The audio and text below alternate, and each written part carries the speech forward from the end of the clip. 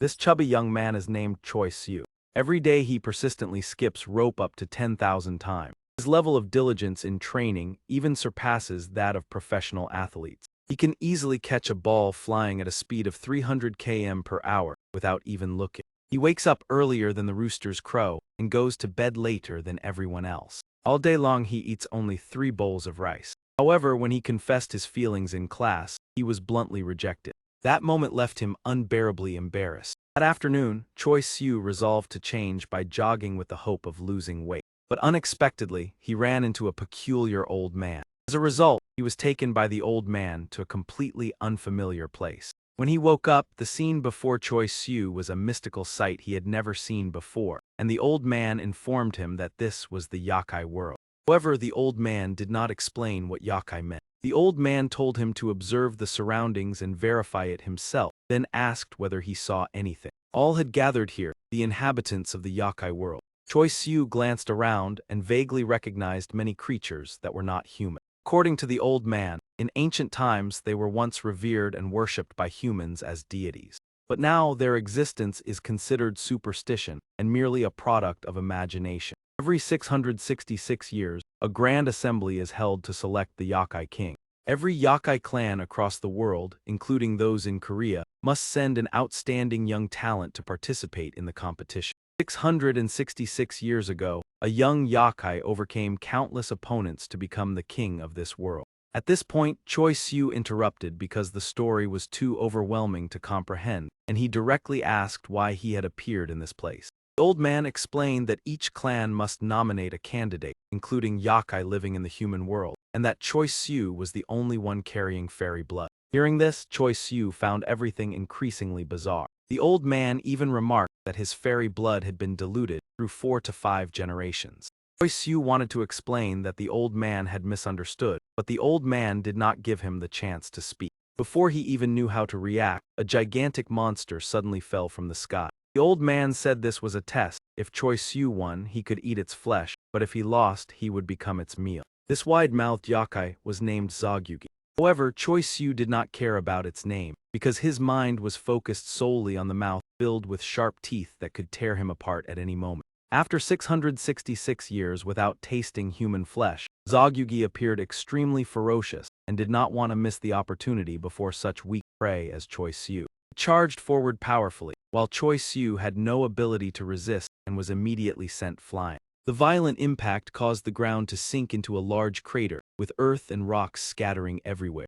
Ogre Ment appeared disappointed by Choi Siu's weak physical strength. He said that although Choi Siu carried fairy blood, he still had to prove himself if he wished to participate in the festival and continue living. Choi Siu trembled incessantly, both from pain and fury. He did not understand where he was, who the old man was, or what that creature was, yet he was still being forced to listen to insulting words. Before the pain had even subsided, Zogyugi continued its attack. It grabbed Choi Siu by the neck as easily as lifting him out. Then it threw him to the ground once again. The force of this impact was even more terrifying than before. Choi Siu lay motionless, blood flowing from his nose and mouth, yet he was still breathing. Zogyugi was surprised that its opponent had not collapsed after 2 fatal blows.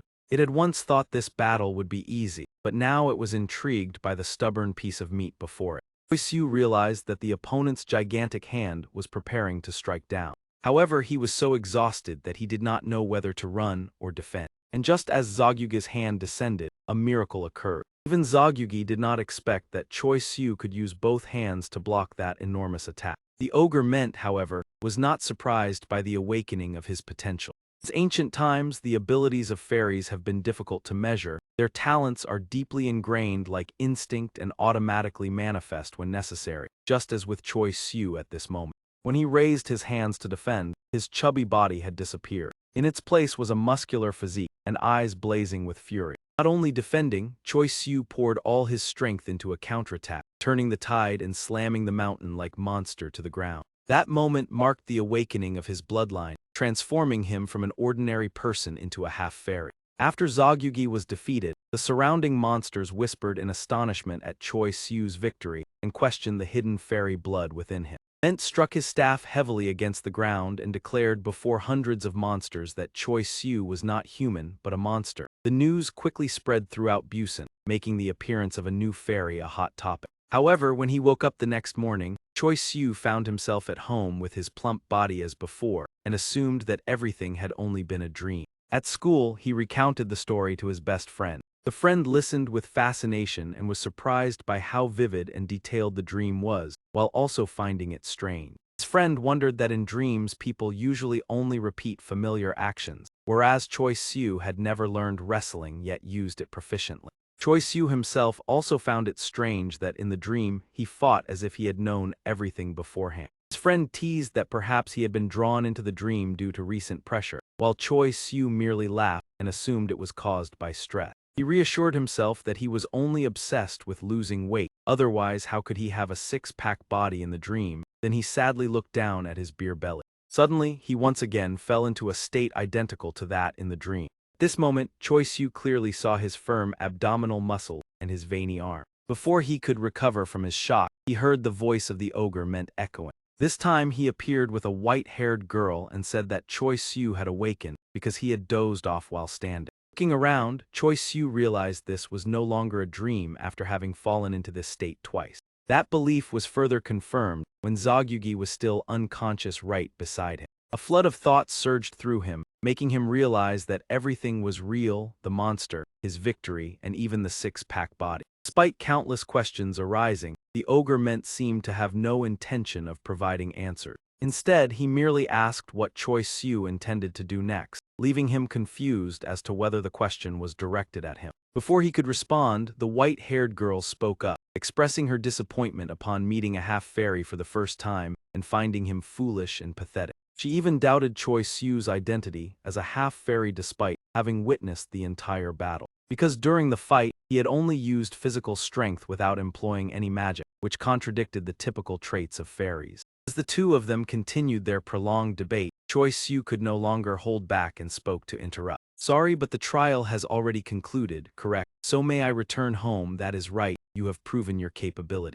Ment had been standing quite far away, yet in the blink of an eye he appeared right before Choi Siu, leaving him stunned. "I evaluated you while you were asleep, but let us proceed once more."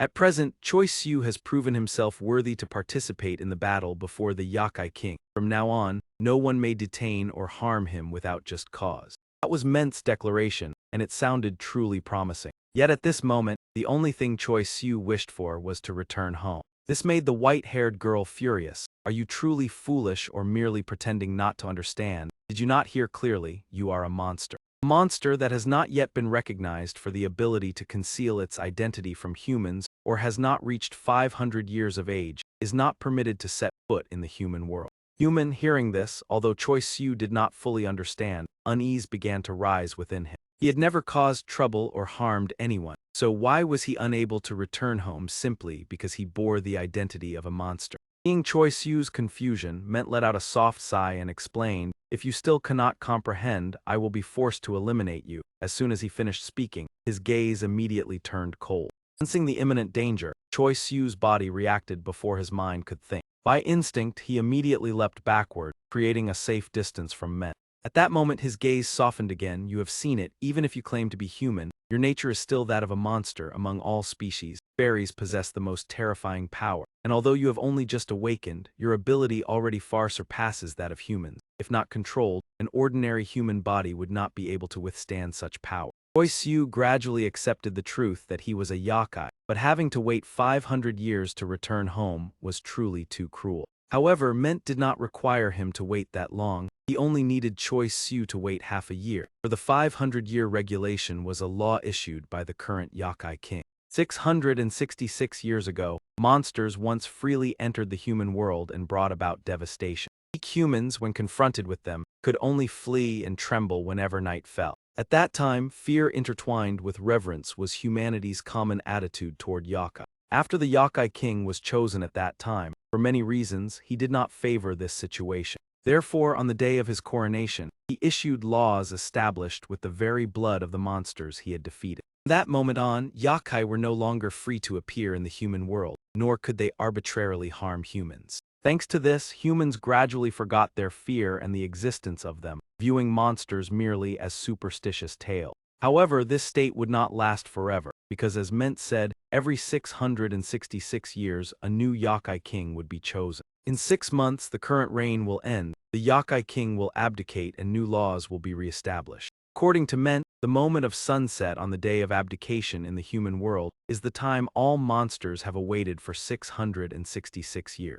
It will be the night of monsters, when they flood into the human realm and awaken the forgotten fear and reverence. Hearing this, Choi Siu shuddered involuntarily. In his mind remained only a single thought: he had to become stronger, so strong that none could surpass him. Because he could not allow monsters to harm humanity, for a 17-year-old youth, predicting the future was difficult. Yet he firmly believed that humanity would be in danger if monsters appeared, and he wanted to protect those he loved. When he shared this thought with Ment, the man responded only with a mocking smile. You wish to become stronger. That is not too difficult when the fairy blood within you is already very powerful. Even so, it still cannot compare to pure blood. But if you know how to regulate even half of that power, no monster would dare touch those you cherish. Ment also mentioned a possibility that was extremely unlikely. That was that Choi Siu could participate in the upcoming assembly, achieve victory, and become the new Yakai king. At that time, he could completely change the laws. However, as soon as he finished speaking, the girl immediately objected.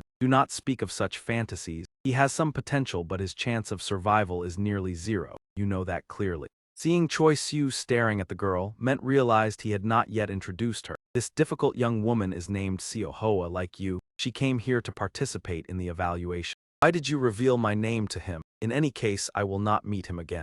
Moreover, I did not come here to befriend someone like him, Seo Hoa said irritably. Although it was their first meeting, Choi Siu had to admit that this girl was extremely rude according to Ment. Seo Hoa also longed to enter the human world like him. Initially he had refused because he had other plans, but she persistently pleaded, so he eventually agreed and required Choi Siu to observe her closely. Meanwhile, Seo Hoa still maintained an unpleasant expression. Why must I undergo an evaluation? Whether in transformation technique or strength, there are countless monsters weaker than me who are still sleeping through those 500 years. I understand that therefore evaluating you is not easy. To avoid being discovered, not only are basic skills required but also patience and self-control. Ment's tone when speaking to Seo Hoa was much gentler than when he spoke to Choi Siu.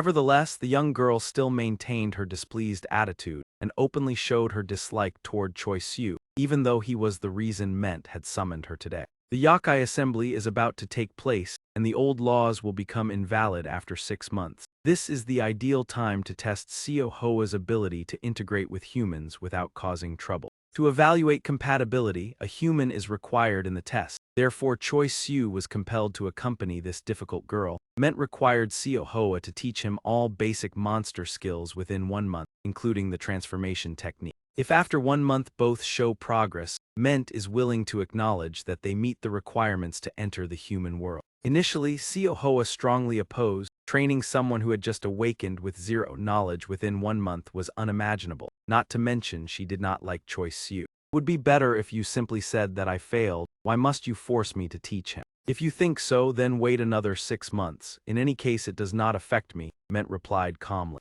Whether you give up or stay to train him depends entirely on your decision. Personally, I find this to be a reasonable choice. After speaking, Ment disappeared, leaving behind an endlessly stretching purple sky. Long time after he left, Seo Hoa still had not calmed down. Finally, she reluctantly asked Choi Siu, I know this question is very foolish, but I must ask. Do you know what the power of monsters is? I do not know, Choi Siu answered immediately, a response exactly as Seo Hoa had expected. To be honest, she had no desire to teach a blank slate like him, but because she wished to enter the human world, she had no choice but to accept. However, before Seo Hoa could even devise a teaching plan, from behind Jagui suddenly appeared, extending his long tongue and startling her into changing expression. Little fox, he belongs to me. Where is that old man? The battle has not yet ended. Jagui's booming voice echoed above Seo Hoa's head. She turned around and looked at him with disdain. This wide-mouthed Yakai is truly persistent. Although both are monsters, Seo Hoa had never regarded creatures like it as anything, for it was precisely such inferior beings that caused humans to look down on them. Seo Hoa's words made Zagyugi tremble with anger, immediately shifting his target from Choi Siu to her. You brat, how dare you speak to me like that? Before that lightning-fast attack, Choi Siu could only widen his eyes in astonishment. Unlike humans who do not differentiate ranks among races, the monster world possesses clear disparities based on bloodline and species. This difference is determined through average strength, characteristic skills, and the unique abilities that each species possesses. Thanks to this, a hierarchical system among monsters was formed. Choi Siu carries fairy blood, but pure blood fairies have in fact disappeared. There is much debate over which bloodline after fairies deserves to stand at the top of the monster world on the Korean peninsula. Setting aside all honor, most give the same answer: the cunning nine-tailed fox race with 9 hidden tails, those closest to the position of ruling monsters in Korea. The rude girl Seo Hoa is precisely a member of this race. Immediately afterward, a series of scenes beyond Choi Siu's imagination unfolded before his eyes, leaving him speechless with shock. Seo Hoa did not rely solely on physical strength like him, she also utilized magic. All Choi Siu could do was stand still in astonishment. Though difficult to believe, he understood that he had to learn to accept and adapt to this new world. After subduing Zogyugi, Seo Hoa turned back to look at Choi Siu with pride. You have seen it, that is magic, the ability to absorb and control energy and power. In the yokai world there exist 2 types of magic: innate magic and acquired magic. Innate magic is the characteristic ability of each race, deeply engraved in the bloodline through many generations. To use it, the possessor does not need arduous training. Merely belonging to that race and understanding the ability allows its use to be as natural as breathing. In contrast, acquired magic can be used by any yokai if learned. Mastery requires continuous study and training, not to mention differences in levels of power. At this point, Seo Hoa used the bound Zogyugi behind her as an example. It is proof of fools who refuse to learn and rely solely on innate strength and body size. And the result is that it was defeated by her in a humiliating manner, with nothing more than a simple binding spell. Choi Siu looked on with eyes filled with shock and admiration. Seo Hoa could only sigh helplessly. Since things have come to this, I will accept teaching you. But let me say this first: I hate trouble. If your results are not worthy of the effort I invest, my anger will not be pleasant. Seo Hoa's cold gaze showed she was completely serious, not bluffing at all. She even advised Choi Siu to consider withdrawing if he was not ready, as this training would be extremely harsh for someone who had only awakened a few minutes ago. Choi Siu fell into thought, but not out of fear. Before long, he made his choice. Choi Siu wanted to return to the human world, at least to see his mother again and, more importantly, to protect humanity from the monsters. Therefore, if Seo Hoa accepted, he would devote all his heart to learning. That determined gaze made the other party waver. Initially, she intended to pressure Choi Siu into giving up, but he turned out to be this stubborn. Seo Hoa suddenly revealed a meaningful smile. Very well, the chances of your failure are high, but it is better than not trying. Before we begin, how about we find something to eat? Choi Siu was surprised that the girl who had just scolded him without mercy suddenly invited him to a meal. Seo Hoa was completely serious. She explained that using magic consumed enormous energy, and it was a power that every resident of the demon realm had to utilize with no other choice. Therefore, to cast magic, he had to eat his fill. Normally, energy would accumulate through breathing or from special foods of the demon realm, but for a newcomer like Choi Siu, adapting was not easy. Choi Siu's diet in the human world did not help him accumulate any energy at all. Thus, Seo Hoa deduced that his innate power was all he currently possessed. After knocking down Zogyugi, he must be starving. Exposed, Choi Siu felt somewhat embarrassed. Although he was truly hungry, he still thought he could endure it. However, as soon as Seo Hoa mentioned food, his body immediately reacted. Choi Siu felt exhausted, his muscles cramping as if they were protesting in unison. Seo Hoa was not surprised at all. I told you your strength is now only a little. That previous blow drained your energy. This is a typical sign of exhaustion. She spoke, she approached and gently patted the back of Choi Siu, who was curling up. She stated that the solution to this condition was actually very simple. The answer was the wide-mouthed monster tightly bound over there. In the demon realm, there existed a law that the victor in a legitimate battle held the right to decide the fate of the defeated. Seo Hoa whispered in his ear, urging Choi Siu to absorb Zogyugi's power. This was the fastest and most effective way to recover, and with its size, it would be an ideal meal to quickly dispel his hunger. Even though he was dizzy with hunger, when looking at the gigantic monster before him, Choi Siu still felt nauseated. Nevertheless, in that moment, he stepped forward by instinct rather than will. This was the first time Choi Siu felt this strange hunger taking over his entire body. craving intensified further under the enchanting whispers of the nine-tailed fox Siohoa. At that time, only the primitive hunting instinct remained in Choi Siu's mind. However, Siohoa did not expect that the greedy instinct of demons always targeted more attractive and energy-rich prey. Therefore, when only a few steps away from Zogyugi, Choi Siu suddenly turned his head and stared at her with killing intent. Before she could react, Siohoa saw him rush forward like an arrow. Her gaze immediately turned cold, filled only with disdain and not the slightest fear. Similar to how she had bound Zogyugi, a gigantic invisible chain instantly locked Choi Siu in place. Look at you, no matter how hungry you are, do not be so arrogant. A rustic half-demon like you dares to target me, do I look easier to hunt? Siohoa intended to teach Choi Siu a lesson to correct his attitude, but he had already shattered the chains and escaped. He accomplished this with just one hand, forcing Siohoa to no longer underestimate him. Even as a half-demon, Choi Siu's strength was clearly extraordinary. She immediately pulled out her thumbnail, letting blood seep from the tip of her finger. Using that blood, Siohoa drew a vortex in the air and chanted, "Summon, blessing of the Demon King," one fist. As soon as the incantation ended, a gigantic dark red fist appeared from the center of the vortex, directly confronting Choi Siu.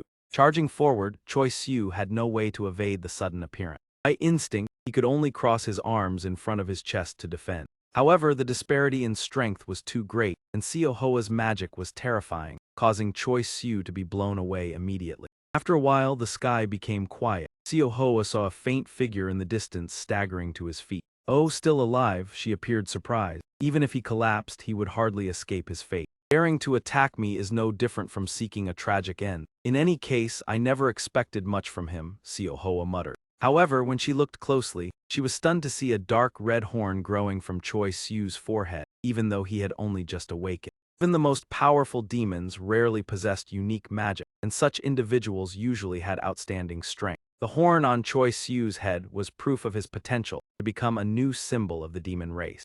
Choi Siu reached up and snapped off the cumbersome horn from his forehead. Immediately, the horn transformed into a formidable weapon. Siohoa began to feel tense but still tried to maintain a look of disdain. Even as a half-demon, you certainly have many tricks. The weapon in Choi Siu's hand was far from ordinary. It was the unique magic of demons, Demon Crusher. In the demon realm, Siohoa was currently regarded as one of the leading figures. She was a genius nine-tailed fox, having grown all 9 tails before her 100th birthday, inheriting the thousand-year fox bloodline of the Korean peninsula, thereby possessing extremely sharp intuition. When facing the Demon Crusher for the first time in her life, she sensed immense danger from an evil artifact. In terms of power, Siohoa had no reason to lose, but the pressure emanating from Choi Siu made it hard for her to breathe. Before she could devise a countermeasure, Siohoa was attacked by her opponent. Even under the control of instinct, Choi Siu was still dangerous enough to threaten Siohoa's life.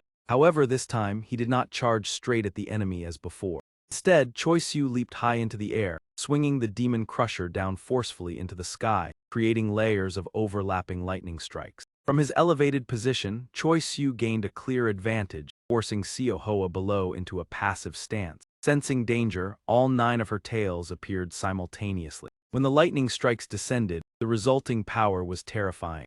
With her vast experience, Siohoa promptly summoned one fist, the gigantic hand fully blocking the lethal attack for her. After successfully defending, she immediately wanted to counterattack to demonstrate her prowess. Choi Siu was not idle either, as his lightning strike was firmly gripped by one fist. The gigantic hand continuously pulled at the source of the lightning power, causing his small body to be dragged along. Siohoa controlled one fist to swing forcefully, spinning Choi Siu several times in the air through the lightning current. Then she hurled him away with tremendous force. If it were an ordinary monster, it certainly would not have been able to endure, and Siohoa let out a slight sigh of relief. However, Choi Siu was no ordinary opponent. Seeing him stagger to his feet, Siohoa, who had just exhaled, had to sigh in exasperation. It seemed she would need to defeat Choi Siu several more times to completely subdue him. He continued using the old tactic, throwing him back and forth through the lightning strike connected to Choi Siu. But this time, the situation tilted in Choi Siu's favor. He did not evade or sever the lightning strike but used his muscular strength to pull back instead. Astonishingly, with just one hand, Choi Siu matched the pulling force of one fist, the power of the Demon King summoned by Siohoa. When using both hands, the gigantic hand was completely overwhelmed. More frighteningly, the weapon in Choi Siu's hand also had the ability to change shape according to its master's will. In its initial thunder spear form, it transformed into a massive greatsword that he casually slung over his shoulder. Choi Siu's gaze radiated such ferocity that it made anyone shiver. As he swung the sword, it instantly reverted to the thunder spear, the powerful strike knocking back Seo Hoa's fist. Perhaps that is why yokai regard the goblin club as an all-purpose weapon. Its constantly shifting form and attack patterns made it difficult for Seo Hoa to counter. Beyond its special abilities, the endurance and power of this magic were formidable, making simple defense insufficient. Seo Hoa had to seek an opening to retaliate, unable to allow the opponent to continue gaining strength. Blood spurted more violently from her fingertips. Seo Hoa summoned two massive arms, unleashing the Twin Chaos Strike, a Devil King technique she believed Choi Siu could not withstand.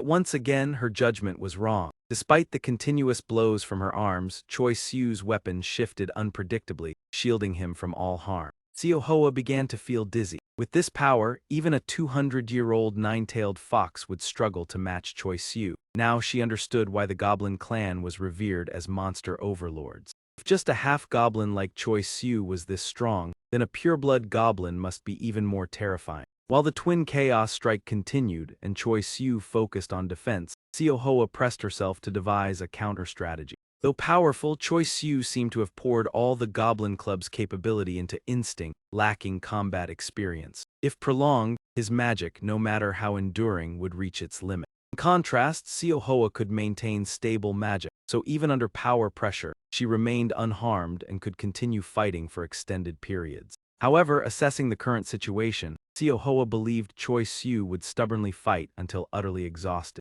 She did not wish that to happen, as Choi Siu was the key to reaching the human realm in another month. Therefore, Seo Hoa resolved to increase her own power. Previously, she had only used one tail, but now she unleashed all 5 tails, fighting in her 5-tailed fox form for the first time.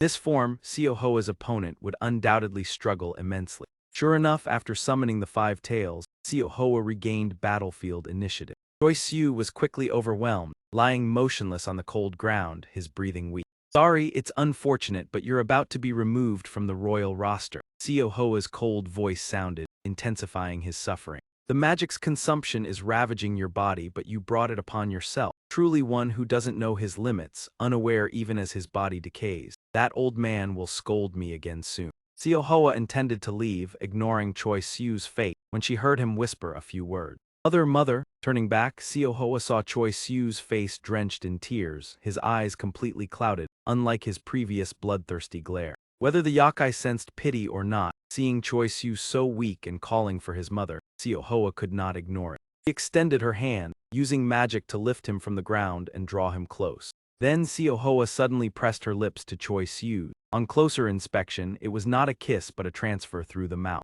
Afterward, she coldly pushed Choi Siu away, letting him fall to the ground. She repeatedly wiped her mouth with disgust. "The 5 tails and the magic of the fox pearl I gave you, if you do not repay properly, do not blame me." Sometime later, Choi Siu woke to find his body uninjured and lying on a soft bed. He thought he had awakened at home, but the room was completely unfamiliar. Soon after, the door creaked open. Seo Hoa entered with an irritated expression, holding a bowl of medicine. Seeing her, Choi Siu immediately knelt and apologized. He remembered every detail of the battle, even while conscious yet unable to control his body. Choi Siu expected scolding or punishment after apologizing, but she simply said coldly, "Drink." Under Seo Hoa's fierce gaze, Choi Siu dared not hesitate. Impatient, she reminded, "Drink before it cools." Choi Siu hastily took the bowl. The strong herbal smell made him reluctant, but he dared not refuse. At the first sip, the bitterness shot straight to his mind. Choi Siu trembled, covering his mouth, but when Seo Hoa threatened to cut his throat if he spat, he swallowed in anguish. "What is this made of?" he weakly asked. "Who knows, will knowing make it easier to drink? I will not tease, drink it all, and listen carefully." So Choi Siu closed his eyes, drank the bitter medicine, and listened as Seo Hoa lectured. Upon waking, he only remembered attacking her, forgetting that the wide-mouthed yokai had escaped during the battle. He was likely hiding somewhere, avoiding him for centuries, knowing the consequences if caught. Unfortunately, this yokai was a potent nourishment for a half-goblin like Choi Siu. Seo Hoa continuously scolded him for letting the delicacy slip away. Is there another way to resolve this? Choi Siu asked honestly. Just thinking of the yakai's form made him nauseous, unwilling to eat it. Siohoa snorted. Another way, look at yourself, still think you are human, if you do not dare to step on others to grow stronger then. No, Choi Siu hurriedly interrupted. I am just not used to killing and eating yakai and I do not wish to, but I think any yakai can threaten humans. Therefore, if I make a mistake, those around me will be in danger. Despite hesitation, Choi Siu spoke each word firmly. He repeated his promise to give his all. Asking for alternatives was not to evade, but to know if there was a way to absorb yakai energy without devouring them. Siohoa shook her head. The most effective way to increase yakai power is to eat other yakai. This has existed in the yakai realm for tens of thousands of years. However, this only occurs if both sides agree to fight. Without this law, the weak are always destroyed and cannot survive. Yet Choi Siu was an exception. Though just a half-goblin, many yakai witnessed him using yakai energy to defeat others. Rumors would spread, and weaker ones would hide to avoid confronting him. Conversely, those who sought him would be stronger yakai, opponents he could hardly resist. Thus letting the wide-mouthed yakai escape was a significant loss for Choi Siu now. Yet Siohoa was too lazy to scold further. Fine, losing this round, I set another trap. Right, follow me outside, I have a gift for you. It was the first time Choi Siu saw Siohoa smile sincerely, without her usual disdain. He quietly followed her outside. The gift was bound and screaming in the yard. It was a yakai, but according to her, it had lost its status as a true yakai. Reasons were many, but mostly because yakai lost reason to instinct, like Choi Siu previously. However, they were not as lucky as he. After losing control and causing chaos, they were stripped of yakai status, becoming mindless beasts. Seeing Choi Siu watch intently, Siohoa impatiently said, "Are you going to stand there forever?" I said, "It is just a mindless beast." Unexpectedly, during her explanation, Siohoa silently untied the creature. Immediately, the beast quietly approached Choi Siu from behind. Acting on instinct alone, its attacks became more ferocious and brutal. Fortunately, Choi Siu reacted quickly and avoided the dangerous strike. Siohoa sat on the rooftop, silently observing. Initially, she thought Choi Siu would panic and fail. He controlled his body better than she expected, making Siohoa realize she had underestimated him. Yet facing this beast remained extremely challenging. His opponent had once belonged to the Firehound clan and had been named, proving formidable strength. Yet, driven by ambition to prove itself during the festival, it was caught forcing itself to eat other yakai. Exceeding its limits and losing control of yakai energy, this Firehound went mad and transformed into its current form. Its attacks were razor-sharp and rapid. Though smaller than Zagyugi, it still dominated Choi Siu. Moreover, losing reason, it fought with frenzied bloodlust, putting him at a severe disadvantage. Siohoa predicted, this time Choi Siu could not freely wield the goblin club. She did not expect too much either, since this was still a battle where Choi Siu held the advantage. From the very beginning his rank had surpassed that of his opponent, it was just that he had not yet mastered the use of demonic power for attacks. Somewhat harsh, this was a test meticulously arranged by Siohoa to stimulate Choi Siu's instincts and fighting style, something that only manifested when he was on the brink of danger. She believed the Hellhound would push him to exhaustion, forcing him to use the goblin mace as before. However, the course of events deviated from Siohoa's expectation, because after several precise defenses and evasions, Choi Siu began to shift into a counterattack with a stance rich in boxing style. These skills were accumulated during the period when he strove to lose weight while living in the human world. Even his coach at the time was astonished by Choi Siu's proficiency, as he looked more like a professional athlete than someone who merely came to lose weight. Unlike many martial arts learners, Choi Siu's goal was not to fight or increase strength, but simply to reduce his body weight. That seemingly ordinary goal became the greatest challenge of his life, because no matter how persistent and diligent he was, the results were still not as expected. Even so, Choi Siu had never once thought of giving up. Therefore, by the time he reached high school, he had participated in a total of 16 sports, including 7 combat disciplines. Although the training time was not long, and his weight still did not change. His effort, along with the innate athletic aptitude of a demon, helped Choi Siu fully absorb the skills from those 7 combat disciplines. And now, he skillfully applied boxing and mixed martial arts, unleashing a continuous barrage of blows that overwhelmed the Hellhound. Siohoa could not believe her eyes when she saw the Hellhound collapse, while Choi Siu was almost completely uninjured. He only felt exhausted, and when the battle ended, looking at the massive beast's corpse beneath his feet, Choi Siu returned to his familiar naive demeanor, awkwardly wondering how to deal with it. The hellhound lay motionless on the ground. Even Choi Siu himself was astonished by the achievement he had just attained. Xiaohua was also stunned. The strange techniques that Choi Siu used astonished her. She only hoped they were not innate abilities, otherwise his potential would be incredibly formidable. After all, these were techniques created by humans, inherently not entirely suitable for the physique and strength of demons.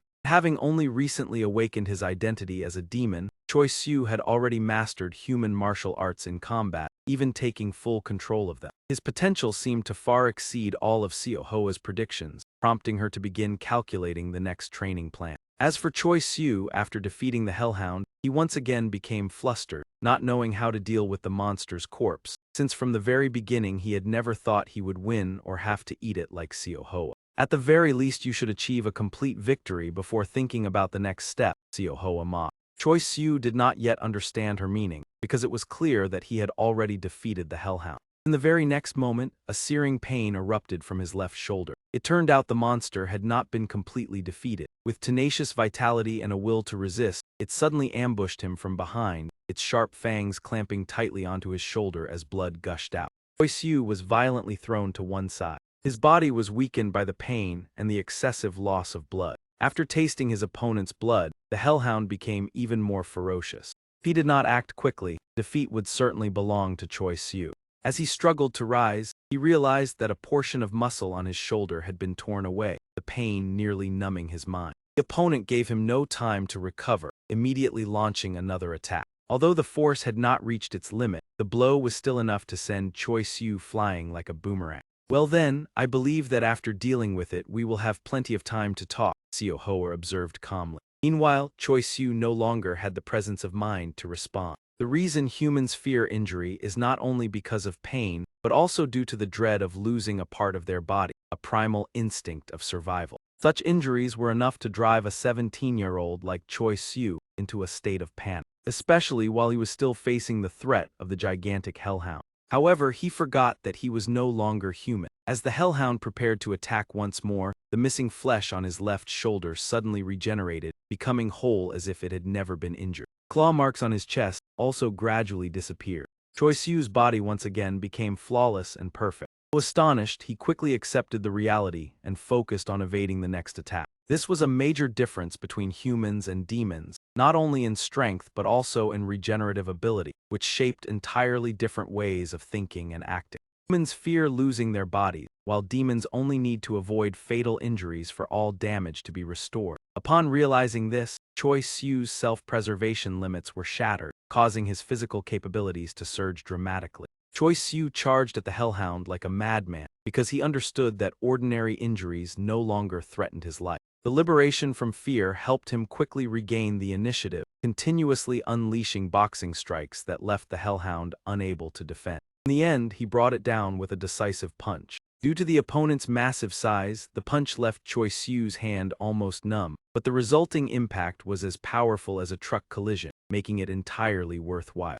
However, seeing the hellhound lying motionless, Choi Siu did not dare to lower his guard, as he knew that a demon's body could recover at any moment. Although he was ready to continue fighting, Xiaohua asked him to stop. "That is enough. Your last punch met the standard in both force and point of impact," she remarked. "Even if it has not completely collapsed, it will not be able to recover immediately. Now tell me your feelings when you first used magic while still maintaining consciousness." Choi Siu listened in confusion, because he thought he had only used ordinary boxing. Xiaohua explained that magic did not necessarily have to be ostentatious, even advanced magic could be employed in many subtle ways. His rapid regenerative ability was proof that magic had been activated, even though he was not yet able to control it. Especially the final punch, Choi Siu also realized that its power far exceeded the ordinary. But he had no idea that it was the result of magic enhancing his strength. Xiaohua continued to ask whether, besides the increase in strength, he felt anything else. Looking at his hands, Choi Siu noticed that his body seemed to carry a faint current of electricity after the battle.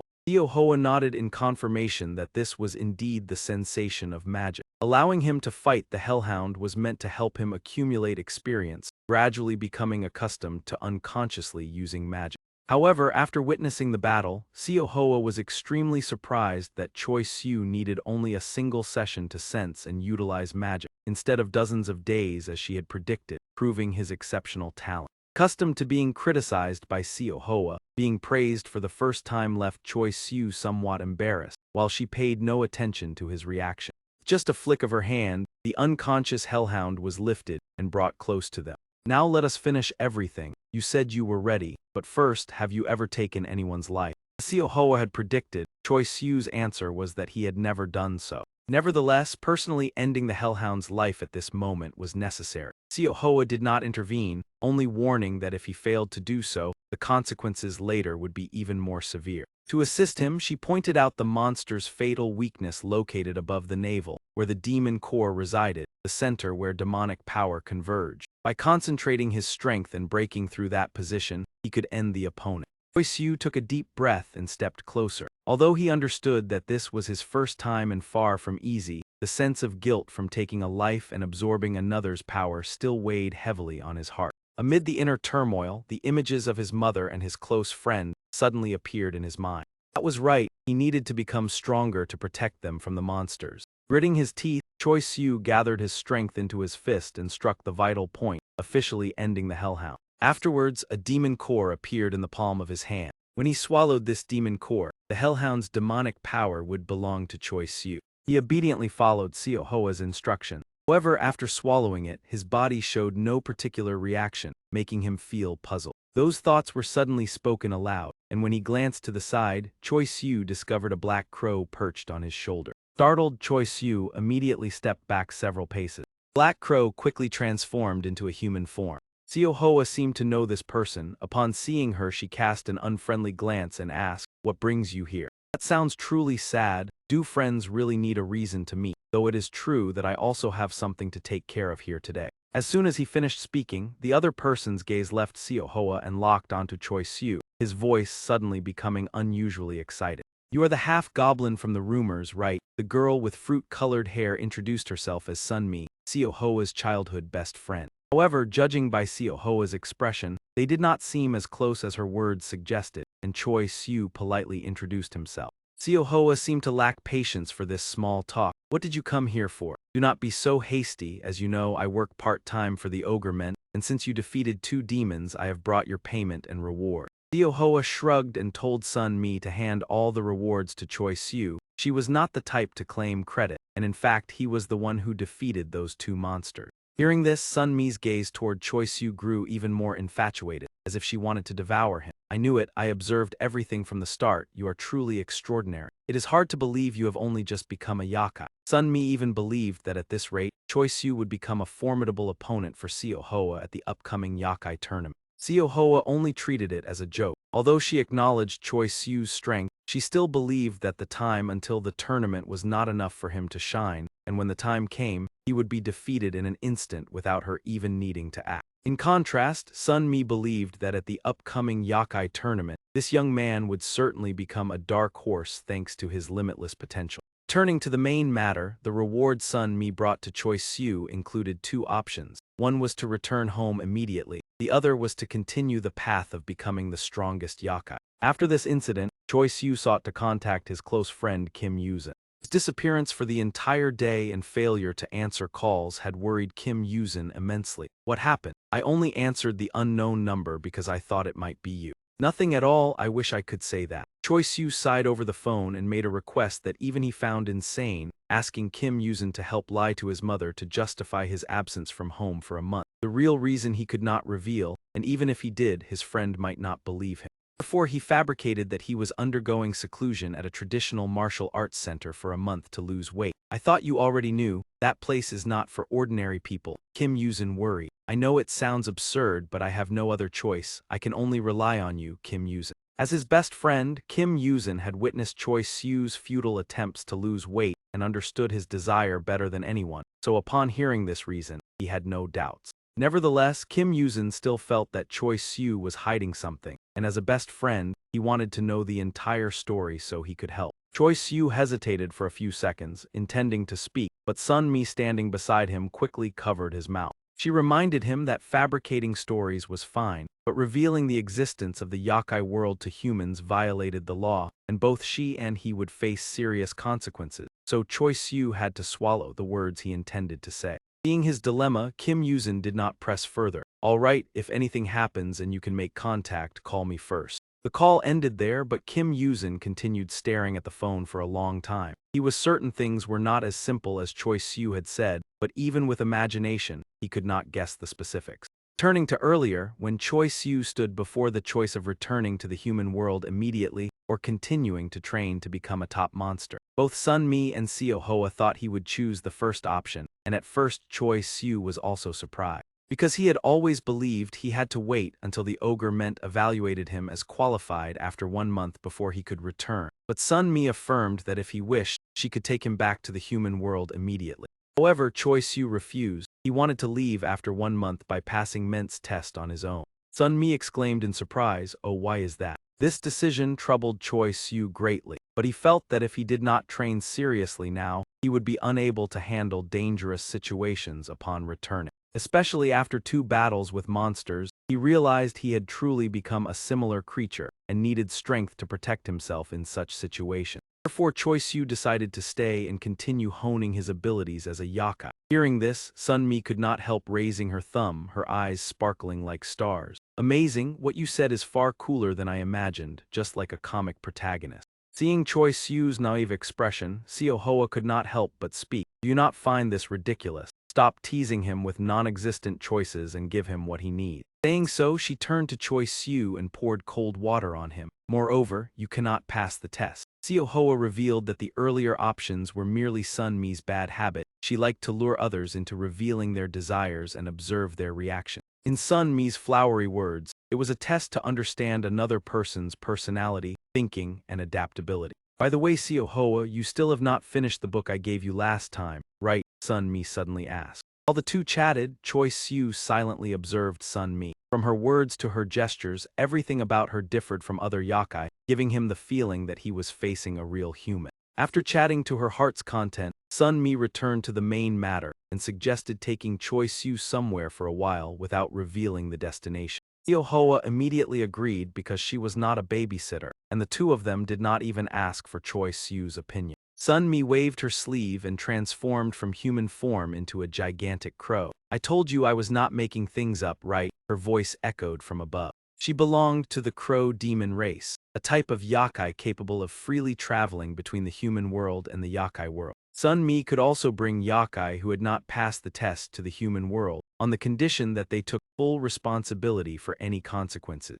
Without asking for permission, Sun Mi used her claws to lift Choi Soo and brought him back to the human world. Thanks to this, Choi Soo was able to call Kim Yuzin. Initially, Sun Mi thought he would cry and run home, but he only borrowed her phone to make a short call. Since there was still time, Sun Mi suggested that Choi Soo visit his family. But when family was mentioned, his face suddenly turned sorrowful. "My family only has my mother left, but she has left the city for business. Actually, I feel more relieved this way. If she were at home, everything would probably become chaotic." Thanks Sun Mi, Choi Soo invited her to dinner and she gladly accepted. Seeing her enthusiasm, Choi Soo even worried that she would request luxurious dishes at an upscale restaurant. To his surprise, Sun Mi only wanted a simple family meal with kimchi soup and steamed egg. After arranging all the dishes she requested on the table, Choi Soo still asked repeatedly in doubt, "Do you really only need this?" "Yes, I am very satisfied," Sun Mi replied while eating. "I have always wanted to try simple home-cooked dishes like these for a long time. Everything I have eaten before was store-bought food like at school or restaurants." At school, the answer made Choi Soo curious. "I attend school too, you know, Hodung High School." Choi Soo was even more surprised to learn that the school was right next to his own. Sun Mi had enrolled at the beginning of the year, but due to differences in thinking between humans and yakai, she had not become close to anyone. Choi Soo was the first friend she invited to her home. Although he found it strange given her lively personality, he did not ask further and Sun Mi did not continue. The two enjoyed the simple meal together, and Sun Mi ate everything on the table. Extremely satisfied, she took out the reward she had mentioned earlier. It was a scroll called the Yakai Storage, simple in appearance but extraordinarily special in function. Imagine it like our handbag and phone. With my configuration, you can easily summon items inside and view the list by swiping your finger as if scrolling on a phone. Sun Mi carefully guided Choi Siu on how to use the scroll, from searching and storing to retrieving items. Though small, the space inside could contain countless objects. With it, Choi Siu could carry many items without worrying about size or weight. There were also other features, but Sun Mi wanted him to discover them gradually. In addition to the storage, Sun Mi also handed Choi Siu 2 stacks of goblin currency. This was a high-value currency, widely circulated in the yokai world. Finally, there was a goblin artifact in the form of a pair of gloves, capable of unleashing various abilities when infused with demonic power. You know, in human folk tales, items like these often appear unexpectedly, Sun Mi explained. He also revealed that it was the ogre Ment who had requested these items be delivered to him. Normally, the reward was only goblin currency, but the addition of the storage and artifact showed that he placed great expectations on Choi Siu. This made Choi Siu tense, wondering whether he had the chance to participate in the yokai tournament and even become the yokai king. Sun Mi seemed to read his thoughts and nodded. Perhaps he hopes you will win the tournament. Yokai also have feelings for their homeland, so if a monster from the Korean peninsula becomes the new yokai king, it would be a great source of pride for men. Taking advantage of the free time, Sun Mi spoke about the yokai tournament 666 years ago, when a yokai from the Korean peninsula nearly claimed the championship. That individual reached the final match and fought on equal footing with the current yokai king. Interestingly, that person was also like Choi Siu, belonging to a goblin lineage so powerful that in Joseon history no one could compare. Hearing so much information in such a short time left Choi Siu dizzy. Just yesterday, he did not even know he carried goblin blood. Yet now what he had experienced and heard felt as though he had lived half a lifetime. Sometimes Choi Siu even thought he was dreaming and wondered what he had to do to wake up. I think you are adapting very quickly and living better as a yokai, Sun Mi giggled. Although they had just met, after hearing Choi Siu's determination, Sun Mi's impression of him was extremely positive. Therefore she encouraged that since he had such determination, he should set a higher goal, as he had lived 17 years as a human. Humans are often bound by rules, so they easily think they cannot achieve things. But if Choi Siu casts aside those thoughts and strives harder, becoming the yokai king and establishing laws for the next 666 years is entirely possible. May I ask something? Choi Siu interrupted the lengthy speech. Yes, go ahead. Talking with you makes me feel like I am befriending a human. Choi Siu pointed at Sun Mi's yokai storage. The scroll, the word emergency was blinking, making him wonder what it meant. Ah, that it is an emergency summon. Sun Mi took a sip of tea and explained that this signal was sent to yokai in the area when a serious situation occurred. If it appeared in the human world, it meant a yokai had violated the law and harmed humans. However, she reassured that this had not happened for many decades and was almost impossible to be sent to her. At that moment, Sun Mi suddenly fell silent for a few seconds upon realizing something unusual. She turned back to check and shouted loudly inside Choi Siu's house when she clearly saw an emergency summons displayed on the scroll. Oh my, is this really happening? Immediately afterwards, Sun Mi hurriedly left, leaving Choi Siu at home to continue waiting. During his free time, he took out the rewards he had just received to examine them. The demon-containing scroll was truly magical. He only needed to reach inside to retrieve the stored item. As for the gauntlet from the goblin treasure, Choi Siu still did not understand its function and planned to ask Sun Mi when she returned. At this moment, the clock was nearing 10 p.m. Before leaving, Sun Mi told him to wait patiently. According to goblin time, half a day equaled 6 hours. They had left at 4 p.m., so she promised to return at exactly 10 p.m. to pick him up. Choi Siu waited until the appointed time, yet Sun Mi was still nowhere to be seen, making him worried and regretful for not asking for her phone number to stay in contact. Feeling extremely bored, he began wandering around his own house. His gaze stopped at his father's photograph placed inside the display cabinet. Choi Siu could not help but fall into deep thought. Elder Ment once said that fairy blood flowed within him. Therefore, it was very likely that Choi Siu inherited it from his martial artist father. This also made sense, as his father was able to reach the pinnacle of wrestling in a short time. He wondered whether his father had ever known about that special origin. The space was so silent that only the ticking of the clock remained, intensifying his impatience. Sun Mi had not returned because the number of monsters attacking humans far exceeded the initial prediction. At present, she was still busy confronting and eliminating them. However, with such overwhelming numbers, Sun Mi feared that the feathers she carried might not be enough to deal with them all. Do not worry too much, your friend will be fine. The wound is not deep. I have already given first aid and stopped the bleeding after defeating a monster, Sun Mi reassured the injured man. However, instead of calming down, he became even more terrified, as if the real threat was right behind Sun Mi. By reflex, she turned around just as a monster lunged to attack. Despite the critical situation, it ultimately could not harm Sun Mi. Focus, if the rumor that you were defeated by these low ranks spreads, the reputation of the Lan family will be ruined. A voice sounded along with approaching footsteps in the night. The family reputation was never good anyway, and besides, I know you will always be by my side, right, Opa? Who are you to dare call me Opa? A young man stepped out from the shadows, his face cold and his voice unfriendly. The person Sun Mi called Go Yu seemed to have known her from before. As soon as he appeared, Go Yu quickly hypnotized the young man sitting on the ground, because humans were not allowed to know about the existence of monsters. Listen carefully, what happened today was merely an accident. A car suddenly rushed into the alley, hit 2 people and fled. Remain calm and rest until the ambulance arrives. Go Yu's voice carried a mesmerizing power. The moment he finished speaking, the young man's eyes became lifeless. Sun Mi was not surprised by this hypnotic ability, although it was not an innate power of his family and was very difficult to learn. She once tried to learn it from Siohoa but failed miserably and was scolded, so she gave up. Seeing Sun Mi constantly curious about hypnosis, Go Yu felt a headache and changed the topic. There are 2 here. How many have you handled so far? Including the one you assisted with, the total is 24, but none of them are high rank. They are all weak demons and are chained. It seems they are evil spirits being controlled by someone else. The more she spoke, the heavier Sun Mi's expression became. This monster outbreak had caused the deaths of 7 innocent people and injured more than 50, while the mastermind's identity remained unknown. She did not understand why they destroyed humanity as if it were entertainment. During this, Go Yu interrupted. Unlike Sun Mi, he believed this was not an act of amusement but for benefit. Although this purpose was no longer common among the younger generation of demons like them. In ancient times, humans often became prey to demons, not because of ferocity or hunger, but because human flesh and blood were a source of nourishment that helped monsters increase their strength. Hearing this, Sun Mi became even more somber. She had never known this, but Go Yu was not surprised because that ancient truth had been concealed to prevent young demons from slaughtering humans. Nevertheless, the fact that monsters grew stronger by absorbing humans remained true. If this secret were exposed, the human world would struggle to maintain peace. For 666 years, demons had always obeyed demon law to avoid violation.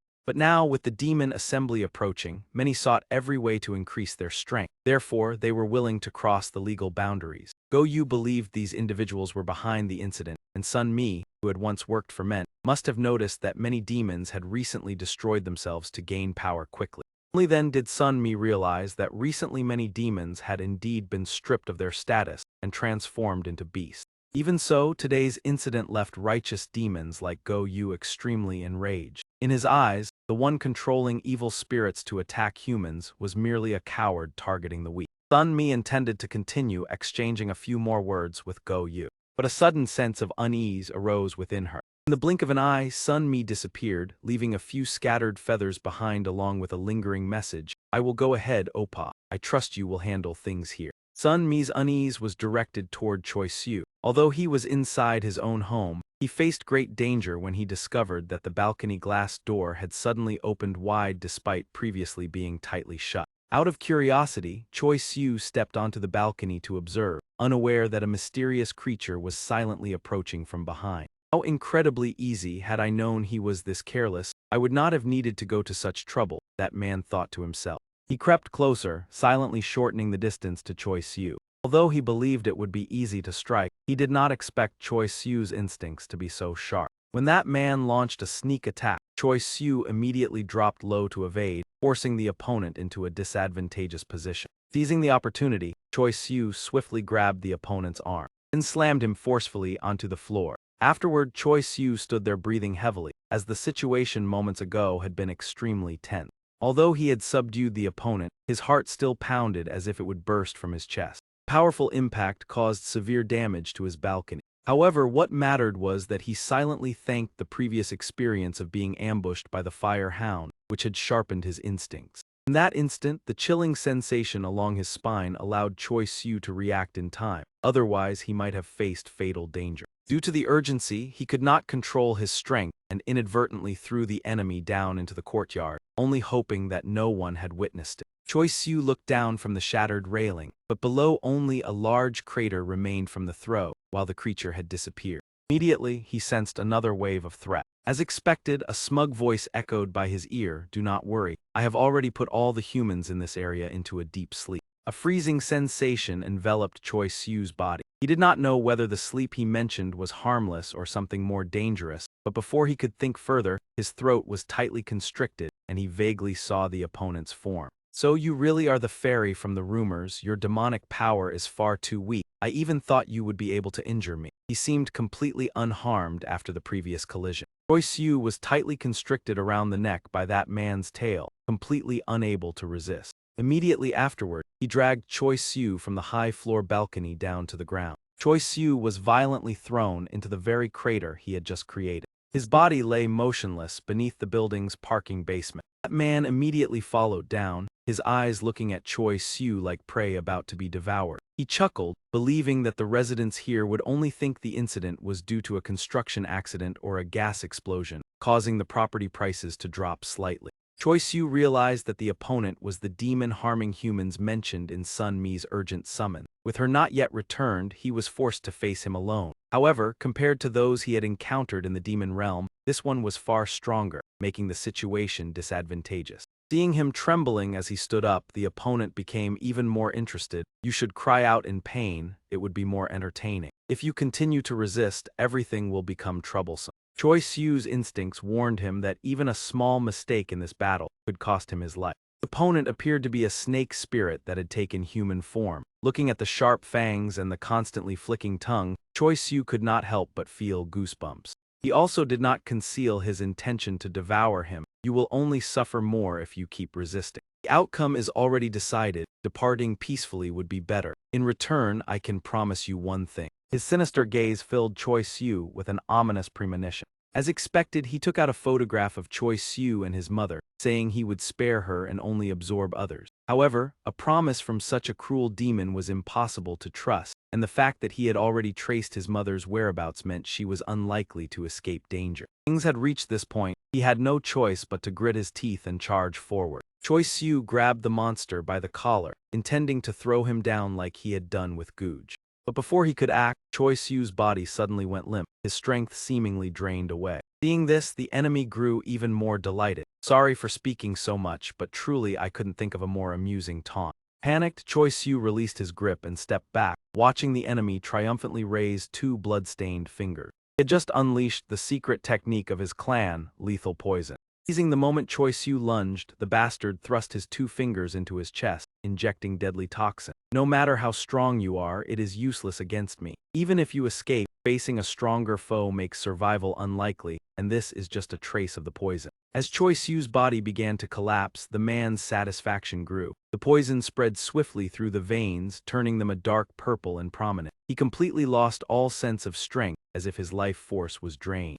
Watching his prey writhe, the enemy became more exhilarated. To him, the weak are only ever food. If you had known how to use what's on your hand, the outcome might be different. Calamity doesn't wait for your preparation. No sooner had he finished speaking than the monster began to transform, fully becoming a true serpent. Seeing the deep red tongue flick in and out, Choi Siu felt hopeless. He wanted to run, even counterattack, but his body was frozen. In that extreme moment, Choi Siu suddenly remembered the enemy's words about the item in his hand. He had planned to wait for Sun Mi to return to ask how to use it, but now inaction meant death. So instead of trying to move his entire body, Choi Siu focused all his strength on his right arm, and a miracle occurred: his right hand could move. He threw a powerful punch forward, releasing massive energy. The serpent recoiled, but its speed allowed it to evade. Choi Siu's punch tore a larger hole in the garage ceiling, even wider than before, revealing the night sky with a full, bright moon. But this was no time to admire the moon, for after nearly being defeated, the venomous serpent had lost all patience. It immediately swung its tail to attack. Poisoned, Choi Siu lacked the agility to dodge and took the full hit. Even with poison coursing through your body, you resisted for so long. Truly, a weak demon is just a weak demon. In the space, the venomous serpent smelled the prey's blood, but while enjoying it, he sensed something unusual. Somehow, two swords had appeared on his body. Before he could react, a third person appeared. Hail Thunder ancestors, descending from the ninth heaven, commanding the Thunder Tribunal. No sooner had he spoken than the serpent was struck by lightning through the two swords, his body convulsing. The night of the monster you expected had not come, yet you've caused such trouble, truly worthless. Choi Siu inhaled deeply to stay alert and observed the newcomer.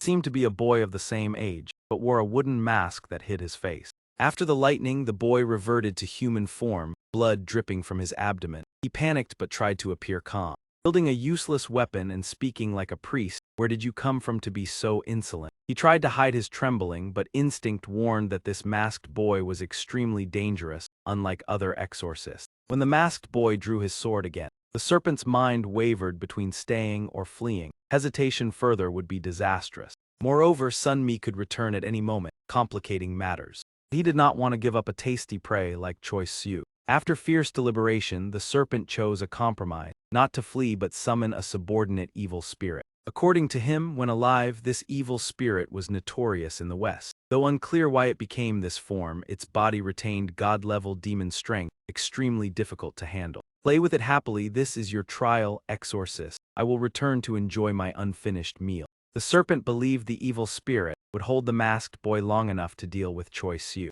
Unexpectedly, the boy handled it in an instant. Before he could reach Choi Siu, the boy's sword pierced his forehead. He collapsed on the spot, completely losing the chance to harm Choi Siu. After dealing with it, the masked boy turned to Choi Siu. "You are not his ally. If you want to live, answer honestly, what are you doing here?" The pressure from him was immense. But Choi Siu felt no fear, even laughing. "I still cannot believe it, even hearing your voice. You spoke and the other froze. That was also what I wanted to ask. What are you doing here and do you recognize my voice?" At that question, the boy slowly removed his mask. "Choi Siu, how have you changed after all?" "Well, this story is long.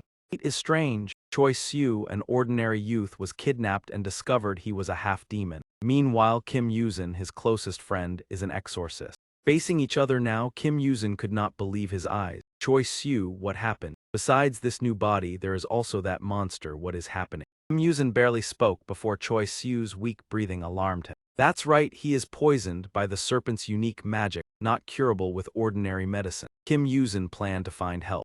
Choi Siu surpassed the pain threshold, veins returning to normal. This is the monster's astonishing self-healing ability. Witnessing it, Kim Yuzin could not hide his amazement. However, while they were talking, the serpent recovered and escaped. Kim Yuzin could only grit his teeth in frustration for failing to chase him. The two youths left the basement with heavy hearts, especially Kim Yuzin, still unable to overcome the shock of letting the monster escape. That was minor compared to discovering his best friend is half-demon. Having been together so long, Kim Yuzin never noticed. "Someone like me cannot be an exorcist. If my father knew, he would scold me severely." Yet Kim Yuzin felt relieved to share his secret with Choi Siu. Previously revealing it might have deemed him insane. "Well, only 6 months left." Kim Yuzin suddenly spoke. Hearing 6 months, Choi Siu immediately understood it meant the Yakai Assembly, and Kim Yuzin's clan already knew. "Yes, but do such things happen often? I mean demons harming humans?"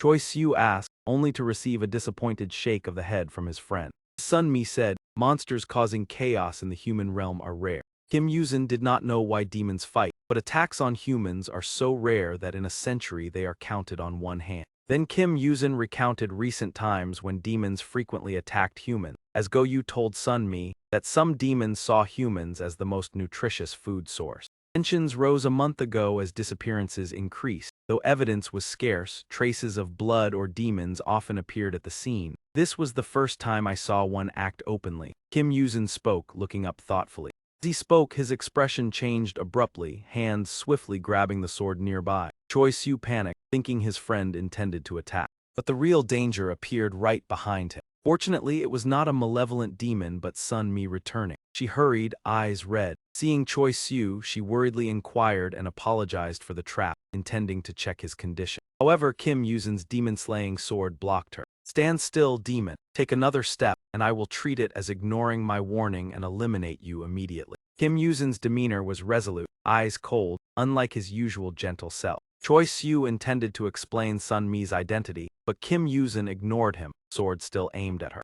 Realized Sun Mi follows rules and has not acted, but Kim Yuzin did not want her near his friend. "If you pass the trial as a demon, they will take you to the human world, right?" Kim Yuzin asked Choi Siu, eyes still on Sun Mi. "Fool, do you understand what that means? They are demons." Even in human form, their nature remains unchanged. Choi Soo once believed that demons could be either good or evil, but in Kim Yuzin's eyes they were all the same. He despised this race, creatures obsessed with power to the point of madness, willing to devour humans and even their own kind. Kim Yuzin did not care how much goblin blood flowed in Choi Soo's veins. To him, Choi Soo was still human. The human world was where he belonged, and to live there, he did not need the approval of any demon.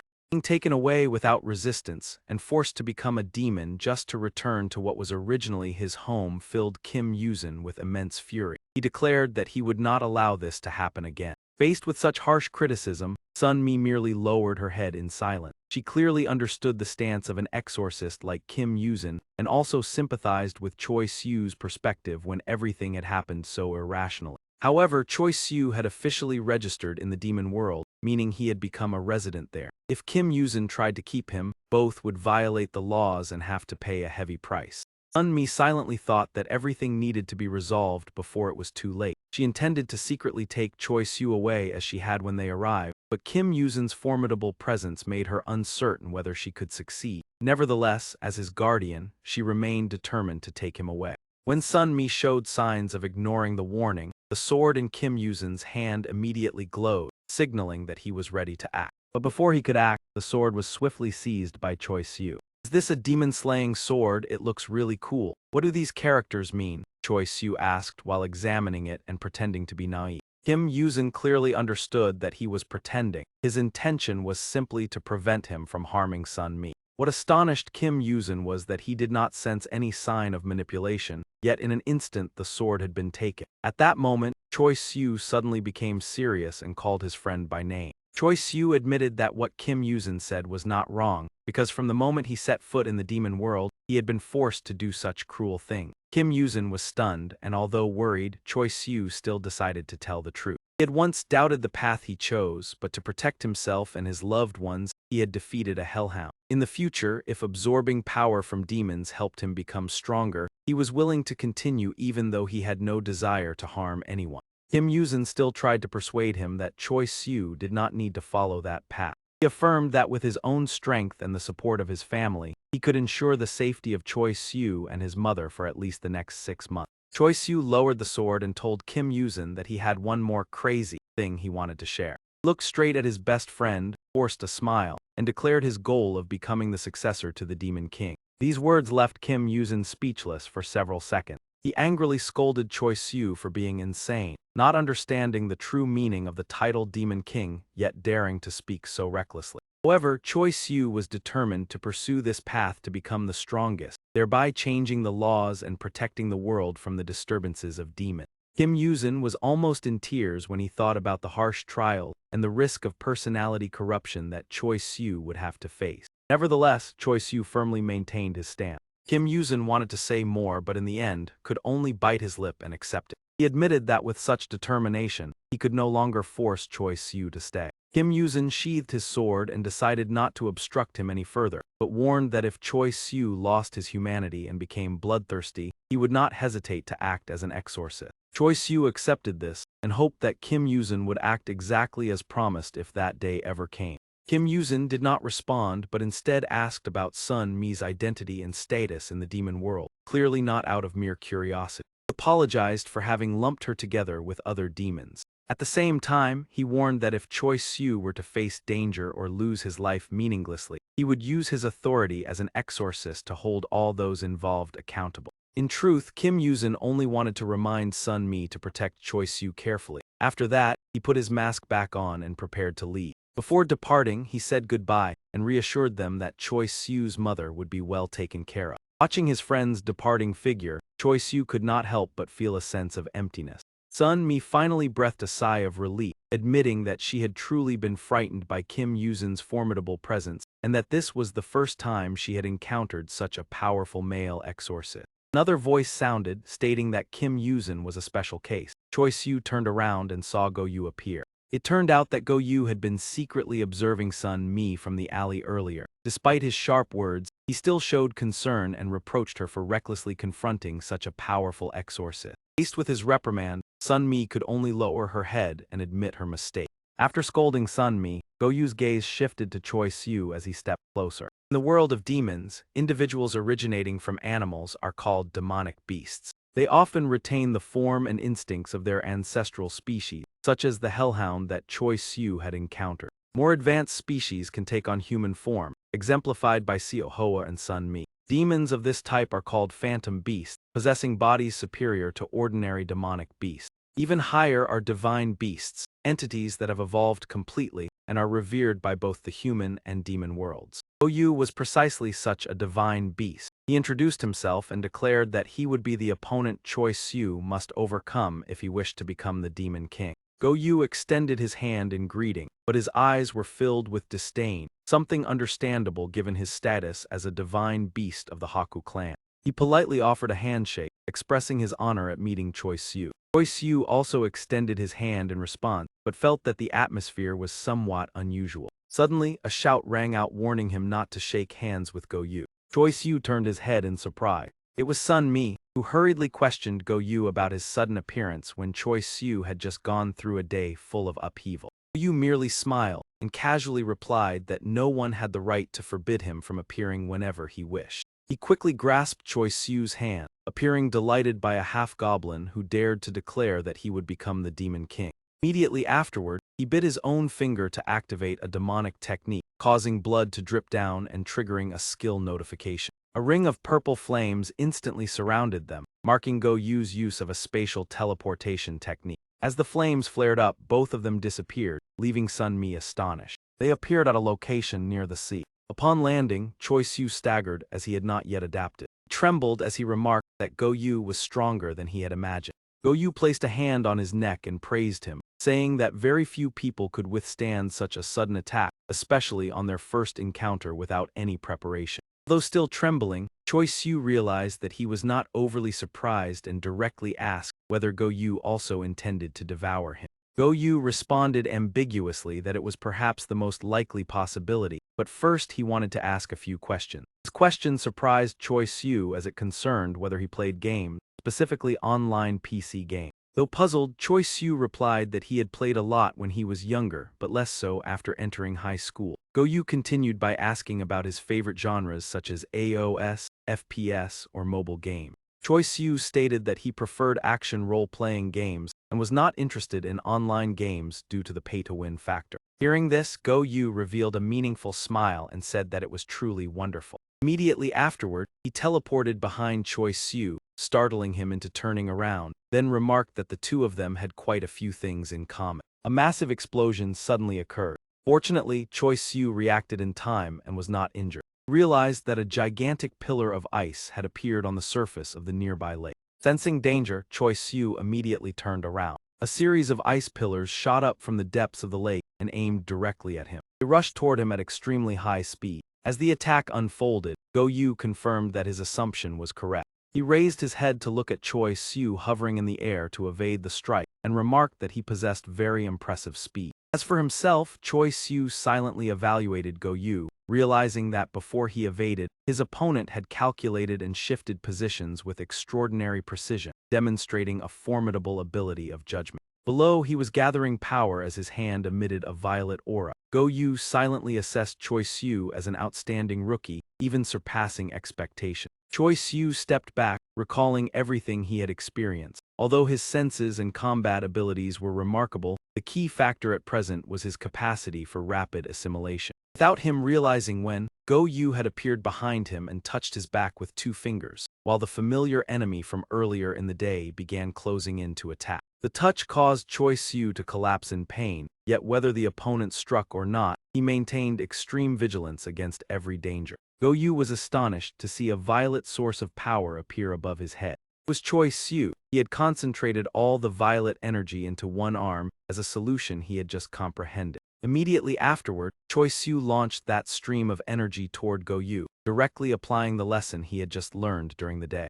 On his arm was the gauntlet, a treasure of demons capable of amplifying and releasing the user's demonic power. When the smoke dissipated, Choi Siu maintained absolute vigilance. He sensed something more and absorbed another new lesson. He continued unleashing a barrage of punches, though they seemed to have hit the target. He did not relax in the slightest, determined to end the battle decisively. After the series of strikes, violent explosions echoed continuously ahead. Choi Siu panted heavily, realizing that his demonic power was still incomplete, yet he had partially grasped how to utilize it. He felt the energy flow like electricity throughout his body, originating from the Danshin and spreading downward. By instinct, Choi Siu estimated that the remaining energy was just over half, around 60%. Through calculation, each powerful attack consumed about 10% of his demonic power. Meanwhile, consecutive strikes with lesser strength only consumed about 3% each. Choi Siu grew worried as he recalled the sensation of depleting his demonic power before. If the energy reached 0%, he would be completely helpless, therefore he could not use it recklessly. When the smoke fully cleared, Go Yu's voice rang out in astonishment. Stepping out from the shield, he admitted he did not expect to use his skill so early, and confessed that he had underestimated Choi Siu and was forced to break through stage 1 from the beginning. Choi Siu tensely asked whether Go Yu truly intended to eat him, causing Go Yu to be surprised by this straightforward question. He explained that although he did not know how to express it, he did not sense killing intent from the opponent. Go Yu laughed, admitting he held no personal grudge and had no intention of eating him. As stated from the beginning, Choi Siu was an interesting subject. Afterward, Go Yu asked whether Choi Siu clearly understood the meaning of the title Demon King. He replied based on his understanding, it was the king of demons, the one who set laws and governed the species. Go Yu revealed a meaningful smile and asked him to think more deeply. Selecting a king solely through a strength contest held every 666 years was truly too strange. Choi Siu listened attentively as Go Yu said that all demons adhered to this tradition, because it was a necessary rule to maintain order since ancient times. Go Yu continued explaining that demons were inherently loyal to desire and instinct, where the strong set the rules, and acts of hunting and slaughter would never disappear. Therefore, the Demon King was created as a safeguard by ancient demons to control chaos. If instinct were allowed to lead completely, disaster would certainly occur. Thus, all demons agreed to protect the existence of the Demon King, an entity with global command authority, in exchange for peace and stability. Go Yu continued with a sinister expression, stating that for over 10,000 years, previous Demon Kings had ruled successfully, maintaining core elements despite political fluctuation. However, he mentioned a single exception in the current generation that left Choi Siu stunned. Go Yu gave an example if the leader of humanity issued a law banning meat consumption worldwide, regardless of circumstances.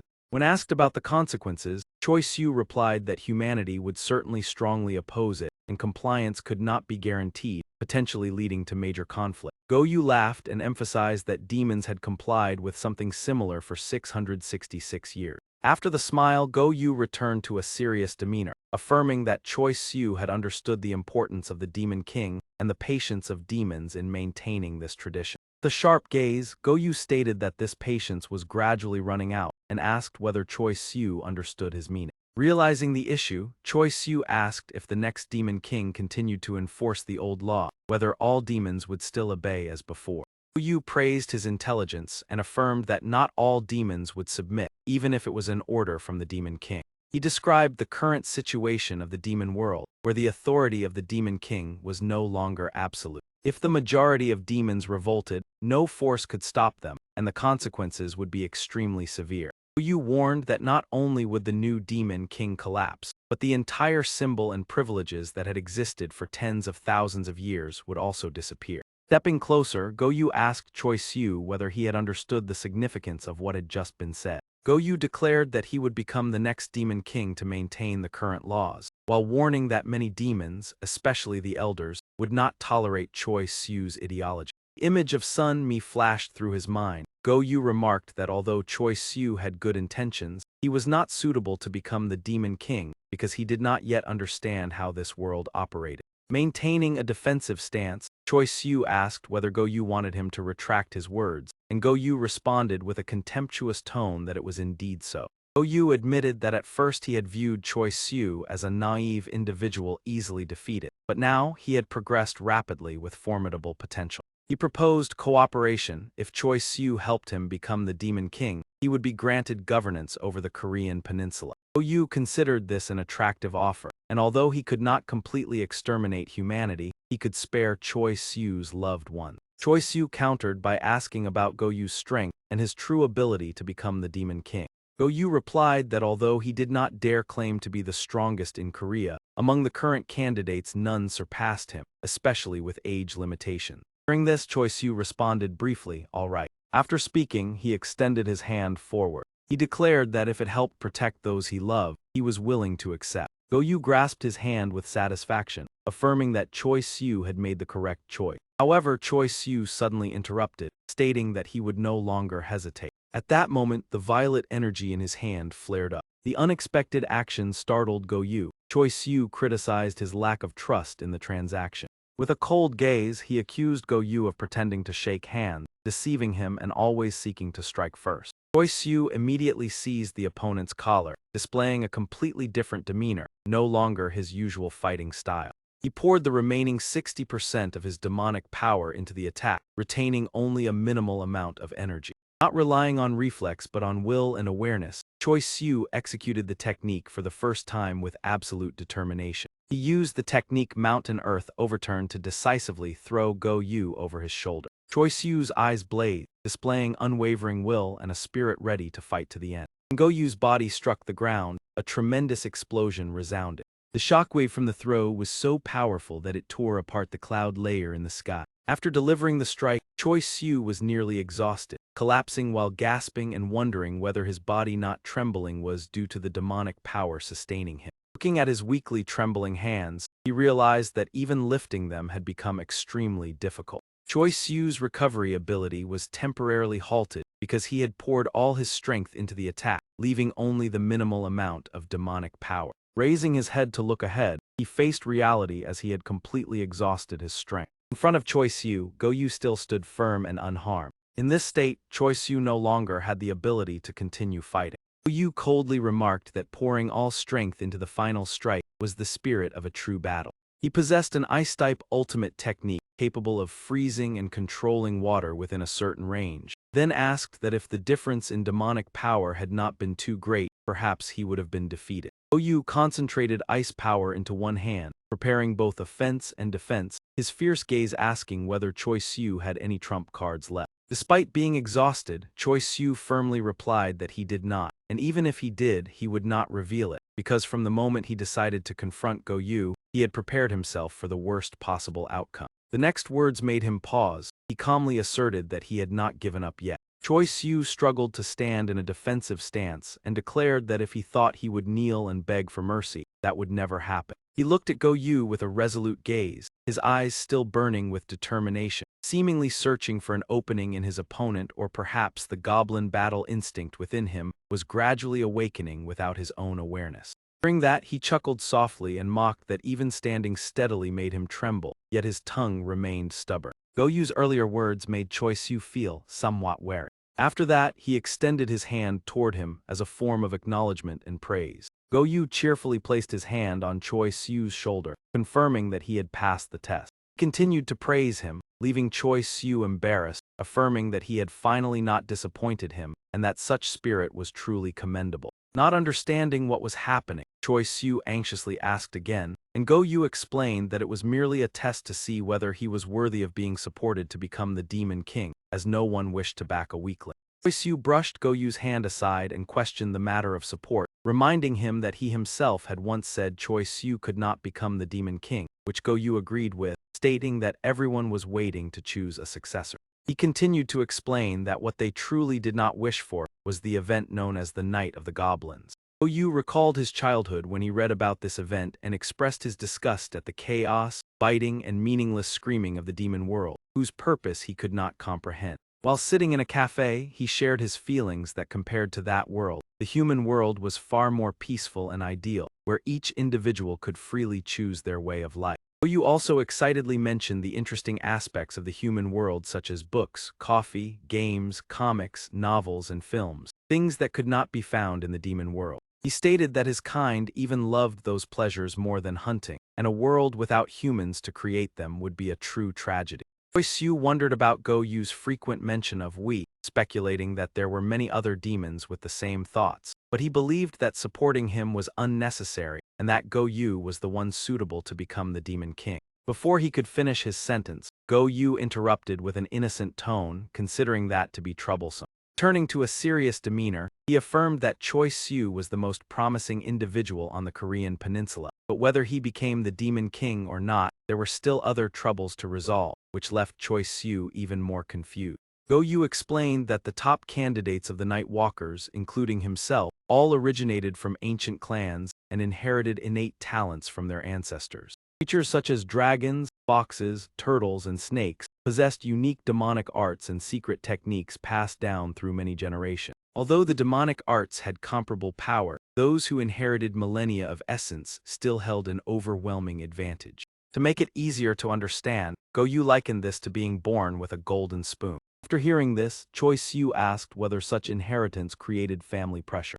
Go Yu seriously replied that the word pressure was still too mild, as that environment made him feel suffocated when a talented child was born and immediately forced to become the Demon King. Under the moonlight, he confided that people like them could not decide their own lives and would sooner or later have to swear loyalty to the interests of their clan. He even illustrated this with a gesture of slicing across his neck, implying that if one refused, that person would be eliminated and replaced by another representative. Choi Siu thought that it was difficult to oppose an entire clan, while Go Yu continued the story with a but. He raised his hand and pointed straight at Choi Siu. With an excited expression, Go Yu affirmed that he was a completely different case. He explained that Choi Siu inherited his talent from an external bloodline, so he was not bound by any force and was not compelled to become the Demon King. Go Yu stepped closer, making Choi Siu tense, affirming that the one who could change everything was him. Startled, Choi Siu hurriedly asked him to stop and give him time to think. He stepped back with a tense expression and asked for more time to reflect because the amount of information was overwhelming. While Go Yu was still speaking, suddenly a pair of bird talons from above plunged straight toward him. It was Sun Mi. She landed and angrily forced his head down to the ground. Sun Mi looked at Go Yu with eyes full of fury. Meanwhile, he lay on the ground, unable to react in time. Witnessing that scene, Choi Siu was utterly astonished. Sun Mi immediately pulled Go Yu up and then delivered a powerful kick that sent him flying far away. The kick caused Go Yu to be thrown a great distance.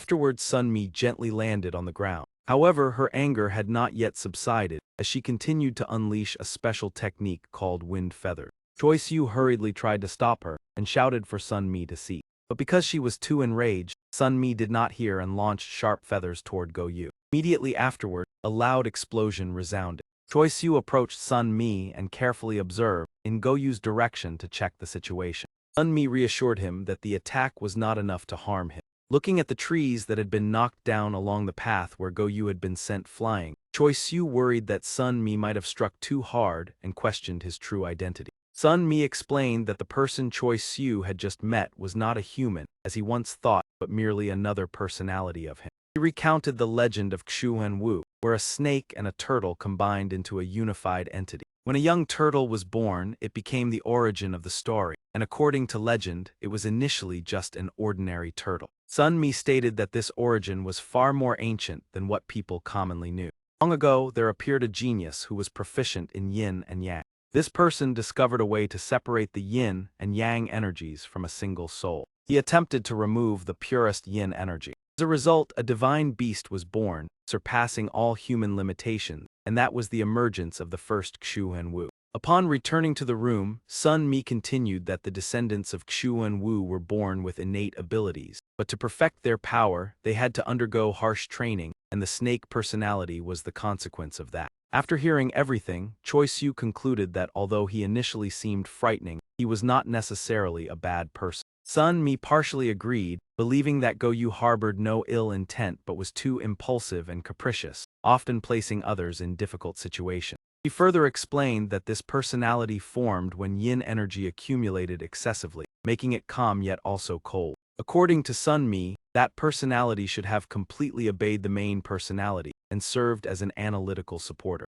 However, due to certain reasons, the snake personality seized control from the very beginning and could now take over the body at any time, even appearing more frequently and causing many trouble. Sun Mi sighed and said that was why many people opposed choosing Go Yu as a representative, calling him a half-baked Xuan Wu with power too great to control. Afterward, she asked Choi Siu whether he had finished packing because they needed to return home immediately, and he confirmed that everything was ready. Seeing that Choi Siu seemed worried, Sun Mi reassured him that arriving late was not his fault, and would not affect anything. Choi Soo explained that what he was worried about was the damaged porch, and feared that his mother would feel uneasy upon seeing the traces. Suddenly a voice sounded, reassuring them not to worry, causing both of them to turn around in surprise. The one who appeared was Ment. He affirmed that everything would be restored to its original state by tomorrow, and that someone had already taken care of it. After that, he asked Sun Mi to leave first because he wanted to speak privately with Choi Soo.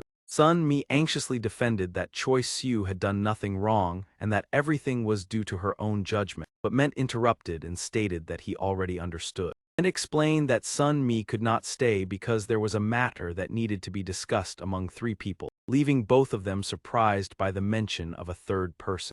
He apologized for visiting without prior notice and said that there was someone Choi Soo needed to meet. After saying that, Ment teleported to behind Choi Soo. Another voice sounded, remarking that the human dwelling, though cramped, was quite tidy, and the speaker was Seo Hoa.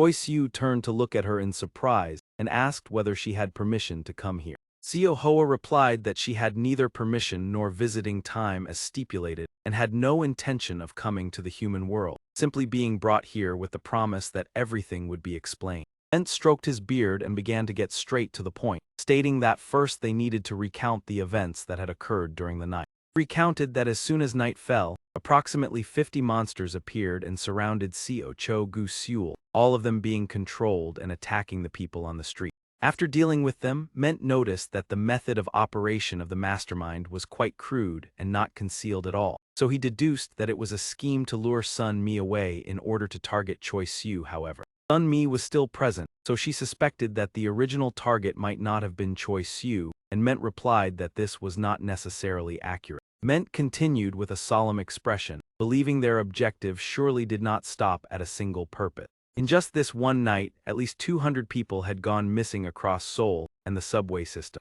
Everyone in the room was stunned by the next piece of information, because this number was based only on police reports. In reality, it may have already exceeded 500 people. Sun Mi trembled and exclaimed in disbelief. This scale suggests not only 122 but possibly at least 5 masterminds. If we narrow the investigation we will find them, and Ment agreed that if the culprits were domestic yokai, then tracking them would be easier. However, he spoke in a heavy tone that the traces at tonight's scene pointed to a troubling truth. The perpetrators did not come from Korea but from other regions.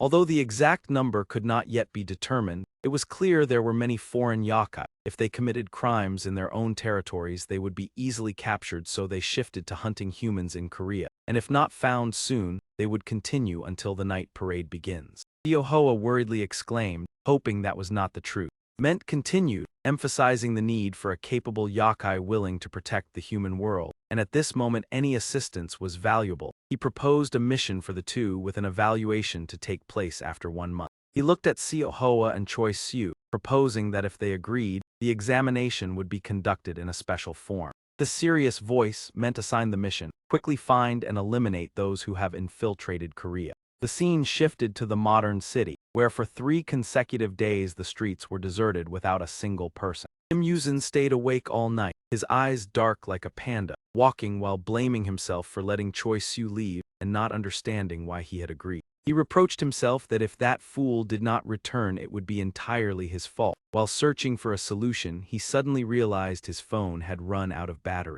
Choi Soo scratched his head awkwardly, saying he was on the way to school, so he conveniently stopped by to pick him up. Kim Yuzin was surprised and full of questions when he heard his friend ask if he was free, because there were many changes compared to what had been told yesterday. The two entered a cafe together, and Kim Yuzin blurted out loudly, "What?" The shout startled everyone in the cafe with curiosity. Some even thought Choi Soo had gone mad. He embarrassedly reminded Kim Yuzin to lower his voice because shouting in public was very impolite, then turned to apologize to those around them. While gently stirring his drink, Choi Soo explained that the conditions offered were very attractive. Moreover, staying here would help both him and his mother no longer worry. Kim Yuzin held his head in confusion and asked whether he had learned what type of yokai he belonged to, leaving Choi Soo blank because he had only discovered his identity yesterday. As he took a sip of water, he heard unfamiliar concepts: god, spirit, anomaly, demon, monster. Choi Soo curiously asked, as if discovering a new land, what they were, and was told that each term represented a yokai rank. Kim Yuzin began to explain, the lowest rank is monster, similar to wild beasts, and most yokai belong to this group. Using wolves as an example, although dangerous, they are merely wild beasts with limited power. Humans only need crude weapons and sufficient manpower to deal with them. Even ordinary people have defeated them. With modern firearms, eliminating them is even easier. However, higher ranks become so complex and terrifying that humans cannot resist. When facing the demon rank, humans become extremely insignificant because their power is equivalent to at least 100 people. Even with 100 people, it only balances physical strength, and if 1,000 people charge in, the outcome would still be tragic. Choice Yu nervously asked if those were only the two lowest ranks, then how powerful the three higher ranks were, and the answer was like natural disaster. Kim Yuzin admitted he had never faced them directly, but believed anomalous beasts were 10 times more terrifying than demons. For example, in a school environment, if not restrained, in a single night they could turn a small town into hell. On a larger scale, the range could encompass an entire district. Kim Yuzin sipped his drink and advised that with spirit and god ranks it was best never to encounter them, though this rarely happened because such beings did not care about law. Setting down his cup, he warned Choi Siu not to join the hunt, to find a way to withdraw or contact him to hide at his house if necessary. Kim Yuzin pointed to himself, asserting that if the enemy came from outside, then they must be prepared to face local yokai or mages like him, and it was best to consider them at the anomalous beast level. Choi Siu hesitantly asked what rank the snake yokai they had encountered belonged to, and was told it was merely a juvenile beast. Recalling the serpent, Kim Yuzin speculated it had not reached the anomalous rank, at most a mid-level demon beast, but the power source from the controlled corpse doubled its strength. If that creature had controlled even half of that power, he would not have been able to continue fighting. At that time, both of them would likely not be sitting here, and that was also why it used that object as bait to distract them. Kim Yuzin recalled the pain from that moment and concluded that Choi Siu had nearly been killed by that creature. He pointed directly at Choi Siu, asserting that his current rank was still lower than that yokai, meaning only at mid-level demon or below. Kim Yuzin continued to awaken his friend, emphasizing that even if he was a yokai it was still the truth, so he should not try to shoulder things beyond his ability. Choi Siu intended to argue, but Kim Yuzin believed that although his words were harsh, he had to stop him from being reckless. Outwardly he appeared fierce and demanded he speak louder. Choi Siu raised his fist with determination, affirming that if he encountered that being again, this time he would surely defeat him. He smiled and explained that in the past without Kim Yuzin he might have lost his life, but now everything was different. Choi Siu trusted himself, believing he had grasped part of the power to fight, making Kim Yuzin inwardly annoyed by his recklessness. Suddenly Choi Siu stood up, took out his phone and asked whether it was time for school yet, then answered himself that it was not. Kim Yuzin lowered his voice arrogantly, saying that today they would not go to school and that he would take him to face reality, ordering him to follow. The two headed to the Olympic Stadium, a sports complex completed in 1986. The structure was built for the 1988 Seoul Olympics and is now also known as the large concert venue KSB Dome. This place also had a secret function unknown to the public, exciting Choi Siu when he discovered the vast basement. Below, Choi Siu marveled at many similar facilities and asked whether they all belonged to Kim Yuzin's family, and was told it was a special public training area. Kim Yuzin removed his coat and refuted that the facility was built by the government, gathering many other mages and monks, surprising Choi Siu to learn that the government was also aware of yokai and the night parade. Kim Yuzin explained in a deep tone that since ancient times governments always kept skilled mages by their side, they even contributed to the formation of power. The strongest mages were revered for their ability to resist yokai, far surpassing all historical standards of strength. Since the Joseon era 666 years ago, the royal family established the Cheongnim Tower to train mages, and the Kim Yuzin family currently continues that responsibility. Kim Yuzin removed his vest and threw it to the ground, asserting that whether yokai, the night parade of 100 demons or other forces, the nation was fully aware. He loosened his tie, stating that only a few high-ranking officials were permitted to know, and they did not take it too seriously, then told Choi Siu to prepare and begin. Called by name unexpectedly, Choi Siu's face stiffened. Kim Yuzin rolled up his sleeves as if entering a match, reminding that there were no time limits or rules, and if Choi Siu won he could act freely regarding other yokai. Choi Siu hesitantly asked, because he did not fully understand whether Kim Yuzin would use a sword or dagger like yesterday. Kim Yuzin calmly replied that he would not use weapons, and that was precisely the reason for this match. He explained that weapons were extremely important to mages, because without them their power would be reduced by half, almost becoming inseparable items. However, Kim Yuzin asserted that with his bare hands he could still defeat a demon-rank yokai. As he approached with yokai energy radiating, he said that if Choi Siu defeated him it would prove his rank was even higher. Choi Siu trembled slightly when he heard his friend shout loudly, urging him to attack quickly. Choi Siu's ears twitched slightly as if out of control. Sweat poured down as his mind became chaotic, unsure how to act. Without further hesitation, Choi Siu charged forward directly. Kim Yuzin widened his eyes, observing his opponent like a beast closing in. A powerful strike carrying surging force headed straight toward him. Kim Yuzin immediately raised his hand to counter, and dodged Choi Siu's attack. After that, he unleashed a series of rapid punches onto his opponent's body. Choi Siu was struck in the face, leaving him dizzy. Kim Yuzin stomped to gain momentum and lunged forward. He spun and delivered a powerful kick that sent Choi Siu flying. Choi Siu fell to the floor, his body stiff and leaving a long indentation. Kim Yuzin did not ask about his condition, because he clearly knew his friend's recovery ability from the moment he countered. On the indented floor appeared several streaks of blood flowing from Choi Siu's wound. Choi Siu sat up, continuously praising Kim Yuzin, and understood that the purpose of the match was to help him stay alert so his opponent had not struck too heavily. He stood up in a defensive stance, remarking that his friend was like a comic protagonist, able to endure hits well but with actual destructive power not too high. Kim Yuzin subtly rolled his eyes, suddenly realizing that he might be the one at a disadvantage. His hand clenched into a fist still trembled slightly, feeling as though it had just struck a solid wall. If he had not exerted enough force earlier, his arm bones might have been injured. Choi Siu maintained an excited defensive stance, having realized that his friend would not be injured even if he attacked with full strength. In contrast, concern gradually appeared as Kim Yuzin clearly recognized the danger posed by Choi Siu, causing both the atmosphere and his thoughts to change. Suddenly unleashing his power, Choi Siu took the initiative to strike first. He dashed forward like the wind, determined to close the distance and subdue Kim Yuzin. Kim Yuzin carefully observed Choi Siu's attack pattern. Although his speed had increased significantly, his fighting style remained unchanged. This time, Choi Siu managed to firmly grasp his friend's wrist in time. However, Kim Yuzin swiftly spun around, flexibly changing his strategy.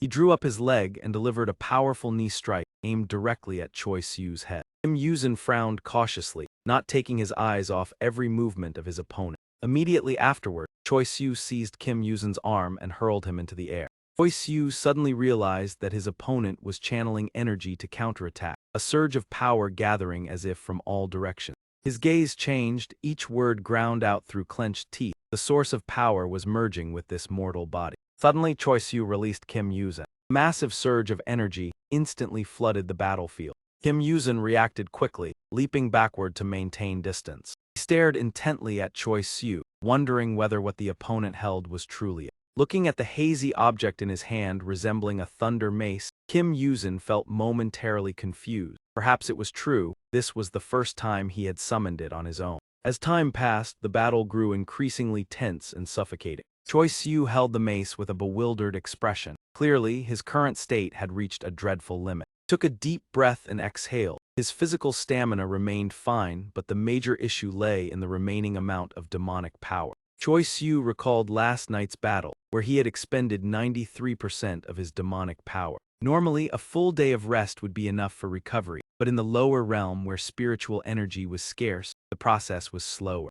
Ironically, his nearly depleted demonic power now helped him recreate the moment of summoning the demon mace. He frowned, focusing all his concentration as the sensation of his body, no longer being fully under control, intensified. Nevertheless, his consciousness and senses became sharper, allowing him to vividly recall that moment. Kim Yuzin spoke with disappointment. "I am somewhat disappointed. I once read about the demon mace in ancient texts. I wonder whether the records were exaggerated or it is due to you." His words grew harsher. "Based on what I see, there is nothing special about it. I do not think the ancient texts were wrong." Suddenly, Kim Yuzin was stunned by the scene unfolding before him. Choi Siu leaped high, preparing to launch an attack. Kim Yuzin narrowed his eyes in annoyance. "I see it the same way. Surely this time will be no different from before." Immediately afterward, Choi Siu swung the mace toward the ceiling, creating a powerful shockwave. The arm he used to defend emitted a plume of white smoke. Kim Yuzin became more serious, realizing that his opponent was harder to handle than expected. Even in an enhanced state he could still defend, but the jumping strike consumed considerable strength.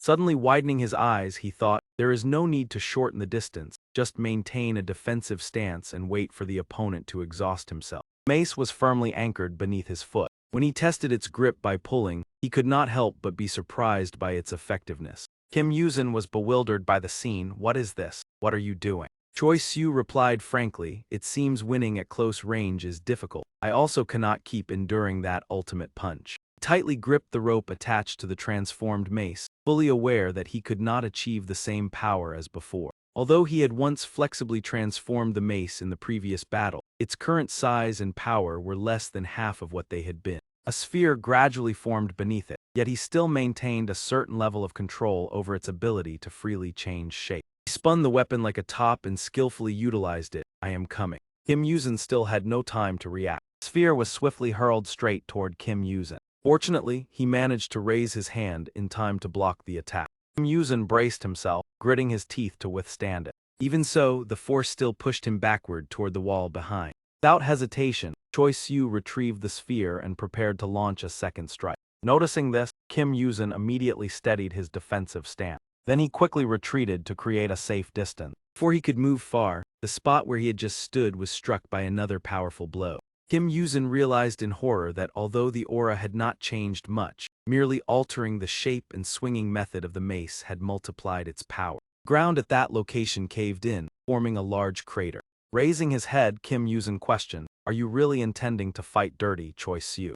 Choi Siu replied calmly, I am not a perfect person. You were the one who proposed this match, and this is an experiment to see whether I can confront demons. The reasonable argument left Kim Yuzin speechless. In a life-and-death battle was not a bit of cunning necessary. Relying solely on pure strength was not enough. He slightly curled his lips and continued, thinking about it again, although the situation and perspective are somewhat strained.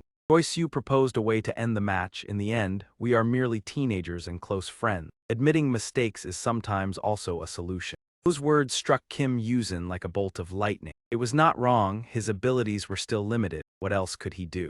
Kim Yuzin trembled slightly and softly replied, yes, perhaps you are right, Choi Siu. However, anger caused him to erupt and continue attacking. Choi Siu did not evade. I have had enough. Look, you are afraid. Another attack came rushing in, but was dodged by Kim Yuzin. He immediately launched a fierce counterattack without holding back. Kim Yuzin frowned as he analyzed, I am the one who increased my speed, yet evading his attacks is becoming increasingly difficult. Gradually, Kim Yuzin adapted to Choi Siu's rhythm and techniques, everything unfolding at a breathtaking pace. Suddenly, Choi Siu sharply tugged the rope. This action caused Kim Yuzin's eyes to widen in shock. The direction of the attack had changed. He reacted quickly, raising his hand to block the strike. Nevertheless, the impact still sent him flying into the wall. After the blow, Choi Siu asked in panic, Kim Yuzin, are you all right? He realized he had reduced the force of the attack, but perhaps his opponent had already been injured beforehand. The rope suddenly became taut. Kim Yuzin's voice rang out, causing Choi Siu to freeze, O righteous God and supreme being, true master of the sun. He tightly grasped the rope, pulling it toward himself, and continued to pray for power. Kim Yuzin pressed 2 fingers forward, summoning manifested magical power. A magical attack of formidable might was unleashed. Choi Siu stood stunned as he witnessed the scene. Suddenly he sensed something unusual and looked upward. Indeed, the rope had been severed by that surge of power. As Choi Siu fell freely, he suddenly lunged upward, launching an attack. He gritted his teeth, striving to regain control of the situation. Just as the orb was about to strike again, Yuzin sensed the anomaly and turned to observe. He delivered the blow with a smooth and decisive motion. Kim Yuzin still mistook the opponent for a monster and unleashed his ultimate, Moonlight, noting the Scarlet Disaster. Currently, no equipment could support his magical artifact. As a result, most of his skills were unusable. Choi Siu landed safely, retrieved the orb, and prepared to counterattack, even with the skills still available. But Kim Yuzin appeared right in front, clenching his fist as his power became difficult to control. Merged with his energy, the divine force transformed into a weapon, invoking the spell of the ancient art, Celestial Sword. A sword named Ancient Art, Celestial Sword appeared in his hand. Choi Siu gritted his teeth and countered, the 2 strikes colliding violently. His mace shattered quickly, hastily forged yet potent enough to shock the monster. Decisive moment approached. Kim Yuzin hesitated to thrust the sword at Choi Siu, reluctant since the opponent was his friend. He pursed his lips in hesitation, but because the person before him was a friend, he had to make a choice. Choi Siu reacted swiftly, clenching his fist immediately. Kim Yuzin also rushed to attack right after. At that moment his body suddenly froze. Kim Yuzin lost focus, as his gaze rested on Choi Siu's uniform. As expected, he took a full strike to the face. Witnessing this, Choi Siu could only stand there, stunned. Choi Siu was shocked, not understanding why he was spared, though even if defeated, he could recover quickly as all his powers had been used. Kim Yuzin lay on the ground, not in a hurry to rise, remarking that even if the opponent were a monster, no matter how strong, his aura could not defeat it. He recalled the previous moment when his affection vanished in a similar way. Hearing this, Choi Siu froze, since no one else but him would consider that skill for monsters. Kim Yuzin, both pained and worried for Choi Siu, shed tears as he scolded, "Damn it, you fool Choi Siu." Outside, the sky was unusually clear. He furrowed his brow, his discomfort evident. Kim Yuzin could not hold back, speaking, "Tell me something. Walking beside me with that anxious look makes me uneasy."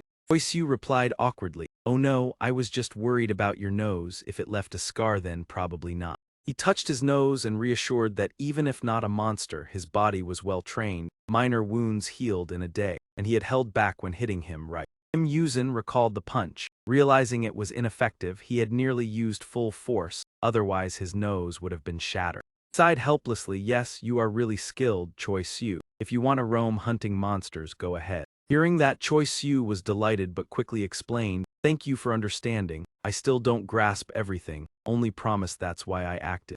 Kim Yuzin took out a few items and handed them to Choi Siu. "Here, take these." In his hand were 3 gourds of different colors, looking like gourds, and indeed they were. Kim Yuzin instructed on their use, treat them as one-time bombs, just hold them and chant the spell. In emergencies, just smash them on the ground. With his strength, the energy inside would immediately release. He spoke continuously. Choi Siu hesitated, asking if only for danger and not to activate together. "Thanks, but can I take all 3? The question stunned Kim Yuzin. The energy inside belonged to him. With such immense power, it must be difficult to produce. Kim Yuzin looked at him in astonishment, while Choi Siu did not realize. "Have you seen something like this before?" "No, that's not it." Choi Siu held the red gourd and sensed the energy inside clearly. It was the familiar energy he had felt in previous battles, and it was contained in these gourds. Choi Siu's assessment was entirely correct. Trine Sak Lu was the primary artifact accumulation of Kim Yuzin's family. Kim Yuzin had infused his energy into the gourds, inside like a special ice layer preserving the energy. Thus, anyone possessing the gourds could use the artifact to cast magic, even if not the creator. Kim Yuzin suspiciously suggested inspecting Choi Siu's hand to understand how he sensed the sealed energy. Though strange, Choi Siu extended his hand, and Kim Yuzin explained that reading palms to predict fate usually had no basis. Kim Yuzin studied his hand in silence. Then he trembled, realizing the anomaly. This was not coincidence but rare talent, akin to a psychic or archmage ability. Kim Yuzin shivered, staring at Choi Siu, sending chills down his spine, yet he was nearly certain of Choi Siu's Trine Sak Lu perception ability. Choi Siu was full of questions, while Kim Yuzin thought if not a monster, he would have informed his father, but this talent was enough to accept him as an esoteric disciple. Kim Yuzin's eyes gradually panicked, thinking of the danger if the truth was exposed. Though he could not hide being a monster, he still retained his humanity. However, conservatives would never accept it, often misunderstanding everything. Goblin possessing mage talent was hard to accept, but because it was Choi Siu, Kim Yuzin still felt favorably. Finally, Kim Yuzin decided to pretend ignorance, joking that if discovered 3 days earlier, his life would have been different. Choi Siu asked in surprise if he knew just by looking at the palm. Kim Yuzin replied roughly and asked if he intended to return to school. Choi Siu looked at his outfit and lamented needing a proper uniform as aside from the sportswear, he had nothing else to wear. He also complained that his feet seemed half a size smaller, quite unexpectedly. Kim Yuzin teased that people's reactions when he arrived at school would be interesting. Few would recognize him if he did not identify as Choi Siu. Hearing that, Choi Siu groaned, thinking alone was enough to make his head explode. Kim Yuzin checked the time on his phone and realized he was hungry. Choi Siu suggested eating elsewhere, making Kim Yuzin wonder why not the usual spot. Kim Yuzin wanted kimchi fried rice with pork belly like last time, but Choi Soo regretfully said it was difficult. Choi Soo explained that a guest was currently at home, probably sleeping soundly. This surprised Kim Yuzin. Then he said after lunch he also needed to go somewhere. He quickly thought and requested to go together. Kim Yuzin sighed to ease Choi Soo's embarrassment, reminding him not to feel awkward about hunting monsters. He didn't mind. Saying this, he went ahead, promising he had eaten with a monster today. Next time invite him. Before leaving, Kim Yuzin turned back, advising not to bow as if guilty. Hold your head high as you fully deserve it. Scene shifted to the location Choi Soo intended to visit. He looked around, realizing it was an old residential area with many abandoned houses, wondering if he had come to the right place. Ahead of him was a door appearing dilapidated. Second-grade Chinese character knowledge, he read the words M and Gayet Duong, but did not understand their meaning. Suddenly, a burly man opened the door and stepped out. Choi Soo froze, slightly fearful upon recognizing this person as an extremely powerful monster. The man ignored his gaze, strolling past with a bored expression. Soon after, another approached and spoke. "Oh my, a guest we've never met before." Hongryun smiled warmly in greeting. "It is a pleasure to meet you. I am Hongryun, the head of the Dark Moon Hall." Choi Soo politely bowed in response. "Hello ma'am, my name is Choi Soo. I was introduced to come here today to clean. They gave me the address and told me to stop by beforehand." Hearing this, she showed slight surprise before gesturing for him to enter. "So you are Choi Soo. I have heard Elder Yo Mang mention you before. Please come inside." As he stepped in, he could not help but remain cautious of the surroundings. The interior was both gloomy and covered in a strange layer of black bones. After walking a short distance, Choi Soo quickly arrived at a completely different area. The scene before his eyes left Choi Soo momentarily stunned. Inside stood a residence whose beauty contrasted entirely with the gloom outside. Hongryun gently poured tea into 2 cups placed on the table. She sat down opposite him and naturally invited him to drink, while Choi Soo felt somewhat shy but still responded politely, "Please have some tea, thank you ma'am." He curiously observed his surroundings before asking, "This place is not Seoul, right?" The wide view aside, even the wind and atmosphere give an unbelievably fresh feeling. Hongryun explained frankly, "That is correct. Dark Moon Hall is a space separated from a portion of the lower realm, because it has remained outside the development of civilization for hundreds of years. This place has preserved its pure atmosphere as in the beginning." Choi Soo listened attentively in silence. "If you are wondering about the purpose of this place, we are a store that provides many conveniences to help the residents of the demon realm adapt to life in the lower realm." He suddenly recalled the old man's words that if he had the chance to visit on a beautiful day, this place would bring great benefits, even though they described themselves as a store for monsters. Choi Soo lightly snapped his fingers, and immediately a roll of demon realm currency appeared. He opened it and asked, "I have received this and heard that it is the currency of the demon realm. Can I use it here?" "That is correct. We support both transactions and currency exchange." Hongryun's explanation left Choi Soo slightly confused about the exchange. She said that many who work in the lower realm often convert demon realm currency into human money for convenience. She continued to explain the exchange rate in detail. In this country, 1 Nyang Demon Su is equivalent to approximately 3 million won. After hearing this, Choi Soo was completely stunned by the enormous figure, and of course this price already included the commission. He gaped in astonishment. Choi Soo was only 17 years old, and the largest amount of money he had ever possessed before was just 720,000 won. At this moment, Hongryun changed the topic and asked whether he would like to see the items he could purchase. As soon as she finished speaking, she ordered the items to be brought in. "Let our honored guest admire the demon spirit pill." "Yes, ma'am." Before his eyes appeared 9 bottles of spirit pills, divided into 3 types with 3 different colors. Hongryun introduced them as demon spirit pills favored by customers, capable of accelerating the recovery of demonic power. She further explained that demonic power almost does not exist in the environment of the lower realm, and even in the demon realm, recovering this energy source requires a certain amount of time. Therefore, these pills are refined from precious herbs of the demon realm combined with the hereditary secret techniques of Dark Moon Hall, allowing users to absorb demonic power even in energy-scarce environments. Choi Soo hastily affirmed his desire to purchase immediately because it was truly necessary, while also asking about the differences between the colors of the pill casing. Hongryun explained that the colors represent the grade of the pills, with corresponding prices. Silver pills cost 10 nyang, gold pills cost 3 nyang, and black pills cost 1 nyang. After hearing this, Choi Siu pondered, the higher the grade, the greater the recovery effect. But if he wanted to see results quickly today, she suggested using the black pill. Seeing that he had been persuaded, Hongryun smiled with satisfaction. Then first try a black pill, and when asked whether it needed to be used immediately, she affirmed that he would feel the effect within tonight. Inwardly, Hongryun was extremely pleased because regardless of the type chosen, the result would be similar, as from a demon's perspective. The two most important factors of demonic power are the size and absorption rate of the inner core. The size of the inner core represents the total amount of accumulated demonic power. The longer a demon lives and the more creatures it absorbs, the more developed the inner core becomes. After receiving the pill, Choi Siu did not hesitate to open the lid. While the absorption rate depends on the surrounding environment or food source,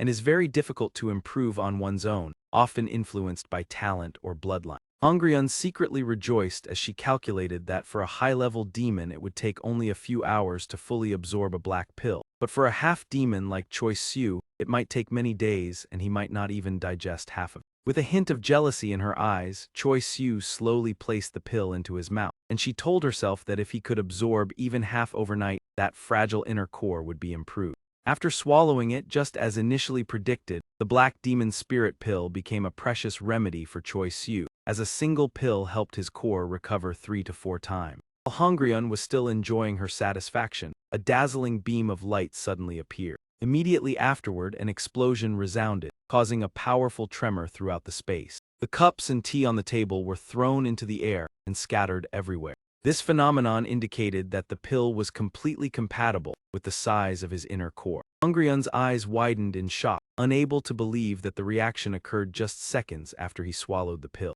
Within the hazy smoke, Choi Siu's figure gradually emerged, proving that he had absorbed an astonishing amount of demonic power in a short time. He let out a gentle sigh of relief. Since living as a demon for the past 3 days, this was the first time he clearly felt such a change. Choi Siu's entire body radiated a powerful energy even after using only a low-grade pill, astonishing him as he felt for the first time that his demonic power had reached a complete state, even surpassing its previous limit. The scene shifted to a few minutes earlier at a secondary area of the Dark Moon Hall. Dong-gu held a wine jar in his hand, appearing awkward as he did not know how to begin the conversation. He smiled as he introduced it. "This is Luke Hoa wine that I specially prepared upon hearing that young Master Kim Yuzin would visit, brewed from 6 kinds of flowers along the Sanju River with distinctive fragrances," after which Kim Yuzin raised his cup to taste and offered his evaluation. "Not bad, but even someone inexperienced drinking this wine makes me feel somewhat uneasy."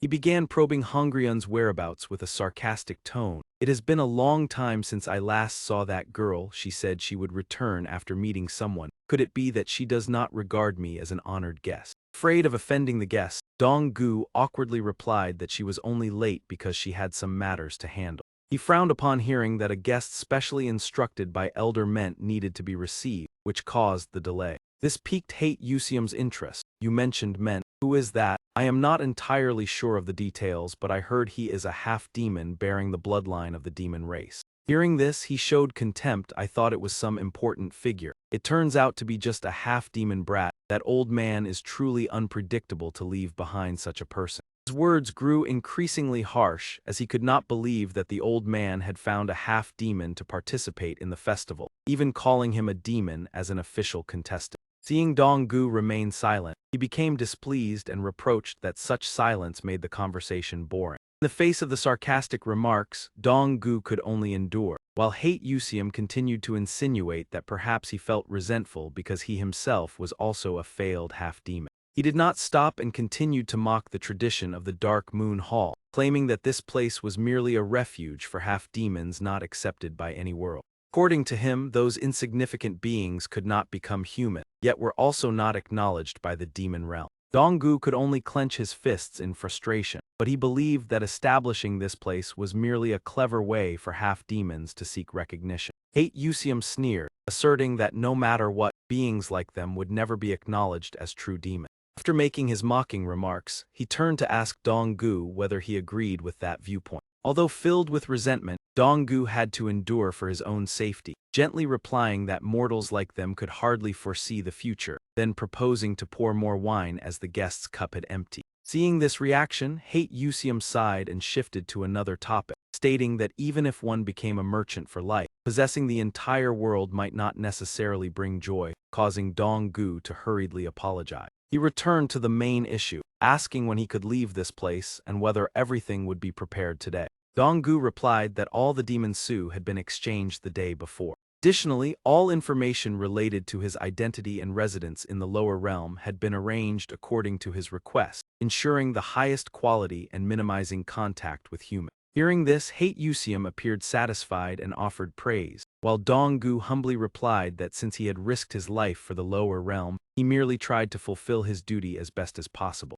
He feigned modesty as he raised his wine cup, saying that this was not entirely for their benefit but rather due to his discomfort with the trouble caused by outsiders, and as a master, he could not ignore it. Deep down, Hate Usium harbored his own schemes, for if he could achieve merit and bring honor to his lineage, even his father would have to acknowledge his right to participate in the festival. He believed that his strength was in no way inferior to his elder siblings. He was merely born 100 years later, and that was the only difference. After a moment of contemplation, he set down his wine cup and asserted that he must first secure the qualification to participate at any cost, and within the remaining 6 months he would surpass everyone. Then he called for Hongryun. Hearing this, Dong-gu intended to stand up to find Hongryun but was stopped by him, saying there was no need to hurry as he had another task he wished to assign rather than finding someone to drink with.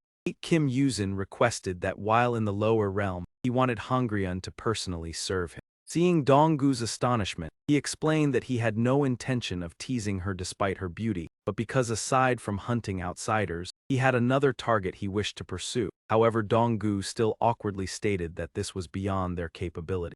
Usium acted arrogantly, using pressure to coerce him, reminding that as a merchant, Dong-gu should silently carry out the request of an important guest like him and should not disappoint him. He added another threatening remark that forced Dong-gu to take a deep breath in anxiety, demanding that he reconsider and convey this desire to Hongryun. Suddenly, the loud explosion from earlier echoed, interrupting the conversation. Both of them immediately widened their eyes in shock at the sudden sound. Looking toward the source of the noise, they saw thick plumes of smoke rising. Kim Yuzin frowned in that direction and wondered, what is happening? The story shifted to an explanation that the reservoir containing demonic power operates similarly to a stream of water, as it is also a form of circulation existing within every living being. To a living being, that stream of water was no different from a temporary puddle formed for a brief moment. Although the composition and the way each being utilized the water differed, the fundamental principle applied equally to both yokai and humans. Even if the bowl were enlarged, the amount of water it could contain would never exceed its capacity. That basic rule required no flowery explanation. In a panic, Hongryun Choi Siu stepped closer and anxiously asked whether Han was injured, as she seemed to have accidentally encountered an incident. She was so stunned that she could not utter a word, because this pill was clearly more effective than anything she had previously mentioned, yet the reason remained a mystery. His body radiated a positive energy that spread all around, making him feel as though he could accomplish anything, as if that fundamental rule no longer applied to Choi Siu. At that moment he spoke, startling Hongryun back to her senses, unable to understand what was happening. Kim Yuzin clasped his hands behind his back, approached with an arrogant demeanor, and reprimanded, "How dare a rude wretch like you recklessly release energy here without the slightest restraint?" Realizing that he was furious, she quickly stood up to mediate in fear. "If you are not yet aware of the situation, please allow me to explain. Everything is my fault and has nothing to do with this guest." Not allowing Hongryun to finish, Kim Yuzin angrily cut her off, ordering her to remain silent and not interfere. The shout left her frozen. "I did not ask you, nor have I permitted you to speak. Do you think I am a fool?" Kim Yuzin gritted his teeth in dissatisfaction, asserting that the surge of demonic power and the loud noise earlier must have come from that failure, who had recklessly released energy without even understanding the situation. Hearing those words, Choi Siu remained silent for a moment before replying that even after witnessing everything, he still wanted to dismiss the matter with such an unreasonable excuse. Hongryun continued trying to calm Kim Yuzin, even kneeling to beg, "Young master, please forgive me, I am truly sorry." At this point he spoke to explain that he was not yet accustomed to controlling demonic power, and that Choi Siu was inherently gentle, always treating even humans with kindness. Taking the blame upon himself, he sincerely apologized for the unintended incident, but for the first time in his life, his energy core was brimming with vitality, leaving both his body and mind exhilarated. Due to the excess energy, he felt lightheaded and struggled to control his behavior and words, yet he still frankly remarked that Kim Yuzin's words toward someone he had just met were excessive, and his nature was gradually becoming more like a yokai than a human. As if adding fuel to the fire, he grew even angrier and retorted, "What nonsense are you spouting? Who do you think you are?"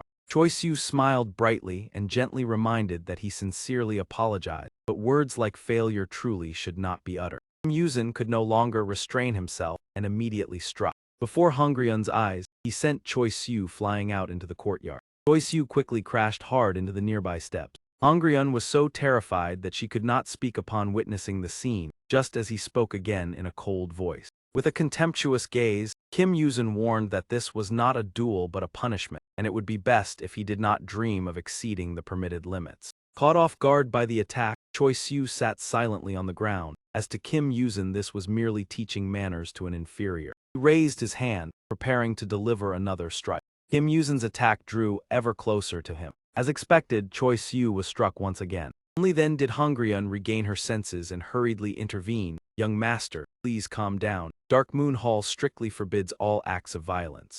Before she could finish speaking, she was struck at 3 acupoints, yet she still tried to warn that if the main hall learned of this, they would not overlook it no matter how powerful his family was. He immediately collapsed, writhing in pain and coughing up blood on the spot. He gritted his teeth and repeated the command, "I have said, do not dream of exceeding the limits." Hongryun trembled as she forced herself to stand, while Kim Yuzin coldly mocked that he had once paid attention to her, thinking she was the smartest among the lackeys, but in the end she was no different from an ordinary half-breed. The pain brought her to tears, bewildered as she wondered what that was. As she had not sensed any demonic power, an invisible force had suddenly appeared before her eyes.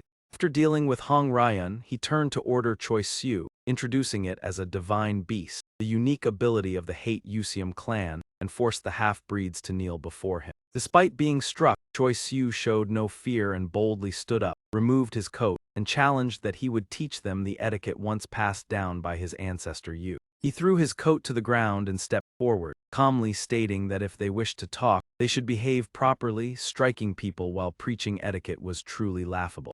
Choi Siu gathered energy into a combat stance and reminded that such behavior was completely wrong. It would be better to return to how things were before. Seeing that he showed no fear, Hate Usium prepared to strike again, coldly declaring that if he sought death, he would grant his wish. As his attack approached once more, Choi Siu widened his eyes to observe every movement. He skillfully caught each strike with precision.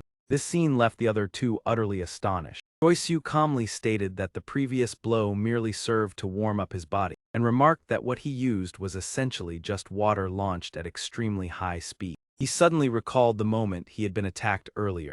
Perhaps the first strike originated from the tea that had spilled onto the ground. Ignoring the matter of water droplets, he felt the impact was like being hit by a car, yet in reality there was only the faint scent of tea. Realizing this, he asserted that the opponent must already be prepared for the next attack as tiny droplets, no larger than fingernails, gradually appeared in the air. It seemed he could manipulate moisture in the air or dew on the grass, and the farther the strike was launched, the greater its power, likely due to acceleration.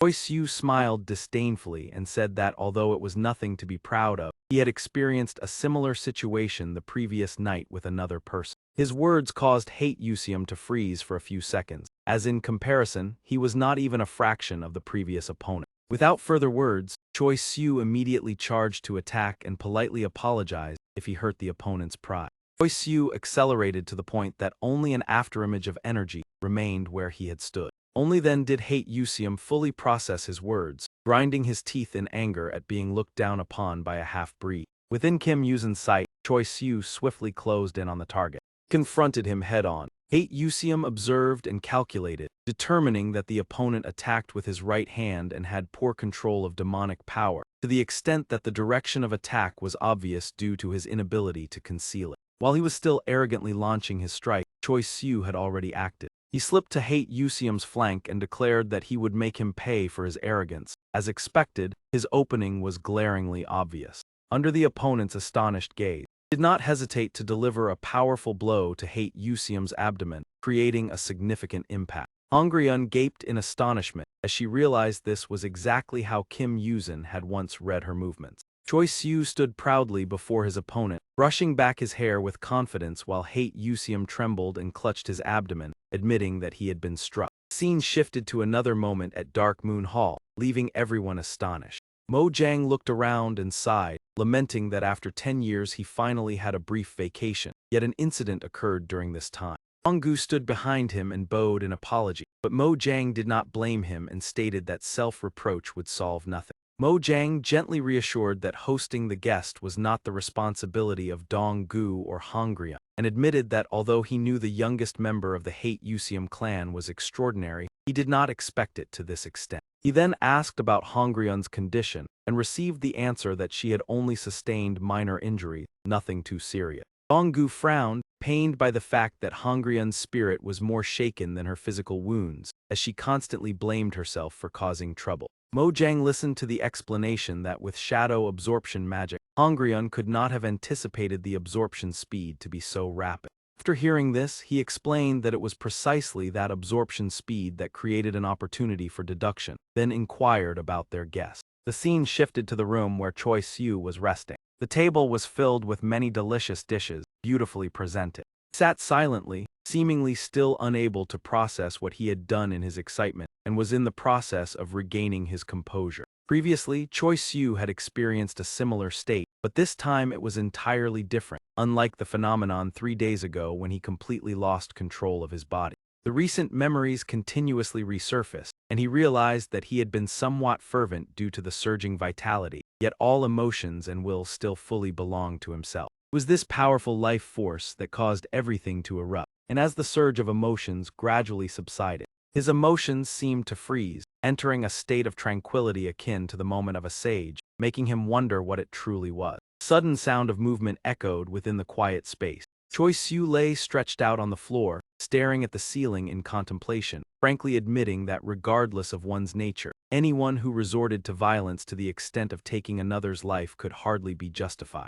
Kept repeating that memory, severing the opponent's arm was necessary to lock his magic, and even now he believed he could still do it without the slightest hesitation. Yet at that time, what I felt was pure pleasure, an excitement that came from the very act of striking down the opponent. While Choi Siu was still lost in thought, a voice rang out, perhaps just a temporary phenomenon, but may I come in?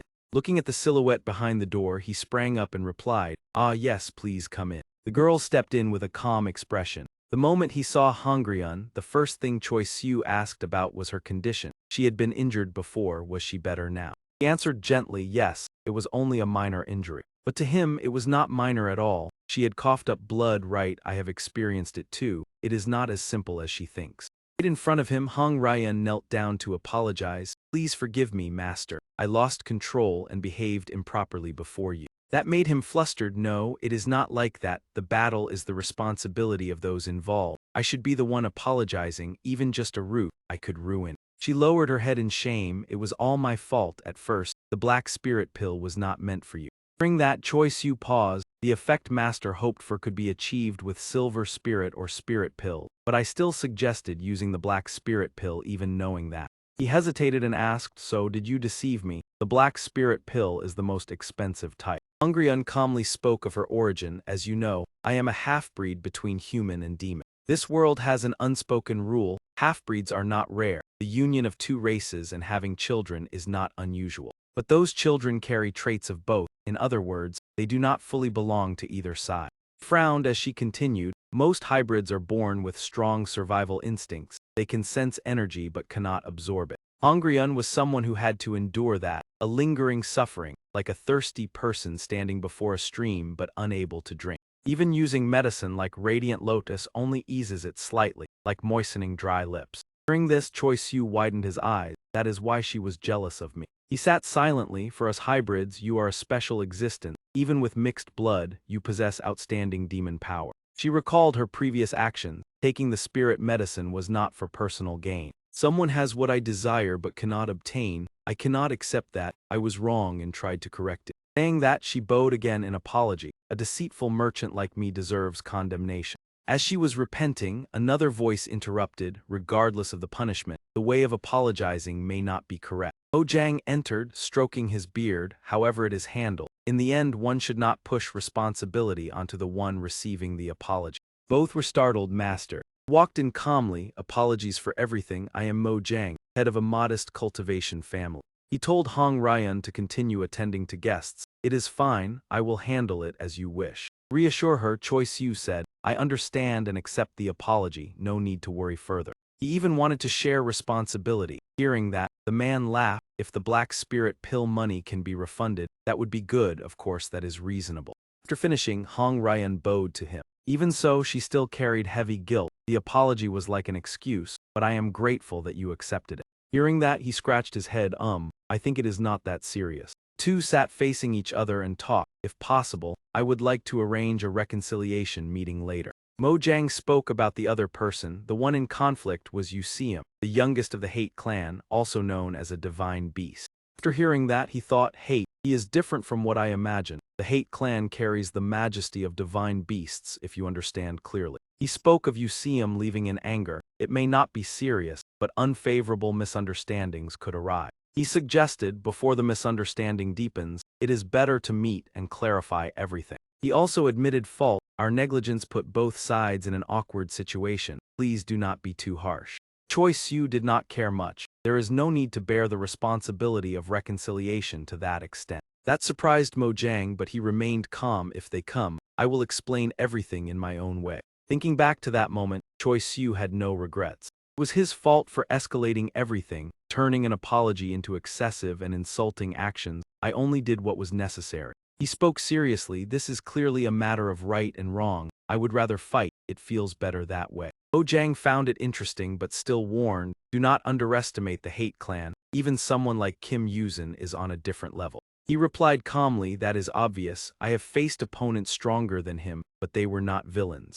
Words made the man pause. In the end, to become a demon king, I must surpass everything. Mojang said, not everywhere will take such words lightly. He intended to warn him, but he spoke frankly. If I say that elsewhere, I could be in danger. I know and have prepared. Hearing that, he frowned. This child is truly unusual. He continued, just thinking about them appearing in 6 months is already frightening. The man laughed. So how do you plan to stop it? Such bold words. Go ahead and laugh. I have nothing more to add. Mojang looked at him seriously. I am not laughing. On the contrary, I am intrigued. Perhaps I misjudged you.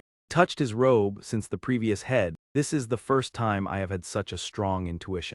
After searching, he placed an item on the table. A rare object this is. He explained, this is a gift of apology for guests, but if I say that, you may not accept, so I will phrase it differently. He said frankly, it may be early, but I want to invest in your future. After that, Choi Siu returned home. He walked in tiredly, a day full of events. It was almost dinner time. Suddenly a voice asked, where did you go to come back this late? Sorry, I did not think I would be gone that long. Yahello stood there annoyed, holding a bird enough. She softened, it is fine, not too long, I have just received information. He was surprised, then greeted, information, hello son me. Immediately, the bird rushed forward and slammed straight into his face. Yahello shouted, are you stupid? Why would you think that is son me? The feather color is clearly different. The bird flew away. She told him to be careful with son me. He reminded him, even if it is a crow, it does not have white feathers. I was once sad about that. Son me may not be angry, but will still be hurt. After being hit, he behaved obediently. Yes, I will pay attention anyway. Sun Mi has been gathering information since last night. She recounted, in the past month there have been many disappearances in the city. The last known locations are concentrated in several areas. Hearing that, he tensed. It is likely the hunting ground of outsiders. Tonight we will hunt them. Siohoa added, before that, you need to prepare something. Before he could speak, he was slapped. Yes, just tell me what I need. He was confused. I understand I am an unexpected guest, but Siohoa complained, placing her foot on him. You let me wear wet clothes with an unpleasant smell. I thought you would buy proper clothes. These are my most valuable training clothes. Enough. Without saying more, she ordered him to go buy clothes immediately. Soon they arrived at a shopping place. Siohoa said, this is the best department store. What was the name again? Choi Siu looked at the tall building. I am not sure it is the best. There are many larger places. Siohoa marveled. Humans build without magic. Truly astonishing. Choi Siu's face suddenly became thoughtful, as if recalling something. The boy standing in the department store for the first time choosing proper clothes for himself. It was not that he was indifferent to appearance. At this age he valued his image and had tried to save his pocket money, but as usual a problem arose. The image of his past, with Choi Siu's chubby body, kept appearing in his mind. Kim Yuzin asked Han with concern whether buying just one set would be enough, but Choi Siu could only sigh helplessly, deciding to wait until he lost weight. Remembering that memory, Choi Siu became more determined and silently promised himself that this was the moment he had always longed for. Today he would enjoy it fully. He smiled brightly at Seo Hoa and said she could try anything she liked. If she wanted to buy something, just say so. She coldly replied that she intended the same and thanked him temporarily. Once again, this was the first time the boy set foot in a department store. Choi Siu was overwhelmed looking around, not knowing where to start. When he picked up an item to check the price, he realized how high the regular prices at the department store were. At this moment, a friendly saleswoman approached to assist and teased that his girlfriend was lucky because few boyfriends shopped so generously. Each step Choi Siu took now felt heavier than ever. He silently cursed why there was an extra zero, when suddenly the saleswoman exclaimed in surprise. It turned out she had seen Seo Hoa trying on a sexy black outfit and couldn't help complimenting that it suited her perfectly. Looking at herself in the mirror, Seo Hoa was not overly excited, only gently commenting that it looked fine and then asking Choi Siu's opinion. Choi Siu felt heartbroken thinking about spending over 5 million, but still managed to respond that the outfit looked very cool. At the same time, the bank sent a message confirming a one-time payment of 1,980,000 dong at Brandon Department Store under the name Mr. Choi Woo. He stood silently watching the account balance decrease. Seo Hoa glanced and asked if anyone had asked him to discard the items he brought. Choi Siu sighed, telling himself to stay calm because Seo Hoa still had much to learn, recalling why he had the love currency when she instructed him to buy the next outfit. He asked in surprise if she wanted more. Seo Hoa replied sadly that he had just arrived today and only intended to wear one outfit. Choi Siu stammered, not knowing what to say, when Seo Hoa suddenly signaled him to come closer. Even without understanding her intent, Choi Siu complied as she asked him to place both palms forward. Seo Hoa placed a small object in his hand and briefly said to accept it. Looking closely, it was sparkling gold coins. Choi Siu was astonished at the sight as Seo Hoa asked if 10 love coins were enough. She added that if more was needed, he could ask, and if there were leftovers, he could keep them. Seo Hoa looked at him as if granting charity to the poor, saying although it was not much, consider it a token of thanks. She then turned and urged him to continue shopping quickly. In front of luxurious fashion stores, Seo Hoa excitedly tried one outfit after another. He turned to ask Choi Siu how the outfit looked. Standing behind, Choi Siu was embarrassed but replied that it looked wonderful. She continued trying another outfit and asked his impression. Choi Siu clapped and praised that she looked extremely beautiful. During this, Seo Hoa blushed slightly, scratching her neck. He gave a thumbs up confirming she truly looked excellent. However, in response to the praise, Seo Hoa lightly punched him, making him fall face down and ask innocently why. She only said she felt slightly uncomfortable. Carrying bags full of items, Choi Siu admitted he was quite surprised. Seo Hoa immediately asked why. He explained that it was her first time coming to the human world, yet she had a distinct fashion sense and understanding beyond him. Seo Hoa said it was all thanks to Sun Mi. He recounted that Sun Mi thought she would be interested and continuously brought clothes for her to try, which was really troublesome. Choi Siu thought that even though she said it was annoying, she still examined everything meticulously. Seo Hoa candidly shared why she came to the human world. Suddenly a voice behind cut in, saying sorry. Choi Siu saw a girl reminding her boyfriend to be careful and move quickly. Seo Hoa muttered that she thought only Choi Siu was like that, but it seemed humans in general appeared weak, then turned to ask the meaning of that. She seriously asked about the person who bumped into him, emphasizing that a timely glance could resolve any issue. Seo Hoa gave an example that if the other party showed such an attitude, he should make him pay appropriately. No need to take life but make him not dare face again.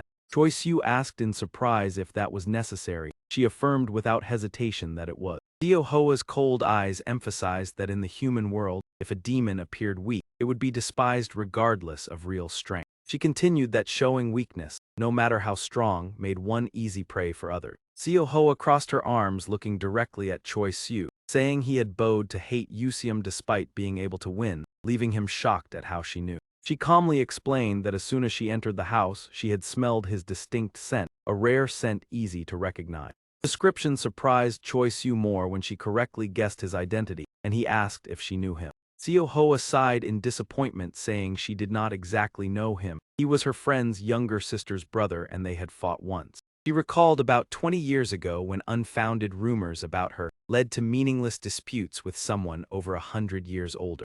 Choi Soo curiously asked if she fought him. Seo Hoa nodded and said the proper question was whether she had won. Her victory or defeat in that situation was so obvious it did not even need to be questioned. She said she taught him a proper lesson and declared she never wanted to see that unpleasant face again. The story embarrassed Choi Soo. Seo Hoa added that she never saw him again, but according to Sunmi, he still caused trouble everywhere. Seo Hoa pointed directly at him, emphasizing that once taking action, it had to be decisive. With determined eyes, she taught that humans adapt slowly to demon thinking, but when forced to use violence, it must be decisive to avoid consequences. Choi Soo bowed respectfully, saying he would remember that lesson. Seo Hoa continued emphasizing that he must be ready to eliminate any threat here, making Choi Soo look up surprised and ask the meaning of here. In the crowded department store, a voice urged everyone to hurry. A frustrated young man asked his girlfriend if she could go slower. She replied that if they were late, the wait time would restart. The girl continuously pulled her boyfriend's hand, saying she had waited a week just to come here. She turned back asking if he had any problem because they needed to hurry. When she looked back, she suddenly realized the young man had disappeared.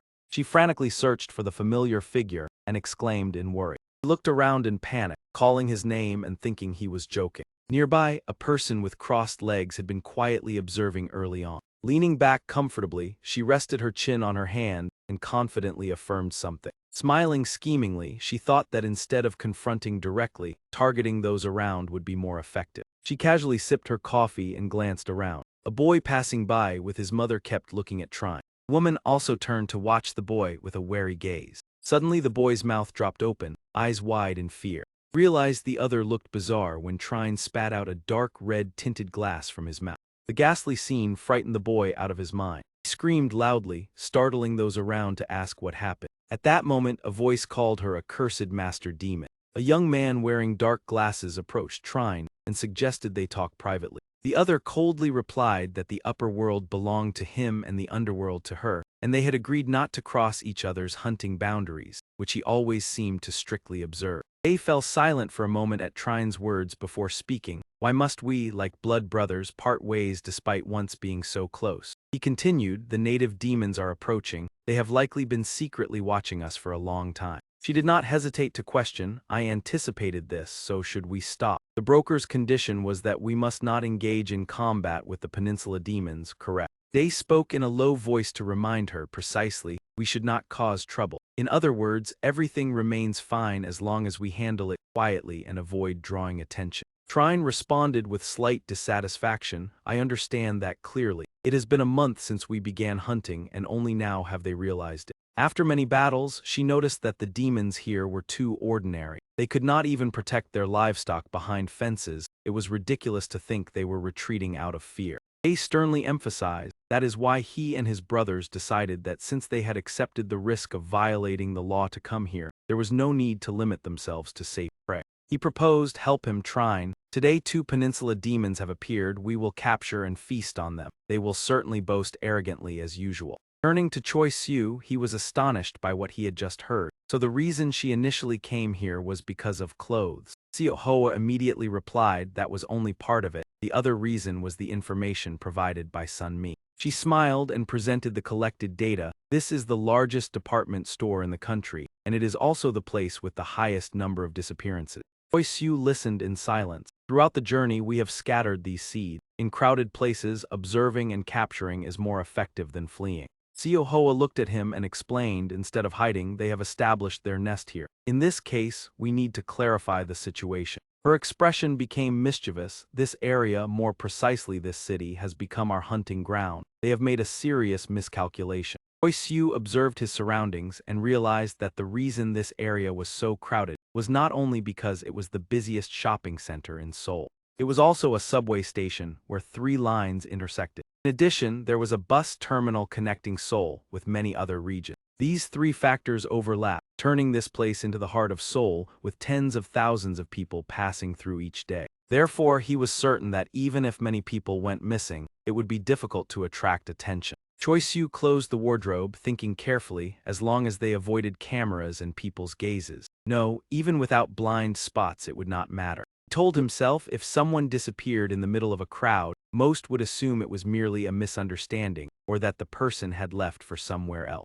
Hearing this, Siohoa clicked her tongue. We are not completely certain, but based on the trace's sense, there are 4 demons nearby. She speculated they seem to have established a hunting ground, however we have not yet determined their species. This statement startled Choi Siu, 4 of them. If so, should we not report to the divine judge when the number is large and information about the opponent is limited? Siohoa gazed into the distance and refuted. Under different circumstances it might be an option, but not this time. If we did so, there would be no battle, as their actions resemble a provocation. She continued, it is as if they are saying they know we have come to hunt them, yet they will not flee. That means they have a contingency plan if others intervene. Siohoa glanced at Choi Siu. Although it is called a contingency plan, in reality it is still an escape. That would signify our failure while our mission is to capture them, so retreat is not an option. She hesitated. I am not sure whether we can pursue them. Unlike them, we must comply with the law, so it is very difficult to act without causing harm to humans.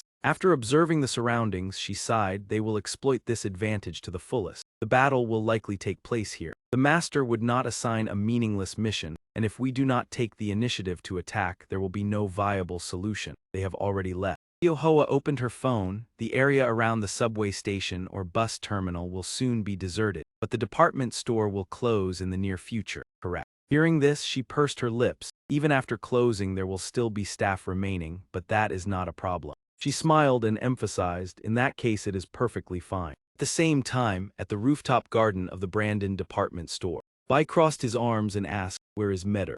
He stepped forward to answer. She has left, saying that she has no intention of participating in this matter.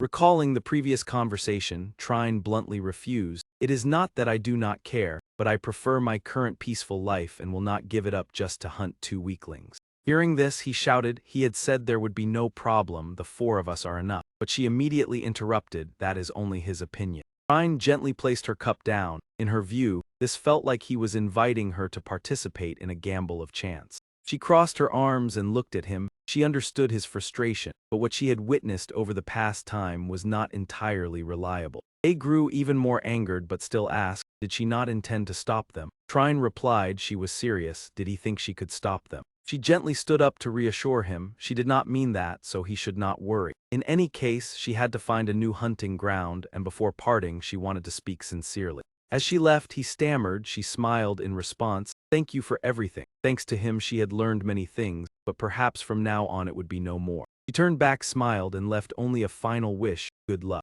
Hearing this, Bai frowned and complained. That ungrateful silver-haired girl does not know her place. He should have dealt with her earlier. Wei added that his brother had special feelings for Metter. However, Day did not care. Everything would not change just because she left. Moreover, Metter did not possess suitable strength. In response to the assertion that the 3 brothers were sufficient, Wei Yan nodded in agreement but was still surprised that Metter refused despite her fondness for consumption. Bai interjected to ask, after defeating the 2 newcomers, what was his next plan. If they were of the same kind, the reaction would certainly be intense. He calmly revealed the plan. He had prepared a hideout from which they would continue hunting in this area. Bai asked in surprise, right within the vicinity. They explained they would hunt humans while also eliminating the native demons pursuing them. He analyzed they had the geographical advantage, and by blending into the crowd, their enemies could not use their full strength. They remained concerned, but that advantage also had limits. Allowing them to exist might be more dangerous for the locals than the deaths of a few people, and at that point, the locals would think everything had ended. They nodded. Exactly, so they must consume as many as possible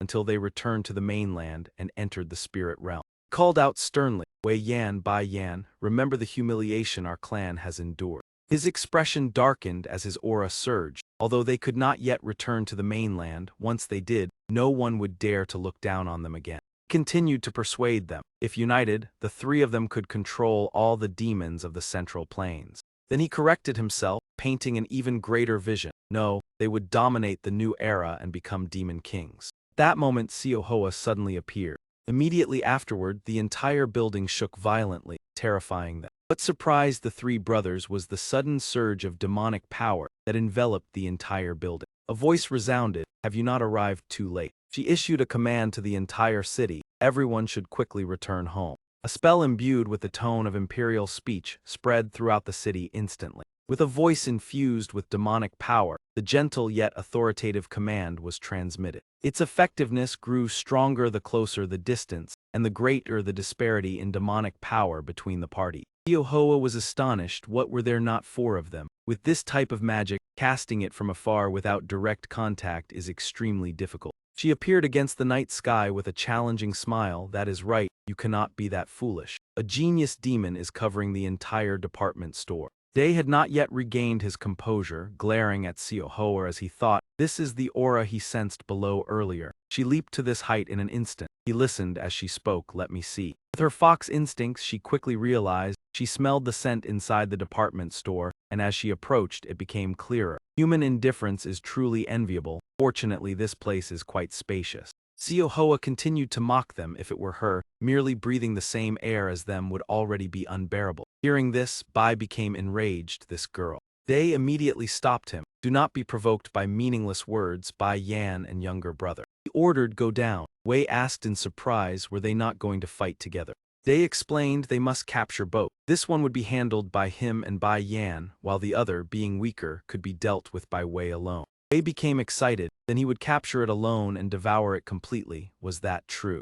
Before he could hear the answer, he immediately vanished. Seeing this, Yahello laughed. That was truly an unfortunate decision. If he had run as far as possible, he might have preserved his life. Bai replied, you are quite generous. In this situation, you should worry about yourself before thinking of our younger brother. Bai frowned as he thought, she is very strong. Even when underestimated, she belongs to the top tier of abilities. If she had arrived earlier, they might have been defeated easily. He reassured himself, but it does not matter. After consuming more than 1,000 people over the past month, they are strong enough to deal with this. Just as that thought appeared, the space trembled violently once again. As Yahello cast her magic, she spoke, I like how you failed to grasp the situation in that case. After speaking, she soared into the air. Let us see the extent of your ability. At the same time, the area beneath the building had become completely devoid of people. Suddenly an old woman appeared. Though affected by Yahello's magic, she still had not been able to leave this place. At that moment, someone approached and gently placed a hand on her shoulder. It was Choi Siu. He politely asked if she was all right, causing her to startle awake and look around in confusion. What just happened? Choi Siu smiled and explained that there was an emergency notice about a gas leak, so the department store would close early. The main exit remained open so she could leave safely. During this, she looked around in panic and thanked him, asking if he had seen a child slightly taller than her. Choi Siu confirmed that it was her grandson. He added that he had just seen the boy on the lower floor and came to find her because the child was very worried. When he saw her leave safely, Choi Siu finally let out a quiet sigh of relief. Earlier, Yahello had mentioned that there should not be many people here. If fortunate, there might be none, because she was whispering magic to hundreds of people at once, and those capable of resisting would not be affected. While moving, she instructed Choi Siu to walk around the shopping mall to guide everyone out of the place, and he immediately nodded in agreement. Turning to the present, Choi Siu carefully observed his surroundings, estimating that about 7 people remained. To be certain, he decided to check again, but suddenly a voice called out to him. The sound echoed across the floor, your presence is very faint. I have searched yet still cannot be completely certain. Choi Siu startled and turned around, but the voice continued, it is hard to describe. This feeling is somewhat strange.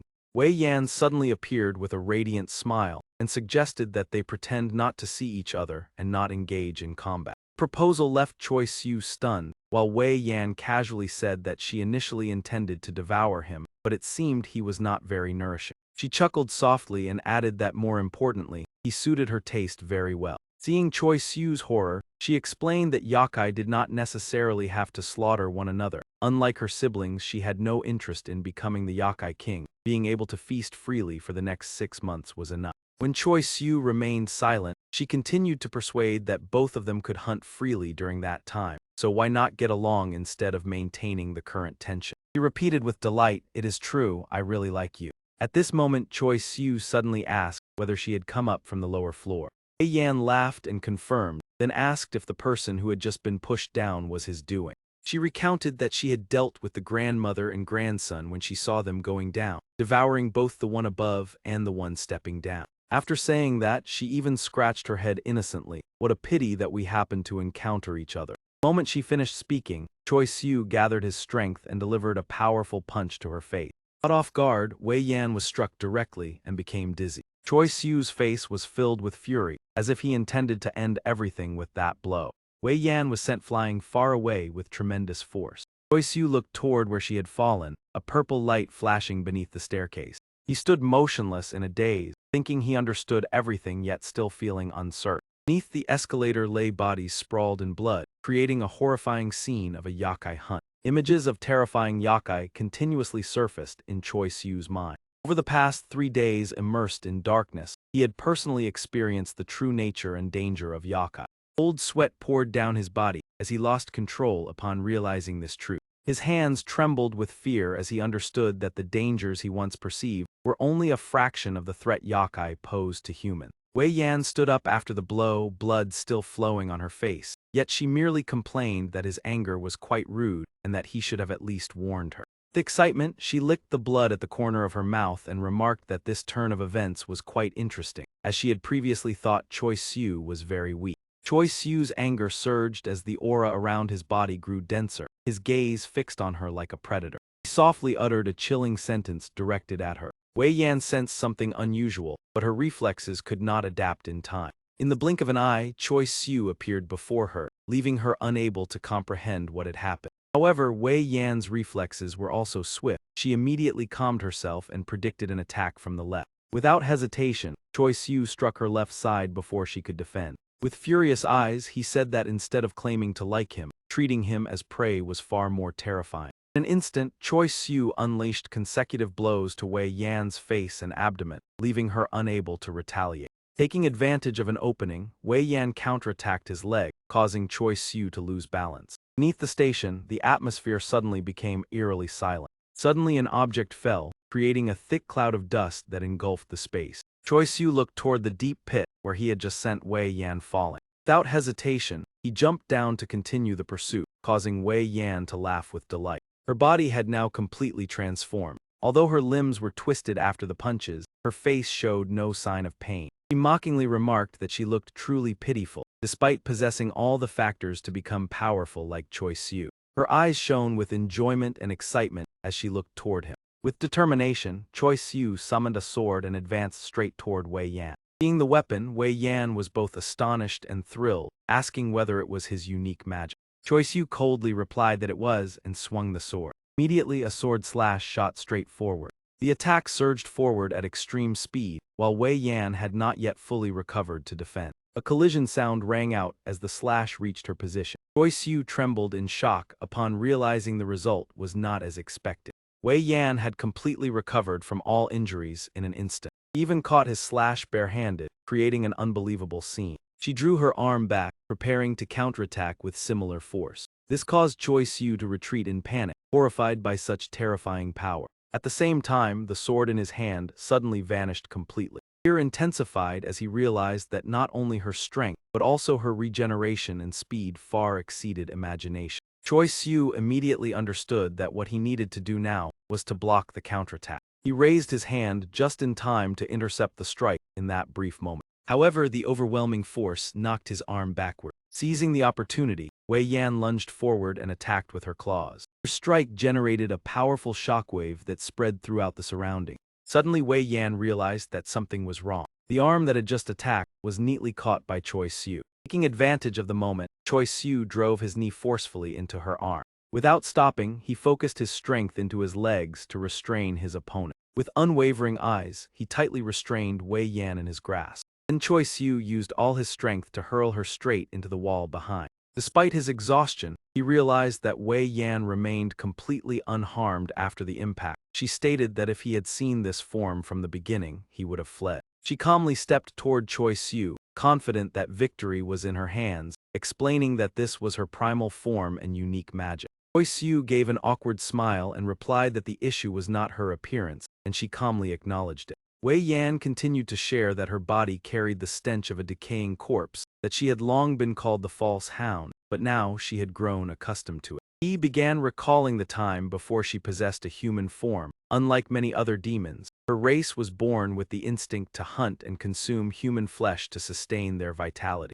The search for human flesh once brought her species to the brink. Despite their innate strength, they survived miserably by scavenging corpses on battlefields, and after the prohibition was enacted, they were despised to the point of near extinction. Wei Yan revealed her jealousy at being unable to eat human food, because although humans were a valuable source of nourishment for many demons, the primary food source of her race had been completely sealed away. She continued recounting the dark past when hundreds of years ago most of her kin died of starvation, only a few daring to infiltrate the human world in search of survival. Choi Siu remained cautious, not understanding the purpose of this story, and those intruders ultimately paid with their lives at the hands of other demons, including the parents of Wei Yan. Her expression dimmed in reminiscence, admitting she had no memories of her parents and thus was not overly saddened, but when she looked at her siblings the pain surged anew. Standing before Choi Siu, she lamented that the 3 orphaned siblings had to live hidden within the shadows of the human world. The image of the past appeared with 3 monsters standing side by side, unable to maintain human form, forced to dwell in filthy sewers with grotesque appearances they themselves could not even perceive.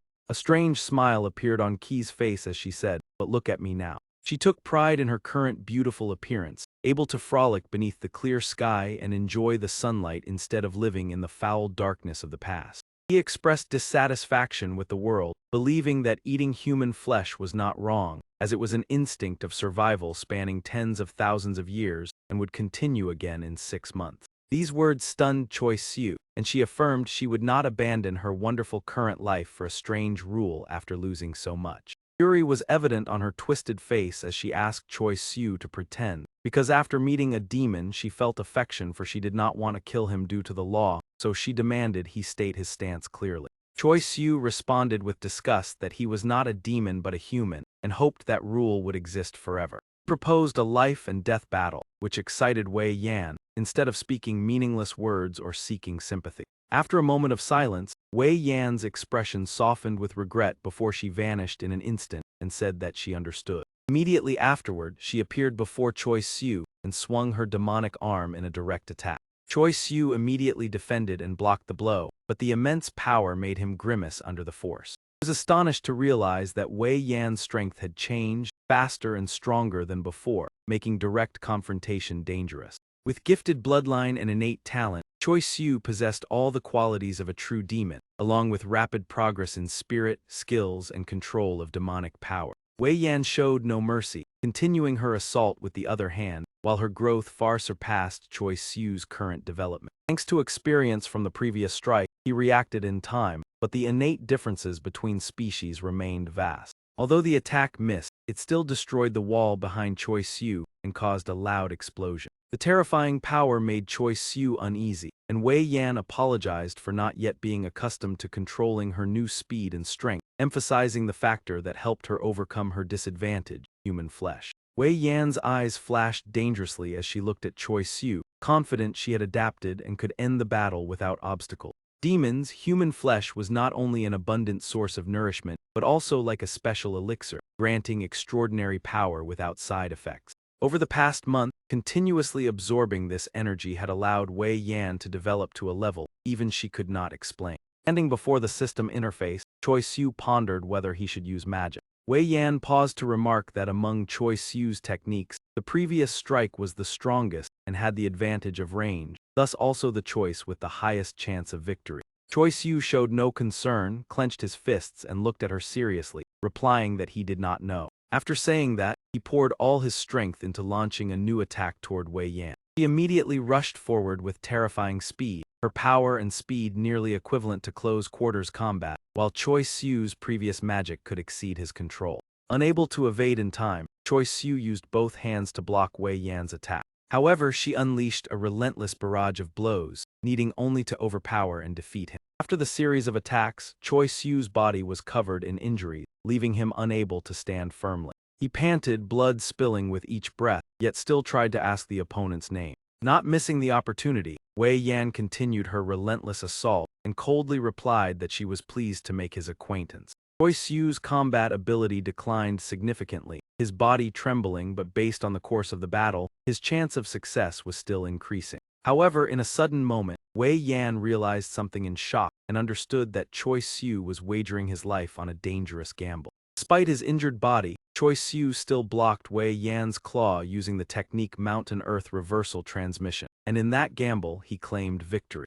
Several hours before the battle at the shopping center, someone asked whether he had fought the Red Xuanwu. Sitting in the car, Choi Siu shyly replied that he was not sure it could be called a fight, because despite using his full strength, it seemed to have little effect. Yahello frankly remarked that although he had tried, the opponent remained at ease because the initial approach had been flawed. The image of Go Yu appeared with a cold smile, a being possessing outstanding power and personality, always indifferent yet when fighting perfect like a true professional. She affirmed that his potential was immense, and over the past 300 to 500 years, very few demons on the Korean peninsula could rival him. Choi Siu suddenly asked Yahello whether she was 500 years old and if that assessment applied to her. Yahello showed irritation and turned to question him, causing Choi Siu to hurriedly apologize for having no intention of offending. With confidence, she replied that regardless of age, she had always been the strongest. Choi Siu asked in surprise what she had done in the battle with him and whether it was as interesting as when she fought him. He explained that he had tried to utilize the tools Sun Mi provided, pouring all his strength into restraining the opponent, though his wording was somewhat naive. Choi Siu lowered his head in disappointment because the opponent seemed completely unmoved, as if facing a wall, and Yahello coldly confirmed that he had barely moved. He was surprised by this statement, turning to ask further when he applied the technique, and was told that the opponent was not a physical combatant, so either he stood still or had been caught off guard. Yahello continued calmly that when they shook hands, the difference in skill level was precisely why he could not create any significant impact. Her expression became gentler as she looked out the window, explaining that no matter how strong magic was, it could not bridge the gap, because fundamentally this was a contest of power. Night fell, the surroundings filled only with the rustling sound of the wind in the silence. Yahello stepped forward lightly, cautiously observing the situation. After a while, she smiled as if grasping everything, believing the result did not disappoint her. A heavily injured demon appeared before Yahello and spoke. She looked at the creature with calm eyes tinged with disdain, affirming her deduction was completely correct and that she had prepared a contingency plan, though still worried because their strength exceeded expectation. Demon before her was severely wounded yet still stood firm, and Yahello admitted that given its level this outcome left her somewhat disappointed. Yahello let out a soft sigh of boredom as each day passed in tedious monotony for her. I thought you would force me to use at least 4 tails, yet only 3 were needed. In truth, if necessary, 2 would have been enough. There was no need to exaggerate it like that. On the other side, another demon was severely wounded after her attack. I wonder how many of you have set foot on this peninsula. Even after being defeated, it is clear that you still secretly crossed the border to come here. Yahello continued her interrogation. You must know something. How many from the outside have come to this peninsula, and who is the one leading them? Mew brought several individuals of lower rank than you here to hide for a while. Demon, with an enraged expression, immediately challenged her. Do you think I would reveal that to you? Of course not. Yahello displayed a confident smile. I do not know how you managed it, but you are the ones living in disguise, violating the law while pretending to uphold order. That only makes me find it ridiculous. The demon's face flushed red with anger at the provocation. If you wish to keep your pitiful life, it would be best for you to cooperate obediently. The enraged demon intended to charge at Yahello, but she responded coldly. No, I refuse. Instantly, the demon's body emitted a terrifying aura that enveloped the entire surrounding space. Witnessing this, Yahello remained calm and gently picked up a red thread. In terms of pure strength alone, he was even somewhat superior despite still being at the chi level. Carrying overwhelming fury, the demon rushed straight toward her at a horrifying speed. Yahello maintained her composure and softly chanted, Summon, demon subduing Imperial Guardian seal. Immediately, a colossal tomb descended from the sky, pressing the demon down and completely suppressing him. At the same time, the surrounding space endured a tremendous pressure similar to when Yahello previously executed her technique. No matter what you do, the outcome will not change. The demon was crushed to the ground to the point that his original form was no longer recognizable. Your actions are no different from rushing toward your own destruction. Even if you were 10 times stronger, the result would remain the same. Yahello appeared bored as she witnessed the foolish demons seeking their own tragic end. You must understand that skill lies not in strength but in how you use it. Sun Mi, in her fox form, took the opportunity to mock him. Exactly. Suddenly, she noticed the outfit Siohoa was wearing and blurted out a compliment. This outfit is truly beautiful. Only then did Siohoa realize Sun Mi's presence and appeared quite surprised. When did you arrive? Sun Mi quickly returned to her human form and stood before Siohoa. I just arrived. You do not seem very happy. Choi Siu would probably not be like that. Siohoa replied calmly. Everyone has their moments. If I reacted the same way every time, that would be the real problem. Suddenly, Siohoa noticed something unusual about Sun Mi. What is wrong with you? You do not look well at all. Sun Mi collapsed to her knees, her face filled with exhaustion. So many things have happened.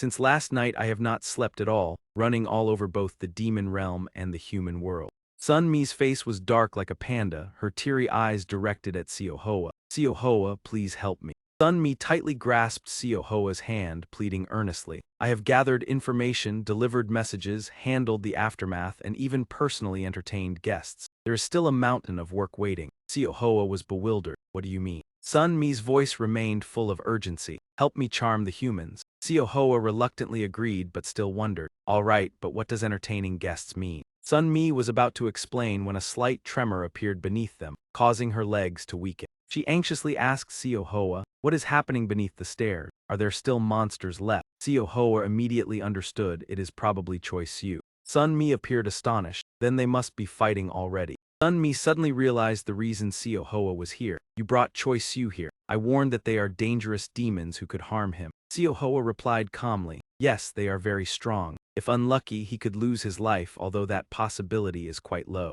Seeing Sun Mi still worried, Siohoa reassured her. Is there a problem? Should I let him fight a weak monster for an easy victory? How could his skills be trained within 6 months like that? Siohoa continued confidently. If his lineage were ordinary, he would have struggled to endure at his current level. But he is a yakai. Setting aside the distant notion of becoming a demon king, the main objective is to ensure that he never stops fighting. Sun Mi could not refute her, yet she still felt worried. Choi Siu will have to face all those battles in our place. Siohoa responded gently. Your concern will only become an obstacle for him, but she then softened her tone in comfort. Still, perhaps there was no need to worry so much from the beginning. Siohoa wore an expectant expression as if waiting for something. Blood is thicker than water. Do not worry, as long as we are patient, everything will soon come to an end. On the other side, Wei Yan continuously unleashed a barrage of attacks toward Choi Siu. However, the more she fought, the more she realized something was unusual. Why is this happening? Choi Siu continuously blocked all of Wei Yan's attacks, while remaining almost completely unharmed. After a powerful strike, he was sent flying backward but still suffered no injury. Wei Yan gradually became exhausted, unable to comprehend what was happening. All the attacks had landed, yet even after more than 10 times they remained ineffective. Recalling the first time Choi Siu blocked her attack while severely injured without any change in expression, Wei Yan grew even more suspicious. Something is wrong, but what exactly is it? Despite enduring countless blows, Choi Siu continued to stand up, causing Wei Yan to begin feeling fear. Could it be that he cannot be defeated? Choi Siu, with a serious expression, looked toward Wei Yan, the grappling strength of a yakai. Unlike rare abilities possessed by only a few individuals, yakai are born with combat instincts, grappling skills, and superior strength. However, if it is merely a technique based on strength, then the grappling strength of a yakai cannot be considered magic. That is why they are known as invincible demons in close combat battle.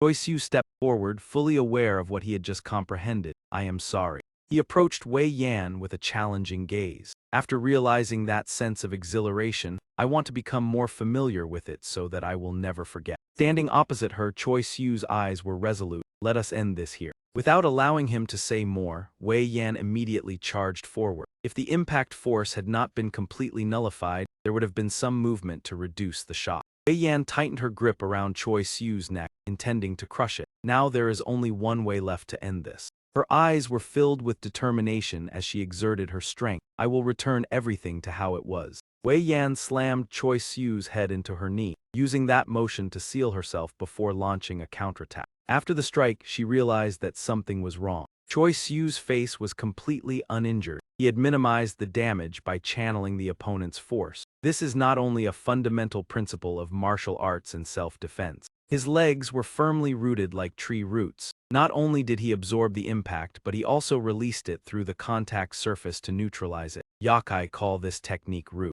Just as it is not easy to break a sturdy tree trunk, the same applies to yakai who master root. As long as they stand firmly on both feet, they can minimize the damage from attacks. At the same time, they amplify their inherent strength, far beyond ordinary limits. Only then do they truly reveal their full power. Seizing the opportunity, Choi Siu lifted Wei Yan into the air, gathered his strength, and slammed her body violently onto the floor. The tremendous impact caused the entire building to shake. At the same time, it created a large crater on the floor. Wei Yan was hurled through multiple floors of the building. Choi Siu immediately jumped down through those holes. Lying on the ground, Wei Yan let out a cold laugh. "Hey, could I ask you for a favor?" Wei Yan's body gradually began to fade. "Before I completely disappear, please finish me. If my power fades, I will return to my original form. Even in death, I do not wish to become ugly." Choi Siu looked at the scene without wavering. "I have no intention of killing you yet. There are still many questions you must answer, including how the other demons crossed the border."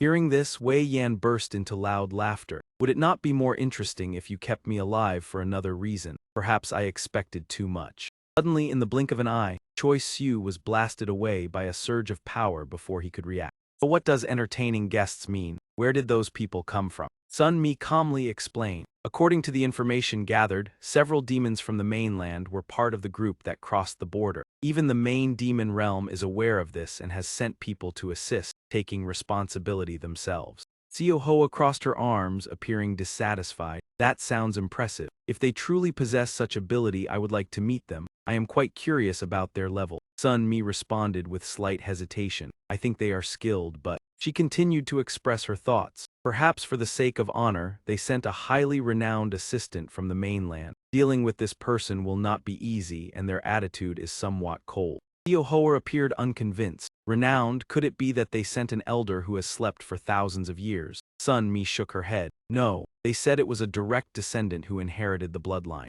On Choi Siu's side, the situation became tense. Who is that descendant, and why have they appeared here? Xiao Hui stepped forward with eyes filled with anger. "The great sage equal to heaven. They say she is the granddaughter of Sun Wukong." Choi Siu looked at the opponent before him and thought silently. "Was that attack earlier not aimed at me? She is not an enemy," he introduced himself. "I am Choi Siu, acting under the orders of the judge, pursuing demons from the outside." Xiao Hui spoke calmly with a contemptuous tone. "If you do not obstruct my path, I do not care who you are, illegitimate soul." Choi Siu paused in concern. That tone, could she not be a demon of the Korean peninsula? Xiao Hui immediately cut off that thought. "The one behind you is the criminal who deserves punishment." Her eyes glowed purple as her greed resurfaced. "This time I may forgive you, but there will absolutely be no second chance." Xiao Hui gently plucked a single strand of hair. The murderous aura surrounding her gradually burned away. Xiao Hui spoke softly. "If you wish to live, then step aside." She then lightly blew on the strand of hair she had just taken. Choi Siu suddenly realized something horrifying. In an instant, the strand of hair exploded like a timed bomb, completely destroying the corpse at the counter. Xiao Hui watched the explosion with satisfaction. That should be enough. Unexpectedly, when the white smoke gradually dissipated, Choi Siu was still standing in front of Wei Yan's body, causing Xiao Hui to exclaim in surprise, "You are stronger than I thought." Choi Siu trembled violently, clearly sensing that if it had been himself from 30 minutes earlier, he would have lost his life instantly. His legs no longer had the strength to support him, as the shock spread throughout his body. At this moment, Choi Siu was like a young sapling bending before a raging storm. With fragile roots bearing his name, that attack was far too brutal. He considered giving up and wondered if he could block another strike, but Xiao Hui mocked him. "Your legs can still move." She had reached her limit, her fury erupting with equal power. "No matter what, this time I will definitely take your life." Xiao Hui continued to perform her demonic technique, raising another strand of hair. Thunderous explosion rang out once again. The gray smoke slowly dissipated. She was startled by what she saw before her. A gigantic fist shot straight toward Xiao Hui, causing her eyes to widen in shock. A powerful punch struck without mercy. Having just escaped the scythe of death by a hair's breadth, Choi Siu could not suppress his rapid breathing from anxiety. A massive hand returned, shielding Choi Siu from the front. Seo Hoa suddenly appeared with shimmering foxtails behind her. Mocking, "I sensed trouble and came down to see. It turns out to be such a noisy performance." Seo Hoa frowned and asked Xiao Hui, "Who are you?" Zio Hui remained on guard as Seo Hoa continued to ridicule her. You traveled all the way from China just to show off. Instead of hunting criminals, you caused trouble for a young yakai. Seo Hoa kept mocking, do not look so displeased as if your interests were harmed, at least tell me the reason. Her threatening words made Zio Hui momentarily stunned. If you do not wish to lose your life, then stop.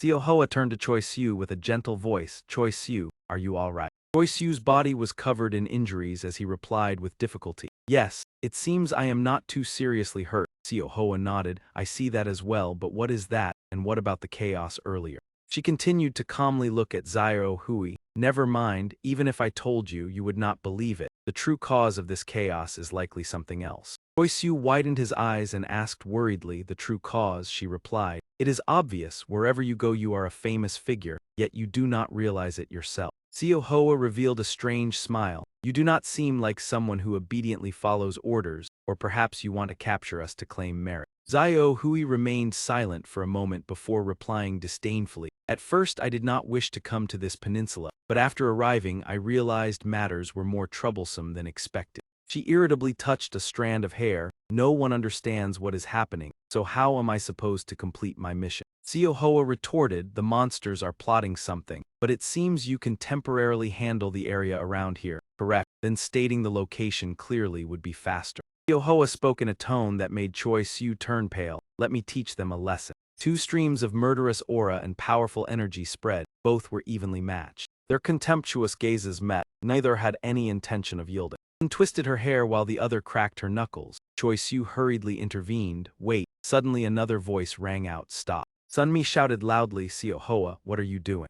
She raised her voice and emphasized each word. I told you already, she is a guest. If there is a conflict, it must be reconciled immediately. Do you intend to keep cracking your knuckles and attack others? If this matter is exposed to the outside, can you bear the responsibility? Seo Hoa stood frozen. No, that is not it. After scolding Seo Hoa, Sunmi turned to Zio Hui. You as well, Zio Hui, were you not sent here to support us? Sunmi's straightforward reproach left Zio Hui speechless. Even if you had a conflict with that boy, you are not permitted to use magic. Sunmi placed her hands on her hips sternly. Even if he was disrespectful, two yakai engaging in combat without the judge's permission is a violation of the law. This is an absolute rule issued by the yakai king. Sunmi frowned and warned as the judge's representative. I will not overlook this matter. If you do not stop, I will summon everyone to the tribunal immediately to report it. Seo Hoa asked Choi Siu with curiosity, are you surprised? She glanced at him, the corner of her lips curving upward. Not everyone can become the one who conveys the judge's orders.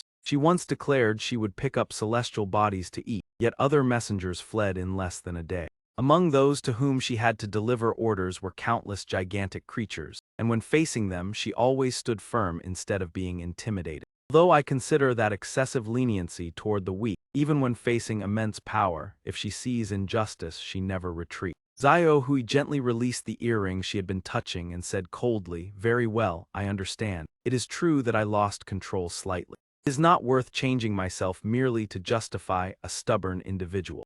Zio Hui coldly declared, I came here to punish the guilty. I have no intention of cooperating with you. Since this is your territory, I will maintain minimal respect, but it is best not to interfere in my affairs. Especially that fox woman, remember this well. Seo Hoa flared up. What hey, you just escaped death by a hair's breadth. Sunmi cast a warning glance, forcing her into silence. After Zio Hui left, Sunmi let out a sigh of relief. The mission has been completed. We have also captured a yakai. She spread her arms in praise of Choi Siu. You have worked very hard. This area in Seoul once had many missing people. Thanks to you, from tomorrow onward no one will lose their life here. Choi Siu asked worriedly, are there many places like this in Seoul? Sunmi replied, do not worry. Tonight it is not only the two of us hunting. Like Goyupa, yakai in the human world, and people like you are all permitted to participate in the mission. Each person is responsible for a different area. Sunmi said shyly, although there were some difficulties, most of the intruders tonight have been captured. Seo Hoa wondered, are there other yakai besides us? Sunmi replied, not only yakai, humans also participate. According to him, the two sides are not fully cooperating but still divide the areas. The south of the Han River is managed by the yakai. The north is assigned to the mages to carry out purification missions. Choi Siu exclaimed in surprise, then does that mean Seoul is being divided? Kim Yuzin sat down in a corner, breathing heavily to regain his strength. Voice rang out, "Sir, why do you insist on acting alone?" Jai Sayan, the freelance female mage with short black hair and a cold expression, said, "For me, following you is only natural. By authority you can bring along about 10 more mages." Kim Yuzin refused. "I can handle it myself. We are lacking people to eliminate yakai. Moreover, the presence of other mages would only cause me trouble." He added, "It is better to run around alone. I do not like having to instruct them step by step." Jai Sayan replied, "You can take this opportunity to learn leadership. That is also the responsibility of a mage." Kim Yuzin panted, "I have never requested you to do anything in the capacity of a mage." He stood up but said irritably, "The old man forced me into an unwanted position. If you want me to become an ordinary mage, I will do so, as long as you do not give me orders." Jai Sayan was surprised. "Even if you do not wish to bully subordinates or be disturbed, it is not allowed. By the way, the yakai behind you is quite large." "Is it of the anomalous rank? Is that creature the leader at Nam-san?" Kim Yuzin replied, "It looks like an anomalous rank, but it is not the leader. Within the pack, its size is only average. According to records, it lives deep in the mountains and prefers hunting women. Its original habitat is Japan." Kim Yuzin added, "Therefore it has not caused major consequences. The leader alone has a size nearly equal to the Nam-san Tower." Jai Sayan was astonished. Previous surveys at Nam-san indicated about 10 individuals. "You alone have defeated the entire anomalous rank pack." He swallowed nervously. "Compared to a few days ago, you have improved tremendously. Despite lacking real combat experience, no one in Seosu could achieve the same, and that is certainly why the Elder appointed you as a mage. A genius, the first in centuries to possess a talent reaching the immortal bone level." Kim Yuzin asked, "What should we do next? Go report to the Minister of National Defense?" Jai Sayan checked her phone. "No, it is the police commissioner and the committee members. They are waiting for you. We must go immediately." Kim Yuzin replied tiredly, "Right now, can I not rest and report tomorrow?" Jai Sayan raised her head and replied, "What are you saying? Today the entirety of Seoul has been shaken. We have completed the mission and minimized casualties, but what about the citizen? Even with media control, it cannot be completely concealed, especially when recent news suggests this could be a terrorist attack from North Korea." Kim Yuzin sighed, thinking that being assigned this mission was sometimes a stroke of luck. Even if it was only a rumor, it had to make everyone believe it completely, and the more realistic it was, the better. Kim Yuzin scratched his head. "All right, I understand now. Tonight will probably be very late since it is the weekend." Jai Sayan added that he must be present at Incheon Airport before 7 a.m. with her. Kim Yuzin was startled like a startled cat. Why did they have to go to Incheon Airport so suddenly at 7 a.m.? Jai Sayan replied that she had just received a notice from the Elder. She hesitated before explaining that a renowned Onmyoji clan from Japan had sent a request to dispatch 2 people here, and the Elder had approved it. Had he ever heard of the Kira clan? "I only know them through a few Japanese anime." Kim Yuzin gritted his teeth. "But why choose me when there are many others more suitable?" Jai Sayan replied that this decision was likely based on compatibility of moon rank. The reason was that the esteemed elders believed they would be the successors to supreme power in the future. At the airport on a lightly rainy morning, soft footsteps echoed. Just by looking at the scenery, the difference was not yet clear, but the atmosphere here was indeed quite different from our homeland, right, sister?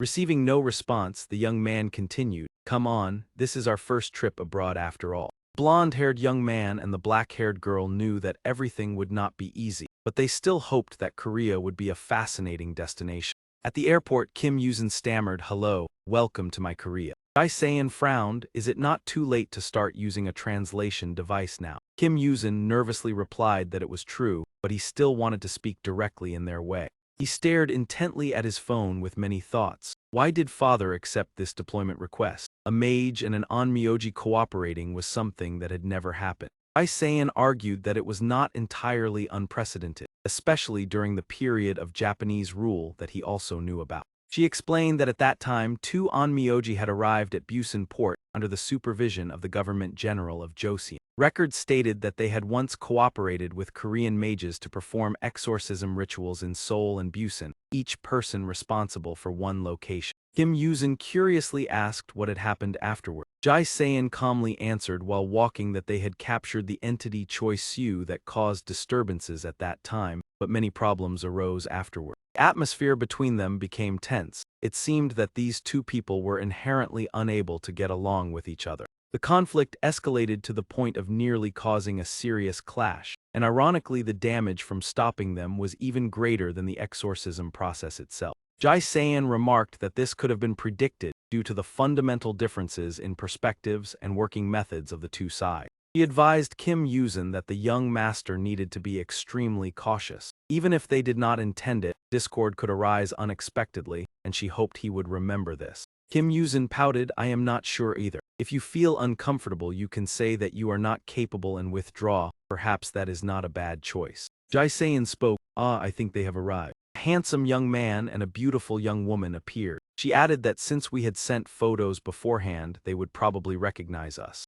The young man narrowed his eyes. Kim Yuzin looked weary. They seem rather unapproachable. Jai Sayan nodded in agreement. Indeed, their appearance made others somewhat wary. Footsteps gradually approached him. Two sides stood facing each other, the young man with a cold appearance and Kim Yuzin in a state of anxiety. He reassured himself, "Stay calm, let us move forward." Before he could finish speaking, the other party suddenly bowed hello. Kim Yuzin was bewildered. The other continued by thanking him for coming to pick them up. The politeness left Kim Yuzin extremely surprised. The young man scratched his head awkwardly. "I am Yashihiro, 16 years old. If calculated by Korean age, then I am 17. I hope to receive your assistance during our stay here." Hearing this, Kim Yuzin was astonished. "Your Korean is very good." Yashihiro happily replied that he had learned it since middle school. Yashihiro enthusiastically shook hands, turned his head to look for his sister and said that she spoke Korean even better. "Sister, quickly greet them." The remaining girl merely glanced over. Then she coldly responded with a greeting. Yashihiro was embarrassed by his sister's attitude. He hurriedly explained that his sister was not good at communication. Her name was Yuzuru, and she was 2 years older than him. Kim Yuzin forced a smile. "It is all right, that is completely normal. One truly cannot judge others solely by their appearance." Observing Yuzuru's cold demeanor, Kim Yuzin secretly concluded that the dangerous one was probably her. In the car, Jai Sayan discussed the accommodation for the Kira sibling. "We have reserved rooms for the two of you at a hotel in central Seoul." While driving, she advised that if there was anything inconvenient about the accommodation or environment, please inform her at any time. Yashihiro smiled brightly and replied that it was fine. Since this was an urgent request, being prepared so thoughtfully was already greatly appreciated. Jai Sayan directed her thoughts toward Kim Yuzin, young master. He nodded in understanding, then asked about the purpose of their trip. Kim Yuzin said that he had heard they came for an exchange but wanted to know the main focus, whether they came to assist in exorcising demons or mainly for sightseeing and cultural exchange. "We need to know clearly to arrange things appropriately and avoid misunderstandings." Jai Sayan thought that getting straight to the point would be better than being roundabout. The atmosphere inside the car suddenly became heavy. Yashihiro finally spoke that they had come to investigate a yakai that might have infiltrated Korea, and if possible, they would proceed to eliminate it. The answer slightly surprised Yuzuru. She widened her eyes in a warning gesture, but Yashihiro reassured that everything would be fine. Yashihiro shyly explained that father had allowed him to decide on his own. They might not have known, but this was their country. Concealing information would be unreasonable, so he chose to be honest and hoped to receive cooperation. Kim Yuzin asked in surprise what that yakai was. The fact that it had crossed borders indicated that its level of danger must be at least comparable to a deity. Yashihiro explained that this was not necessarily true. Yashihiro continued that he was not sure what it was called in Korea, but in Asia, yakai were usually divided into 4 types. The first were beast yakai, animals that had lived for many years and gained intelligence and magical power, thereby transforming into yakai.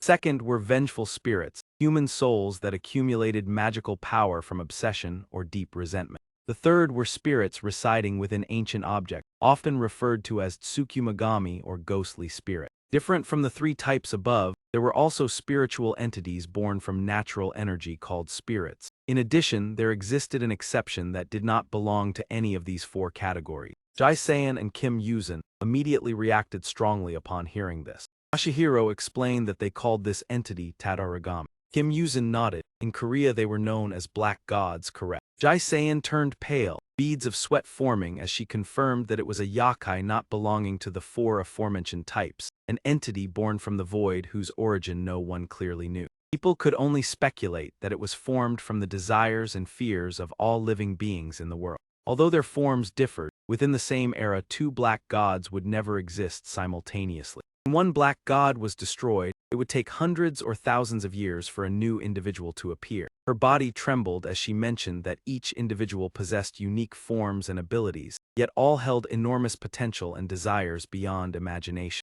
According to records, from the moment of their birth, their intelligence far surpassed normal levels. It was said that the more energy they absorbed, the stronger they became and possessed an endless craving, making them irrational even within the world of yakai.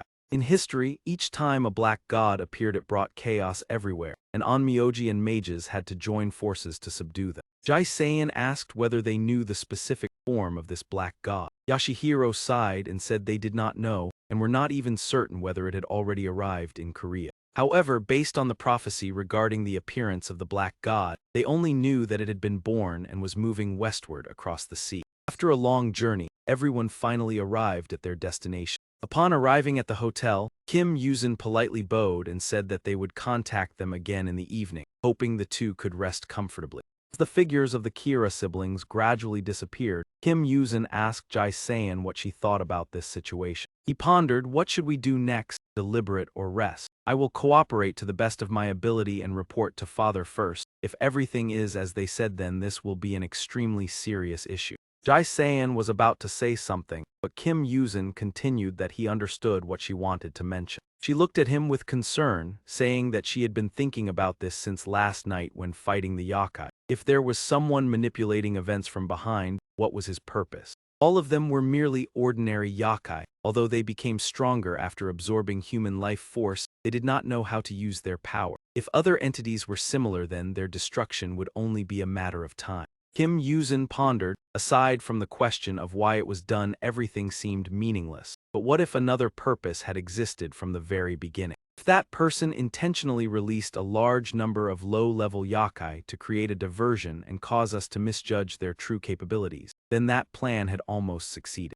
Jai-Seiyan thought deeply. She had also believed that the greatest purge had ended last night. However, with the remaining monsters that we have not yet captured, if the black god truly exists, Kim Yuzin continued that it was very likely the black god had hidden among them. Jai-Seiyan was astonished, and Kim Yuzin added that it was not only yakai from Japan that had appeared. China, Japan, and even several other small regions in the area all showed similar signs. If it could come from Japan, there was no guarantee it would not appear from other places. He tilted his head with an unusually calm expression, but at the same time the black god was not an ordinary creature, so perhaps we should not worry too much. Nevertheless, it was not unreasonable to assume that a black god from another nation had been silently evolving and increasing its power over the past month. Clearly it belonged to a power tier far beyond the monsters from yesterday, perhaps even touching the divine realm. Perhaps this was a figure like the ancient yin-yang masters, arriving from afar to hunt the fallen gods.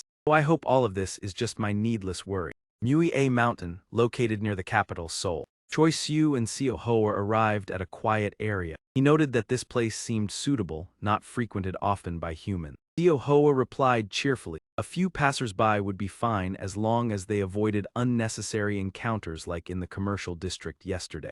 Even if they met someone in this secluded area, we could still handle it. Choi Siu silently breathed a sigh of relief. Suddenly Seo Hoa became quiet. She inquired if he hadn't slept last night. Was it because the two had died in the commercial district? Choi Siu flinched. Seo Hoa gently reassured him, I don't think it's your fault. Perhaps my magic is no longer as pure as before. It sounded like an excuse, but this was the first time I had to handle an indirect problem of this scale.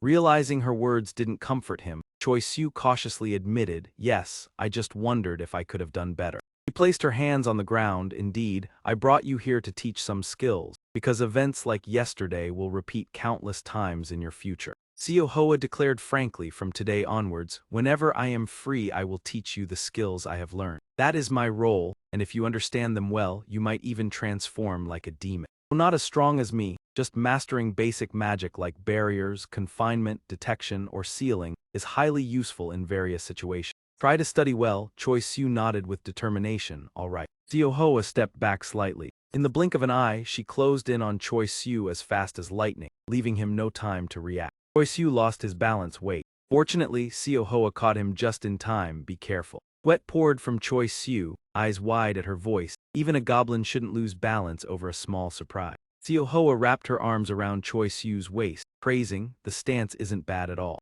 With a mischievous smile, she whispered, just relax, keep it like that. When she moved close to Choi Siu's anxious face, everything would be over soon. Seo Hoa looked at him, exuding a mysterious fragrance, strange as if belonging to no known flower, mixed with gentle sweetness. Choi Siu gaped, heart racing as if sprinting, feeling an intense thrill for the first time in his life. He tightly closed his eyes, and when he opened them again, before him was a familiar scene. Seeing Choi Siu astonished, Seo Hoa explained, don't worry, what you see isn't real. She smiled and added, this is the deepest part of your mind. Everything you see, hear, and feel is based on your own memory. Choi Siu thought silently, luckily, it's not that place. He looked at Seo Hoa and asked, so this is just an illusion and you too? She shook her head, no, the one speaking with you is truly me, just appearing in a special way. She recalled, this is one of the unique magics of a nine-tailed fox, creating distorted stimuli sent to the brain through the senses. As a result, it can cause visual or auditory hallucinations, even making you forget what you saw or manipulating simple behaviors.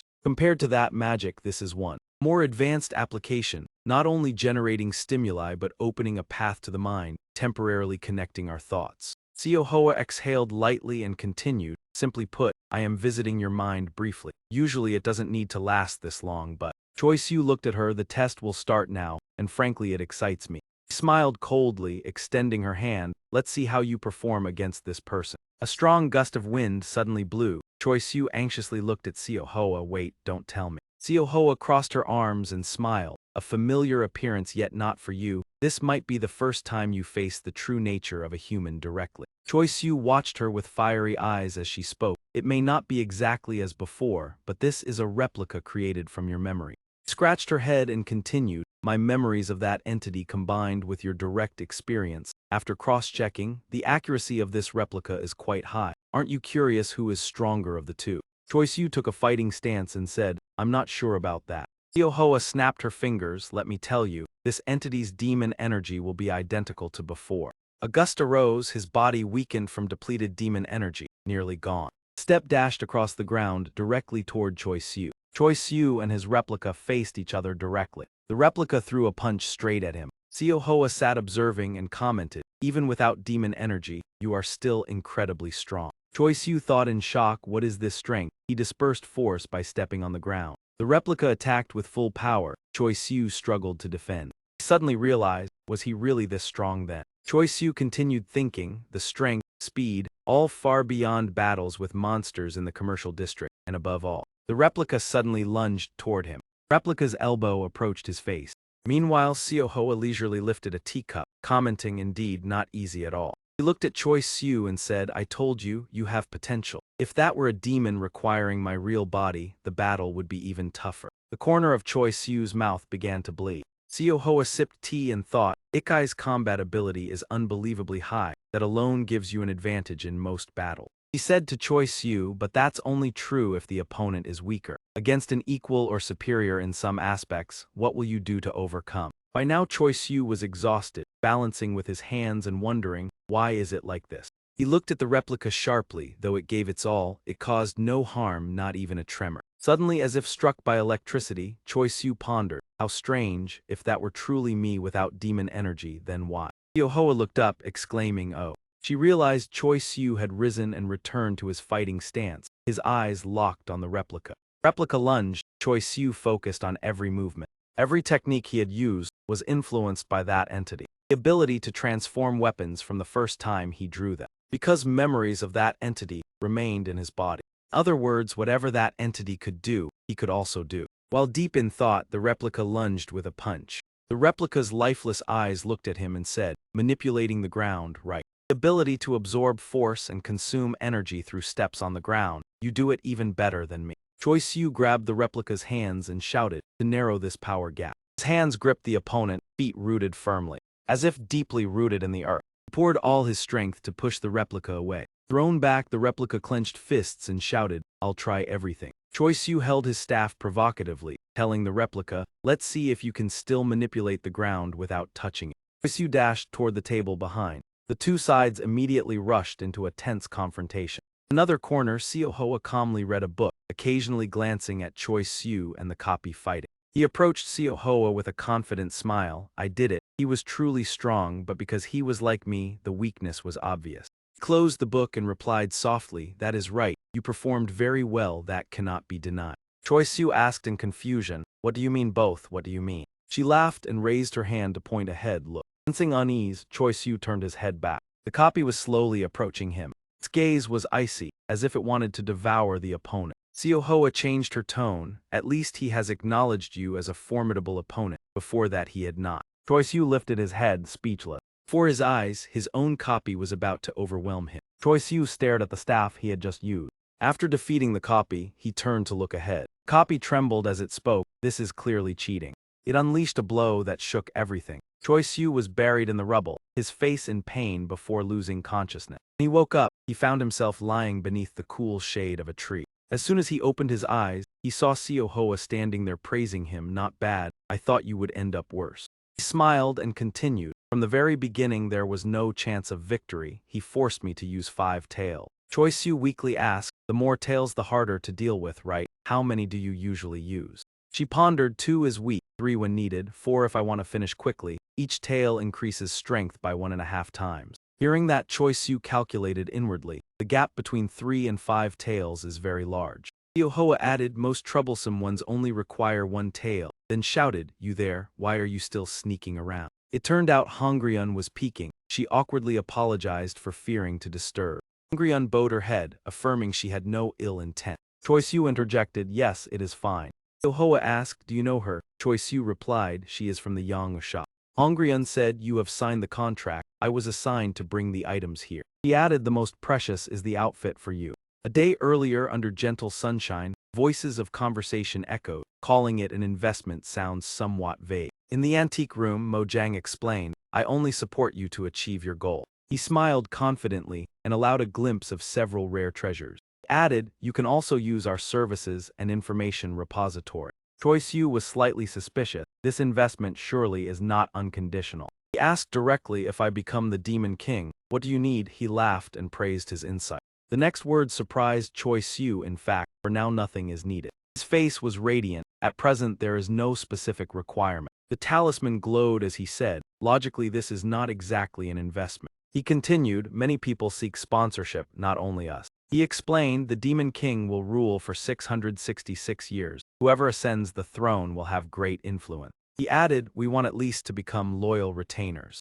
Presented, we choose good candidates and sow the foundation for the future." Choi Siu nodded, hearing that he felt somewhat reassured, "But surely there are those who do not like it." Asked, "Why not invest in only one person?" Mojang nodded in acknowledgement. He explained, "Those complaints do not have a large impact." He gave the example of Yusium, who had once been considered a potential candidate. He extended his hand, saying that Choi Siu had proven his worth. That surprised Choi Siu. He was the one worthy of investment. His gaze was filled with determination. As long as one proves strength, sponsorship can be received. Mojang explained the rules for becoming the Demon King. As time goes on, the weak will be eliminated. He said, "When the time comes I will present the terms. You have the right to choose." He concluded, "Consider this your advantage." Choi Siu raised his hand under the sun, letting out a relieved sigh. He looked at the outfit, marveling at how well it fit and how comfortable it was. Seo Hoa coldly explained, "This is a treasure. It can be summoned at any time." She asked Hongryun about the incantation. She confirmed and guided the usage.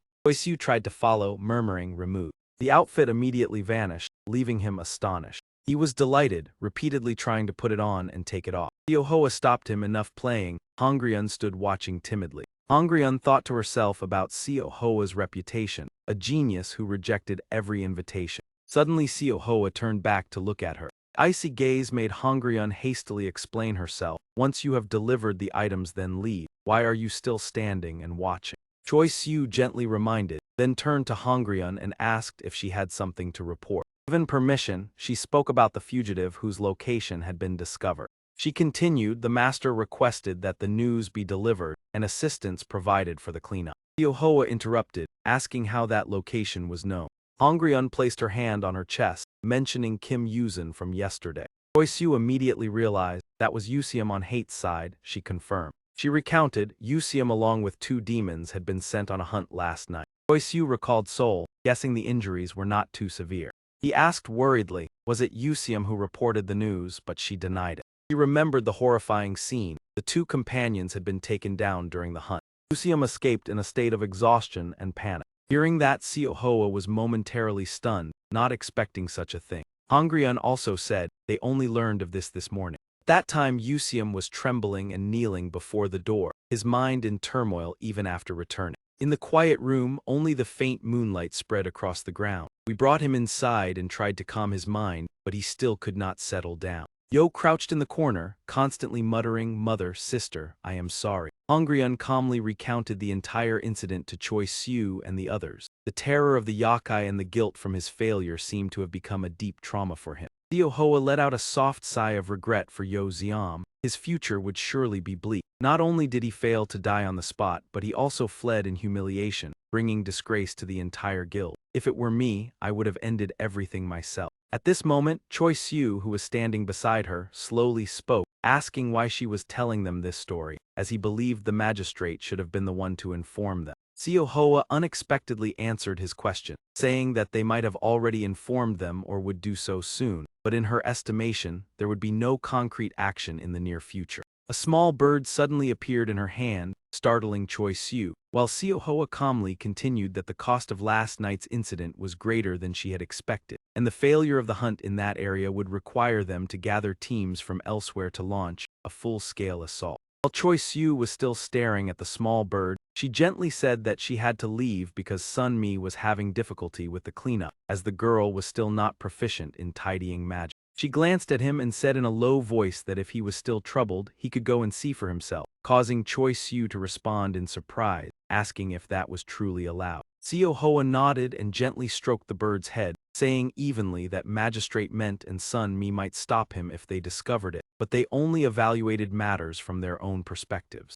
Those words left Hong Ryan, who stood opposite, unable to refute. He already knew the location of the yakai without needing permission. If he managed to capture that yakai, they would certainly overlook his actions. Choi Siu listened with rare seriousness. She stated that she knew he would not be able to sleep peacefully without going to investigate, and the sooner he captured it, the sooner he would be free from the necessity of consuming human flesh. Her gaze turned sharp and her voice became stern, saying that if she were in his position, she would have rushed there immediately, and therefore she would not stop him. She raised her hand to release the small bird into flight, and reminded him that her advice was for him to clearly determine the type of yakai he was facing. Siohoa's body emitted a powerful violet glow as she slowly stated that he would have a chance if they were inclined toward physical strength like him. But if they were adept in magic, he should remember that they could retreat at any moment. After speaking, she cast a spatial compression technique and vanished before the eyes of Choi Siu and Hong Ryan.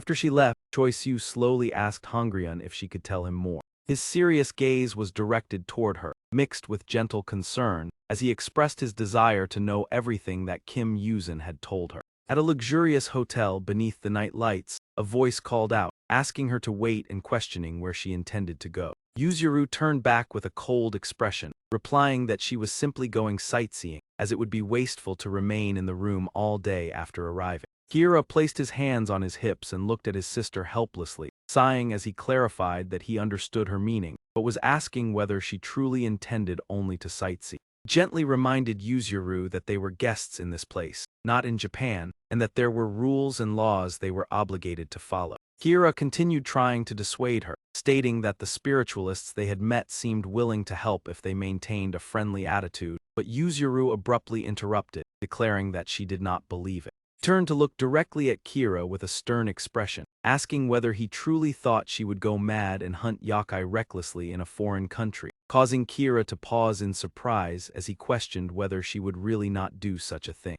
Yuzuru pointed at her younger brother and spoke firmly, reminding him that he was the acting head of the family and should not behave so uncertainly, urging him to focus on fulfilling his duties instead of worrying unnecessarily. He then mentioned another matter that further confused Kira, asking who had caused trouble with the Sumida clan a few days earlier. Yuzuru stepped out the door and before leaving, advised that she would return before evening, and that he could contact her if he was worried. The door slammed shut, leaving Kira standing there in a daze. He sighed and muttered that even if he contacted her, she would not bother to respond. The hotel elevator slowly indicated that it was descending to the 14th floor. Yuzuru stepped inside with slightly furrowed brows, seemingly deep in thought. After pressing the button for the first floor, she silently wondered how long she would remain in this place. Yuzuru summoned the Shikigami Shichifuku Daoji and gazed at it intently, thinking that she did not need to intervene too much, and that if the Yakai faction desired, they would come to her on their own.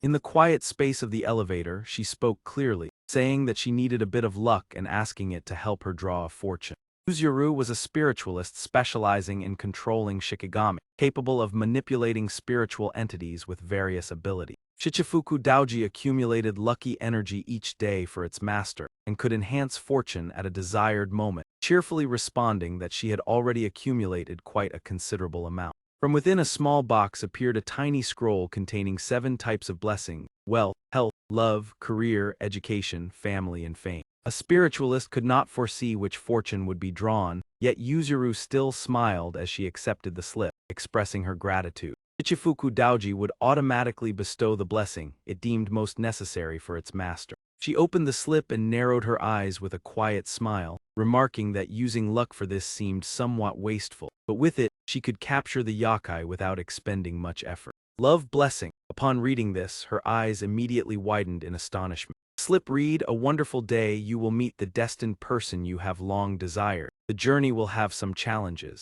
Lucky color, black. Yuzuru stood stunned, wondering what this meant. Her exasperated cry echoed through the city space, expressing frustration at such a meaningless result. She clenched the slip tightly, her face still filled with disbelief as she questioned whether this was truly what she needed at this moment, yet despite any error, she still required something certain. At that moment, a hesitant voice sounded nearby, asking an older man whether the address might be incorrect. The voice came from a taxi that had just stopped, assuring that it was probably correct and that the destination was close enough to reach on foot. Yuzuru suddenly turned toward the source of the sound, her eyes widening. Choi-Soo stepped out of the taxi and sighed wearily. He lowered his head to look at his phone and muttered that it would have been better to take the bus. Elsewhere, Trine approached Bai Hyung from behind and gently remarked that she had thought he disliked humans. She held a cup of coffee, her cold gaze directed into the distance, while Bai Hyung asked how long she had been there.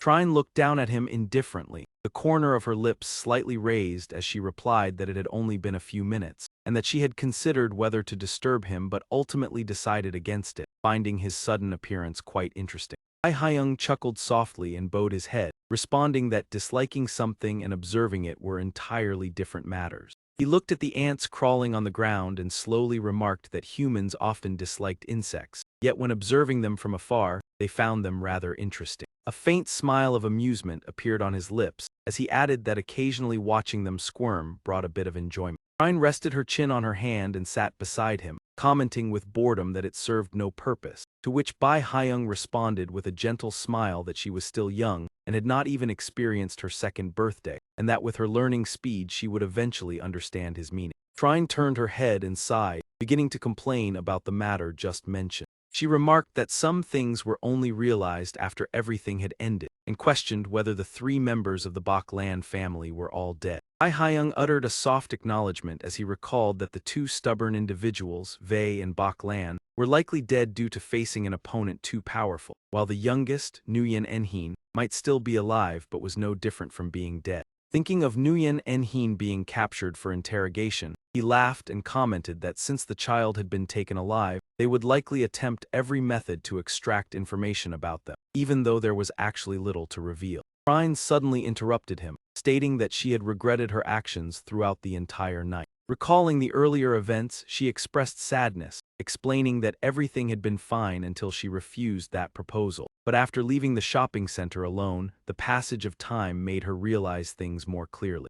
She appeared displeased as she recalled her actions under Bai Hyung's surprised gaze, stating that looking at those 3 individuals and what she had done felt foolish, and that despite spending an entire year with them, she had only now realized it. Trine's face suddenly distorted, revealing sharp fangs as she declared that she should have devoured those 3, expressing growing irritation the more she thought about it. Her state caused those around her to feel a chill, while she continued complaining that the previous night she had devoured nearly everything within her sight, yet her hunger remained unsatisfied. Bai Hyung turned and quietly asked how much she had eaten. Trine glared as she replied that she had not counted, but the building where she had once lived with those 3 individuals had been almost entirely consumed. He continued in a reminiscent tone that she had devoured nearly everything inside, yet something still felt lacking. She frowned at Bai Haiyang with curiosity and asked whether that was a problem, to which he laughed with amusement and responded that it did not matter, as he had already stated that he was no longer playing it safe and that after last night she could do whatever she wished. He paused before continuing slowly that regardless of where she went or what consequences she caused, he would not interfere, as he had never truly possessed the right to do so. Bai Haiyang looked at Trine with a cheerful expression and encouraged her to continue doing whatever she desired, stating that this was the only thing he requested of all 7 of them.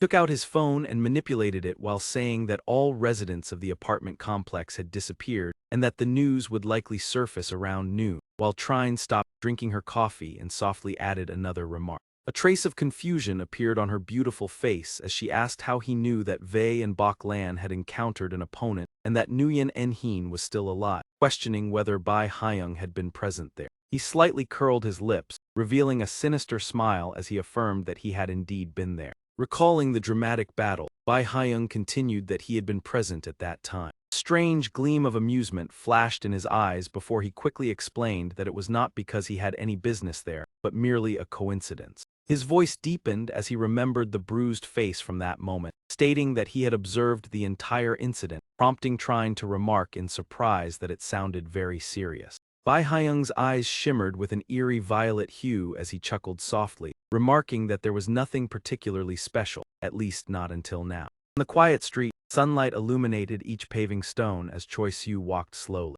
Meanwhile, Yuzuru silently followed behind, trying not to let him notice her presence. She tilted her head while observing his back, feeling a sense of confusion arise within her as she wondered what was happening. Recalling the moment she first encountered Choi Siu on the street, she wondered why his aura was so conspicuous, and although he was a yakai who had not violated any laws, in the context of this country it was indeed an unwise act. Yuzuru's gaze immediately darkened as several suspicions arose in her mind, and she focused only on 2 main possibilities. She began analyzing the possible situations when Choi Siu appeared, or that man was being controlled by a creature of the same kind through magic. Yuzuru watched his back, unsure whether he was a monster pretending to be weak to lure others or simply unable to control his aura. Suddenly, he stopped and lowered his head to observe the object resting in his hand. It was the Tri-Fang Trang sword, with graceful patterns on the hilt, while the blade emitted a mysterious purple glow. He recalled Hong Ryan's words before handing over the sword, the dagger once used by Master Kim Yuzin. When infused with spiritual energy and stabbing the target, the blade could detach. She explained the mechanism to Choi Siu, allowing the wielder to track the target from afar through the fragment of the blade embedded in it. After receiving the sword, he quickly asked whether the blade attached to the creature that Yuseum was pursuing had a time limit for its existence. Hong Ryan immediately replied that the effective range was about 1000 km, and the effect would persist as long as the target remained within range or the blade had not been removed. She paused and then added that removing the blade required spiritual energy stronger than the amount originally infused, which was the only condition. The scene shifted to Choi Siu walking through the ruined city, recalling Hong Ryan's words that when the blade was removed, a new one would grow, and the opponent was someone capable of suppressing Kim Yuzin along with 2 other monsters. He silently observed the sword, although it was strong enough to subdue Yo Xiam and his companion. A part of the Tri-Fang Trang sword seemed to have been intentionally destroyed. From that he drew a conclusion tinged with gloom. It could only mean that they had deliberately chosen not to remove the blade. Before him stood a row of dilapidated houses, and from above, the purple spiritual glow reflected from the sword could be seen. Inside a small room, a voice suddenly rang out. Another person burst into delighted laughter, glancing at Jen who was covering his face and asked. Jen trembled, pointing toward his companion and stammered that blood had stained his sleeve. The other showed concern, asking if leaving it like that would cause any problem, then bared white teeth with a grotesque smile. He looked at the blade piercing through his arm without showing any pain, saying that the wound was insignificant and leaving it there would not matter. Suddenly, another person stepped in from outside and interrupted, saying that he was about to say the same thing. Hui Fang appeared with a deformed face and unusually large eyes, asking what benefit Tao would gain from luring those hunting. He could not understand the reason because if they continued hunting, they would still have human flesh to eat. Tao merely glanced over and smiled in response that he was thinking the same. Unexpectedly, Tao made a declaration that stunned Hui Fang and Jen. From now on he would no longer eat human flesh.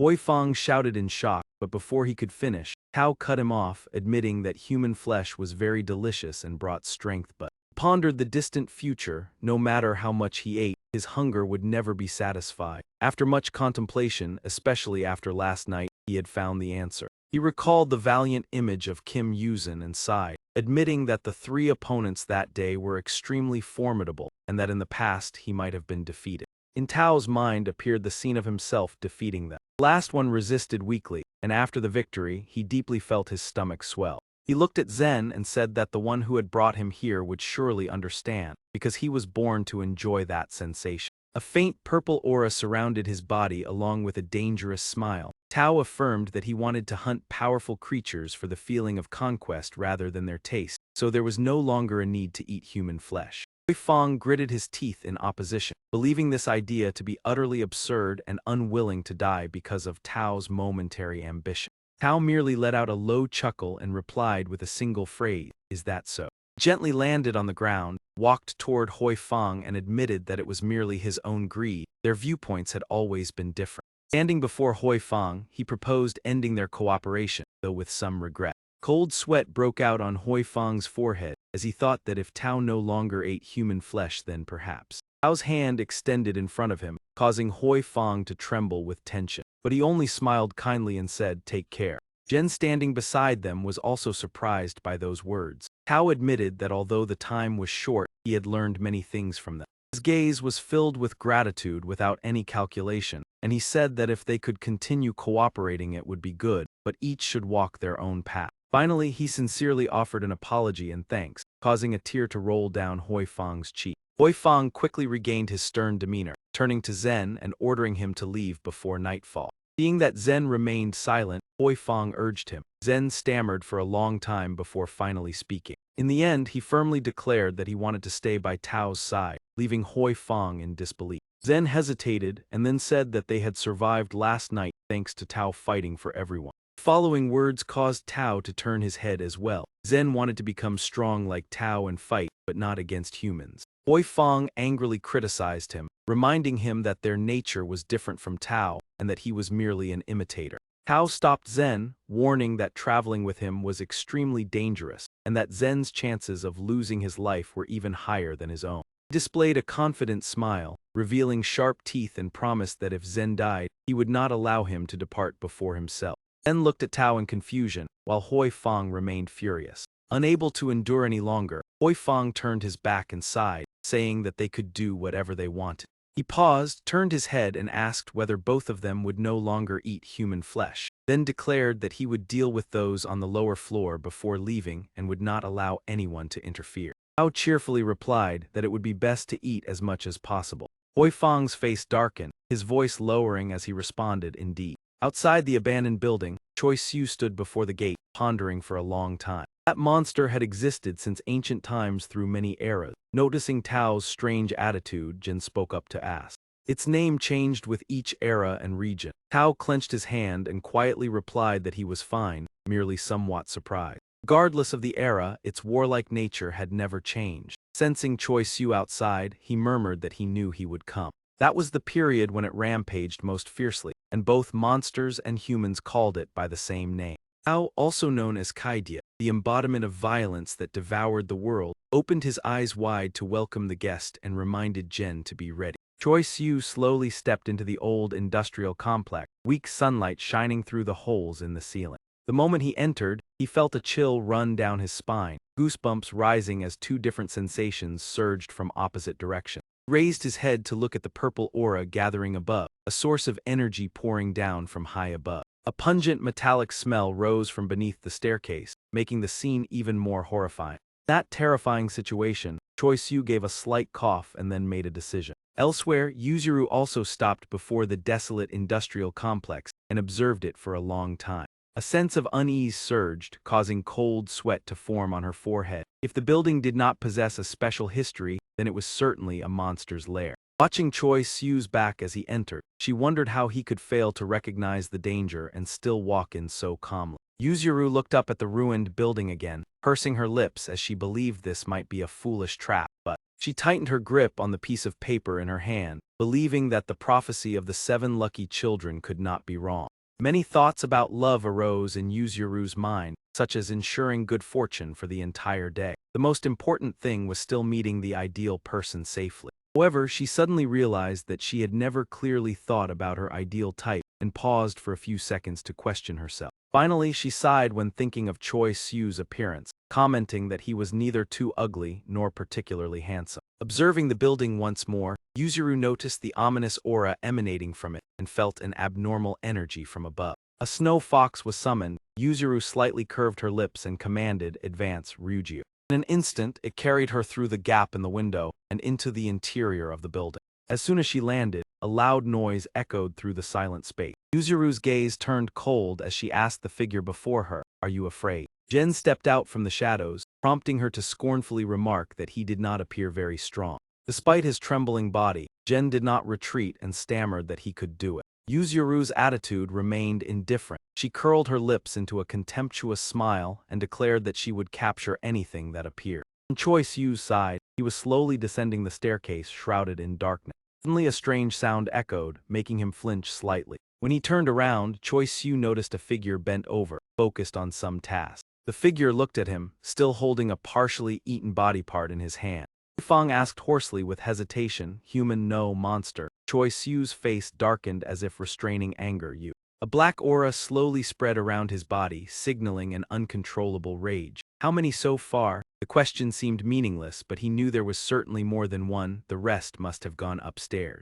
Fang leisurely stood up, wiped the blood from the corner of his mouth, and smiled faintly. Ridiculous. Asking is useless anyway. Inside, he felt a quiet joy, quickly calculating his plan. This was the chance to eliminate the opponent and leave.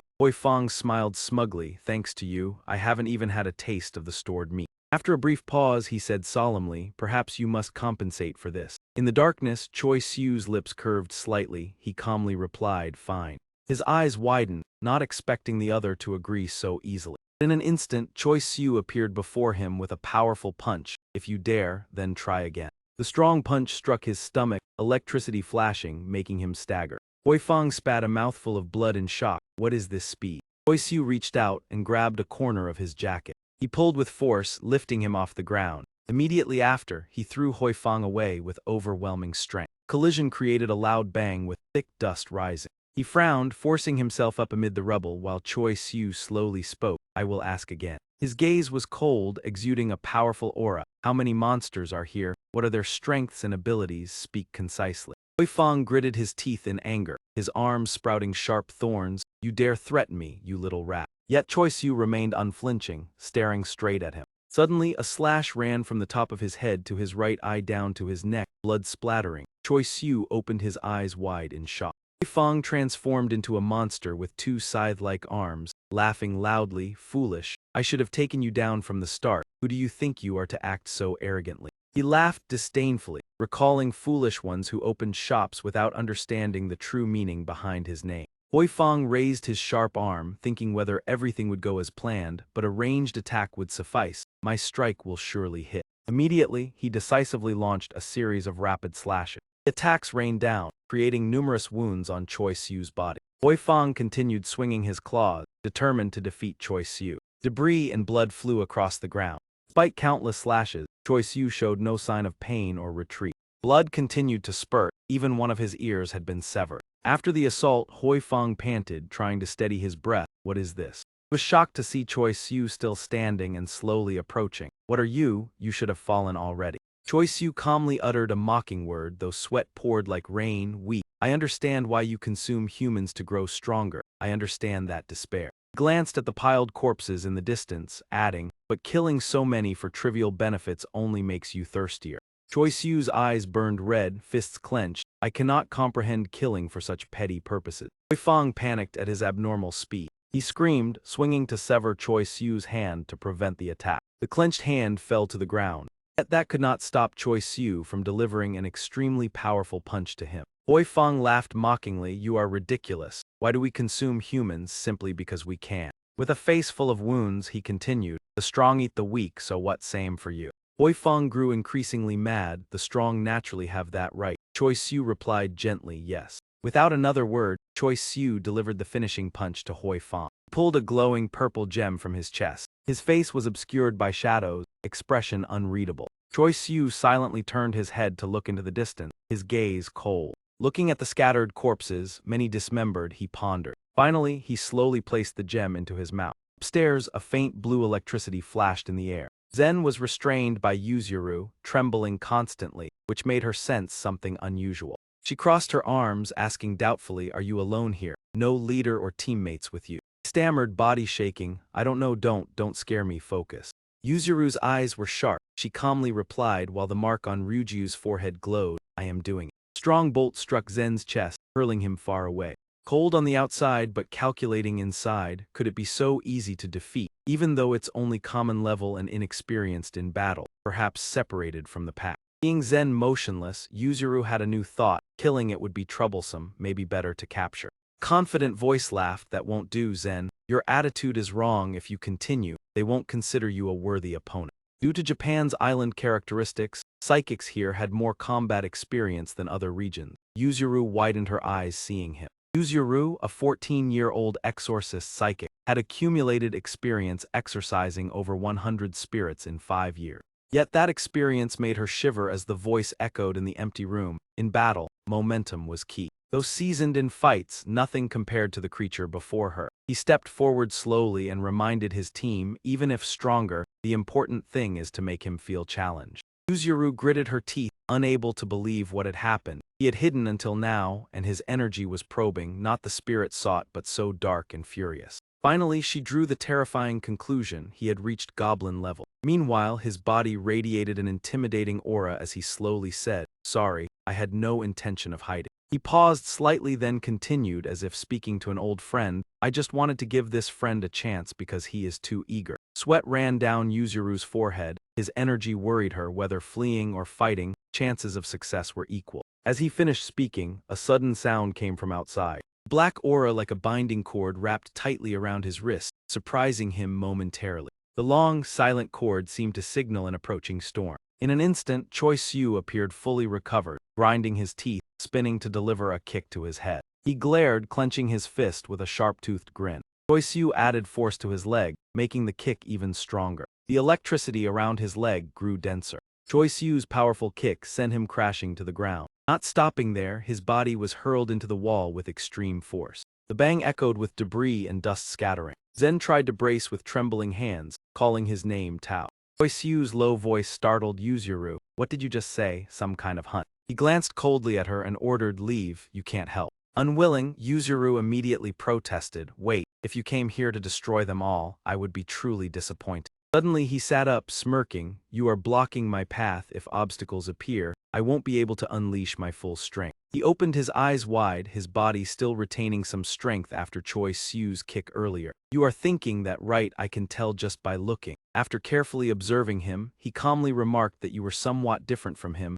yet very similar to a friend who once trained with him. Meanwhile, Yuzuru stood beside them, so furious that she gritted her teeth, blocking the path and scolding, "Useless monster." She forcefully pulled the metal rod that Ryuji was holding in his mouth. The tattoo on her forehead immediately glowed blue, transforming into the technique Six Birds Thunder. He continued under his interested gaze, "Why do you insult me so blatantly?" She tightened her grip on the metal rod, while Ryuji beside her had transformed into the Thunder Spirit Fox. "If you are still wise, then step aside." Before the battle began, Yuzuru reminded Choi Siu, surprising him, "I will not restrain my power just to protect you." The metal rod was raised high, releasing powerful blue lightning. This was the technique Six Birds Thunder.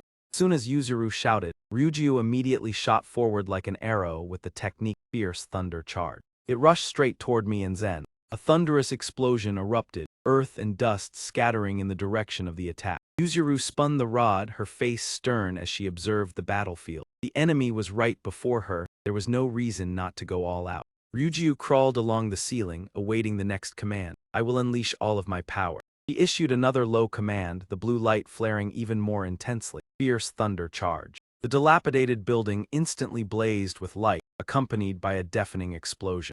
The smoke gradually dissipated, only her silhouette remained standing silently in the room. She began to gasp for breath, panic flashing in her eyes. Something was wrong. After using this technique only twice, she was already exhausted, not even half of her usual condition. Quickly, she realized the abnormality. The energy in this country was incompatible with her. Suddenly, Choi Siu emerged from the shadows, grasping her wrist and causing her body to stiffen momentarily. In contrast to his earlier ferocity, his voice was now gentle, calm down. He slightly frowned as he looked at Yuzuru and repeated, "That hurts." A streak of purple light suddenly flashed by. Choi Siu swiftly pulled her toward him, avoiding the dangerous attack. She looked into the distance with a stunned expression, in contrast to his composure. A large hole appeared in the wall, and a cold wind from outside blew in forcefully. Yuzuru asked suspiciously after the recent attack, did he run away? Choi Siu replied with certainty, no. He slightly frowned as if waiting for the next reaction. It is not that simple. If I wanted, I could have captured him already.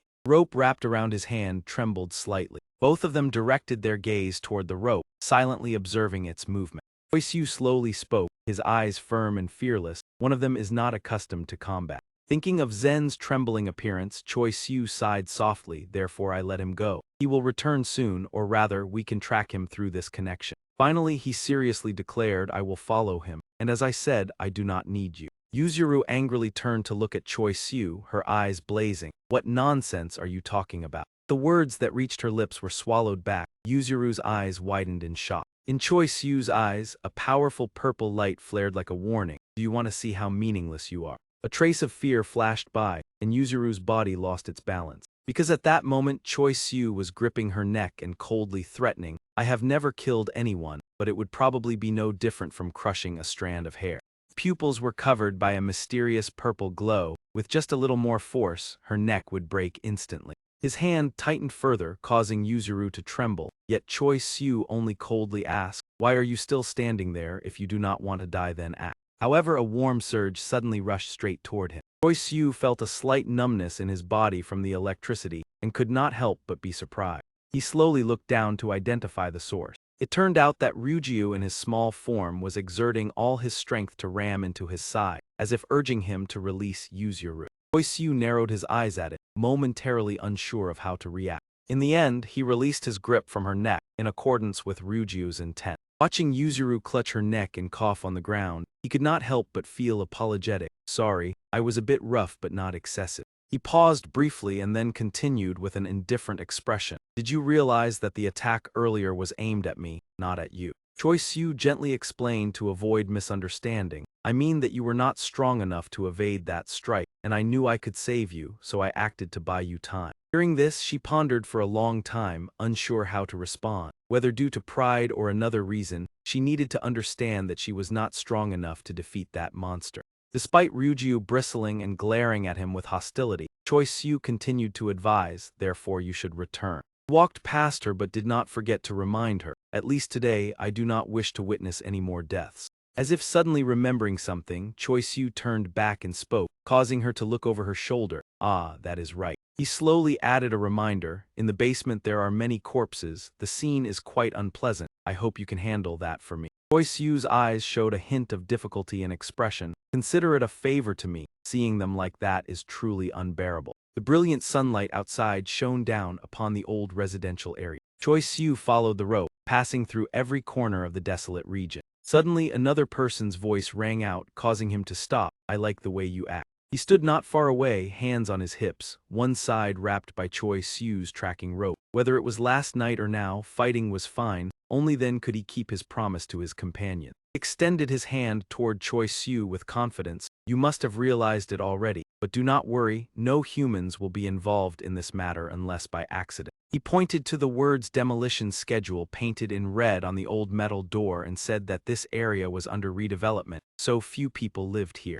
Thanks to the rumors spread by them, even the former residents had left. He scratched his head trying to recall. They filmed something, I cannot remember clearly, but this place was indeed very suitable for hunting. At this moment, Choi Siu had changed into different attire, transforming the tracking rope into a sword. Sensing the tense atmosphere, he chuckled softly. My explanation has been rather lengthy, please excuse me. He curled his lips, revealing a sharp fang. I am simply too excited. Immediately afterward, the two charged at each other with terrifying speed. His fist collided with Choi Siu's sword, creating black and red sparks along with a dazzling purple light. However, an unexpected situation occurred, leaving him unable to evade. Choi Siu delivered a powerful kick to his chin. Next, he tightened his grip on the sword hilt, his eyes filled with determination.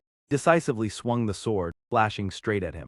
With overwhelming power, he was blasted into the wall, creating a loud explosion. His body did not stop, but instead pierced through the wall behind it. As he lowered his guard, his eyes widened in astonishment. Choi Siu rushed forward like lightning, transforming the sword into a mace and striking directly at his face. However, he did not give Choi Siu the opportunity, swiftly launching a counterattack first. Despite being struck until his nose bled, Choi Siu's will did not waver, as the abilities and talents of the two were nearly identical. Nevertheless, when comparing pure strength, the gap between them gradually became apparent through each exchange. He smirked confidently. Kaidia was a monster fully aware of the brutality within himself. His ability was one of superior compatibility, and he delivered a powerful punch into Choi Siu's abdomen. The blow caused him to spit out a mouthful of blood. He recalled Siohoa's words about the vials. It was merely luck. I once heard of the preservation jade. Whether your physique is unusual or this is your first time using it, it seems you have absorbed it very well, and I will engrave this into your memory.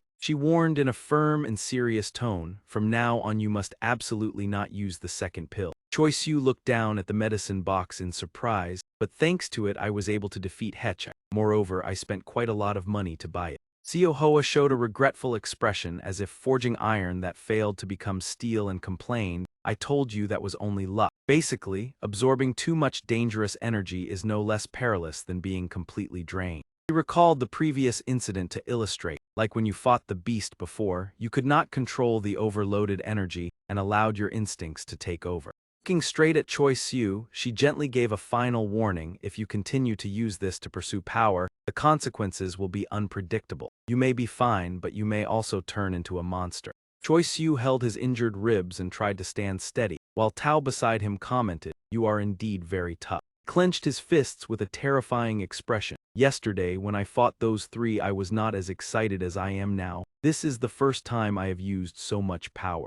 However, Choi Siu paid no attention to his words, only trying to suppress the trembling before swallowing the gem into his mouth. A faint purple-black aura immediately emanated from his body. Tao's face clearly showed astonishment. Although Choi Siu could not respond, he still exclaimed, "What is that appearing on your head?" Those knowledgeable about goblins from 1,000 years ago might explain it. It was the goblin hat. The third ability of this race caused Choi Siu's entire body to glow purple, and the wound on his forehead transformed into a small hat. Under the brilliant sunlight, a startled voice rang out from a small thatched house. I swear I saw a goblin with my own eye. Several men gathered and talked. One complained, "Here we go again, seeing a cat and thinking it is a tiger." The young man in gray, pale-faced, insisted that this time it was real. Sweat drenched his forehead as he trembled and recounted. The other day, while crossing the mountainside, a snake-like creature calling itself Choi Siu suddenly appeared, then a goblin saved me. Another person raised his bowl of wine and asked, "After saving you, did it say it was a goblin? What did it look like?"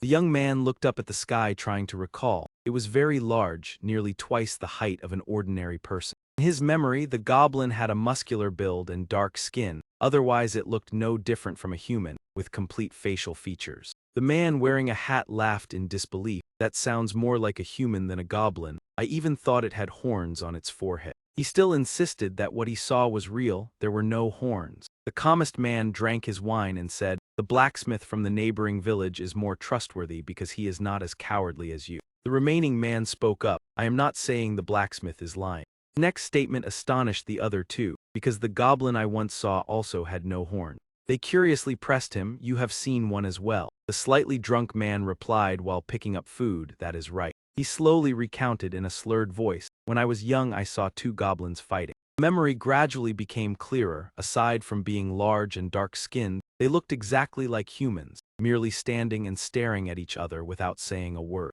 The man with the hat frowned in confusion. "No horns, then what happened next?" He replied while chewing, "I am not sure either." Suddenly the goblin forms disappeared completely. He raised his hand to his head to describe. "It was dark, so I could not tell whether it was a hat or something else. I only saw something sharp protruding like a horn, and when it was worn, the goblin became invisible." Terrified, he immediately fled from the place after the goblin vanished. The ground cracked, trees were uprooted, and the entire mountain trembled. They were probably fighting fiercely. The man poured more wine and continued, I am not sure how accurate my memory is, because those creatures are beyond human understanding. Arguing about right or wrong with them is meaningless. Legends and folklore about demons are often partly true. He raised his bowl and drank it dry before sighing, have another drink. However, every explanation is based on the human perspective, and therefore not entirely accurate. Tao smiled ominously as he looked ahead. On Choi Siu's head at this moment appeared a layer of armor. For example, the goblin horns may exist or not depending on the legend. They are not a mandatory trait.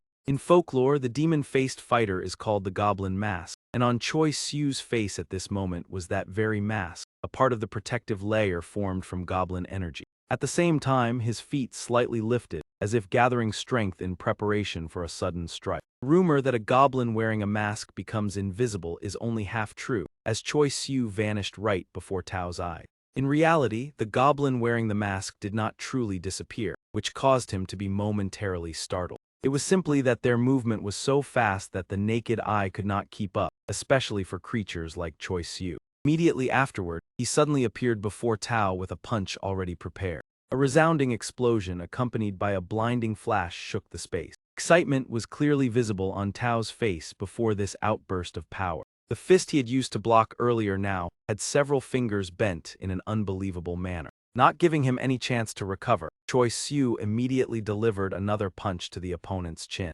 Tao lost his balance and fell backward, blood gushing from his nose. However, he quickly braced himself and stood firm again. Like a madman, Tao slammed his head fiercely into Choi Siu's forehead. The collision with the goblin mask caused blood to stream down his face. Choi Siu's nose turned red, but his gaze remained resolute. He decisively delivered a powerful punch into the opponent's abdomen. Before Tao could regain his senses, Choi Siu's hand had already gripped his shoulder tightly. He hurled Tao high into the air, channeling strength into both hands to form the mountain earth reversal technique. His eyes blazed, igniting like powerful sparks with the thunder seizure technique. The surrounding space momentarily became silent. Immediately afterward, a loud crash resounded along with a dazzling burst of light. The attack caused shockwaves to spread everywhere. Tao was once again blasted into the wall, and when he attempted to escape, Choi Siu immediately pursued.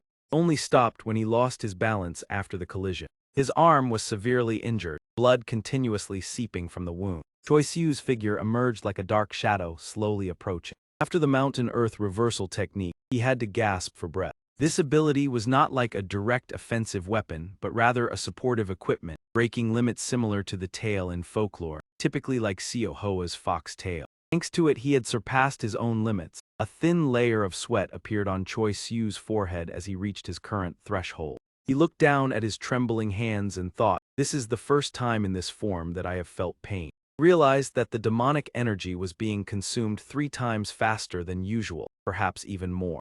Raising his head to look at Tao not far away, he pressed his lips together. In this state, the battle could not be prolonged. Suddenly, Tao spoke with a trembling yet delighted voice. You are truly wonderful. Not only last night, but since I was born, I have never learned so much as in these few minutes of fighting with you. His arm regenerated in an instant, and he calmly said, as if already prepared, I can become even stronger and faster. He assumed an attacking stance with skin seemingly coated in metal. This is my unique magic iron body bronze head. Thank you for giving me this opportunity. Choi Siu threw the empty box to the ground and coldly replied, thank you. He decisively chewed another gem, his gaze sharp, then surrender, monster. Tao laughed gleefully and declared, I do not know about other things, but that is impossible. This life is too crazy and interesting for me to give up, even if it means dying early. In the blink of an eye, he appeared before Choi Siu with a self-satisfied smile, especially at this moment. A loud explosion rang out, causing the clearing to blaze with light once more. Choi Siu quickly dodged the dangerous punch. Two charged into combat, their successive attacks colliding and being neutralized. The ground beneath Choi Siu gradually cracked from the aftershocks of the blows.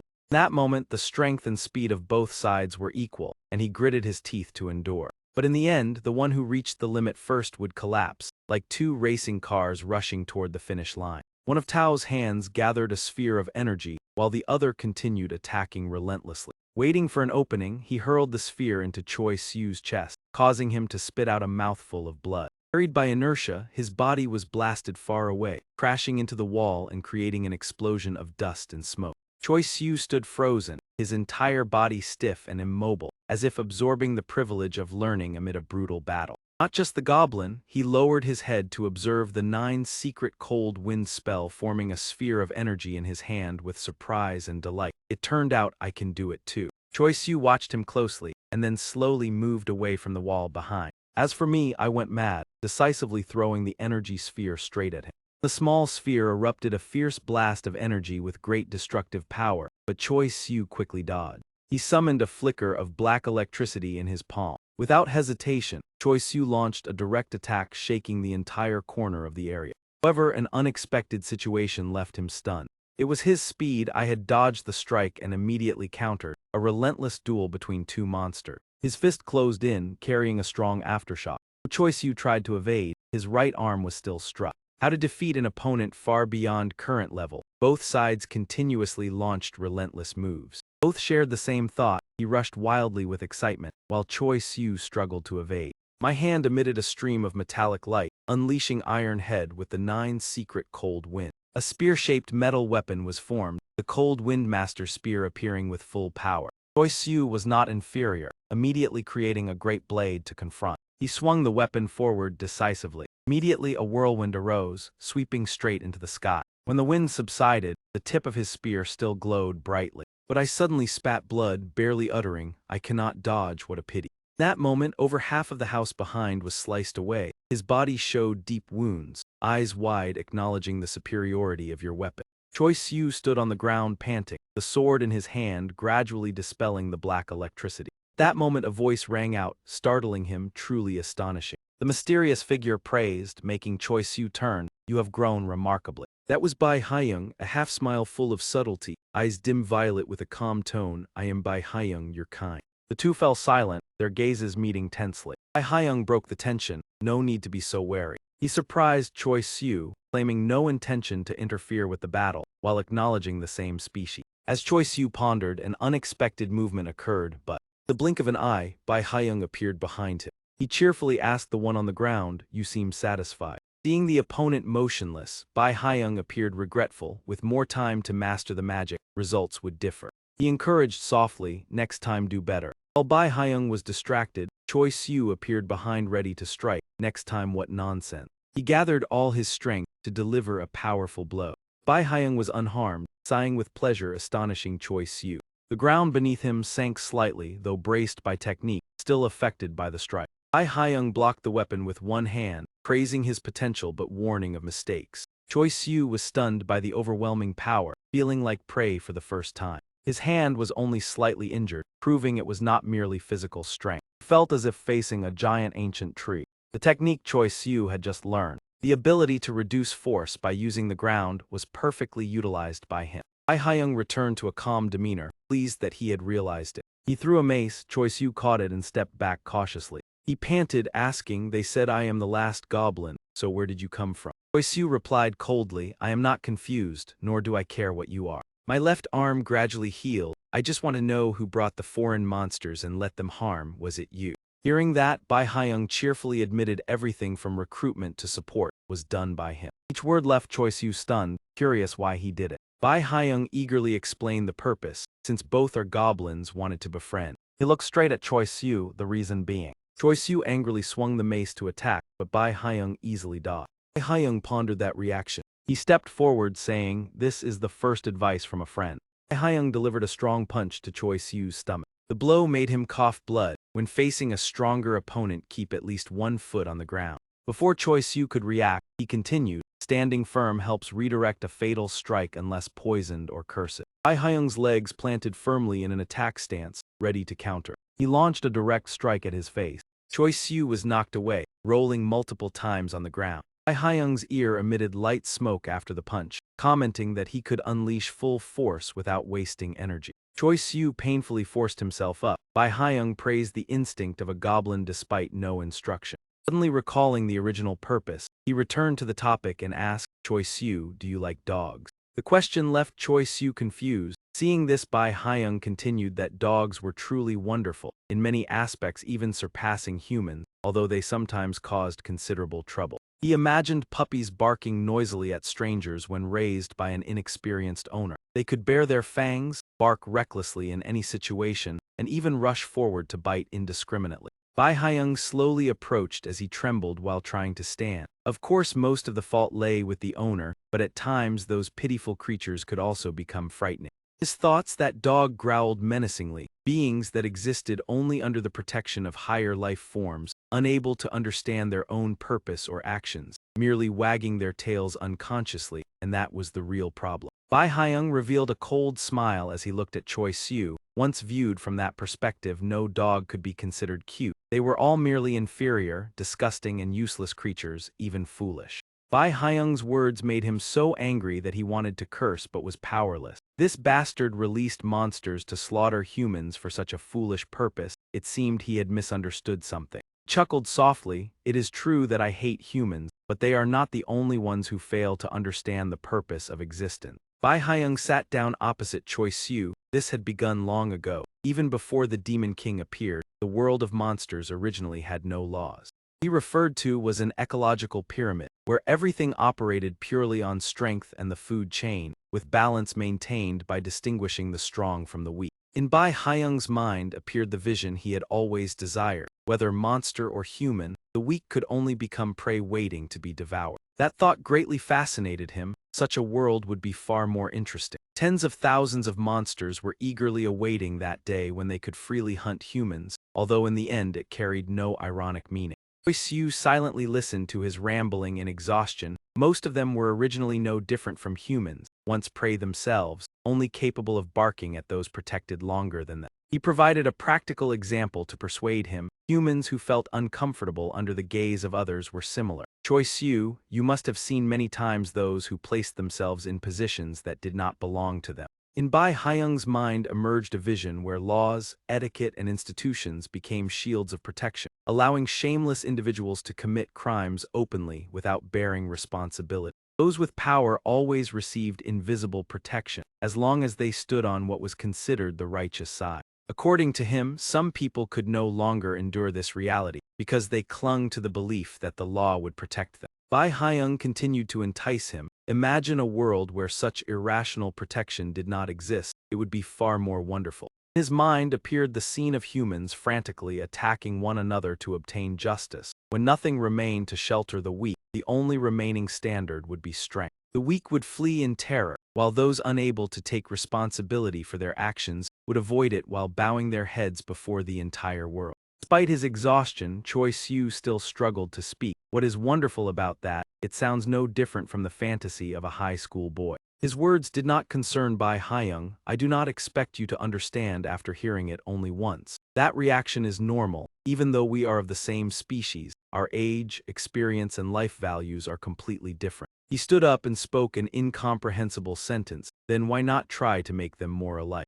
Bai Haiyang enthusiastically expressed his interest in him. Since you defeated me, I began paying attention to you. Besides being of the same species, join my side, Choi Siu. Continued persuading him, I will tell you everything, what you can do and must understand when becoming a goblin, who we are and why we exist. Choi Siu frowned and firmly refused. I do not need to know, do not say anything more. Bai Haiyang showed no displeasure at the refusal. Very well, that is your choice. He cheerfully accepted the decision. While Choi Siu had already prepared a combat stance, feel free. This made Bai Haiyang somewhat disappointed. I am a little sad, but you should also know that resistance is useless. Yuzuru suddenly rushed forward from behind, catching him off guard. Bai Haiyang turned his head to see what was happening. In her hand she held an item meant to assist Choi Siu. A thunderous strike descended directly toward him. After the blow, Bai Haiyang paused slightly, so it was not an attack but support. At that very moment, Choi Siu immediately charged forward to counterattack. He delivered a powerful upward knee strike. His right hand tightly gripped the weapon. Before Bai Haiyang had even touched the ground, Choi Siu had already gathered all his strength. He gasped for breath, his eyes seeming to devour the opponent. His slow recovery was because his entire nervous system and concentration were focused on this attack. The mace in Choi Siu's hand was wielded with remarkable flexibility. A strange yet immensely powerful form appeared on his weapon. Just like the time he once struck me before, leaving me unable to react. In truth, you did not fully understand it. Whether it was the form of the mace or the source of power hidden behind it, one thing was certain: it was the genuine emotion he possessed at this moment. Yuzuru had just landed while observing everything. In the past, the goblin's mace was believed to be capable of transforming into any form. She anxiously watched Choi Siu's battle, because it clearly reflected the aspiration of its wielder. That ability was being utilized to its fullest for Choi Siu, creating countless forms to serve many different purposes. In her eyes, Choi Siu had become stronger than before. What he created was not merely a weapon suited to the circumstances. Combined with his intense emotions, it went far beyond ordinary necessity and was directed toward a single objective. Even Choi Siu's fear when witnessing death, scenes of monsters hunting humans and humans becoming victims. Yuzuru had long known that he would soon realize this. Preventing this catastrophe was almost impossible. Even so, in this battle at least he would not miss his target again. He reminded Choi Siu and he responded with killing intent. "Do not miss, certainly you will fall." He poured all his emotions into the mace. Bai Haiyang could only sigh helplessly upon witnessing that scene. Choi Siu tightly gripped the mace in his hand, ready to unleash the decisive strike. He exerted all his strength and swung the weapon toward him. The goblin mace, united with the will of its owner, returned to its original form. The attack created tremendous destructive power, releasing an amount of demonic energy far beyond imagination for a spirit-grade weapon. The sight left Yuzuru astonished with her mouth agape. After the strike, Choi Siu was also exhausted, his face pale from fatigue. He stood still to recover his stamina. Yuzuru swallowed in astonishment at what had just occurred. What was happening? Could monsters of such a level truly exist? He recalled the terrifying expression he had shown earlier, something she had never witnessed before. Suddenly, Choi Siu dashed swiftly toward her. He loudly demanded that Yuzuru move aside before launching another strike. Move aside. At that moment, she also felt a chill run down her spine. As soon as Yuzuru dodged to the side, Choi Siu immediately delivered another slash. He panted heavily and stared straight ahead. Bai Haiyang was completely unharmed. A horn revealed itself as he advanced, one hand brushing off dust while the other held his weapon. The attack was quite impressive, just like before, but this time you truly surprised me. Choi Siu could not believe what he heard. I thought I had forced him to reveal his move, but at this level it was not a panicked reflex but the utilization of his full potential. I wonder how old I was at that time. Bai Haiyang seemed unconcerned about the previous attack, instead curiously asking, "Not bad," the feeling of wanting to finish someone. The sky gradually darkened as black clouds gathered, as if heralding something. No matter how spectacular the performance, you still have not been able to defeat anyone, but it is fine. Every beginning is difficult. The sword in his hand emitted powerful energy. At this level you are already on par with an ordinary adult goblin. After speaking, Bai Haiyang approached the two of them. He swung his sword to attack, and Choi Siu immediately used the mace to block. Bai Haiyang did not rush to deliver the next strike, merely judging calmly, but that is all it amounts to. Choi Siu's mace began to shatter after the previous blow. It split in two, and from the impact Choi Siu was also thrown backward. He held the sword and slowly advanced. The nature of a goblin weapon was to transform according to specific needs, but at the cost of flexibility. Bai Haiyang recalled the moment he poured all his strength into the attack. That mace was created to finish me, in other words, a weapon born solely for slaughter. He looked at the shattered remains and advised Choi Siu, "If you continue like this, your body will accumulate more injuries. Stop." After facing two battles at the same time, he was visibly exhausted. If he had used that very body to block the attacks from the beginning, the situation might have been more favorable. Only then did Bai Haiyang notice the girl and realize that she did not seem to be Korean. Yuzuru broke into a cold sweat from fear. She is a mage from VK3. I believe I understand the reason for her appearance here. To that man, she only brought annoyance, however. She should know her place and not interfere in the affairs of the locals. To be honest, I have long wanted to snap that neck. Suddenly, Bai Haiyang came up with an idea. "What do you think? If you hand Choi Siu over to me, I will let her go." He glanced at the pill in Choi Siu's hand, causing him to hesitate, as if setting a condition that he should throw away that precious item. Without hesitation, Bai Haiyang restrained Yuzuru to threaten him. "That is the pill from the Iangoi beast, correct? The medicine is excellent, but it seems particularly effective for you." He recalled the times Choi Siu had used it. "This medicinal power is both beneficial and potentially risky, and you have used it about 2 times already, correct?" Bai Haiyang warned about the danger of the pill. When yakai energy is instantly infused beyond the capacity of the yakai core, If this continues to a third time, I would not dare guarantee what will happen. His words left him stunned. He clearly understood that he himself could not foresee the final consequences. Bai Haiyang tightened his grip, making her tremble. Therefore give it up. I do not want you to use something that harms you. Despite being taken hostage, Yuzuru still tried to reassure Choi Siu, urging him not to believe that man. Regardless of the danger, she spoke from the bottom of her heart. Matters such as sacrifice during a mission, I have long prepared myself mentally. Yuzuru's stubbornness made him reveal clear irritation. You are truly troublesome. Bai Haiyang continued to increase the pressure of his grip. While he was still feeling triumphant, Bai Haiyang's arm was suddenly severed. I warned you already. He could not conceal his astonishment. Even she was shocked by this situation. He immediately reacted by turning his head back. Seizing the opportunity, Zhou Yung clenched his fist and launched an attack. He frowned, channeling all his strength into the strike. But instead of striking with his left hand as expected, Zhou Yung used his right hand to distract the opponent. While he was restraining that man, a hand rested on Choi Siu's shoulder. Ohulik, with his battered body, looked at him and advised, "Stay here. You have done very well. If you continue to use Yakai energy, there will be no way to save you." Choi Siu stammered in astonishment, "Go Yu Jai, how were you able to come here?" He did not answer but instead asked, "Do you think that question is necessary?"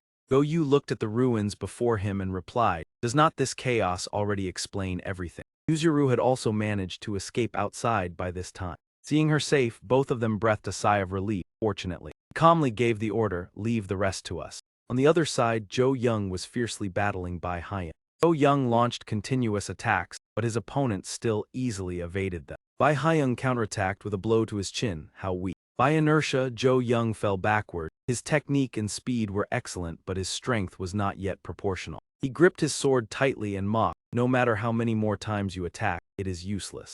Suddenly, Bai Haiyang sensed an unusual transformation. Despite bleeding, Zhou Yung calmly performed the demon-slaying technique Clear Autumn Water. "That is correct, but unlike you, we were not born with bodies favored by the gods." At that moment, the blood within his body began to fluctuate violently. Blood from Bai Haiyang's eyes and mouth poured out uncontrollably. Zhou Yung pushed up his glasses and smiled provocatively. "If I cannot defeat you with my fists, then changing the method is also acceptable." He was horrified as he began to vomit blood. This is the hereditary exorcism technique of the Hate clan, capable of altering the form and properties of water. Bai Haiyang recalled this secret art. The closer the water source is to the practitioner, the purer it becomes, and the purer the water, the greater the exorcising power. Just like those who used it before, this technique is usually applied to groundwater or water vapor. But he trembled before bursting into an excited laugh. "Close combat is not ineffective. Are you directly manipulating your own blood?" Bai Haiyang's blood boiled to the point of evaporation, his skin scorching hot. In theory this could be achieved, but in the history of the Hate clan only a few had reached that realm. He intently observed Zhou Yung as he unleashed his power. Zhou Yung's arm slowly rose. Bai Haiyang watched with eager anticipation. Zhou Yung launched a direct attack. Fortunately for Bai Haiyang, he managed to evade in time. "You are merely releasing water vapor. The effectiveness does not seem proportional to its purity." Zhou Yung calmly responded to the question, "Each race possesses its own advantages." Without further words, Zhou Yung continued his assault, this time unleashing 8 consecutive strikes. The chain of attacks created a violent shockwave. Go Yu spoke, "You must also know about the exorcism technique of the Hate Usium clan, correct?" He calmly recounted the story, leaving Choi Siu astonished. "It seems you also fought them recently. You mean the Hate clan." He recalled the one who had used this power before. "Perhaps so. The source of Yakai energy is very similar." Choi Siu swallowed nervously, but this time the effectiveness is on an entirely different level. He silently recalled the previous battle, although both used water vapor. With the former opponent he could still perceive and counterattack, but this time it was completely different. Go Yu continued, "Even within the same Yakai species, power still differs significantly. It depends on talent, training effort, and guidance." At this moment, Zhou Yung had gained the upper hand. In every aspect he was leading within the Hate Usium clan. Despite having just suffered heavy blows, Bai Haiyang still stood firm to confront Zhou Yung directly. Zhou Yung observed cautiously. The blood burst technique was still effective, but he maintained movement. His recovery and adaptability were truly terrifying. As if reading his thoughts, Bai Haiyang laughed and replied, "What is it? I must gradually get used to it as well." Zhou Yung raised 2 fingers and declared, "I will no longer hold back." Choi Siu sensed the immense surge of power and was astonished, while Go Yu remained calm, protect the two of them, leave the rest to him. Yuzuru also recognized that powerful source of energy. Zhou Yung's hands clenched tightly. He gathered all the surrounding water toward a single point. Bai Haiyang showed no fear and even marveled, magnificent. Have you gathered all the water in this area? A gigantic water serpent gradually took shape. Without hesitation, Zhou Yung commanded, Izumi, eliminate him. He gestured with his hand to issue the command. The serpent immediately lunged forward to attack as instructed. Bai Haiyang observed with great excitement, wonderful, truly wonderful. Suddenly, he sensed something unusual beneath his feet. The water serpent advanced ever closer. It unleashed its strike, creating a violent shock. By reflex, she raised her hand to cover her face and tightly closed her eyes. Yuzuru slowly opened her eyes to observe the situation. Right before their eyes, he used his own body to shield her. Go Yu activated his ability to create a protective barrier. From his mouth exhaled a thin stream of cold air. The shield he erected resembled a radiant gem. Zhou Yung's strike gouged a massive deep pit into the ground. The narrative shifted to Go Yu's thoughts. After witnessing he used that power, he realized that hate and Haiyan Vu both belonged to water yet were difficult to harmonize. The reason was that the way they interacted with water was completely opposite. He frowned in contemplation. His options for combining his water were quite limited, so the defensive effectiveness was not truly optimal. Zhou Yung stood by the edge of the pit, breathing heavily from exhaustion. The opponent could unleash full power for 3 days, so coordination would still be the best approach. Go Yu thought to himself and lowered the shield, asking Han about the situation, but now only 2 people remained here, wondering whether everything was stable.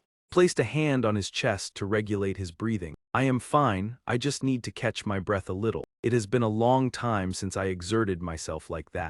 Zhou Yung looked at the pit he had created, slightly hesitant. I am not sure if it worked, but thick smoke was still rising from within. The sight left Choi Siu stunned. In my opinion, there are only 2 possibilities. He turned and moved closer. Either I overestimated him, or he has no intention of continuing the fight. Zhou Yung took out a cloth to wipe away the dirt. Most likely it was the latter. The previous strike was not overly terrifying. Perhaps Go Yu could achieve more than I did. However, he did not think so. I do not believe anyone struck by that blow would still have the strength to continue fighting with me. Suddenly, he halted. Seeing Zhou Yung glance over, he also stopped his action. He raised his hand and executed the water vapor technique. Immediately afterward, he rushed forward and launched a direct attack at Choi Siu's face. Yuzuru could not react in time, only managing to turn and watch as he was sent flying. She voiced her confusion in question, while Go Yu silently observed, asking what he was doing. Fearing that Zhou Yung would continue his assault, Yuzuru stepped forward to stop him,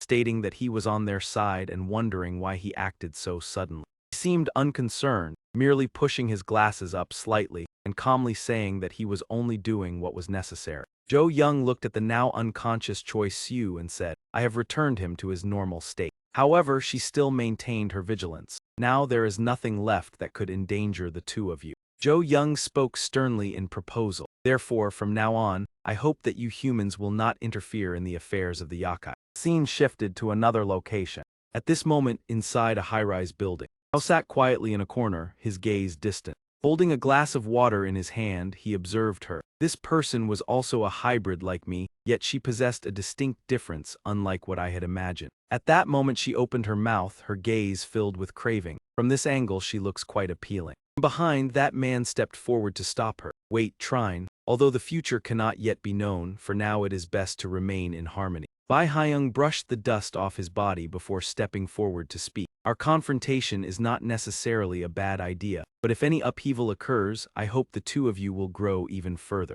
Trine replied coldly, seemingly unconcerned. Still alive. What happened? How cruel. I am not so easy to die. Bai Haiyang laughed with interest, recalling the earlier incident. It was merely a small surprise. That man understood my technique perfectly. My ability depends greatly on the ground.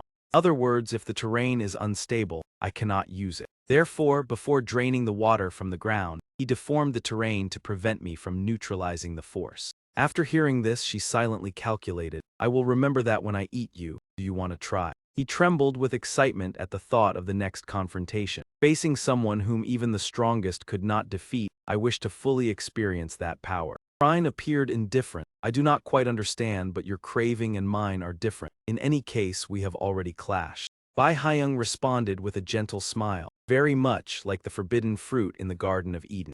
Words caused her to frown in confusion. Only then did Trine pay attention to the weather outside. Heavy rain had begun to fall. He extended his hand to catch the rain. There seemed to be no forecast today, yet this rain was truly pleasant, and it was also the very cause. Bai Haiyang recalled the encounter and felt fortunate. If it had been a rainy day, I would not have survived facing Haiyan Mu and He Ti at the same time. He turned to her and spoke frankly. Even if I had won, I would not have been the only one. Dragging you into that battle would have been far too dangerous. I was also involved. At that moment he noticed Tao still sitting quietly. Yes, including me as well. Perhaps they thought the same as I did. Even they have opponents they must avoid. He admitted his mistake and believed he would be able to correct it. Failing to bring Choi Siu back was my fault, but time will prove everything. As for Choi Siu, he gradually regained consciousness. He opened his eyes slightly and looked around the room. He was startled as he realized something unusual. His hands trembled and his body ached so much that he could not move. Although he had prepared himself mentally, he had not expected the pain to be this intense.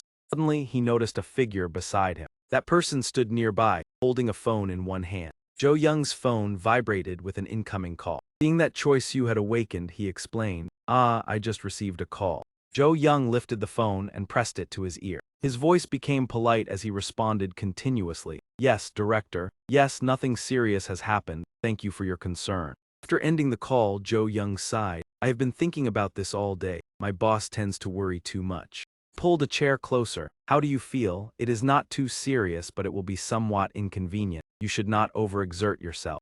Zhou Yung recalled the mask. That thing is a sign of awakening. I am not entirely sure, but you cannot maintain it for long. He explained, it is likely a form of temporary enhancement. The longer it is maintained, the greater the energy consumption. Zhou Yung reiterated his action. Therefore, I was forced to suppress and dispel it. He lowered his head apologetically. Choi Siu did not respond and tried to sit up. You are still surprised. I am sorry for putting you in this state. Zhou Yung continued, leaving him stunned. Furthermore, my younger brother, Kim Yuzin, has sought me out many times. He hesitated. He is not evil by nature, but as the representative of our family, I apologize to you.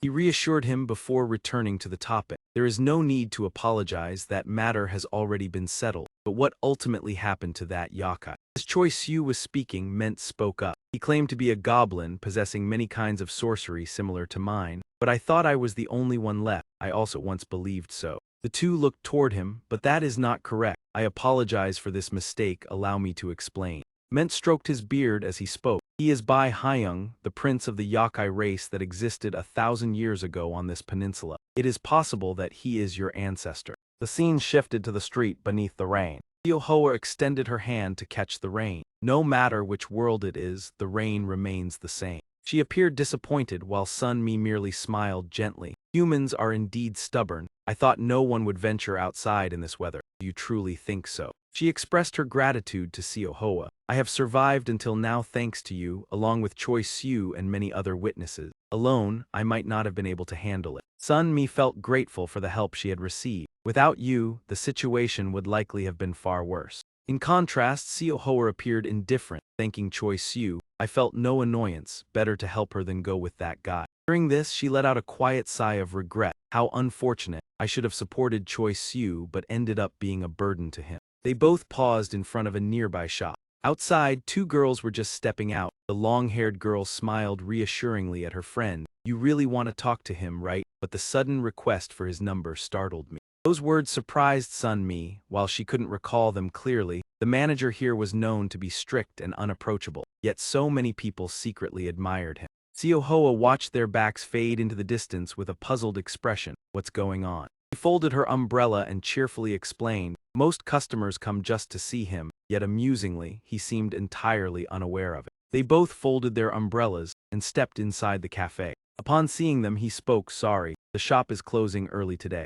Only then did Go Yu notice carefully, it's the two of them. Sun Mi asked curiously while she paid attention elsewhere. He was the one who called us here, and it's not even late but already closing. He turned his head, sighed, and told them to order. It's very quiet today, including you two. There are only a few people. Want something to drink? She called out excitedly, but Go Yu was indifferent, and Yahello remained silent, observing, just give her the usual, he won't remember. Just order according to the menu. Sun Mi pouted in a corner watching Hai quietly eat ice cream. Hey, I'm a regular too. He suddenly felt a scrutinizing gaze directed at him. She turned to ask Seo Hoa, want something to drink? There's tea here, try it. At that moment, Wang Gui's teasing smile made her freeze. What are you looking at, causing trouble? Inside the shop, Sun Mi shouted sharply. Everyone calm down. She stepped forward between them, trying to mediate. It's just a child. Let's overlook this time. Seo Hoa smirked coldly. This is the human world, not the demon realm, and who does this kid think he is to be so audacious? She still tried to reconcile when he spoke.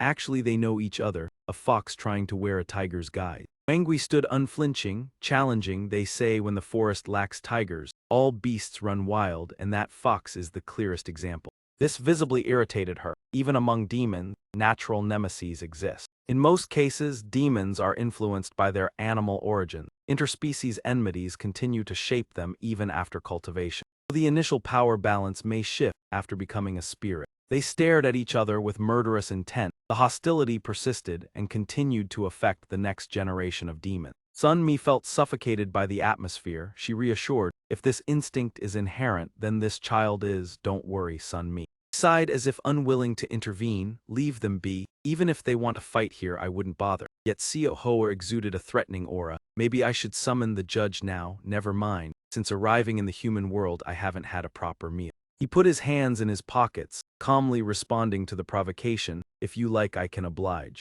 Wang Gui's aura was equally formidable, but as he prepared to rush forward, a voice rang out. I'm not fond of fox meat, but dealing with you won't take long, no, young master. Hearing that voice, she turned, indeed unable to take her eyes off him. Gan Jiang entered lamenting. The judge barely granted you a chance to enter the human world. Causing trouble on the first day is not good. He frowned at the news, but Winnie, this fox looked at me first. It even threatened to summon the judge, and that's still not enough. Gan Jiang approached to gently reassure Wang Gui, young master has a point. She embraced him, persuading, the girl you're talking to is the head of the most influential clan in Korea. Young master belongs to no clan, better not cause trouble. Gan Jiang glanced at Seo Hoa. Whatever happens in the end, the responsibility falls on you.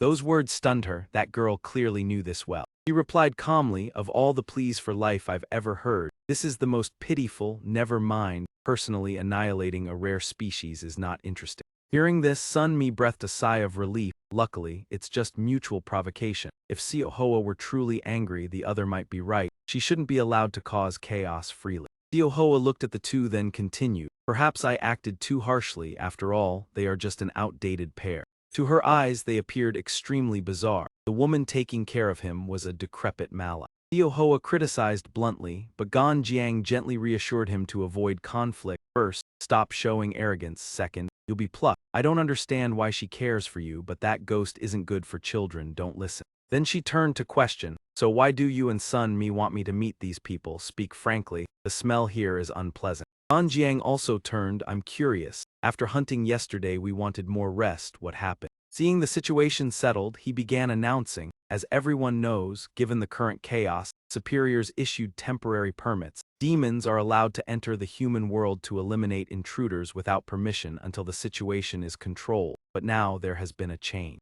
Goyu called out names one by one. Seo Hoa, Wang Hui, Gong Zhang. Goyu coldly announced. The temporary permits for the three have been revoked due to lack of competence to remain in the human world. Both she and Seo Hoa were shocked first. What has Choi Siu done, Choi Siu? Gan Jiang silently observed them while continuing. I'm unsure of the reason, but this regulation does not seem to apply to Choi Siu. Sun Mi pondered, so Choi Siu will return to the demon world alone. He must have caused something very serious. She stood with arms crossed, agreeing. Indeed, he's not weak enough to always be defeated. Within the demon realm, his power is superior. However, Seo Hoa objected. His nature is still human. No matter how strong he's prey, left alone he would certainly die. She frowned annoyed, then turned to leave. Ridiculous. I'll speak directly to those elders. I'll continue training him for a month and personally evaluate to see what trouble he caused. Sighed helplessly. Do as you wish, but hear me out. Choi Siu is still here. Seo Hoa paused at this. For whether he returns to the demon world or stays in the human world has not been decided, and everyone will receive new tasks. He put his hands in his pockets and issued the mission. Choi Siu must be protected from humans. The scene shifted to the hospital, where Choi Siu was being treated. Choi Siu asked in suspicion, that being my ancestor. Broke out in sweat thinking of him. First encounter left no impression. Could he have known everything from the start? Can a demon live that long? Ment squinted, speculating, if my deduction is correct, that demon has existed about 500 years since its disappearance. Choi Siu was incredulous, initially introducing himself as Bai Hyung, but can a creature live 500 years? Zoe Hang pushed up her glasses, explaining, the matter is complex. Theoretically, souls can outlast humans but average about 500 years. However, with strong demonic power, lifespan increases. Absorbing demonic energy allows maintaining youth and living up to 1,000 years. The explanation stunned him. 1,000 years, so it's entirely possible. Joe Young affirmed he may even have lived 1,500 years.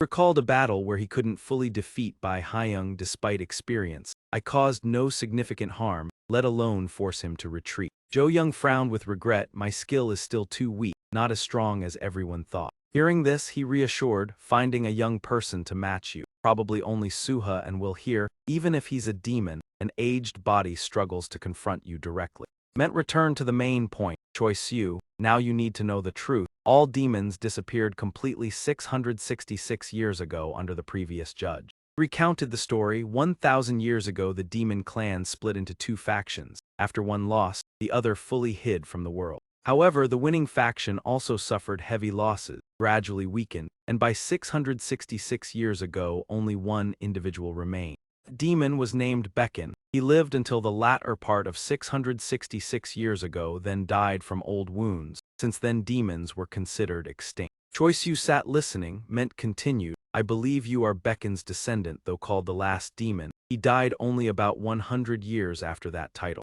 After hearing this, Choi Siu still found it hard to believe. No clear clues about his ancestor, but given Banjo's short lifespan, I'm certain you are Beacon's descendant. Ment recalled his face from 1,000 years ago, a clan long destroyed, yet Bai Hyung appeared with nearly unchanged appearance and strength. Choi Siu tried to process the information, so it's highly likely Bai Hyung is my ancestor. Indeed, whether he is truly Bai Hyung or somehow maintained his appearance for so long, he remains an extremely powerful existence, quietly hiding his presence to this day. Ment asked Choi Siu, though of impure blood, why did your lineage appear at this time? I need the most accurate answer. Your parents. Is your mother truly human? Scene shifted to another location.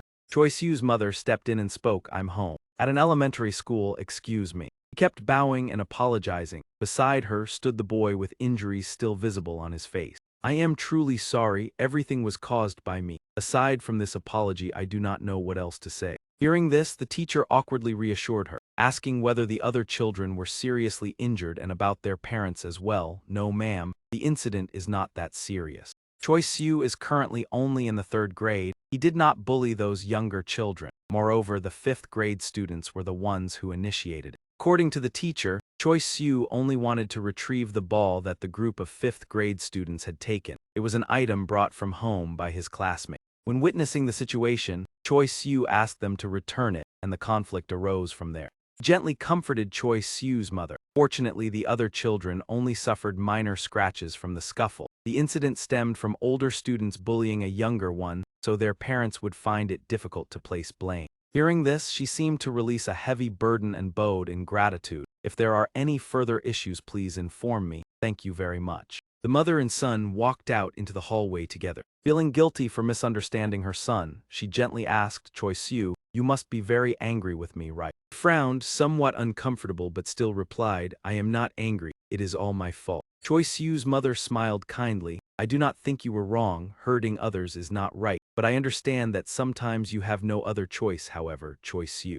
She knelt down to meet her son's eyes. I hope you will never have to fall into a situation where you are forced to hurt others or fight. Those words made Choi Siu pause. Looking back now, he realized that from that moment he had already sensed the deeper meaning in his mother's words. Choi Siu's mother extended her hand and hesitantly asked, can you promise me, it is not about forbidding violence like other parents do? He obediently reached out his hand, nodded and replied, yes. The mother and son hooked their fingers together as a sincere promise rather than a command. He then embraced Choi Siu, even though he did not understand why his mother made that request. He silently looked at his mother and engraved it in his heart, though he did not yet know the reason he felt that the request was extremely important. She also silently held her son, and from that moment onward Choi Siu no longer resorted to violence, at least until he became a demon. Returning to the present, Choi Soo got out of bed and continued, "My father was a wrestler. He met my mother at the age of 24. They married and had me, but not long after I was born he passed away from a terminal illness."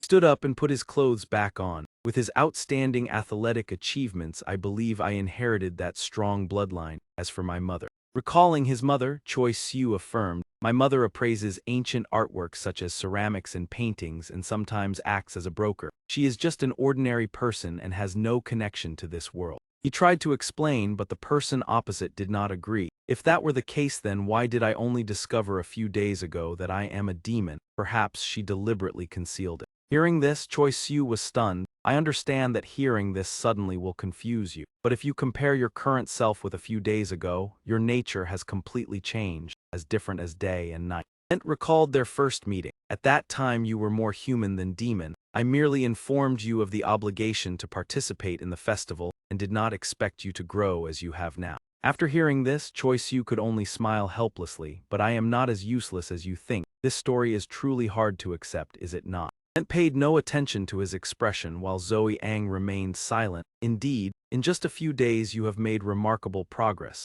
Even when judged by the combat aptitude of fair folk, you stand out significantly." He solemnly expressed his suspicion. "Therefore I cannot help but doubt whether your mother truly knows nothing, or whether you are merely a tool prepared in advance to respond when Bai Hyung interferes with the festival." This made Choi Soo uncomfortable and he loudly refuted. "What absurd things are you saying? That possibility is almost impossible." Ent ignored his anger and continued, "Regardless of whether Bai Hyung is related to you or not, I believe that at the very least you are innocent, Choi Soo." Seeing Choi Soo bewildered, he could not help but ask, "Then why? The issue is that we are forced to think this way, to be precise." Jo Young took out his phone. "The humans who know about the existence of demons, especially the mages, are viewing you as a dangerous individual connected to Bai Hyung." Each word caused Choi Soo to stiffen. "Just today there have been mass disappearances across the country."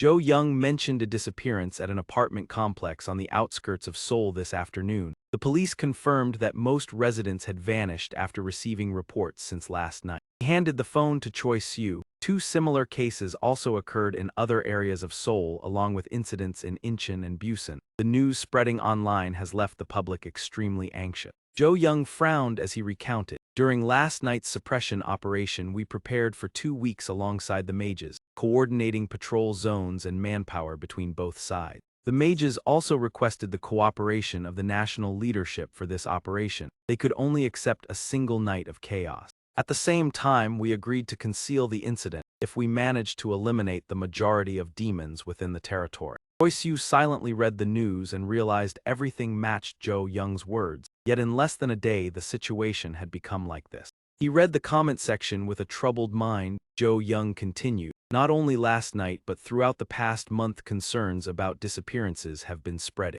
Ment stroked his beard thoughtfully. "For us this is a troubling issue, but from the perspective of the mages they must use energy to compensate for their shortage of power." Hearing this, Jo Young sighed. "Fortunately no ordinary people were killed in today's incident, but many still witnessed it. To be honest, I also bear some responsibility." Ment suddenly said something that made him pause. "For that reason the mages are demanding the surrender of the new member. Perhaps they intend to deal with the daytime altercation." Choi Soo lowered his head in admission. "That is correct. It was my mistake to act alone without permission, but this was originally an internal matter of the demon." Ment frowned as he defended him. "Although you acted against the judge's orders, your opponent was a demon who had committed countless crimes. You did not harm humanity, and your demon form has not been revealed to ordinary people. If punishment is required, it should be my decision as the judge. Their demand to surrender you is clearly an infringement upon my authority." During this protection, Choi Soo breathed a sigh of relief. Although they are applying pressure, there is no need to worry too much. Suddenly Ment mentioned his mother, startling him. "I will certainly protect you and your mother." Choi Soo hesitantly asked, "My mother, that is correct, because the mages seem to have learned of Bai Hyung's existence and believe that your family is involved." This exceeded his ability to remain calm. If they suspected the woman who raised him, then they had likely already regarded her as a criminal. Immediately after saying this, Ment prepared himself for the worst possible situation. Meanwhile, Choi Soo had not yet reacted and stood frozen in place. Before him was the wide open window. Choi Soo quickly brushed past the two of them and rushed toward the window. But before reaching it, he sensed something unusual. Ment raised his hand and used his power to restrain him while trying to calm him. I understand how you feel. He was forced down onto the floor, but I cannot allow you to go to your mother at this moment. That is exactly what the mages want. Choi Siu looked at Ment unwillingly. I have already sent people to protect your mother, so do not worry. It is best for you to remain here under the protection of Du Daong. Go Young also spoke to soothe him. Choi Siu, listen to the judge. In your current condition, if a conflict with the mages occurs, the consequences will be unpredictable. Before he could finish speaking, Choi Siu trembled as he tried to stand. It is all my fault. He strained against the restraint. I am sorry, I acted without permission and escalated the situation. I am willing to accept any punishment. Two of them silently watched as he continued. I was foolish for not considering the consequences, and for failing to foresee that others would be affected, especially my mother. I am sorry. Tears streamed down his face, but Choi Siu's eyes were filled with determination. I have no other choice. If my mother suffers because of my actions, I will never forgive myself. With those words, he gathered all his strength. Outside, the rain poured down relentlessly. Through relentless effort, Choi Siu gradually broke free from the restraint, astonishing even himself. He unleashed his power and escaped the binding. The sight left Ment stunned. He broke it using only physical strength. Choi Siu turned to leave, not forgetting to look back and promise. Once I personally see that my mother is safe, I will return and accept any punishment. I am truly sorry. After saying this, he leapt through the window, shattering the glass into countless fragments. He departed, leaving behind a heavy silence. Only then did Ment speak to question. Why did you simply stand and watch without stopping him? Jo Young rolled his eyes evasively. Do not tell me you were so helpless that you could not react. He hurriedly offered a weak excuse. Recently I have had no water to use my ability. Ment bluntly dismissed the excuse, causing Jo Young to feel embarrassed. In weather with such heavy rain, in the end he could only sigh. With the soft-hearted nature of your clan, that is why you always lose to your sister. Yet it is truly strange that the stronger you become, the kinder your hearts are. At Choi Siu's mother's house, she heard a noise coming from outside. She looked toward the door suspiciously and spoke. Is someone there? Suddenly from behind, Seo Hoa appeared and used a hypnotic ability on her. Why, do not move, stand still. Choi Siu's mother was immediately controlled by that power and stood motionless. Seo Hoa let out a cold snort of irritation as the knocking outside continued without pause. Yes, Sun Mi was right. Perhaps she had underestimated humans. She frowned in displeasure, fully aware that those people could cause enough trouble to make her want to eliminate them. Kim Yuzin then burst through the door and became alert upon seeing Seo Hoa. She coldly stated that she did not care how many had managed to enter. Anyone she encountered would be taken down. Gazes clashed with murderous intent. The tense atmosphere felt suffocating. Seo Hoa spoke in a cold tone. If he did not wish to lose his life, he should kneel immediately. Seo Hoa cast her unique magic illusory whisper, instantly seizing control of Kim Yuzin's mind and forcing him to kneel. The magic was transmitted through her voice, disrupting the listener's senses and consciousness, rendering them incapable of resistance. Struck by the spell, Kim Yuzin froze, his entire body stiff and unable to move. Seo Hoa thought to herself that he had hesitated to draw his sword immediately, perhaps out of fear of implicating Choi Siu's mother. She exhaled softly and said that he could enter, as the matter was not too serious. Sun Mi timidly stepped forward and asked whether that was Choi Siu's mother, then sighed in relief that they had arrived in time. Looking at Kim Yuzin kneeling with his head lowered at the doorway, Seo Hoa replied that with his strength, arriving late was not a major issue. Sun Mi was dissatisfied and reminded her that they should avoid confrontation as much as possible. Seo Hoa gently placed her hand on Choi Siu's mother's shoulder and reassured her, explaining that this was why she had avoided combat to ensure her safety. She asked Sun Mi how she could take the woman away when spatial compression exerted great pressure on ordinary people.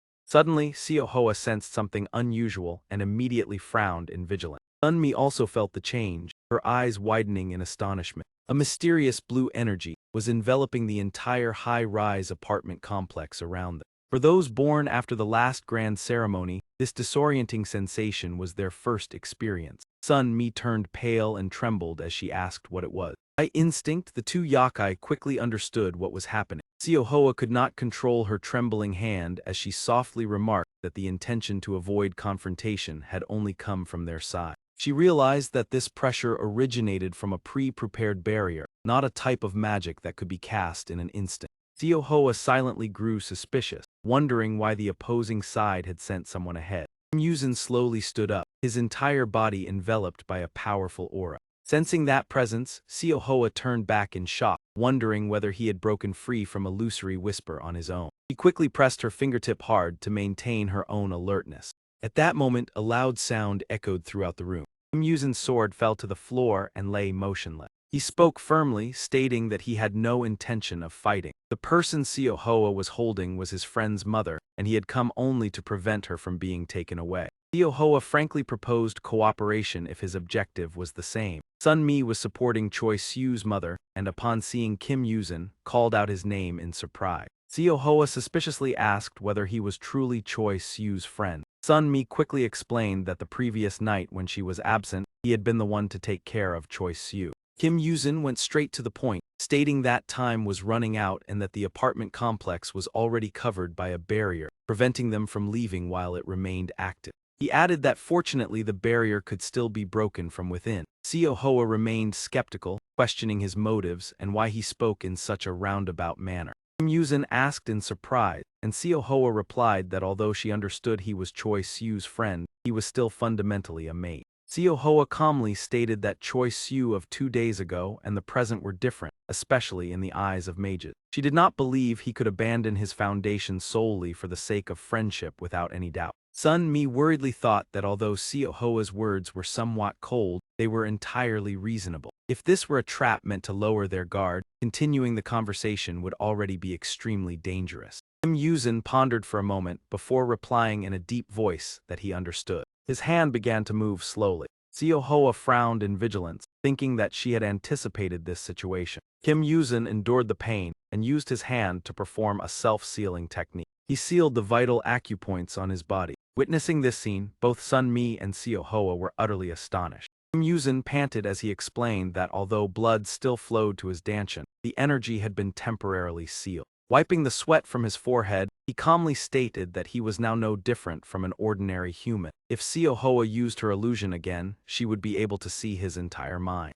Siohoa was stunned and reminded him that this meant she could manipulate him like a puppet until his death. Kim Yuzin forced a smile and replied that although it was no small matter if it could help them escape, he was willing to accept it. He added that if it achieved that goal, everything would be worthwhile. Siohoa asked in confusion why he would sacrifice himself to such an extent and what his true relationship with Choi Siu was. Kim Yuzin smiled gently and answered that he had already said it. They were simply friends, nothing more and nothing less. Only then did Siohoa gradually lower her guard and softly exhale in relief. She remarked in a low voice that she did not know whether to call him foolish or to praise Choi Siu for having good character, perhaps both. Sun Mi hurried over to support the exhausted Kim Yuzin and said that it did not matter. Siohoa spoke coldly, expressing her desire to see how impressive his hand-to-hand combat ability truly was. At the same time, in another neighborhood, the number of passers-by was sparse. Choi Siu panted as he looked ahead, seemingly forgetting the pain spreading throughout his body. He dashed forward, but a strong intuition caused his legs to halt momentarily. Choi Siu told himself that nothing appeared unusual to the naked eye, yet if he took a few more steps, the situation might change. Suddenly, a voice echoed from ahead, recognizing him as Choi Siu and remarking that he was smaller than expected and did not resemble a goblin hybrid as rumored. A well-built young man with parted hair stood before him and leisurely introduced himself as Jia Wang, praising Choi Siu's keen senses for stopping at the precise point of danger. He introduced himself as the third-ranked member of the Tian Enhai organization, having trained in incantation reading and hand-to-hand combat for 15 years. Hearing this, Choi Siu frowned as he thought of Tian Enhai. He speculated that Tian Enhai had direct ties with Kim Yuzin's family and wondered whether Jia Wang might be related to him. Jia Wang confidently stated that the introduction was complete and proceeded directly to the main issue, demanding that Choi Siu surrender to avoid unnecessary trouble. He casually explained that the area had been covered by a barrier and that his companions were currently controlling Choi Siu's mother. Stepping closer, Jia Wang warned that if Choi Siu attempted to flee, his mother would be in danger, adding that all the mages in the country were pursuing him, so his capture was only a matter of time. Choi Siu silently thought that combat seemed unavoidable, yet there was still one matter to consider. Suddenly from behind, a masked girl appeared, leaping high as she prepared to deliver a kick toward him. Sensing the danger, Choi Siu immediately turned his head.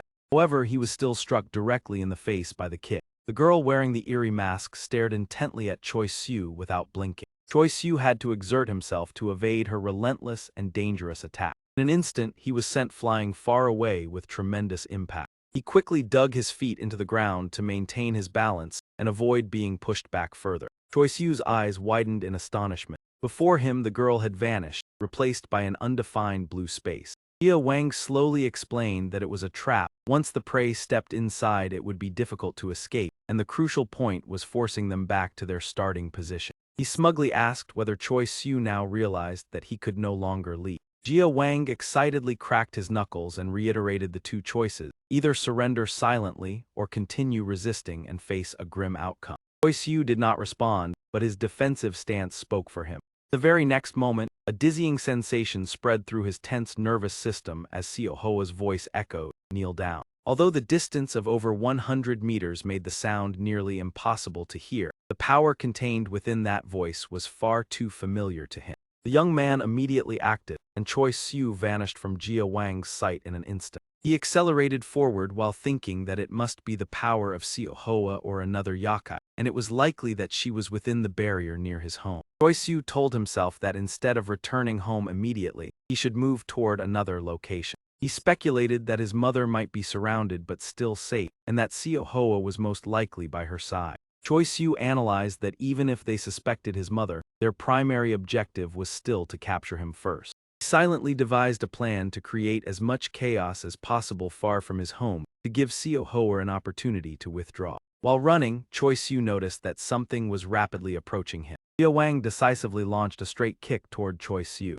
However, he swiftly sidestepped and avoided the attack in an instant. He revealed a sly smile and remarked, "Your reflexes are quite impressive." Having finished speaking, he landed lightly on the ground. Jia Wang immediately initiated his assault, charging into close combat with Choi Siu.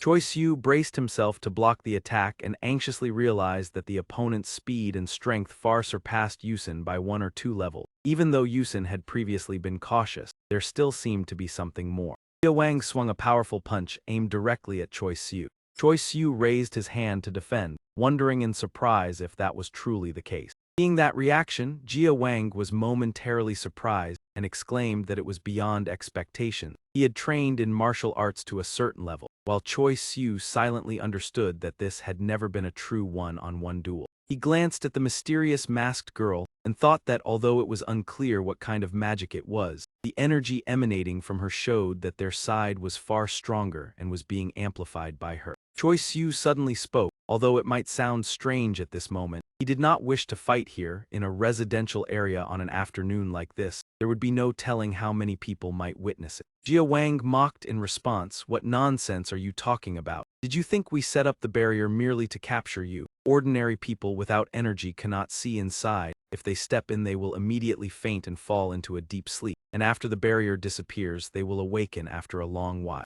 He seemed to have guessed Choi Siu's intention and ridiculed it. Clearly it was not a convincing reason, even though it sounded rather amusing. Clenching his fist, Jia Wang rushed forward and growled that this was why he told him to surrender obediently. He threw a powerful punch at Choi Siu, yet his body remained steady without the slightest movement. Choi Siu blocked the blow with his hand and calmly said with hidden meaning that he understood now, so there was no longer any need to worry. He suddenly grabbed Jia Wang's shirt tightly. Seeing this, Jia Wang gritted his teeth in tension. Choi Siu's eyes suddenly shifted to a terrifying shade of purple. Choi Siu unleashed the skill fairy overthrow, combining it with lightning power to create an overwhelming force that struck directly at Jia Wang.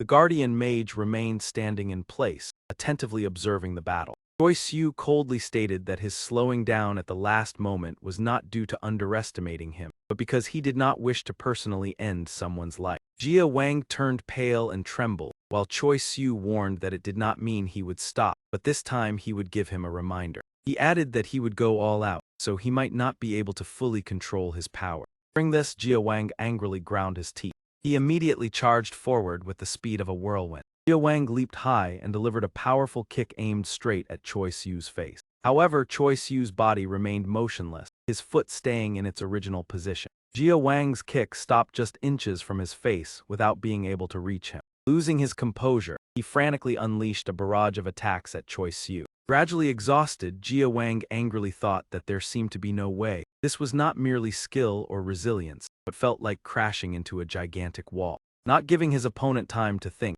Choi Siu immediately countered with an extremely powerful punch to Jia Wang's face. Jia Wang was sent flying far away, the residual force causing dust and smoke to swirl thickly around. Choi Siu warily glanced behind him. Observing the guardian mage, he thought that he had been waiting for a coordinated strike but saw no movement. Perhaps she was not suited for direct combat. Choi Siu sternly warned that this reminder was also for her. He did not wish to be involved in unnecessary battle, but if forced to do so, he would not hesitate. Hearing this, the guardian mage immediately assumed a vigilant defensive stance. Jia Wang struggled to his feet and angrily shouted, "What the hell are you doing? I said I would handle it myself. What are you trying to show? Is that all your limit amounts to?" The guardian mage remained silent, and Jia Wang instructed her that she only needed to stand behind and cast her spell. With a bruised face, Jia Wang roared, "Do you not understand what I am saying, or are you pretending to be stupid to provoke me? Damn it. Just display whatever you are good at, even if only a little." A ferocious roar echoed across the battlefield, causing Choi Siu to turn his head in astonishment. Without knowing the reason, Choi Siu immediately used teleportation. However, the priority target was now clear. He swiftly rushed toward the guardian mage. He immediately drew out 3 talismans, and Choi Siu silently assessed that she was in peak condition with a powerful energy source, though her next intention remained unclear. Clenching his fist, he resolved to subdue her as quickly as possible without causing casualty. Guardian mage began chanting, burning the 3 talismans to deploy suppressive and protective magic.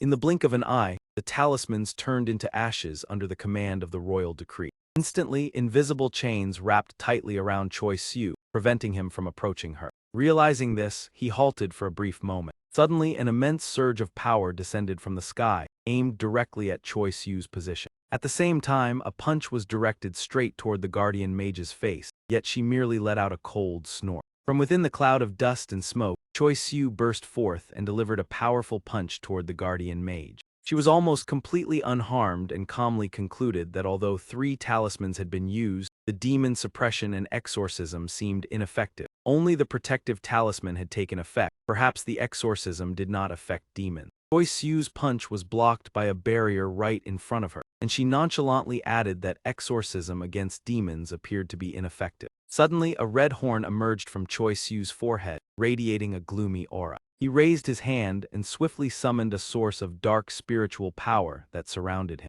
A sharp weapon appeared in Choi Siu's hand, and he reasoned that the missed punch created a sense of unease, as if it had struck something unresponsive, and in reality she had deliberately retreated. Carefully observing every movement of his opponent, Choi Siu deduced that if there was a protective layer around her body, it certainly also had its limits.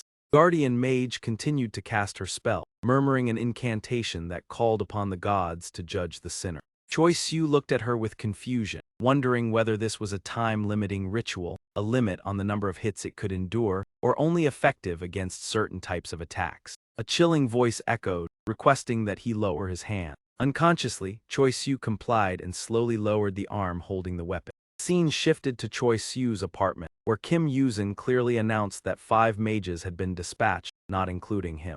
Among them, 3 held the position of Du Mu and the remaining 2 were Dong Mu, and they were arranging a multi-directional encirclement formation around the apartment complex. He analyzed in detail that normally a barrier would have pillars placed on the periphery, but the current barrier was special as the mages themselves acted as the axes. Seo Hoa directly asked whether defeating them would be enough to break the barrier, and Kim Yuzin replied that usually eliminating about half would suffice, but this situation was more complex despite her recognized ability. Sunmi sat within the school of Choi Siu's mother, quietly listening to the conversation. Kim Yuzin continued that although Seo Hoa was powerful, if she was not a demon over 666 years old, it would be difficult to confront them. Because their martial arts and magic were designed to eliminate demons, this was not merely a contest of strength, but also of incompatibility. He anxiously emphasized that fighting mages was like stepping into traps created specifically for her. The issue did not lie in strength, but in compatibility. Kim Yuzin gently reiterated that among them were 3 Du Mu, a rare rank. Only a few mages attained this position, and they were capable of confronting spirit-level demons.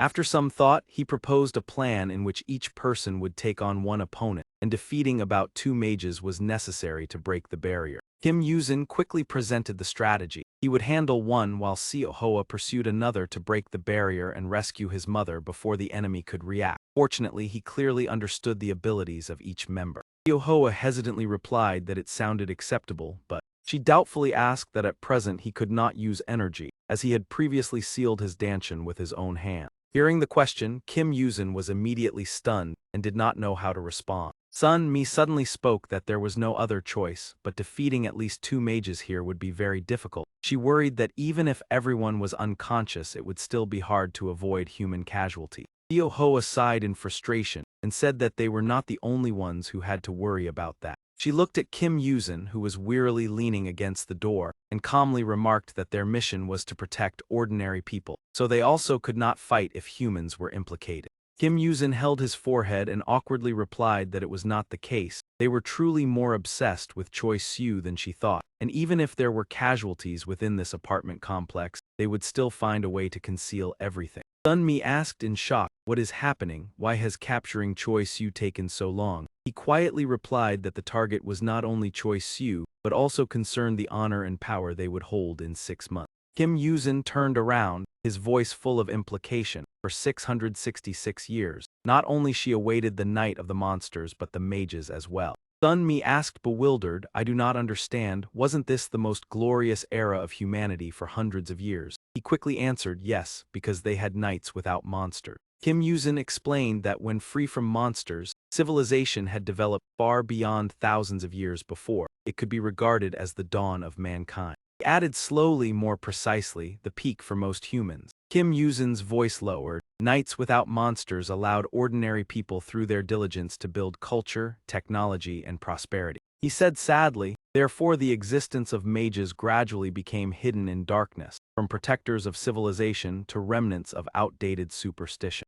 Kim Yuzin bowed his head, weighed down by guilt and insecurity, issues of self-esteem and psychological compensation being things most of them carry. He smiled softly and said, "Perhaps in 6 months, when dusk falls and screams echo, that will be the moment they smile." Kim Yuzin continued in a low voice, "At that time they will transform from those seen as outdated superstitious people into rulers of the world." He coldly remarked, "Today's event is not about the casualties, but that they boasted to the government yet the plan failed, harming their pride." Kim Yuzin affirmed, "Therefore they are trying to capture the villain at any cost to gain control quickly, without anyone doubting their capability or authority." Sun Mi exclaimed in surprise, "So it means they truly do not care about." Hoa coldly added, "Yes, they do not concern themselves whether the people here are harmed." Suddenly, from afar erupted a massive and intense surge of power. Hoa noticed the anomaly and shouted, "What is happening?" Kim Yuzin seemed to recognize the source of power and thought, "Is that Jia Wang? Could he be summoning the White Assembly? But for what reason?" Meanwhile, at Choi Siu's battlefield, the Guardian descended safely. Generally, mages in the Korean peninsula use 2 main types of ability. First is scripture reading, involving memorizing holy texts to harness the divine power hidden in each character. This ability amplifies energy and quickly deploys many techniques suitable for each situation, used by most mages. Second is divine possession. Mages with a naturally sensitive 100th point are considered talented and granted divine power. Through this point, they use their body as a vessel to receive the presence of beings from other worlds. Choi Siu sensed the anomaly from Jia Wang and turned to observe. The opponent was putting all remaining strength into executing the divine sword Wu, possibly an incarnation of the gods. Fear surged as he faced a god for the first time in his life. Choi Siu looked at the scene before him in utter amazement. At that moment, something inside the young man's body reacted strongly to that energy. Choi Siu had to confront a being from another world, and it was the first time he faced such an entity. Whether monster or human, panic in such a desperate situation was unavoidable. His gaze gradually became deep and unpredictable. Yet Choi Siu still tightened his grip on his weapon. He concentrated fully to strike, choosing attack over retreat. But the opponent remained indifferent, showing no worry. That left him stunned, wondering if he had no core. After Choi Siu's attack, the opponent quickly changed his method. Tensed, focused his power, and completed the fusion process. His arms stiffened, muscles bulging massively. Immediately after, he swung, generating 2 streams of energy flying forward. Seeing this, Choi Siu leapt to evade. Even though he avoided it, The shockwave of the tremendous power still sent him sliding backward. The opponent paid no attention and continued to retract the energy with one hand. Witnessing this, Choi Siu was utterly astonished. Numerous interwoven beams suddenly appeared around him. They were like sharp blades rushing straight at Choi Siu. He had to quickly dodge. However, he was still grazed by one of the beams. Wounds appeared on his face and shoulder, blood seeping out. Even so, Choi Siu did not stop and continued to counterattack, his face showing terror. Why was this happening? At this time, a guardian watching from afar thought that with his speed and movements, he could easily avoid the divine sword Wu, but chose to hold a disadvantaged position to defend from behind. The guardian suddenly gasped, "Impossible." Below, Choi Siu continued fighting, both attacking and defending. He furrowed his brow, eyes wide staring at the opponent. Throughout the battle, traces of magic continuously appeared and scattered everywhere. Shortly after, both of them rushed into direct confrontation. A loud explosion rang out, the ground began to crack. Choi Siu risked defending, while the opponent pressed on relentlessly. His gaze surged with murderous intent, his explosive power immense. Choi Siu's defensive energy unexpectedly shattered. That created an opportunity for the opponent to continue attacking. Choi Siu could not evade. In an instant, both arms were incapacitated. Yet the opponent did not stop and pressed the assault further. He unleashed continuous attacks that Choi Siu could not avoid. Finally, Choi Siu fell to the ground as dust cleared. At that moment, the guardian stepped forward. The opponent asked if that was the one who summoned him. She respectfully replied, "Yes, Lord Chief." He asked in a low voice, "I have a question. Why did you confront this person?" The guardian explained that Choi Siu was a half-demon with goblin blood and accused of causing chaos in the human realm, harming many. He bowed, apologizing for summoning him hastily and unprepared. The chief sternly reminded, "Be careful with your words." The chief turned to stare at the guardian, questioning whether the accusations were true or a distortion. He recounted the previous scene, noting that even if he could have easily dodged, he still accepted the attack. He believed Choi Siu might fear affecting those around him. Even with his life threatened, his attention remained behind. His voice grew serious despite his demon blood. "I do not believe he violated laws or harmed humans. Perhaps the accusations stemmed only from prejudice and personal interest." He said suspiciously, "If you were just an ordinary being, I would not have responded to the summon," yet she silently apologized. At this moment, Choi Siu muttered a spell, standing on the edge of life and death with a body full of wounds. Looking at his battered body on the ground, it was clear his overload was not only from recent injuries, but also due to a series of continuous battles with enemies, and above all due to these special factors. For ordinary monsters, Marian extract is like a high-quality supplement. Using too much only wastes it. Normally it causes no problem, but Choi Siu's body was especially sensitive to Marian extract. Within minutes after absorbing 2 consecutive Marian extract, Choi Siu nearly exhausted his final life force. He was unable to control that power, leading to his current exhaustion. Normally such wounds would have healed many times, but his body regenerated mostly except for his hands, which were still incompletely regenerated. This time, Choi Siu trembled as he raised his arm. He lifted his right hand and flicked it slightly. Immediately, a scroll appeared in midair. Hearing the sound, the chief turned around in surprise, asking if he still had the strength to move. He looked pityingly. "It's a shame, I don't know the reason, but if your body were in better condition, you might have escaped." He turned to the guardian, saying, "I told you to cut his airway already." She nodded in reply, "Yes." Hearing that, murderous intent flared within him. "Very good, after all I do not like having to do it myself." On this side, Choi Siu laboriously took out a vial of herbs, silently chanting a command to activate it in his hand. If used correctly, simply throwing it on the ground would shatter it and trigger the storage technique inside. Thinking so, Choi Siu decisively crushed the vial. He knew well that the 3-colored gourd did not just contain one of the 81 techniques, but also selected and activated the ability most suitable for the user's current circumstances. Choi Siu glanced at the monster, while the 3-colored gourd analyzed his situation. It did not choose any technique, but simply transmitted the stored energy. At this moment, the guardian also witnessed the entire event and recoiled in horror. The 3-colored gourd was no ordinary item. The quantity and quality of this energy would take even Jogmu many years to produce. Though slightly wary, she still scornfully thought, what could a monster accomplish using it? After the gourd was crushed, a surge of magic immediately enveloped his body. Choi Siu's body gradually recovered, returning to its original state. He looked in astonishment at his hands healing at an incredible speed. Suddenly, the other lunged forward like lightning, exclaiming that it was rare to see a monster resist such righteous energy. Immediately after, he swung his fist forward, but Choi Siu reacted in time. He quickly shifted his focus to the side and evaded smoothly. But the opponent continued to attack relentlessly. Continuous punches rained down on Choi Siu. After many evasions, Choi Siu realized this power came from the gourd that Kim Yuzin had given him. Now he understood, but the feeling was strange. Inside his body, a strange change appeared, as if a new energy node was forming in the lower abdomen. Previously, Choi Siu already had 2 energy nodes at this location. However, both had remained dormant for 17 years due to lack of use. One of them had awakened a few days ago, thanks to his transformation. The other also awakened when he confronted Kang Xin, and the gap was filled with energy from the 3-colored gourd. The battle continued, and at first glance the chief seemed to be gaining the upper hand. Meanwhile, Choi Siu could only defend and had not found a way to counterattack. He knelt and used his hand to shield his face.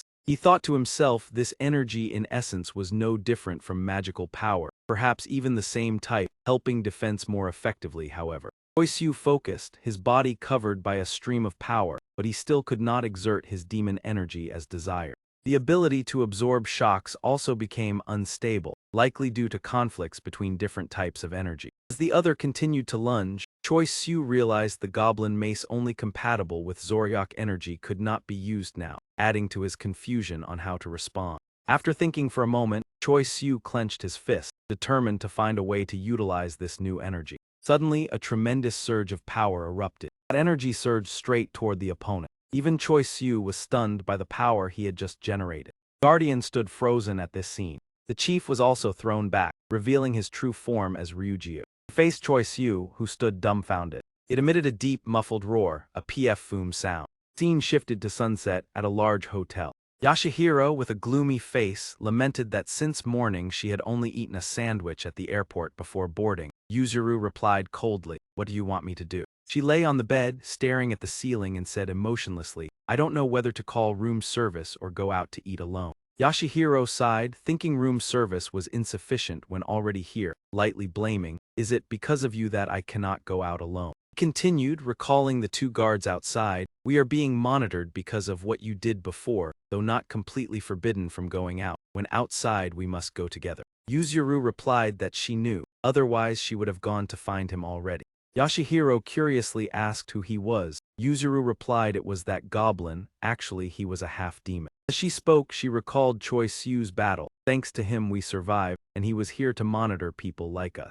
Yashihiro was surprised because the information he heard from others was different. Yuzuru explained the truth was clear, and they were just hiding it. He added that they were shifting all responsibility onto the monitors, preserving face by claiming to have captured the culprit. Yashihiro fell silent, realizing this situation was no different than home, using an innocent as a scapegoat, and he understood her feeling. However, he admitted we really could do nothing more in this situation. Yuzuru listened silently as he continued analyzing that we are only guests in this land, also partners and future rivals. He added that they manage Korea, and we along with the Jin Yang clan oversee Japan, a relationship existing for hundreds of years. Yashihiro recalled historical upheaval, thinking that despite the long history, their complete trust and entrusting of the future to us remained suspicious. He seriously said if they thought we lacked ability, the local government would not hesitate to seek mages from other nations, and the same applied to us.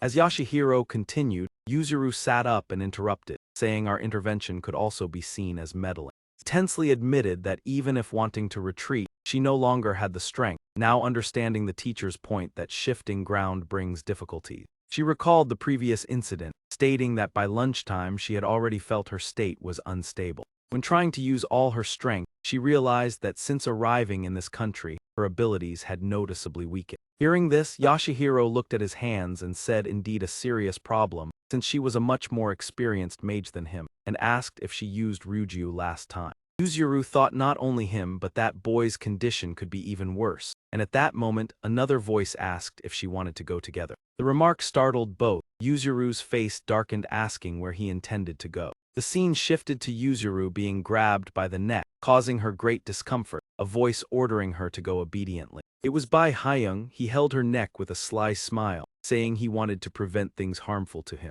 Choi Siu, his body full of wounds, panted and silently considered how to rescue her. Not only Choi Siu, but another person was also troubled by this. However, at that moment, Yuzuru's spirit beast Ryuju was completely powerless. This spirit beast relied entirely on its controller. Without energy or commands, it was no different from an ordinary spirit. Even so, out of loyalty to its master, Ryuju still tried to act. When Ryuju attacked, Bai Hyung looked at it with cold eyes. That gaze frightened it and made it tremble. Suddenly a flash of energy passed by, causing him to lose focus. He released his grip, and Yuzuru fell to the ground in pain. Jo Young suddenly lunged at high speed and punched Bai Hyung. Both immediately plunged into a highly intense battle. Once the master's safety was ensured, Reiju immediately returned beside Yuzuru. Nevertheless, the terror before the monster caused it to panic immediately. Ryuju trembled as it called out the name Isami. A gigantic green creature suddenly appeared. At the same time, Jo Young, surrounded by a mysterious purple aura, coldly ordered attack. Isama and Ryuju immediately rushed forward at breathtaking speed, leaving Yuzuru no time to react or escape. Initially, Ryuju was still able to return to its master as usual. But then an unexpected incident occurred. Choice suddenly appeared, blocking her path. The human body possessing special abilities interfered with the master's natural absorption process. Trapped inside Choi Su's body, where only demonic energy existed, Ryuju could not escape. Ryuju realized it had become trapped. At that moment, Ryuju perched on his hand and looked at Choi Su in confusion, causing him to feel equally perplexed. A figure dressed in black with a powerful green energy continued to approach. This caused Choi Su to widen his eyes in astonishment. Immediately afterward, that man launched a fierce attack. He only managed to pull Ryuju aside to evade. The blow rendered it unconscious in his hand. Both lacked sufficient understanding to explain this situation. However, they shared the same survival instinct. The man in black continued to close in. Choi Su anxiously thought that if they did not cooperate, they would not survive. Bearing numerous injuries, he had no choice but to defend against the relentless attacks. His hand tightly gripped an object. A tense battle erupted between the two sides.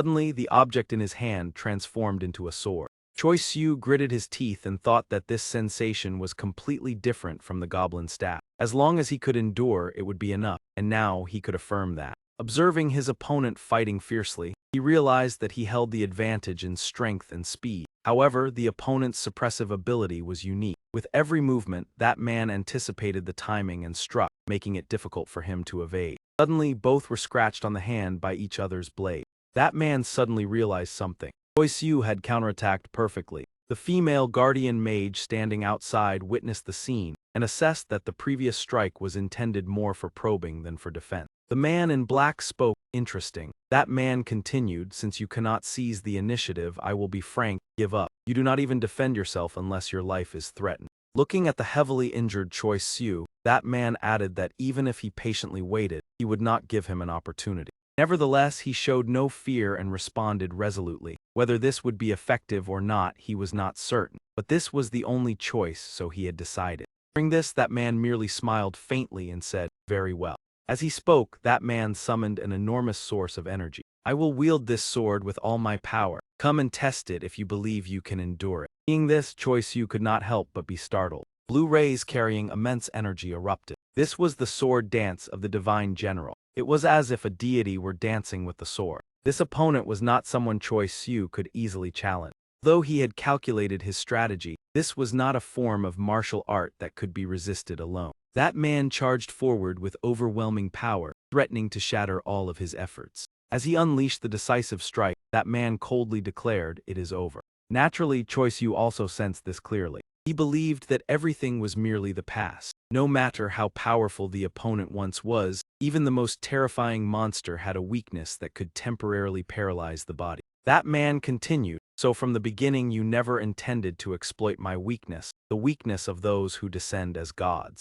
No matter how omnipotent a divine incarnation might be, the power they used was still limited by the mortal body." Swinging his sword, that man said that he was enduring as lightning energy was transmitted into his body through this blade. Choi Su did not retreat before that might. He replied that he had already said so. As soon as he finished speaking, he charged forward with fierce determination. His resolute gaze affirmed that this was the only path. The battle continued until both were utterly exhausted. The man in black, despite being severely injured, still spoke. You deliberately exposed an opening. If you had wished, you could have ended the battle in a single exchange. If I had been weaker, there would have been no second chance. Choi Soo also panted as he replied that if that had happened, it would truly have been a problem. But in the end, everything turned out fine, did it not? Moreover, when you do not know who you are, this body is no longer entirely yours. He continued that taking someone's life was excessive if your own life was not threatened. Hearing this, that man gave a faint smile and said that he truly was a reckless person. While Choi Soo was still astonished, that man added that he was fine. The loser had no right to say anything further. A gigantic soul appeared within his body and spoke, "If there is an opportunity, let us continue the battle next time." After speaking, the gigantic figure gradually faded away. A voice sounded from behind, causing him to turn around. "It is over." The female guardian mage spoke. She did not have the ability to fight him and no longer had the strength to perform another ritual. This was their defeat. Hearing this, he coldly thought that it was all lies. Calling her earlier battle, he realized that although their confrontation had been brief, it was enough to understand clearly. He might not know her exact abilities, but she was certainly superior to that man. While he was still thinking, a voice suddenly called out, "Hey." This caused Choi Soo to turn back in surprise. Seeing the newcomer, he called out, "Kim Yuzin." Kim Yuzin trembled as he approached and complained dissatisfiedly, "You called me Kim Yuzin. I knew it, this madman." Female guardian mage was extremely surprised to witness the scene. Choi Soo asked why he was here and whether the demon had deceived him. Kim Yuzin angrily reproached him. What had he done earlier? "I only told you to be confident and not afraid, not to cause chaos in broad daylight with people around." Hearing this, Choi Soo apologized that he had been foolish and reckless. Kim Yuzin angrily replied that he truly was an expert at insincere apology, then said seriously that it would be convenient if an apology could resolve everything. He looked at the man in black lying there in exhaustion, then turned to glance at the female guardian mage. He said that there was no need to try to understand everything. The situation was exactly as she saw it. Kim Yuzin pointed at Choi Soo and introduced him as his closest friend since middle school. He had only learned yesterday that he was a goblin, and that was merely a coincidence. He was certainly not someone who would cause harm. The female guardian mage replied that he did not have the authority to decide that. Moreover, if he had once been associated with the perpetrator, he should understand this clearly. Kim Yuzin immediately stated that as a member of the Sangsu clan, he was not a shameless person. He continued coldly that whether Choi Soo was innocent or not, he knew his actions were not appropriate for someone of the Sangsu clan. Regardless of how unreasonable the reason might be, the heir of the Sangsu clan could not stand on the side of an ordinary demon. After saying this with a resolute gaze, he declared that from now on he would relinquish the position of heir to the Sangsu clan. Hearing this, the female guardian mage exclaimed in astonishment that it was impossible. Kim Yuzin calmly replied that perhaps it had been so in the past. Everyone strove to attain that position, so why could he not abandon it? He continued that there would be no problem. They would pretend to be outraged and question him, but in their hearts they would rejoice when that coveted position was left vacant. He tightened his grip on the sword and said that expressing his stance was sufficient. She should not complicate matters further, it would be best for her to understand that clearly. Kim Yuzin continued to speak. "I will say this in advance so you understand. I have no intention of taking your life or seriously injuring you. Therefore, if you quietly remove the barrier, I would be very grateful. Otherwise, if you insist on completing your mission, I will be forced to act." After saying that, he pointed the tip of his sword toward the female guardian, coldly warning that he would unleash his full strength to defeat her without mercy. Female guardian remained silent for a moment before slowly removing her mask. She spoke softly, "In this situation I have no other choice. How could I possibly oppose you, young master?" Witnessing the scene, Choi Soo was extremely astonished by the appearance of the other person. Immediately afterward, she began to chant a spell. One of the 4 candles suddenly went out. After finishing, she said, "I have followed your request, young master. If one more individual among the 5 people here is released, the barrier will disappear, correct?" Kim Yuzin replied, "Yes, thank you. Although I do not yet understand the entire situation, you have acted very wisely. Now take your brother and leave this place for somewhere safe." He added, "Since you did not fight and only removed the barrier, this will not be advantageous for you." The female guardian softly responded, "Yes." Afterward, she supported her brother dressed in black and left the place. Choi Soo glanced at Kim Yuzin with curiosity. He said irritably, "I did not come here because of you. I was sleeping peacefully when I was dragged into this sudden mission." Kim Yuzin seriously explained, "The remaining 4 people were assigned to set up the barrier and wait for you. I had prepared to charge in first, eliminate any demon and bring your mother out." He continued, during that process I encountered a demon who came to rescue your mother and we agreed to cooperate. Hearing this, Choi Soo immediately became worried. But you. Kim Yuzin interrupted, you do not need to worry about me, listen carefully. The current situation is extremely dangerous. Continued, if you understand what has happened you will realize that besides me there are 3 others, and all 3 are stronger than the 2 people from earlier combined. Hearing this, Choi Soo was startled and asked, when you say the 2 combined do you mean that woman also participated in the battle? Kim Yuzin replied, exactly. He recalled the 2 previous guardians and said, aside from that pair of siblings, everyone who was dispatched, including me, are guardians. When they combine their strength, their power equals that of a guardian, which is why they were urgently summoned. The man in black angrily reproached the female guardian, causing her to merely lower her head in silence because of her incompetence. Kim Yuzin further explained that even when they combined their power, the younger sibling mainly relied on the elder sister's abilities. He said, I assume you also noticed the abnormality, so I feel reassured that you think the same as I do. Suddenly Choi Soo softly asked, are you injured anywhere? Kim Yuzin showed displeasure, do not ask about that. In any case, to leave this place you must defeat one of the 3 monsters. How many gourds are left? Give me one. Choi Soo checked and replied, there are 2 left, should I give you both? Kim Yuzin shook his head, 1 is enough. Choi Soo handed Kim Yuzin the purple gourd. He gripped it tightly and chanted, open and pour. A surge of blue light containing powerful energy burst forth, forcing Choi Soo to cover his eye. Kim Yuzin spoke, listen carefully, Choi Soo, one of the guardians may be engaged in battle. Fighting against the demon protecting your mother, the earlier chaos proves that their battle has entered a fierce stage. Thinking of Choi Soo's mother, he said, that demon has likely taken her into hiding. Your task is to find them and join forces. I will confront one guardian so that the 3 of you have a chance to escape from the remaining one. He added, when I or the greater demon break the barrier, you must leave here immediately. In that moment he wanted to blurt out, do not be so reckless, how could the 2 of you? But his throat tightened, because he clearly understood how reckless and proud they were. With a determined gaze, Kim Yuzin said, I mentioned this during our training, our strength is not even half of theirs. Now that you have witnessed it with your own eyes, do you still think I was lying? Facing a friend willing to sacrifice everything for him, Choi Soo could only sigh and reply that he could not force such a friend. Suddenly, something caused Kim Yuzin to startle and draw his sword. He rushed forward swiftly, astonishing Choi Soo.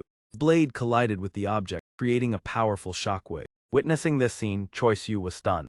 A person landed on the ground, causing both of them to become alert. A voice echoed, oh dear, if he discovers this he will surely be furious. It was Kim Yi-gul, he calmly said, especially when they are on the brink of death and his only son is associating with demons. Do you not intend to change your decision? Kim Yuzin angrily replied, forget it. Kim Yi-gul continued, your life is yours to decide. You are quite similar to me, organized and completely different from the other members of the clan. As he spoke, he looked at Choi Soo. Why do you not attack the person beside you? After all, aside from those 2 matters, no one knows the affairs within the clan, except the children of Ya Kai-ung and Ya Wang. He continued, I have tried to conceal those 2 matters. If we fight now, it would be truly shameful. Kim Yi-gul mentioned Kim Yuzin's mother, causing him to feel uncomfortable and interrupt. I do not care what you think about me. He revealed a cunning smile, saying that he had discovered that difficult fox before coming here, but let us put that aside. Kim Yuzin assumed a combat stance and said, I have long wanted to leave the clan, I cannot endure being imprisoned within it.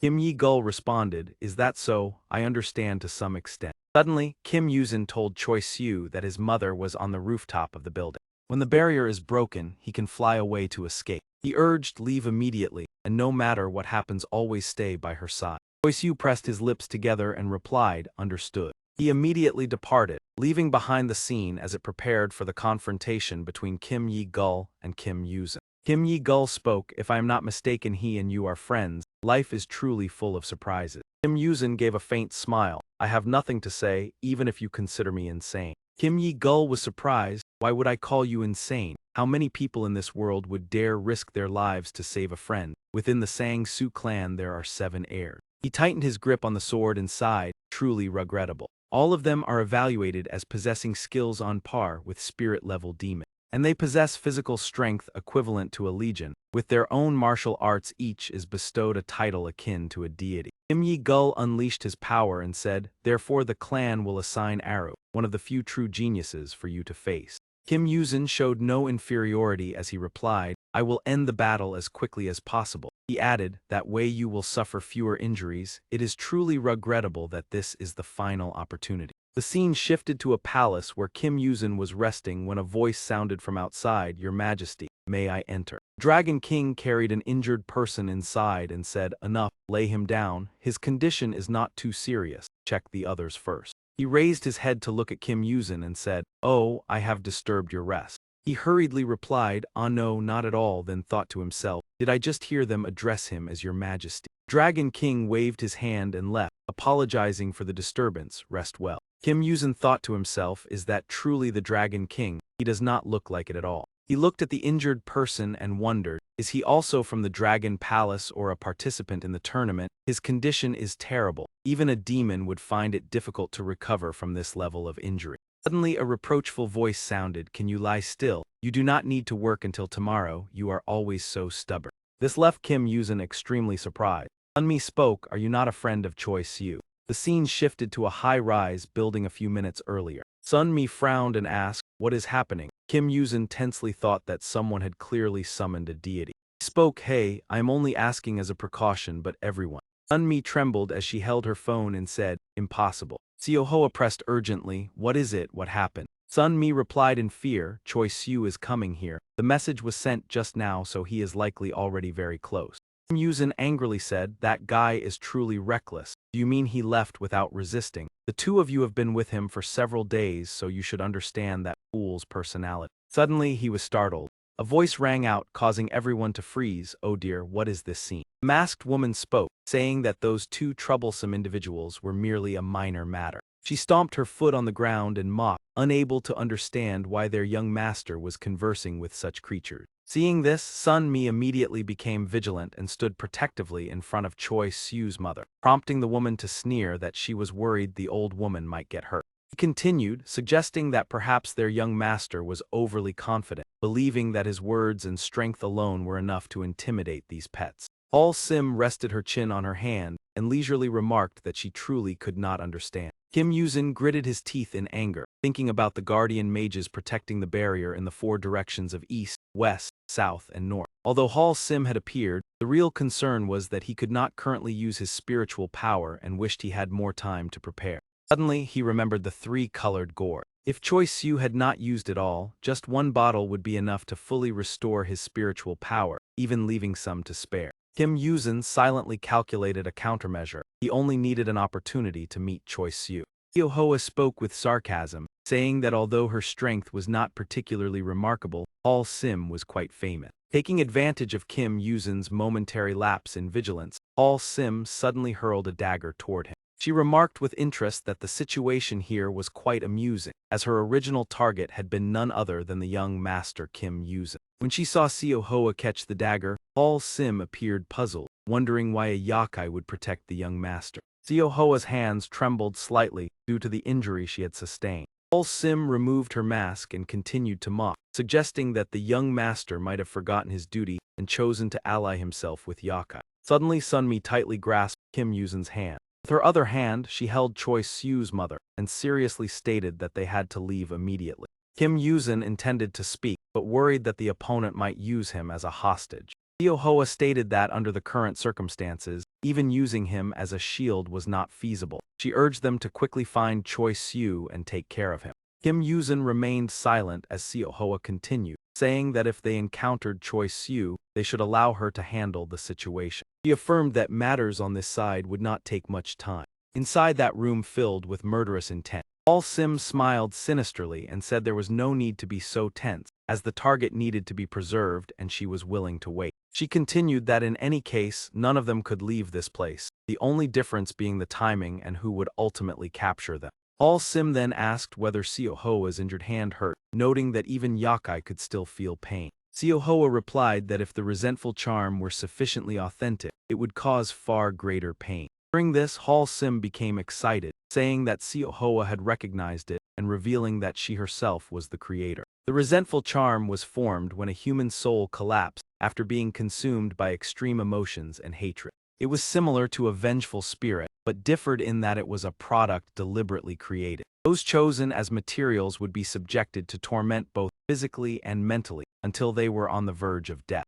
When their life reached its limit, it would be ended using an object designed to imprison the resentful charm. From that point, a powerful weapon containing all the resentment and strength would be born. She proudly boasted that it was a masterpiece she had personally created and wondered if there were any shortcomings, as most mid-level yokai were easily subdued by it. She continued that there was currently no other choice. As she spoke, Hall Sim summoned additional sharp daggers. She declared that she would seek the assistance of other allies. Kim Yuzin quickly departed to carry out his task, while Hall Sim mockingly asked Seo Hoa whether she had waited long enough. Image of Sun Mi leading Choi Sue's mother in escape echoed alongside Hall Sim's threatening voice, and she concluded that they had run far enough. Hall Sim transformed her form, displaying a sinister smile as she asked Seo Hoa if she had anything else to say. She snapped her fingers, and immediately a barrage of daggers shot forward. The blades hurtled towards Seo Hoa at a terrifying and unpredictable speed. Inside the towering building, a surge of power suddenly erupted. Seo Hoa shattered the window and soared out of the building. She lifted her head and saw that Hall Sim had quickly caught up. Hall Sim remarked that speaking was easy, but execution was far more difficult. Streams of blue light carrying immense energy shot straight towards Seo Hoa. Seo Hoa cast a summoning spell to invoke the demon subduing Great Emperor. The demon subduing Great Emperor manifested, and Seo Hoa continued by summoning his upper body. Hall Sim was utterly astonished by the sight. The demon subduing Great Emperor swung his sword, repelling all the streams of blue light. Among the deities revered by mages, some had once been human in life. Most were heroes recorded in history, but the reason they became deities after death was not solely due to their strength. It was the sincere prayers of the people that elevated them into entities beyond humanity. Those who prayed did not require spiritual power, nor were they bound by religion or ritual. The most important elements were sincerity and the offerings presented. Prayers accumulated over the years created a soul for the void. From this, a deity was formed. The mage who controlled these deities was the one who held and bore responsibility for that power. The demon subduing Great Emperor continuously unleashed powerful slashes that repelled Hall Sim's energy. She mocked that today was filled with strange occurrences, as this deity resembled the image of Guan Yu, and she could not understand why a yokai was able to wield such power. Hall Sim's expression darkened as she sarcastically remarked that Seo Hoa's condition did not appear very favorable. Suddenly a dagger pierced Seo Hoa's body. Hall Sim continued, saying that she would overlook it since her opponent was merely an insignificant creature. A powerful surge of energy struck directly toward the ground. Hall Sim landed, showing disgust and stating that her sense of smell was affected by the odor of the yokai. As she approached, she mockingly mentioned that she had heard Seo Hoa was skilled in subtle tricks and possessed 2 unique techniques. Seeing Seo Hoa severely injured, Hall Sim referred to Ho Lai Chao 2 and Lo letter 1ea1 N Tam Tri as her characteristic ability. She swung her dagger to attack and stated that she had gained new knowledge, intending to remember it in order to eliminate another fox in the future.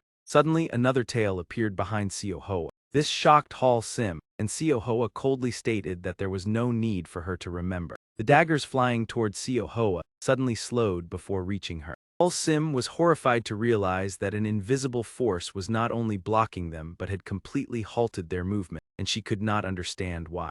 The 2 unique techniques of the Fox clan were already well known, yet this ability did not belong to any of them. The dangerous gaze, Seo Hoa stated that no one else could accomplish this because it was not a technique of the Fox clan.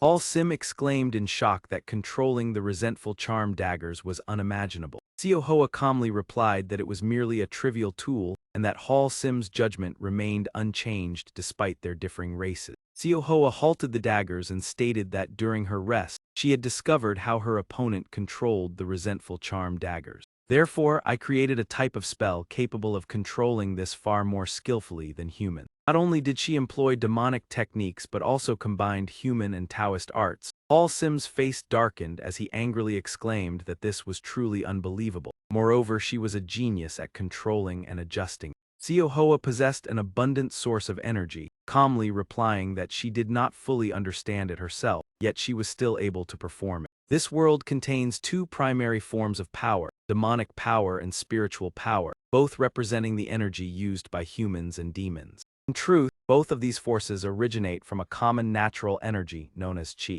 Qi can transform into many different states, but when handled by humans and demons, it becomes types of energy with distinct natures. Similar to how a vehicle requires the appropriate type of fuel, each form of energy has its own method of use and therefore cannot be interchanged. If the wrong fuel is used, the vehicle will certainly break down. Humans cannot cast forbidden spells using spiritual power, and the reverse is also not feasible. Halsim's face turned pale, biting his lips as he stepped back, realizing that Siohoa's spell had been improved. This might be acceptable for humans but was completely illogical for demons, because she used demonic power instead of spiritual power, creating a new spell that despite an incorrect formula still produced accurate results. Facing Siohoa's sharp gaze made Hansim feel overwhelmed. Although he created a spell similar to spirit manipulation art, perfectly copying it in a short time was unbelievable. There were certainly limitations in commands such as stopping and redirecting. After a moment of vague contemplation, Hansim slightly frowned as if he had devised a plan. Siohoa spoke in a cold voice, expressing curiosity about whether this was a type of spell so common that it was mass-produced. For them it was not a problem, but according to human beliefs, using something harmful to their own kind was considered taboo.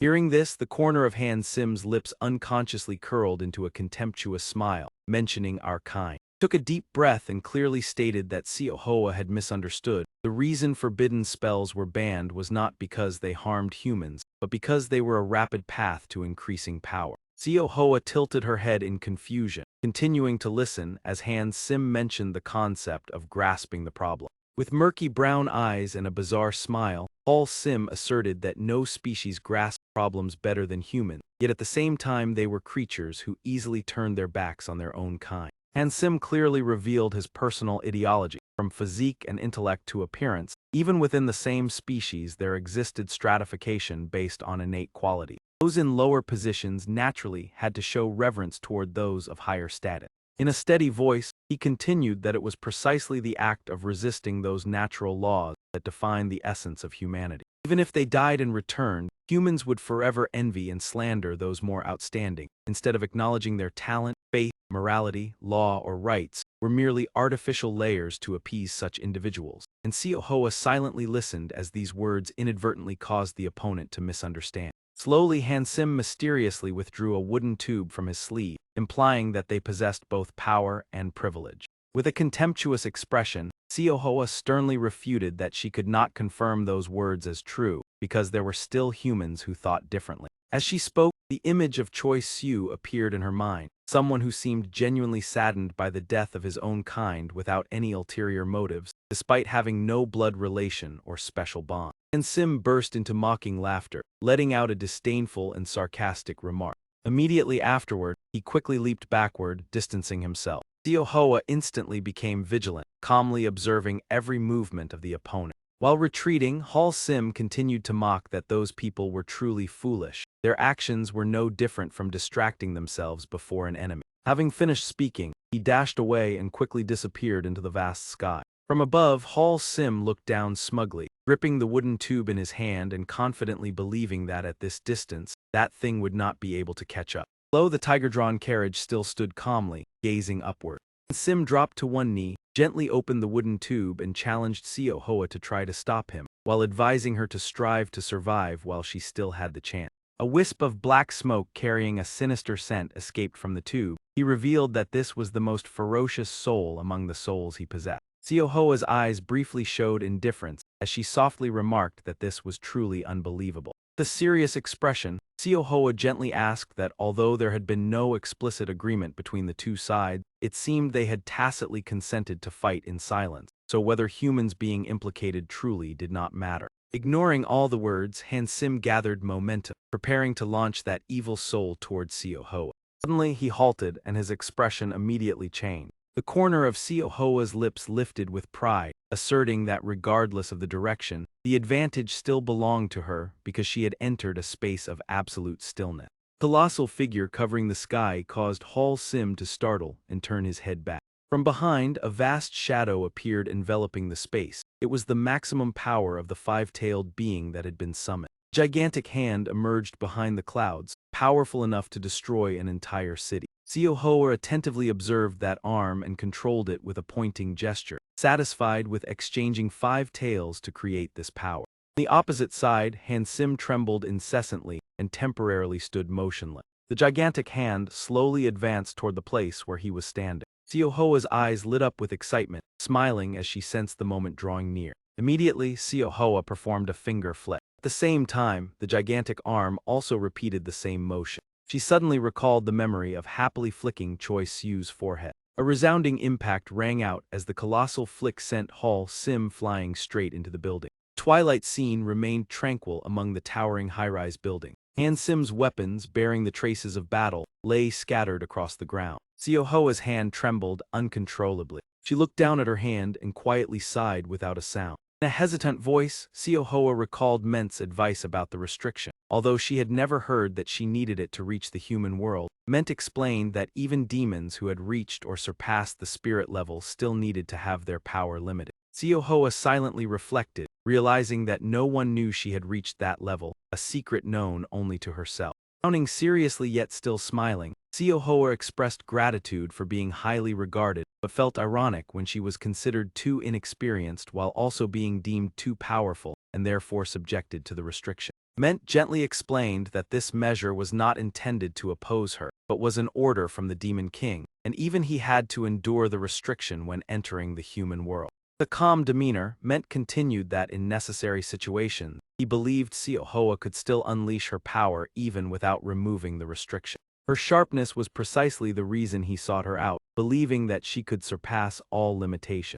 Siohoa looked straight at Ment with a suspicious gaze. She gently confessed that she had also intended to do so, but there were still things that made her hesitate. Bright red blood slowly seeped from Siohoa's nose and the corners of her eyes, because summoning the power of 5 tails even for just one arm had exceeded her limit of endurance. The overload of energy prevented her from viewing Choi Siu as weak, and slightly surpassing her limits at this moment was a necessary choice. The soul that Han Sim had summoned was by no means something ordinary. Siohoa quietly pondered, realizing that to eliminate the entity that had just been unsealed, she was forced to act immediately. Suddenly, an ominous intuition surged within her, causing Siohoa to become instantly vigilant. She gently wiped the blood from her nose, her face expressionless as she wondered whether the thing she had just destroyed was merely a second body, and perhaps required a few minutes to completely disappear. Han Sim's wooden tube suddenly emitted a strange sound.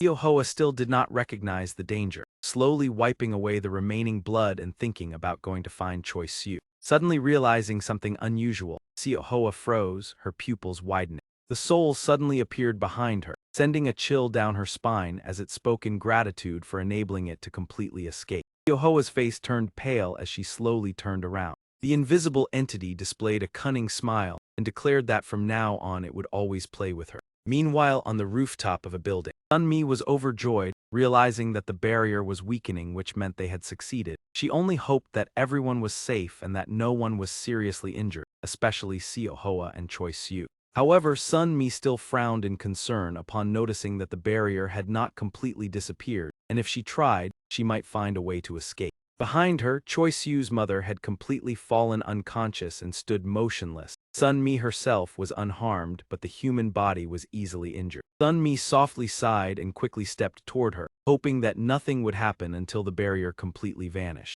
Suddenly, Sunmi's eyes flashed with unusual vigilance. She saw Choi Siu drenched in sweat, breathing rapidly and anxiously called out his name. Faced with Choi Siu's confusion, Sunmi immediately reassured that Siohoa had only provided support so that he would not be caught off guard, while quickly explaining when he looked toward his mother. Hearing this, he let out a sigh of relief. Yuang immediately spoke to thank her for risking her life to save my mother. Sunmi smiled gently and politely replied that she had not done anything dangerous. She simply wanted to offer an apology. Continuing, Choi Siu turned his gaze toward Sunmi and gently asked whether before arriving here she had felt something strange, as if her breathing had become lighter. If my intuition is not mistaken, the barrier has likely been removed. Sunmi, are you planning to leave with my mother? Sunmi answered frankly, that is correct. Since the barrier has disappeared, I will take you and your mother away from here. With a determined gaze, Choi Siu suddenly interrupted, not only my mother. Sunmi's face briefly showed panic as she hurriedly tried to stop him.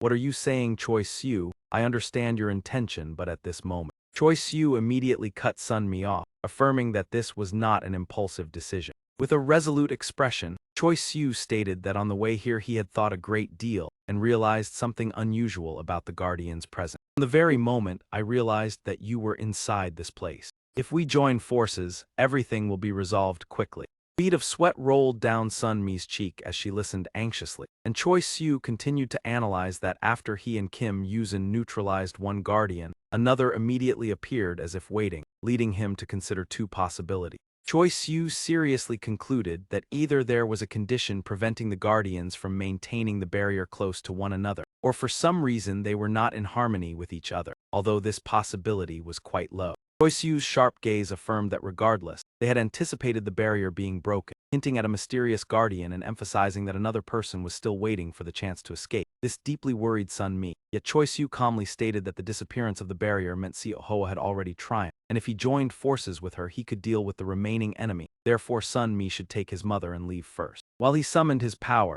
and firmly assured that he would escape safely together with Yahello. Suddenly, a deep male voice echoed in praise, and Bai Hyung appeared unexpectedly, gently remarking that Choi Siu's judgment and determination were truly admirable, even making him, regarded as a senior, feel admiration. That appearance caused Sun Mi, Choi Siu and Ryujiu to be so stunned that they could not utter a word. Bai Hyung narrowed his eyes with a radiant smile and waved cheerfully, "Hello Choi Siu, we meet again." With a friendly smile, Bai Hyung directed his gaze toward Choi Siu and offered a greeting. Not allowing Bai Hyung to finish, Choi Siu, with eyes blazing in anger, replied that they had indeed met again. Immediately, he delivered a powerful kick aimed at Bai Hyung's neck. Bai Hyung remained completely unharmed and calmly continued, stating that the reason he came here was.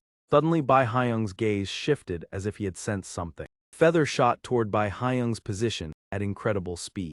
This was not an ordinary feather but Sun Mi's ultimate wind feather technique, where wind energy is concentrated into the feather, allowing it to pierce with tremendous force, though its destructive range is limited to a small area. Bai Hyung gently caught the feather, considering it no significant threat to powerful beings like himself. Seeing the feather in Bai Hyung's hand, Sun Mi immediately activated her magic. Key lay in the method of utilizing this technique. Like a windmill accumulating energy, one proficient in wind feather can gather wind power within the feather to enhance its might. Sun Mi quickly shouted the command to release. Immediately afterward, the feather in Bai Hyung's hand exploded violently. Choi Siu maintained his combat stance, cautiously observing and realizing that despite their full-strength attacks, Bai Hyung needed only one hand to defend. Decisively, Choi Siu drew out a relic and said in that case. This action momentarily surprised Bai Hyung, his eyes widening and his mouth slightly agape. Choi Siu solemnly summoned a powerful lightning arrow, asserting that they would not increase their strength but instead focus on the sharpest possible strike.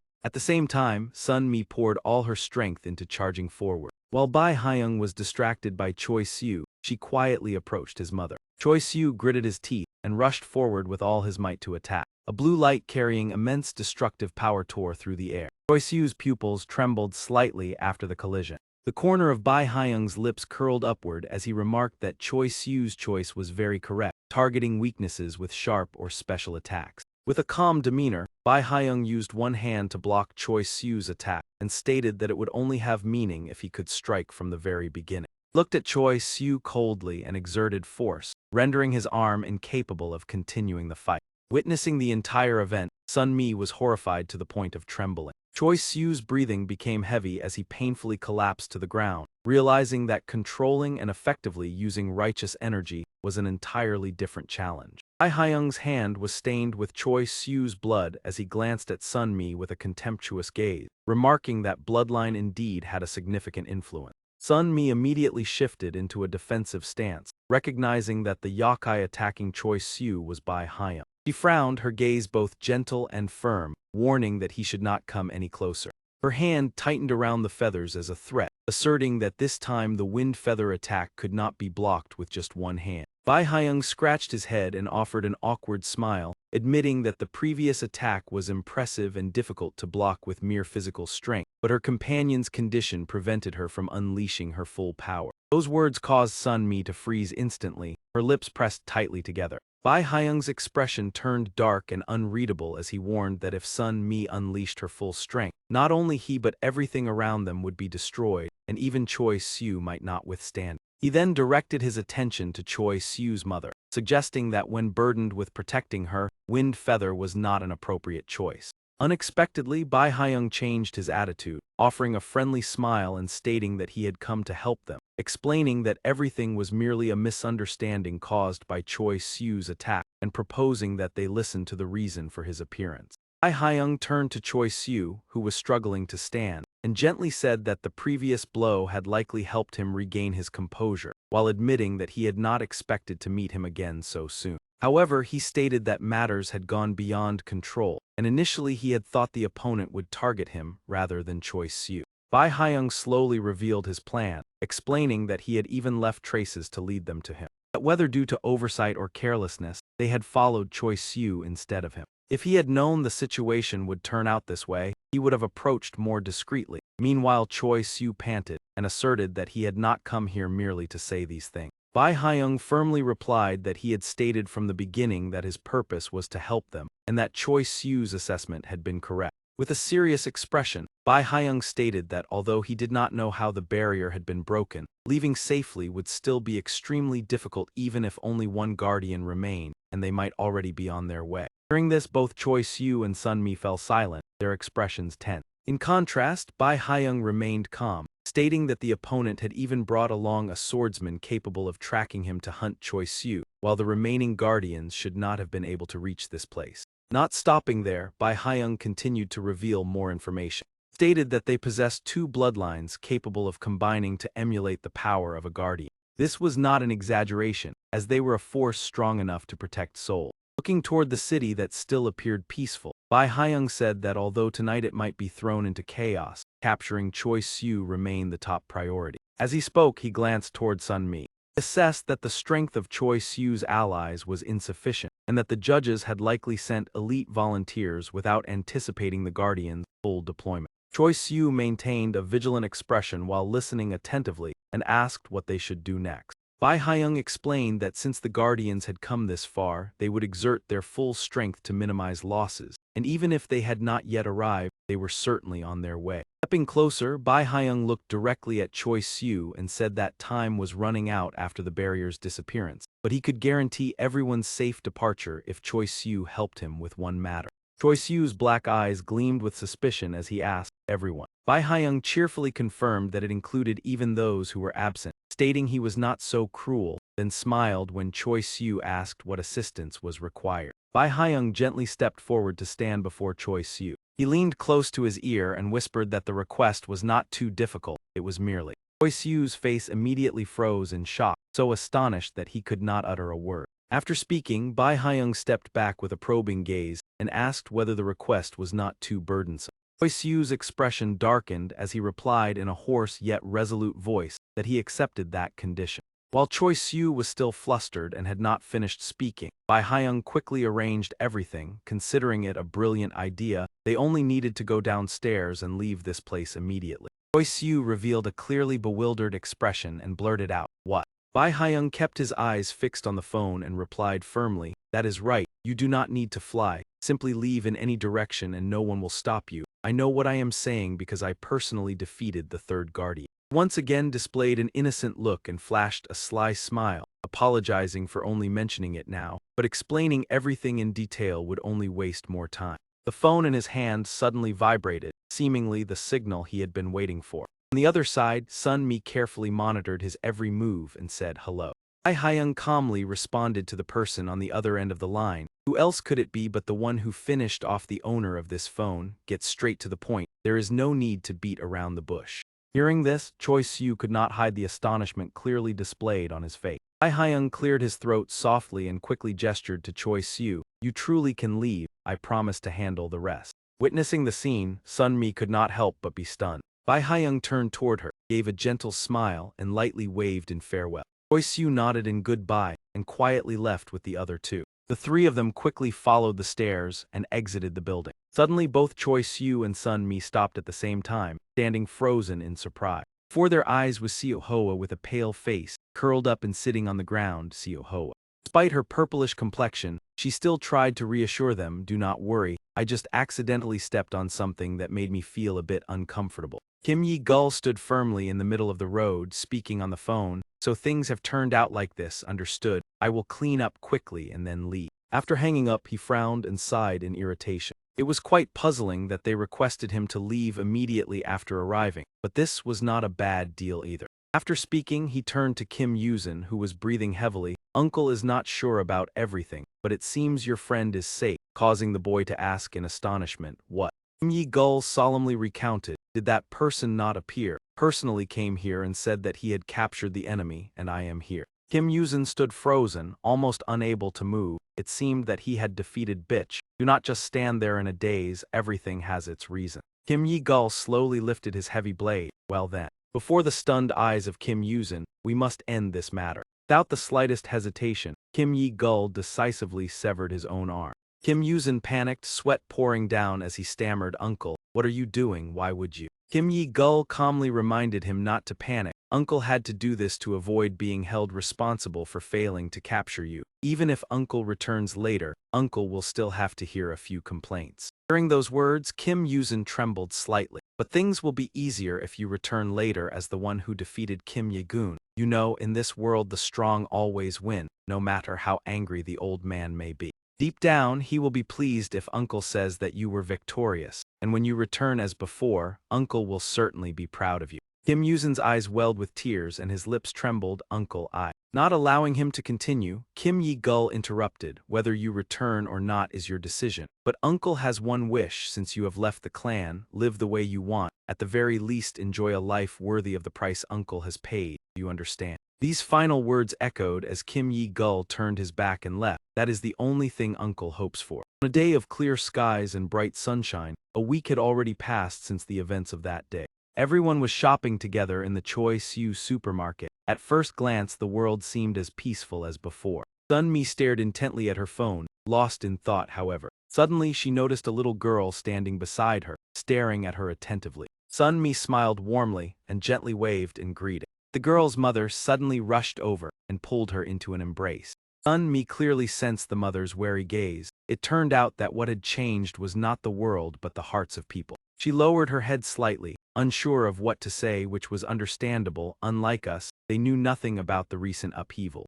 She recalled the goblins that had appeared before, especially by Hyung, a calamity known as the Darkness, along with the disasters he had caused throughout history. The tragic scene from that time still seemed to haunt her. No event had ever reached the scale of last week, yet in truth those incidents had been occurring continuously. She lowered her phone, realizing that people were beginning to vaguely sense that something dangerous, never mentioned by the media or the government, was threatening their lives. Watching the mother's back as she led her child away, she felt a vague unease that kept people in constant anxiety. You should get some rest. Ment stood still, leaning on his cane as he spoke gently. Recently there has been nothing requiring your involvement. Regarding Joiku, it would be best to stay by his side. Domi and Zuyang were somewhat surprised upon hearing this. There will be no major incidents during this time. You have all worked hard. Take some rest. She bowed her head, concern evident on her face as she still reflected. Yes, normally I would be very happy. When thinking about the peaceful city scenery, this time I feel helpless because I do not know what is happening. If I were still a messenger for the judge, at least I would grasp the situation.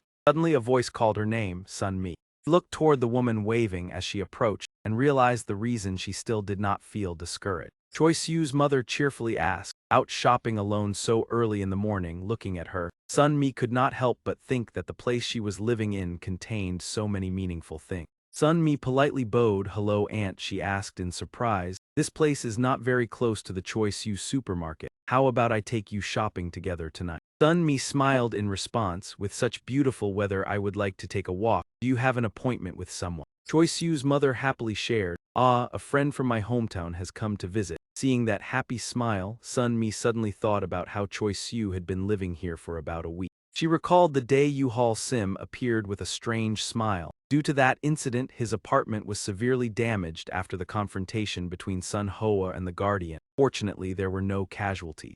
Everything gradually returned to its original course. The incident was covered up as a gas leak accident. The construction company compensated the residents. Therefore, Choi Siu temporarily moved to live in this villa. Sun-mi suddenly remembered Yu Yang's tired face, but in fact it was thanks to a small favor from someone of the Black Turtle clan, the owner of the land. Choi Siu's mother waved goodbye. See you later. Sun-mi was still lost in thought. Now I have become a high school classmate and live in the same neighborhood as Choi Siu. Sun-mi gave an obedient smile and replied, please take care on your way. Suddenly the sound of footsteps echoed from behind. It made her startle and turn around. Yui unexpectedly looked up at her.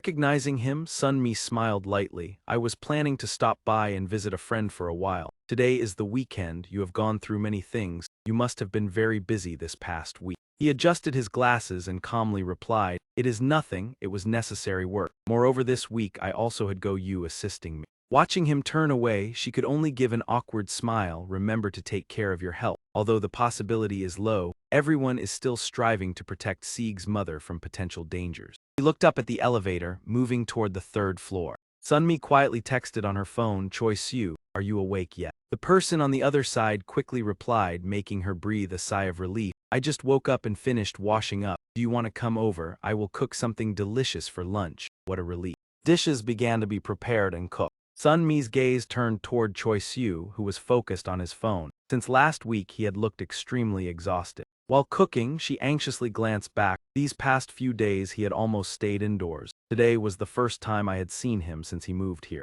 The knife in her hand trembled slightly. At the very least, I want to help improve his mood. As she was feeling tense, he had already been standing behind her at some point. You do not need to cut the fish cake into such small pieces. Sunmi called out in surprise, Choi Soo, while he calmly instructed. It will be easier if you stack them together and cut them once. If the knife is not sharp, you can use scissors. Choi Soo glanced at the seasoning boxes beside him. Are you only marinating with chili sauce? Do you have sugar or soy sauce? Adding a bit of chili flakes will make it taste better. Sunmi replied awkwardly. Ah, yes, he thought for a moment and said, I have some at my place, wait a moment. He dropped a few rice cake sticks into a basin of water. You should soak the rice cakes before boiling to achieve a soft and chewy texture. Choi Soo arranged 2 plates and said, cutting the fish cake or vegetables is not too important, as long as they are bite-sized. He bent down to continue working and asked Sunmi, do you like spicy food? How much sauce do you want, more or less? The question left her slightly flustered. Ah. Despite her awkwardness, Sunmi still replied, I like tteokbokki, but I do not eat very spicy food. It is my first time cooking. Seeing this, he asked further, do you have any particular topping that you especially like? Outside, the sky had turned to evening, yet their conversation still echoed. He muttered about the peculiar soup. Oh, so you like extra broth then? A fragrant pot of soup had been placed right before them. Sunmi took the plate piled high with food, swallowing slightly. Looking at Choi Soo, she spoke gently, I hope it suits your taste. If it's too spicy or bland, just tell me. Sunmi's eyes widened in surprise. She lifted a piece of rice cake to her mouth and began to chew slowly. Unable to hide her delight, she exclaimed, absolutely delicious. The rice cake is chewier than from the store. Choi Soo smiled kindly, because I made it myself. He suddenly remembered the days learning to cook with his mother. She once praised me for cooking well, but I simply enjoyed cooking. My mother taught me step by step from a young age. A smile involuntarily appeared on his lips, and he softly said thank you.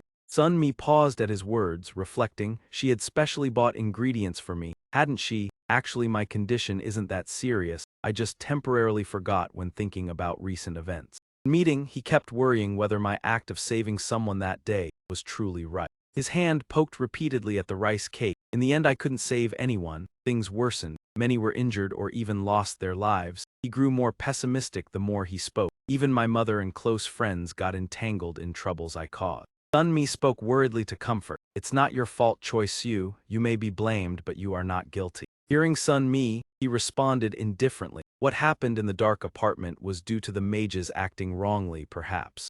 Choi Soo continued frankly, I understand what worries you, Sunmi. I'm fine. Even if I blame myself, I won't collapse because of it. Choi Soo's hand clenched tightly with restraint, yet from this incident I realized several things. His eyes darkened, weakly stating how one person's actions can cause massive consequences and heavy responsibility. Choi Soo calmly ate a piece of rice cake, then continued, even if it costs a life, it doesn't matter. That thought is more arrogant and selfish than I imagined. I can't even end everything with my own life. Now Yahello is back. I want to focus on what I can learn from this. Hearing this, Sunmi couldn't help exclaiming in surprise. Not believing her ears, Sunmi immediately asked, Yahello is back already, but she seems to be somewhere. Choi Soo quickly explained, Yahello's room is just above ours. Choi Soo recounted while remembering last night, I heard footsteps above, so I woke up. Sunmi frowned thoughtfully. The villa's soundproofing is poor. Yahello returning so soon must mean something is wrong. Sunmi pondered, recalling the events of that day.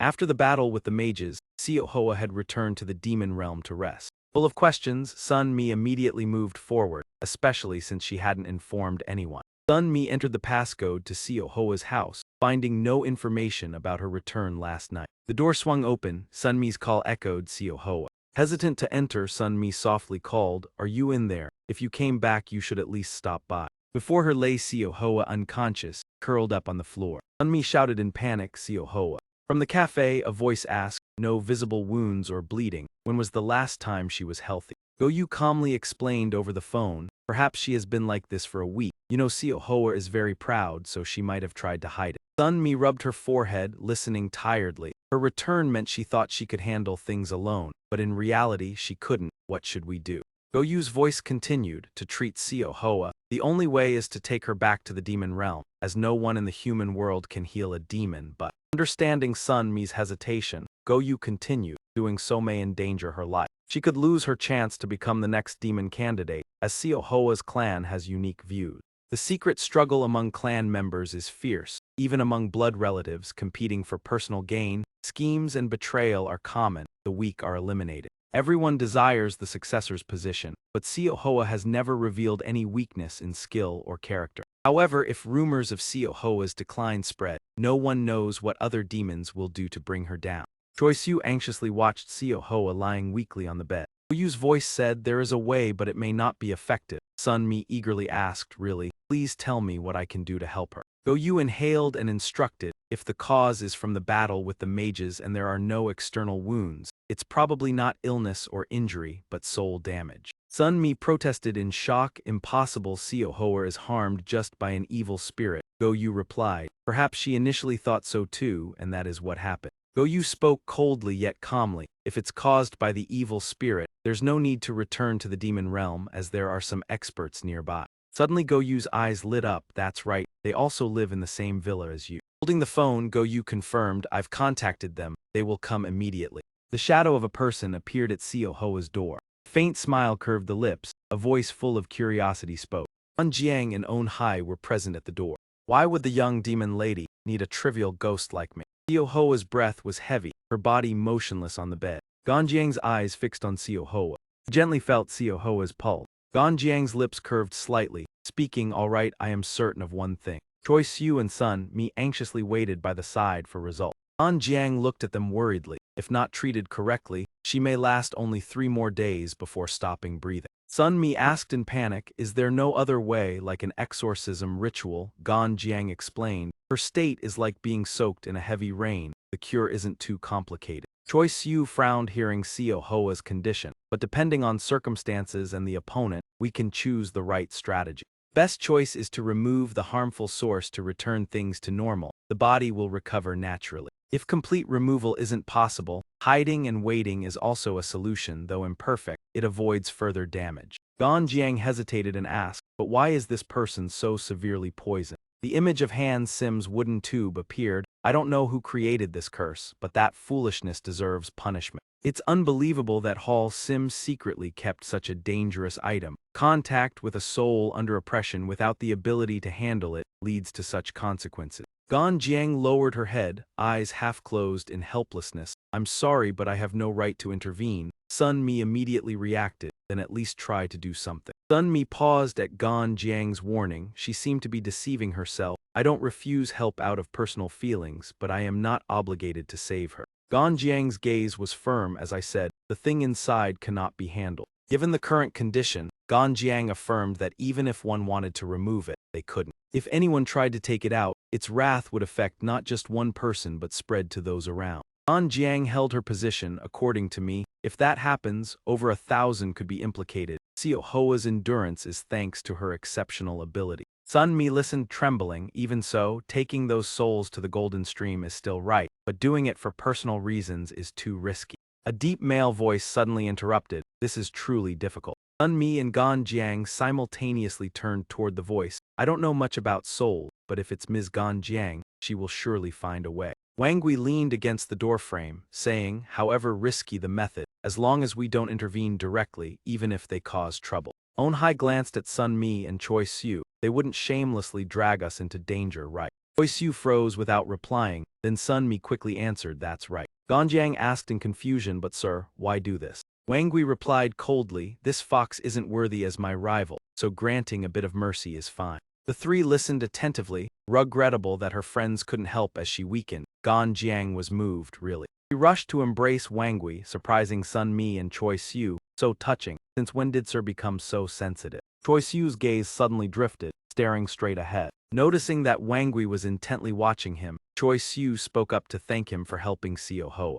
Wang Gui's lips parted slightly, as if he wanted to say something, but they immediately closed again with a soft sigh. This action left Choi Siu feeling confused and puzzled. It was a clear morning, as gentle sunlight spread across the city. Choi Siu leisurely strolled along the familiar road. He recalled Gan Jiang's advice that two things needed to be prepared, an exorcist and a soul container, both of which had to meet optimal standards. Sun Bai widened his eyes and stammered as he asked whether the container could be completely destroyed without sealing it, and Gan Rang firmly replied that it was impossible. Gan Rang patiently explained that the power of a soul directly depended on the level of resentment it carried. After death, a soul's abilities were determined by hatred and lingering attachments from its previous life. However, this source of energy was finite and would be depleted over time. Most souls would be reincarnated or pass on. Only a few exceptions like him became wandering spirits and chose to possess other bodies to exist as demons. Sun Mi and Choi Siu listened attentively, but exorcism was a different matter. It was a magical intervention that altered the existence of an entity, capable of generating great resentment but unable to form wandering spirits. Wang Gui stood beside them with a relaxed demeanor, explaining that for this reason he was concerned that resentment would spread, causing souls to be unable to reincarnate or become demons, and instead possess other bodies at will. Thanks to Gan Jiang's explanation, everything became clear. The commonly used tool was a soul container that helped restrain them. Although it was not a real body, it allowed the soul to function without being suppressed. Gan Rang suddenly hesitated as he emphasized that the quality of the container had to match the strength of the soul. For high-level souls, ordinary standards were completely insufficient. Sun Mi rested her chin on her hand in contemplation, her expression filled with concern. Choi Siu anxiously asked further about the person performing the ritual, and Gan Jiang explained that exorcism was originally a ceremony conducted by a single individual. She calmly answered all the questions, emphasizing that exorcism skills required an extremely high level of expertise and that those experienced in this field were exceedingly rare. Before them appeared an intricately carved gate. Choi Siu looked up at the tightly closed gate. Although he knew Seo Hoa was in danger, coming here still made him hesitate. Upon seeing Choi Siu, the Baganyi Jai Xian's hand suddenly fell to the ground. She clenched her fists, her whole body trembling with anger at this bold appearance. Recognizing her, Choi Siu quickly greeted her, reminding her that they had met before and that she was a relative living with Kim Yuzin. Immediately, Jai Xian delivered a kick straight to Choi Siu's face. Her face tightened, her teeth gritted to show her extreme fury. Choi Siu had no time to react and was knocked backward. With a cold gaze, Jai Xian warned that she was not an ordinary demon. Despite carrying half-human blood, she still maintained her dignity and would not accept his presence. Choi Siu remained silent, only gently wiping the blood from the corner of his lips. His eyes were filled with guilt, as he was accused of causing many troubles for her master. Hearing a familiar voice, Jai Xian turned around in surprise and asked what Choi Siu had done. Kim Yuzin stepped out in a drowsy state, joking that if anyone else had heard it, he would no longer be alive. Seeing Choi Siu sitting on the ground, Kim Yuzin asked whether he was the one who had tried to contact him while he was sleeping. After saying that, he gestured irritably, urging Choi Siu to stop staring and come inside immediately. The water bottle was slammed onto the table, producing a piercing sound. 2 paper cups were then thrown onto the table. Kim Yuzin awkwardly remarked that the action was somewhat excessive and suggested preparing tea or hot water to entertain the guests. Jai Xian placed her hands on her hips in annoyance, reminding that he had once held Choi Siu in high regard, but she believed he was like him, willing to sacrifice everything to protect a demon, even his own future. Choi Siu merely lowered his head in silence, accepting the challenging path he had chosen. Kim Yuzin gently refuted that it was not a difficult path but a freer and more independent life, prompting Jai Xian to reluctantly apologize for her negativity. While pouring water into the cups, Kim Yuzin gently said that Choi Siu had also heard the entire story. He seriously recounted that leaving his family was not an act of rebellion, but a decision that had been planned long ago. Choi Siu frowned, unable to hide his deep sympathy. Kim Yuzin explained in a low voice that it was not Choi Siu's fault. and everything he did was not only for friendship, but because he believed it was the right thing to do. In the small house, Kim Yuzin's calm voice echoed as he affirmed that protecting Choi Soo and his mother was the responsibility of an official who had once served the country. He held the glass of water but admitted that now he was merely a homeless teenager without direction. Kim Yuzin continued, asking whether Choi Soo was looking for someone to perform the ritual and affirming that he had found the right person. Hearing this, Choi Soo could not hide his joy when Kim Yuzin confidently claimed that he was among the top 3 exorcists on the peninsula. Kim Yuzin looked deeply into his friend's eyes and said that anyone who wished to hire him had to pay a corresponding price, including close friends. Without hesitation, Choi Soo immediately agreed and pledged to find every way to make the payment. Kim Yuzin turned to Jai Seon, as if silently asking whether she had heard clearly. He smiled confidently, saying that Choi Soo was now not only a friend, but also his first generous client who deserved attentive hospitality. Jai Seon frowned in displeasure but remained silent. She let out a soft sigh, expressing her helplessness.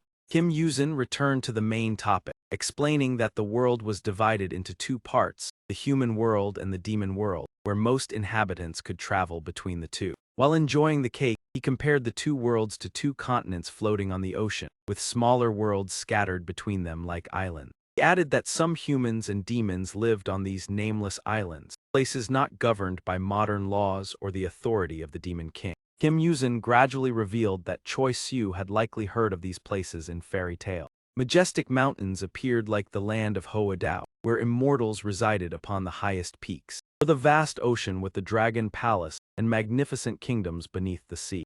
Choi Soo widened his eyes in astonishment at the existence of so many wondrous places. Kim Yuzin gently explained that most of these worlds were very small, equivalent only to a town or even a shopping mall. He recounted that the inhabitants there were all elites, while many demons had once been kings of ancient times. However, they no longer concerned themselves with formalities toward humans. Some had attained enlightenment and left the mortal world. Choi Soo broke into a sweat and awkwardly asked what this story had to do with the service fee.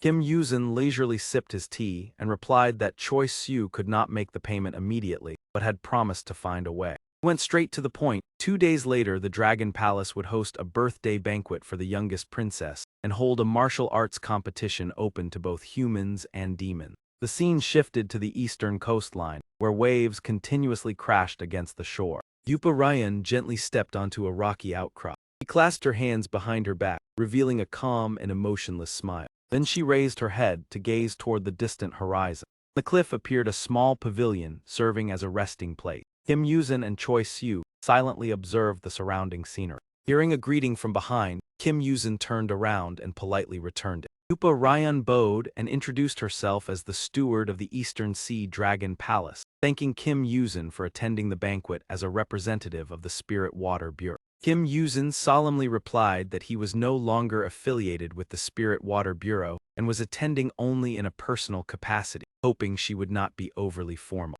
Yupa Ryan smiled kindly, but still affirmed that his reputation as one of the youngest leaders remained unchanged. As her gaze shifted to Choi Soo, Kim Yuzin suddenly understood and softly spoke up. He placed a hand on Choi Soo's shoulder and introduced him as someone who had followed him since childhood. Kim Yuzin looked directly at Yupa Ryan, affirming that his name was Choi Magden, and that although he did not come from the Spirit Water Bureau, his skills were exceptional, and he had been invited to participate in the martial competition. Recalling the previous conversation, the Dragon Palace was mentioned as a special place where the Dragon King and his kin possessed an extraordinary nature. For thousands of years, they have never confronted yokai or harmed humans, always maintaining a neutral position. Kim Yuzin solemnly conveyed this to Choi Soo, allowing both humanity and the yokai to openly attend the banquet. Choi Soo appeared somewhat hesitant and cautious, as several concerns still lingered in his mind. Kim Yuzin confidently affirmed that, as he had mentioned before, this was neutral territory and the Dragon Palace enforced extremely strict rules. For millennia, it had always welcomed humans and was even safer than the human world. The only obstacle was likely Choi Soo's identity as a yokai.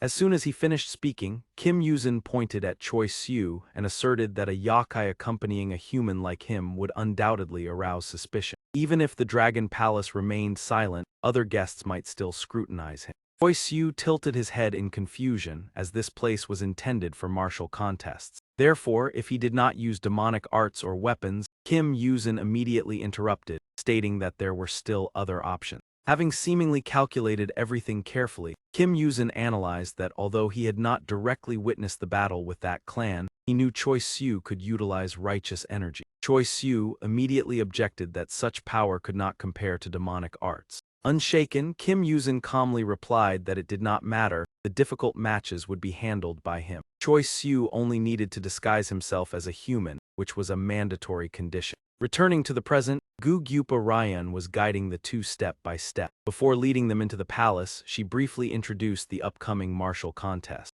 With her familiar demeanor, she clearly explained that the competition the next day was held in celebration of the princess's birthday. The matches would begin during the banquet, but the list of finalists had to be determined before the banquet ended, so it was impossible to conduct all the battles in a single day.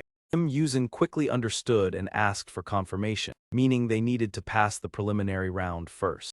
Yupa Ryan politely bowed in confirmation and apologized for any inconvenience, as the number of participants had far exceeded the Dragon Palace's expectation. 2 black jade tokens appeared before Choi Siu and Kim Yuzin. These would serve as their individual entry badges and during their 2-day stay would allow the Dragon Palace to determine their location and condition. All eyes were drawn to the mysterious jade tokens floating in midair. Once taken, each token would belong to its holder and certify them as an official contestant of the martial contest. Hearing about the function of the jade tokens, Choi Siu glanced at Kim Yuzin with slight concern. Yupa Ryan reassured him that the tokens only estimated aura to determine one's realm, so there was no need to worry. Kim Yuzin understood and softly whispered that the mask Choi Siu was wearing could perfectly conceal his aura, allowing the token to recognize him as a human.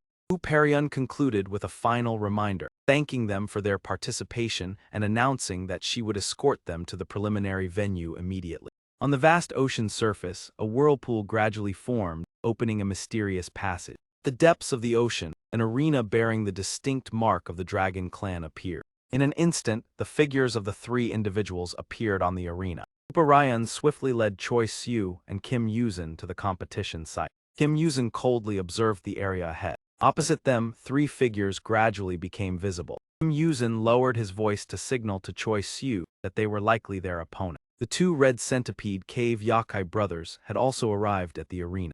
Madam Kang on their side gently explained the preliminary rules. The matches would take place consecutively, and contestants would compete until they suffered 2 losses. Kim Yuzin slightly frowned and asked with indifference whether there were no clear regulations for advancing, and Madam Kang confirmed this. Madam Kang smiled and further explained that once a contestant lost twice, they would be eliminated and await further instruction. Scores were calculated based on the total number of victories, and the 8 teams with the best records would advance to the final. Kim Yuzin frowned in dissatisfaction, remarking that this rule lacked transparency. Although losing a match sounded safe, most contestants would not wish to give up, making the competition extremely brutal. If the finals were to take place the next day, the preliminary round would resemble an endless race where a single lapse in control could cause everything to collapse. Recalling Gyupa Ryan's words, Kim Yuzin realized that organizing individual assessments was intended to prevent contestants from predicting the number of participants. However, this level of harshness made the preliminary round resemble something else.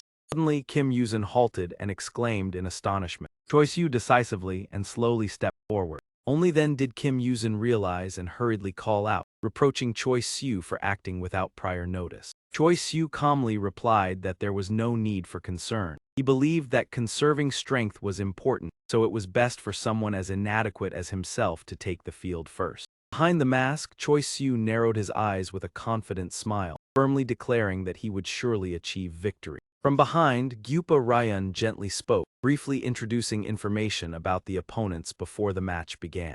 Representing the Korean peninsula were 2 yakai from the Red Centipede Cave, serving the Agong of this region. Despite their young age, both had reached a realm equivalent to Choi Siu. Kim Yuzin immediately tensed, realizing that achieving such a realm without absorbing human vitality proved their superiority. He quickly warned Choi Siu to withdraw if he could not withstand them. On the other side, Madam Kang also provided information about the opponents to the Red Centipede siblings, The opposing team consisted of two martial artists, one of whom had previously belonged to the Bureau of Spiritual Waters. The younger sister curiously asked again, and Madame Kang confirmed that the information remained unclear. The elder brother indifferently interrupted, stating that there was no need to worry about details. A glance was sufficient to assess their strength. He appeared quite interested in the opponent's martial arts. However, after careful observation, he showed disappointment. The one stepping forward was only a low-level yakai, while the one behind was stronger. He asked Madame Kang whether he would bear responsibility if the opponent died before being defeated. Madame Kang firmly replied that he would not. All contestants had to accept the risks that could occur during the competition. The elder brother's lips curled into a calculating smile as he mentioned the banquet at the Dragon Palace. He stepped forward and instructed Danuk to remain behind, causing his younger sister to ask in surprise. As he walked, he explained that the preliminary round proceeded continuously because it did not require much strength, so it was necessary to quickly defeat opponents to increase their power. The younger sister narrowed her eyes with concern and asked about his intention, and he reassured her not to worry. With a self-satisfied smile, he declared that this would be the first human his sister would witness being overpowered, and that both of them would enjoy the victory together. Before long, he stood directly facing Choi Siu.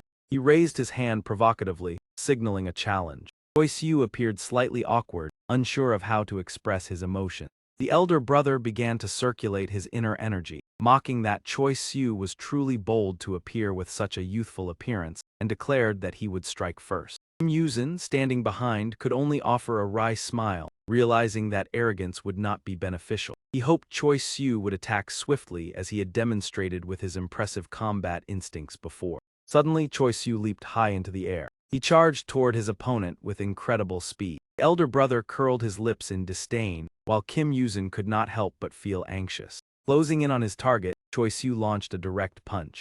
Choi Siu's clenched fist shot straight toward the face of the red centipede yakai. The opponent used one hand to block the attack. Kim Yuzin widened his eyes in astonishment as he noticed something unusual about that arm. His other hand gathered force into two fingertips, unleashing the unique technique Earth Dragon Venomous Kick. The strike was launched directly at Choi Siu, combining two different variations of power. Memories of the poison user from the past surged into Kim Yuzin's mind, causing him to worry for Choi Siu. Thanks to that bitter experience and his understanding of the Agong Yakai, Choi Siu could predict the opponent's movements, combining his goblin bloodline with guardian techniques. He deftly evaded the attack, displaying the caliber of a top-tier martial artist knowledgeable in many disciplines. A trace of panic flashed in the red centipede yakai's eyes, as if witnessing such skill for the first time. Seizing the opportunity, Choi Siu executed a direct spinning kick, using the capoeira technique Rabo de Araya. The red centipede yakai was pushed back, his face bruised as he was astonished by this power that he could not overwhelm. Without stopping, Choi Siu continued to press the attack. The opponent exerted all his strength to defend, but realized that it was not very effective. Choi Siu's power gradually became evident. Like human martial artists, he utilized bodily movement to amplify his combat force. The red centipede yakai gritted his teeth, enduring the pain. Choi Siu delivered another powerful punch, Galopante, directly at his opponent. Continuous attacks left the red centipede yakai with no opportunity to counterattack. The younger sister outside exclaimed in shock upon seeing her brother struck 3 consecutive times.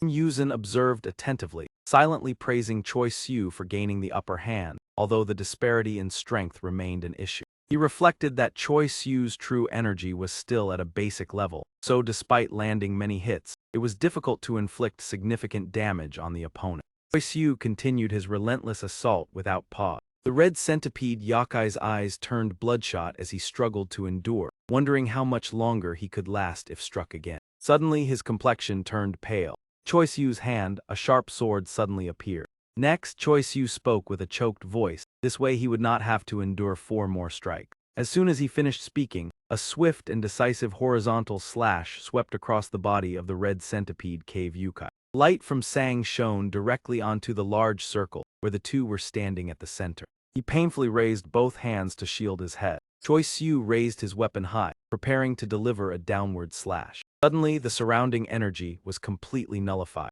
He lowered his weapon and stood silently before his opponent. He trembled in pain, unable to hide his astonishment at what was happening. He looked at him and began to contemplate something. Demons indeed possessed enduring vitality, although each species had certain differences. The physical strength of a demon after being defeated could usually recover to a great extent, even nearly the entire body. Choi Siu extended his hand toward the severed lower body. However, even demons with regenerative abilities possessed a part that could not be restored. Drops of blood fell at his feet, revealing the precious demon core. The shimmering purple gem lay in Choi Siu's blood-stained hand. For demons, it was no different from a second heart, even more important. He was covered in blood, his pale face struggling to speak. "Return it to me." Though he trembled as he begged, Choi Siu remained silent in thought. Even if the demon core were recreated, it would return to its primordial state, and the demon would be forced to cultivate all accumulated abilities from the beginning. He painfully crawled to Choi Siu's feet, reaching out to cling to him. "Return it to me." But Choi Siu completely ignored him, silently turning his back and leaving. His younger sister anxiously turned to ask Gyupa Ryan, was it truly permissible to do that? He had just taken her brother's demon core that had nothing to do with the tournament. Unexpectedly, Choi Siu's reply left her stunned. Clearly she had asked the wrong person. She clearly sensed the powerful aura emanating from his body. Instead of rigidly following the rules, there was a far more certain solution. If you wish to reclaim your brother's demon core, then kill me or defeat me. It was that simple. She broke into a cold sweat upon hearing each of his words. "I will say this in advance, even if you wish to seize my body and do whatever you want, I do not care in the slightest." Yupa Ryan stood beside them listening to the conversation, her face turning pale. What was happening? In terms of ability he had nothing outstanding. Was this truly the level of a human martial artist? She observed from afar and evaluated. If a subordinate was already this strong, then how terrifying must his master be? After careful consideration, she spoke, causing Kim Yuzin to feel tense. It was no coincidence that the former minister trusted and brought him here. He possessed extraordinary martial arts. Recalling the fierce battle earlier, she could not help but shudder.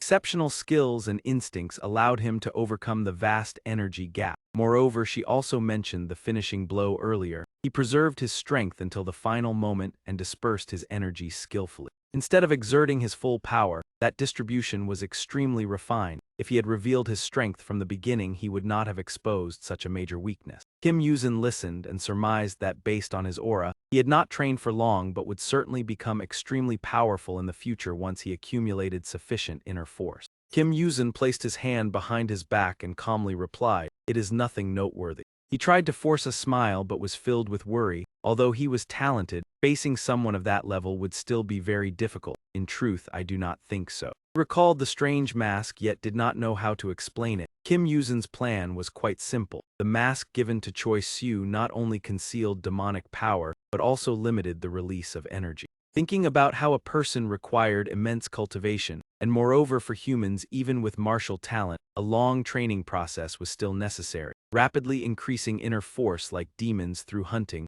was nearly impossible. He calculated silently in his mind. When wearing the mask, Choi Siu became a newly appointed guardian carrying the talent of a high-level demon. Therefore, even with natural aptitude, he still lacked the necessary training. Every scenario had been mapped out to ensure the plan achieved optimal results. Therefore, according to the initial expectations, this situation was unavoidable. Always prepared for the worst cases to have a solution, and everything had unfolded exactly as expected. He even fantasized that at that time he would shine while comforting Choi Siu. "Sorry for not being able to help much. It is fine, it is only natural." Watching Choi Siu immersed in a gloomy and disappointed atmosphere, yet this was only the beginning. He still possessed limitless potential to become a formidable martial artist. Kim Yuzin confidently pointed to himself to encourage him. "Trust me, I will teach you all the skills and martial secrets. We will cooperate to achieve victory." Choi Siu was moved to tears as he looked at him and called out, "Kim Yuzin."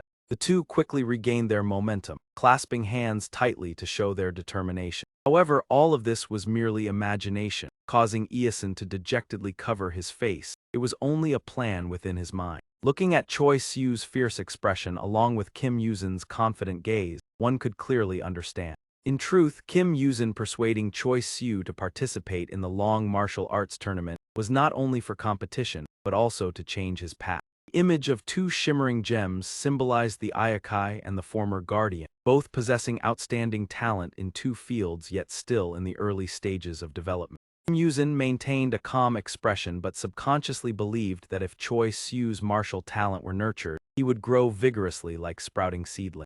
At present, the difference between the two types of talent was not yet apparent. If not for his remarkable progress, there was almost no significant gap. Difference gradually became clear through the image of two trees. If given the opportunity for further cultivation, his martial ability could overshadow his demonic instinct, and with his aptitude that would not be a great loss. Kim Yuzin indifferently gazed into the distance in contemplation. If his goal was to become a demon king to protect more people, then in reality becoming a renowned martial artist would be far more feasible. Looking at Choi Su still timidly holding the cup of water before him, he was too kind and thus endured much meaningless suffering. Although he possessed the strength to protect others, only the path of becoming a demon king could achieve that. The image of a devastated city, shrouded in gloom, appeared. The world in 6 months would transform into a hell of survival, where individual strength would also become powerless. No matter how strong humans were, they would still have to abide by new laws. The worst vision appeared to Kim Yuzin, his body covered in wounds and having lost his limbs.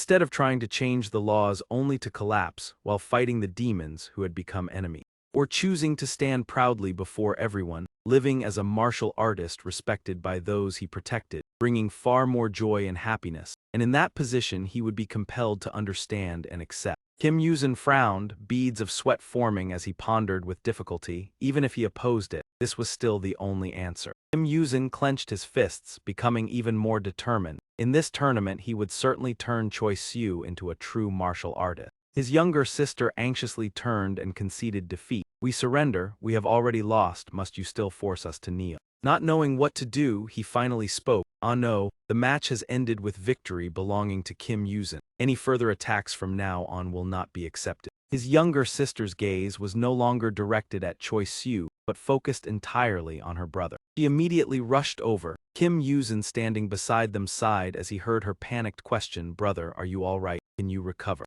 Kim Yuzin lowered his head in frustration. Life was truly ironic. It did not always go as one wished. Ached all over, trembling as he slightly frowned. His younger sister took a deep breath and glared threateningly at Choi Su. "Remember this day." He frowned, viewing his actions as a declaration of war. "You have challenged the entire Red Centipede Cave. You will pay double for what you have done today." Choi Su calmly turned and walked closer. Not bad at all. She was horrified upon realizing the terror within his words. "Any time is fine. Bring as many people as you wish. I will be waiting for you to come." An enormous power like that of a demon pressed down on the two. He let out a low growl. "At that time I will be even more thoroughly prepared than now." He trembled in panic, unable to utter a single word. Even Madame Kang could not conceal her astonishment. What was happening? That humans seemed to have transformed into another entity, a presence on par with the generals within the cave. Watching Choi Su leaving his younger sister trembling in fear, along with the abilities he displayed in the match, could such a human truly exist?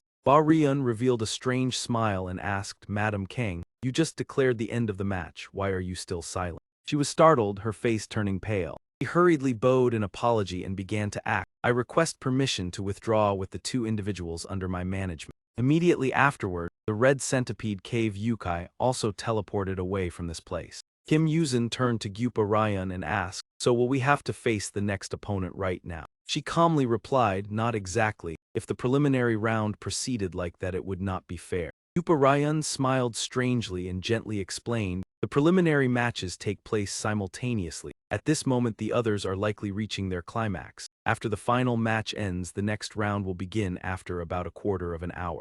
Kim Yuzin slightly frowned in thought before asking further, "So if one finishes early there will be more time to rest? In that case preserving strength is not the only strategy. Are medicines or support items provided here during the break?" Wu Peryun still kept a gentle smile, slightly bowing and calmly advising that you should cherish this opportunity, even after passing 2 preliminary rounds. In this round only items carried personally can be used. Suddenly Choi Su spoke, drawing both their attention, "So if you bring an item, you can use that item directly, right?" Kim Yuzin's eyes widened in surprise as he saw the item in Choi Su's hand. Wasn't that? He suddenly recalled Mojang's thoughtful warning from earlier. "This badge is only awarded to the most special clients, symbolizing our guild and not merely proof of membership. When using the badge, he can summon guild services anywhere, anytime, even in places beyond the mortal realm." Kim Yuzin could not hide his astonishment, repeatedly asking about the item. Isn't this the VIP Scholar Guild membership card? Where did you get it? People must work very hard to obtain it. Choi Siu's next words made Kim Yuzin suddenly understand something.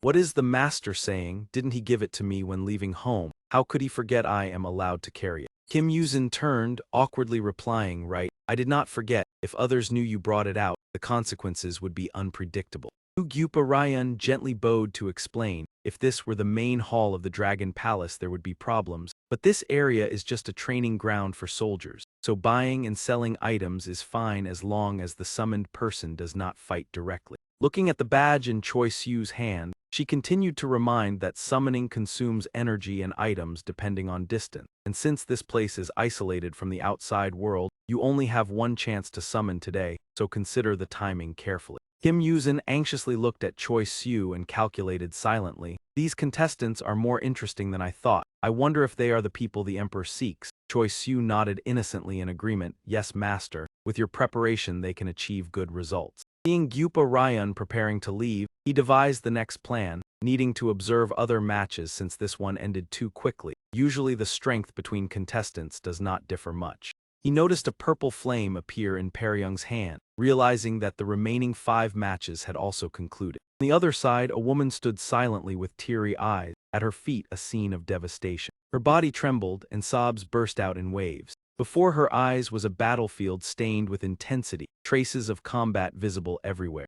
Io Hui sighed lightly and began to complain. It is hard to understand why they had 2 chances to survive. She stepped proudly out of the arena, disdainfully saying that the trash here seemed to know nothing of fear. The guardian beside her thought in astonishment, her strength is terrifying, defeating 2 high-level monsters in an instant, previously thinking she was overconfident to participate alone. While still immersed in thoughts about a lowly creature reaching saintly levels, Zio Hui suddenly spoke without turning back. My first and only question is. During this he quickly replied, the prize for the winner is as rumored. Yes, the Emperor has high expectations for this tournament. The space was so silent only his voice could be heard. Beyond the reward and generous gifts, the winner can choose any treasure from the Dragon Palace's vault. He explained, sweating, the Emperor will personally guide the winner to the vault and advise on choices. But Zio Hui bluntly said it was unnecessary. To her, the mountain of treasures is no different from a pile of junk. Her gaze was cold, voice resolute. I only care about the relic that Sun Wukong left in the Dragon Palace. The image of a fierce pig monster appeared in his mind. A young man stood before the frozen body of that giant beast. Goyu lifted his head and calmly remarked, not bad, even without intervention it survived. Are you going to interfere? The man heard Goyu's question and was embarrassed, unsure how to answer. Demon quickly adopted a serious face, preparing to attack. Sorry, but I do not have much time. If within 3.05 seconds you do not answer, I will consider you wish to fight. The man turned pale, closing his eyes accepting fate. He trembled, bitterly saying, I surrender. Immediately, Goyu's opponent disappeared from the arena. Goyu turned to look back, quietly saying, they are more skilled than I thought. This is the opportunity before the main event. Surely they have gathered here. Sun Mi stepped out to object, but I still need to target a high-level opponent. Only then will I have the strength to capture the demon-haunting Siohoa. Faced with Sun Mi's determination, Goyu reluctantly yielded. Now that I am here I will do my best. If it takes more than a day I will give notice. We cannot keep the shop closed longer. At Goyu's cafe, the guests outside were very puzzled seeing the door open, but no one inside. Sun Mi quickly rebutted. In fact, the shop is usually closed more than half a week depending on her brother's mood. Goyu gently explained it is to maintain quality and introduce new products. But Sun Mi bluntly said the shop is only ordinary. Customers come mainly because they recognize him. Goyu nearly collapsed asking, is that all? Sun Mi ignored and asked the guide if her friend would participate in this martial contest. Sun Mi's team guide hesitated awkwardly. Sorry, but the participant list. Sun Mi immediately changed to a pleading face. Please check if my friend is participating. His appearance is slightly different than usual. This made the guide blush. His weakness is adorable people. Seizing the opportunity, Sun Mi quickly said the name Choi Siu. Guiding Demon used his power to check and reported that Choi Siu was not on the list. But in reality, he participated under another identity as Choi Mak 2. Hearing this, Sun Mi breathed a sigh of relief. Go-Yu understood Sun Mi's thoughts and calmly suggested that meeting him here is difficult. If worried, you should ask directly. Sun Mi shook his head in disagreement. Do not speculate. Speaking about Choi Siu like that is useless. He only follows what he thinks is right. Go-Yu sighed in confusion, but as she said, he would not participate just to find a solution. Today, he surely came with that friend since I don't think anyone else would bring him here. Mentioning Kim Yuzin, he suddenly sneezed. Choi Siu asked evenly, "Are you sick?" In the fourth match, Choi Siu had consecutively won 5 rounds, easily defeating all opponents. Kim Yuzin observed from outside, unable to hide his astonishment. Yupa Ryan also had to praise, truly remarkable. As the opponent left, Choi Siu also stepped down from the arena to rest. Suddenly Kim Yuzin's deep voice called, "Choi Siu, give me your hand." Kim Yuzin gently held Choi Siu's wrist. His eyes widened in surprise, seeing that his energy was not depleted. Kim Yuzin carefully checked his internal power, though much had been spent. With his initial energy, it should have been exhausted long ago. Conserving energy and only using it at key moments is a basic skill, but clearly he learned this himself without guidance. Choi Siu was bewildered hearing Kim Yuzin speak, then turned to sit down, removing his shoes. Though not fully understanding, he seriously followed the instructions. Choi Siu sat upright, crossed his legs neatly, voice trembling slightly asking if this was correct. Kim Yuzin replied sternly, "You will get used to it soon. This posture is called lotus or half lotus." Kim Yuzin attentively instructed, "This is the basic posture to control energy, pay attention to foot placement." Then he gently placed his hands on Choi Siu's back and began transmitting internal power. It would feel slightly uncomfortable. As the meridians opened, Choi Siu clearly felt the difference and was asked if he could sense it. Kim Yuzin focused intensely. "I just transmitted part of my internal power into your body. From now on, each time I press your back, inhale. When I release, exhale." Patiently explained that the human body has many energy channels and intersections called acupoints. Among more than 100 acupoints, I blocked 64 points. When inhaling, 32 points close. When exhaling, the remaining 32. Controlling acupoints with breath helps focus the mind. Choi Siu's body trembled continuously, but he persisted. "Now I am helping you adjust energy and acupoints, but later you must do it yourself." While speaking, Kim Yuzin looked ahead. This breathing exercise will activate the body's self-healing and energy absorption ability. 2 figures appeared on the arena ahead. Sensing something unusual, Yuzin cautiously muttered, "Could it be them?" Xiao Hui and her guide stood silently observing. Yupa Ryan quickly provided information. "This opponent is very strong. Instead of fighting as a group, she chose to participate individually." Granddaughter of the legendary son Wukong from Mount Hua Hua in the central continent. Hearing this, Kim Yuzin felt slightly shaken but remained silent. Xiao Hui also asked the guide, "Is that a human?" He quickly replied he is a descendant of the spirit water sect that has protected this land for over 1,000 years. Certainly not an ordinary martial artist. Xiao Hui sighed scornfully, "Everyone has descendants. What matters is their actual strength." Behind, Choi Siu still trembled, practicing and silently praised, "Truly worthy of Xiao Hui, who once fought Xiao Hua at the shop. That opponent could only withstand 2 attacks. That was enough to make Choi Siu submit before Xiao Wei Yan." Familiar faces appeared one by one before him. Choi Siu had expended much energy to reach this limit, but that only equated to a few normal attacks from Yukai, all of them high-level Yukai that Kim Yuzin had mentioned. Choi Siu remained motionless in helplessness. "Why can't my body move? I cannot leave Kim Yuzin to face this alone."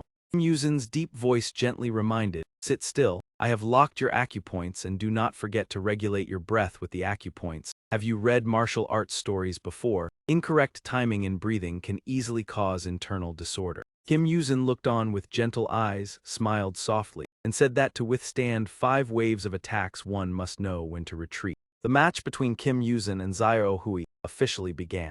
Xiao Hui slightly parted her lips, lowering her voice to warn that all efforts were futile. It was best to surrender while there was still a final chance. Kim Yuzin frowned slightly, offering no reply, yet his eyes radiated strong defiance. Xiao Hui placed her hands on her hips arrogantly, confidently declaring that if he did not surrender soon he would regret it, and Kim Yuzin gently responded that he understood. Kim Yuzin's gaze turned cold and resolute. He remarked that although Xiao Hui had experienced many battles, she still relied on the reputation of her ancestors, which disappointed him regarding her actual combat ability. Struck at her weakness, Xiao Hui was slightly startled. Kim Yuzin continued to mock that many yakai often possessed naive thinking. Perhaps their long lifespans caused them to mature more slowly than humans. Kim Yuzin drew his sword from its sheath, while Xiao Hui also plucked a strand of hair to use as a weapon. Xiao Hui's eyes gleamed with power as she invoked the magic of taming the divine wind. Not to be outdone, Kim Yuzin assumed a battle stance and softly chanted the lightning-throwing dagger technique. The moment his sword sheath touched the ground, a massive explosion shook the entire arena. Xiao Hui hurriedly leapt back to evade the shockwave.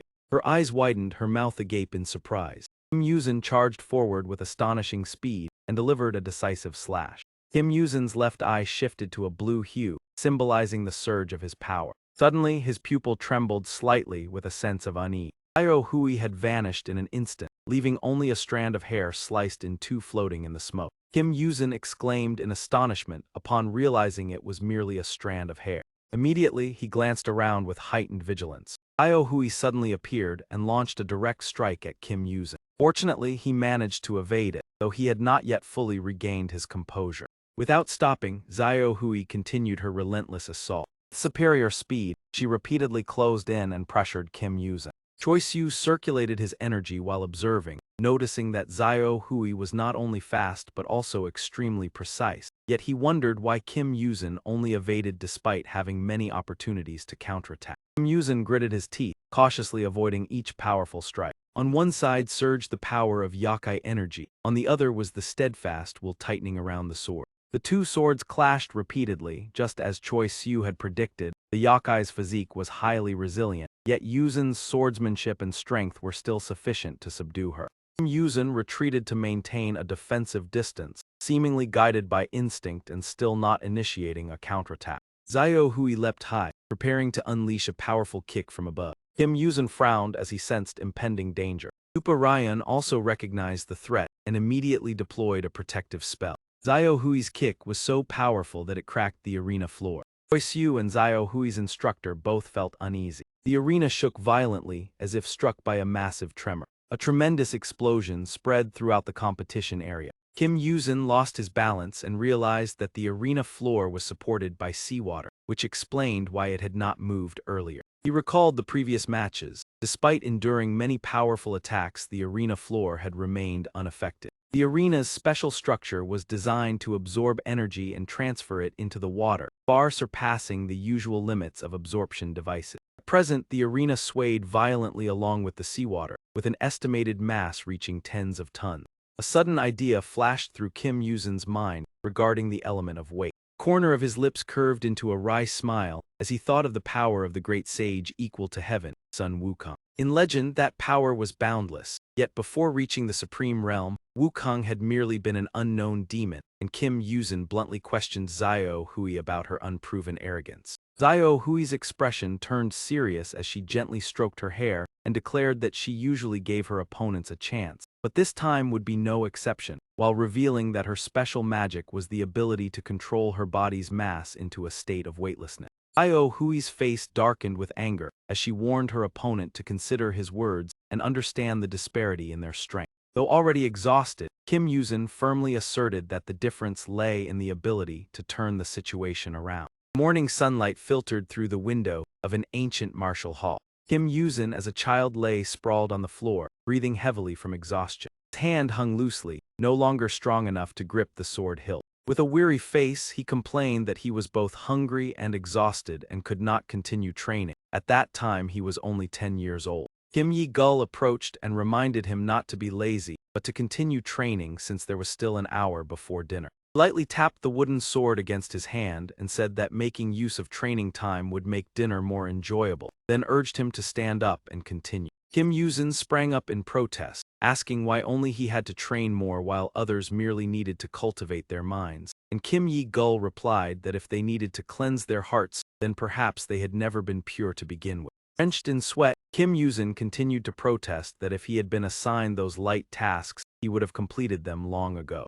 Kim Yi-gul calmly explained that humans were like swords, requiring long refinement, but the quality of the initial material was the decisive factor. He added that inferior steel could not withstand strong impacts, whereas Kim Yuzin was like a solid block of wood and therefore required even more rigorous training. Kim Yuzin sat up and indifferently replied that if those words were meant as comfort, then they had failed, because he had never wished to become a warrior or a leader. and many others would be more suitable. Kim Yi-gul tilted his head and asked why he always appeared so reluctant. Kim Yuzin lowered his head and replied that it was simply because he did not want to. There was no other reason beyond feeling that it did not suit him. In this world, the probability of a person being born with the aptitude to become a mage was only 1 in 10,000. Surpassing that rare probability and training to fight against the enemies of humanity sounded truly noble. The book was thrown to the floor, and the heir of the family was reprimanded for wasting time on trivial matters.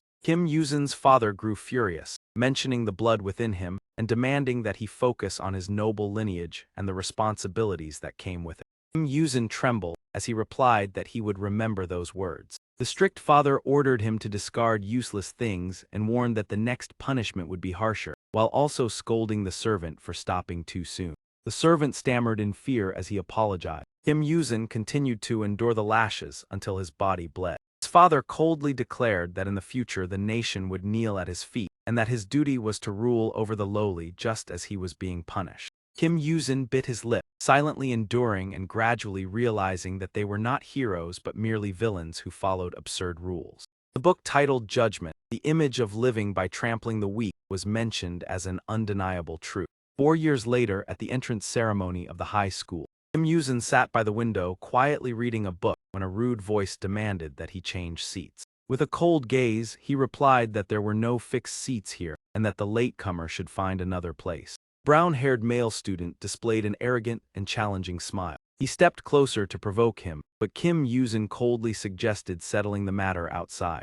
Brown-haired student stammered in surprise as he asked again. Kim Yuzin's imposing aura overwhelmed him as he stated that it could be resolved anywhere, right now or after school, and that the opponent could even call for additional people. His decisive words caused the brown-haired student and his friends to tremble in fear, something rarely seen in such situations. Reality showed that ideal education in fictional stories rarely occurred, because opportunistic people in real life often appeared aggressive on the outside but were in fact extremely cautious and cunning. Kim Yuzin quietly watched the backs of the 2 male students as they left, softly asking whether he knew who that person was, as they were always wary of anyone who seemed threatening. Afterwards, they shifted their target to a bookish student absorbed in his phone, choosing him as an easy subject to manipulate and control. The bespectacled student frowned in annoyance as he looked toward them, replying that he did not like having his words mimicked. The brown-haired man smiled wickedly with delight, mentioning the defeat of a hero and demanding to see the student's phone.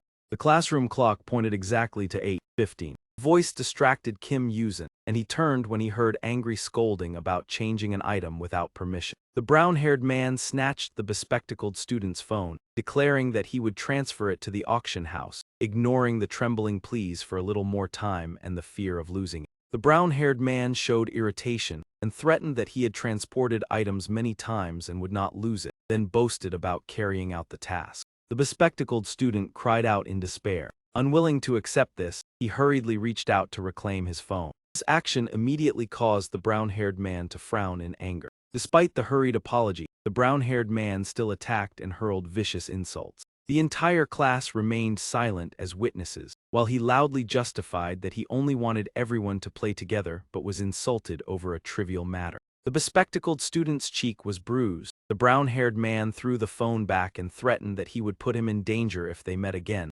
leaving the victim trembling as he apologized and hurriedly took back his belongings. The brown-haired man treated bullying the weak as entertainment, always avoiding those stronger while oppressing the vulnerable. Kim Yuzin pondered quietly in a corner of the classroom, realizing that this seemed to be human nature and the structure of society, while reminding himself that despite possessing power, he and the other warriors still had to conduct themselves like ordinary people rather than becoming brutal or cowardly. The brown-haired man continued to hurl insults at the bespectacled student without pause. Suddenly, a large male student entered the classroom, breaking the tense atmosphere as if no heroic tale existed at all. Choi Soo calmly spoke up to intervene, politely asking for permission to say a few words. Brown-haired man and the bespectacled student clutching his aching cheek both turned to look at Choi Soo.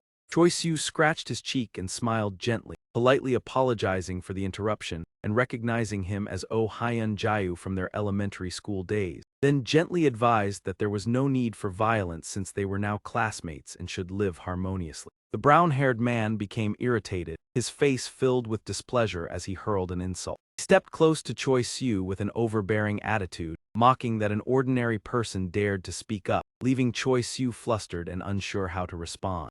Without hesitation, the brown-haired man delivered a powerful kick to Choi Siu's abdomen and shouted aggressively. Suddenly, a strange sensation appeared, causing him to widen his eyes in astonishment. Kim Yuzin was also unable to hide his surprise as he followed the events unfolding before him. The brown-haired man fell to the ground, trembling as he could not understand what had just happened. Even so, Choi Siu still showed concern and asked about his condition, but immediately afterward the brown-haired man's accomplice attacked his chest. However, the blow only caused the attacker himself to feel a sharp pain. Choi Siu looked up at the hat-wearing man with surprise, softly uttering a question. He exerted all his strength to grab Choi Siu's collar but could not move him, horrified to realize that his opponent was nearly immovable, while Choi Siu gently suggested that he release his grip. Immediately afterward, Choi Siu used one hand to grasp his wrist. This left the opponent stunned by the unbelievable strength. With a calm demeanor, Choi Siu continued to attempt reconciliation, proposing that everything be resolved through words.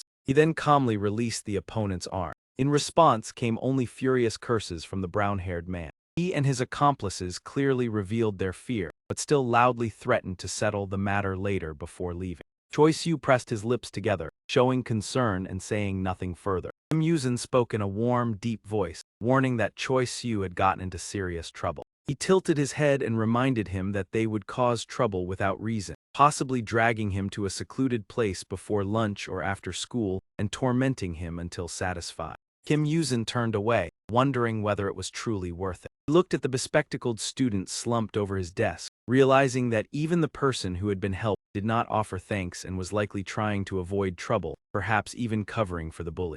Choi Siu lowered his head with a bitter smile, admitting that it was probably true, but that he did not regret it because his father understood the situation. Kim Yuzin softly exclaimed in surprise. Choi Siu spoke in a low voice, sharing that although he was very afraid, ignoring it would make him feel worse. This was his personal choice, and he would take responsibility for the consequences. Kim Yuzin looked at him with surprise, while Choi Siu forced a smile and said that he was quite good at avoiding trouble, so he believed everything would be fine. Afterwards, Choi Siu stepped forward, scanning the classroom for a seat. Kim Yuzin quickly called out with a friendly gaze, inviting him to sit in the empty seat beside him if he did not yet have a close friend. Choi Siu replied in surprise that he intended to sit at the front because of his short stature, but Kim Yuzin urged him not to hesitate and to sit down immediately. Kim Yuzin looked straight ahead and affirmed that he could not order him, but if he stayed beside him, Choi Siu would avoid trouble, while confirming his name once more. With a friendly smile, Kim Yuzin introduced himself and said that school life might not be easy, but they should begin together. Returning to the present, the battle was tilting in Xiao Hui's favor, something far too extraordinary to be mere coincidence.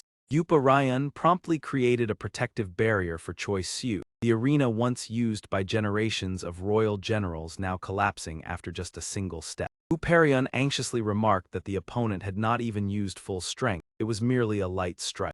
A strand of hair once again floated above Xiao Hui's palm. Her gaze was filled with killing intent, the immense power surrounding her making it hard to believe that a young person could withstand it, and the battle seemed to have reached its conclusion. Kim Yuzin thoughtfully recalled the reason he left home, because among all the people he knew, Choi Siu was the one most similar to a protagonist. The image of Choi Siu once declaring that he would become the Demon King surfaced, even though at that time he was merely an ordinary person in need of protection, and Kim Yuzin still considered it an unrealistic and fanciful statement. Standing before the tremors, Kim Yuzin admitted that although the declaration was absurd, it was very impressive. A powerful sword strike from Kim Yuzin shattered Xiao Hui's attack. This scene left both Xiao Hui and Gyupa Ryan stunned in astonishment. Kim Yuzin asserted that the power of human mages was not as they had imagined. Filled with energy, Kim Yuzin smiled confidently, believing that Choi Siu still needed to mature, but he himself felt quite special to be friends with him and was willing to be a little childish. Recalling the time they stood on the seaside pavilion roof, Choi Soo had once asked Kim Yuzin about their days studying together in middle school. Memories flooded back when senior students had challenged them, most coming from various groups and being subdued by Kim Yuzin using his ability. Kim Yuzin laughed proudly, saying that since they were not members of the Mage Association, he only used basic techniques to deal with them. Choi Soo believed him and offered continuous praise, while Kim Yuzin secretly thought that he had only used that power a few times. Kim Yuzin of his middle school days, with his familiar remark about not denying victory, made Choi Soo innocently understand that there was no need to take action. Kim Yuzin's eyes became sharp as he concentrated all his strength into the sacred sword. Observing from the outside, Yupa Ryan could not help but be astonished by the developments of the battle. Recalling the earlier scene, Yupa Ryan realized that the attack was even stronger than expected, and that most generals, except the Grand General, would have chosen to evade it. After assessing the situation, Yupa Ryan believed that even if he evaded, Kim Yuzin would sooner or later be forced into a corner. Xiao Hui's legs suddenly moved. Kim Yuzin immediately raised his eyes to look directly at his opponent. Xiao Hui gathered strength and stomped forcefully on the arena floor. This action caused the entire arena to shake even more violently. Kim Yuzin clearly felt his body trembling along with it, astonished by the power from a single step and wondering what would happen if the force increased. He gathered momentum and leaped into the air. On the swaying arena amid the sea water, only two figures remained facing each other. From above, Kim Yuzin tightened his grip on the sword and plunged downward to attack. Below, Xiao Hui was also ready to unleash her move, the demonic art entwining wind deity. 3 violent torrents of wind immediately formed and shot straight toward Kim Yuzin. Kim Yuzin quickly interlaced his fingers around the wooden sword, his expression stern as he prepared to face the attack. Outside, Gyupa Ryan anxiously bit her lip, wondering if this move was similar to the previous martial technique. But each stream of wind this time was far stronger, to the point that even throwing dozens of consumable magical tools would hardly block a single one. 3 torrents of wind closed in on Kim Yuzin in the blink of an eye. His hand gently loosened, allowing the 4 wooden swords to fall. Immediately afterward, he swung his sword decisively, shattering one stream of wind. Yupa Ryan did not take her eyes off the battle, exclaiming in astonishment again that did not seem to be an ordinary technique. Xiao Hui also observed closely with suspicion. How could he break such a powerful attack with only a single slash? Kim Yuzin maintained a cold expression, cautiously observing the situation. The remaining 2 torrents of wind continued to surge straight toward him. Kim Yuzin tightened his grip on the sword hilt. Using one wooden sword as a foothold, Kim Yuzin moved lightly. Taking advantage of the chaotic moment when the 2 streams of wind collided, Kim Yuzin swiftly evaded to safety. Heading straight toward Xiao Hui, who stood proudly, Kim Yuzin advanced without hesitation. Pouring all his speed into the movement, he dashed forward as if flying through the air. Unwilling to be outdone, Xiao Hui focused her power and continued to unleash another attack. Another ferocious torrent of wind immediately chased after Kim Yuzin from behind. Kim Yuzin quickly realized and calculated the previous attack was returning. Judging by her posture, this was likely direct control rather than an automatic effect. As the torrent of wind closed in, Kim Yuzin leaped upward to evade. Unexpectedly, the earlier stream of wind suddenly appeared right behind him. Unable to react in time, Kim Yuzin collided head-on with the torrent of wind, creating a violent explosion. A powerful beam of light descended onto the arena floor. Xiao Hui stared coldly and mocked. This outcome was easy to predict. When you cut the first stream of wind, I thought even 3 would not be enough. It turns out 2 were already your limit. Such a mundane ending compared to my expectations. Kim Yuzin's breathing became heavy, half of his body nearly paralyzed. Yupa Ryan stood watching in anguish, unable to speak. He had nearly exhausted all his energy just to survive that attack, and the situation had become extremely dangerous. A drop of sweat rolled down Gyupa Ryan's cheek. Even if they survived, both were almost incapable of continuing to fight. 5 consecutive victories were already an impressive achievement. Showing no mercy, Xiao Hui commanded the release of the 3rd torrent of wind. I will crush you from above. While Kim Yuzin was still struggling to breathe, the 3rd torrent of wind descended from above. Xiao Hui frowned thoughtfully. He still had a chance to surrender. Could it be that he sought a meaningless death? Watching the approaching torrent of wind, Xiao Hui loudly reproached, "You are foolish to a pitiful degree." Kim Yuzin's injured left arm had become completely immobile. His right hand gently tightened around the sword hilt. Once again, he swung his sword and split the torrent of wind in 2. Zio Hui could not conceal her astonishment, her lips slightly parted without uttering a word. Kim Yuzin once again personally shattered the violent torrent of wind. He gritted his teeth, enduring the remaining force from the torrent. Kim Yuzin's legs began to falter. The aftershock from the shattered torrent was enough to make the surrounding sea surface tremble. Zio Hui frowned in contemplation. It was not the power of the sword that had cut it. Seeing Kim Yuzin trembling as he struggled to stand with half his body paralyzed and his energy depleted, she realized that even though he had broken the wind deity, he would find it difficult to remain standing. Zio Hui recalled each strike. If that was human magic, why had he not used it from the second round? The more she thought, the more irritated she became. It was not merely strength or energy. There must be another special condition. Kim Yuzin spoke, interrupting her thoughts. You seem quite at ease. Despite the pain, he still smiled. I want to give up, but it seems I can no longer do so. In such a disadvantageous situation, those words resembled a psychological strike, because in reality Kim Yuzin was almost completely exhausted. His reserve of energy could be considered depleted after using the pure wind demonic art. Kim Yuzin panted, looking up at the sky. In his hand remained only his exhausted body with one paralyzed arm. The wooden swords from earlier were floating in midair along with the remaining fragments of the barrier, like small tools that could be used as footholds. The tide of the battle had completely shifted in Zio Hui's favor. None of those were sufficient to confront the opponent before him.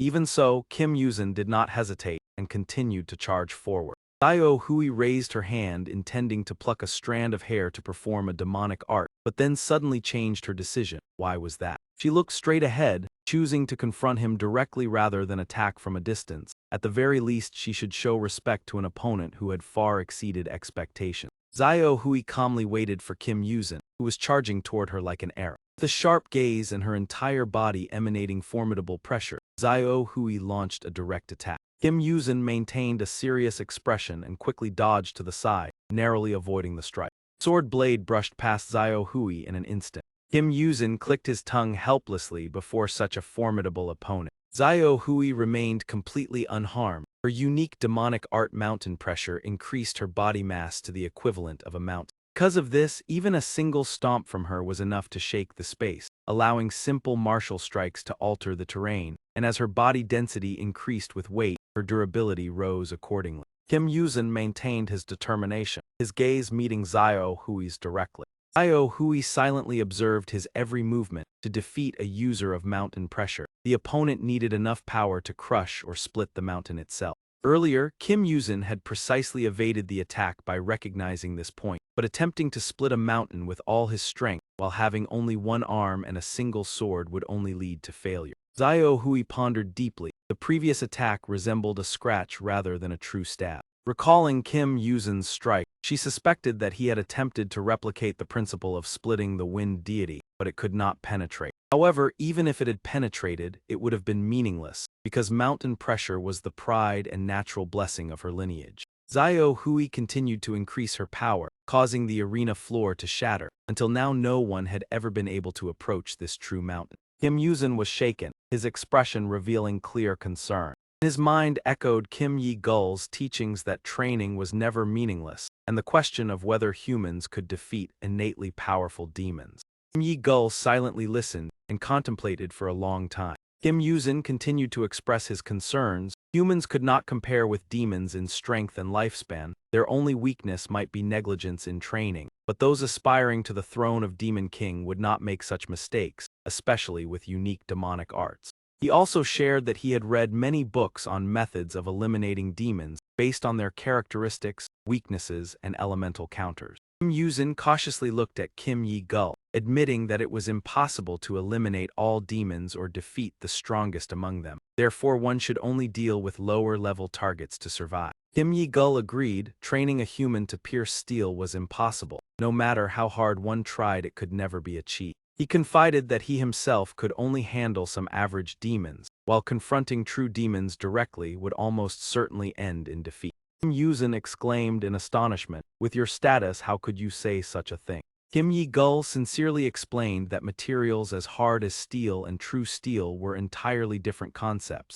and the gap between them was far greater than imagined. Kim Yuzin gritted his teeth, determined to continue the attack. Zio Hui also prepared seriously to face him. Kim Yuzin's wooden sword suddenly flew toward Xiao Hui, making her vigilant, thinking it was a defensive weapon. But in reality, none of those swords were meant for defense. Taking advantage of that moment, Kim Yuzin silently approached Xiao Hui. Yuzin closed in within arm's reach. Xiao Hui finally realized it, and that brief hesitation inadvertently created another opportunity. Kim Yuzin still remembered Kim Zexing's reminder from that day. No matter how sophisticated a demon's technique may be, it is merely a temporary phenomenon formed from energy like an illusion, as long as you can sense the flow of energy that constitutes it. At that time, Kim Yuzin did not believe it and immediately retorted, "What are you talking about? Are you also fascinated with martial arts novels? You even read more than I do. If such a thing truly exists, why did you not say it earlier? Have you not always proposed theories that you yourself cannot accomplish?"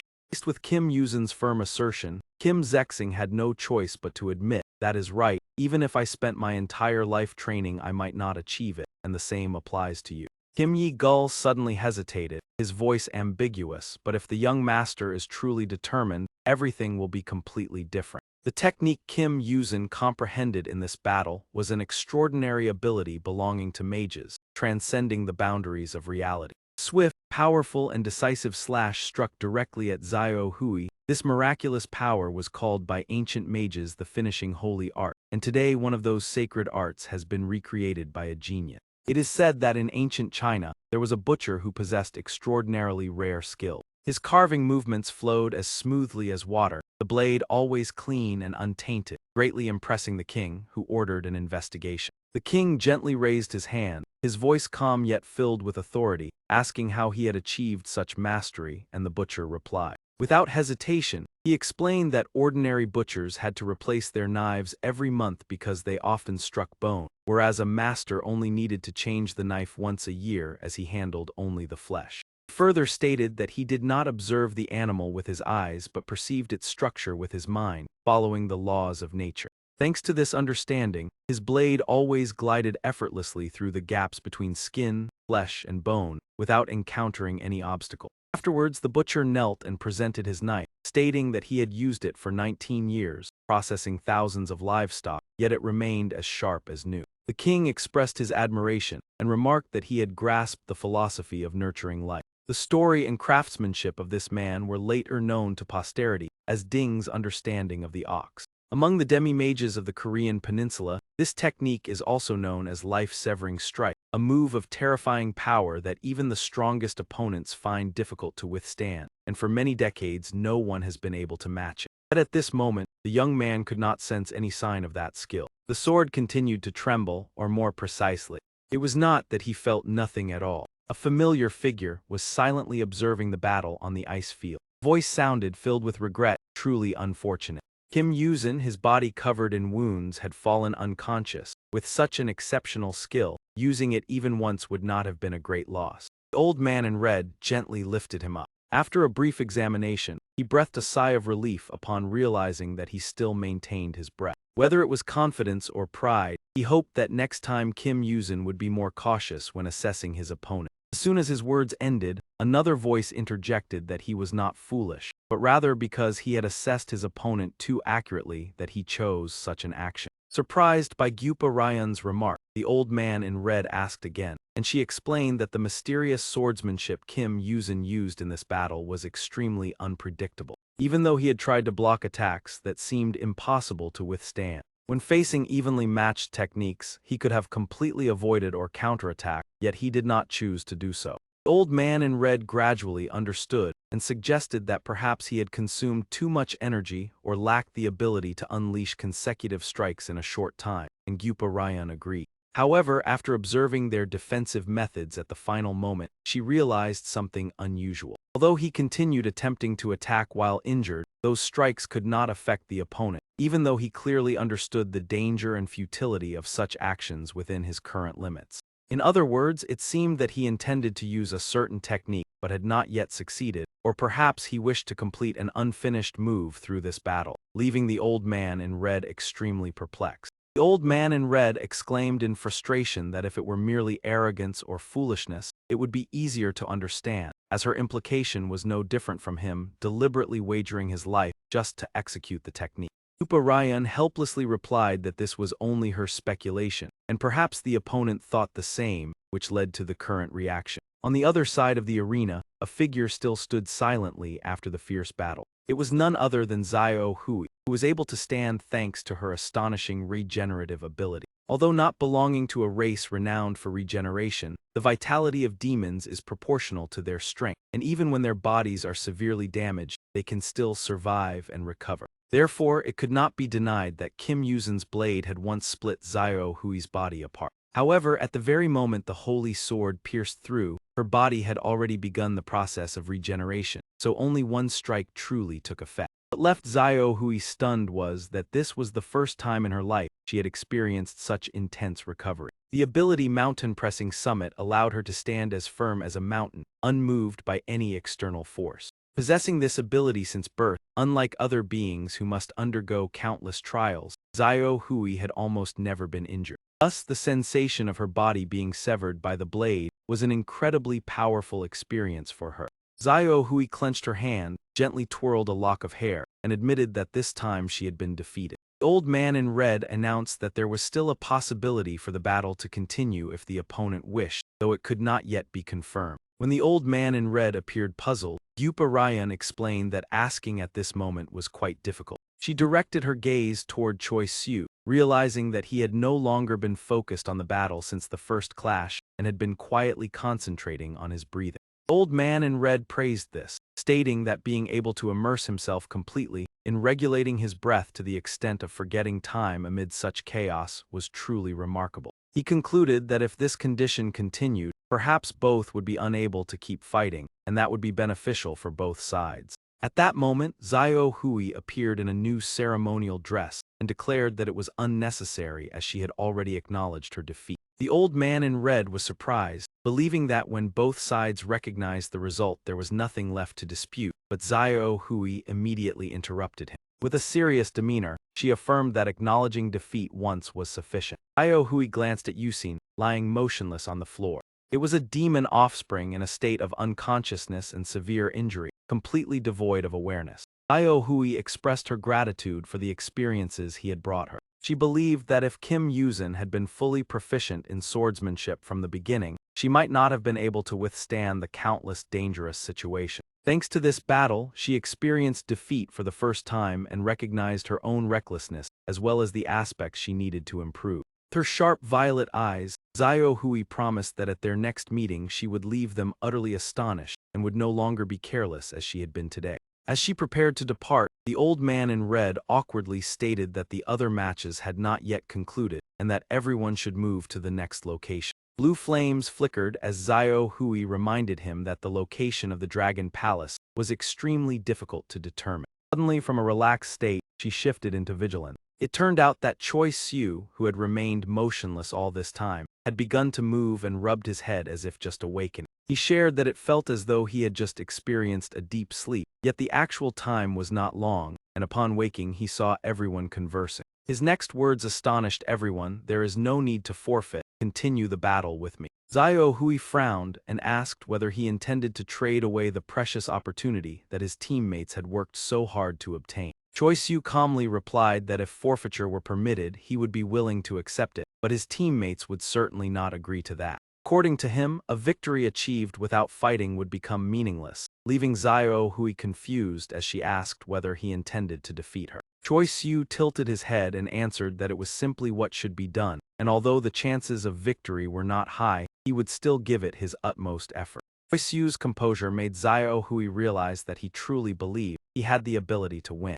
An unusual feeling spread among everyone, and the one who perceived it most clearly was the demon who understood the young man, wondering what had happened earlier. Yupa Ryan felt a headache upon realizing that in just a few short minutes, Choi Siu, after awakening, had become completely different. Xiao Hui coldly stated beforehand that his teammate was a special case, whereas he would not have such an opportunity. Choi Siu nodded, suggesting that if she wished to act she should do so from her side, because if he took the initiative to leave, those involved would be implicated. His voice was gentle, it was filled with authority, and his steps had already moved forward at some point, creating a completely natural impression. Xiao Hui's change stemmed from her first experience of defeat and pain, which made her yearn to continue fighting in order to perfect herself. Meanwhile, the young man was still constrained by numerous restrictions. Even so, his energy and spiritual magic remained sealed, even though a small portion had been restored. Xiao Hui dashed swiftly toward Choi Siu with unwavering determination.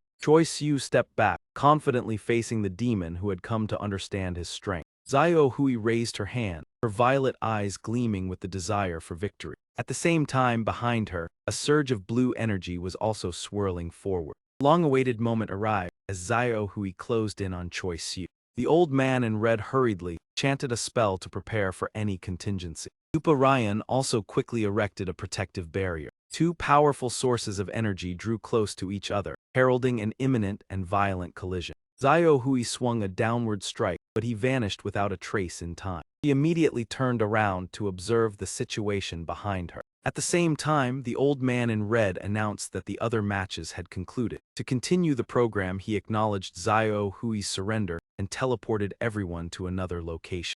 Xiao Hui paused, accepting the consolation with a calm attitude. She replied that there was no reason to feel sad, because although she admitted defeat, the final outcome could still lean in her favor, however. The old man in red appeared puzzled, and she continued that considering what had happened, it was fortunate that everything ended early for everyone. Xiao Hui frowned, stating that she was still very curious about several matters, especially her technique Mount Tai suppresses the summit. The arena fell silent. The question remained what had truly occurred when that attack collided with that object. He who had just disappeared now reappeared in a tangible form.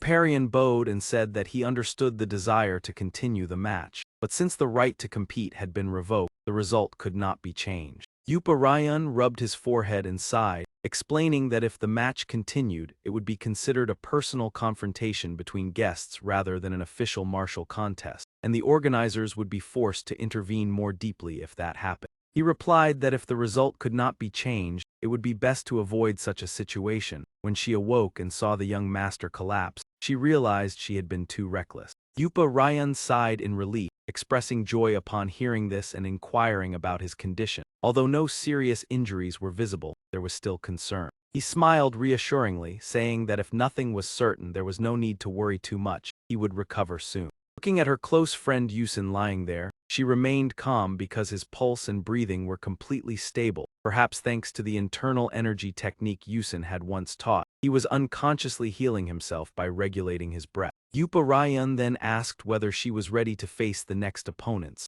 and if not, whether the organizers should record another surrender. He hesitated and suggested that she be informed of the next opponent first. Suddenly her nose tingled and a small green fluff popped out. Ryuju was sobbing as it rushed straight toward the opposite side. Familiar face and figure left the girl stunned. It was Ryuju. Looking more closely, she realized that Yuzuru and Yashihiro were also present. She embraced Ryuju tightly and repeatedly asked why it had appeared here. Ryuju trembled in Yuzuru's arms, its entire body quivering with emotion. He gently patted and reassured it that everything was fine and that she was always by its side, inwardly rejoicing at having found Ryuju again. Yuzuru looked around thoughtfully, believing that if Vizu was present, the other person must also be nearby. The next announcement echoed, the upcoming opponents are humans, mages allied with the enemy. One was once a martial artisan of the Spirit Beast Association, the other a subordinate carrying out orders. Yashihiro observed and recognized the location as resembling the Hall of Constellations. He was surprised to see Kim Yuzin, who had once led them to their lodging upon arriving in Korea, and confirmed that both opponents were human. Yashihiro wondered why Kim Yuzin, once a martial artisan of the Hall of Constellations, was no longer affiliated. He believed that given the events that had occurred, leaving the organization was understandable, although he had once thought Kim Yuzin would become a pillar of the clan. He spoke continuously, remarking that judging by their injuries, the previous match must have been extremely fierce, making the current situation rather awkward. Yuzuru was shocked upon realizing that both opponents were human, which she found hard to believe since they were people she had once known. She carefully observed their physique and attire. Although she initially suspected they were yakai, the royal court's assessment could not be wrong, and they were also acquainted with Kim Yuzin. The thoughts were interrupted by Yashihiro, as he voluntarily stated that he would step forward first. He affirmed that they needed to complete the mission assigned to them. The match officially began as planned. Yashihiro stepped onto the arena to face he. politely introduced himself. "It is a pleasure to meet you. I am Yashihiro from Japan."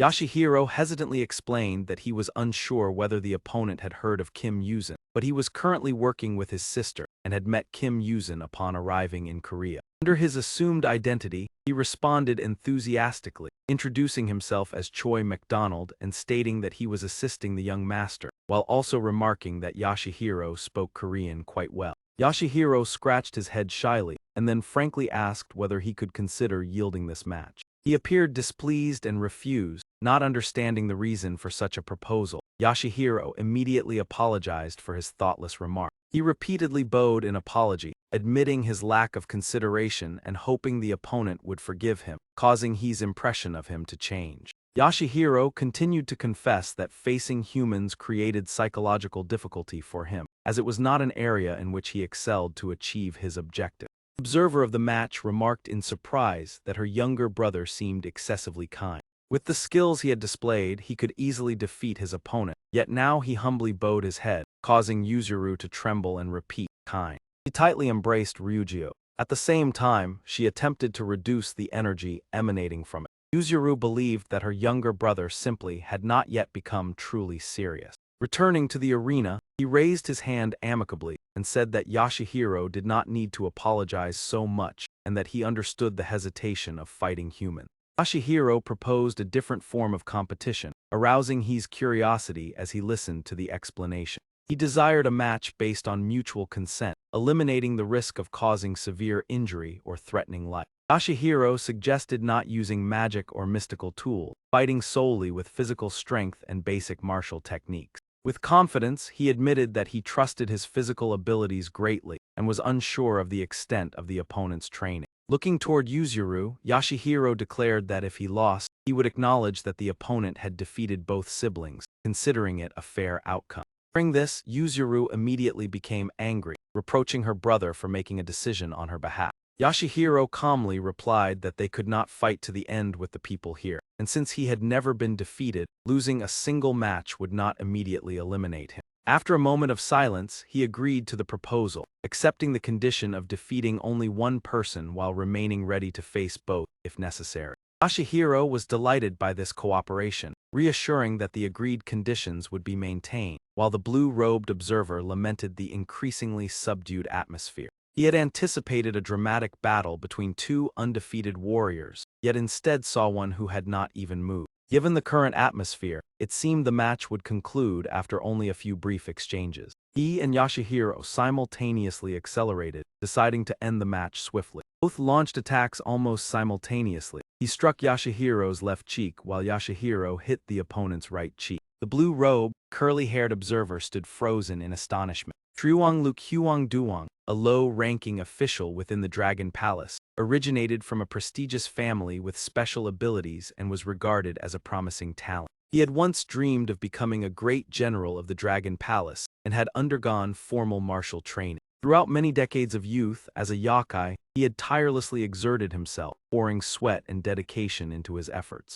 However, reality was too harsh. If the issue had merely been method or effort, he might have accepted it more easily. His family belonged to the sea demon lineage, making his inherent abilities unsuitable, and none of his ancestors had ever achieved the great martial mastery he desired. This cruel truth forced the young yokai to abandon his ambitious dream. Nevertheless, his passion and admiration for martial arts continued to burn brightly in his mind. Therefore, in this tournament he volunteered to serve as an advisor, a role many officials avoided due to its danger and inconvenience. Thanks to his extensive knowledge of martial arts, he was regarded as the most knowledgeable advisor, and the scene before him left him deeply shaken. Yashihiro delivered a powerful hook, causing his opponent to stagger and fall. Not long after, he gritted his teeth, regained his balance, and stood up. Yashihiro immediately launched a kick, aimed directly at Choi Su's jaw. However, the kick was blocked by he using only one hand. Undeterred, Yashihiro leaped and used his other leg to execute a spinning kick. The strike aimed at the neck seemed certain to land but was countered, leaving Yashihiro surprised. Immediately afterward, he gently counterattacked, sending Yashihiro flying backward. Yuzuru and the blue-robed observer were astonished, as even those unfamiliar with martial arts could sense that this match lacked something essential. He clenched his fist, maintained a defensive stance, and cautiously observed his opponent. Yashihiro sprang to his feet, and in close combat between masters, two key elements were entirely absent here. This time he took the initiative to attack, rushing swiftly toward Yashihiro with direct strikes. It seemed that the condition of not using magic had created an opportunity for them to showcase their abilities differently. Yashihiro smiled, wiped the blood from his lips, and the two humans continued to clash fiercely yet with restraint. The one-on-one confrontation grew increasingly suffocating and tense. Choisyu reached out and grabbed Yashihiro's shirt tightly, but he was immediately countered by him with a decisive knee strike. The tied scarf fell. Choisyu clutched his abdomen, gripping tightly in anger. He quickly retaliated, delivering a powerful kick to the opponent's right flank. This was followed by a barrage of punches aimed at Yashihiro's face and abdomen. Choisyu's mask began to crack into small fragments. Yashihiro gradually fell into a disadvantageous position, at risk of being knocked down. He sprang forward and slammed his head forcefully into Choisyu in a decisive moment. The headbutt created a shock that left both of them dazed. Their footsteps scraped harshly against the floor, echoing with tension. Curly-haired young man in the blue shirt nervously realized that both were exhausted, and the next strike would almost certainly decide the outcome of the match. Noticing the cracked mask, Choisyu proactively stepped back to stay cautious.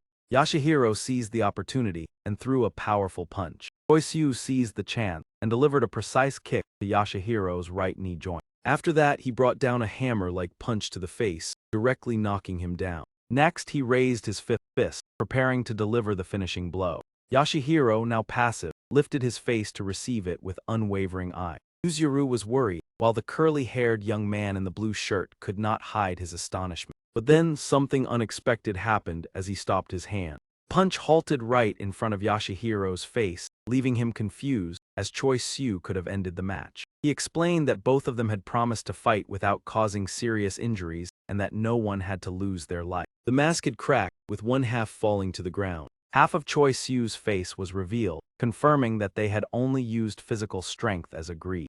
Yuzuru widened her eyes in shock, realizing that the mask that broke during the match was what had restrained his demonic power. Choisyu stood up while Yashihiro still sat on the ground, not yet fully recovered. Those at the Dragon Palace could clearly understand the situation, but Yashihiro's reaction to this truth remained unpredictable. Yuzuru clenched her hands, fearing that this moment might cause him to become extremely enraged. Yashihiro gradually regained his composure, realizing that Choisyu was a half-demon of mixed blood and had been restraining his power with the mask all this time. Yuzuru grew even more anxious when Yashihiro continued to say that he had been completely unaware of. He gently curled his lips into a smile and spoke with admiration. Raising his thumb in praise, he admitted that Choisyu was truly outstanding. The compliment left Yuzuru stunned, as Yashihiro had never lost in close combat with demons, yet this opponent had fought while restraining his power. Yuzuru stood agape, realizing that this was the mutual understanding formed through battle. It was a fierce battle, yet both still held deep respect for each other, something rarely seen even in life and death struggle. The two young men leaned on each other, one wiping his nose, the other raising a thumb, taking turns praising the opponent. At that moment, Kim Yuzin regained consciousness and exclaimed in astonishment at the absurd situation. He frowned and asked Choisyu what exactly he had done to damage that item. Kim Yuzin explained that although he did not value it highly, it was a family heirloom preserved for hundreds of years, leaving Choisyu embarrassed. He teared up and apologized, while Kim Yuzin only sighed, believing that the item merely held symbolic meaning and had no importance since he left the heavenly court. Kim Yuzin stared intently, still feeling surprised that the treasure had been damaged during a close combat with a human. Despite his defeat, Yashihiro was still able to counterattack for several minutes, proving that his physique had far surpassed human limits. Uparayan spoke up, expressing relief that their injuries were not too serious, drawing Kim Yuzin's attention. He announced that the situation of both of them, especially Choisyu, had been reported to the higher authorities and an official response had been received. Kim Yuzin and Choisyu were stunned to hear that they could not continue participating in the preliminary round, as the tournament was organized in celebration of the princess's birthday.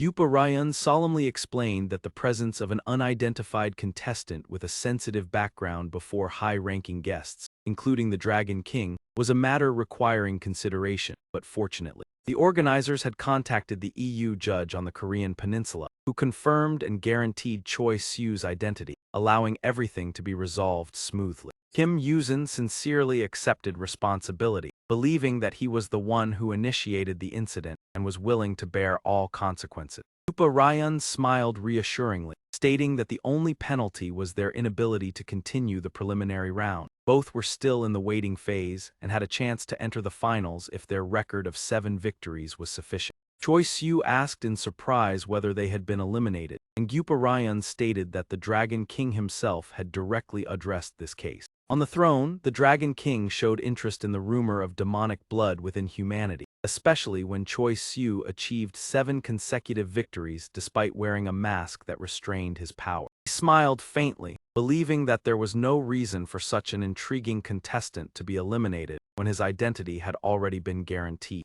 Yupa Ryan continued, conveying that the Dragon King had granted the two of them the opportunity to advance directly to the finals. Choi Soo was overjoyed, believing that with 7 victories, the possibility of entering the finals was very high. Kim Yuzin pondered in surprise that not only were they not punished, but they were also given an additional opportunity, realizing that this was far from simple. Due to the number of participants being fewer than expected, a record of 7 victories was almost certainly enough to reach the final, whereas previously they risked stopping at 6 victories because of their injury. Kim Yuzin lowered his head in thought, realizing that even though the finals were based on the number of victories, they did not suffer any disadvantage, and this punishment was merely symbolic. He frowned, feeling that it was not merely leniency, but rather as if they were receiving special attention, as though someone expected them to certainly reach the final. Under that pressure, Kim Yuzin admitted that he even wanted to forfeit, but was concerned about the reaction of the Dragon Palace if he refused this favor. The image of Choi Soo standing opposite Gyupa Ryan made him realize that since the mask broke, bringing him here seemed to have lost its original meaning. Kim Yuzin looked at Choi Soo and clearly sensed that something within him had changed. He wondered whether this change came from the mask or from the chi technique he had taught, and if it was the latter, it could be a positive sign. A sudden call pulled Kim Yuzin out of his wandering thoughts. Choi Soo, with a radiant face, announced that he would speak with the organizers while waiting for the other matches to conclude, then enthusiastically called out to Yashihiro. After the greeting, Choi Soo worriedly asked about Yashihiro's condition, and he replied that he was still fine and confident in his endurance. The two chatted comfortably. Yuzuru remained bewildered, unable to understand what was happening. Less than 2 seconds later, Yashihiro unexpectedly mentioned that his sister wanted to meet Choi Soo, leaving Yuzuru too flustered to react. Yashihiro continued to reveal that his sister had mentioned him throughout the past week, and Yuzuru hurriedly clarified that she only wanted to know who he was. Despite trying to explain, Yuzuru still felt embarrassed when teased about not yet retrieving Ryuji. Yashihiro shared that Choi Soo had saved his sister's life, and if he had not intervened, the consequences would have been very serious. He placed a hand on Choi Soo's shoulder, asking him to speak with Kim Yuzin and advising him to express everything he wished to say. Yashihiro's figure gradually disappeared from Yuzuru's sight. With no other choice, Yuzuru finally spoke, mentioning that the last time they met was a week ago. Choi Soo scratched his head apologetically and asked if her neck still hurt, admitting that he had acted a bit forcefully at the time due to the urgency of the situation. Yuzuru sighed, affirming that the injury was not serious and expressing her gratitude for Choi Soo saving her life, even though this thanks should have been said a week earlier. Choi Soo awkwardly replied that he had only done what was necessary, leaving Yuzuru surprised. He remarked that they had safely retrieved Ryuji, and that the mysteries surrounding Choi Soo's identity had also been clarified. Choi Soo continued to care about her safety, and affirmed that he would find a way to repay the life-saving favor. However, a sense of emptiness still arose within her, as if something was missing. Humans often do not immediately realize what they truly desire, and must gradually discover themselves. Understanding is formed through experiences, trials, and even the mistakes in life. Yuzuru, 18 years old according to the Korean age system. If asked now, she would say her ideal type is someone a little rebellious, in other words, somewhat foolish. For the past week, Yuzuru still could not explain the tightness in her chest, nor understand its cause. It was not that she hadn't tried to think about it. It was just that the answers were too vague and seemingly unrelated. Choi Soo anxiously inquired about her condition, realizing that his desire toward the boy before him was something Yuzuru still needed time to comprehend. Yuparian flinched slightly. She waved her hand, and Gyupa Ryan gently announced that all matches had concluded, and they would escort everyone to the waiting area immediately. Choi Soo waved goodbye, suggesting to meet later, no, rather, to meet at the final. Yuzuru saw everyone off. Immediately after, she blushed, puzzled over the meaning of the farewell, which in reality held no hidden significance. At the same time, Yashihiro approached in a more troubled mood than his sister, anxious at Yushin's unexpected reaction. Yuzuru asked in surprise, what had she said something wrong? Yashihiro sighed, a week had passed since then. He explained that since Yushin was the heir, he assumed he already knew, but it turned out not to be the case.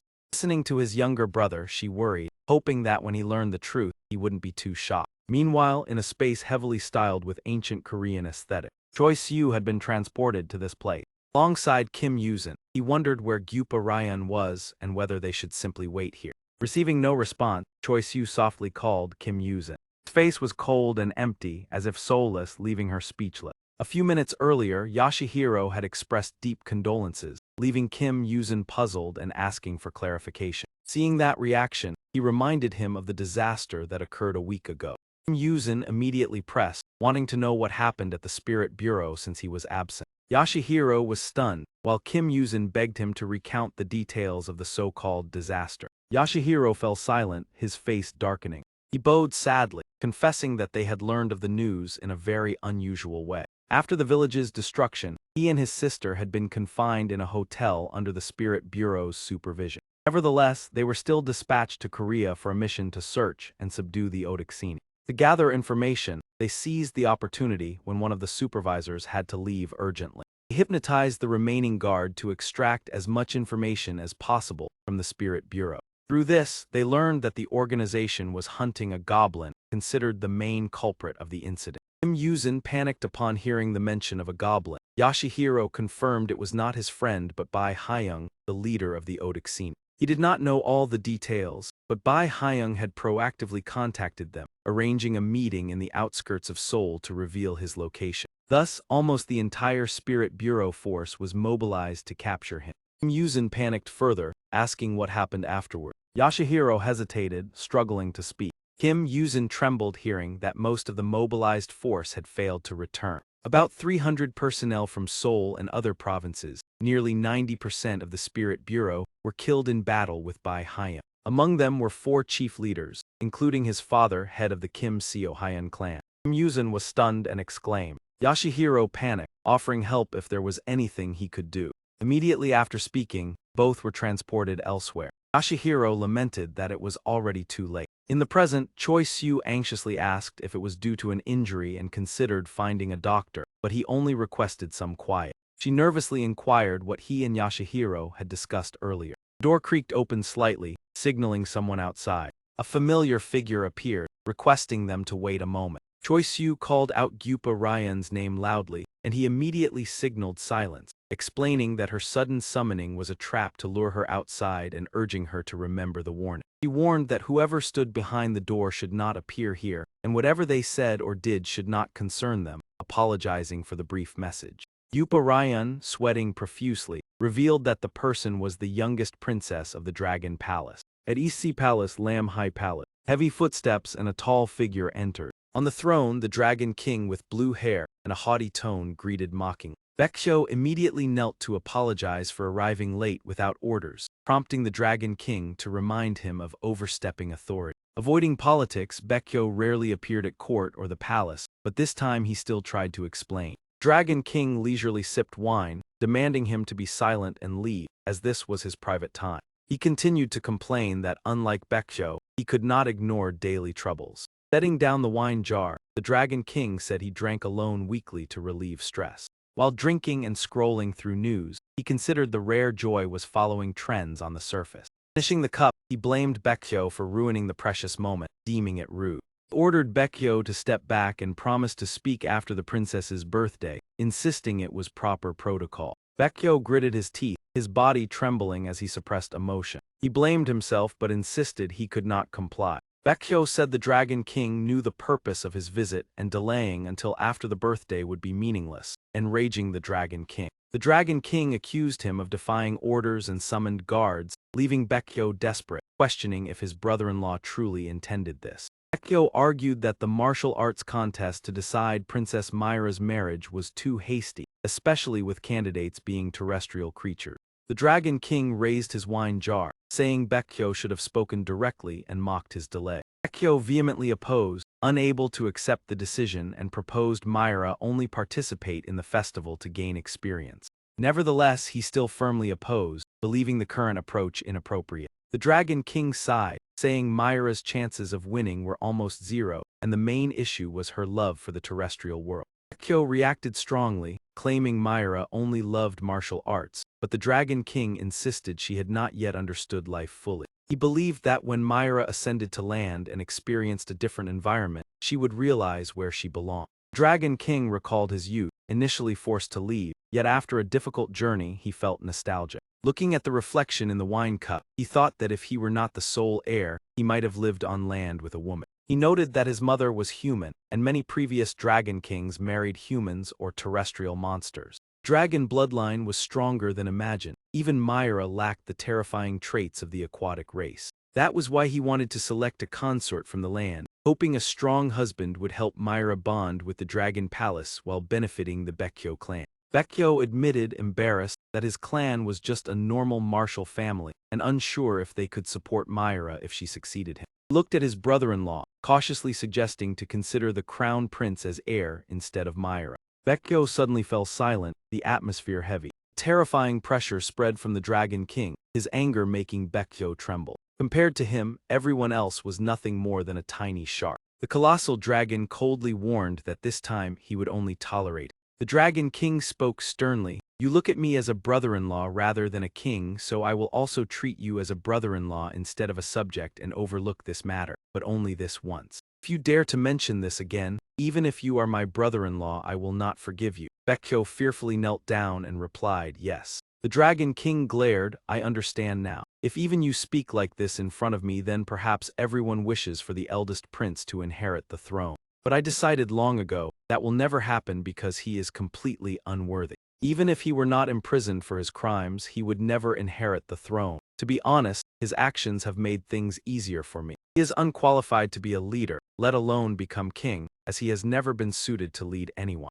At that moment, soft footsteps approached. Thinking about it carefully, my father is quite fortunate when it comes to his children. Baekhyo and the Dragon King turned around. He continued the unfinished sentence. "In the end, there is only one child, and that is me. Is that not so?" Yupa Ryan timidly stepped forward. "Is everyone trying to disturb me today?" "Wait, you were supposed to be guiding the martial arts competition." Yupa Ryan awkwardly replied, "Well." After hearing this, the Dragon King turned pale upon learning that the princess had conveyed His Majesty's decree, demanding his immediate audience. He hurriedly called out, "Hey Baekhyo." The other turned back and replied, "Yes." The Dragon King panicked. "Why are you still standing there? Quickly go stop that girl before she causes chaos throughout the Dragon Palace." The scene shifted to a room styled in ancient Korean fashion. A blue-haired girl with a voluptuous figure was tightly bound by the demon binding rope, a technique with two differences from ordinary restraints. First, the rope was created from an ogre's mace, capable of transmitting 100% of the user's strength. What it transmitted was the terrifying power inherent to an ogre. Although Choi Siu still had many areas to improve, his physical strength was exceptionally outstanding, especially his endurance, which ranked among the top monsters on the Korean peninsula. Ogre blood granted him extraordinary potential, to the extent that even higher-ranked races found it difficult to match. Choi Siu pondered if that were all it would be perfect, but the final result still depended on the opponent. Against this type of opponent, even if they were stronger, he could still suppress them in this way. This was the palace, so there must be an alarm system. As long as he held on a little longer, someone would arrive.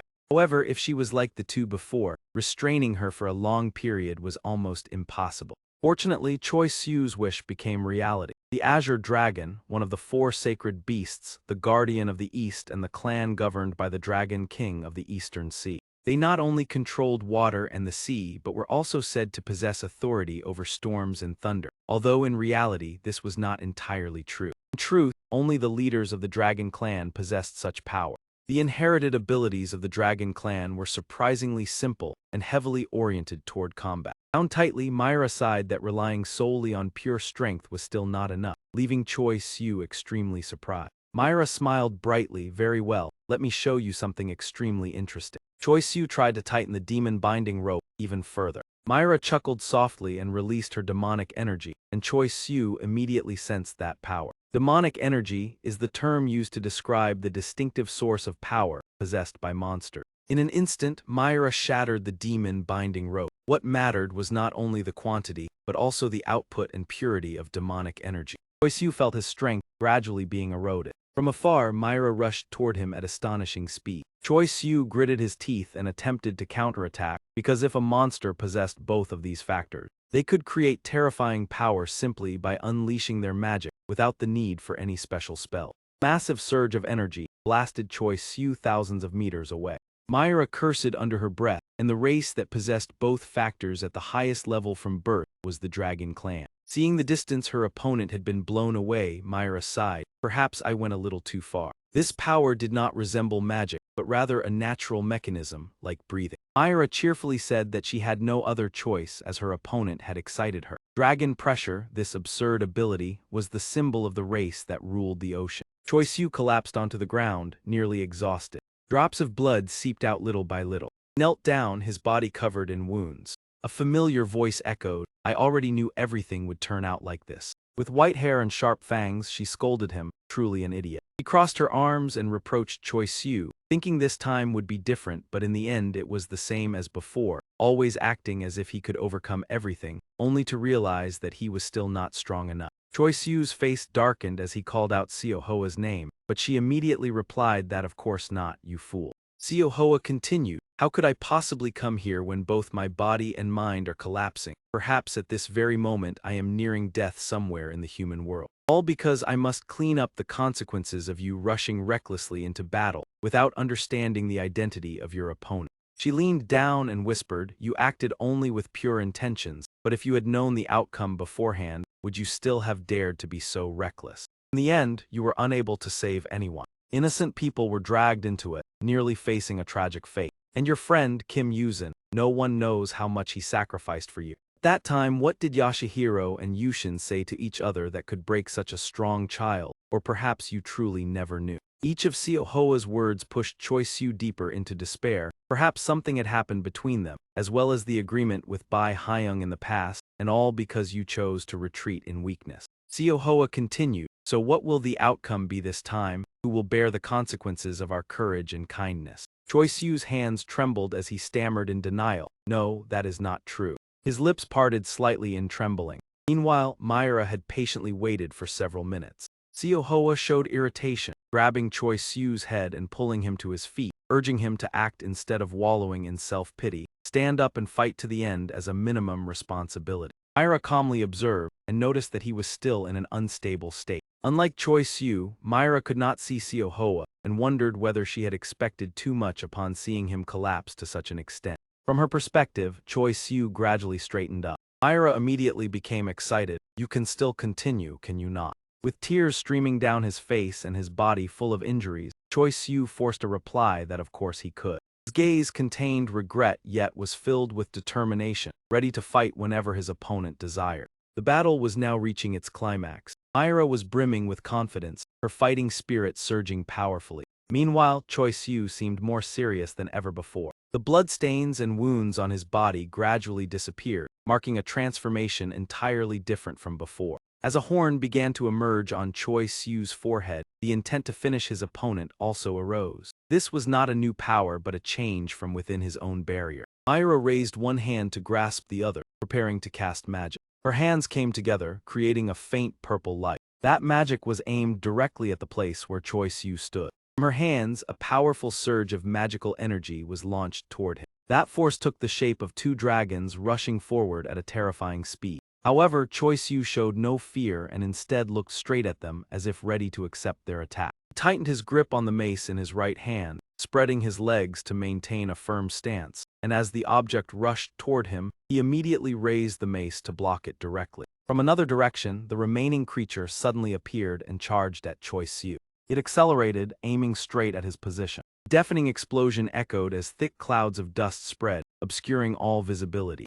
Myra paused for a moment, sensing that something was unusual. From within the haze, Choiseul burst forth like a ferocious beast, heading straight toward her. His eyes darkened, filled with intense fury. Faced with that reaction, Myra briefly showed a hint of surprise. Blood splattered violently, spraying without end. Choiseul's right arm had been severed from his body, and he needed two things to continue. Unable to defend perfectly, he was forced to accept injury to avoid paralysis and instant death. His right arm, not yet regenerated, continued to bleed incessantly. Gradually, a new arm formed to replace the lost limb, his regenerative ability preventing self-destruction. Myra began to feel a thrill as the distance between them rapidly narrowed. Choi-Soo clenched his fist, preparing to strike. A powerful punch shot straight toward Myra. Choi-Soo froze in shock, unable to believe what was happening before his eyes. Myra gently caught his punch with only one hand. Not giving him time to react, Myra immediately prepared to counterattack. But at that very moment, his other hand was already in position. Without hesitation, Choi-Soo drove a punch straight into her abdomen. The other hand swiftly locked onto Myra's wrist, preventing any chance of escape. He continued to shift into a decisive offensive stance.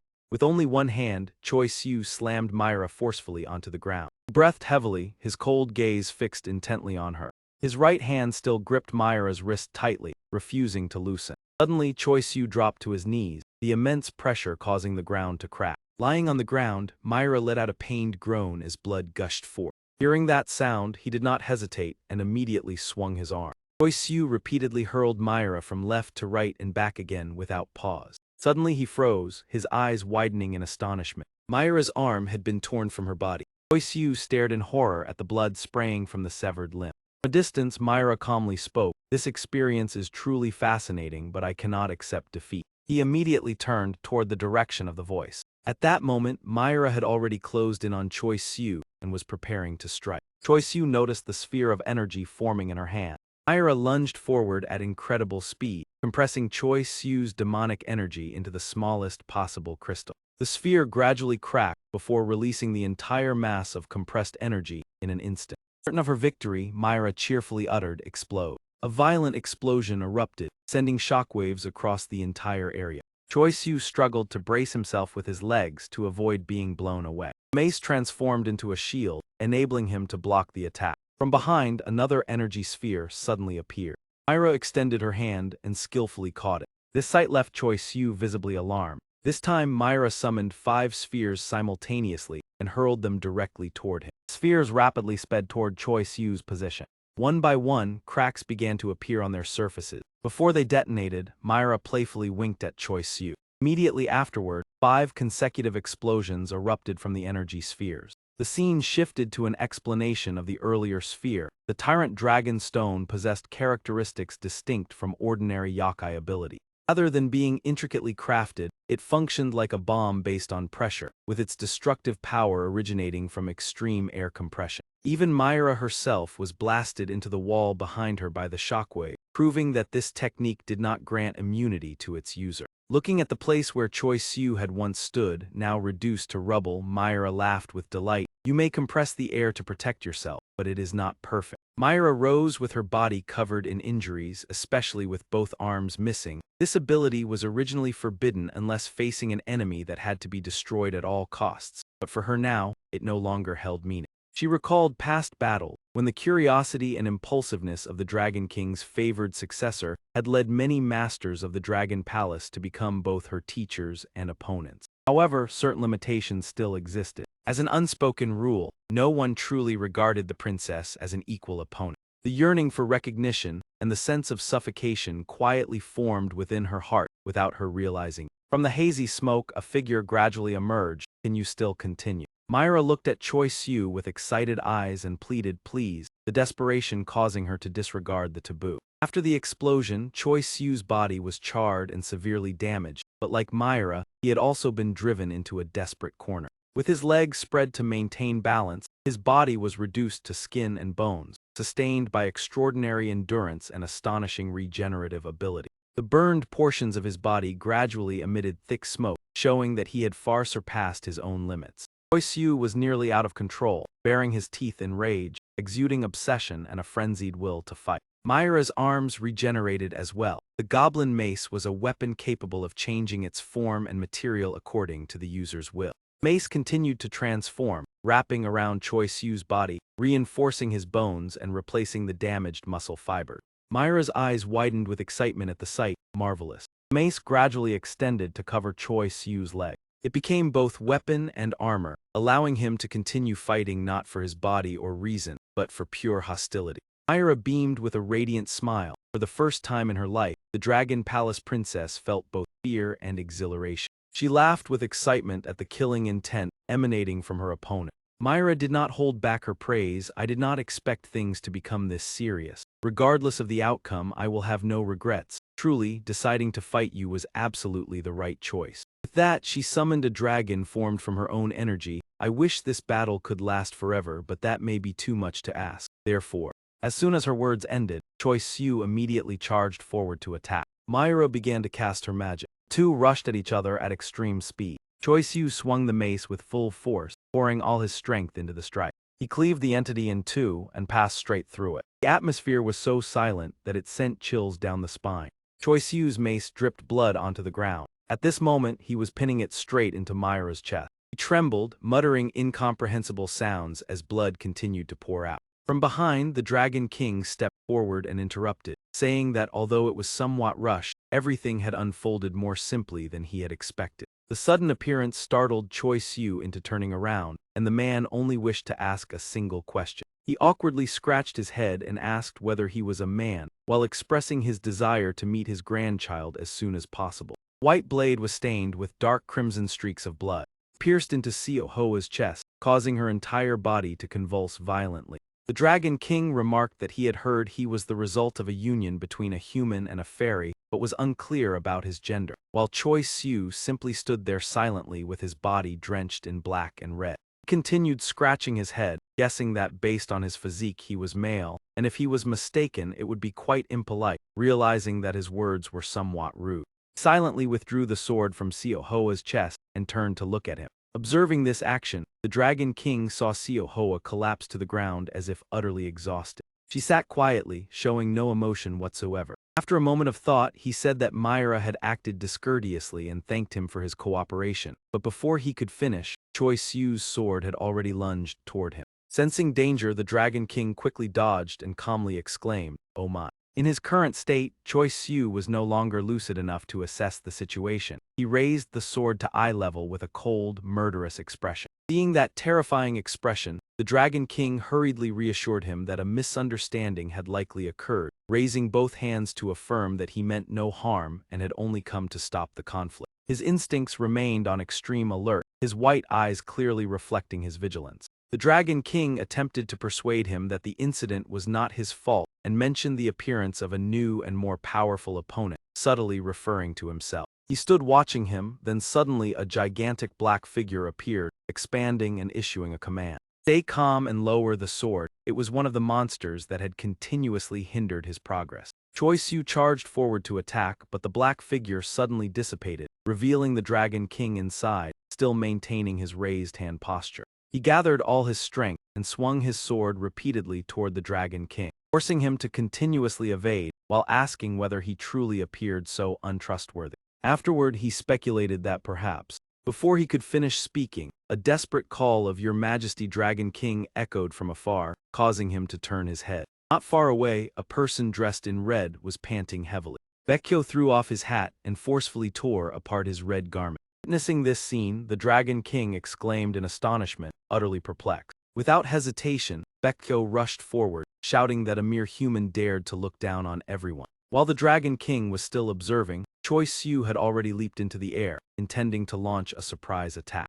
A burst of light erupted, causing the ground to tremble violently. Someone's drops of blood fell onto the ground with soft pattering sound. His sword was stopped by a bare hand. Baekhyo trembled in fear, while the Dragon King calmly spoke, requesting that order be maintained. In a composed voice, he told Baekhyo not to cause further trouble and to quickly handle what needed to be done, while also expressing dissatisfaction at being regarded as useless. He firmly grasped Choi Siu's blade with his bare hand, without showing any sign of pain. Looking at Choi Siu, he observed that both his thinking and reason seemed to be paralyzed, while his body and sword trembled from exhaustion. Dragon King remarked that even so, his ability to transform his form demonstrated extraordinary spirit, and with over 1,000 years of life, he highly valued the strength capable of piercing through his scale. Choi Siu tightened his grip on the sword hilt and unconsciously charged forward once more. While the Dragon King was still holding the blade, he used his other hand to grab the man's garment. His right hand clutched the chest of the robe, his left released the sword to hold the man's waist, causing the Dragon King to look down and silently ponder the nature of this strange demonic power. Choi Siu still clung tightly to his robe, not yet managing to throw him off balance. Seizing the opportunity, the Dragon King delivered a powerful punch to his face. The sword fell to the ground and gradually vanished, while he maintained his stance and remarked that his strength was quite impressive. He praised his excellent ability to utilize his power, leaving Baekgyo silently observing. He continued that he too had once been passionate about grappling, but had never reached such innate talent, a trace of sadness flickering in his eyes after he finished speaking. He grasped the black cords wrapped around Choi Siu's body and muttered upon realizing something, holding him firmly with one hand while tearing them away with the other. As he continuously tore off the black cords, he thought that he had initially assumed they were merely used for support, never expecting that he would treat himself so cruelly. He had reinforced his body down to the marrow, and every movement must have carried excruciating pain along with negative repercussions. The Dragon King mused that he did not do this merely to be worthy of his daughter. He did not know what he had experienced to push himself to such extremes, but in the end he was still just a pitiful fool. Ground was mottled with large and small patches of blood. The Dragon King ordered Baekgyo to check on Maradi's condition and take her back to her room, while also summoning the royal physician. Reassured that the girl was only temporarily exhausted, while Seo Hoa still sat silently without emotion. Looking at the unconscious Choi Siu, he said that thanks to his restraint, Myra's vital points remained safe, and the red cords were no longer present on his body. After a period of silence, Baekgyo spoke up and asked whether he intended to choose him as Myra's fiancé. He replied that it was still uncertain. He had initially intended to do so but now hesitated. However, he was currently quite satisfied with this young man. If properly guided, he could become a powerful assistant to Myra and possessed a pleasing appearance, yet he still wondered whether becoming his son-in-law would truly satisfy him. Elsewhere, in a spacious room illuminated by candlelight, the room was filled with the beds of the East Sea Dragon Palace Medical Pavilion. Kim Yuzin, carefully bandaged, was sitting and drinking medicine. After finishing it, he placed the bowl of medicine on the table. He let out a soft sigh and lay back down on the bed.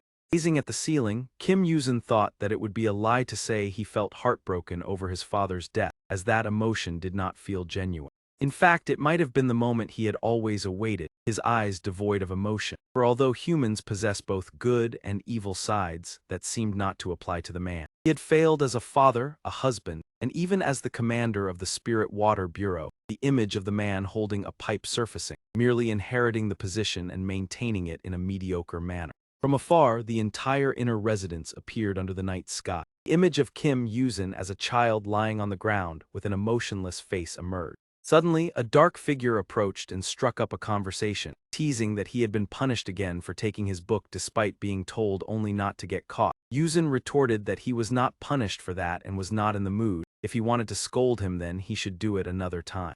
Gull crossed his arms and looked at him, reproaching that he had taken the book and even burned it yet still spoke so brazenly. He took a paper-wrapped package from his pocket and held it up, saying he would eat it alone, causing Yuzin to widen his eyes in surprise and ask again. He stood up and approached, asking where he had found it and why there was only one flavor. Gull replied that he had gone to Seoul and had to run quickly so the ice cream would not melt. Gull asked with concern whether his calf had recovered. He recounted that he had heard Yuzin cried a lot when he was beaten. Kim Yuzin replied while eating the ice cream that he did not expect the story to spread so far. He reassured him not to worry because he had deliberately cried loudly, as compared to other punishments. Being beaten on the calf was already mild.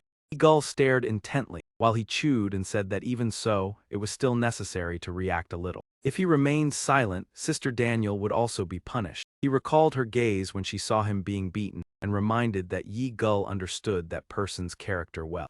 Gull sighed and said that after all he was still his father. Kim Yuzin replied that could a victim of domestic violence not speak of the perpetrator in such a manner. He left the ground and said that, honestly, compared to what he had done before, he had still been lucky, hearing the women say that things used to be much worse. His father was not particularly outstanding, and after his grandfather passed away, he quickly seized the position of clan leader and hoarded all the ancient elixirs in the clan for himself. The vials were arranged alternately, and only in that way could he maintain the capability to fulfill the role of a clan leader. The women showed deep regret when mentioning him. These were rare treasures containing the power to save the world. They said that if he had possessed even half of them, he could have become not only a mage but an instant deity, and the insects around remained motionless as if listening to him. Seo Young and Yoon Bai held hands and cried bitterly, lamenting that if Yi Gul had been born slightly earlier. The other one, hearing this, held his head in frustration, sighing that their words were strange. He turned to ask and he listened intently. It was something impossible and they were merely expressing regret. Yuzi ate ice cream coldly and looked at him. Seeing this, he continued to say that he was no different from his father, so they should not feel regret because of him. He frowned and asked why the man remained silent, whether he knew the two things that annoyed others most. One was stopping midway when speaking, and the other was Yi Gul interrupting, as repeating it would be useless. At that moment he lifted his mask to eat ice cream and thought silently that if there was anything regrettable, it was the young master, not himself. Yi Gul called out to the young master, Kim Yuzin, who was eating ice cream, brushing his clothes while looking, and said that something was on the man, to which he responded with surprise. He advised not to hate his father too much, for after all, looking closely, he was also a pitiable human. He desired to become strong not for personal gain or safety but for a grand goal. He spoke while picking up a bag from the ground, and to achieve that, he had to possess certain power. When he gained power, his father realized he lacked the abilities he imagined, perhaps punishing himself the most, like a big fish in a tank not bothering to move. Kim Yuzin gloomily said that it was merely overcompensated whitewashing. If he kept justifying everything, were there any truly evil people left? He subtly admitted that there was truth in what he said. However, if in the future he became great and his father repented and begged for forgiveness, he hoped he would remember these words today, for only then could he grant him pardon. He believed that day would certainly come. Hearing this, Yuxi became serious. He stuck out his tongue and said thanks but did not wish to receive apologies from him. Even if they came, they might not be sincere, and if one day he received the spirit water, he would drive him away. Turning to reality, Yuxi thought that whether now or in the future, his perspective would never change. With what he had done to his mother, he would never forgive, resting his hand on his forehead, recalling that merely imagining it was enough to understand what happened a week ago. Surely he had stubbornly dragged innocence into the trap. The image of him amid a pile of corpses appeared, incapable of defending himself yet carrying extreme arrogance. But why was it so? Even though the capacity to forgive was nearly zero, the fact that there was now no opportunity left made him feel deeply disappointed. Suddenly the Dragon King called Kim Yuzin, "Your Majesty, may I come in?" In his hands was the charred body of Choi Siu. He said that he just needed to place him down as the situation was not too severe. He ordered everyone to check on the others first. Then he looked up at Kim Yuzin and apologized for disturbing his rest, to which he quickly replied it was nothing. Kim Yuzin recalled feeling awkward about calling the Dragon King Your Majesty. After placing Choi Siu down, he departed calmly, apologizing for the disturbance, wishing everyone a good rest. Kim Yuzin sweated, wondering if he was really the Dragon King, for his appearance was nothing like he imagined. He looked at the body beside him and wondered if this person also came from the Dragon Palace or was merely a tournament participant. His condition was so dire that even demons would struggle to recover. Suddenly, a voice asked him if he could lie down and rest as there was nothing needed until tomorrow, always so stubborn. Sun Mi gently added that wasn't he Choi Siu's friend. Sun Mi entered and bowed in thanks for the help despite the dangerous situation. Kim Yuzin replied that it was nothing and normally he wouldn't act like this. She wondered why, and Kim Yuzin hesitantly explained that Choi Siu had asked for his help because he owed him a favor. After speaking, he sweated thinking he must keep secret that Choi Siu came here but might soon be discovered. The reason of owing a favor sounded plausible. Sun Mi asked if the one lying there was his friend. Kim Yuzin looked at the charred body on the bed and replied that he was not. This person had just arrived. She looked at Choi Siu and sighed with relief, then wanted to ask something more. He cautiously asked if he also came for the Dragon Palace treasure and had passed the preliminary round. Kim Yuzin sat up and replied that he had won several matches and must wait for results after everyone finished, thinking inwardly that he did not want to continue the conversation as his body was recovering. He pondered Sun Mi and realized the situation was increasingly complex, so he quickly spoke with Choi Siu then withdrew if possible. Sun Mi suddenly turned to ask if he was okay and what the royal physician had said. Kim Yuzin also looked on. Go Yu entered with a coat in hand and said it was fine. He knew his body well and would recover by tonight at the latest. He worried, saying it was strange that a strong demon like him would take so long to recover just one hand. He replied that his clan was not strong in this ability. The hand was gone, and the arm losing blood was carefully bandaged. At that moment, Go-Yu noticed Kim Yuzin standing behind. Sun-Mi introduced that he was Go-Yuxi, Choi Siu's friend, and the other was Kim Yuzin assisting Seo Hoa. Hearing his name, he immediately paid attention. He quickly introduced Go-Yuxi as a representative of the Hyunmu clan and acquainted with Choi Siu. Kim Yuzin thought inwardly that he never asked for this. The person lying there looked very much like Choi Siu but remained motionless. If she was truly a friend, it would be hard to stay calm like that. Perhaps she did not know the truth. Go-Yu looked at him and suddenly said he was thirsty and asked her to bring a glass of water. Sun-Mi asked if he wanted cold water, and he agreed. He turned to look at Kim Yuzin and said now then. When Sun-Mi left, Go-Yu sat down near Kim Yuzin and asked if he had met the Black Spirit and been injured. Kim Yuzin asked in surprise what the Black Spirit was and wanted to know who he fought. Go-Yu said he had not told his team. He thought the demon that took his hand could have been a Black Spirit. He recalled the image of the black entity radiating killing intent, and said it was not only a rare creature but a monster not native to this place. The image of a person in green sitting beside the faceless shadow appeared in memory. He confirmed that things were far stranger. More worryingly was the appearance of a half-demon like Choi Siu. Kim Yuzin asked if he had fought both, and he hoped so. He planned to eliminate both. Even if misjudged, it could be justified by participating in the martial arts tournament.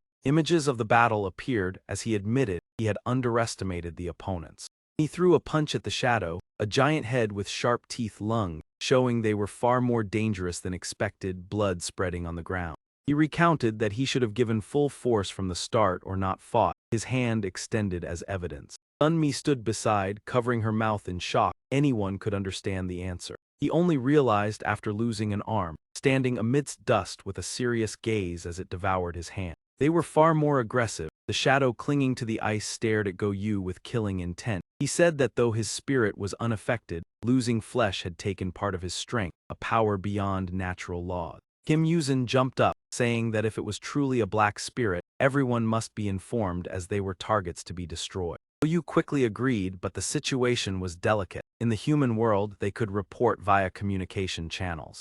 He recalled the materials in his mind, but in the Dragon Palace, this was impossible due to strict communication restrictions. Dragon Palace was tightly controlled, all forms of messaging were banned, and the real problem lay elsewhere. Before the tournament began, the bodyguard had verified everyone's identity. They wore light green clothes with yellow eyes. Go-Yu said that the two names he heard were of acquaintances, but they were dead. A week ago, during monster hunting on the Korean peninsula, many were reported missing, and others used the same family names to impersonate. Kim Yuzin rubbed his chin to speak when Sun-Mi interjected, asserting that it was impossible. Go-Yu analyzed that to impersonate in the Dragon Palace, using Korean peninsula names was foolish since prestigious clans were well known. Kim Yuzin thought and realized that was why he initially did not allow Choi Siu to impersonate a member of the Holy Water Institute despite the risk of suspicion. As long as the Dragon Palace sent verification letters, Choi Siu's fake identity would be discovered. The images between him and the Institute personnel were completely different.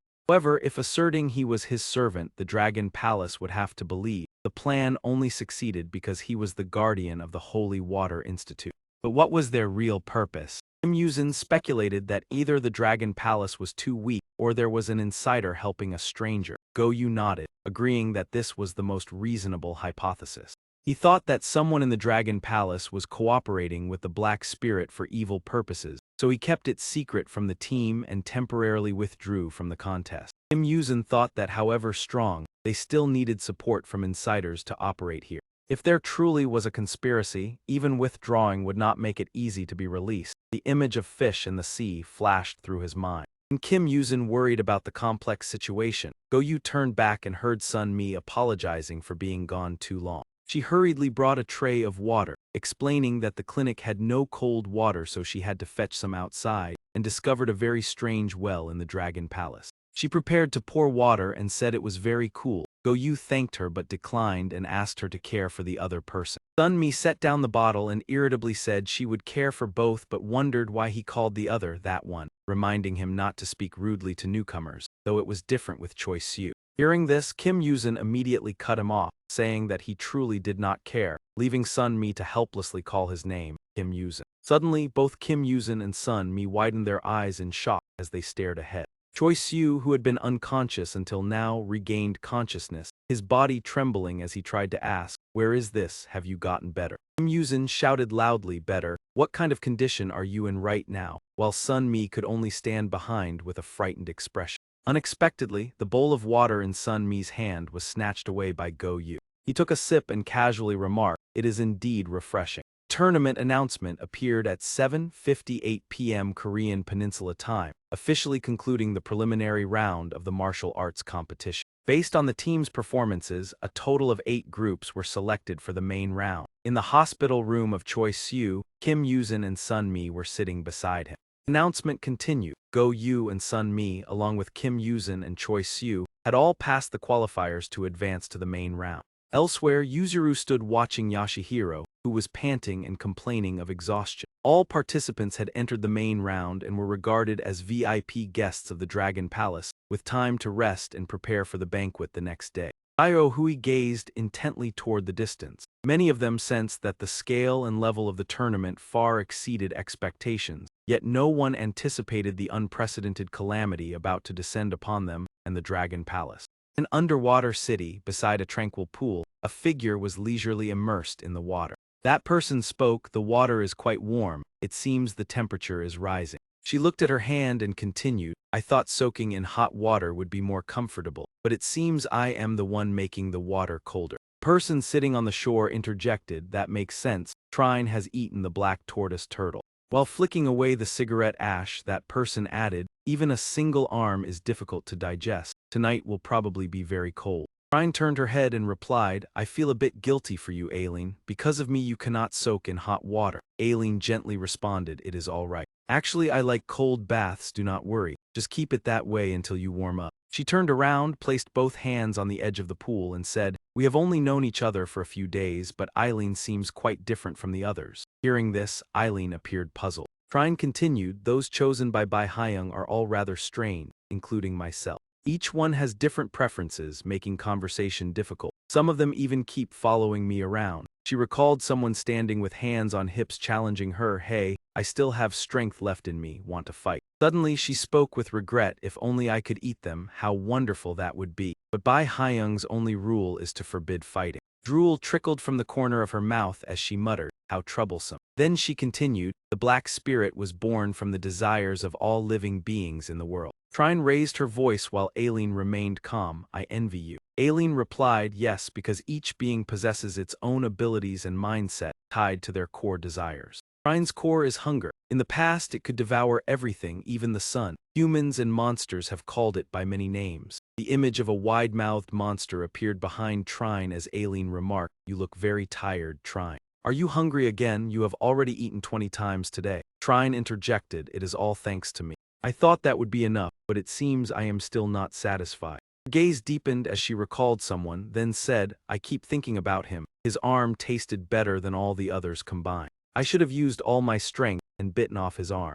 With bloodshot eyes, she muttered, "I cannot wait until tomorrow. Otherwise, I might even eat Aileen." In her subconscious, she whispered an apology. With that, Trine viciously bit into her own hand. Aileen merely observed silently before calmly saying, "Yes, it is all right." The surface of the pool was now stained with red streaks from Trine. The person lying beside the pool also gradually woke up and softly called, "Aileen." Aileen braced her hand beside him and replied, "I am sorry, was it too noisy? I wanted you to sleep a little longer. My friend is doing something rather embarrassing, which might make you uncomfortable." Aileen licked her lips, reached out to unbutton her shirt and continued, "Let us continue the fun." There were about 16 hours left before the calamity descended upon the Dragon Palace in the East Sea. At this moment, Choi Siu, his body wrapped in bandages, sat on the bed and said, "I do not feel too uncomfortable. My energy is gradually recovering. The breathing technique and posture you taught are truly helpful, helping me restore my demonic power." Yusin replied, "That is good."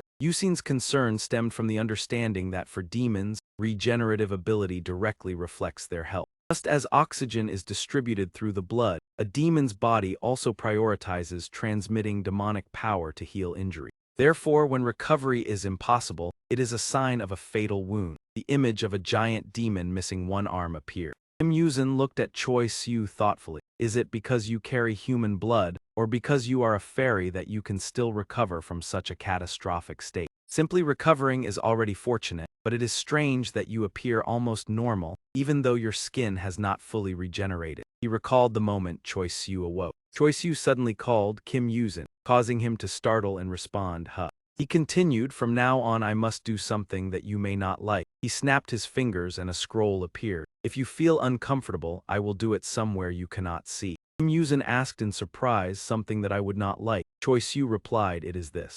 He reached into the scroll and took out a purple orb. A total of 7 demon cores of varying sizes appeared. Kim Yuzin stammered, this is. Choi Siu explained, they are the demon cores of the demons I defeated in the preliminary round. Initially, I intended to keep them until the tournament ended. The image of an exhausted demon staggering appeared in his memory. He had once taken the demon core from his opponent's body and continued, you gave me the mask, so I thought you would not want to see me eat this.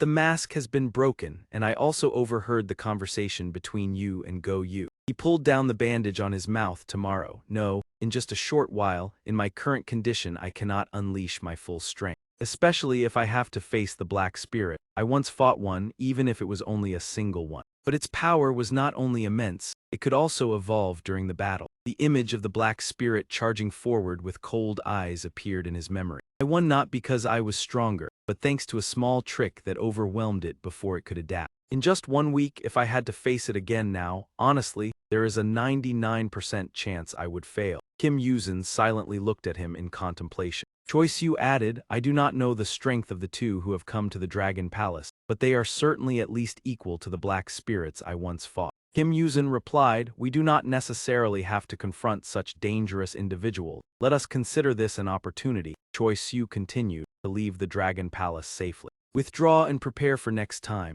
But he shook his head, that approach does not apply to the Black Spirits. We do not know how many remain or when another opportunity will arise. What is certain is that if we delay, the consequences will be unimaginable. He randomly picked up a demon core and continued, on the contrary, this is a good opportunity. Recalling the scene of Bai Haiyang blocking a sword with his bare hand, he said, if the Dragon Palace is an isolated place, this time no one will come to save them. This is an opportunity to eliminate those two. After speaking, he brought the demon core close to his mouth. Kim Yuzin sank into thought, he is right, but why now and why me? His hand unconsciously tightened. Curiosity gradually transformed into hope and anticipation. The image of Choi Siu wearing the mask in a defensive stance appeared. Even without using demonic power, he had single-handedly defeated 7 demons. The desire to awaken his role as a protector surged within Kim Yuzin, just as Choi Siu swallowed the demon core. Kim Yuzin's aura erupted powerfully, and the image of Xiao Hui with killing intent flashed by. At the same time, within Choi Siu, something began to sprout that even he was unaware of. Shortcomings were only momentary. When Xiao Hui launched her full-force attack, a horn grew on Choi Siu's forehead. If it advanced one more step, that sprout would immediately bloom. Another individual standing outside still could not strike Choi Siu, marking the beginning of the next fierce battle. The image of Yashihiro, driving his knee into his face, appeared. At the moment the mask shattered, the demon sealed within him awakened. From the horn on his forehead, a shadow with sharp fangs flew out. Demonic power and righteous energy coexisted within the half-demon's body, like the image of a lion and a tiger confronting each other, symbolizing 2 irreconcilable sources of energy. The first contact with Trine's energy originated from the 3-colored gourd that Kim Yuzin had given him, causing the demon cores he absorbed to be severely damaged. Today's event was also due to the mask suppressing his demonic power combined with the cultivation technique taught by Kim Yuzin.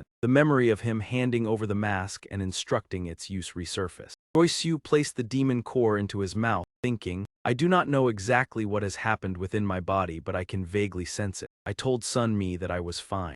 However, the consequences of overusing medicinal power have not yet fully recovered. Memory of sword training flashed by. I can still use demonic power, but it feels very strange. Especially whenever I circulate demonic power, my lower abdomen aches sharply as if being cut. Thinking of this, his eyes revealed a trace of concern. He continued to think. Until this morning, the situation had not improved at all, but When the mask shattered during the clash with Yasuhiro, all sensations of pain and discomfort immediately vanished, leaving only the image of Yasuhiro's gaze upon him and the cold stare he returned. Choi-Soo continued to ponder that his body seemed to have healed on its own, yet this process was entirely different from ordinary regeneration. He realized it resembled a counteracting reaction, where demonic energy was activated to suppress trine energy, then corrected his thought that it was actually trine energy that restrained the demonic energy. Like a competition between two living entities, that was why he could exert his full strength when battling the princess of the Dragon Palace. Recalling the moment his body was enveloped by strands of black and red energy, perhaps due to the demonic energy erupting more powerfully than usual.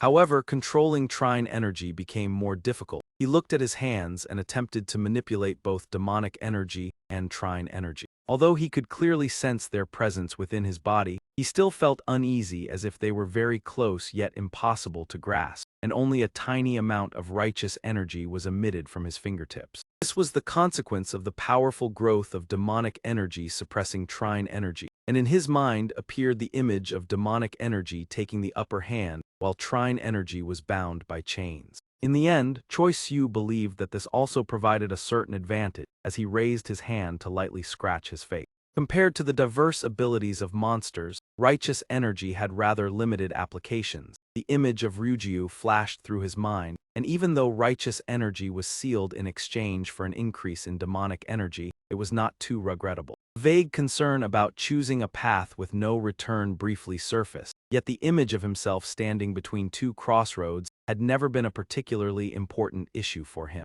Choi-Soo softly called Kim Yuzin. He handed Kim Yuzin a small box and told him to keep it. He reminded that Kim Yuzin had once asked Miss Gu about this item, causing a flicker of surprise in Kim Yuzin's eyes. Choi-Soo explained that it was the summoning card of Ian Goi, allowing the summoning of a merchant to trade items, and on the box was attached an intricately engraved piece of bronze. Added that although this item was initially mentioned for use at the preliminary arena, if it could be used there then this place would be no exception, prompting Kim Yuzin to recall the events at the Dragon Palace and nod in agreement. While holding the bronze piece and examining it, Kim Yuzin wondered about the contents inside, and Choi-Soo explained that it was the currency of monsters that he had happened to obtain in small amounts.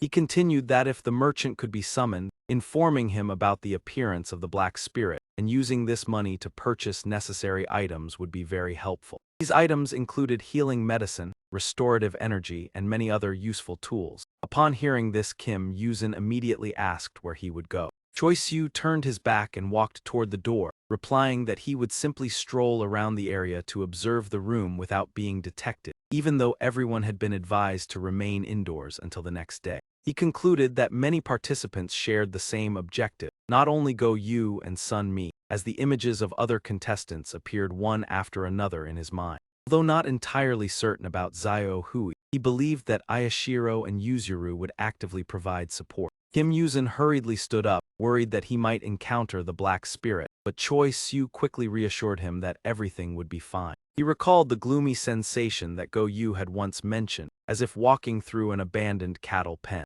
Choi-Soo continued that he would not cause any trouble, so Kim Yuzin did not need to worry. Kim Yuzin remained silent, his gaze following him. Choi-Soo opened the door and stepped outside. The door closed with a loud thud. Kim Yuzin's gaze settled on the bronze piece placed on the table. He lay down on the bed and exhaled in exhaustion. In his heart, he thought that everything was truly complicated, and he did not know what to do in this situation. The feeling of being trapped in a dilemma arose, and the image of a chessboard with glowing pieces appeared in his mind. Kim Yuzin told himself that the only thing he could do for Choi-Soo was to support him, then pressed the bronze piece to his face and took a deep breath. He sat up, held the bronze piece forward, and declared the summoning, causing streams of blue light to begin appearing around him. In the middle of the room, the blue light converged into a form that made Kim Yuzin squint, while a gentle breeze caused the curtains to flutter. A man gradually appeared and spoke. He stated that he had been informed the user of the talisman was a half-demon, yet before him stood a human, therefore he requested that Kim Yuzin explain his identity. He also suspected that the item might have been stolen, leaving Kim Yuzin momentarily stunned and unable to respond. The masked man continued to demand an answer, not only because of his overwhelming aura, but also due to his imposing presence. Although he was a seasoned warrior who had faced powerful monsters like Xiao Hui without hesitation, Kim Yuzin still sensed a clear difference from this man. He introduced himself as the merchant of Ian Goi and warned that those who dared to steal would be severely punished. The power Kim Yuzin sensed, though human in nature, far surpassed that of any mortal. Kim Yuzin immediately knelt and explained that the talisman belonged to Choi Siu, who had temporarily lent it to him and would confirm it upon returning, while admitting that he could not prove it at that moment. He introduced himself as Kim Yuzin, a warrior of the Holy Destruction Institute and the son of Kim Si-hein, then respectfully bowed to the senior who had reached a realm beyond the human world. Kim Yuzin politely asked for his identity, and the man, crossing his arms, replied that he had once come here to play chess with the Grand Master and had been tasked with verifying the half-demon. He continued in a more friendly manner, asking Kim Yuzin to stand up as he disliked excessive formality, which surprised him somewhat. The man explained that he had attempted to conceal his power with the mask, but Kim Yuzin still recognized it, praising his keen senses, befitting the reputation of Kim Si-hein's son, leaving Kim Yuzin inwardly astonished. He then asked Kim Yuzin to guess who he was, prompting him to look up in confusion. The man hinted that there were not many immortals on the Korean peninsula, and that a young man like him should be able to recognize such a great figure. In a tense situation that could affect his life, Kim Yuzin focused all his thoughts to find the answer. Finally, he uttered the title of the great genius in the history of Korean warriors. It was none other than Xian Ucha, the miracle of the Joseon era, and considered the most outstanding genius on the Korean peninsula for 1,000 years since the time of Danga. The story continued with the concept of a special energy source called spiritual power, also known as Iorya. In extremely rare cases, there were individuals born with the ability to surpass the limits of their species. These individuals gradually absorbed the energy of nature throughout their lives and transformed it into their own power. When the accumulated energy surpassed a certain threshold, the awakening process would occur. This process was called demonization, granting sharp intelligence, immense strength, and a lifespan far beyond the ordinary. However, for humans, the accumulation of righteous energy occurred much more slowly and inefficiently, making such awakening extremely rare. No matter how much they trained their bodies and minds or learned countless spells, most human efforts still struggled to achieve the desired results. The human lifespan was typically limited to around 150 years, before gradually weakening over time. This inevitably made people feel the injustice of fate. Even when possessing Tao power, magical power, or other sources of strength, humans still found it difficult to reach even half the lifespan of low-level half-demons. Perhaps they could not fly because they lacked wings. Or even with wings, they still lacked the strength to bear the burden that fate placed upon their shoulders. The man picked up a white chess piece and continued his game. Despite such harsh reality, there still existed an extremely rare opportunity for humans to achieve an awakening similar to demonization. Talent, experience, willpower, and effort were perfectly combined like interlocking gears in a machine. What seemed impossible would become reality, and humans could be reborn as an immortal existence. At that moment, every cell in their body would cease aging, and they would regain the most vibrant vitality of their prime. However, the rejuvenation of the body was only a small part of the abilities granted by this awakening. Danshan energy center of one who reached the immortal realm would erase the boundary between the inner and outer worlds, allowing them to use the power of both the celestial and human realms as their own. This signified the union between humans and nature, enabling them to transcend the limits of ordinary beings and become a conscious part of the world. Therefore, upon awakening as immortals, they became residents of the immortal realm, and all activities in the mortal world were subject to certain governance. From the perspective of ordinary humans, such existences far surpassed even demons and spirits. Choi Siu observed the merchant of Ian Goi and thought that the appearance of an immortal from thin air was truly rare, although he seemed to be acquainted with his father. He quickly concluded that although surprising, the appearance of other immortals was not a threat to him. While Choi Siu was still thinking, the man suddenly spoke, asking the reason that had caught his attention. The unexpected question startled him, as the man remarked that his expression seemed as if he were wondering about the appearance of a strange immortal. Choi Siu immediately awkwardly explained that it was not the case, and that this was merely an unforeseen situation. He looked directly at the man and humbly admitted that with his limited knowledge, he had never imagined that he would one day meet such a great figure. In response, the man turned his back and stated that he was acting on behalf of the head of Jiang, Dan to conduct business transactions. Choi Siu breathed a sigh of relief when he added that it would be best to wait for the half-demon to return in the near future. He looked at him and softly replied with a hum. Choi Siu's voice continued to sound. I intended to use the sound transmission talisman of Jiang He Dan to ask the leader about the situation outside, although I know they always maintain a neutral stance between humanity and the demon realm. But he continued speaking, even so, the appearance of dark souls has always been regarded as a common threat, so requesting information should not exceed their limits. He paused, then asked in surprise, did you just mention dark souls?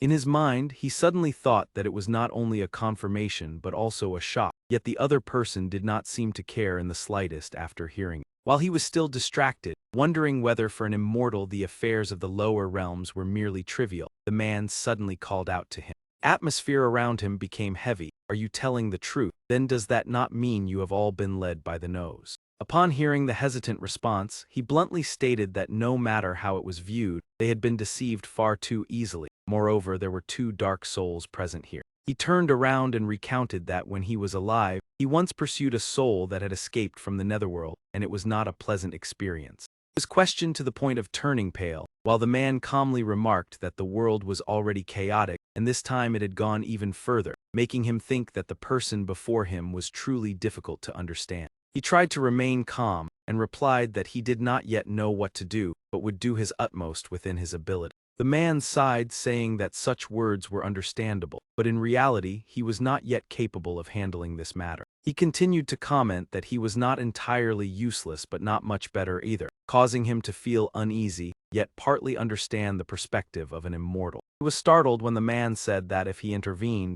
the situation would be completely different. He hurriedly asked whether he would help, but the answer was a blunt refusal. Seeing his astonishment, the man explained that a guardian should be aware of the world's rules of secrecy. He clearly stated that immortals like him were not permitted to interfere in the concerns of humans or demons, and even direct assistance or sharing important information was forbidden. He continued that merely using a fraction of his power would be enough to deal with the dark souls, but the consequences that followed would be unpredictable. He warned that even a minor mistake could lead to consequences more severe than the original threat. He further explained that therefore immortals descending to the mortal world carried a gamian, a false identity to limit their influence and act only within that framework. He concluded that his gamian was the leader of Jiang He Dan, so all his actions were restricted to the role of a merchant, although he could still transmit information outside. He reminded him not to expect to receive his power so easily, then asked what he wished to purchase as a customer, making him feel displeased as he wondered what the man truly wanted.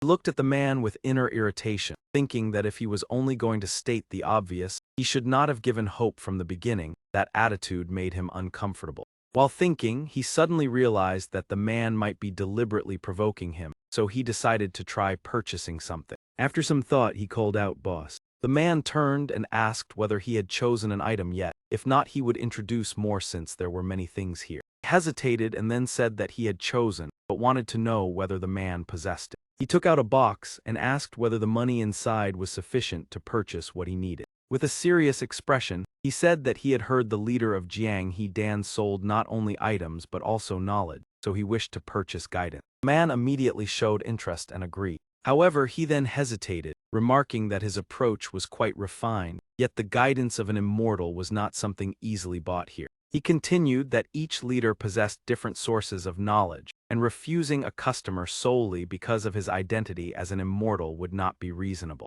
Finally, he agreed to try once. As long as the price was commensurate, he would do his utmost. He thanked him repeatedly, yet inwardly he was extremely excited. He secretly wondered whether there was enough money in the box. Suddenly the man spoke and told him to wait. He asked why he was so eager to pay, since as the heir of the Sacred Water Institute, he surely did not lack money. He lightly tapped the box and said that he could receive the goods first and pay later.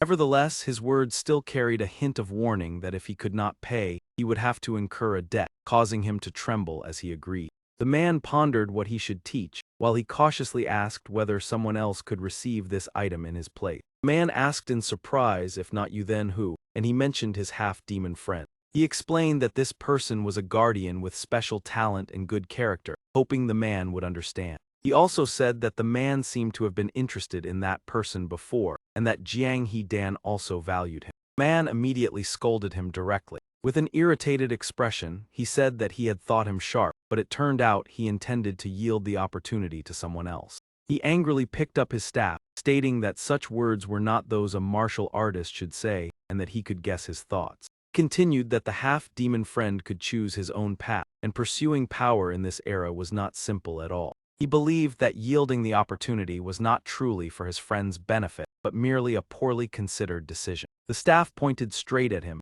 stating that it was only a way for him to satisfy himself. He asserted that he was not yet ready, and needed to change his entire mindset rather than merely learning a few techniques. He said that a true guardian must possess compassion while still believing in himself, as if bearing everything alone. While chanting an incantation, he said that this was a trial he must endure, and that he was the first person in hundreds of years to learn his secret art. The scene shifted to outside the room, then jumped through the window, breathing heavily. He quietly moved deeper inside. As he walked and observed, he realized there were no guards around. Recalling the barrier surrounding the building, he knew he could break it, but it would trigger an alarm. He decided that he could only move silently within. He deduced that the first floor had made attendance, while the third floor had not yet been checked. After careful observation, he did not detect any strange energy. Perhaps there was no one there. Suddenly a female voice sounded, saying farewell. He silently followed that person. Only after the girl moved away did he continue his actions. He observed the surroundings once more to be certain, and he approached the mysterious room. He thought there must be someone inside but could not sense them. After hesitating, he decided to knock and open the door. Before his eyes was a woman dressed in pink, her attire revealing her striking figure. Jen stammered in surprise, and a familiar sensation suddenly flashed through Choi Siu's mind. Memories surged back, and before his eyes appeared the old school. From behind came a voice calling his name, and he immediately turned around. Yujin awkwardly introduced herself as a second-year student from the same club and asked whether he remembered her. During this, he pondered, while Kim Yuzin explained that she had been attending school less frequently lately. He replied that it was probably due to family matters, as she often returned to her hometown to perform ancestral rites. Yujin repeated in surprise, then was about to continue speaking when Choi Siu interjected that she would return in the middle of the week. Eugene left, turning back to wave in thanks. He suddenly thought about Kim Yuzin's birthday and wondered how she knew, even though he used the lunar calendar. He imagined that revealing it would make Kim Yuzin uncomfortable, so he decided to remain silent. Watching Eugene walk away, he realized she was already the sixth person since entering high school. After many years of friendship, he had grown accustomed to such situations, even though they felt truly strange. His instincts told him that this might be an opportunity after recognizing the opponent's weakness. A voice spoke up to remind that he was injured and needed rest, so I came on behalf of Kim Yuzin to convey his greetings to you. Zio Hui frowned, set down her wine cup, then asked if you came in his place to greet me. So what business do you have with me? Choi Siu immediately replied that was it not already obvious. Scratched his head and explained that although the two had once faced each other, it was only a fair match with no resentment, and even though Kim Yuzin had been somewhat heavy-handed, she had still been generous enough to let him claim victory. He continued that Kim Yuzin had said do not mention it again. She is truly very strong, the most formidable opponent I have ever encountered. Thanks to her, I have reached a new height and become more mature. He then remarked to Zio Hui that although Kim Yuzin was somewhat arrogant and reserved, and thus could not directly express his wish to meet her, after the tournament ended he still hoped to meet her privately. From Zio Hui's small lips, it seemed she was about to say something. In his heart, Choi Siu hurriedly apologized to Kim Yuzin, because if he did not approach her in this way, he would have no other chance to get closer. Thinking so, he spoke up to explain that with Kim Yuzin's personality, he would not take the initiative to meet her. So if she did not mind, Zio Hui, I could bring him to you. He lightly flicked a strand of her side hair, and coldly stated that she knew that was not the true reason he had come to see her. Her voice continued to sound, if you want me to listen to your story, then this approach is completely ineffective. Those words struck his mind and made Choi Siu inwardly lament that he was doomed. The atmosphere suddenly turned pale and blank, as if something had just vanished. The scene appeared exquisitely beautiful as she immersed herself in the warm water beneath her feet, exuding an indescribable nobility. Choi Siu stood motionless, beads of sweat forming on his cheeks, while she casually remarked that tonight's dinner was not bad. He continued with a hint of disappointment, Those beneath the waters seemed not to know how to brew fine wine. This was fruit wine from Flower Fruit Mountain, not a rare variety as it had only been aged for 50 years, but tonight there was no need to become drunk, so it was sufficient. In the bedroom, an ink painting fan suddenly appeared and hovered in midair. Within the fan, a scene of snow-covered hills gradually emerged. That scenery became increasingly vivid, as if one were stepping into a real world. Before their eyes now was a multicolored natural landscape, along with a solemn house situated at the foot of the mountain. Kim Yuzin observed the scenery and commented that this place was truly not bad. Sunlight shone down, making the river sparkle even more. Kim Yuzin said that although looking at it for long might become somewhat monotonous, this place was very suitable for occasionally fishing and relaxing. He slowly asked whether this was the residence of an immortal. From behind, the merchant of Ian Goy spoke up to deny that no matter how one imagined it, that place could not compare to this one. This person continued to explain that the space before them had been created by himself. Although somewhat crude compared to reality, it was very convenient for controlling everything according to his will. Kim Yuzin pondered deeply. Had he truly created this place by himself? His train of thought continued as he sensed the wind, the air, the scent of water, and the spreading natural energy. Realizing that this was not an illusion or a half-formed magical space but a truly real world, he turned to look behind and thought that he had only heard tales of immortals before, but never expected them to possess such extraordinary abilities. At that moment, the merchant of Ian Goy spoke up and asked him to make a choice. He said that the principles he was about to impart were already predetermined. What mattered was how Kim Yuzin would comprehend and apply them, and he affirmed that he would not teach anything incorrectly, and if the results were not as desired, then it would be entirely his responsibility. The merchant lightly snapped his fingers and remarked that with only a single night, this task would likely be quite difficult. The deep blue sky with white clouds drifting leisurely created a peaceful scene. Suddenly, the scenery shifted from morning to night in the blink of an eye.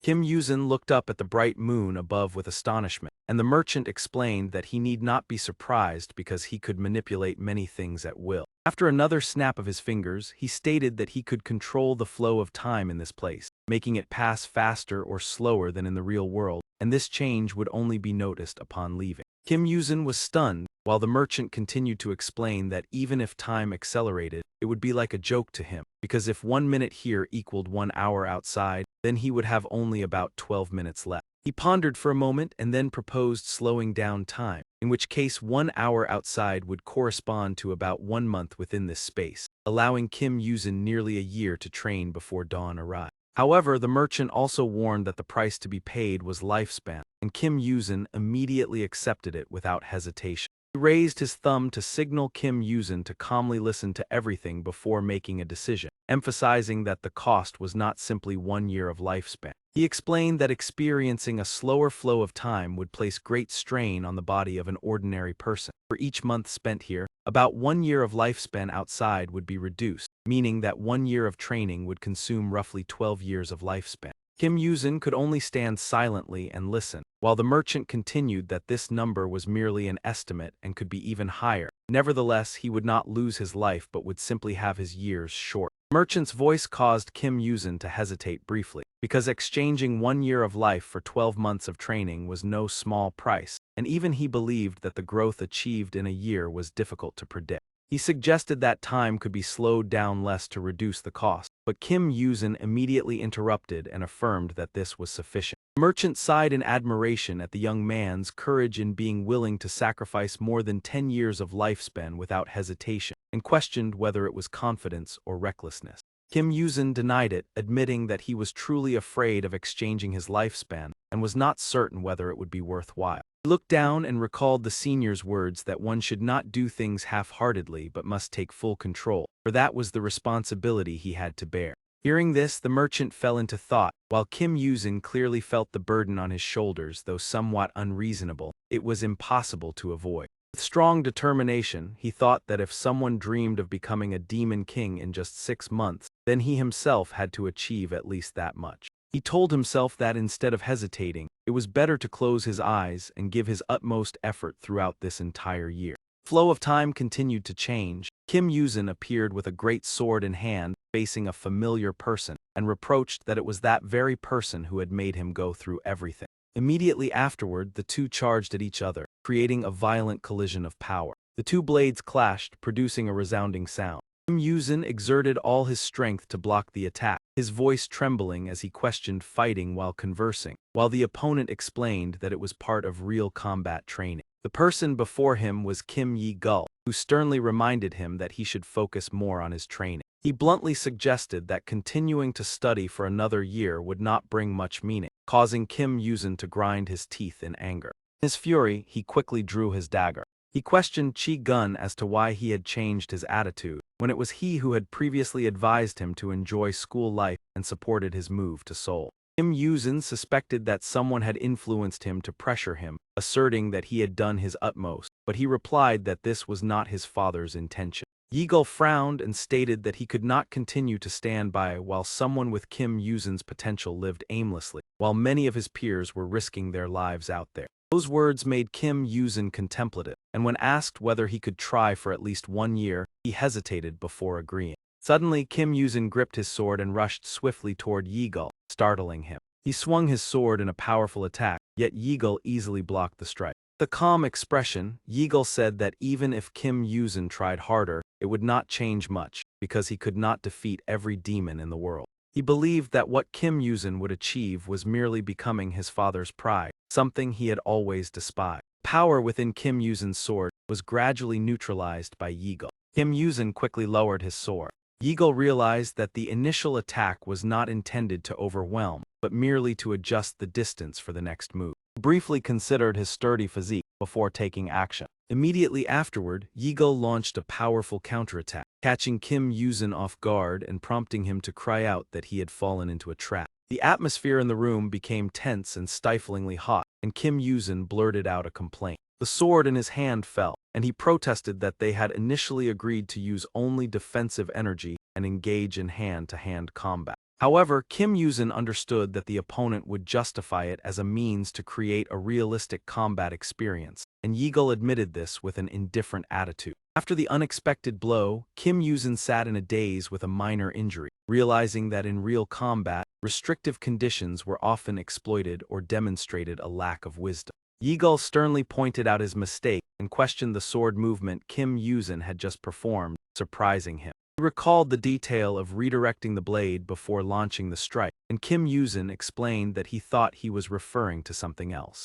Kim Yuzin confessed that he had recently read a manga with a similar technique, and after adjusting his attacking stance, he had experimented with his own idea. Hearing this, Yi-gul was surprised by his creativity, but Kim Yuzin merely smiled and considered it nothing worth much attention. He admitted that this technique was only effective in sparring, and in real combat it would only be useful when the opponent was weaker, and if Yi-gul had been serious, the outcome would certainly have been different. Kim Yuzin turned away and said that he would once again mention the importance of effort and talent, but he did not wish to climb any higher even though he understood his concern. Thoughtfully recalled that when he once mocked that advice, it was not only due to youthful rebellion but also because he had never believed he possessed any special talent. Remembering the period of diligent training in his childhood, he believed that the attention given to him was only because he was his father's son, and anyone in that position could have achieved the same. However, when recalling the recent battle, Kim Yuzin realized that his unexpected sharpness had brought significant effectiveness, leading him to begin doubting that he might possess something special. He regarded this as the final opportunity to pursue the path he desired. Though somewhat belated, it was still worth attempting. Kim Yuzin smiled as he assessed the current situation and affirmed that when given the opportunity to learn, he was willing to exchange more than 10 years of lifespan, while promising to engrave every teaching of the senior throughout the coming year. The merchant of Iangoy held a wine flask and remarked that Kim Yuzin's gaze had become more serious than before, though somewhat forced. It was still a positive sign. Kim Yuzin listened as the merchant said that if he had given only a half-hearted answer, he would have changed his decision because he did not wish for trouble. While opening the wine flask, he added that Kim Yuzin had remained steadfast until the end without any attempt to avoid it. Suddenly, a sight appeared that shocked Kim Yuzin to the point that his entire body trembled. Before his eyes appeared the image of a skull with a terrifying blazing red eye, and the merchant began to explain. He stated that Kim Yuzin had once witnessed the technique demonic tremor axe flow, and to provide him with real combat experience, the entities within were the 108 high-level demons he had defeated in his youth. Looking up at that scene, Kim Yuzin heard the merchant say that he had plenty of time, and that he preferred a teaching method based on practical experience rather than theory. The merchant of Ian Goy concluded with a firm declaration that the decision had been made. Choi Siu appeared surprised because this reaction was far different from what he had expected, as if Zio Hui had already known about it, so he tilted his head and asked whether she was aware of this matter. Zio Hui blushed slightly and shyly asked what he thought about the Dragon Palace. As she began to cast a spell, she explained that although Choi Siu carried human blood and had a connection to that side, she still wanted to know his impression from that perspective. Hearing this, Choi Siu nodded gently and silently observed the rising stream of wine. He remarked that the place was quite pleasant with only a few strange incidents, but overall it still gave a sense of peace, though that was merely his personal feeling. As soon as Choi Siu finished speaking, Zio Hui handed him a cup of wine and smiled, explaining that according to tradition, the Dragon Palace was the clan that governed the seas and had always been generous toward humans. Her voice blended with the sound of pouring wine, suggesting that they did not feel it necessary to intervene in the affairs of the human world. Zio Hui continued, saying that for the ancients, the sea was a harsher force than any demon. Venturing out onto such seas, even if born from recklessness, was still regarded as an act of bravery worthy of respect. Therefore, aside from a few rare cases, the Sea Clan almost never interfered with humans. They entrusted everything to the fluctuations of the ocean, their homeland, and observed silently. Zio Hui stated that in the East, there were even dragon kings who had sided with humans by controlling the weather or granting abundant harvests without asking for anything in return. Choi Siu nodded in agreement, mentioning that in the fairy tales of his childhood, the Dragon Palace was always depicted as a wonderful place, and Zio Hui added that for modern humans, it held even greater significance. Zio Hui closed her eyes thoughtfully and revealed that the current Demon King's ability to establish laws for humans was largely due to the support of the Eastern Sea Dragon Palace. Noticing Choi Siu's astonishment, she explained that this was not a widely known story, as the internal affairs of the Sea Clan were not easily known to outsiders. However, although the Dragon Palace was friendly toward humans, never harming them was another principle that the entire Sea Clan adhered to under the command of the most powerful Dragon King. At this point, Zio Hui hesitated slightly. I do not know the reason, but the Dragon King of the East Sea certainly wagered his throne to stand on the side of the Demon King. Because of that, Bin Ka naturally belongs to humanity. This is a land of freedom, not under the influence of the Demon King, where laws are no longer absolutely binding. After finishing her words, Zio Hui broadened her gaze. Yet you have betrayed that decision. He asked in astonishment. Betrayal, what do you mean? She frowned and replied that if you already knew yet still asked, you deserved severe consequences. Looking at your naive expression, perhaps you have never considered it. Very well, I will ask a simpler question. He listened as Zio Hui asked how pure you think the ocean is today. Compared to 666 years ago, how terrible is its condition, yet you still remain indifferent. Silence disappointed Zio Hui. See, any human with a mind would recognize that. With the current level of pollution, you are no different from ungrateful children toward the cradle known as the sea. She raised her head and stared directly at him, her voice full of sarcasm. Of course, the sea is not the only thing treated this way by humans. What part of nature do you truly cherish? But the sea is special, do you know why? When he did not answer, Zio Hui continued that the inhabitants of the sea had always treated humans kindly, yet many other members of the Dragon Palace held opposing views.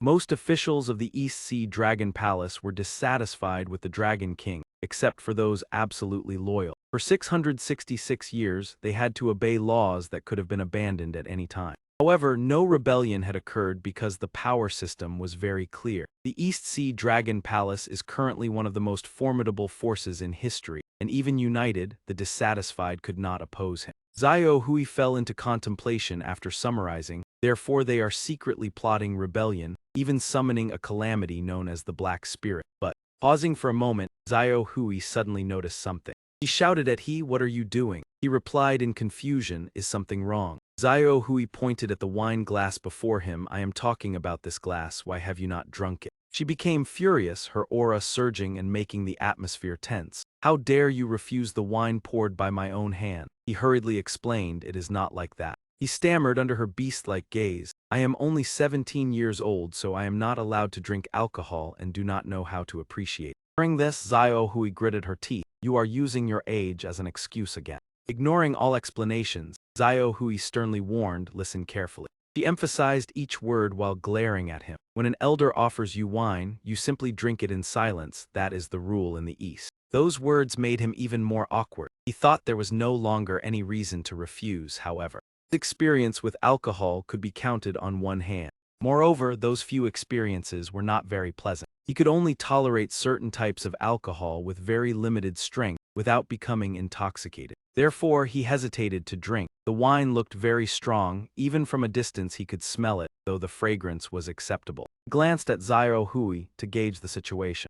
She coldly ordered drink. His entire body trembled as he could only comply. Thank you. He carefully sipped small mouthfuls, allowing the strong liquor to flow into his mouth. As soon as he swallowed, his body immediately stiffened. Changes within him did not only come from the wine Zio Hui had given. She had already known that he had absorbed 7 demon cores. With nourishment and slow digestion, the power of the demon cores was released very gradually, and even now all 7 had not completely dissolved. This glass of wine was infused with immortal peach wine. Among the countless spiritual medicines of Flower Fruit Mountain, this peach wine is renowned as one of the finest treasures. At that moment, the wine glass in his hand fell onto the table. Although it was only of inferior quality, the liquid in the lake still splashed everywhere. Zio Hui remained calm as she sipped her drink, because she knew that amount of wine was enough to act as the perfect catalyst to help him digest the energy.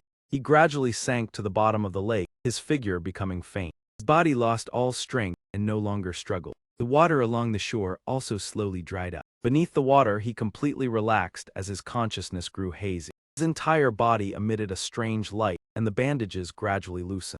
Afterwards, he slowly rose back to the surface of the water. He reached out and grasped the chair in front of him. Zio Hui spoke, just as I predicted. You have absorbed too many things that your body has not yet fully digested. As soon as she saw him, she immediately explained. From the beginning, I recognized that the energy within you was very strong, yet your appearance seemed unbelievably exhausted. She frowned thoughtfully. However, I did not expect your reaction to be so rapid. Perhaps it is due to the energy cores from the enemies you defeated. Zio Hui asked with concern, besides that, have you used anything else? He replied blankly, no, I have not, but... This made her even more puzzled. He was not even aware of it. Although he was called a distinguished guest, would the Dragon Palace use such a precious spiritual medicine for him? He concluded that someone else must have bestowed it upon him. She pouted slightly. Well, that is fine. He is truly fortunate. At this moment he awkwardly spoke to apologize. He began to trust her more and asked whether the drink had any special effects. Previously I had taken medicine, but this feeling is completely different. It seems my body is stronger. He honestly shared that before it felt like drinking an energy drink or coffee, but now it felt as if he had just eaten a full meal and enjoyed a deep sleep. Feeling the surge of power, he sincerely expressed his gratitude. With this condition, I believe I can give my all in the competition without any obstacle. However, Zio Hui replied indifferently that you are being overly confident. This is merely an ordinary drink. If it were the supreme immortal peach wine of Flower Fruit Mountain, mere thanks would not be enough to repay me. She changed her tone, but even this is a rare treasure that most people in the world will never taste. Prepare yourself for the fierce battle tomorrow, because no matter how hard you try, the outcome may still remain unchanged. The more Zio Hui drank, the more her face flushed red. She reminisced thoughtfully, consider this my way of compensating for the mistake during our first meeting a week ago. Hearing this, he suddenly remembered and exclaimed. He laughed awkwardly. At that time I also accidentally intervened in a battle that had already ended, so let us consider it even.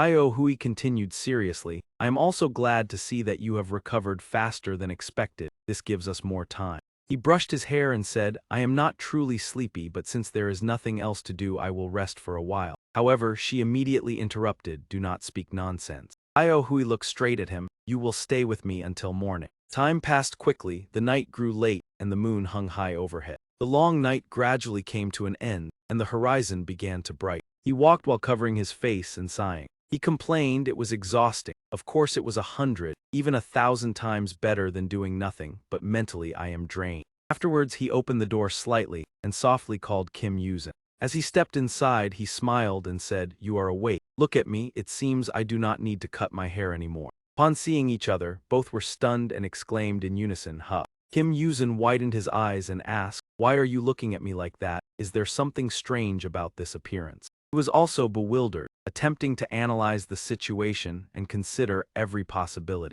Immediately afterward, he assumed a combat stance. I understand now. After preparing, he shouted loudly, "What have you done to my friend? Reveal yourself immediately." Kim Yuzin angrily replied, "Are you serious?" He pointed to himself and asserted, "It is me. Do you need proof? Your name is Choi Siu, born on November 21st. You live with your mother and your favorite food is Jaya Okai, correct?" Kim Yuzin continued listing the names of the girls he had liked since high school in order: Aaron, Jin Sun Mi, and Song Arian. Your in-game title is Challenger, but in reality you are a coward who specializes in using cheap champions. He paused and asked smugly, "Am I wrong? Do you want me to reveal more of your secrets?" He remained silent, observing the other person for a long time, but he retorted, "It is unfair to mock others for winning through skill rather than spending money. I have said this every day, but unless you prove otherwise, reaching only the gold rank once and making excuses about playing only one champion is truly boring." Kim Yuzin proudly pounded his chest at his confirmation, "But I am also glad it is truly you. I do not know what happened, but your hair looks fine, completely different from before." Hearing this, Kim Yuzin burst into laughter. "Just wait and see, I will show you my new style." Suddenly, he changed the subject. "I am not criticizing, but you should tie your hair back. Many people wear this hairstyle, but you still stand out more." Hearing this, Kim Yuzin could not help but feel annoyed. "Right, now I remember, this guy always has a talent for irritating others, perhaps because it has been a year that I forgot."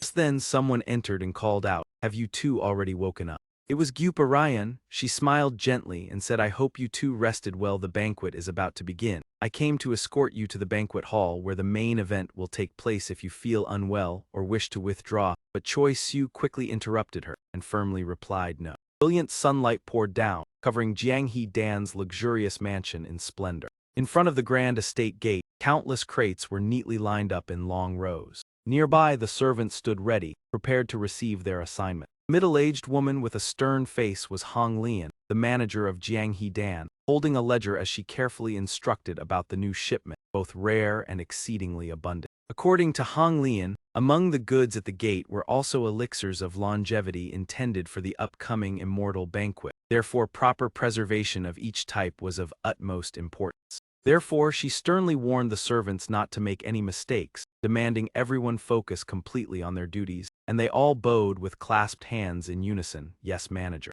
Suddenly, a teasing voice broke the tense atmosphere as someone approached. Hey, do not make the atmosphere so tense." Hearing the sound, Hong Lian turned around as the man continued, "What is there to worry about if a few dishes spoil? If one dies from eating spoiled food, then can they still be called an immortal?" Recognizing him, Hong Lian hurriedly bowed, "Oh, elder." He waved back in a friendly manner, "Long time no see, Hong Lian." Seeing the elder approach, the manager respectfully said, "I heard of your arrival since last night, so I intended to welcome you, but..." The elder replied kindly, "You could not find me, could you? Last night I went to deliver goods personally to a noble." Hong Lian was then stunned when the elder continued that he had actually come to find that famous half-demon, but after waiting all night, that man still did not appear. Hidden behind his mask, the elder leisurely added that he had nevertheless managed things smoothly, gathering everything without leaving a single item behind. He even humorously compared it to playing a game. Upgrading from a low level was more enjoyable. Watching the stats soar was truly addictive. Suddenly, he asked the manager where Murian was. "We had arranged to dine together, but I did not see him in the room," causing Hong Lian to respond somewhat awkwardly that he was currently receiving a guest at the guest house. Hearing this, the elder showed displeasure, turned his back and walked away while grumbling how rude. This will not do, leaving Hong Lian behind as she hurriedly explained that he could not do otherwise because of that guest. The elder stopped and calmly said, "I know very well. Someone who arrives unannounced yet demands proper reception certainly harbors no good intentions and merely seeks to take advantage." Without allowing Hong Lian to speak, he continued, "In any case, I am also managing this place. If a troublesome person appears, then it is my responsibility to handle it. Is that not so?" Under the glow of the sunset, the majestic mansion stood tall and solemn. Large wooden doors were tightly closed, enveloping the space in silence. Suddenly, a faint sound echoed as a hand touched them. The elder pushed the door open and stepped inside, shouting, "Where does this foul smell come from?" Sudden action startled Murian, and he asked, "What is the matter?" The elder entered the room, clasping his hands behind his back as he walked, and said, "Murian, you are here. If you bring something with a smell into the room, then at least you should open the door for ventilation. I have just stepped in and already feel my nose going numb."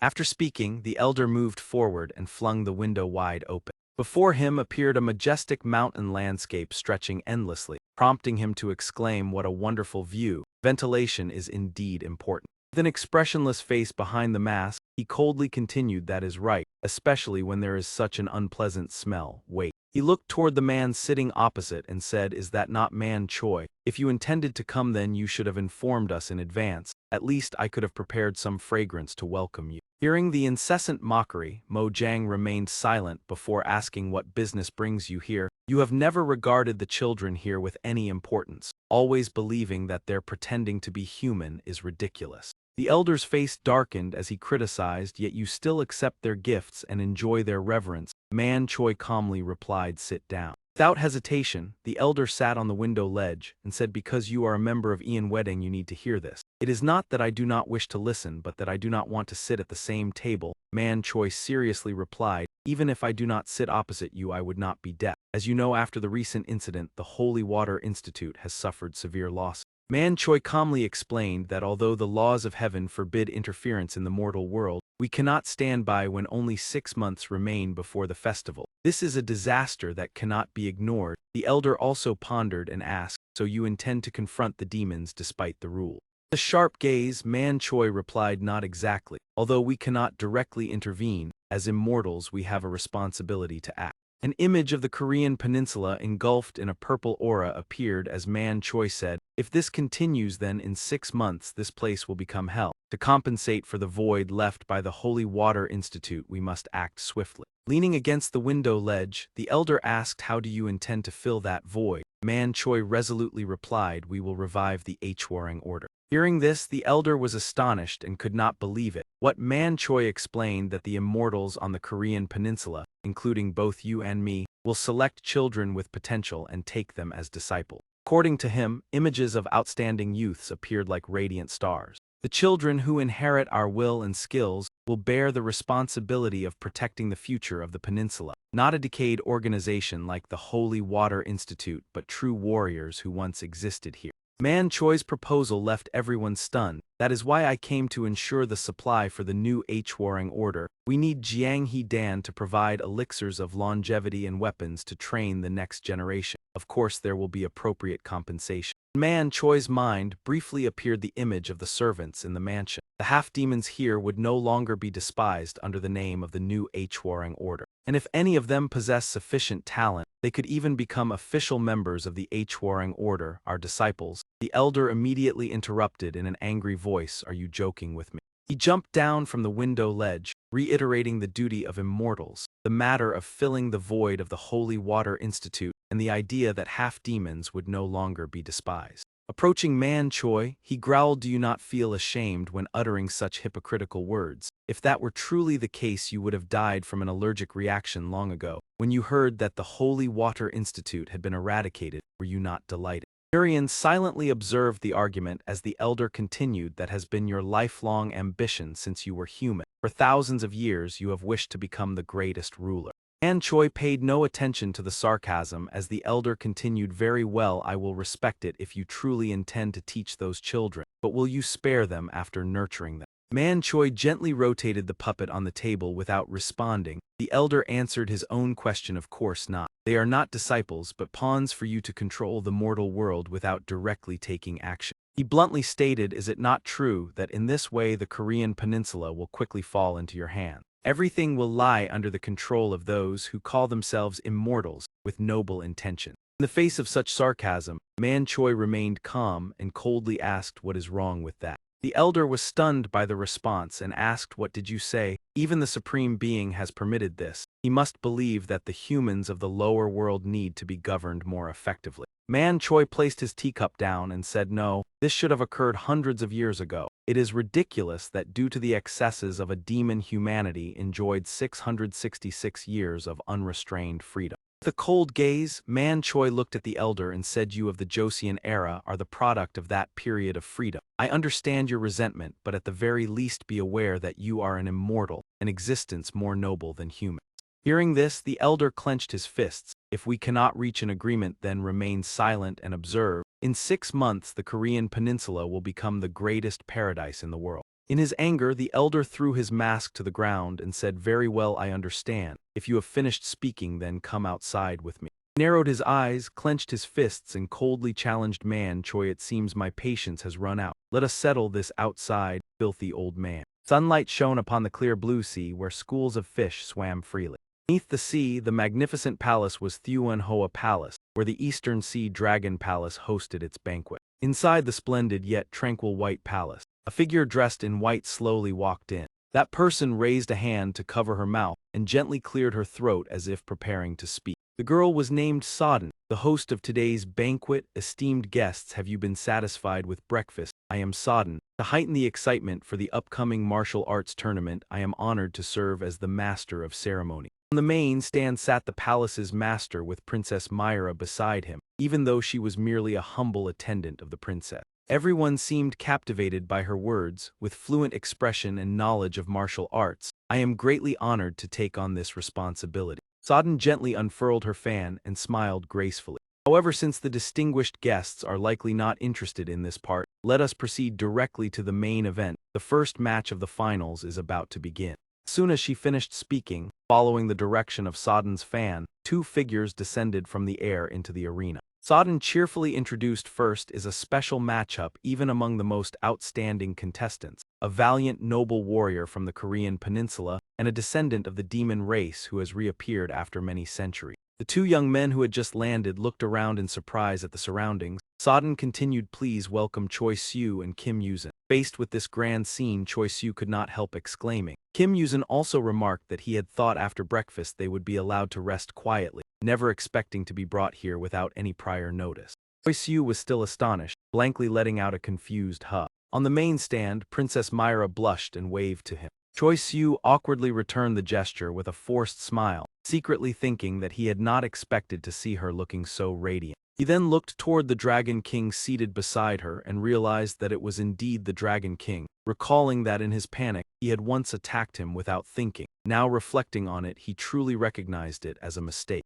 When the Dragon King turned and saw his daughter smiling brightly at another young man, Choi Soo noticed that his hair was slightly shorter than before.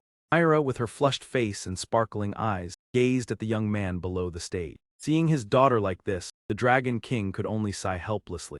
Turning to the match, Sodden continued to introduce their opponents as a clan no less renowned than the demon race. Hearing this, both Choi Soo and Kim Yuzin were stunned. It was the only team to pass the qualifiers without a single defeat or withdrawal. Kim Yuzin commented that the situation was not as favorable as expected. Choi Soo agreed that was correct. Observing the situation, he seriously said, "Because this is the final, I thought they would gather all contestants in one place so that we could identify each other. I even hoped to see those dark spirits to quickly discuss strategies with our ally." Hearing Kim Yuzin's words, Choi Soo pondered for a moment before replying, "I only hope that we will encounter a favorable opponent." Immediately, Sodden's alternate voice rang out, introducing two formidable warriors from the north, the undefeated brothers Muruk and Gadget. Choi Soo and Kim Yuzin froze instantly, recognizing at once without exchanging words that they were not H-Link.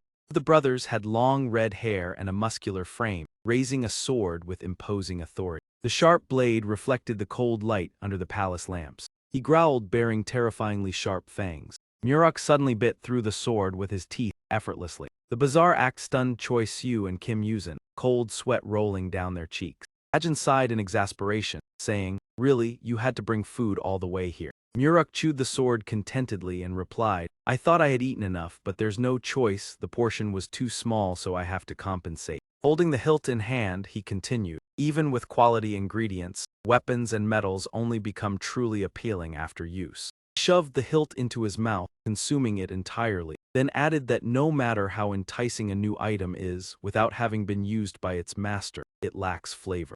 Muruk turned his attention to Kim Yuzin standing opposite, his eyes gleaming with amusement. Wiping his mouth, he asked his sister, "Hey, can I fight that tall guy?" She replied indifferently, "Up to you. Even if I forbid it, you won't listen." Both sides quickly stood face to face. The atmosphere became suffocatingly tense. Sodden stood in the middle, acting as the referee. Holding a signaling orb, he announced the basic rules of the finals, same as the qualifiers. Victory is achieved when the opponent can no longer fight or surrenders. However, the difference is that all 4 members of each team fight simultaneously. Sodden raised the orb and continued. The match only ends when both members of a team lose the ability to fight. If one surrenders, the whole team is disqualified. Leaving the arena also counts as a loss. Hearing the rules, Choi Siu was slightly surprised, but quickly visualized the arena in his mind. The purple orb in Sodden's hand began to glow, hovering midair. Sodden tossed the orb high into the air. When the orb hit the ground and the purple light spread everywhere, he declared, "The first match of the finals officially begins." Under the Sea Palace, a combat arena gradually emerged. All 4 warriors leapt simultaneously from their initial position. Standing next to Kim Yuzin, Choi Siu looked around, pondering the arena boundaries, realizing this arena was far larger than the qualifiers. Kim Yuzin squinted, tense, asking, "What's the plan? Those 2 are completely different from the monsters you've defeated, at least at spirit level." A pair of red boots landed, and Kim Yuzin added, "Especially that woman." She removed her cloak, spiritual power swirling. Kim Yuzin said, "If it were yesterday, we'd likely fail even if both confronted her." Dark red and black lights spread around Kim Yuzin, he said coldly, "But now I'm at a different level, can handle it easily." Choi Siu lowered his stance early, releasing countless black-red beams like lightning, startling Kim Yuzin. Kim Yuzin gaped at the scene and reminded, "Hey, this isn't one-on-one, it's team combat." Choi Siu shot forward like an arrow, red light flashing from his hands, eyes determined. "I'll go first, follow me." Dense black auras erupted violently. At the same time, another person's eyes lit up, teeth clenched with determination. That person firmly grasped a black aura, dispersing into smaller strands, then directed their gaze toward the 2 black silhouettes opposite. A fierce attack was unleashed, black light enveloping the opponent's body. Every development remained within one person's observation. Sodden floated above, fanning out and laughing with delight, a truly violent attack. Cold sweat slid across his face as he wondered, is that the legendary goblin mace? Its destructive power lives up to the fame. Elsewhere, Myra clasped her hands excitedly while Sodden commented on Choi Siu's confidence, but the Dragon King watched intently, quietly disapproving. Stroking his short beard, the Dragon King said, "Actually, he's quite cautious, only using the basic form of the goblin mace rather than the true form." Observing the tightly gripped black mace, he pondered its flexible transformation, troublesome for opponents but not its main strength. He compared it to a 10-ton weight. In volume and mass, even monster-level strength could generate overwhelming physical force against opponents of equal rank. Watching the young man wielding the mace, the Dragon King concluded that despite the goblin's flaws, mastery of basic technique alone could render weaker foes powerless. He gazed at his fingers, thinking that the goblin had mastered the crown and true form. As long as stamina remained, he could attack endlessly. Yet thinking of the young man with blazing eyes swinging, he believed it still wasn't enough. Beneath the clear water, 2 massive rock mountains stood tall. On the arena floor, 4 to 5 consecutive explosions occurred. The immense force lit up an entire corner of space. Choi Siu frowned slightly, his face growing serious. Opposite, a purple aura shot toward him, but he easily dodged. The spearhead still carried purple energy with a mocking voice. "Your reaction isn't bad." Muruk said in a deep voice, "That attack level can defeat any weakling in the qualifiers, of course." Raising the spear to charge, he continued. But that was only the qualifiers.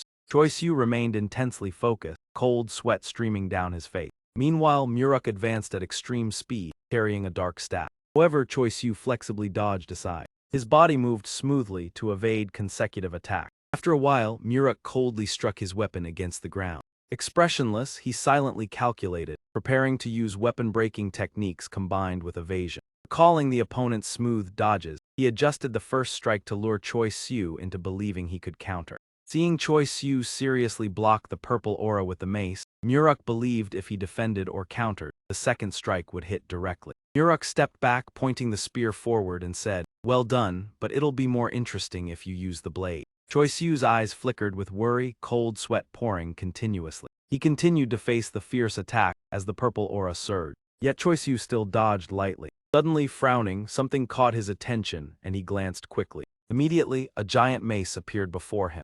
Muruk did not hesitate, swinging the weapon with force. Choi Siu was extremely surprised, his mouth unconsciously open. He saw the opponent's legs trying to maintain position. A streak of blood splattered from Choi Siu's side, yet his gaze remained bright and resolute. At the same time, he swung his arm powerfully, delivering a punch toward Muruk's sister.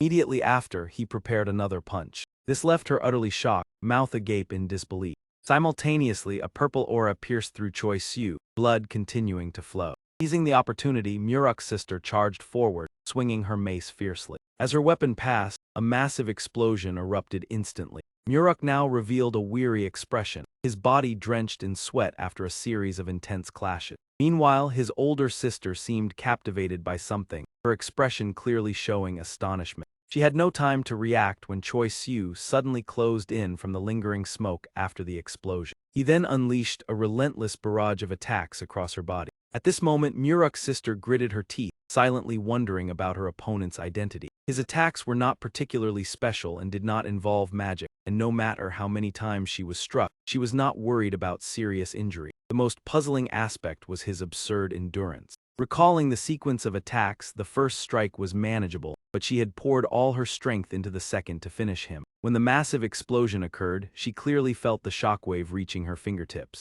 Looking at his darkened face and fiercely gleaming purple eyes, she could not help but wonder how he was still able to move as if completely unharmed. The two continued their struggle within the barrier on the arena floor. An announcement echoed outside about the intense one-on-one confrontation between Kang Ha-sung and Choi Siu. Standing at the sidelines, Soda bared his sharp teeth, sweat beading on his forehead. Indeed, this was a brutal battle worthy of the main event's reputation, yet the disappearance of Kim Juksun left him uneasy. He continued observing another person's serious expression, while Muruk seemed to be waiting from afar rather than intervening in the fight. At the same time, Baekho watched attentively with a faint smirk, as if convinced that the outcome had already been decided. He frowned, his face filled with contemplation. Whether elves, humans, or starfish, both sides appeared to be aiming for victory with the least possible expenditure of energy. Baekho quickly associated this with the championship format of the 8-team tournament, where the strongest opponents gathered, since a single victory held little meaning. Examining the two representative teams in blue and red, he realized that no matter how many powerful opponents were defeated, exhaustion would still lead to defeat. After yesterday's preliminary round, everyone surely understood this clearly. Baekho lowered his gaze slightly, deep in thought. In battle, even with superior strength and skill, prolonged combat was inevitable, and the ultimate key factor remained. In his mind appeared the image of a wasp confronting a beetle, where the finishing blow had to be delivered after an appropriate period of probing. He continued to consider the beetle's weaknesses and the wasp's advantages, emphasizing the importance of identifying an opponent's vulnerability before they recognized his own. From there, delivering a precise strike into that opening would secure victory. He recalled the stream of black aura that Choi Siu had used in his earlier attack. Baekho's brows tightened, his face showing fatigue as his mouth parted slightly in surprise. Although Choi Siu had exerted all his strength to create a massive explosion, the attack seemed more for show than substance. Maintaining his stern expression with sweat trailing down, Baekho realized it was merely a diversion to allow Kim Juksun to hide. He silently regretted that he too had let his guard down in that moment. Looking at Muruk gritting his teeth within the barrier, Baekho understood that Juksun's concealment had made the situation difficult, and his analysis was entirely correct. Muruk's decision not to directly intervene in his sister's battle was actually because he recognized the threat posed by the hidden Juksun.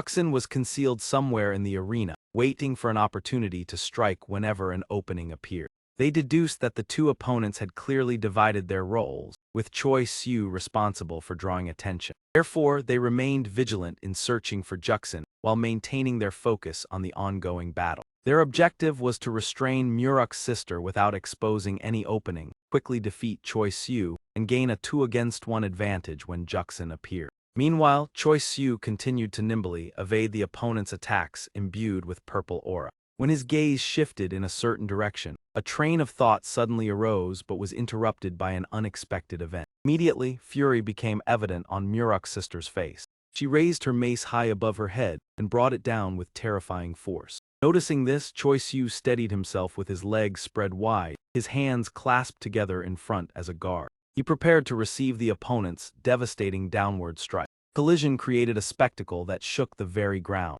The arena floor trembled continuously as the mace slammed down once more after the attack. After the strike, Muruk's sister panted heavily, her body clearly showing signs of fatigue.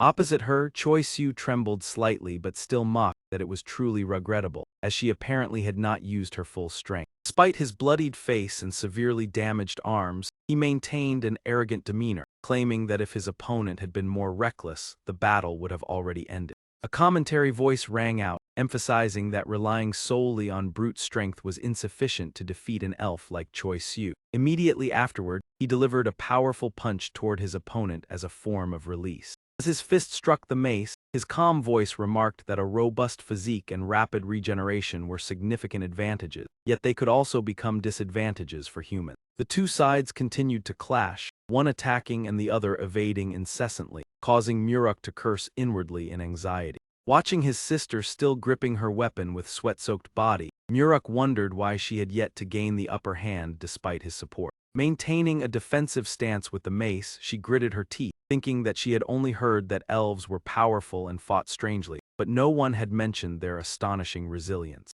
Muruk clenched his jaw even tighter, sweat pouring down, convinced that the human opponent was hiding somewhere nearby. The silhouette of a long-haired figure with neatly tied hair gradually appeared, his nearly imperceptible presence and faint killing intent indicating that he had deliberately revealed himself. Muruk kept his spear pointed forward, wondering whether such vigilance was necessary when the opponent was merely a human-level threat. Observing the battle between his sister and Choi Siu, he realized that most of their strength was focused on dealing with the elf. Had they joined forces to finish him from the start, the situation might have been far more dangerous. In combat, the most important factor was trust. Even when cornered, believing in one's skills and plans would significantly increase the chances of victory.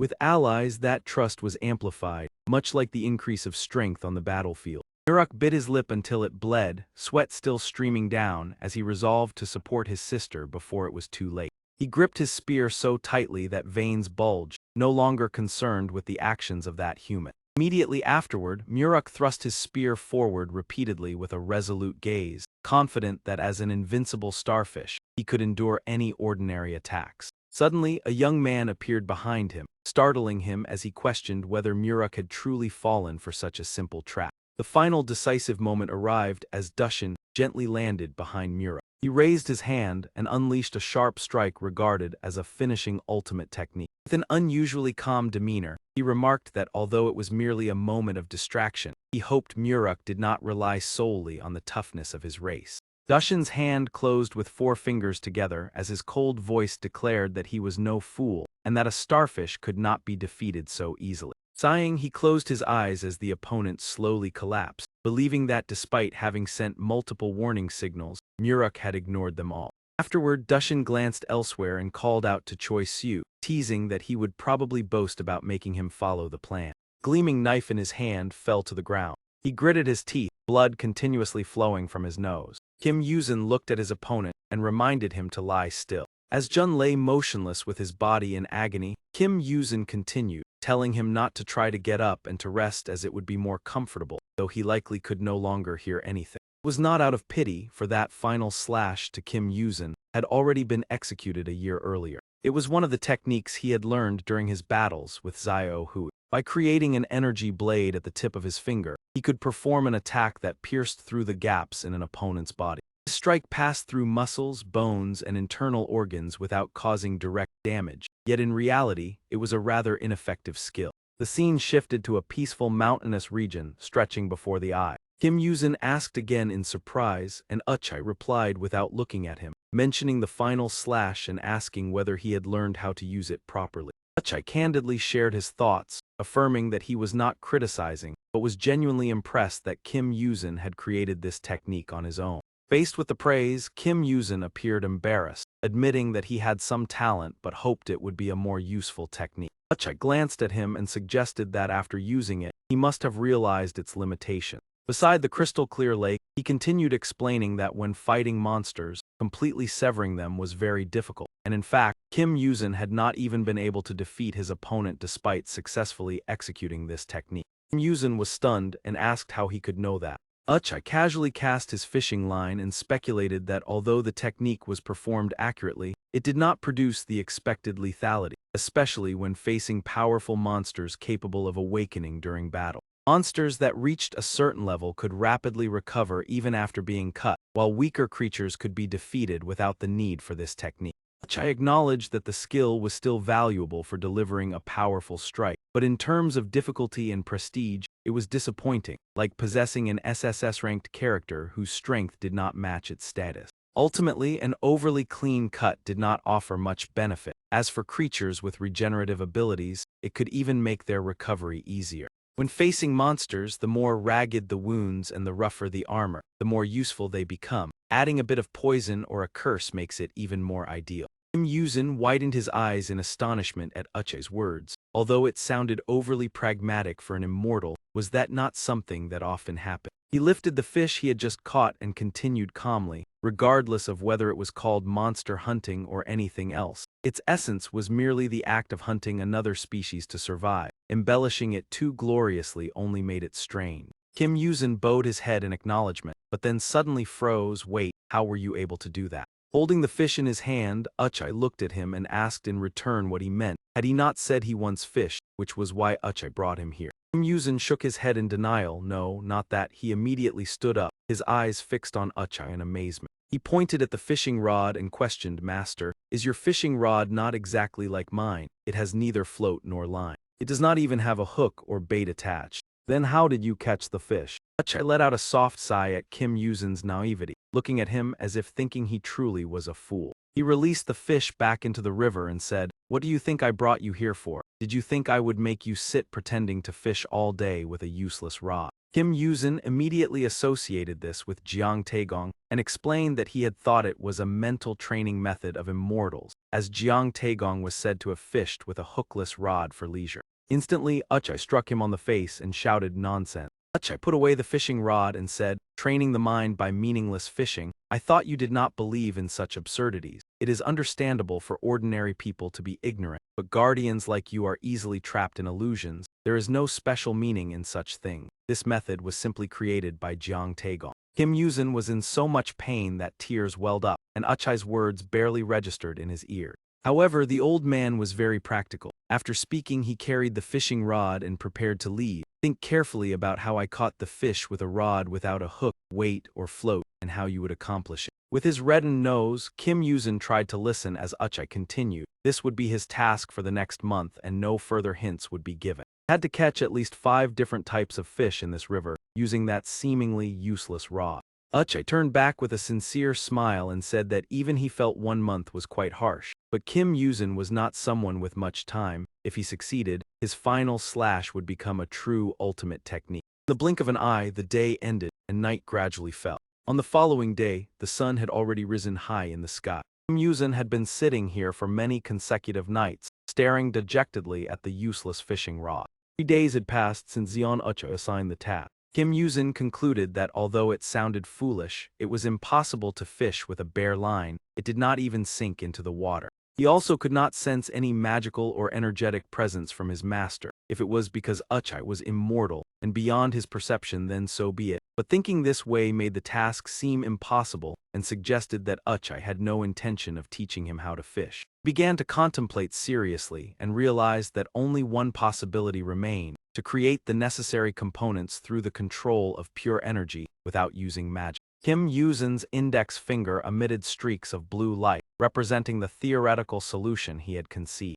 However, he suddenly hesitated. Kim Yuzin's hands slowly came together, concentrating his power. He grasped the flame within his hand, understanding that theory and practice were entirely different matters. He sighed in frustration, as there was no guarantee that this method would be effective. Creating objects solely from energy without magic was extremely difficult, which was why it had taken him 3 days to conceive the idea. Energy was a force with minimal physical impact, yet essential for life and capable of propelling beings to higher states of evolution. Nevertheless, most creatures were unaware of its existence, which was why magic was often used as fuel to harness the power of energy. The metallic energy and celestial energy he had previously used were also forms of summoning magic. They were sources from which he borrowed power while using his own energy as fuel.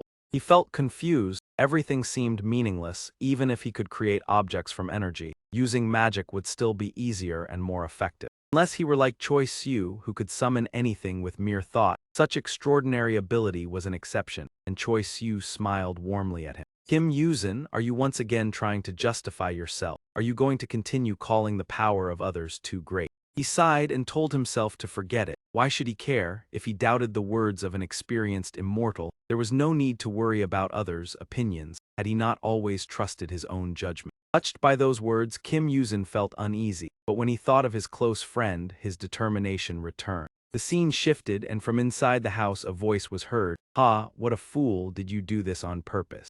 I looked at the plate of burnt eggs on the table and scolded him. "You cannot fry eggs like this. Ruining something every day truly is a talent." He continued irritably, "Listen, I am not asking for anything extravagant, just keep the yolk intact. You are already 17 years old, an age when people could have married twice, yet you still cannot fry a simple egg for your master. What era are we living in, boy? Even in my time, a 17-year-old who could not fry an egg would not be respected by his wife." Meanwhile, the 13th day had arrived, yet Kim Yuzin was still struggling with his training. Dark circles formed under his eyes as they narrowed with fatigue.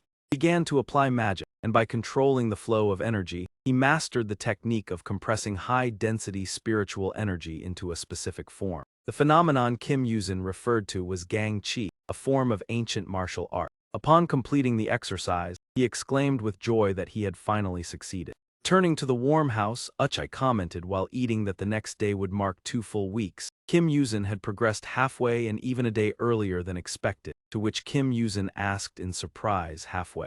Uchai looked at him teasingly and asked whether he intended to fish using only his finger instead of a hook or any other tool. Clearly, these had to be attached to a hook rather than a fingertip, "You fool," leaving Kim Yuzin speechless as Uchai added that he should also practice on eggs. By the 22nd day, Kim Yuzin's Gang Chi had grown significantly, and a branch was chosen as the testing target. The amount of Gang Chi he could create had reached the size of a glove, and he successfully launched it. However, maintaining its shape and size after separating it from his body remained extremely difficult, as it dissipated immediately upon striking the tree trunk. Frustrated by his insufficient strength, Kim Yuzin slashed downward and muttered a curse. He prepared to try again, reasoning that if he reduced its size to that of his little finger it might be sustainable, but the issue lay in its form. He had to preserve a small and sharp structure like a hook until the fish took the bait. Kim Yuzin launched his Gang Chi once more and murmured, "Halfway already? I knew something was off when he praised me so easily, I almost fell for it." A few days later, the setting remained the familiar forest, and still the same old fishing rod. As Kim Yuzin sat fishing, Uchai approached and asked how long he had been out here. Kim Yuzin yawned and replied, "Since before sunrise, today marks the 30th day." Uchai said while looking at him with the fishing rod that it seemed he had mastered the basics, then asked whether he had caught any fish. With an expressionless face, Kim Yuzin answered that it was not easy, and moreover this was not an ideal fishing spot.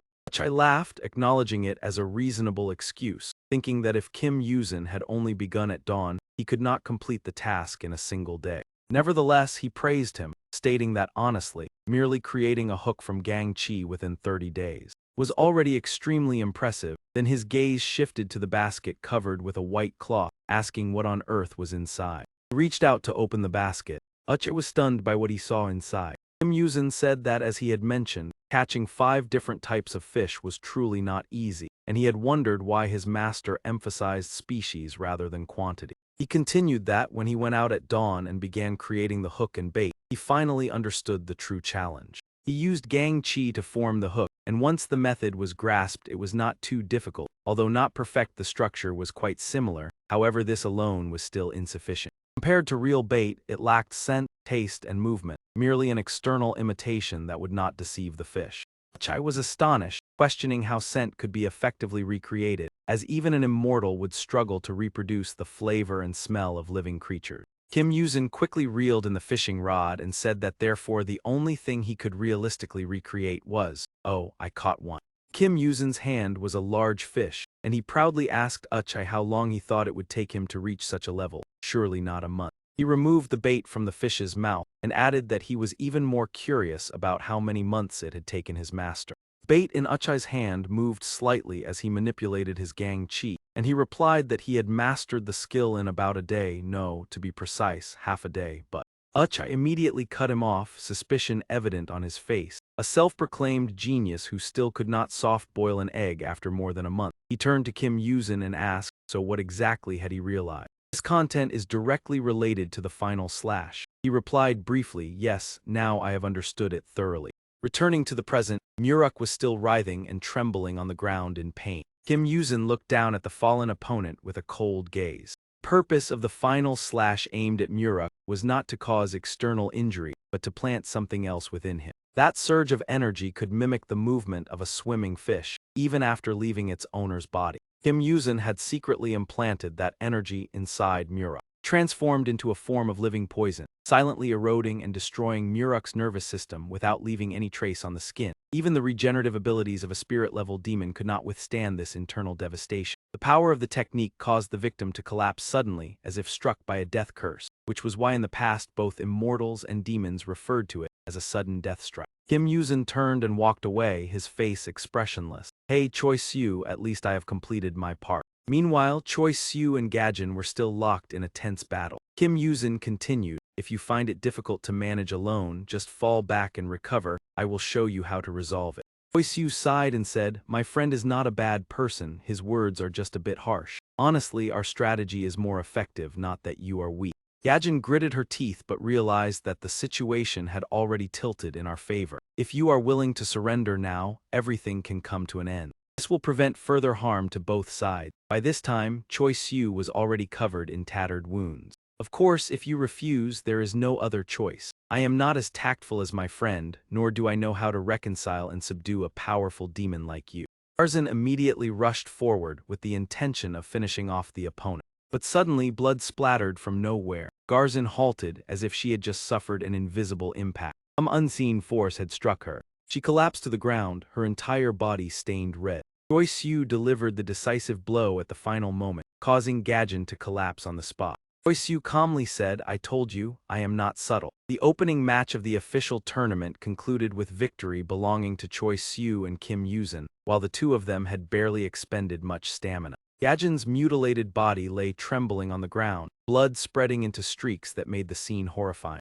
Kim Yuzin was still puzzled what exactly had just happened. The opponent had attacked, yet Choi Siu remained almost motionless until the moment of impact. Recalling the moment when Gajin swung her weapon, I thought he would block as usual. But the instant I heard the sound, Choi Siu's fist had already extended forward, as if the middle segment of a film had been cut out. Although my observation was slightly distracted, I was not careless. His speed far exceeded the observational ability I had trained for an entire year, enough to defeat a spirit-level monster with a single strike. Kim Yuzin continued to see Choi Siu's arm tremble, seemingly merging with the staff in his hand as he delivered the punch. He wondered in confusion, not knowing when Choi Siu had learned this technique. Sodden fanned herself and laughed excitedly, making Kim Yuzin even more confused. "You two are truly outstanding. I once thought your opponents were a tier stronger since they were championship contenders, but your martial prowess has made my limited assessment feel ashamed." She continued to praise them, especially the perfect concealment technique that hid your presence until the final moment. When you appeared, the audience was utterly astonished. Kim Yuzin awkwardly replied,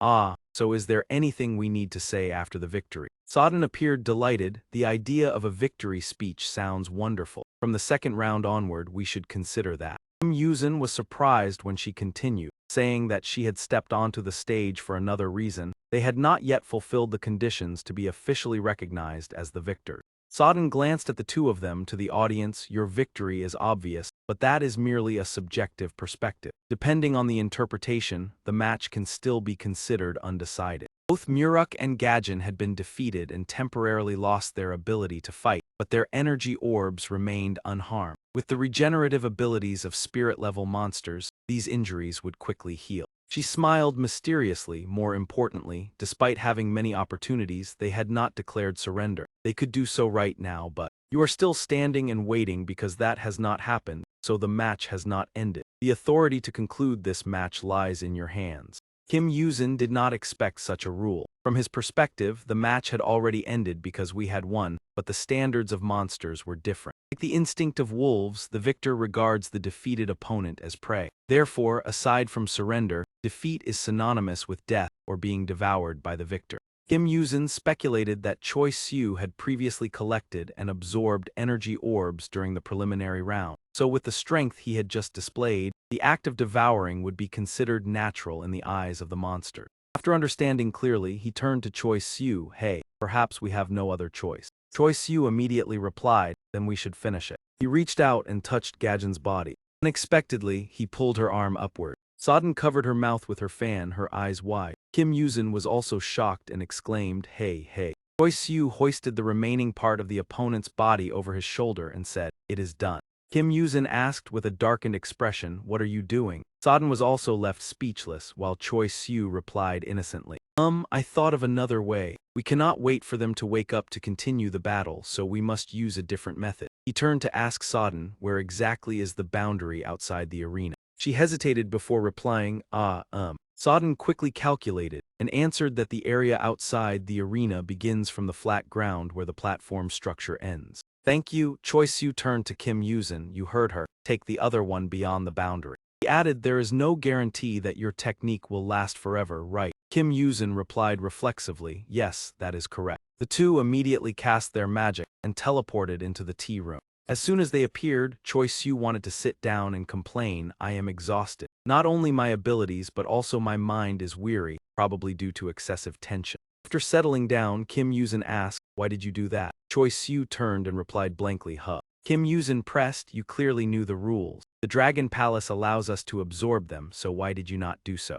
Choi Soo replied briefly, "Because I do not like it." Kim Yuzin spoke sternly, "Stop joking. Those two were the strongest opponents you have ever faced. Do you suddenly feel uncomfortable with killing and devouring them?" Choi Soo simply answered, "Perhaps they will be more useful if they remain alive." Kim Yuzin was surprised. "Useful?" Choi Soo explained that they had fought to the very end to achieve victory. Recalling Gajin's determination, if they had been on the side of the current rebellion, they would not have fought so desperately in a tournament on the verge of collapse. Clearly, they did not know what was about to happen. As he spoke, he gently shook the water jug on the table. "Therefore, when everything changes, even if they do not stand on our side, they could still become useful allies because as monsters of the Korean peninsula, they would not follow the faction of darkness." Choi Soo confirmed that it was water, then added that after absorbing a few energy orbs yesterday, he realized that consuming them did not bring immediate benefits. He slowly poured the water into a cup. The energy within them was too powerful and required time to digest. The amount of energy possessed by those two exceeded my ability to absorb it immediately. Taking a sip of water, Choi Soo concluded that rather than being greedy and overexerting himself, it would be better to preserve options that could be utilized later. Kim Yuzin suddenly understood. This explanation sounded very reasonable. If it were me, I would probably make a similar decision. However, while observing his friend, his straightforward admission of sparing them for future use made Kim Yuzin feel somewhat strained. Although he still harbored doubts, he dismissed them. Perhaps it was only a fleeting feeling. Suddenly, a knock sounded at the door. Receiving no response, the person outside continued knocking. Both of them looked toward the door upon hearing a girl's voice. "I know that arriving here so abruptly may be impolite, but..." Kim Yuzin responded in surprise, "Yes." A girl wearing a red dress, her hair tied up with a hairpin, entered carrying a tray of wine and food with a radiant smile. "I am Bizian, one of the commanding generals of the Dragon Palace's Golden Guard. After witnessing your magnificent performance, I, as a warrior, could not restrain my excitement and boldly came here." She placed the tray on the table and sat down. "I have no other intention than to bring some fine wine and hope to converse with the two heroes from the mainland. If it is inconvenient for you, I will leave immediately." Kim Yuzin hesitated. "It is not inconvenient, it is just that we are." At that moment Choi Soo interrupted, "Of course it is fine." He said warmly, "We were also feeling a bit bored. It is wonderful to become acquainted with someone from the Dragon Palace." Kim Yuzin looked at him in confusion, while Bizian cheerfully greeted the two of them. Choi Soo reassured her, "Please feel at ease, you have come with goodwill, so there is no need to be tense." Hearing his enthusiasm, Choi Soo asked, "Is this wine? The aroma is truly captivating. One can sense it just by standing nearby." Only then did Kim Yuzin breathe a sigh of relief. This was indeed the usual Choi Soo. Bizian raised the wine jar and introduced it. "You recognize it. This is Haidaju, sea grape wine, a recipe passed down through many generations. I could not come to meet you empty-handed." She asked if she could pour the two of them a glass. Choi Soo smiled awkwardly and declined. "Oh no, I am not good at drinking and have recently consumed quite a lot." However, he quickly sold out his friend, "But my friend here is very fond of wine, has a high tolerance and rarely gets drunk." Kim Yuzin immediately froze. Ashika. Bizian turned to invite Kim Yuzin. "It is a pleasure to meet you." Kim Yuzin reluctantly accepted the glass. "Ah, yes, all right." Looking at the gently swirling blue liquor, Kim Yuzin thought to himself, "While everything could erupt at any moment, what exactly are we doing here?" As he raised the glass and took a sip, Kim Yuzin suddenly froze in astonishment. This taste. He marveled at how delicious the food was, causing him to glance at her in surprise as she smiled and accepted the praise. Really, I am pleased. I feared this flavor might not suit someone from the mainland. The afternoon slowly faded, the sunset light filtering throughout the room. After several cups of wine, Bizian sighed. I know humans mature quickly, but it is hard to believe you are only 17 years old. Choi Siu humbly replied, actually I have nothing remarkable. If Kim Yuzin could do such things, I am merely lucky. And hey Bizian, how old are you? Initially you said you were the commander but look very young, must have been promoted quickly. She hesitated slightly. Oh, I am exactly 100 years old this year. He looked at the glass in his hand, silently scolding, having said so yet only drank one cup, and time seemed to have passed already. Kim Yuzin continued sipping, lost in thought. Even if the duel with Choi Siu ended quickly, by now the third match should have begun, so the time has come. He wiped the wine from his lips and listened as he praised Bizian. Wait, isn't the position just under the generals extremely prestigious?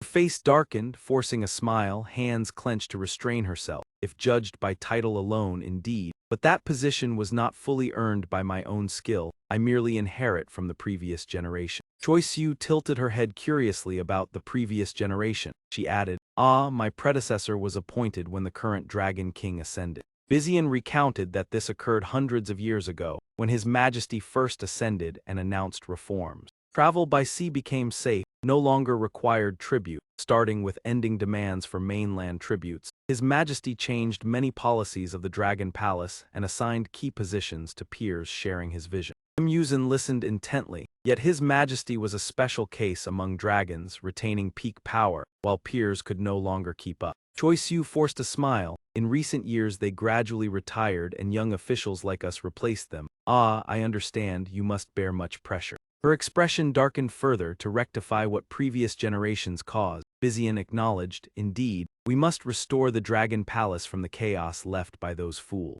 Kim Yuzin was shocked by what he heard. Realizing he misspoke, he quickly added, ah, I apologize for my rudeness. Bizian placed a hand on his chest affirming, but my words reflect the thoughts of the wise. In today's turbulent world, countless mistakes need removal. She remembered the ongoing plot. All this tension would end today. Noticing something odd, he interrupted, wait. Seeing her goal achieved, Bizian changed expression. I apologize for this, Choi Siu, but today's martial tournament will be cancelled. All deeds of the current Dragon King will vanish without trace. Suddenly Trungdu's glass fell, spilling wine on the table. Choi Siu hurriedly turned with a panicked expression. He had been poisoned, his whole body trembling violently. He shouted, what are you saying? Why suddenly like this? She looked at both then sighed. Glass nearly emptied onto the table. What a pity. Choi Siu quickly supported Kim Yuzin. Though poisoned, still a source of family pride, humans undeserving of drinking this. Bizian stood glancing. Ah, if you think this is the price for current suffering, it may be unfair but not wrong, however. He looked up at her. You are remarkably calm. I thought you would attack immediately. Choi Siu confirmed. Surely she has the antidote and intends to use it as leverage.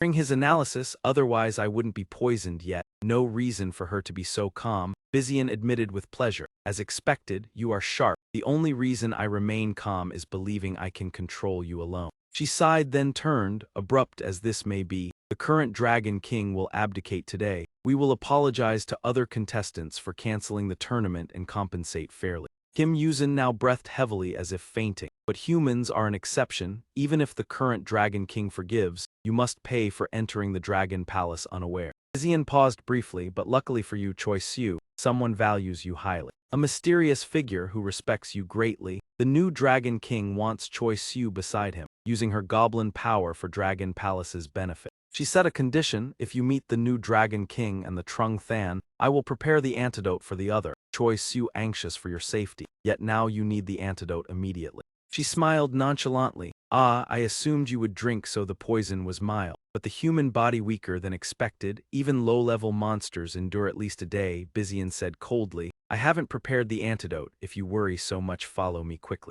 I was too angry to speak. Choi Siu laid Kim Yuzin down. He gritted teeth, enduring pain, understood. With no choice he knelt. I will do anything you ask, please save my friend. He promised, of course, Choi Siu, For your cooperation I will act swiftly, relieved. I didn't expect everything to go smoothly. Vizian glanced at him. Honestly, I am slightly disappointed. I hoped to confront you, Choi Siu, but you discarded pride and dignity for a mere human. She commanded, follow me, Choi Siu, stand and come, At least I can ask to whom I shall pledge allegiance. Vizian didn't turn. I don't think you are in a position to question. But fine, the imprisoned prince will soon overthrow his father and ascend. He frowned. Now you will meet General Xian, head of the generals, so be careful with words and actions. Two figures walked out the door, gradually disappearing. At this moment intermittent moans echoed, Kim Yuzin lay trembling continuously. Too painful, too painful. He clenched his teeth, body convulsing, looking in immense pain. Yet in a moment, his face returned to normal as if nothing happened. He smiled slightly. She has fallen into the trap. That is the secret of thousand-year art deception. The space was empty, silent without a soul. She is naive or foolish, perhaps both. He met us openly and invited us to dine, truly thinking we would be trapped like fools. Yusi sat up. By the way, Choi Siu, I thought this since high school. Your harmless loser act is terrifying. I thought it was mere gentleness, yet even here your feigned kindness still works. Thinking of Choi Siu's pretense, knowing he hid something, but I lowered guard before realizing, truly a capable Choi Siu, even when recruited first, he infiltrated and gathered crucial information right before their eyes. Kim Yuzin looked around, then grabbed his sword. Now knowing the mastermind, they might ignore him briefly, thinking him no longer a threat, so how to cause chaos. The host flew to the magic orb radiating power.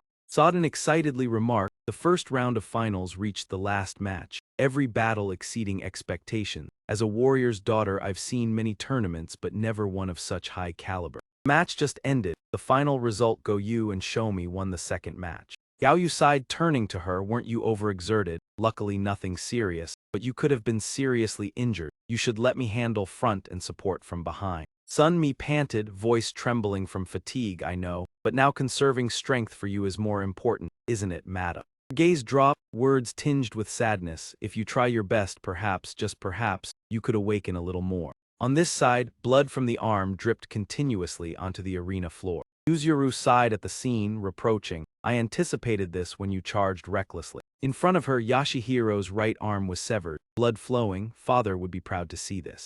Yuzuru continued, the next heir of the family, humiliated before high officials of the Dragon Palace. He remained silent before the bleeding arm. Please correct that habit. Always charging without probing or control leads to this.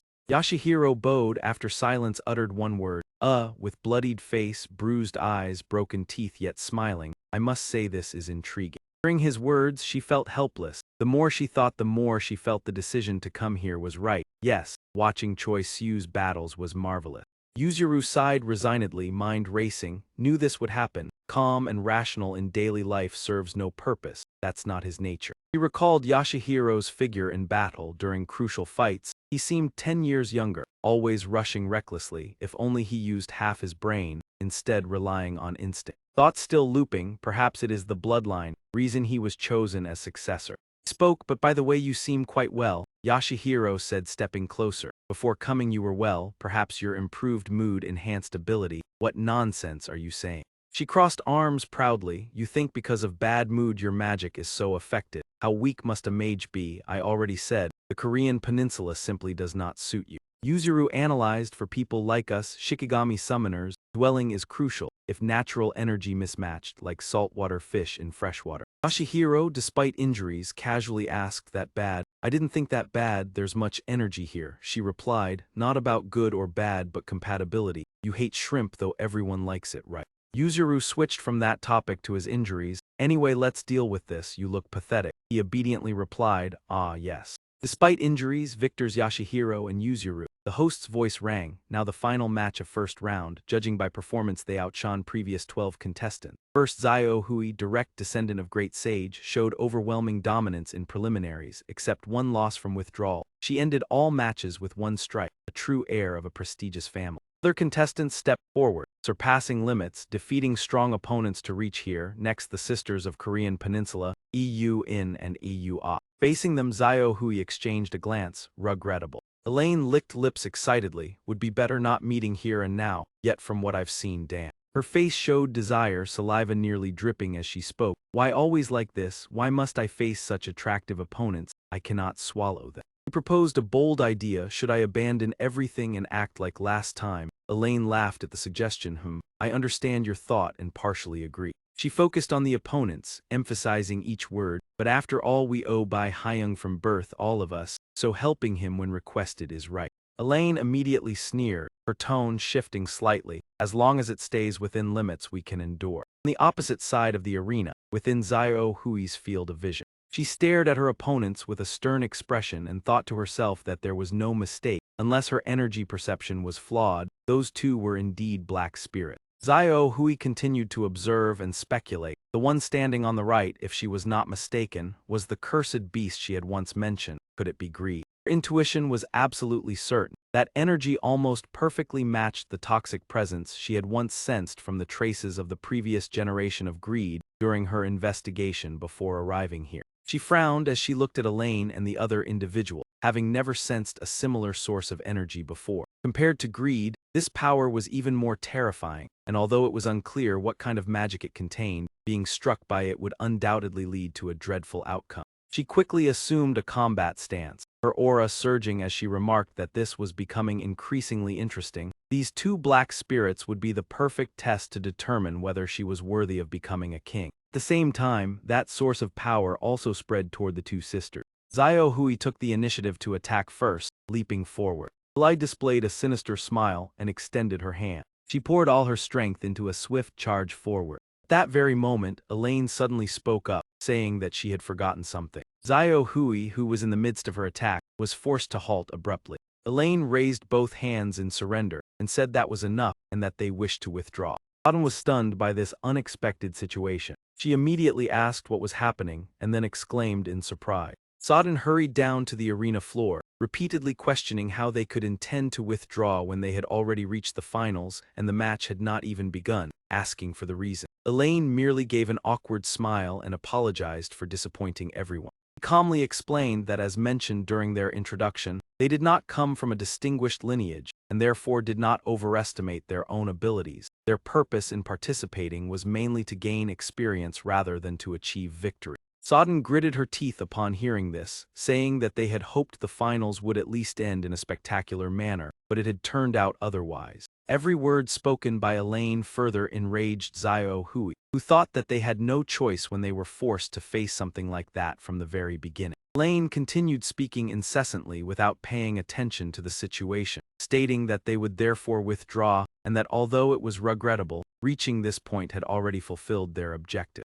Xiao Hui remained silent in this situation, and by this point she had considered almost every possibility. The most logical objective of the Black Spirits was still the assassination of the Dragon King. Since ancient times, thrones had always been coveted. People said that every throne was built upon the blades of rebels, but this did not apply to the Dragon Palace. She recalled what she had once told Choi Siu, that the Dragon King's power existed on an entirely different level, and no matter how many forces were assembled, they could not challenge him. Xiao Hui realized that their only opportunity lay in the reward granted to the tournament's champion. That reward was the Dragon King personally offering congratulations and leading the winner to the Dragon Palace's treasury to select a treasure. She deduced that this was the sole moment to approach the Dragon King without arousing suspicion. A conventional ambush would not suffice, but with the Black Spirit's magic, the gap in power could be narrowed. Gaze remained fixed on the opposite side, yet they had voluntarily abandoned this opportunity, leaving her to question their true objective.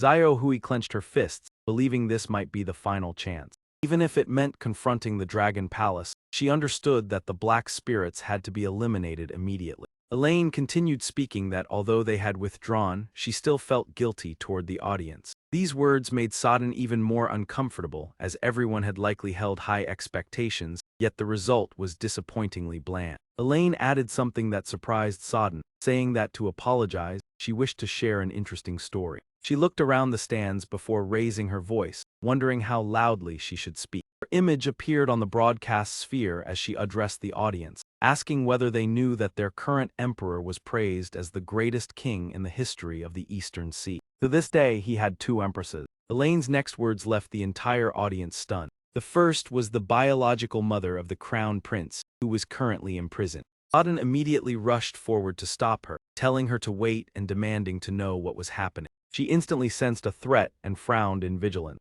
Trine, with a face smeared with saliva, raised his hand to signal silence and softly said hush. He lunged forward to seize Sodden by the neck and whispered that she had not finished speaking and that interrupting was impolite. Elaine continued her story. The first empress came from the most prestigious family of the Eastern Sea Dragon Palace, and she had greatly assisted in his ascension to the throne. Their marriage had once been considered exceptionally harmonious, seemingly destined to last a lifetime, yet that did not happen, and he ultimately abandoned his partner. These words enraged many people, as the empress had merely exercised her rightful authority. Baekhyo angrily shouted, demanding to know what she was saying and calling it utterly absurd. He immediately ordered the guards to arrest that person at once. However, the next scene left him completely astonished. Dragon King had risen upon hearing those words, and although the empress was not permitted to intervene directly in politics, as an advisor she had only offered beneficial counsel. Xiao Hui was stunned as she witnessed the two black spirits appear from the void,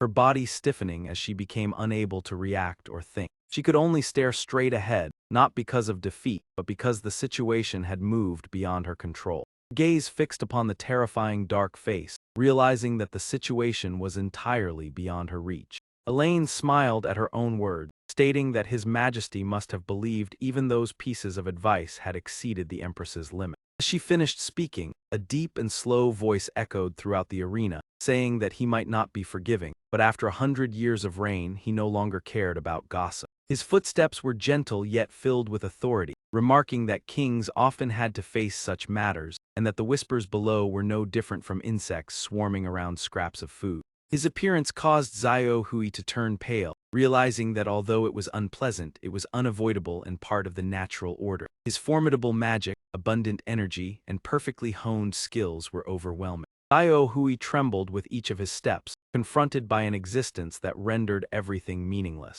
In truth, calling him an opponent was not entirely accurate, for no matter how powerful one was, opposing the natural order was no longer a fair battle. Just as ants could not comprehend humans, weaker beings could not understand such an existence, and to demons, there was only one word to describe him. Dragon King's power dominated the entire arena as he entered, nobility emanating from every word he spoke. Yet when an insect bit into his flesh, that was another matter. God, no other word was more fitting. He calmly stated that regardless of what she thought, her hands had still been raised to harm others. The Dragon King gently raised a finger. Instantly, Trine was struck by his invisible technique. Sodden witnessed the scene in horror. At that moment, Trine's hand was still resting on her neck, but the upper half of his body had completely vanished. Elaine turned pale at this situation and could only let out an awkward laugh. She did not dare to look directly into the Dragon King's eyes. He gently asked who she was. The Dragon King continued his interrogation, saying that she had caused trouble on his daughter's birthday and asking who had opened the gate to allow her to infiltrate. His voice gradually became filled with anger as he stated that he would not give her much time, but if she spoke honestly, he would spare her life, for insects bit humans not because they understood their place. Elaine retreated in fear, her voice trembling as she said that it was exactly as she had heard. No, it was even more terrifying.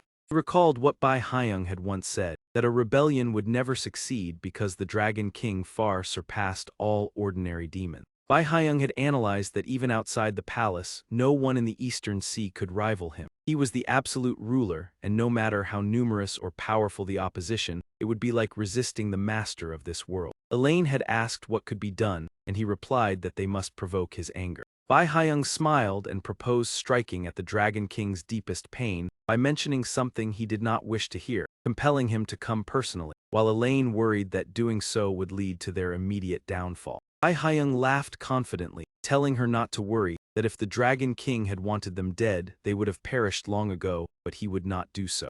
He understood the Dragon King's nature well, describing him as benevolent and fully aware of his own strength, just as humans did not easily crush ants even when they were bothersome. Then devised a plan that at that moment Elaine would use this object, and she curiously asked what it was. Bai Haiyang raised his cup of wine and explained that in grand terms it was a weapon capable of slaying a god, while more modestly, it was a poisoned trigger he had attached to Elaine. He himself lacked the ability to use it, but for her it was entirely possible, and he lamented that he could not witness the Dragon King's expression in person. The Dragon King halted as he recognized the scene, the weapon against the dragon god that he himself had once bestowed upon humanity, now returning to threaten him. Lane held the flute and began to play. It was the sacred treasure Mampa Zich Chok, Tiu and Van Lang. According to the course of events, only the Dragon King truly understood its significance. It was the object that the demon had brought along with the decision to sacrifice himself, and the message hidden within the melody that now resonated. In this world, even those who believe they understand the Dragon King best, or those who once hired dark spirits in an attempt to overthrow him, as well as those who are witnessing the event with their own eyes. Even the most outstanding geniuses are unable to explain it. A figure appeared holding a flute engraved with red patterns like lightning, exuding an eerie aura. The sound it produced carried terrifying power, creating immense pressure on the Dragon King. That pressure caused him to immediately collapse to his knees, his body trembling. The Dragon King slowly raised his eye. His gaze was fixed firmly on that flute. In a tavern, beside a glass of wine placed on the table, a voice recounted an ancient story from over 1,000 years ago, nearly forgotten by both humans and demons. Bai Haiyang smiled and said that at that time the reigning Dragon King had no official successor. In his mind appeared the image of the Dragon King in his youth and a mysterious figure, raising questions about the two heirs to the throne and the true reason the crown prince had not yet been chosen. Fortunately, in those circumstances the Dragon King fell gravely ill, unable to move, bedridden and even gradually losing his sanity. Elaine curiously asked whether this was the familiar tale of two heirs slaughtering each other for the throne and the weapon used for that purpose. Bai Haiyang shook his head in denial, stating that the younger brother, the current Dragon King, had never desired the throne. At the seaside with gentle waves, he explained that the younger brother had decided to leave the sea for a time. The image of the young Dragon King stepping onto the shore with luggage on his shoulder appeared. Bai Haiyang said that his departure was meant to ease the pressure so that his elder brother could rule as crown prince.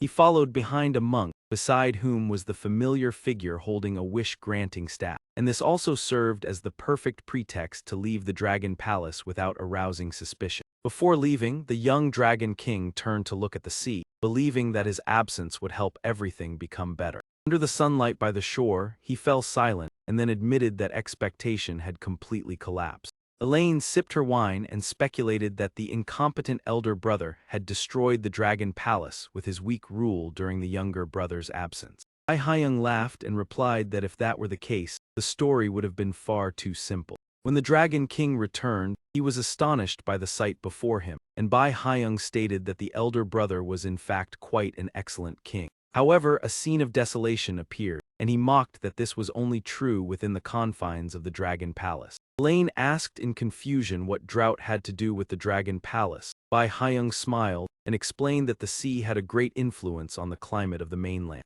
According to tradition, the Dragon Kings controlled the weather in exchange for tributes from coastal regions, a mutual exchange that helped humans survive more easily. But the elder brother did the opposite. If offerings were not presented, he would make it impossible for the people to live. In the barren forest where trees withered, Bai Haiyang recounted that not only plants and animals but also humans and demons on land were affected. A massive monstrous figure facing a gaunt young man illustrated how the land beneath all living beings was collapsing, turning the conflict into a war between the mainland and the sea. Beneath the ocean lay the vast Dragon Palace, where the Demon King, great demons and even human saints were observing the situation, yet none dared to act rashly. The elder brother temporarily held power and still possessed the strength of the Dragon King, and any battle would make the drought even more severe.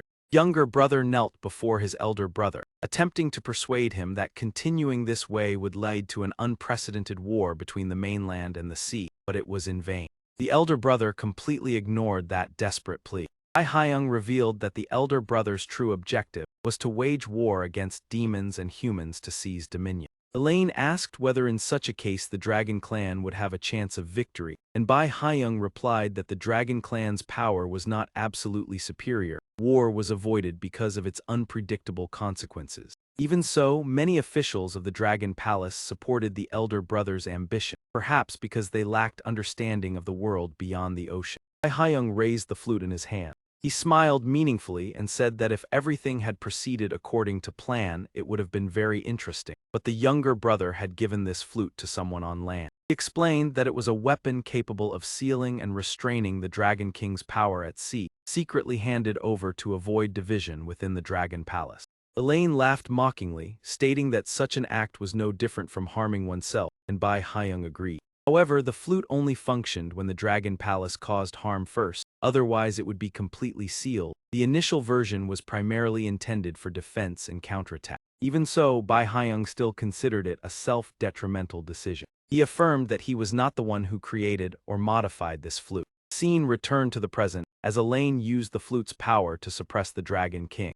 Dragon King trembled under the influence of the sound it produced. This creature had been known by many names throughout Western history. A goat-headed monster possessing hermaphroditic traits, leading humans into the abyss of desire. That was the most famous title of that ominous being. The one who quickly grasped the situation and took action was the descendant of the great sage equal to heaven. Xiao Hui immediately rushed to rescue the Dragon King, deducing that the flute only affected him and that using it required absolute concentration. He grasped a lock of her side hair, calculating that if the attacker became careless of the surrounding environment, an opportunity for a counterattack would appear in an instant. Suddenly, an arm swung toward her from the side, causing her to momentarily freeze.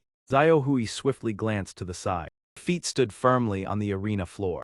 She unleashed a technique with streams of pink wind striking toward the attacker. Afterward, she paused to observe him. The opponent's body was left with only the lower half, severely damaged by the attack yet still existing. He continued to grasp her side hair in preparation for another attack, assessing that his endurance was exceptional as he could still move after the divine gale strike, proving that his human form was merely a shell. A drop of water fell onto his hand, and he groaned from hunger. A gigantic mouth with sharp teeth and a long tongue secreting slime grew in place of the destroyed torso, creating a grotesque image. As both were spirit-level demons, the outcome of the battle did not depend solely on strength or spiritual power. Xiao Hui recalled a previous conversation in the room. A voice explained that from a human perspective, this could be illustrated simply. Xiao Hui raised her wine cup, her face slightly flushed, and spoke of the example of a soldier holding a dagger confronting a child carrying an automatic rifle. Choi Siu pondered and replied that without obstacles, such a situation was truly worth considering.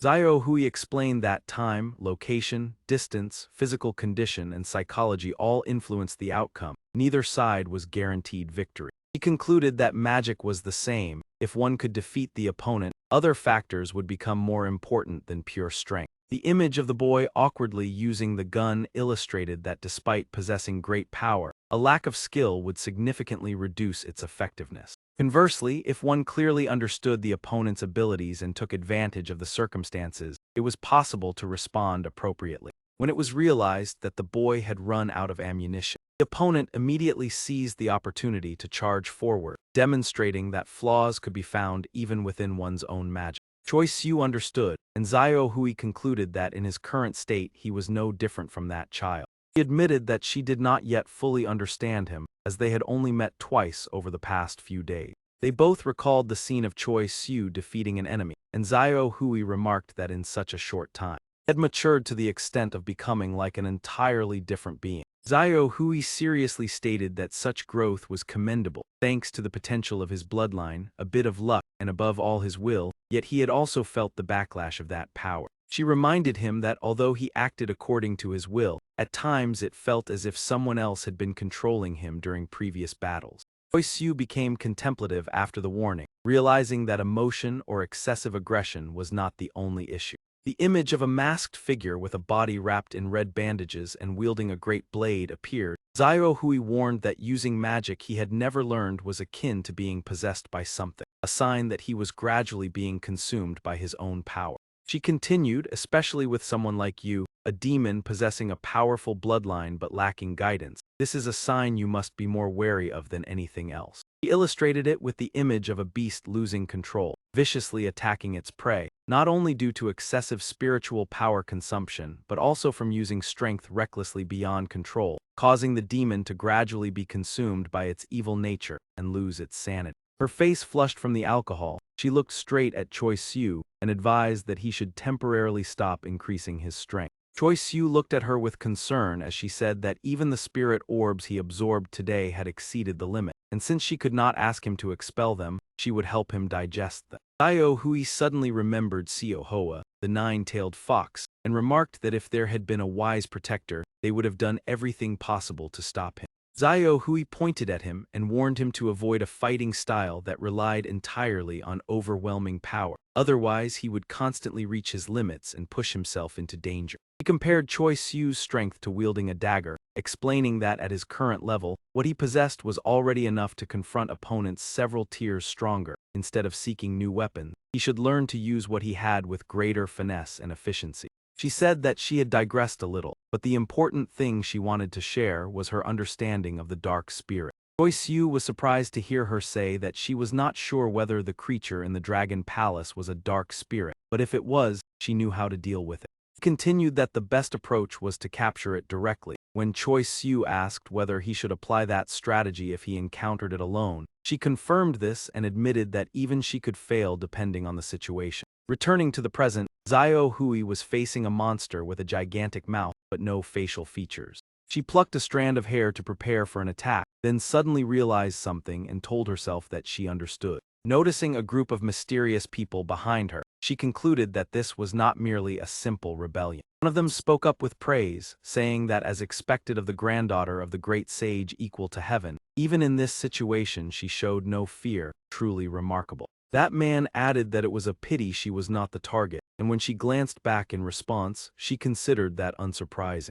A man with a scar on his face and blindness in one eye mocked her, recalling her grandfather's crimes at the Dragon Palace thousands of years ago, but asserted that he did not intend to make her bear the entire responsibility. A massive object suddenly appeared before Xiao Hui, leaving her astonished. A monster with a mouth growing across its abdomen opened it wide and charged straight toward her. At the same time, the scarred man threatened to let her live but completely ruin her before sending her back to Flower Fruit Mountain as punishment for the foolish monkey. A loud explosion resounded, shaking the entire Dragon Palace. Elsewhere, Choi Siu also heard the sound and turned his head in confusion, as although it seemed distant, the tremor still reached this place. He speculated that a serious incident must have occurred. Suddenly a voice rang out, cutting off his train of thought. He turned back, he saw a blonde-haired man shouting loudly, reproaching him for daring to take his eyes off the battle.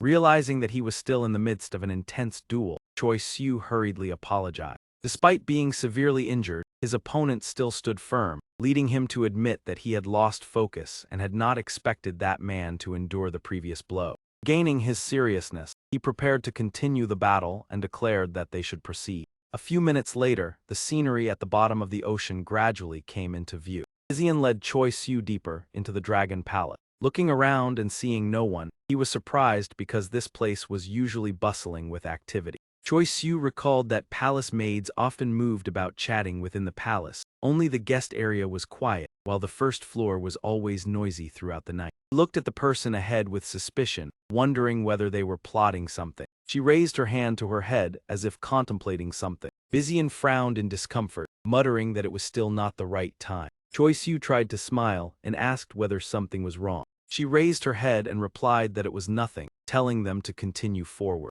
As they continued walking, he curiously asked about General Xian, assuming that he must be a very important figure. Vizian cast a warning glance, saying that he had no right to ask about this matter, prompting him to quickly apologize and explain that he only wanted to understand more to remain cautious. Before he could finish speaking, she interrupted and revealed that the Dragon Palace once had 4 generals. She explained that the 4 generals represented the 4 directions north, south, east, and west, but due to the absence of the southern general, only 2 loyal generals and 1 traitor remained. The man who always stayed by the Dragon King's side was named Baekhyo, holding the position of Eastern General, but in truth, he was unworthy of that role and was promoted only by currying favor with the king. In contrast, the remaining 2 generals were truly loyal and had secretly planned to depose the current Dragon King in order to place a more deserving person on the throne. Choi Siu hesitantly asked whether that successor was the princess who was hosting the birthday celebration today.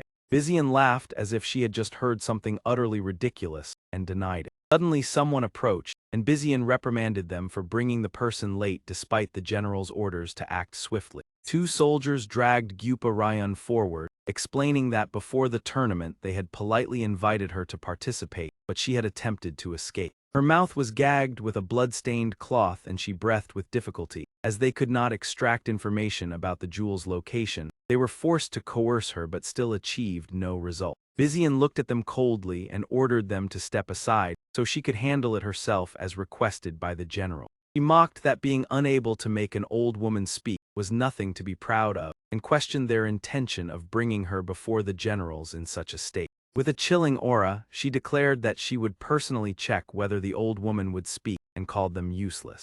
Two soldiers, terrified, released their grip, causing Gyupa Ryan to fall to the ground with a heavy thud. Looking at the trembling old woman kneeling, Bizian mocked that she was also a traitor for having served the Dragon King for more than 1,000 years, yet still holding only a minor position. She stepped forward and pulled up the hood, stating that the old woman was too stubborn to recognize the situation and was merely clinging to meaningless pride. As the hood was pulled back, blood from her wounds dripped onto the ground. Choi Siu witnessed the scene and was unable to utter a single word. Bizian glared in warning and demanded that everyone listen. With a face full of injuries, the old woman was still forced to be grateful for the rare opportunity granted by the generals. However, she firmly refused, asserting that the one who had given her an opportunity was the Dragon King and that she could not support this treacherous rebellion. Bizian was surprised by those words, while the old woman declared that if they wished to persuade her, they could simply take her life. Bizian issued an order to the two soldiers, causing them to stammer in fear as they responded. She instructed them to take Choi Siu to meet General Xian in her place, asserting that he had been restrained and could not resist. As the two soldiers approached, Bizian knelt before Gyupa Ryan and mentioned the origin of her family's Dragon King lineage, which common people considered a rumor but was in fact recorded in historical texts. He recounted that in ancient times there were two serpents in the East Sea. One crossed the Dragon Gate to become the first Dragon King, while the other was less fortunate and became the ancestor of her family.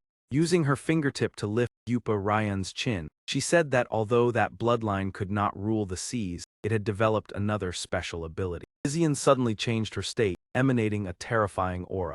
Energy gathered at her fingertip as she activated a special skill called Myriad Transformations Venomous Drama. She explained that she could control the toxicity at will, from a type that caused an instant and gentle death to one that inflicted extreme pain and drove the victim insane without taking their life. Gyupa Ryan closed her eyes and endured as the poison dripped before her, understanding that once injected there would be no turning back. Bizian laughed with delight, believing that the old woman's time was running out, while Choi Siu feigned indifference and said to finish it quickly, although he did not truly wish for it to happen. Hearing this, Bizian turned her head toward him with a suspicious gaze. Caught off guard, she was struck by a sudden kick from Choi Siu. The powerful kick sent Bizian flying far away, completely losing her balance.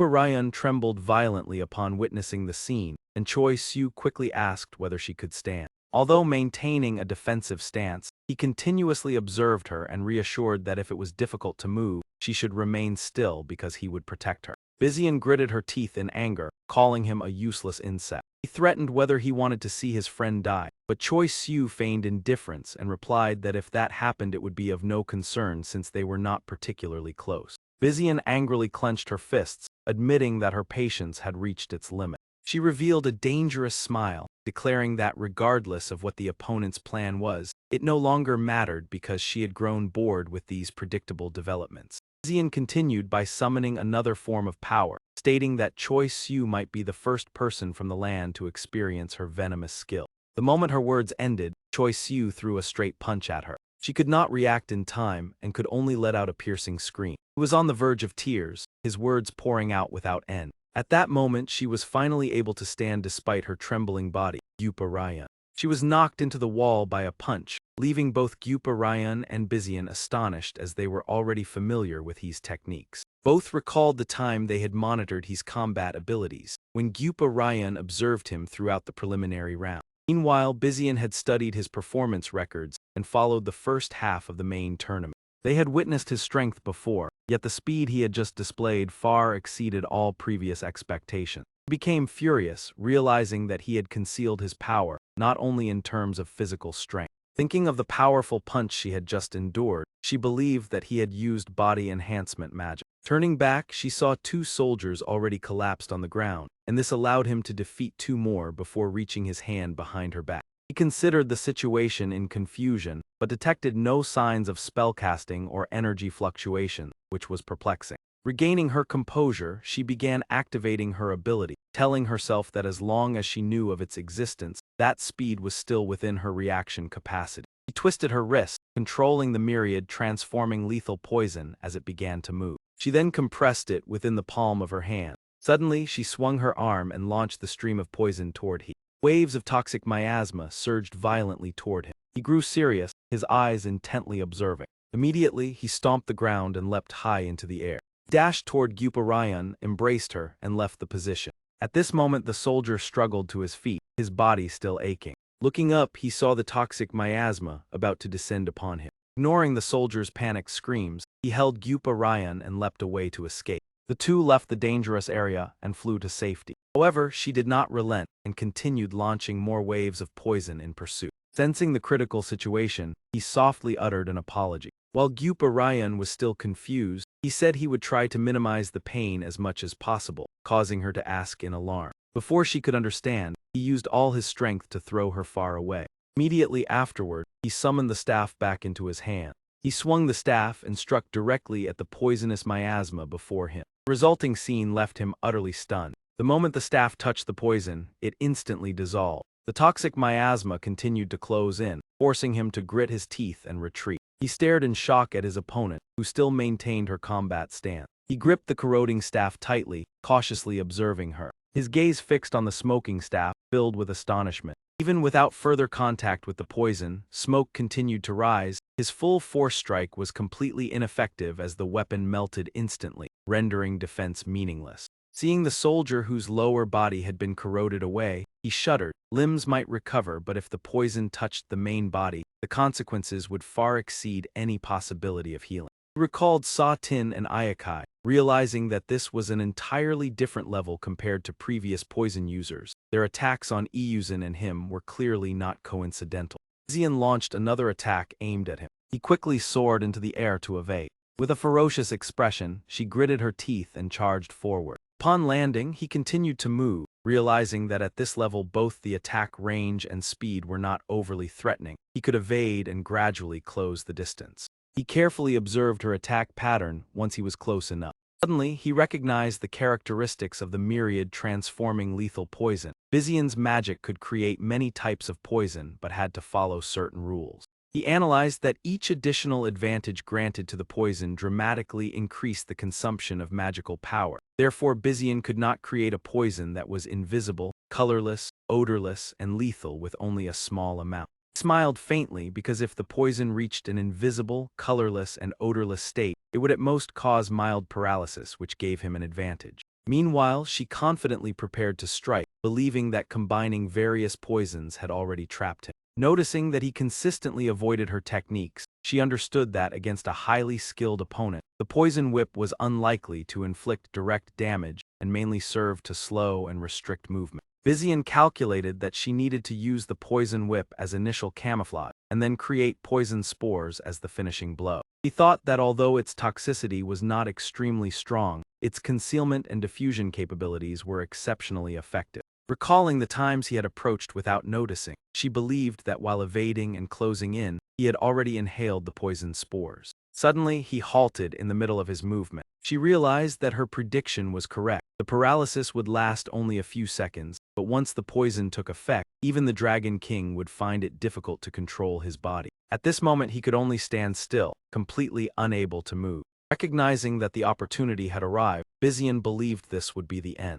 However, when she looked again, his figure had vanished. Although still confident in victory, she prepared to deliver the decisive strike, while acknowledging that his talent was undeniable. Uparayan was moved to tears. Although the history of the fairy clan had seen many geniuses, he remained a truly exceptional case. At this moment, Vizian was genuinely horrified, for regarding this technique, no fairy in the past or present could rival the boy, simply because he himself had created it. Zio Hui once told he that crushing pressure, the magic she inherited, was capable of increasing body weight, or more precisely its mass. He listened attentively when she was young while practicing alone. She suddenly conceived the idea and proceeded to experiment. As she recounted, she demonstrated, standing on the water with hands on her hips and a flushed face, realizing it was entirely feasible. He asked in astonishment whether she had reversed the effect to reduce body mass. Zio Hui smiled and confirmed that it was correct. She lowered her head and explained that their unique magic was deeply engraved within their bloodline. The moment of awakening depended on each individual's talent and training. Some never achieved it, but once awakened it became a natural instinct like breathing or walking. She believed that he understood this better than anyone, and he nodded in confirmation that the first time he used the ability it was unconscious. Only by the second time could he control it, the remaining issue being the output power. He recalled the previous event and continued to share. He affirmed that controlling the ability was almost exactly as he had predicted. Zio Hui agreed, stating that the only things that could be inherited were the essence of the magic and the fundamental methods of control, while the strength and application techniques depended on the inheritor, with education playing a crucial role, especially for ancient clans possessing numerous diverse techniques. However, not all techniques were passed down, she said while performing a spell to pour tea into a cup. Even when transmitted, some techniques were so complex that even the most outstanding geniuses of the era could not comprehend them. Furthermore, when those of the same bloodline were divided by power and factions, certain techniques were kept completely secret. Finally, she asked he whether he could guess the remaining case. Upon receiving the question, he pondered for a moment. He then replied that it was likely self-discovery, because learning only from answers could slow the process of progress. Io Hui took a sip of tea and recounted that, after first mastering the technique she had just demonstrated, she immediately ran to meet her grandfather.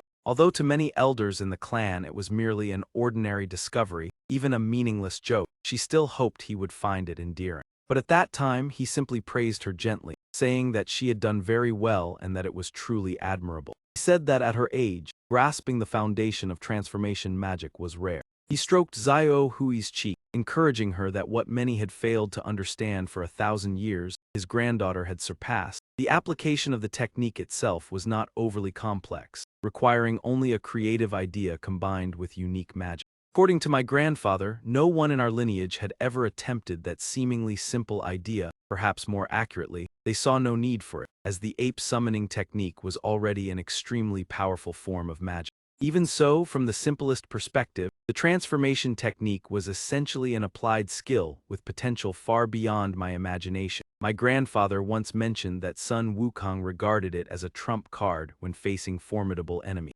These techniques were collectively known as absolute techniques, meaning a solitary individual, relying on personal experience and unique thinking, created a one-of-a-kind move that belonged solely to themselves. Of course, just like the feathers I discovered that turned out to be traces of the path my grandfather once walked, even if someone awakened an absolute technique, it might simply have been a common technique among their ancestors. Nevertheless, personally searching for and unlocking an absolute technique at this moment would certainly bring considerable benefit. Not only would it enhance overall strength, but it would also train the ability to restrain and control instinct, whether for present challenges or potential dangers that might arise later. Time was always pressing for me, yet that was not necessarily a negative thing, for in the most desperate circumstances, willpower shone even more intensely. That inspiration stemmed from yesterday's duel with Myra, the princess of the Dragon Palace, when her overwhelming power far surpassed both the magical capacity and recovery speed of Choi Siu. To conserve magical energy and shorten recovery time, Choi Siu's choice at that moment was truly no different from a decisive move. Stepping out of the room, Choi Siu pondered as he walked. At that time he had been able to replace his muscles and bones with the goblin staff, not merely exchanging them but also increasing speed and force beyond normal limits. However, the limits of the goblin staff depended entirely on his own imagination and visualization. No matter how powerful it became when out of control, how could he precisely recreate each complex muscular structure and joint? Recalling that moment, the sensation was as if fragments of the goblin staff attached to his body were forcibly driving his movements. Perhaps that violent impact was what caused him to lose consciousness after the battle, and even now his body had yet to fully recover.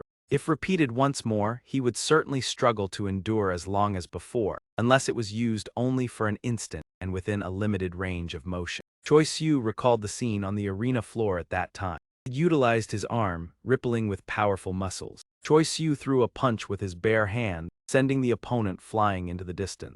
After that decisive blow, he silently exclaimed in his heart, "It succeeded. The power far exceeded expectations at this level. The effect was truly astonishing." Suddenly, Choi Siu sensed a strange surge of energy. He widened his eyes in astonishment toward the source of that power. In terms of both speed and force, it far surpassed even the moment he had faced Myra. This was because instead of merely using the goblin staff to propel his body, he had integrated the structural processing of form and composition directly into his moving parts. Thanks to that, with only a small amount of magical energy to materialize the goblin staff, he could achieve speed and mobility more than 10 times greater than normal. Price to pay was a violent backlash, nearly crushing the inside of his body. Even setting aside that recoil, forcing the staff into his body by damaging muscle and bone was no different from pushing himself to the brink. If this body did not possess the nature of a monster, or more precisely a goblin, it would likely have collapsed before completing the movement. His limbs were almost paralyzed, not entirely incapable of movement but utterly unable to exert strength. Outwardly he appeared stable, yet inside he was surely shattered like a melon dropped to the ground, or so Choi Siu imagined. After unleashing that move, it took him about 6 to 7 seconds to recover, and he thought that if he could defeat the opponent with a single strike, that price would still be acceptable. But in reality, he had only succeeded because Bizian lost composure and charged straight toward him. If the opponent had defended or successfully evaded, those few seconds of weakness would have become a fatal opening, a risk that could not be taken lightly. Although the consumption of magical energy was not great, reckless overuse would certainly lead to severe consequences. Choi Siu reminded himself to reduce the output or use it only when certain he could end the battle.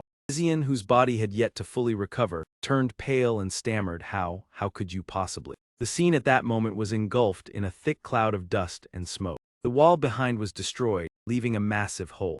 Bizian gritted his teeth, letting out a groan filled with pain. His trembling hand rose as if attempting to resist, yet the strength gradually drained from her body. Bizian's entire body trembled violently as she cried out in panic, Why did it turn out like this? Standing behind, Choi Siu calmly replied, Of course it is useless, because the source of power used to draw it out is in my hand. As he spoke, he raised the purple demon core in his hand for the opponent to see. Looking at the demon core, he panted and thought, That was close, but this time I controlled the situation better. He recalled the moment of delivering the final strike. If the force was adjusted properly, he could still follow up with another move without losing flexibility. Such circumstances might be rare, but at least he knew he could still move indirectly even when factors like poison were present. Next time he would certainly utilize it more skillfully. Choi Siu said while holding the demon core, You seem very confident, but without this, I am not sure how long that confidence will last. After all, you were just in my position a moment ago. I believe you understand how you should behave. Upon hearing this, Bizian could not help but shudder.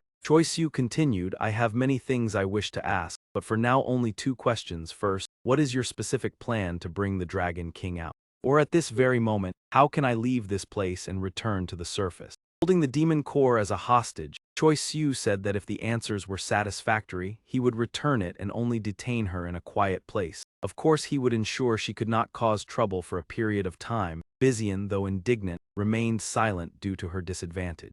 She gritted her teeth and replied, Understood, I get it. After that, she began explaining each issue related to the succession of the Dragon King. But as soon as she mentioned it, her expression suddenly darkened and her words caught in her throat. Noticing the abnormality, Choi Siu looked at her with suspicion. Bizian's body suddenly swelled like a balloon, blue and red veins bulging grotesquely, creating a horrifying sight. Immediately after reaching its limit, a violent explosion erupted. The explosive shock rang out. Choi Siu instantly retreated to avoid being affected. At that moment, he heard someone calling his name and reflexively turned his head. The one who spoke was Gyupa Ryan. She warned, Quickly move away. The poisonous smoke is about to spread everywhere. Indeed, the smoke rapidly engulfed the entire area where the two had just fought. Choi Siu said gratefully, Fortunately you warned me in time. I thought it was just a normal explosion. I did not expect poisonous gas. I assumed she had chosen to surrender peacefully. It seems I misjudged. Gyupa Ryan shook her head and replied, It was not like that. The death and explosion were not her choice.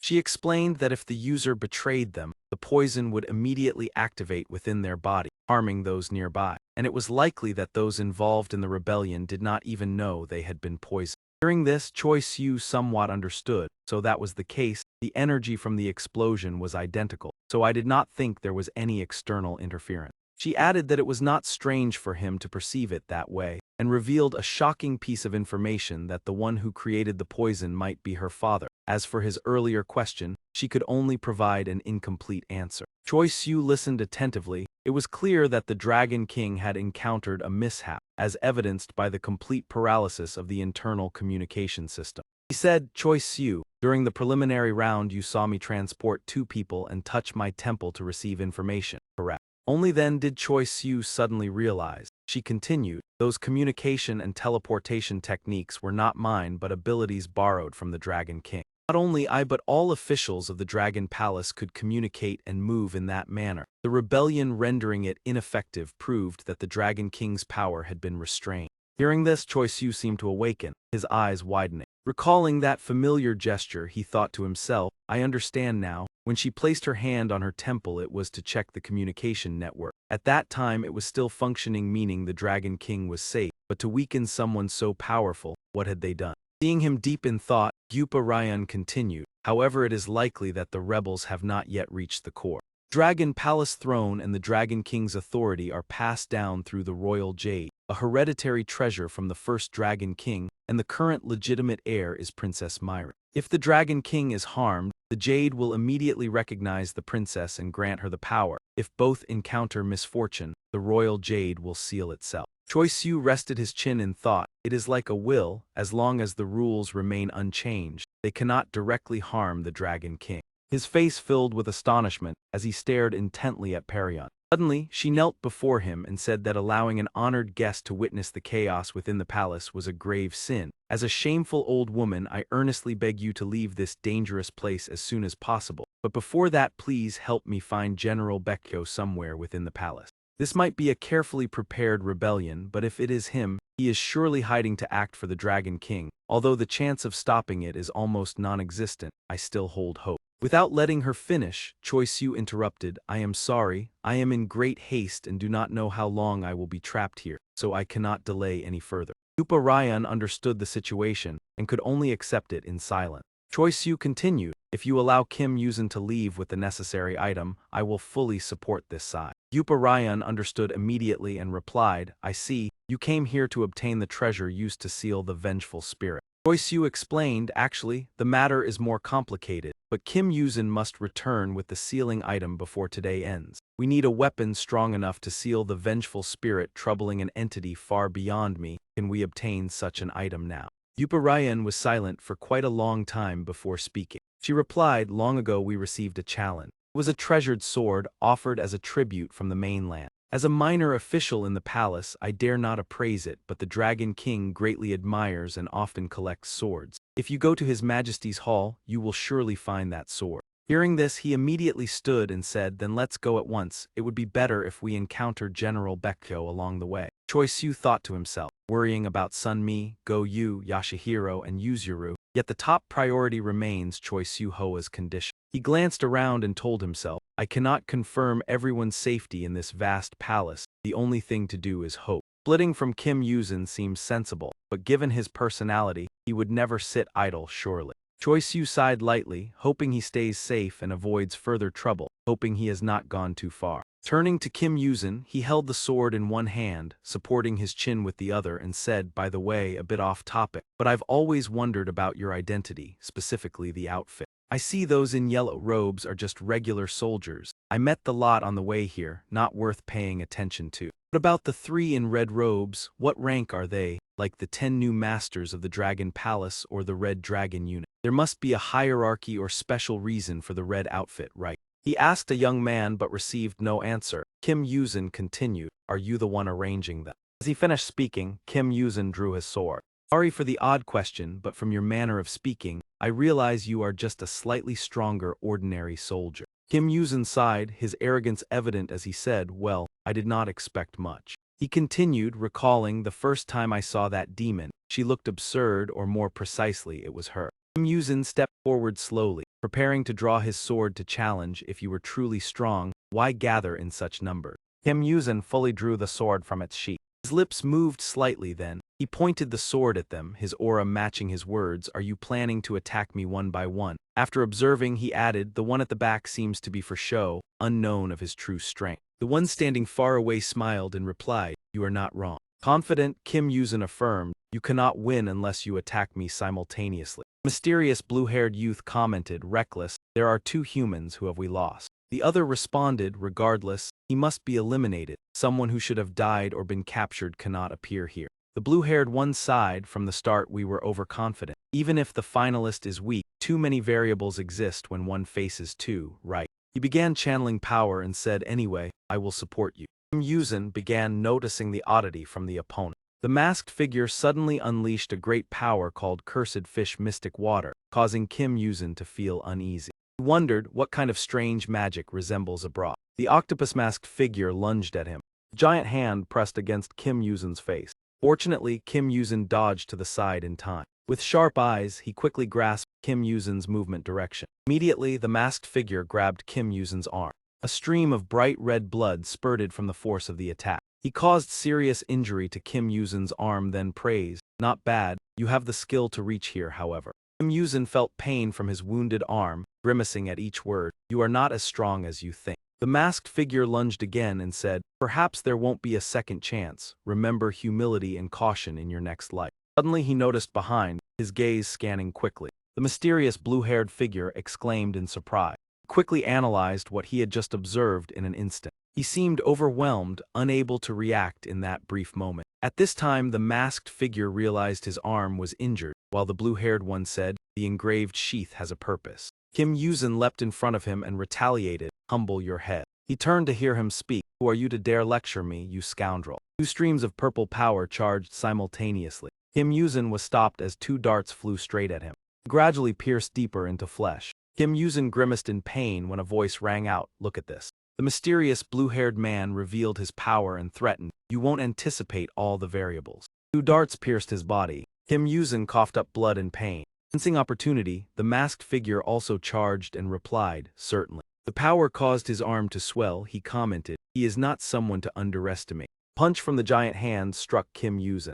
The blue-haired man observed and said, "Nonetheless." Kim Yuzin's body continued to bleed. His sword dropped from his hand. He suffered from the wounds. The two spoke in unison, "It's over, that's it." Kim Yuzin, face bruised, voice trembling, "This cannot be. I trained so hard, guided by the gods." He looked at the two who defeated him, still proud, but why are they just fools? Kim Yuzin, face drenched in tears, lunged at them yelling, "What the hell is this?" At this moment, another detached Kim Yuzin outside said coldly, "I'm furious. That is the clone technique. The art of deceiving enemies by creating a figure mimicking the body's movements and techniques, producing a copy to distract from the real body." He used the trick. The figure created by Kim Yuzin reached a level far beyond the opponent. He recalled the teaching, "The art of deception is a unique technique capable of fooling heaven and earth." The red-haired man spoke cheerfully about how I created it. Kim Yuzin didn't want a long explanation and asked directly, "How to use it? You have mentioned it many times." A plan formed in his mind, sending the fake copy to the three demons guarding the gate.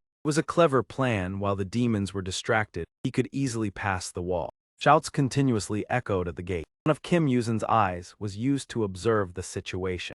The power in that eye suddenly disappeared. He was astonished. "Oh, the clone over there has fallen." He told himself, "It's done, visual connection severed." Kim Yuzin looked back and thought, the red demons are clearly on a different level from the yellow ones, in both movement and technique. Analyses of the demons' features appeared in his mind. The octopus-masked one can shapeshift and regenerate, so the human form is just a shell. Internal structure and weaknesses are completely different, but generally not too difficult to deal with. Kim Yuzin recalled the moves the clone faced. The short one was truly troublesome. Perhaps his curse created winged appendages to increase speed and agility. Countermeasures gradually formed in his mind. The shots were not very powerful, but combined with the octopus one's physical strength, they became extremely dangerous. Kim Yuzin silently praised, "That is quite an effective coordination with the sea creature." He thought, "I'm a bit disappointed. I cannot yet identify the one behind them." But suddenly a voice rang out, "You need not worry about me." Kim Yuzin frowned, immediately turned around in surprise. The hat of that person suddenly fell to the ground. The white-haired girl raised both hands in surrender, smiling as she said that it might be hard for you to believe, but first, she was not a demon who came to fight, and second, she had no intention of confronting him. Kim Yuzin doubted that explanation and sternly replied that unless you were confident you could reattach your severed head, it would be best to be careful with your words. He secretly thought that although he had anticipated the possibility of being discovered, he could not help but feel uneasy. That thought kept swirling in his mind, as he realized that he could not sense the auras of the other two, and could only detect the person in front of him. Even with the blade pressed against her neck, she calmly spoke, saying that although it sounded unbelievable, she had already recognized his intentions and had not revealed them to the other two. Hearing this, Kim Yuzin, filled with suspicion, asked why. She smiled meaningfully and gently replied that perhaps it was for the same reason you deceived us. When the outcome could not be changed, minimizing losses was always the wisest choice. She analyzed that she had already predicted the final result. If they could stop him, he would only face some difficulty. But if not, eliminating them all would merely be a matter of time and not worth concern. Afraid that he might not believe her, she continued explaining that if the mission could not be completed, preserving one's own life was entirely natural. Kim Yuzin was still unconvinced and said that even if her words were true, did she come here alone merely to advise him? She hurriedly denied it. To prove it, she presented evidence and told him to look at her other hand. Kim Yuzin followed her gaze and could not help but be surprised by what he saw. Her hand was a token. She explained that when used, it could return you to the surface outside the Dragon Palace. This item could only be used once but could carry up to 5 people within close range, and this was exactly what you were seeking to leave safely. Before she could finish speaking, Kim Yuzin interrupted, saying that she merely wanted to avoid being reprimanded for failing her mission, nothing more. After a moment of thought, Kim Yuzin spoke up and agreed to the proposal. This unexpected decision left her utterly astonished. However, he quickly slashed at the hand holding the token and said that he would keep this first, causing her to tremble in horror as she stammered that he had gone too far when she had only meant well. Nevertheless, Kim Yuzin coldly replied that such tricks could not deceive him. Did she think he would easily accept anything from a demon? If she believed him to be foolish, then she was mistaken, bringing tears to her eyes even though her wound could heal. She pouted resentfully, complaining that although you were human, you were not charming at all, and wondering whether it was necessary to be so cruel to a girl who had risked coming to meet you. Kim Yuzin sheathed his sword and replied that there was no brave girl here, only a scheming individual. The sound of the sword being sheathed rang out as he coldly added that from the very beginning she had never been serious. It was far too obvious. Kim Yuzin analyzed that if she were truly weak and non-hostile, she would not have approached him from the start. It was merely a trap to assess whether he was as strong as she had predicted. He continued to point out that this was evident through his reaction speed, his responses, and every detail of his actions. During these analyses, she merely revealed a faint smile.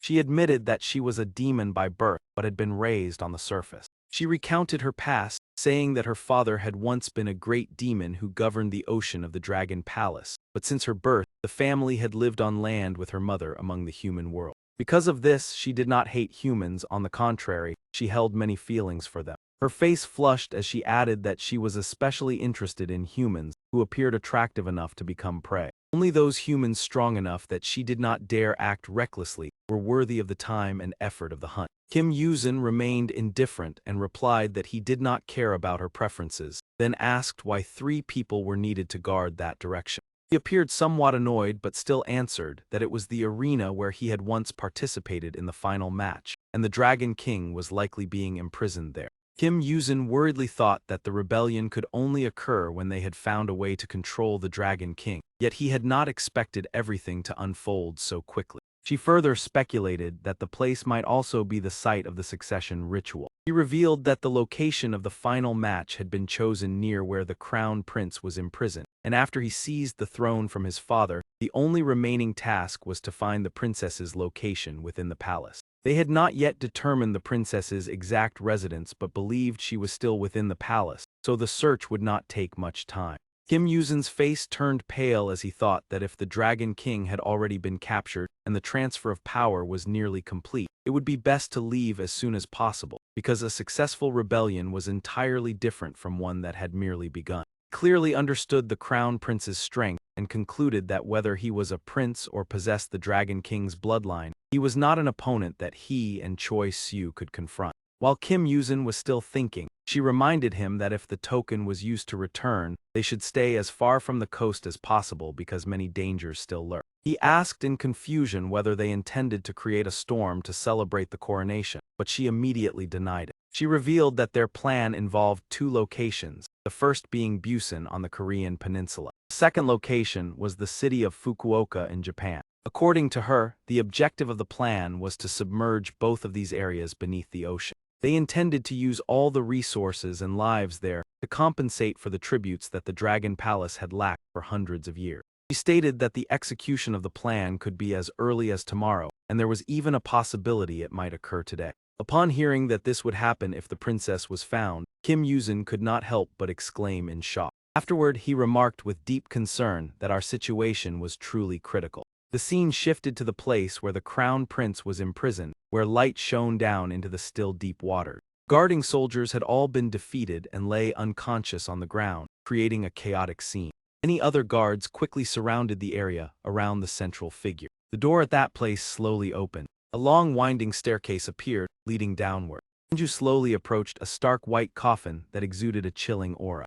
The door with its lock still intact stood before him. That man casually flicked his fingers. Under the influence of the water, the lock immediately split in two. The prison door automatically opened as the figure inside gradually stepped forward. That man walked slowly into the vast space of the dungeon. Before him was an empty space where the chains had been loosened. He noticed the gate that had already been shattered earlier. Tanju muttered and then respectfully knelt down, introducing himself as the humble General Tanju and paying his respects to Your Highness, the new ruler of the Eastern Sea Dragon Palace. He then bowed his head and asked for forgiveness for his incompetence in only now being able to free him. The person in the prison replied in a deep voice that I understand. So it was not father who released me but rather your decision, then asked how many people had participated in this matter. Anju respectfully answered that most of the high officials, including himself, General Xian and many palace officials, unanimously supported His Highness ascending the throne. He added that the 8 commanders of the palace, along with more than 90% of the imperial guards, had also sworn their loyalty.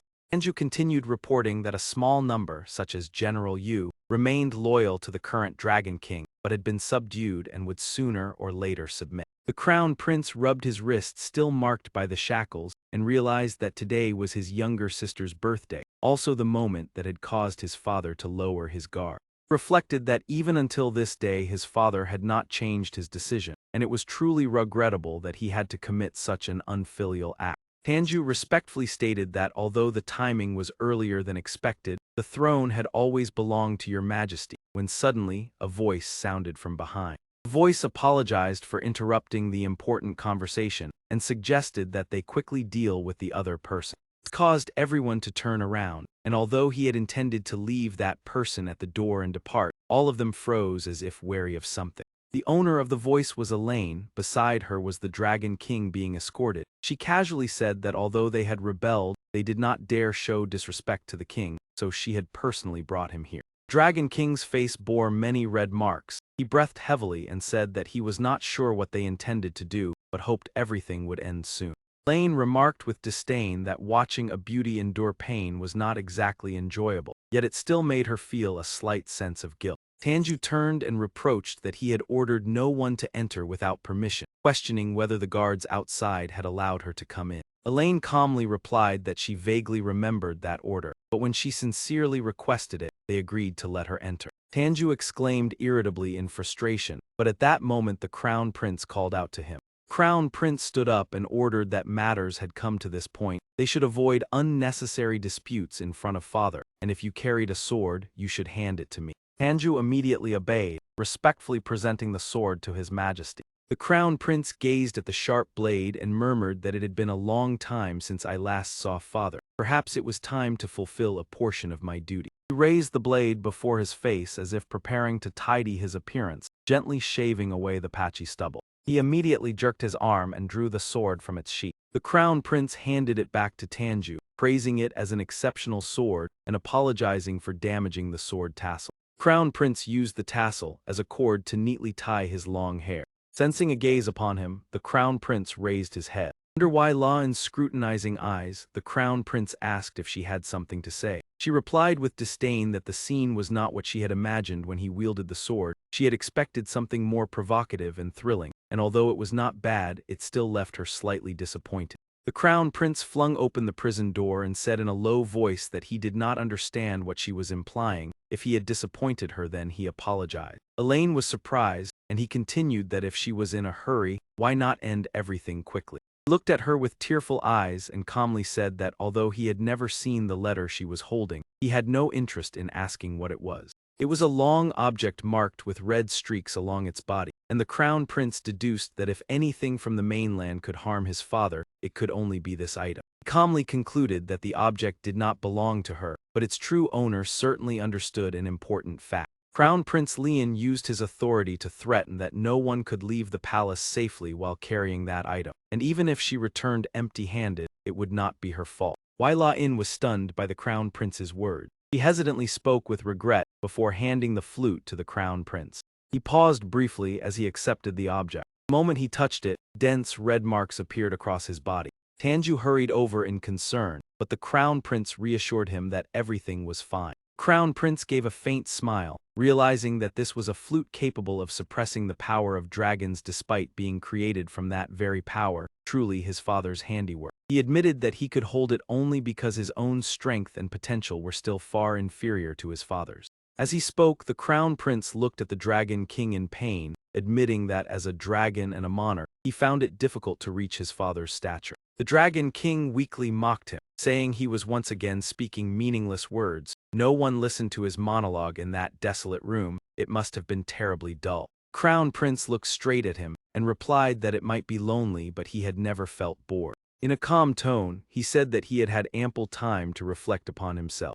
Power surged within him, the flute in his hand shattered, and he declared that this was precisely what he needed to do. Tanju grew worried, while Elaine appeared intrigued by his words, and the Crown Prince confirmed that everything had occurred exactly as he had predicted. When the flute was destroyed, a blue scale was revealed inside. It was his father's reverse scale. He coldly deduced that this was a part of the Dragon King's body, a treasure that determined the successor, and it had been given to humans. Tanju gazed at the scene with countless thoughts. The reverse scale was the only scale a dragon possessed from birth and was regarded as an unparalleled divine medicine. He reflected that losing the reverse scale was an irreversible loss, as it could regenerate only once in a lifetime and was therefore removed solely when choosing a successor. Tanju gritted his teeth at the thought that the Dragon King had extracted his own reverse scale, believing that doing so to protect the beings of the sea was worthy of deposition. The Crown Prince placed the Dragon King's reverse scale into his mouth and slowly swallowed it. After swallowing it, he possessed the unparalleled divine medicine and softly stated that he would no longer need to commit the sin of unfilial conduct. The dark dungeon illuminated brightly as he said in a deep voice that without this, he would have been forced to make his father personally extract the reverse scale. The Crown Prince knelt before the Dragon King and made a final plea, asking him to reveal the location of the Dragon Pearl. A new horn suddenly sprouted from his ear. Enduring the pain, the Dragon King mocked that he wished to ascend the throne yet believed everything would be easy, and the Crown Prince calmly recalled his father's teachings from his childhood. Crown Prince remembered that the most important quality of a king was the will to serve his people and unwavering determination, and now that he had embraced that lesson, he resolved to inherit the throne, willing to stain his hands with blood if necessary to protect the Dragon Palace and his descendants. In a threatening tone, he stated that if his father cooperated, no blood would need to be shed, and that a king's responsibility was to minimize the losses of those his father cherished. Wai La-in appeared fascinated by the Crown Prince's words and advised the Dragon King to consider them carefully. The Dragon King sneered, asserting that the Crown Prince was only skilled in empty talk and challenged that he did not even truly understand himself. The Crown Prince firmly declared that he would become king and urged him to stop uttering meaningless words, as it was inevitable. Despite being at a disadvantage, the Dragon King proclaimed that he was still the king and would never compromise with a rebel who did not know his place. After saying this, the Dragon King lost consciousness. Elaine witnessed the scene and could not help but wonder if something unusual had occurred. The Crown Prince stood observing his father, while Elaine considered that the influence of the melody had diminished, so what other factor had worsened his condition? Tanju anxiously advised that the Crown Prince need not worry too much, as once he possessed the former king's reverse scale, the Dragon Pearl was no longer important and the right of succession already belonged to him. Two horns appeared on the Crown Prince's head, as he replied that this was only true if he was the sole possessor of his father's reverse scale. Tanju was bewildered by the response and asked what he meant, and the Crown Prince suggested that this event had occurred not long ago. The Crown Prince pondered and lowered his head, saying it was likely yesterday afternoon. Observing his father, he deduced that the Dragon King had extracted a second reverse scale and given it to another person. Tanju gritted his teeth, speculating that Princess Myra's martial tournament and banquet might be intended to formally grant her the right of succession. The Crown Prince calmly replied that he would confirm this through the individual resonating with the reverse scale he possessed, as he could sense that person's presence and location. He stated that the person's location was very close, not far away. In another development, Choi Siu was carrying Gyupa Ryan, his body covered in injuries, as he headed toward the Dragon Palace.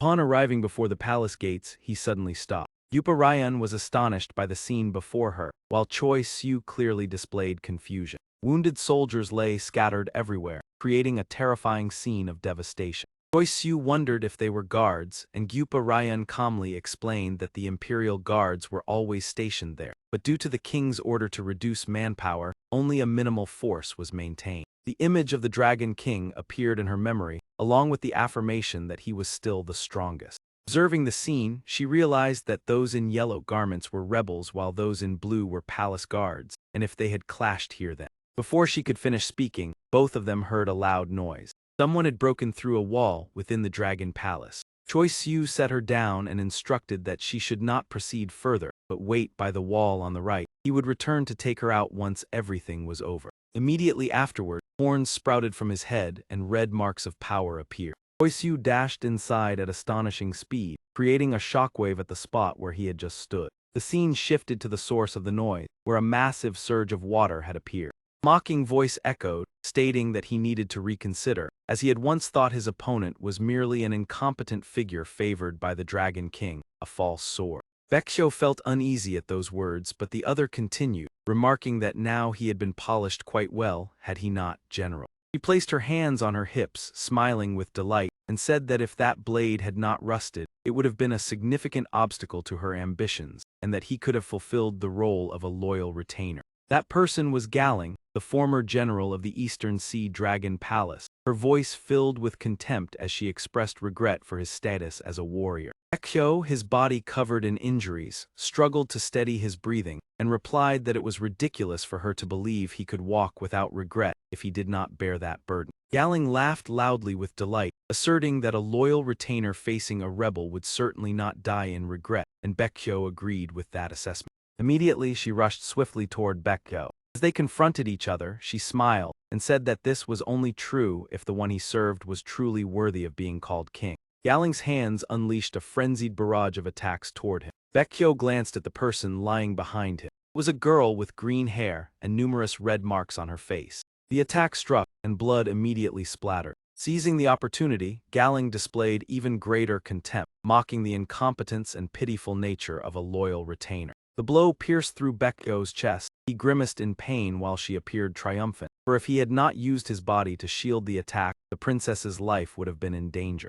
Galing continued her tirade, claiming that prolonging his final moments served no purpose other than proving his pitiful loyalty, merely delaying death by a few seconds. Baekhyun spat out a mouthful of blood, his wound clearly fatal. A sudden voice interrupted the confrontation, affirming, "That is correct." From behind, Choi Siu suddenly appeared with surging anger and loudly questioned the opponent. His kick slammed into Ada, creating a shockwave that spread throughout the space. Choi Siu unleashed a powerful kick, combined with the terrifying dark feather technique. Galing quickly counterattacked by grabbing his leg with both hands. Reacting instantly, Choi Siu's eyes flashed as he gathered strength to deliver another powerful kick. He poured all his energy into a direct attack aimed at the opponent's head. In response to the provocation, Choi Siu slightly frowned, wondering who the newly appeared distinguished guest really was. Galing revealed a contemptuous smile despite being heavily injured, blood staining the corner of her lips, and greeted him with biting sarcasm. Alin raised her weapon, her eyes gleaming like a wild beast, slowly stating that she had long awaited the moment of meeting him.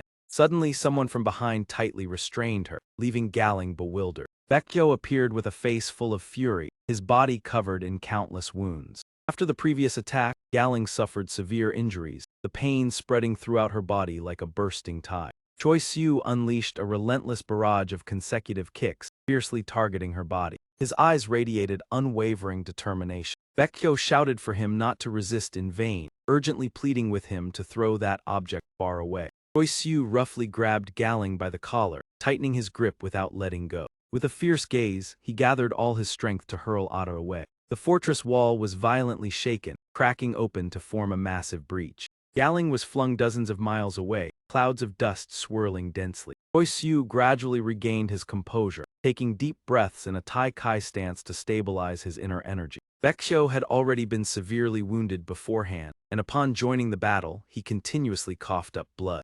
Choi Siu approached with concern, repeatedly asking about his condition. Baekhyou reassured him with a trembling voice that he had only been stabbed and that it was not life-threatening. However, he realized that Choi Siu had changed and believed that the two of them had met before. Surprised, Choi Siu asked again, affirming that he did not remember any such encounter. Another memory surfaced, recreating the fierce battle between two men as recounted by Baekhyou. He believed that yesterday Choi Siu had been in an abnormal state, which was why he dared to oppose the king. Hearing this, Choi Siu gradually remembered and speculated that they had met, asking whether he was General Baekhyou with the distinctive identifying features. Baekhyou revealed that an old woman had described him in such a way and said that if he could find Choi Siu, the great general would accompany him until the very end. Seo Hoa looked around, realizing that the old woman should have been outside, and wondered whether the person lying there was Gong Run. Choi Siu directed his gaze toward the girl in critical condition, who appeared to have been poisoned. Baekhyou lowered his head, pausing as if burdened with regret, his teeth tightly clenched. After regaining his composure, he confessed that the two demons in the finals had resorted to despicable tricks. He expressed his gratitude, stating that unlike His Majesty, they had been overwhelmed and everyone's skills seemed ineffective. Baekhyou looked upward, his gaze directed toward the princess as an exception. When a voice rang out, Gong Jun's body suddenly sprang up as if controlled, calling out the princess's name.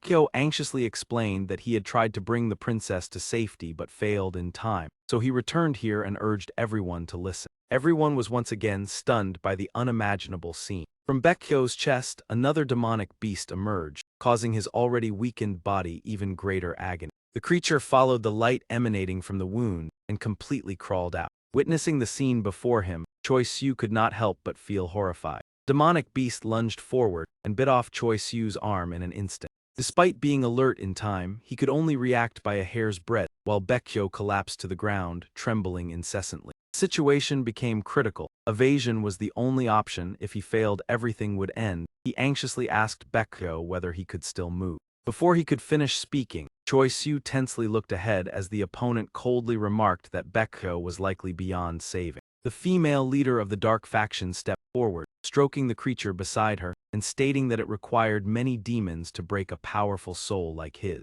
She asserted that Baekhyou was now little more than a breathing corpse, and even if he survived, he could never return to his former self. She introduced herself upon appearing with her pet, continuing the unfinished introduction. I am Galing, one of the 3 generals of the palace, and also the one who has caused you considerable trouble. With an arrogant tone, she boasted that she had sent a child named Bizian to serve him, then casually revealed that she had personally ended his life. Hearing this, Choi Siu mockingly remarked that perhaps she was not good at choosing subordinates, as his attitude and abilities were both utterly terrible. Yaling replied with great self-satisfaction that his status was merely due to his lineage, and thanked him for helping her resolve that issue. Lin looked at Choi Siu with admiration, believing that for someone of his young age to possess such spirit was truly rare even over 100 years. Choi Siu smiled and replied that if it took 100 years to achieve that, then it was her problem. She laughed loudly, commenting that he was not skilled at provocation, yet her eyes were filled with interest. An opponent with strong judgment would not be easily agitated.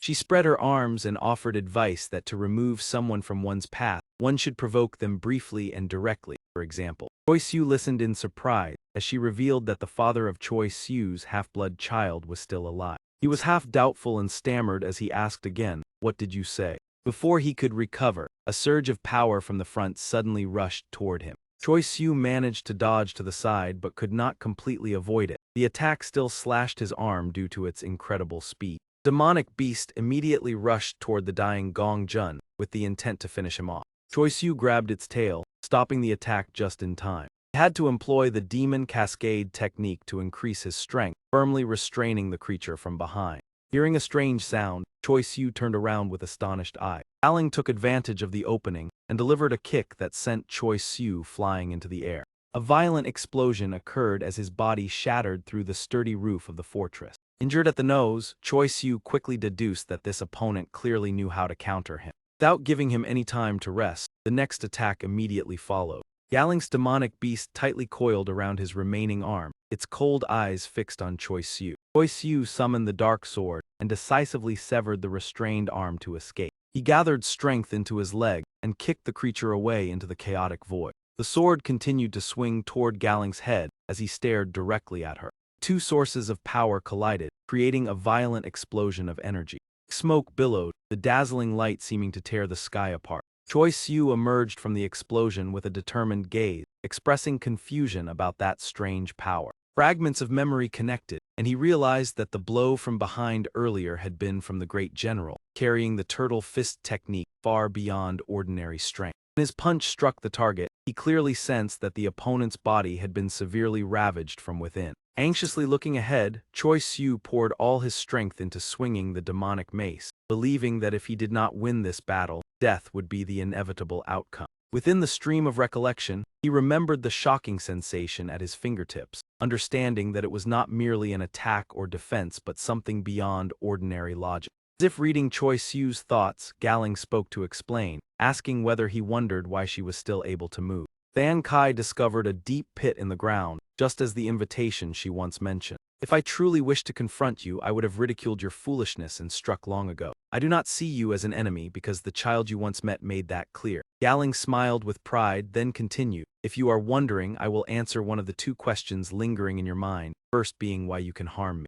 Choi Siu's entire body trembled while maintaining the elf form to fight, and the second question you avoided is, whether you are still alive. She grasped his psyche and continued to lead him. Regrettably, you carry half-elf blood yet know nothing of your father. Choi Siu struggled inwardly, reminding himself that a demon from Long Palace would know nothing of his father. Yet her words incessantly invaded his mind, he who had grown between two worlds, human and demon. Galing spoke to shatter those thoughts. Although you never knew in the past, as a human you once had reason to doubt. Memories surged back. Choi Siu recalled times when he sensed demonic blood blending with human lineage, granting overwhelming strength that left him no choice but to suspect. As a child, Choi Siu often wondered about his father. Could one with strong elf blood like yours be the child of a mere human? Though he never doubted his father's death, other strange matters persisted. Since ancient times, rare cases existed where humans and demons produced second-generation offspring called half-demons. By the third and fourth generations,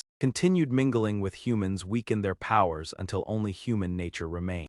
Choi Siu inadvertently became the chosen one on his cultivation journey. The first time his master found and brought him to Yagure, he had not yet known the existence of spiritual power, let alone cursed magic. His master's grandfather appeared with blazing violet eyes. In any demon's perspective, you are just human, and your awakened bloodline potential is almost nil.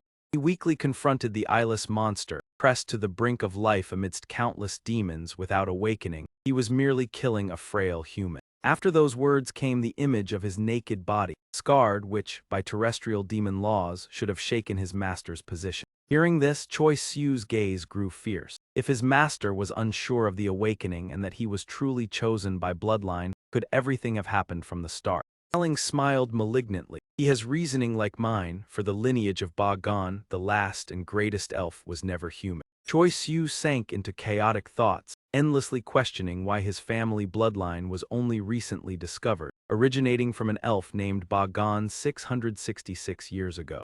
Facing each other, she recounted the past unhesitatingly and reproached that these truths were never revealed, despite the noble bloodline causing no harm. Galing slowly approached, implying that discovering these matters was not difficult at all. He exposed the truth to lure Choi Siu, suggesting that between his father and terrestrial demons, represented by his master, disagreements may have existed. Perhaps his father is still alive, fearing the truth if they meet again. She also hinted at another presence, mentioning the lie he once heard. Choi Siu is the only remaining love. Choi Siu's expression darkened as Galing continued to provoke. I do not call you foolish, but you should seek sincerity from those who deceived you from the start. She extended her hand like a savior. If you wish to know the answer to the second question, I swear before the mother of Bin Ka to tell the full truth. I will assist you as a member of Bin Ka and Long Palace so you may become part of Long Palace's rebirth.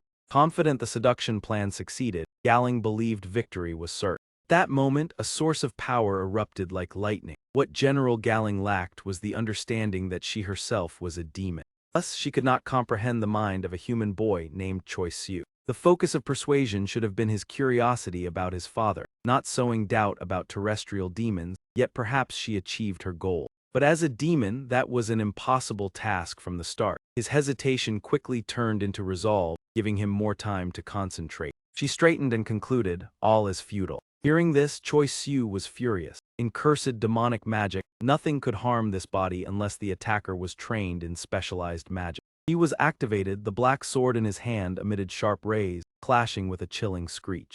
Choi Siu assumed a defensive stance, ready to charge at her. Galing's demon beast sensed killing intent and lunged to attack. Choi Siu's state was stimulated, eyes blazing fiercely like a wild beast. He swung the dark sword, splitting her demon beast in two with a single strike. Galing was shocked to see her demon beast destroyed in one blow. If forced to choose, I would choose the first, yet no answer was needed. Choi Siu's killing intent surged, declaring, I will not be shaken by anything and will decide for myself, even if the answer is wrong.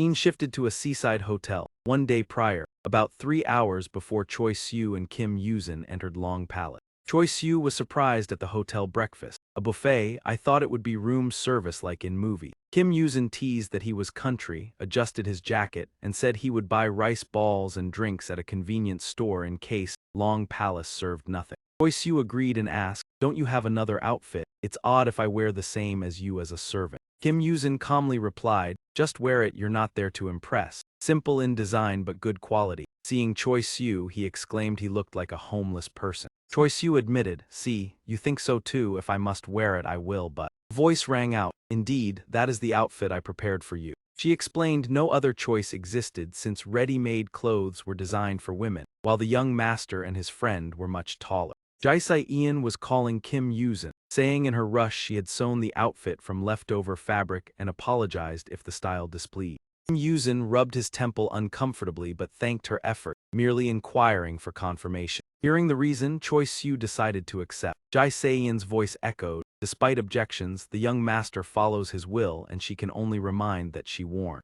Choi Siu noticed Kim Yuzin's attire and asked if the clothes differed yet retained hanbok traits. Kim Yuzin confirmed. During this, Choi Siu clasped his hands and focused on transformation. The brown outfit quickly shifted to green. He turned to ask, is this acceptable now? Kim Yuzin was speechless. Choi Siu explained it was a demon treasure gift, though he felt nothing special wearing it. Recalling past battles, he said the first wear seemed ruined, yet the outfit left no trace of damage. Even after wearing it again, it looked new, leaving Choi Siu astonished. He cheerfully remarked that its self-repair alone was impressive. Kim Yuzin hesitated, then began, you know. Choi Siu cut in lightly, it's fine, perhaps she dislikes me, understandable. Though you say it's the price, you must perform dangerous work for me. Your sincerity makes even someone strong like Seo Hoa cautious. He apologized for putting Kim Yuzin in danger. Kim Yuzin scratched his head and replied the matter was complex but not truly dangerous, at least for him. Kim Yuzin explained that no matter the resentment, it is merely a soul without real body. Choi Siu was surprised and about to rebut. Looking straight into his eyes, Kim Yuzin continued, precisely because they lack bodies, they are more dangerous, true for demons. Choi Siu realized that ghosts and demons differ. When a creature dies with strong bonds, the soul persists as a ghost, mostly human in origin. Kim Yuzin analyzed that without timely purification and sufficient power accumulation, they may form a physical body and become demons or vengeful spirits, implying weakened state. As a half-demon, Choi Siu can use essence arts but still a corporeal being, vulnerable to magic, martial arts, or modern technology if strong enough. Kim Yuzin added that ghosts differ, invulnerable to normal physical force. Only exorcism damages the soul, theoretically, even nuclear missiles are useless. Choi Siu nodded, understanding specialized attacks are necessary, a domain of the exorcist more than demon. Kim Yuzin looked left and said most ghosts are not major threats and can be handled immediately. Little energy suffices to repel or destroy wandering souls. Higher-level ghosts, the stronger they are, the easier to deal. He explained that ghosts' physical form is natural, not chosen, like a balance mechanism. When too strong as a soul, they become vengeful and reveal weakness. Kim Yuzin reminded that requesting him to perform exorcism to destroy souls violates rule. Only true exorcists can handle powerful vengeful spirits, and even they face challenges. Opening the fridge, Kim Yuzin said the most effective method is sealing, isolating the soul in an object or location, like handling radioactive waste, control or bury, not destroy. He gave the example of Xiaoho, a demon, knowledgeable and attempting to resolve matters herself. Kim Yuzin continued that many demons use exorcism to eliminate spirits, and exorcist magic acts as a secret weapon for that purpose. He tossed a coffee can to Choi Siu, saying few exorcists or demons survive after using this magic. Fortunately, one demon understood the situation, else a second disaster could have occurred. He mentioned Gan Jiang, whose knowledge of needing exorcists and soul-sealing tools demonstrated profound understanding. Receiving the coffee, Choi Siu asked if, according to what he was told, she was the very soul Kim Yuzin referred to, likely explaining his understanding. Kim Yuzin opened another can and replied it's best to avoid that demon, for even in combat, Choi Siu could not align with her. Choi Siu opened the coffee and wondered how a vengeful soul could possess a body like a regular demon. Kim Yuzin slowly drank and admitted that assessment was correct. He asserted that unless she reached spirit level, that could not occur. The ghostly whale appeared as a skeleton found throughout the East Sea, including Japan's Simon Island, and no weapon could destroy it. After its appearance, not only those who saw it but entire neighborhoods and families died from plague. It was not a species but a demon, the soul of a whale killed by humans, existing solely as Galen. She was about 1,000 years old, and before becoming a demon, her original soul could be traced back to ancient times. Choi Siu anxiously scanned his surroundings, his mind racing. Even the slightest change in her tone made him realize she had not expected him to break her plan. There appeared a violently trembling skeleton, exactly as he had suspected. He lowered his gaze, solemnly assessing the opponent, and realized it was a vengeful spirit, matching the special case Kim Yuzin had once mentioned. Choi Siu channeled all his power into the sword, placing absolute faith that if it fulfilled its task, victory would be his. Yaling, with wounds etched across her face, spoke and claimed that the goblin mace was easier to control than any form of primal technique. Blood seeped from the corners of her eyes as Galing looked up at him, astonished that even the properties of a fragmented soul could be activated. Ignoring her words, Choi Siu immediately dashed toward her. His speed was so fast that it was nearly impossible to follow with the naked eye. Galing remained standing still, showing no reaction to his movement. With the surge of his power, he appeared right in front of his opponent. Choi Siu's punch shot straight toward her face, but Galing narrowly avoided it. Her blood splattered onto his face, making him briefly think that he had almost been struck. Choi Siu recalled Kim Yuzin's words that when a vengeful spirit reached the spirit level, it partially surpassed the limits of a spiritual body. He tightened his grip on the can in his hand, as he remembered the explanation that they were still bound to their spirit forms, but were nearly immune to ordinary damage. Kim Yuzin had shown him how to deal with them. If the spirit was not struck during exorcism, any attack, no matter how powerful, would be meaningless. From the perspective of a shaman, Kim Yuzin explained that the battle would be more complicated, as it required not only exorcism but also confronting a spirit-level demon, demanding suitable tools and precise sealing to achieve victory. Choi Siu was surprised by this information, and Kim Yuzin suggested that if he did not know how to perform exorcism, he would handle it when necessary. He added that within the Dragon Palace, Choi Siu might encounter them more frequently, so he should stand behind and provide support, and if possible, learn some Taoist techniques for the future. Choi Siu awkwardly replied that he would ask Xiaohoa to teach him once she recovered, as she surely understood how to deal with vengeful spirits. Looking at the coffee can in his hand, he told himself that although he had almost no knowledge of exorcism, he could still perform something similar. The original form of the goblin mace glowed white with streaks of red, and after awakening his bloodline, he had only used it twice. Unlike other techniques that manifested naturally from the first time they were learned, this ability was still not fully under Choi Siu's control. Following Xiao Hui's advice, he always remained cautious when using primal techniques, as each invocation was felt intuitively and would erupt into overwhelming power during battle. With the mace in its original form, the emotions and will to harm the enemy served as the driving force to activate its power. As he charged forward, Choi Siu caused Galing to tremble. She immediately retreated to avoid him. Choi Siu launched a decisive attack, his face clearly showing signs of exhaustion. The sword in his hand had been forged for a single purpose, to defeat the opponent. He believed in his own strength, which had once forced even the most stubborn foes to submit, and this time the result exceeded expectation. Choi Siu swung his sword to attack. Galing was struck, blood seeping from the wound. He lowered his center of gravity, rapidly calculating his next move. Galing spoke in a voice like a curse. Each of his steps seemed to tread upon the blood of abandoned souls. Her words startled him, and he felt immense pressure weighing down on his body. Vizian suddenly appeared behind him with a terrifying face, whispers about karmic retribution echoing in his ears. Despite being gravely injured, she stuck out her long tongue and smugly declared that she had caught him. Choi Siu immediately struck her away with his elbow. The counterattack sent Vizian flying forward. Her body trembled in pain. Facing the dangerous situation, Choi Siu gritted his teeth and observed with heightened vigilance. Vizian spat out a large amount of strange green impurity. Choi Siu quickly dodged the filthy stream. Immediately afterward, he rushed forward and delivered a decisive slash that split her body apart. Vizian gradually dissipated along the path of the sword strike. Choi Siu watched the fading figure and realized this was not an illusion, as he could still sense her faint presence. He recalled the earlier attack with the strange substance, clearly a tangible material carrying energy. Observing from the beginning, Galing remarked that the child's resentment still clung to Vizian. She concluded that if Vizian had been the true killer, she would not have collapsed from a single sword strike, and perhaps this was actually a good thing. A circle formed from blood suddenly appeared. Drops of Galing's blood spread to create the circle, symbolizing countless grudges rather than just her own, like a ritual of a shaman intended to soothe wandering souls upon the sea. Galing began to chant, summoning the spirits toward the sea. Choi Siu stood still, astonished by the words she had just spoken. A stream of white light was gradually summoned. A gigantic white whale with a body full of scars appeared, opening its mouth wide as it charged straight toward him.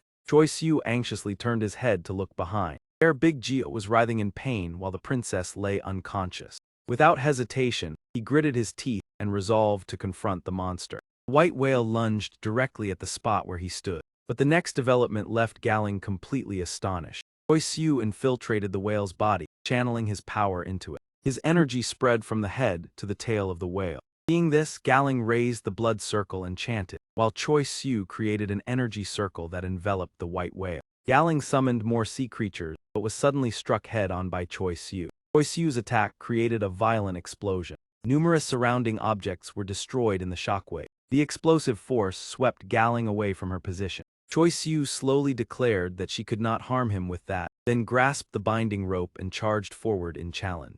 Created a complex matrix of binding ropes, pulling Galing into the air. Choi Siu's next slash swiftly severed the opponent's body. In that brief moment, all movements of both seemed to slow down. Afterward, both of them fell to the ground. Choi Siu's entire body trembled uncontrollably. Tensely glanced at Galing. From her body, drops of blood continued to fall. At the same time, a strange source of energy was emanating from Galing's body. The sight made him immediately turn to a defensive stance, telling himself that even with his strength diminished, he could still pour out all his power one more time. Choi Siu frowned in thought, yet there remained something unclear. He looked at the sword and wondered why it could not regenerate on its own. Galing, with only her upper body remaining, seemed to read his thoughts and explained that the reason lay in a deficiency within the soul. Obsession was the frenzied pursuit of an idea, while emotionless power was merely a fleeting flame. Hearing this, Choi Siu was stunned when Galing stated that if he infused his emotions into the sword, it would remain unscathed even after hundreds of strikes. Galing bluntly pointed out his flaw, that he had inadvertently removed all emotion from his own power. In the end, you have driven yourself into a corner. You are afraid, are you not? Jia Lin continued, you are still not ready to face what lies beneath. You can push everything to its limits, but once you do so, there will be no turning back. Choi Siu remained silent with a cautious expression, not responding to Jia Lin's words. Although he understood clearly, he still restrained his emotion, something that was certainly not easy. Truly admirable, yet he did not think she was as calm as she appeared. The thing that likely required attention was the blood. He continued to deduce, similar to how Seo Hoa used her claws or Zio who he plucked her hair to activate their power. The opponent's blood was very likely the catalyst for the special magic they were using. Choi Siu assumed a defensive stance and focused all his strength. He likely had only one or at most two more slashes remaining. His gaze fixed on Ada's wound that continued to bleed. Although he had slashed deeply into her lower abdomen, it seemed to have no effect. She did not even bother to protect that area. The more he thought about it, the more Choi Siu frowned. This could mean that her core energy was not located in the lower abdomen or perhaps did not exist at all. If so, the most important target would be. Suddenly he startled and looked down at the floor, where the blood was spreading endlessly. Choi Siu was stunned to realize that Jia Lin's blood was increasing and was moving closer toward him. In just a moment, the flow of blood reached his feet. Jia Lin remained silent, saying nothing. That caused him to panic and step back. Ada's blood also continuously followed each of Choi Siu's footsteps. Jia Lin suddenly increased the amount of blood around Ada and puffed her cheeks. As he landed on the metal roof of a nearby house, Choi Siu could not help but feel confused by this action. Cocoon suddenly appeared, enveloping Jia Lin's body. The sight raised countless questions in Choi Siu's mind. A cocoon, the changes beneath the ground were not an attack. It could be a trap, but he could not delay any longer. He was facing a situation with no clear answer. He stared intently at the cocoon. Unable to hesitate for even a second, Choi Siu immediately leaped forward and charged straight toward it. As usual, this young man's response was to confront the situation head-on. The distance between him and the cocoon rapidly narrowed. Choi Siu gritted his teeth and swung his sword, slashing the cocoon into pieces. Only then did he stop and realize two things from his strike. Choi Siu stood frozen as he looked at the spreading pools of blood, realizing that they were not intended to attack him. Cocoon gradually tore apart as the opponent's transformation occurred and completed simultaneously. Ada appeared on the left, preparing to launch an attack. Choi Siu quickly noticed and managed to evade in time. When he attempted to counterattack, he was suddenly restrained as Jia Lin tightly grabbed his arm. Ada spoke, "The overwhelming strength of demons originates from the land on which they stand. Therefore I have sealed it by merging my blood into it." Choi Siu gritted his teeth and tried to pull his arm free but failed. "But that is certainly not the entirety of your power." With those words, Jia Lin delivered a kick straight to his head. The blow was so powerful that his body was thrown backward. Blood began to trickle from Choi Siu's nose. "Even if you are a demon, I am still the general who protects this palace." Jia Lin displayed arrogance in her strength. "If I cannot subdue someone like you with power, it would be truly laughable." He ignored those words and clenched his remaining fist to counterattack. But before he could strike, Jia Lin followed up with another blow to his chest. In the silent space, she continued to speak. "That is correct." Jia Lin tightened her grip on Choi Siu's hand. "If not counting the general, any other official of this palace would have long been defeated. Even when I prevented you from touching the ground, you still endured to this extent. The title of War Demon is indeed well deserved." Ada looked at his miserable appearance with pity. "Yet even so, that is the human you are now. A soul that relies solely on schemes to the point of being unable to defeat a vengeful spirit that exists for only a single day."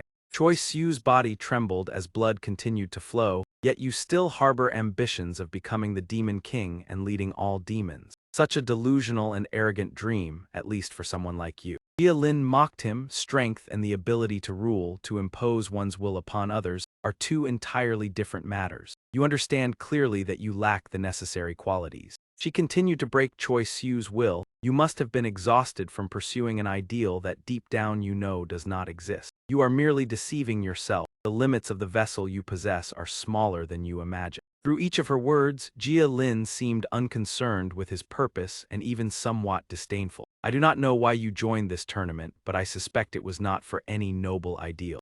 Jia Lin alluded to Siohoa. "Perhaps it was the human accompanying you or someone in need of help who brought you here. You are a good and ordinary person, more suited to protecting those close to you rather than strangers." She continued to entice him, but there is nothing blameworthy about that. Not many people can pursue ideals detached from personal emotions. Therefore you serve someone who can achieve that, offering loyalty in exchange for what you desire. So what do you need? Jia Lin extended her other hand, inviting Choi Siu to join under the Crown Prince, power, influence, or treasure. "Whatever you seek in the Dragon Palace as the right hand of the new Dragon King, I can grant." She spared no praise to persuade him. "In return, serve His Highness with me." He was born with the ability to dominate both land and sea, unbound by trivial emotions. "Offer your loyalty and enjoy what you truly desire." One of Jia Lin's fingers slowly lifted Choi Siu's chin. "You could even become a governor ruling vast lands rather than merely a peninsula." Believing she had achieved her goal, Jia Lin appeared pleased. "This path would quickly help you obtain what you desire more than becoming the Demon King."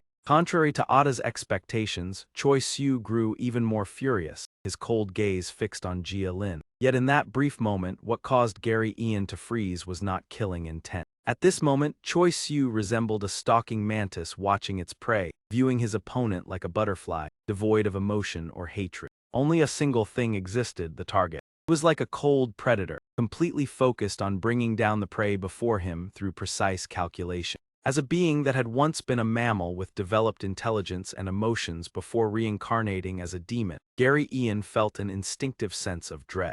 Jia Lin also realized this and hurriedly withdrew her hand, but the predator did not miss the opportunity. Choi Siu planted one foot on the ground to rise, while the other delivered a kick to her abdomen. He pressed his body close to Jia Lin, taking advantage of the minimal distance. A powerful kick propelled Choi Siu backward, allowing him to break free from Ada's restraint. Jia Lin quickly regained her balance. She appeared puzzled by his actions, completely unable to comprehend them. In Jia Lin's hand was his severed arm. She had expected resistance, but he had abandoned the only opportunity to achieve victory. Looking at him with his remaining arm bleeding, she warned, "If you are thinking of escaping, I must say that possibility is nearly non-existent." Choi Siu looked down and then raised his head to face Jia Lin. Shattering Body Strike was the skill he was preparing to use, a technique created by Choi Siu himself involving embedding demon energy into the body to enhance movement, but accompanied by the risk of internal organ destruction due to recoil. Unlike magic based on the instinct of demons, Choi Siu had adjusted the balance point of this technique through previous combat experience. The maximum limit he could use without causing his body to shatter was around 10 times. If the attack struck the target accurately, it was powerful enough to inflict significant damage on a spirit-level demon. However, it would inevitably cause his body to stiffen for several seconds. Previously, Choi Siu had defeated her using this technique with an output of 5 to 7 times, granting an offensive advantage but not enough to cause major damage without continuous assaults. Additionally, although the stiffening time was not long, it was still sufficient to create a difference in a high-pressure battle. An output doubled or tripled was the limit he could maintain continuously. However, in his current condition, the output being used was already the maximum to sustain movement. Without saying another word, Choi Siu suddenly disappeared from Jia Lin's sight. In an instant, he appeared before her and unleashed a flurry of attacks, using Shattering Body Strike X4 to bombard her. Jia Lin fell into a passive position and could only raise her arms to defend. To her, such movement in this state was impressive, but the speed and power were still insufficient to pose a threat, and it was clear that he understood this as well. She could not help but feel confused by this action. He could not maintain such effort for long, so what was the true purpose of it all? The scene shifted into Choi Siu's mind. Inside a quiet room, he stood in the middle of a pool of water, sighed, and slowly extended one hand forward. "Very well, then I will begin to act." Io Hui sat opposite Choi Siu, her right hand holding a burning candle. He tightened his wrist, using a strand of hair to perform magic, completing the heavenly wind strike. A gust of wind immediately rose and extinguished the candle in her hand. Zio Hui nodded in praise, saying that his control after half a day of training was very good, with considerable potential, however. While she was still speaking, Choi Siu's hand suddenly deformed, causing him great pain, and she explained that he would need at least 10 more years to use it proficiently. Choi Siu's face turned pale as he stammered to ask where he had gone wrong. Zio Hui gently reassured him that he had made no mistake. Resting her chin on her hand, she explained that he had correctly performed the heavenly wind strike, and the injury to his hand was merely a natural consequence, because the magic achieved depended on learning rather than bloodline. However, to activate it, the caster had to offer a part of the body as a sacrifice, and masters could minimize this sacrifice. Mages of high attainment could cast the spell with an almost negligible cost. In contrast, monsters lacking skill were forced to accept heavy losses with each use. Returning to the previous battle, Choi Siu gritted his teeth and unleashed a series of consecutive strikes, increasing his power fourfold to surpass the opponent's limit. Shattering Body Strike with tenfold power was unleashed. Unable to react in time, Yaling was struck directly by the heavenly wind strike, the price being that Choi Siu's entire body was used as a sacrifice. Choi Siu went almost mad, launching relentless attacks at Ada. He leaped into the air and delivered a powerful hammer-like kick. Even as his limbs gradually became unusable, Choi Siu devoted himself entirely to the fight, turning each part of his body into a decisive blow with just enough heavenly wind strike to inflict damage. This left Galing unable to resist and caused her to drop the mace, creating the brief opportunity Choi Siu had been waiting for. Seizing the moment, Choi Siu quickly reached out and grabbed the mace. He swung the weapon forcefully, delivering the decisive blow to Galing's head. The battlefield was now soaked with Ada's blood. Surrounding space trembled from Choi Siu's decisive action. The mace in his hand dripped blood onto the ground. Galing stood frozen, her lips murmuring incomprehensible words. Her eyes still retained their original coldness. Gradually, that gaze faded. Choi Siu, with a body that had nearly lost all ability to move, and only his right arm remaining functional, lay trembling on the ground. He struggled to lift his head, to observe the situation around him. Galing lay motionless on the ground, blood pooling into a large puddle. Only then did Choi Siu feel reassured and collapse, telling himself that he had won and surpassed his own limit. Lying motionless, he felt his entire body paralyzed, unable to move after forcing himself to release his power 10 consecutive times. Suddenly, a large shadow covered his face, startling Choi Siu. Ada, who had seemingly been defeated, now stood up with a massive form completely different from before. His body trembled as he glanced at Galing, who was murmuring in a strange language. Ada stared intently at Choi Siu and muttered something to himself. Fear spread, yet Choi Siu was still unable to move his body. Galing gathered her last bit of strength and launched an attack toward Choi Siu. The strike created a dense cloud of dust at that location. However, when the dust cleared, only the shattered ground remained, and Choi Siu was nowhere to be seen.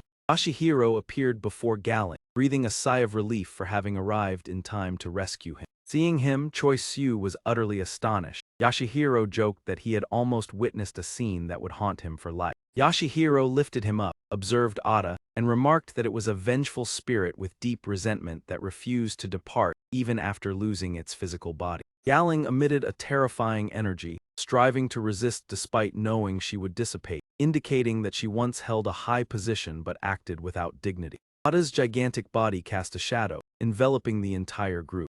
Yashihiro slightly furrowed his brow and sighed. Ada then switched to a common language, appearing extremely troublesome. To everyone's astonishment, Galing rambled about cursed beings, mentioning the sea and words of resentment, then realized that Bake Kajira had once held power in the Dragon Palace. She continued to scream that she would not cease lamenting until all her enemies were destroyed. Choi Siu could not help but tremble at that sight, worried about the blisters on Yashihiro's body, but Yashihiro reassured him that it was only a weak curse and not a concern. Suddenly, a bolt of lightning struck down from above. The lightning seemed to be aimed directly at Galing. The attack pierced through Ada's head with precise accuracy. Yashihiro confidently told Isiu that exorcising a remnant evil spirit was their specialty. At a nearby city wall, Yuzuru stood with her weapon in hand, letting out a soft sigh. The angle of the wound showed that the previous attack had originated from her position. Yuzuru slightly furrowed her brow in concentration. Galing also turned her head toward her. Without hesitation, Yuzuru tightened her grip on her weapon and cast the lightning purification strike. Realizing that the area was no longer safe, Yashihiro immediately leaped away, carrying Choi Siu with him. A circle of lightning magic appeared above Ada's head. From that circle, bolts of lightning continuously flashed. Yuzuru began casting the sevenfold lightning spear. A barrage of lightning bolts struck Galing with terrifying power. The spectacle left Choi Siu in awe, realizing that Yuzuru's strength this time far surpassed before, just as she had once said about the influence of the environment on a mage. The blisters on Yashihiro's face gradually disappeared, largely because the opponent was merely a remnant of a previously defeated vengeful spirit.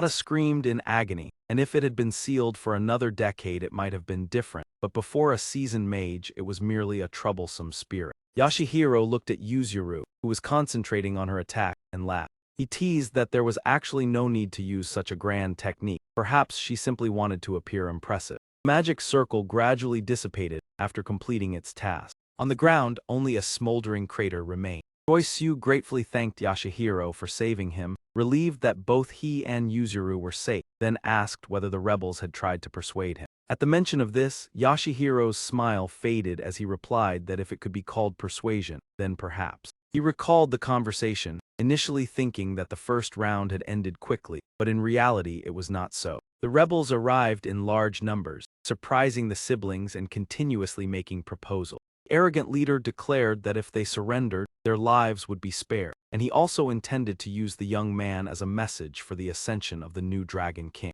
Upon hearing this, Choi Siu remained stunned. Yashihiro explained that at that time he pretended to agree in order to assess the situation. However, the next demand caused him to hesitate. They wanted the woman to become an offering to the new Dragon King. Yoshihiro broke into a cold sweat as he recalled it, glancing at her with anger at the way they regarded it as an honor for the vulnerable.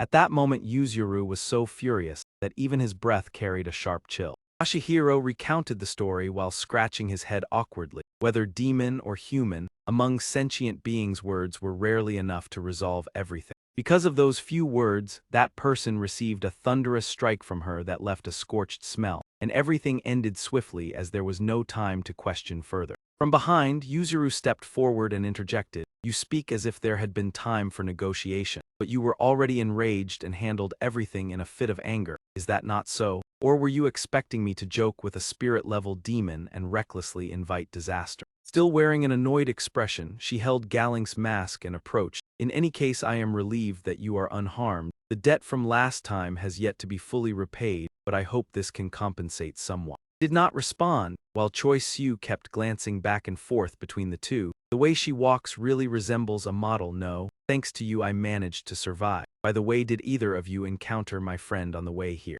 Hearing this, Yoshihiro immediately asked, "If you mean Yushin." "Oh, he is not here and you also do not know his whereabouts." "No, I do not think Yushin is in danger, but—" Before he could finish, Yuzuru interjected, "It is understandable to worry about your friend, but for now we must prioritize the mission." That statement caused both of them to fall silent. As I mentioned, while inside the Dragon Palace we are no different from being restrained, it is best that we join forces and coordinate closely. Yuzuru returned to the main point. "First I need data. What is the scale of the rebel faction? How far have they progressed and what are their objectives? At present I do not clearly understand any of these." She brushed her hair behind her ear and proposed, "Let us first grasp the overall situation before planning our withdrawal. The matter of finding your friend will come afterward." Hearing this, Choi Siu nodded, "I understand. Do you have any special information? Perhaps nothing beyond what I already know." Immediately afterward he poured out a series of information. 2 royal guards colluded with external forces and overpowered the Dragon King. A general he had just defeated was part of the rebellion. The prince sought to seize the throne and thus imprison the princess. Another general escorted the princess to the 2 Joy Mountain range. A spy knew the escape route, and the external force appeared to be the Shadow Demon. Upon hearing this, Yuzuru widened her eyes in shock while Yoshihiro raised his hand in realization. "I understand now. How right is the Grand General safe?" The scene shifted to another location. Stone ground was now stained with dark red streaks. Tren sat before a corpse and ate with great relish. The sound of approaching footsteps caused her to pause. She turned her head warily. How strange. Elaine approached and spoke. "As far as I know, Tren is always cheerful while dining. Could it be that there is also a dish that fails to interest you?" She replied, "That is not the case. I nearly lost control because it was time to eat. But Elaine, do you know that Bai Hyung placed a kind of seal upon both of us?" Elaine calmly said, "I sensed it as well, but it is not a seal that restricts our power, at least not until the mission is completed." She recalled that moment. "In other words, until I deliver Tiu and Van Lang to the prince. We are bound and unable to harm the rebel faction. That is the limit imposed by Bai Hyung." Elaine glanced to the side. Truly Bai Hyung. That decision was indeed calculated. She reminisced about the excitement she felt at that time. And seeing the crown prince extend his hand to receive Tiu and Van Lang, "If not for that restriction I would have impulsively activated it." His bearing, physique, and even his profound spirit were terrifyingly perfect. Until he withdrew his hand, I hesitated countless times before handing it over. Of course, with that limitation it would have been no different from seeking my own end, but a drop of liquid slowly fell. He licked her lips with longing. He was so captivating that I forgot all boundaries, like holding a brush before a pristine white wall without a single flaw. At that moment my energy had already spread, yet the crown prince remained indifferent. Half of me only wished for him to turn back. I radiated a yearning aura, but he did not waver in the slightest. All efforts were futile. Watching his figure gradually disappear, if not for the guards surrounding him making the opportunity nearly impossible, I might have disregarded everything and rushed forward. Even with only a 1 in a billion chance I would still have tried. Elaine embraced herself in excitement. At that time I truly wanted to act immediately, and now I understand. The red stain still lingering on her lips left me unable to comprehend. She recalled the prey from earlier, within reach yet slipping away again. No matter how she thought about it, the situation felt unreasonable. Her eyes filled with anger as she glared at the corpse on the ground. Because of him, the limitation within me automatically activated to avoid implication. Seeing this, Elaine extended her hand and took out an object. So the one who escaped was the girl Zio Hui. No wonder you are displeased. The most delicious morsel slipped from your grasp. Lane's gaze rested on her own hand. Very well, my task here is complete and the reward has been received. If I remember correctly, Bai Hyung did not forbid us from doing anything on the way back. In her hand were 2 chess pieces. Before returning, I think we can obtain a little more benefit. What do you think, Tren? As soon as she finished speaking, she answered herself. Actually, there is no need to ask. I know we share the same ambition, Tren. The scene shifted once more to another location. On a flat road covered in ice, Io Hui panted while looking around in confusion. This is truly puzzling. In her arms she carried Sodden, surrounded by rocky mountains, yet there existed such a carefully maintained road. Could this be a sacred site near the Dragon Palace? Zio Hui gently placed the girl on the ground. I am not certain, but... Sodden anxiously looked around, recalling that Hirian had many prisons for dangerous criminals, and this passage most likely led to one of them. Suddenly she clutched her chest and breathed rapidly, worrying the other person. A prison, I understand now. Are you still all right? Despite exhaustion, Zio Hui still tried to reassure. I am sorry. If not for protecting me, you would have avoided this wound. It is nothing serious. I am just a little tired. She hesitated before suggesting, I am sorry, but from now on you must continue on your own. Can you still move, of course? Zio Hui frowned and reminded, always stay alert to everything around you. As soon as she finished speaking, the crown prince's soldiers appeared. We cannot let those 2 escape. Tanju anxiously admitted fault. This servant begs forgiveness, your majesty. I ordered the guards to pursue them, but they escaped the arena. Moreover, one of them is not a land creature, and the woman on the right is the daughter of General Baekje. Sudan immediately turned and fled, leaving her behind to hold off the enemy, and the one on the left appears to be Sun Hyohi, the descendant of the rebellious Monkey King. Tanju looked at those behind and proposed, if your majesty permits, I can summon 2 of the 8 marshals to force her submission, to be dealt with at will. Crown Prince casually showed disdain, but I suspect that only 2 marshals will not be enough to subdue both of them. Suddenly a figure appeared beside Zio Hui. You know, we can withdraw. You have done more than enough. There is no need to show off further. She stopped her fierce gaze when she saw Kim Yuzin standing beside her, sighing as she said, after all I intervened on my own, perhaps I was also influenced by Choi Siu.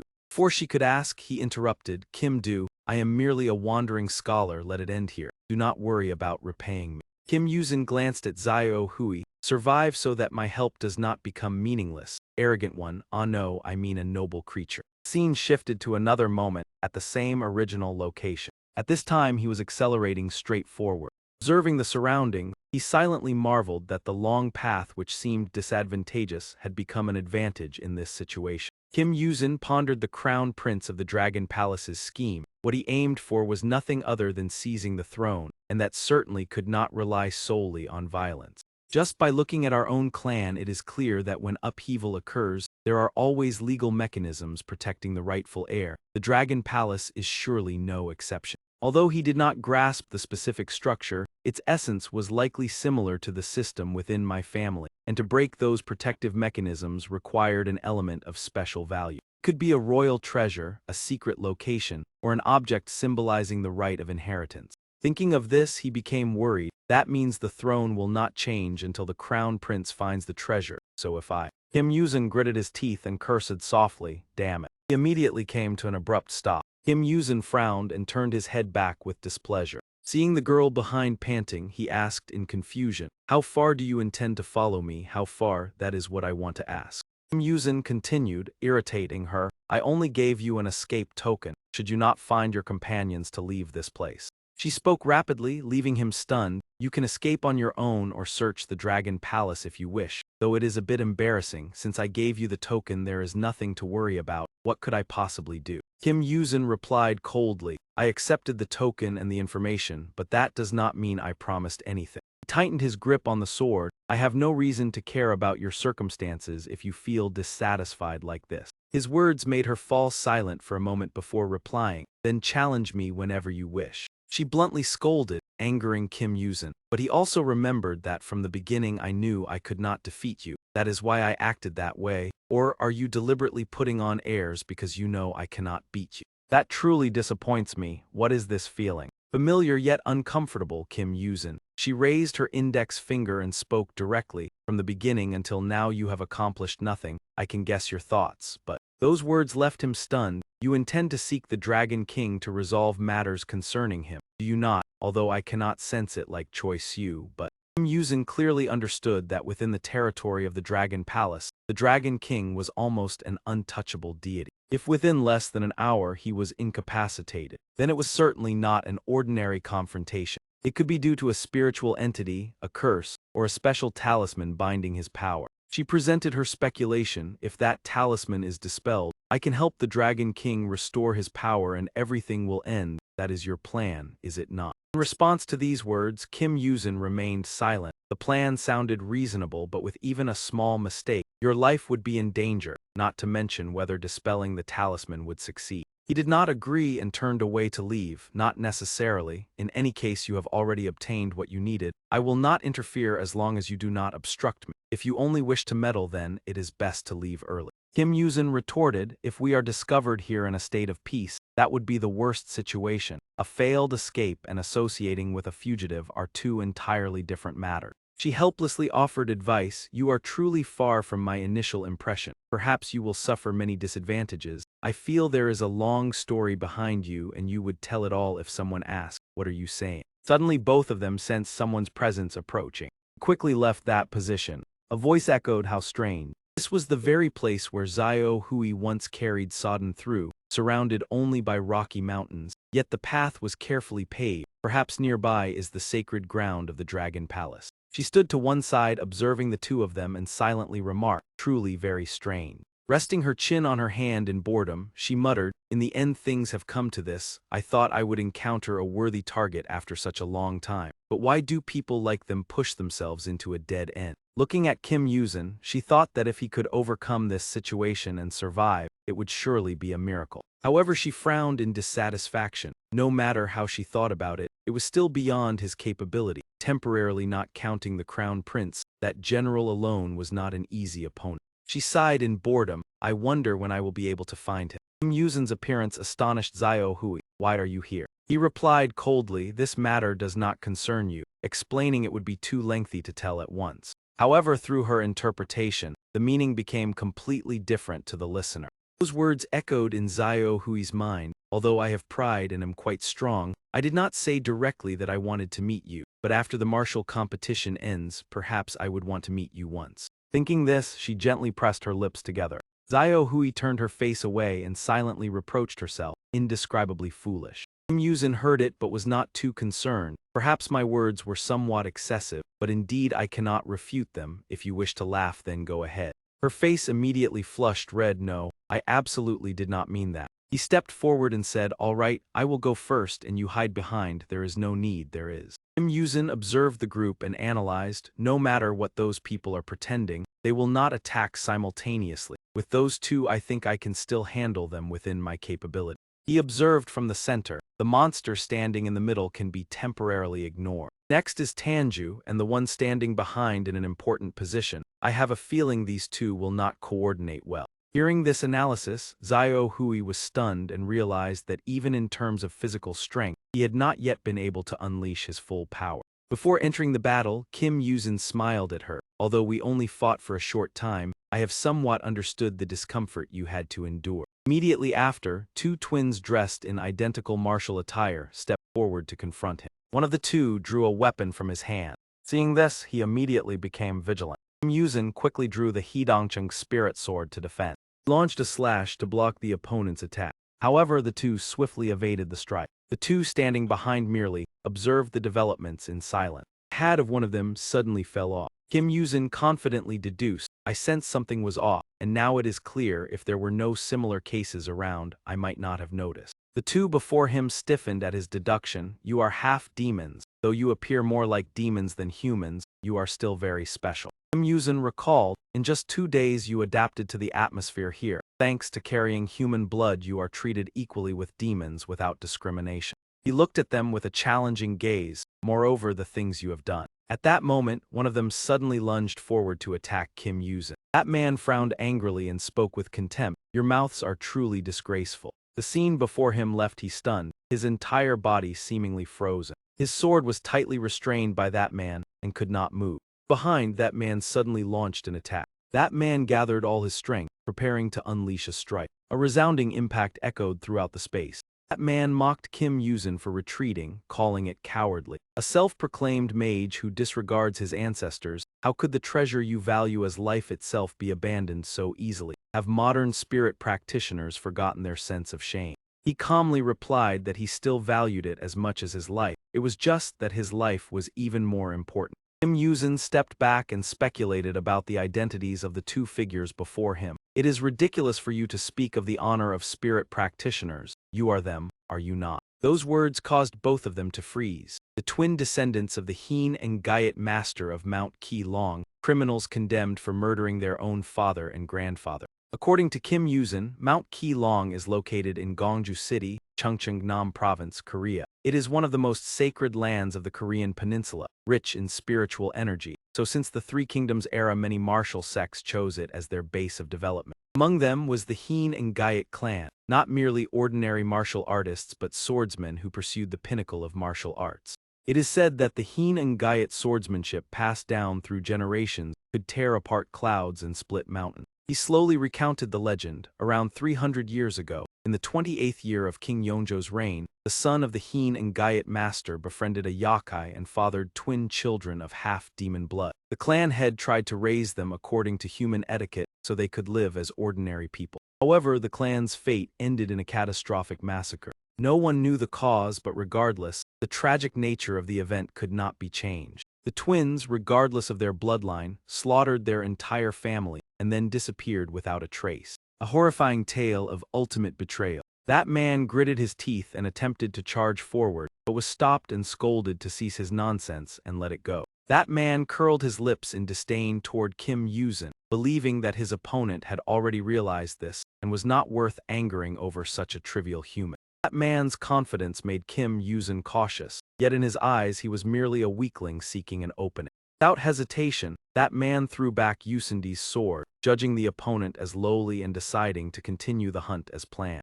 That man quietly observed and said that in the next engagement they would surely finish off that human, but what would happen afterward? That man glanced at Xiao Hui standing motionless with confusion, wondering why she left her companion in a disadvantageous position despite having a chance to counterattack. After deliberation, that man instructed that there was no need to worry about the right flank and to slowly but surely finish him. He also nervously entered a combat-ready stance. Suddenly Xiao Hui paused. Yushin glanced at her and carefully assessed the situation. The two enemies said nothing more and immediately rushed forward, tightening their encirclement around their prey step by step. He advanced alone to confront the two enemies. The sight left that man gaping in astonishment. The other one grew anxious, realizing that he had read their movements and struck first. Both quickly separated to surround Kim Yuzin, but before the encirclement closed, that man seemed intent on creating a one-on-one situation. That man halted in a defensive stance, yet it was merely a reckless gamble. His speed and movements had been analyzed, though superior to ordinary humans, they still had limits. Kim Yuzin clenched his fists and dashed forward. The observers outside could not help but feel tense. For those capable of following the battle, his outcome seemed predetermined. Even when placed on equal footing, even if he were equal or slightly superior, a purely human body could hardly withstand a yakai in martial combat once deprived of its main weapon, especially when the sword, the primary weapon, was no longer in hand. At this moment, the only viable choice was to use a secondary weapon or long-range magic. Seizing the opportunity, that man swung his sword at Kim Yuzin, but charging straight in only pushed himself into danger. In an instant, Kim Yuzin leapt upward and perfectly evaded the strike. That man had no time to recover, astonished at what gave he the courage to do so. Kim Yuzin did not hesitate and delivered a direct punch to his face. The aerial punch sent the number one staggering and nearly falling backward. His head snapped to the side as blood sprayed outward. Kim Yuzin gritted his teeth, his eyes turning icy. Xiao Hui witnessed Kim Yuzin's display and felt extremely exhilarated. The second one did not expect he to be so strong. A single punch had already gained the upper hand. Hanju quietly stood behind the crown prince, wondering what was truly happening. As the number one swung his weapon arm, Kim Yuzin simultaneously extended his hand and charged forward. However, he leapt high to evade. It was a moment when that man should have landed a hit, because even if he concealed his strength, accelerating and changing stance at that instant was nearly impossible. Kim Yuzin retrieved his secondary weapon, two small daggers held between his fingers. He immediately thrust them into the opponent's arm. Right after, Kim Yuzin spun and delivered a kick straight into his abdomen. Number 1 lost balance and had to step back to steady himself. With his face scratched and bleeding, that man gritted his teeth in anger, claiming that Kim Yuzin's punches were no different from an ordinary person's and he could endure hundreds of them. The number 1 simultaneously raised both hands, each gripping a sword in a defensive posture. That man shouted the summoning command, Ku Thin Ung Nuyen, Thunder Star Explosive Fire Celestial Lord. Spiritual energy began to spread powerfully around his body. That man unleashed a divine technique to finish Kim Yuzin, but at that moment he delivered a lightning-fast strike that left him unable to evade. Struck by the attack, that man trembled and let out a cry of pain. Kim Yuzin glanced around, maintaining a vigilant stance ready to defend. Number 1 thrust directly at Kim Yuzin, but he evaded in time. Kim Yuzin leapt backward, creating a safe distance from the two enemies. That man panicked while his brother collapsed to his knees trembling, both hands covering his vital area, glaring at Kim Yuzin with hatred. Number 1 frowned suspiciously. You use such strange techniques. I thought you relied only on martial arts. Was abandoning your sword so easily because of this? She, observing from outside, responded with disdain, claiming that man was speaking nonsense and arrogantly believed he had seen through others' techniques, when in fact their own carelessness led to defeat. Kim Yuzin stepped forward generously. Now that it has become one-on-one, are you confident you can withstand it? Though not easy, you still have time to kneel and beg your master for help. That man held his weapon with contempt, believing such words to be ridiculous. The second one closed his eyes in recollection, and vaguely realized the secret behind Kim Yuzin's technique. The moment he seemed to evade both his brother's and his own attacks was not true evasion. From the beginning, his sword had never reached the target. In reality, Kim Yuzin possessed the ability to change position extremely quickly, almost like spatial displacement. He utilized extremely short yet precise movements to counterattack, leading them to mistake it for extraordinary speed, which was why his brother could not react in time. That man recalled the kick Kim Yuzin had delivered earlier. The attacks preceding the final blow caused little damage, which was evidence supporting this hypothesis. That man tightened his grip on the sword and mobilized his spiritual power. Kim Yuzin carefully observed every movement of his opponent. The second one remained in place, repeatedly slashing with spiritually empowered strikes toward Eugene. Kim Yuzin immediately accelerated away from his position before the attacks could reach him. That man did not relent and closely tracked Kim Yuzin's movements. Wherever he ran, their route immediately changed to follow him. Suddenly, the face of number 2 darkened with danger. Noticing his changing expression, Kim Yuzin cautiously shifted his gaze. Number 2 gathered all his strength and unleashed his ultimate move, creating a violent surge of spiritual energy that shot straight toward him. That energy instantly erupted with a thunderous explosion. Seeing that Kim Yuzin had escaped unharmed, his expression grew grim. Fortunately, he had leaped high into the air in time to avoid the blast. Number 2 continued to focus his gaze on the one controlling the stronger source of spiritual energy. He swung both arms forcefully, activating 2 enormous parallel explosive streams. The violent shockwaves split the rocky mountain, and large chunks continuously crashed to the ground. Number 2 took a deep breath as he sensed something unusual. His face trembled, sweat pouring down along with disappointment, realizing that from the very beginning they had only been toyed with by the opponent. Kim Yuzin was already standing behind him, his hand resting on number 2's shoulder, because if he could move short distances like that, there had been no need to discard his sword from the start. He intended to explain that the opponent had misunderstood, but then dismissed the thought, as detailed explanations like in comic stories could sometimes become comical, like a form of mockery. In despair he proposed, "End my life." Kim Yuzin found it utterly ridiculous, clearly defeated yet daring to make demands of the victor, trying to appear solemn and command him. Did he really think he would comply? With no way out, number 2 pleaded again, "If so, then please kill me."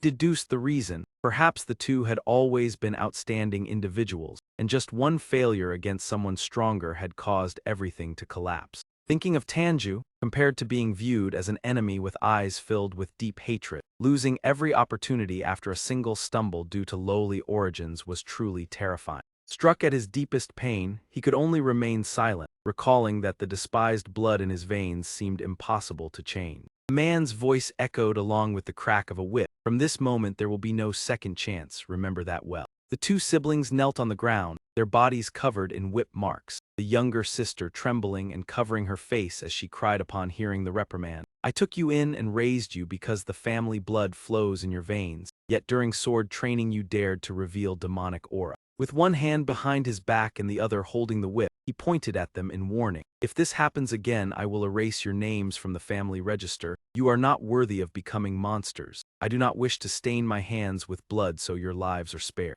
Beaten and bruised, he heard his grandfather say coldly, if you wish to live as humans, hide that lowly nature, and he obediently replied, yes, grandfather. Before leaving, the old man glanced back, hung. Although this is extremely difficult, in the end it is nearly impossible. People always despised them, half-demons who were neither fully human nor demon, regarded as discarded beings, yet they once had the chance to choose between two paths. Imagine two spheres of blue and pink representing demonic energy and righteous energy intertwining chaotically. Unlike most half-demons who could not utilize both, we were among the few able to wield both sources simultaneously, yet controlling them and completely suppressing one side were entirely different matters. There was a time when his sister tearfully begged, I cannot do it, brother, no matter how much I suppress it, it keeps resurfacing, I do not want to stay here anymore. Girl continued sobbing, mother, I miss mother, while he could only remain helplessly silent. The room was empty with only a few simple belongings, and the harsh truth was that their mother was no longer there. He hugged his sister to comfort her, endure a little longer. Grandfather only wants the best for us, so he is strict. If we try our hardest, he will surely acknowledge us as heirs. He probed, so stop this, becoming heirs is not important, we only need a family that accepts us as part of them. From then on, he used discipline as chains to forge himself, the siblings striving to the point of despair, constantly forcing themselves to train. They hoped that one day the future would shine so that no one could deny that they were also human, no matter how long that pain endured over time. He became strong enough to protect himself, and they were always grateful that within this family, no one could match them. He grew more cheerful, although there were still dissatisfied gazes within the family, no one dared to touch them. This was the world he desired, where they truly belonged without doubt. In the darkness, faint conversation echoed from a room. Under candlelight, someone remarked, Sang and Jun have improved significantly. Even the children now find it difficult to contend with them. The man intended to explain, but the grandfather interrupted. No need for excuses. I know they are talented, but if you had not been negligent, things would have been different. The man lowered his head to listen to the reproach. Despite carrying half-demon blood, relying solely on physical strength, you still could not defeat them. He hesitantly asked, then if it were father, would my son truly become the successor of this family? The grandfather replied bluntly, what, are you worried that your son cannot become the family head? You yourself know that child is not as capable as Run or Sang. The man worried, but father, I also understand them. Outside the door, the sister heard the grandfather reassure, do not worry. In terms of talent, these mixed-blood children cannot inherit the family. Initially I intended to eliminate them, but then decided to raise them and see. The girl froze as he continued, then let us make use of them, who knows how long they will live, but when the family needs protection, we can assign that duty to them. The man was shocked, father, how can you think like that? Will they accept such a role? Both are very stubborn. He appeared confident, certainly not. What beast would accept a bridal without resistance? Before long I will announce the transfer of the family to them. He secretly calculated, during the succession ceremony I will place that bridle upon them, it is the curse. The girl covered her mouth in terror to keep from crying out as he continued. They must not be allowed to have children, prepare plans for this as well. In the room, he was reading when he heard a knock at the door. Sister entered with tear-filled eyes, trembling, do you know about this? The room fell into silence, no one spoke another word. He realized in disappointment that what he thought he had achieved was only a distant illusion. That night the house suddenly burst into fierce flames for unknown reason. Only the two siblings escaped, dirty and disheveled, holding hands as they left, once believing that place was where they belonged. But now they had abandoned their humanity. Kim Yuzin no longer cared about anyone's gaze. The siblings endured hardships together, and a single failure made them believe this world no longer had a place for them, and once defeated, the only option was acceptance. Kim Yuzin spoke no more. Very well. He granted number two's final wish, decisively ending his life with a horizontal slash across the neck. The severed head fell neatly into Kim Yuzin's hand, and he murmured, oh my. Turned his head and continued then. Kim Yuzin raised the head. Thanks to those fools not rushing in merely to save face, I easily finished those two. I wonder who the next will be. Grasping the hair of the severed head, he looked toward the opposite side. Hopefully no one will hastily ruin our plan, but that does not matter to me. Number two Jun was stunned. not daring to speak. Recalled the moment of defeat. Human attacks could not reach my body, but the magic that infiltrated my aura and paralyzed my nerves was what defeated my brother. Number 2 doubted. If that is so, then what is the head I am seeing right now? Only now did he understand that person's magic was not spatial teleportation. He opened his mouth in horror, but no words came out. Kim Yuzin advised, "Your nerves will soon reconnect. If you wish to end your life, I will not stop you. But if you still regret leaving this world, then listen to me. On a mountain there is a temple where I once lived in Seoul. No, at Mount Gwanak of Hanyang there is a Masa temple. Just say Kim Yuzin sent you and the abbot will allow you to stay without question." Number 2 struggled to open his eyes as Kim Yuzin continued. "If you wish to start over from there, whether as a demon or a human, I do not care. When you need work, ask the abbot about my residence." Turned his back. "I have just begun my enterprise and need assistance." From afar, the crown prince in Tandu suddenly stopped walking him. Kim Yuzin set a condition. "From now on, if you encounter trouble yet survive as a spirit-level demon, it is still acceptable." He suddenly turned his head to look at him. Kim Yuzin smiled mockingly. "Did you think I would easily accept everything, fool?" Kim Yuzin, throwing his sword aside and prolonging the battle, had his own reason. He was merely adding a little spice to the cat and mouse game during the earlier fight. Just like when Sodden tried to run at full speed, once an obstacle appeared, his strength could not be fully unleashed. It was like an egg crushed under the weight of Mount Tai, even as he delivered a high, powerful kick. So Dan's aura shifted, releasing the full extent of his latent power. Rugged mountain range still showed no sign of any anomaly. Suddenly, an explosion shattered the stillness of the air around them. Deafening shockwaves reverberated continuously. Kim Yuzin observed the scene with evident satisfaction. Anju felt the tremors and couldn't help but panic. The prince's guards clung to each other in confusion to stay upright. Each blast caused a mountain to crack and split. He stood at the epicenter like one evading danger, his body unmoving on the ground. Kim Yuzin clenched his fists, channeling his spiritual energy, ready to act. He lay there, far from a spirit-level monster, possibly surviving shallow burial, otherwise it was simply fate. He turned his head as if to bid farewell, hoping for a next encounter if fate allowed. Resolute, Kim Yuzin immediately accelerated away from the area. As he ran, he felt relief, realizing the scene resembled a meteor strike rather than an earthquake. Incredulous, he survived facing such a terrifying monster. He weaved through the Rocky Mountains, where chaotic auras and vision made concealment entirely feasible. Kim Yuzin possessed the secret art of heaven deception, void vanishing, a unique stealth technique learned from Jezin, not merely hiding the body like a frog on a leaf. This technique concealed the flow of spiritual energy within the body, undetectable to those insensitive to aura, mostly unnecessary for ordinary people.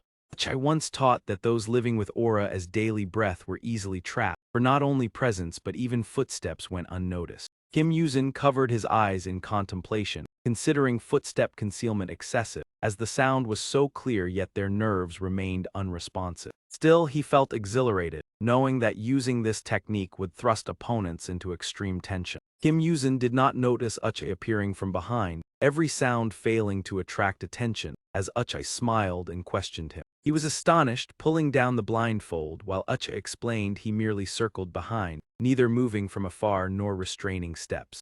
Uche analyzed that with eyes closed, Kim Yuzin relied on hearing, but could he truly detect footsteps? Kim Yuzin admitted with surprise that he had heard no sound whatsoever. Uche affirmed his ears had heard, yet his mind failed to link it to presence, prompting Kim Yuzin to marvel at aura perception. Once mastered, this art offered a sublime sensation, despite initial difficulty, like the world suddenly expanding endlessly. Uche explained that such convenience made humans dependent on aura perception, even though vision is traditionally considered the primary sense. Ordinary people are easily misled by other sounds, like hearing footsteps or breath ahead while walking down a street. They trust what they see, so if they see nothing despite hearing sounds, they wouldn't assume an object is directly ahead. For those sensitive to aura, this dependence surpasses vision, rendering them blind to anomalies even with open eyes. Kim Yuzin tightened his blindfold, understanding that although he heard footsteps, aura perception convinced him no one was there. Uche smiled, stating that long-lived and powerful individuals were most susceptible, and this was the first secret of heaven's concealment. He braced his hands on the rock, bending knees to prepare for a leap. Immediately after, Kim Yuzin leapt, moving away from danger. He reached a spot where water flowed through massive stone. Landing, he exhaled deeply and spun to observe. Kim Yuzin looked at the water, feeling the grandeur so intensely it gave him goosebumps. Turned to ask if his counterpart felt the same. The prince stood solemn, responding from the viewpoint of one striving to survive. He wondered why Kim Yuzin did not completely conceal his aura to depart, seeking an explanation. Kim Yuzin thought mid-escape concealment unnecessary, as no special reason existed. He recalled Long Vuong, originally aiming to quietly remove him, but circumstances had changed. Once discovered, Elusine sought confrontation, turning stealth into a relentless pursuit. They fell silent, and Kim Yuzin considered that defeating the opponent might be the quicker solution. He also held unsaid that the most troublesome individual was the blue-haired man. Tanju faced Xiao Hui. The outcome remained uncertain. Both auras were potent, yet the interplay left many variables unresolved. Kim Yuzin felt confident the confrontation was manageable, though perhaps just bravado. In the current situation, battles were separated, likely having already encountered each other. Fighting was inevitable in Kim Yuzin's plan, for escape with Long Vuong required engagement. Plan envisioned Yujin and Xiao Hui confronting him and Tanju to break the curse and evade pursuit, a scenario accounted for. First, Kim Yuzin faced the prince, for with that monster alive, victory was immutable. Next, the battle between the others would likely favor Xiao Hui. With Yuzuru and Yashihiro's aid in the palace, as long as Xiao Hui brought Long Vuong there, the advantage shifted to them. Kim Yuzin worried if they would grasp his intentions, yet trusted their intelligence to realize. The prince spoke, acknowledging understanding of Kim Yuzin's plan, including his willingness to risk his life. He sought to know why Kim Yuzin accepted such a price,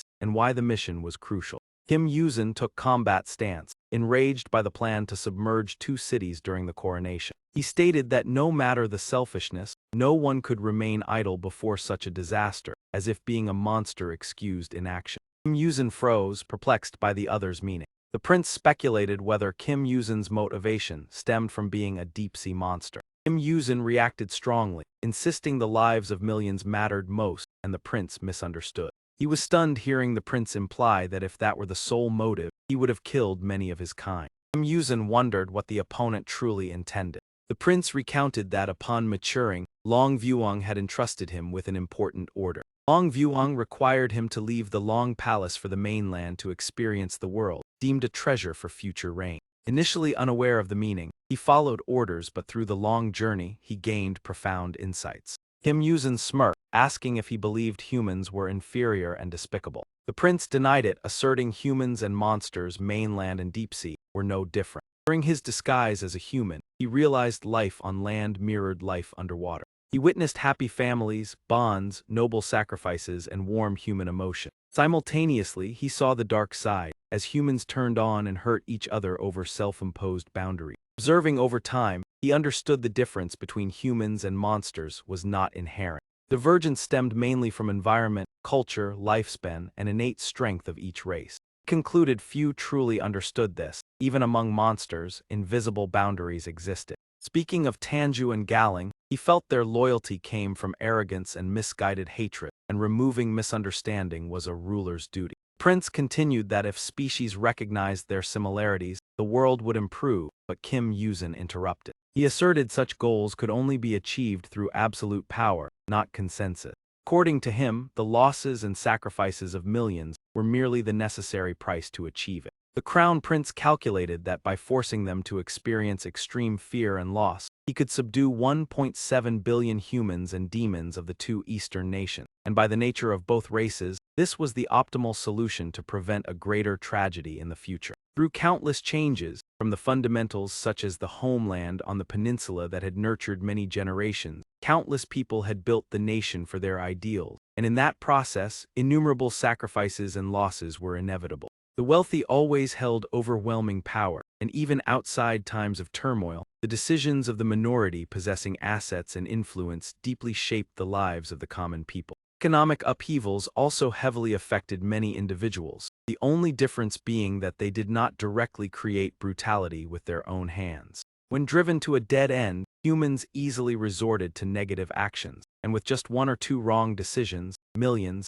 even tens of millions of lives could fall into irreversible destruction. And questioned that he and those similar to him had never condemned those people, as they regarded it as the natural law of the world. The tall and slender young man listened to the words of Crown Prince Nguyen Bayen, and replied that he was merely following that so-called natural law to rule over everyone, and he could guarantee it. He was utterly confident that he could do better than any leader in human history, pledging to bring about effective and fair governance where not a single life would be wasted meaninglessly. Kim Yuzin quickly rushed toward the crown prince, declaring that as a war god, spiritual energy radiated abundantly from him, carrying an irresistible majesty. The young man tried to run as fast as possible, but the words he had just heard left Kim Yuzin unable to comprehend what kind of reasoning they came from. In the past, the crown prince had been bound and imprisoned by his own father, and now it was understood that the Dragon King had done so not because of any external influence.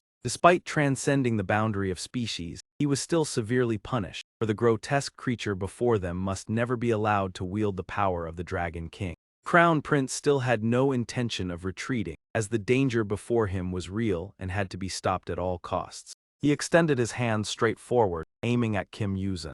A massive surge of power erupted from the Crown Prince's palm.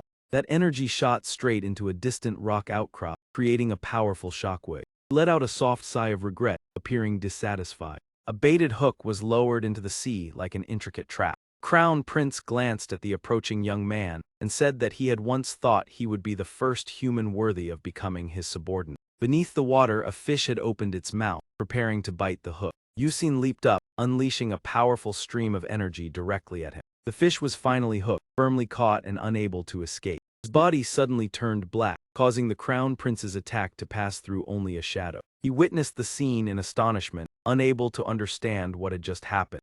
At that moment, only a swirling vortex of energy remained suspended, making his subordinate laugh in amazement. Suddenly, he landed on the ground and declared that since leaving that home, he would never kneel before anyone for the rest of his life. Yuzin performed a movement that produced a distinctive sound, signaling a counterattack. Before the Crown Prince could even turn his head, the former captain of the Blue Beast Squad had appeared. He gripped the sword hilt tightly and shouted, "Kim Yuzin, leader of the new Blue Spirit Corps." Kim Yuzin swung his sword and charged forward, declaring that he would be the one to send him to hell, calling him a deranged monster. He stepped back upon seeing the incoming surge of power, making a surprising decision. In an instant, Kim Yuzin unleashed a radiant slash that seemed to tear apart the sky, carrying immeasurable might. The blade was stained a deep crimson, testament to the fierce collision. Several drops of blood splattered onto his cold face. The Crown Prince's face darkened as Choi Siu pierced through his chest. Kim Yuzin witnessed the scene in disbelief, countless questions arising in his mind as the opponent's body seemed to have been severed. Yet if he failed to overcome this moment, there would be no second chance. The Crown Prince remained expressionless, silently staring at him. His arm gently lifted, drawing forth a powerful stream of demonic energy that made Kim Yuzin tremble in fear. Suddenly, a massive explosion erupted beside the Crown Prince, startling him. Hanju and Zio Hui exchanged fiery glances, ready for battle. Within the ranks of demons, both had reached the pinnacle of power. A thunderous explosion resounded as their powers clashed, creating a violent shockwave. The Crown Prince merely cast an indifferent glance, revealing a fleeting opening in that brief moment. Yuzin quickly seized the only remaining opportunity, pouring all his strength into the attack. However, the Crown Prince reacted even faster, not missing a beat. He generated an enormous source of energy and fired it straight toward him. Kim Yuzin swiftly dodged to the side with agility. That surge of power pierced through an entire massive mountain, and fortunately he escaped the scythe of death. Kim Yuzin gasped in fear, thinking that although he had exploited the opening to execute the finishing move Galam, the situation remained extremely dangerous. The memory of Uchai's advice surfaced in his mind, that nothing guaranteed this technique would succeed against every opponent unless one could partially sense their true nature. Although Uchai spoke calmly, Kim Yuzin was astonished to the point of gaping, realizing that without understanding the principle, repeatedly using the Galam technique would be futile. Uchai looked at Kim Yuzin with slight suspicion, believing that most humans could never replicate such miraculous skills in their lifetime, and at his age, it was not unusual to think the technique he had learned was invincible. Kim Yuzin had yet to recover from his surprise when Uchai continued to ponder that the uncertain future worried him, and if this young man had been born a century earlier, he could have pointed out the opponents against whom the Galam technique would be ineffective. While sitting and waiting for the fish to bite, Uchai slowly explained that against demons, a swift finishing blow sometimes did not yield the expected results and in fact might not be necessary. Uchai's next words surprised Kim Yuzin when he advised not to complicate matters, as the issue was clear yet he had never realized it. Yushin firmly held the fishing rod and asked if it was a big fish. Uchai smiled in confirmation, likening that in the world of demons there also existed gigantic beings with differences between their hidden and true forms. The image of a colossal monster compared to a tiny human like its toenail appeared, showing that more factors were required to deal with them. Defeating creatures with enormous bodies became far more difficult, as even transmitting energy through their thick bodies to attack was already a great challenge. The sight of gigantic tentacles resisting sticky poison showed that if it were merely a large body it would be easier to handle by targeting weak points, but with creatures possessing different neural structures, one could only hope the technique would be effective. Uchai gently removed the hook from the fish he had just caught and calmly explained that every creature had its own weakness. Therefore, it was necessary to master many techniques and apply them flexibly at the right time. Those words were like a sharp blade touching Kim Yuzin's heart, making him realize that over-reliance on a signature technique was similar to how many demons acted, and no matter how powerful a divine skill was, its limitations could not be overlooked. Power enveloped his hand, and with proper training, the use of that skill could be enhanced to overcome its weaknesses, requiring not only talent but also time and effort. Uchai hesitated slightly when mentioning the disadvantageous concept of incompatibility, as among demons there sometimes appeared exceptionally special individuals. The nearly empty basket reflected not only issues of race or ability, but also the deep inner nature of each creature. The image of a muscular man struggling to lift weights illustrated Uchai's words that training was often a characteristic of humans, whereas demons only needed to exist for their power to grow rapidly. Kim Yuzin grew worried when thinking of Choi Siu along with the characteristic magic of demons, for in their eyes, human efforts to surpass innate abilities were merely weak struggles. Uchai placed the fish into the basket and calmly continued, considering that to be humanity's fortune. For if all talented demons independently created martial arts or further developed acquired magic, the concept of labor in this world would lose its meaning. He lowered his voice seriously, emphasizing that sometimes truly exceptional individuals still appear. In Uchai's memory, the image of a simple meal prepared in advance emerged with deep nostalgia. He cheerfully raised a cup of wine in invitation, recounting a person who, despite not carrying human blood, devoted himself wholeheartedly to study and training. The white-haired man accepted the invitation, and Uchai continued to confide that those with clear goals or unwavering faith, when combined with talent and superior bloodline, would certainly achieve extraordinary accomplishments. Kim Yuzin politely asked whether his master had ever eliminated many demons like that. Uchai hesitated briefly at the question but calmly replied that he had faced a few such individuals, and some cases were even related to other complex matters, therefore extreme caution was necessary.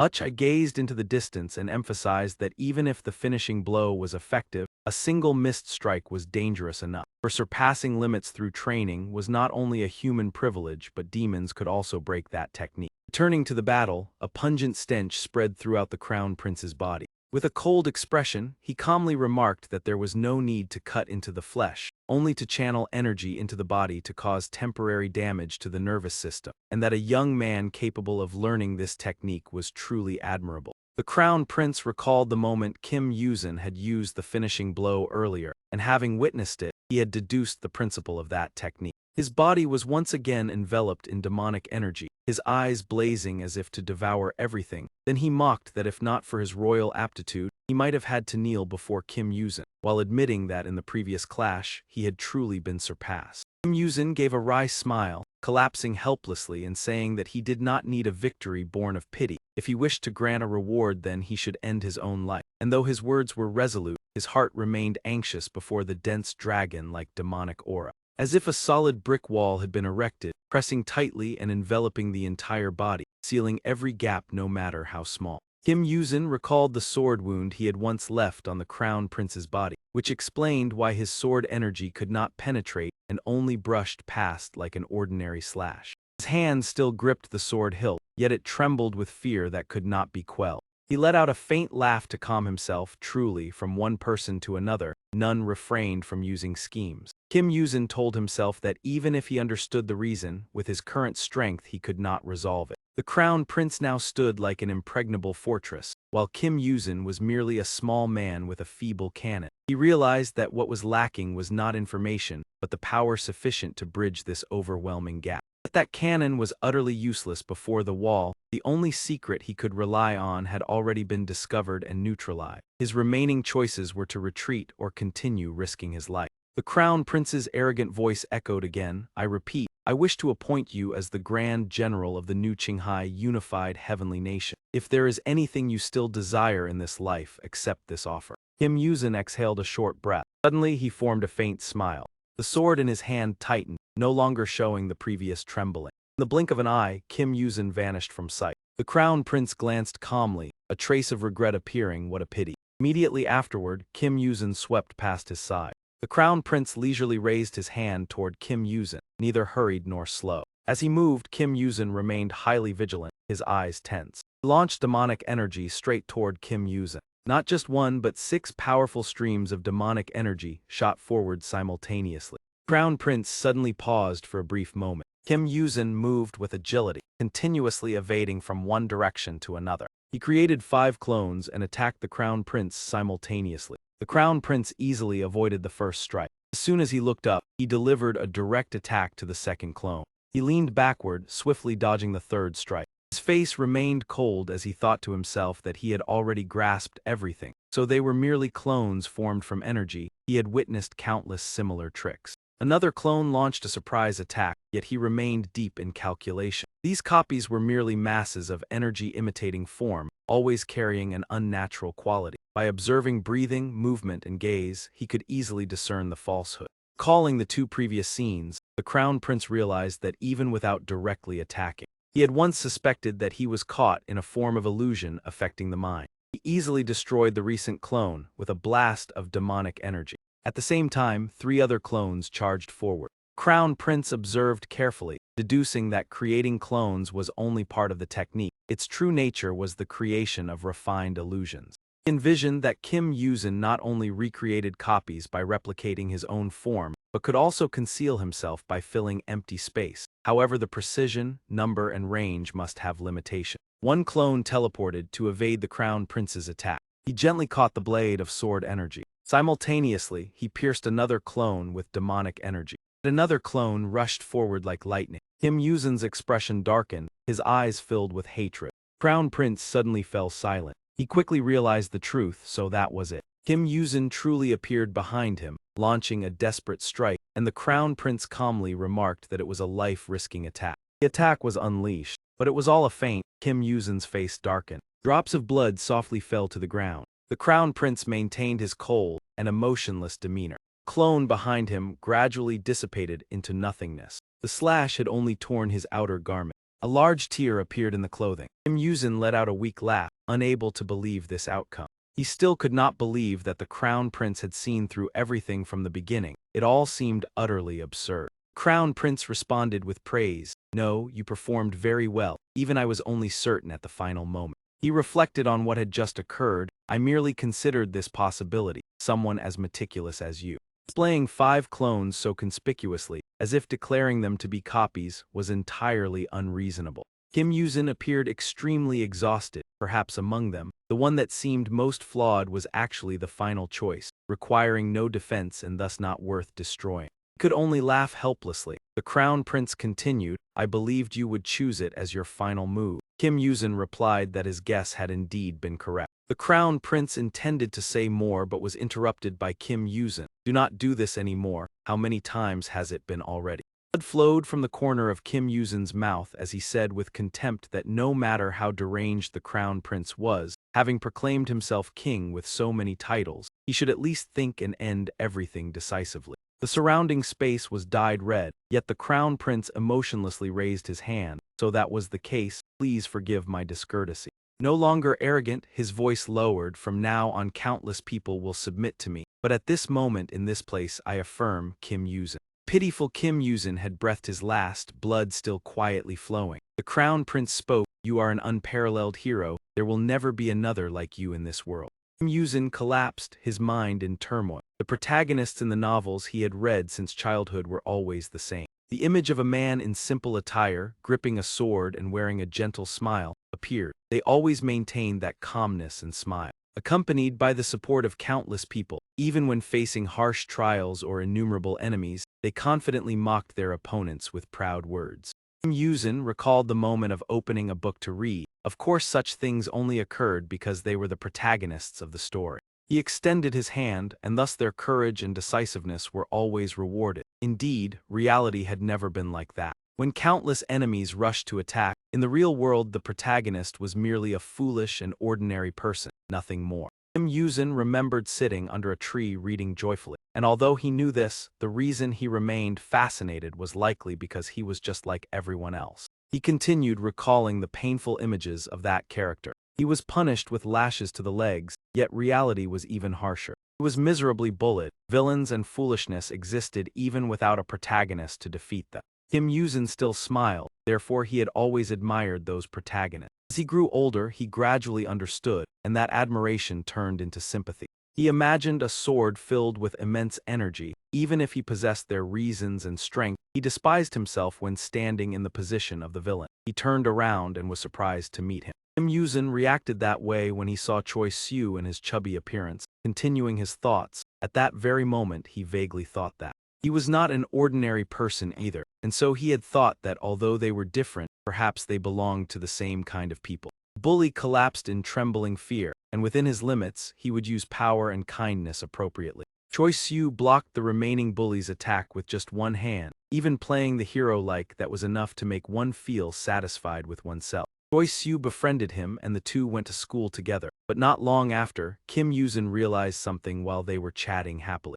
While Choi Siu ran until exhaustion, whether he possessed power or not, his actions and attitude toward the world would not change. Therefore I will. Suddenly, Choi Siu asked Kim Yuzin to say another vulgar phrase like before, leaving him speechless. At that time, he was no longer too surprised. Choi Siu merely smiled and calmly declared that he would become the Demon King. Kim Yuzin continued, because he said so, it was inevitable. Kim Yuzin held the mask with slight hesitation, his thoughts unceasing. Whether as a friend or a subordinate, I was worried about you, but the reason I could not stop you at that time was. Kim Yuzin's eyes were filled with contemplation. He quietly tightened his grip on the mask and softly apologized for unintentionally interfering with your work, you demons. That moment made me both envious and admirably obsessed. Turning to the depths of the sea yet remaining steadfast until the final moment, Kim Yuzin looked up at the sky with wide eyes, wondering whether he could become like him. The Crown Prince still maintained a pensive and burdened demeanor. He stepped closer, carefully observing Kim Yuzin's lifeless face, a strangely indescribable appearance. The Crown Prince hesitated, wondering why he carried such fear. Anju knelt down and respectfully reported that he did not know how to properly express it. Your Majesty, who would have thought that the blood of that lowly beast could betray in the midst of battle? Crown Prince turned away with a cold expression. Tanju continued reporting and pointed toward the direction where that man had fled. That must be the prison where the deposed king was held. He cautiously reported that if your Majesty permitted, he could act immediately. But the Crown Prince interrupted. Everything had ended. Tanju gathered his courage to express his thoughts. Your Majesty, if the deposed emperor falls into the hands of others, he may be bound by the wind seal net. Only those with exceptional abilities, especially humans in harsh disciplines, can accomplish this. Crown Prince calmly asked, had I not personally ended his life? A trace of sorrow flashed through his eyes, as if accepting death had been prepared in advance for this situation. He recalled the plan. Kim Yuzin had been eliminated, and Xiao Hui was protecting the heart of royal authority, at least after death. The spirit-level demons and the divine weapon of the father bound by the wind seal net would no longer pose a threat of pursuit to him. Perhaps everything had been arranged from the beginning. Xiao Hui was now severely injured, blood seeping from the corner of her mouth. She exerted all her strength to accelerate and escape. Xiao Hui glanced back to check if anyone was still pursuing her. Only a silent void remained. A voice suddenly echoed in Xiao Hui's memory. Kim Yuzin had once worriedly reminded that if they followed the path they had chosen, there would surely be an important person there. Xiao Hui was startled upon recalling those words. If anything happens to me, perhaps someone will be needed to take care of that person in my place. Kim Yuzin chuckled confidently, saying that person would be fine, and the possibility of something happening to me was almost impossible. Thinking of that, Zio Hui became even more determined to survive. No matter what, I must continue to exist, because I believe your words were sincere. Even so, Tanju remained worried and reported that although your majesty had lost his power and throne, the divine weapon of the deposed emperor must not fall into the hands of outside demons. Moreover, the one responsible for this incident belonged to the bloodline of Hoa Hoa Mountain, a descendant of the one who once brought disgrace to the imperial palace. Allowing them to escape alive was unacceptable, but the crown prince angrily interrupted. To whom does that disgrace belong? Each of his words made cold sweat pour down Tanju's back, for that story had occurred more than 1,000 years ago. This place no longer held the old palace nor the lackeys of Hoa Hoa Mountain. Using the past as an excuse to pursue the fugitive due to your own shortcomings was nothing more than personal obstinacy. Realizing his offense, Tanju quickly knelt lower and begged for forgiveness, Your Majesty. The crown prince calmly walked forward, saying that history was indeed a debt that must be repaid, but only when we begin the invasion of the mainland in earnest. After the peninsula and the archipelago, the next target would be the central plains and Hoa Hoa Mountain, the base of that lineage. I will kneel before the heavenly emperor beneath my feet, and only that path can erase the past. The crown prince's expression suddenly darkened, his voice filled with anger, yet you focus all your attention on a single descendant, as if that were the only chance for revenge. Tanju hurriedly denied in confusion, affirming that he had never doubted your majesty's conquest of the mainland. That was an inevitable duty. Crown Prince turned his back coldly, saying that the reason you exalted me was merely to vent long-standing resentment toward the mainland, not for a large-scale conquest. Those gentle words sent chills down Tanju's spine, but the flame born from those immature motives, my duty is to guide it toward a nobler goal. Crown Prince departed proudly, leaving a message that even if you do not expect it, a part of the empire that compels the entire world to acknowledge it will be the responsibility you bear in the future. Tanju clenched his fist and struck the ground. A tear fell. The resentment toward the mainland seemed to represent all the ideals of the rebels, including him. The image of a trash-filled beach appeared. Although the resentment had existed for a long time, only in recent decades had it become the driving force for rebellion, casting a shadow over half of the sea palace. Perhaps he only wished to engrave that punishment deeply. Clear blue beach emerged. The mother sea belongs to no one. All creatures of the water must revere the ocean, just as the people are the direct children of the sea. The scene of mainland people worshipping deities appeared. He wished to restore the era when they were feared, revered, and offered tributes as before. That was their goal. Tanju's eyes narrowed in pain, and at this moment the chief general seemed to sense something. Watching the crown prince's receding figure, he realized that they had perhaps chosen a path far beyond their original goal. The image of the beach appeared again, surrounded by an eerie stillness, as if that place were lulling Kim Yuzin into an eternal sleep. Blood continued to seep from his mouth. Suddenly, a figure appeared before Kim Yuzin. She spoke reproachfully. I already warned you clearly. If you faced the crown prince, this outcome was inevitable. In the end, you alone bore everything. She scolded lightly. She still said that now you no longer had the chance to regret, truly brought upon yourself. It was as if two personalities existed within her. She wondered whether that was true, and the other personality cheerfully responded. Indeed, a person steadfast to the point of being like whale ligaments. What exactly is going on here?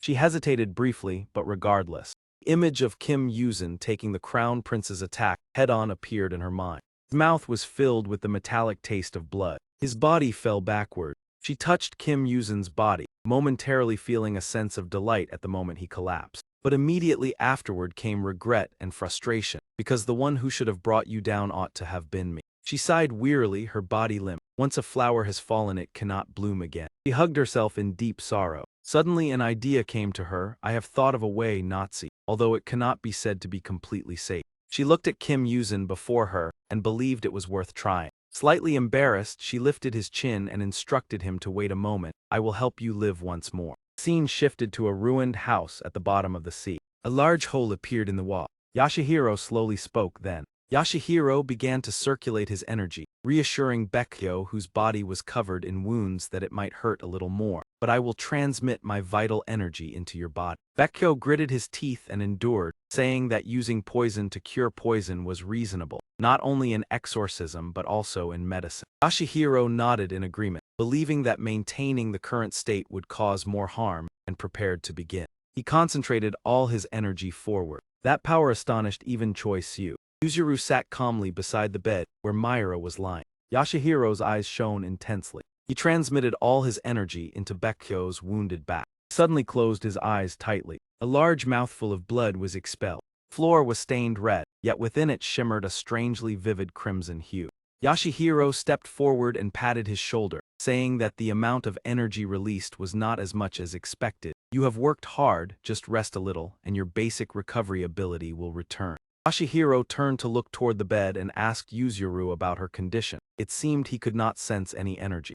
Yuzuru agreed, believing this was not a curse but resembled a type of seal, perhaps a restrictive seal targeting only dragon. Baekhyou had calmed down, covering his wound and pleading that if any treasure or wealth was needed, he was willing to offer everything, only hoping the seal on the princess could be removed. Yuzuru turned back and replied that even this person herself, a magical artifact containing shimmering blood, appeared. If my speculation is correct, then the energy of this seal originates from a dragon. Specifically, the power of the sealed dragon itself is used to maintain the technique. Yuzuru further explained that when the power of the sealed dragon is exhausted and completely neutralized, the technique will automatically disappear. She looked at Myra, who was on the verge of death. At present, the princess's power had been completely depleted. Yet the technique was still maintained. Yashihiro asked in confusion what this meant. Could it be that your speculation was entirely wrong? She warned that if so, he might be in danger. Yuzuru hesitated slightly, sensing that something unusual resided within the princess's body. Yashihiro suddenly jolted, realizing he had nearly forgotten Choi Su's presence here.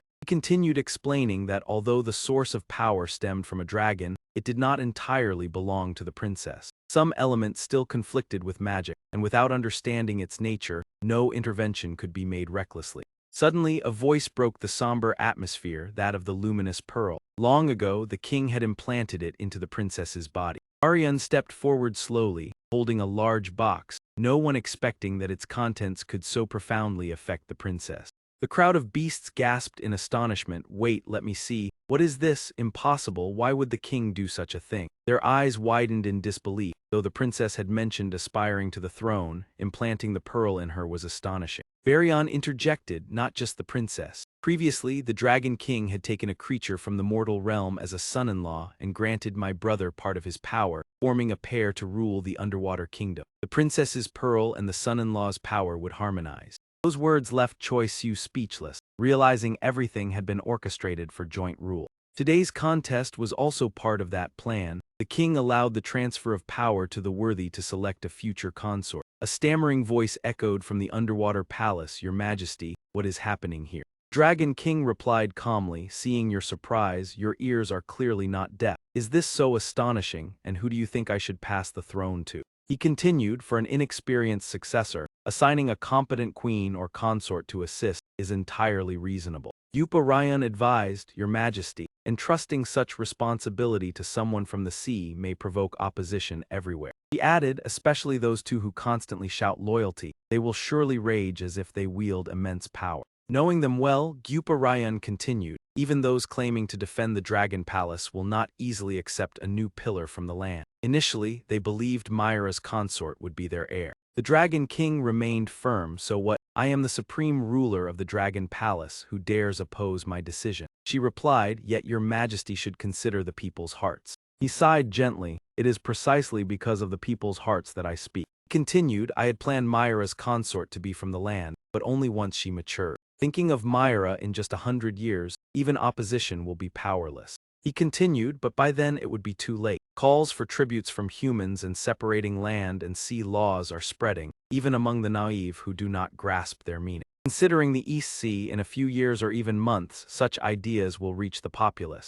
This is the true voice of the people, not the nobles' chatter, which I cannot ignore." He had considered the worst-case scenario. If the situation spread that far, even many Myras or I could not manage it. I would then be forced to become a tyrant to suppress all. Continued, "At that time, no one would win. Setting aside right and wrong, which king could expect anything from oppressed people?" Raising his hand to the orb, he affirmed, "Therefore I must act early." He turned and asked, "Myra's birthday is approaching, correct? Perhaps from that occasion I will begin seeking the official consort." He envisioned that day. It would be ideal if the victor had both achievement and suitability for Myra. Yet life is never so simple. Beyond contest performance, I must choose the most fitting person for her. He ordered that from today, word should spread that the grand contest is to select a consort. She asked in shock truly. He explained, this is not just about finding a consort but uprooting discontent spreading among the people. If anyone inquires, I will not deny it.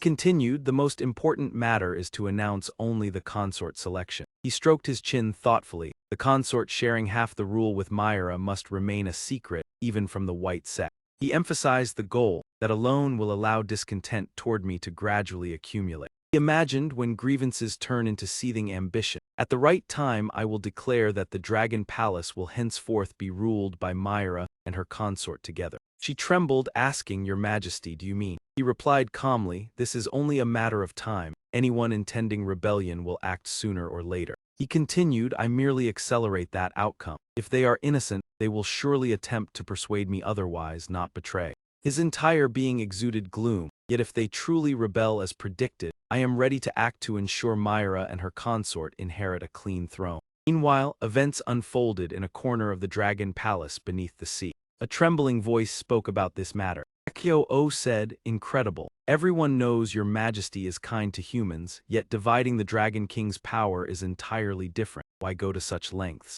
Another doubted, indeed, why do this? Even mortals hold the Dragon King's friendly rule over the sea in great respect. Person reflected, splitting the throne and granting half to another is not only excessive but risky. Even as humans, I cannot trust all my kind. Yashihiro asked, then the risk of this decision is enormous, correct? Yupa Ryan recalled the Dragon King's words. Surely all think that his love for humans has clouded judgment and caused grave danger. Rumors say the old man finally became reckless, right? Yupa Ryan hurriedly replied, Your Majesty, I would never think so. She continued, yet to speak frankly, granting half the throne to someone from the land is perplexing to my limited perspective. If he wished to protect humans, such extremes are unnecessary. He sighed, protect, even you, who have experienced humans closely, think so. He asked anxiously, is Your Majesty's purpose not to protect humans? He admitted in part, yes, as I hold affection for them. He explained, yet ultimately I remain the king of the Dragon Palace. Loving humans does not mean placing them above the populace I must safeguard. He fell into deep contemplation. Seeing this, he asked, why does your expression show disbelief? He hastily replied, I am merely. Before she finished, he continued, naturally, I have never disclosed my heart to anyone, so misunderstandings are inevitable. Sometimes hearing rumors makes me laugh. He listed them, that I was enchanted by humans while wandering the land, that I had a child there, even that lineage persists. He recounted countless absurd stories, every version to the point of debate over truth. Even those claiming allegiance to Fida have an official version they trust absolutely. Once more he sighed, but sadly, with such beliefs I have only one answer. I have never bonded deeply with anyone on land despite wondrous experiences. The vast sky and land still occasionally inspire dreams. Emphasized, of course, some humans briefly resonate with me, but all ends there, for humans are a dangerous species. Hearing this, she still did not understand, He recounted that 666 years ago, cooperating with the Demon King was not solely for humans. To prevent mutual destruction between humans and monsters was the opportune moment. She asked quickly, Your Majesty, I do not fully understand. He replied, thanks to the law established by the Demon King 666 years ago, humans built today's splendid civilization. Though absurd, the rumor spread widely enough that humans themselves believe it. He continued, yet thinking carefully, is this not strange? From antiquity, humans advanced despite living with monsters who always saw them as prey. He asked, without the Demon King, humans could not have progressed in 600 years, so how explain hundreds of thousands of years prior? Surely monsters hunted humans moderately. He answered, certainly not. Despite the food chain, balance was never broken, even tipping gradually toward humans. He asked further, have you witnessed human strength increase over the past year? Correct. Recalling the human world, I realized their growth came not from peace or safety, but the opposite. He reasoned, if the Demon King had not set current laws and monsters retained their role as humans' nemesis. Human civilization over the past centuries might have developed bizarrely and extremely. Weak but always rising against oppression, that is their nature. Concluded from experience, within half a year humans would reject prey status. Initially confused, they would then resist fully. Whatever the outcome, the monster's desired ending would never occur, for humans today differ vastly from 600 years ago. Like a collapsing pyramid, no one wins, only mutual destruction remains, and the impact is not confined to land. Hearing the Dragon King, Gyupa Ryan fell silent, for even the vast ocean cannot ignore such upheaval. He added, "This is what I realized from youth and observing the world from the throne. Humans are truly astonishing, inclined more to good than evil." But he warned, they are not meek to be casually protected or hunted. If provoked recklessly, they become dangerous thorns both land and sea monsters underestimate. He recounted sending his eldest son to the mortal world for this reason, to understand humans through experience. As a father, though his son's thoughts were unpredictable, his intelligence never doubted me. I trusted he would understand my intent, but his tone hinted disappointment, entirely contrary. He returned with lofty illusions. He continued, he wished to rule without distinguishing monsters from humans, land from sea. An innocent dream, so laughable, the Dragon Prince harbored illusions worse than a long novel. He analyzed, monsters and humans, land and sea are fundamentally different. Forcing fusion is impossible. To do so might require a god, not a king.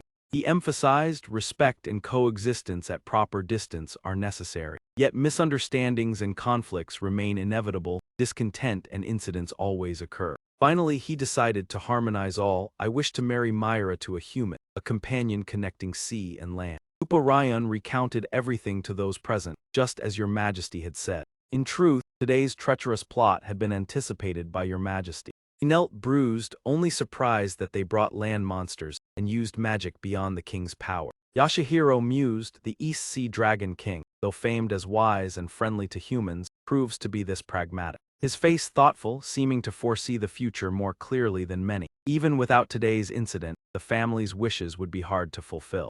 Only then did Yuzuru speak, wait, if the princess holds the dragon pearl, then without her, seizing the throne would be impossible.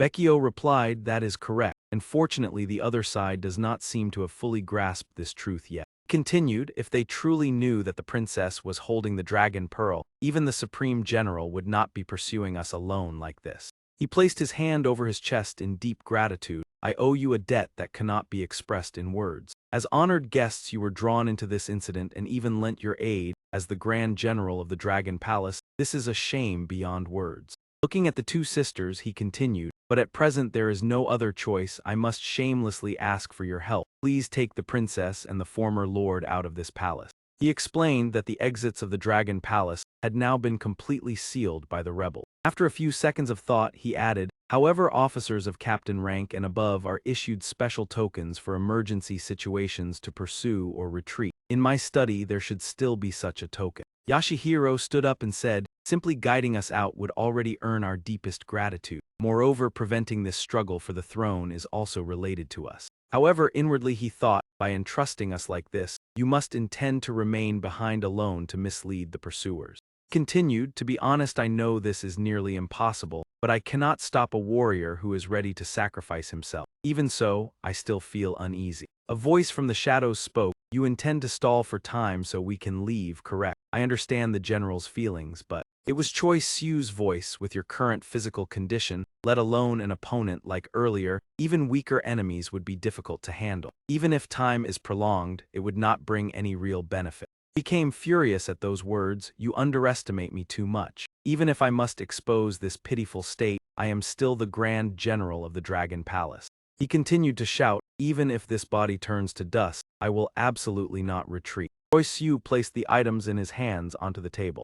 Immediately afterward, he vanished before everyone's eyes. He appeared right beside the right general of the East Sea Dragon Palace, and immediately struck decisively, without hesitation. Yuzuru could not help but admire, so fast, the speed is twice what I witnessed before. The general's body swayed slightly, no longer able to stand firmly. Choi Siu spoke in explanation, I intended to knock him out completely, but even severely injured he is still too resilient. Perhaps I should have used a bit more force. Yashihiro looked at him and asked, Choi Siu, you are indeed wilder than I imagined, but normally a light threat would suffice to check one's physical condition. He replied gently, that is true, but he himself clearly understands the danger of his condition. This is a matter of honor and pride. Rather than prolonging meaningless arguments, this method is more effective.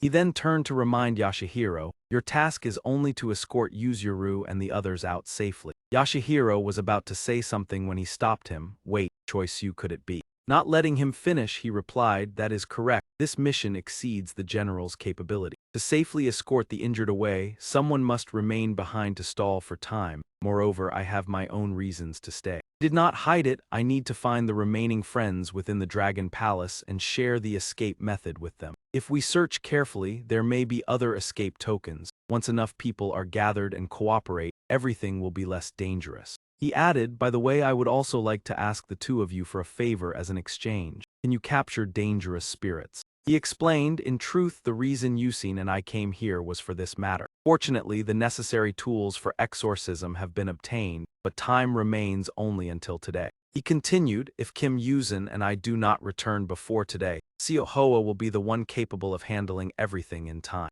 Yashihiro pondered, from what I hear this is not too difficult for us, and I personally would very much like to help. Turn to Yuzuru, but the issue lies with my sister. Although she is interested in Choi Siu, this time it is an entirely different matter. Looking toward the princess, he thought that if everything went smoothly, the family would not only repay their debt to the Dragon Palace but also welcome the princess. This was a golden opportunity to affirm their status. While he was still calculating, Yuzuru spoke, if that is the case then this matter is not too difficult. Exorcism is my specialty. Even if we return a little earlier than expected it will not matter. Choi Siu happily replied, truly, thank you both, this puts my mind at ease. He let out a soft sigh of relief, a sense of lightness spreading through him. Suddenly a dark figure rushed in from outside. I was worried about what would happen if the plan failed. Kira siblings were both startled in shock. The space outside was dyed a vivid crimson like blood. Inside, Choi Siu had already intercepted the sneak attack in time. The two sides faced each other as equal. While the opponent ground his teeth, Choi Siu conversed leisurely, thanks to you. His mood was extremely satisfied. Now I can fight without worrying about anything. He delivered a powerful punch at the opponent, then I will increase my power tenfold. His eyes blazed with intense determination. His teeth clenched tightly, his complexion pale from tension. The opponent attempted to evade by launching countless shining darts that formed a defensive circle before him. After a moment, Choi Siu trembled slightly but remained standing on one leg, both hands maintaining a defensive stance. His brows furrowed, his gaze flickered, cold sweat ran along his shoulders. The intense pain remained, but his recovery was increasingly rapid. His body seemed to have grown accustomed to the regenerative power. He continued to observe the outside scene through the breached wall. Suddenly, he stammered a sentence that worried the Kira siblings in that case. Without turning back, Choi Siu added, please. Yupa Ryan, his face covered in injuries, stood on the opposite side in silence. At the same time, whirlpools suddenly appeared around them. They were created by Choi Siu's leap. His figure landed lightly, standing opposite the opponent with green skin. Choi Siu assumed an attacking stance, both hands clenched, realizing that despite enduring the tenfold regenerative blows, the opponent had not suffered significant injury, but that was sufficient. The attack had taken effect. Remembering Galing with the white wolf mask, he continued, he is merely extremely resilient, unlike the previous one who was completely immune to attacks. His hand unconsciously tightened, sparks of electricity flashing. I can continue fighting until he collapses. Meanwhile, Tanju calmly raised his hand near his grinning mouth. How coincidental that the conditions and circumstances of both of us are similar. Previous battle ended unfinished and full of complications. That was the confrontation between Zyro Hui and Galing. Suddenly, someone's pitch-black legs slammed heavily onto the ground, creating a massive tremor. Both were demons whose power was their core, and both had reasons they could not accept defeat. The white wolf mask lay on the ground. A low voice echoed, so that is how it is, even today ended in failure at their hands. Tanju was extremely enraged, veins bulging across his face, teeth grinding, truly a bunch of useless fools. From the commanders to that grand general, none are worthy. Even so, a single small opening in defense was enough to create danger. Choi Siu's gaze remained stern, glancing slightly to the side to observe. His bare foot lightly stomped on the floor. Looking at the black silhouette enveloped in purple flames behind, it was far from an ordinary appearance. The scene shifted to Yuzuru in a kimono, holding the unconscious Amira in her arms. Yashihiro was astonished, sweat pouring down, stammering this. The two warriors who had absolute faith in Choi Siu now felt a chill under the pressure emanating. Their teeth clenched, faces filled with fear. Previously, he had already been a formidable figure among the spirit ranks, but now he stood at an entirely different level. Meanwhile, Myra remained unconscious, black veins spreading across her face. Suddenly, her left hand that had been hanging loosely twitched slightly. Crown Prince appeared with a half-open cloak, revealing his robust physique as he stepped forward. He looked at the castle and the shattered objects before him. He could not help but frown thoughtfully. Turning his gaze toward the slightly trembling Choi Siu, he asked, "So that is how it is, you are Kim Yuzin's companion." He spoke in a deep voice, setting aside physical strength. "Your inner nature does not seem to have reached that level when facing an opponent far beyond you." Upon hearing the final sentence, Choi Siu turned back in shock, his attention distracted. Immediately, he had to face a massive punch rushing toward him with overwhelming force. Two dazzling streams of light collided violently, erupting at the same time. Minutes later, the white smoke gradually cleared, revealing Choi Siu's muscular form, hands shielding his face. His expression turned serious, lips slightly twisted, sweat covering his forehead. Meanwhile, the green arm, full of murderous intent, continued its advance. It lunged before Choi Siu, forcing him to guard his face defensively. The powerful strike sent him flying backward. Choi Siu raised his head, blood trickling from his nose, eyes wide with alarm. Opposite him, Tanji gaped, revealing massive teeth. Immediately after he leapt, fists clenched, charging at Choi Siu.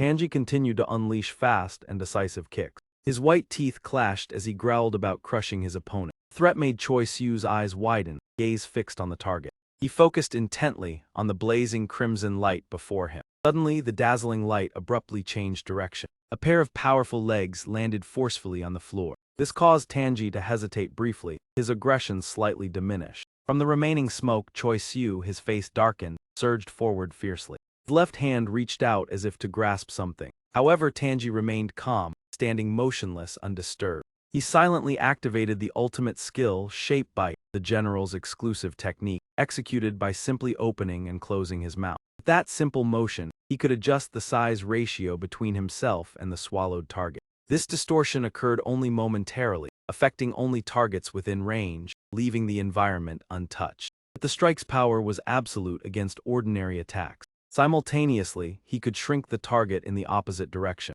Despite size changes, Tanji still clenched his massive jaw. Choi Siu's eyes also blazed with resolute will. At this moment, the two faced off like egg against rock, utterly mismatched. Nonetheless, despite differing mass, the shock endured remained comparable. Focusing force into a restricted point for monsters with regenerative ability became a major advantage. Against some opponents, this skill could render them completely defenseless.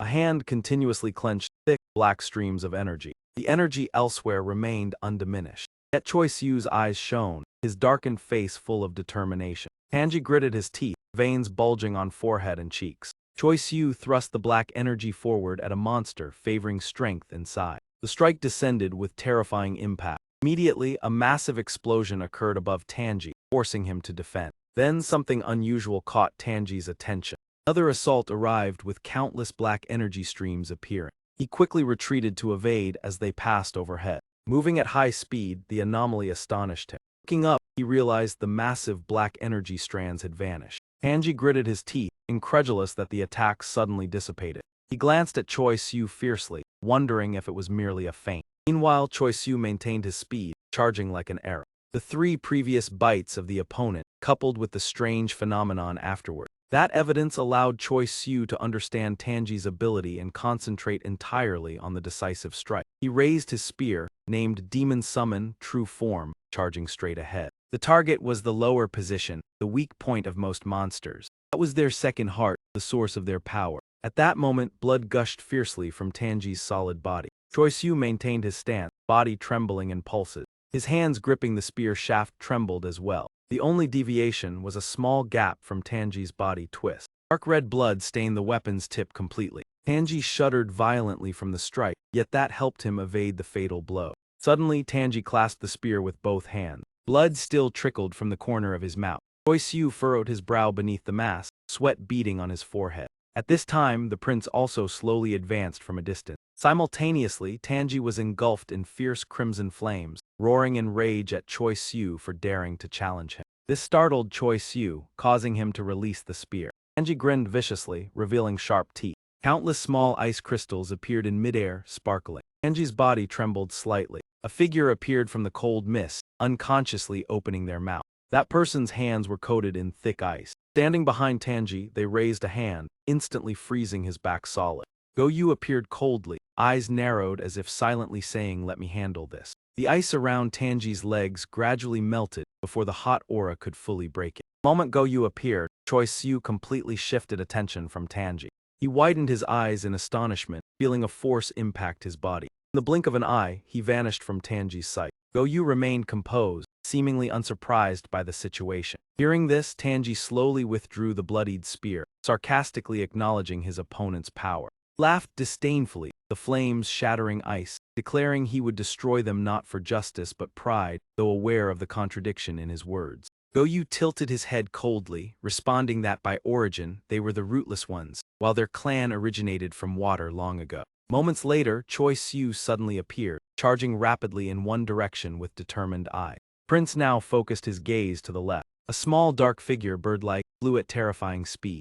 In less than a second, Choi Siu closed in on the target, raising a fist full of momentum to strike. The crown prince still hovered in the air with a calm yet cold expression. He observed the opponent's powerful punch, and calmly remarked that the momentum had increased fivefold along with considerable striking force. As soon as he finished speaking, he extended his right hand forward to block Choi Siu's attack. The opening clash was not yet the moment for either side to unleash their full strength. Nevertheless, one side had clearly felt the overwhelming dominance and the surge of despair. Someone's sturdy arm remained suspended in the air. The crown prince spoke with composure, stating that it was a completely reasonable assessment. Meanwhile, Choi Siu continued to launch attacks, his teeth clenched and his expression increasingly tense. However, the crown prince leisurely took out a purple gem and voiced his disappointment with disdain. Choi Siu frowned slightly upon witnessing that action. He directed his gaze toward the collapsed house and the scattered debris. The crown prince continued to rotate the purple gem in his palm, causing Choi Siu's body to be continuously pushed back, as if affected by an invisible force of momentum. Once again, the crown prince concentrated all his power into the gem, increasing the level of attack 15-fold. From it, a massive surge of purple energy spread powerfully. That energy rushed straight toward the corner of the roof of the house ahead. It surged violently, like a raging storm sweeping through. At this moment, Choi Siu appeared exhausted, his breathing rapid and his entire body drenched in sweat. Before him was a house more than half destroyed, along with countless lingering water bubbles. Even so, he maintained his stance with firm footing and relaxed hand. The person standing opposite slowly spoke. This power has at least doubled, perhaps even more, truly formidable, enough to rank among the top 5 strongest opponents I have ever encountered. Looked at the back of his hand and the circular wound before continuing. But in terms of spirit, it is deeply disappointing. The strategy of stalling is not bad, yet I cannot sense the will to surpass the limits of power. Upon hearing this, Choi Siu's face was immediately drenched in cold sweat when he added that because Kim Yuzin was too outstanding, he had unconsciously placed expectations on him. The crown prince slightly furrowed his brows, his gaze somber. Indeed, whether human or demon, those who maintain dignity when facing death are exceedingly rare. Those words caused Choi Siu's expression to darken. He could not believe it and asked again. The scene then shifted to another location beneath the sea. A massive door opened slightly, revealing the dark space within. Under the flickering firelight, the slender silhouette of a person was cast clearly upon the stone wall. That person's face was dotted with cold sweat, hot breaths escaping continuously. A hand tightly gripped the iron bars before it, as if unwilling to let go. The chains had been removed and lay scattered across the cold stone floor. Suddenly, an iron bar fell with a resounding clang. Yahello looked toward the source of the sound in surprise. An arrogant voice rang out, "What purpose do you have in coming here?" Yahello immediately showed concern and replied that too many people disliked you. With such ability, you should have left long ago. However, the Dragon King sitting cross-legged only responded with a tone of despair. "Do not tell me you came to rescue me, for now I am merely a useless old man unworthy of salvation." He looked at the girl before him and continued to apologize for everything that had happened, admitting that he had not foreseen the upheaval despite ruling for 1,000 years. With a weary expression, he narrowed his eyes and asked if she had come for that item. But before he could finish, Yahello interrupted to offer condolences for the incident in the palace. She closed her eyes and bowed her head, speaking in a solemn tone that although she was not a subject, His Majesty was not only a ruler but also a father responsible for protecting all people. After hearing the words of comfort, the Dragon King appeared moved. This feeling was truly nostalgic, as if returning to the past. He looked at the girl and said it reminded him of Sun from the past with her respectful manner of speech, while also mentioning their children. The Dragon King remained seated on the mat and admitted that even if Sun came to reproach him, he no longer had the strength to change anything. Now he could only trust and wait. His eyes gradually became lifeless, yet still concealed something left unsaid. Meanwhile, Xiao Hui's tightly clenched hand began to tremble uncontrollably. Xiao Hui slowly spoke, advising that a king should not say words that bring shame upon himself. The left arm also trembled as she mentioned that to bring them here, an innocent human had sacrificed his life. Hearing this, the Dragon King sorrowfully admitted that although he could do nothing, at the very least he should not allow himself to become pitiful. He placed his hand down and slowly said that her reproach was entirely justified. However, he continued to remark that the one she was truly furious at was not him but herself, and from her current condition, he could guess what had happened. The Dragon King gently shifted and softly asked whether the person who had sacrificed for him that she mentioned was that young man. The question astonished Xiao Hui, her eyes widening and her mouth slightly open. She immediately turned her head to the right to see more clearly. Her gaze fell upon two figures inside the opposite cage. The woman with dark skin and beads of sweat spoke, saying that knowing she had visitors was not strange, but before she could finish, the Dragon King interrupted. "You did not expect that I would still exist intact like this." The woman holding an unconscious person replied somewhat awkwardly that it was not so, and greeted His Majesty after a long time apart. During this, the Dragon King slowly turned his head with a weary gaze. Xiao Hui also silently followed that gaze. She recognized Kim Yuzin lying motionless in the woman's arms. The white-haired, dark-skinned woman stammered an explanation but could not finish. The Dragon King showed impatience and sighed, deciding to speak directly. Hearing him affirm that although that person had died he could still be saved because the blood had not completely cooled, Xiao Hui trembled and widened her eyes in shock. The Dragon King continued to ask the woman if that was not what she intended to say. The other could only smile awkwardly and admit that His Majesty was still as perceptive as ever, even expressing regret for having once rebelled. Looking at Kim Yuzin with the wound still bleeding, Shirozo added that at first she had intervened only out of curiosity, not expecting it to lead to many regrets. She bowed low and admitted that although she was merely someone like herself, in that fleeting moment she might have accomplished something. Afterwards, she turned to Xiao Hui and explained that dragons possess something called a reverse scale. This part lies near the gills and is hidden behind the scales on the head, not only containing immense power but also being an extremely precious elixir. There is a difference between ordinary dragons and the Dragon King. A normal dragon has only one reverse scale in its lifetime, while the Dragon King can possess up to two. Thinking of the Crown Prince's constant ambition, she speculated that he had likely taken one piece earlier. Mentioning the Dragon King sitting silently, she believed that if he was still alive then at least one reverse scale remained, prompting him to mock that now even the title of His Majesty was no longer mentioned. The white-haired woman asked Xiao Hui whether by now she understood her intention, because if they obtained that reverse scale, they could achieve what they desired just like with Myra.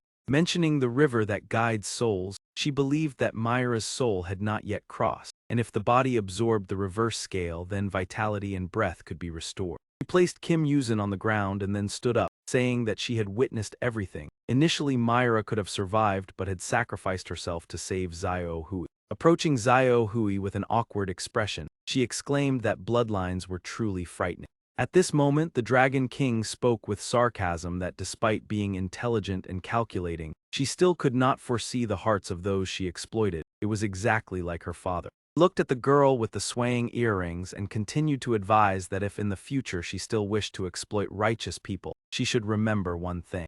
Even if you can deceive or manipulate them, never grant them the right to choose, because even when knowing that choice leads to death, they will never betray their beliefs. After speaking, the Dragon King glanced to the side as if signaling her to look. Those profound words left Xiao Hui silent as she listened, for it was her own choices that had caused that person to completely collapse. A person's footsteps suddenly slowed, each step moving forward. The white-haired girl with dark skin suddenly burst into choked sobs, her shoulders trembling with emotion. Her face turned pale, cold sweat pouring down and making her appearance even more panicked. She directed her gaze toward the empty corner of the wall but saw no trace of anyone. When she heard a voice from behind, she spun around in shock, while the other person calmly remarked that everything had been neatly resolved. The Dragon King sat down beside Kim Yuzin, gently placing his hand over his eyes and saying that the fatal wound came from the strike to the chest, but the true finishing blow was the strike to the middle of the forehead, as a sign of respect for his opponent.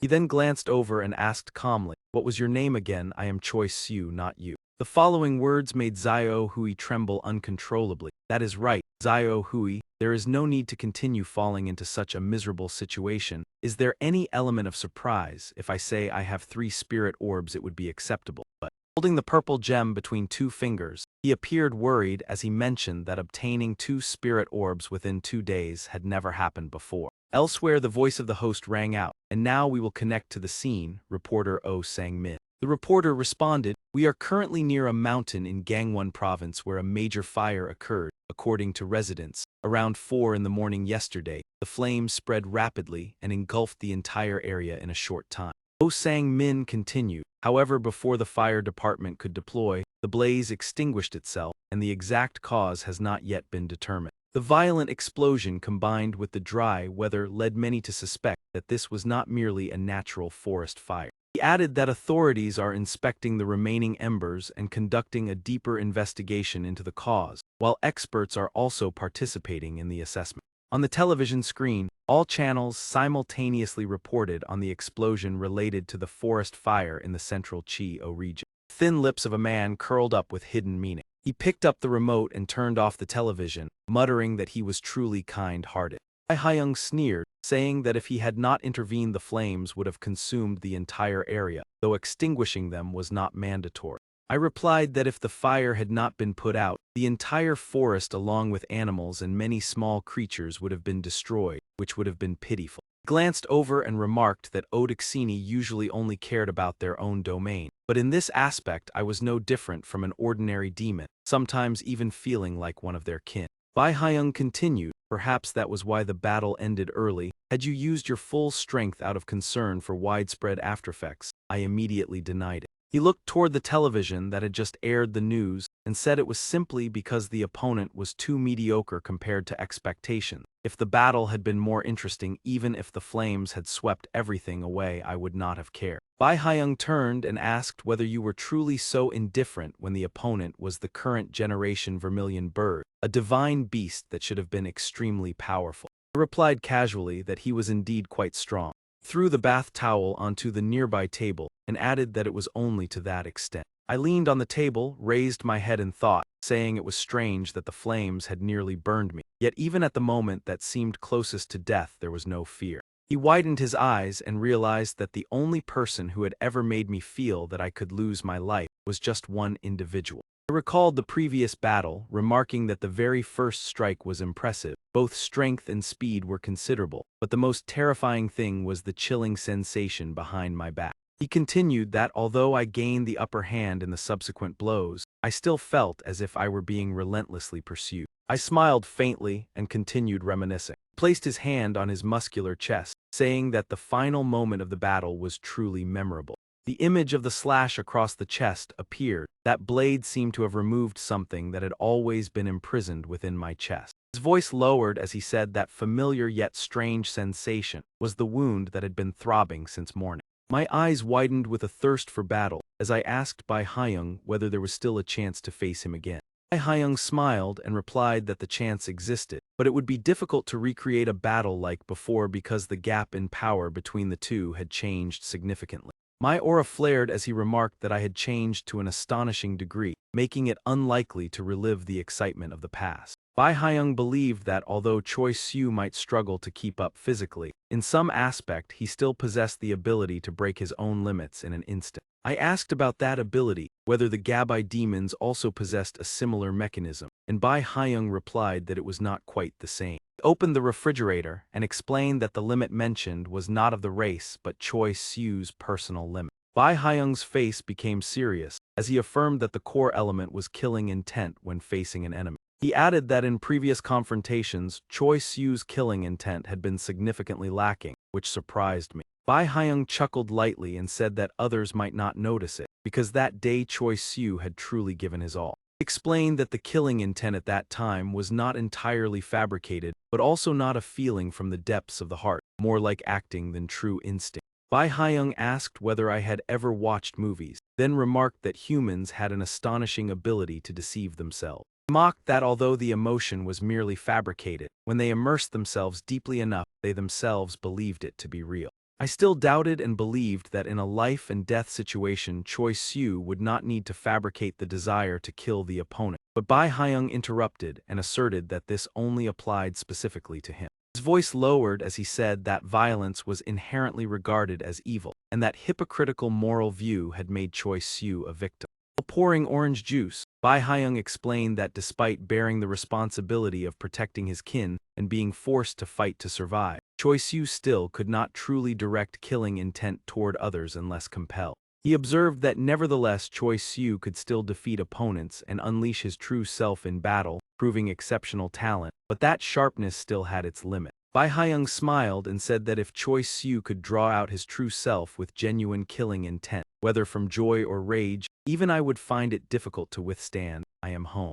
That moment a girl entered with a bright face, calling for her mother and wondering why her phone was not answered. When she saw Bai Hyung in the kitchen, she recoiled in shock and asked who he was. Mio trembled, her expression becoming tense as she questioned his identity. She then lowered her head cautiously. He reached out his hand and smiled, saying that that limit was not impenetrable, no matter how thick it was merely a shell. Bai Hyung calmly said that killing intent was the most primitive instinct, and once awakened, it would erupt uncontrollably. He added that for Choi Siu, who had chosen the path of battle, there would be many situations that would awaken killing intent. While Mio's mother's corpse lay on the floor with a spreading pool of blood and eyes wide open staring at Bai Hyung. Bai Hyung straightened his posture and said that he did not know when that would happen, but at their next meeting he hoped I would remain in that state. My eyes flared with killing intent, my smile turning calculating as I replied that I hoped so as well. Elsewhere, Choi Siu asked in astonishment why the other party knew Kim Yuzin's name and what it meant to preserve dignity after death.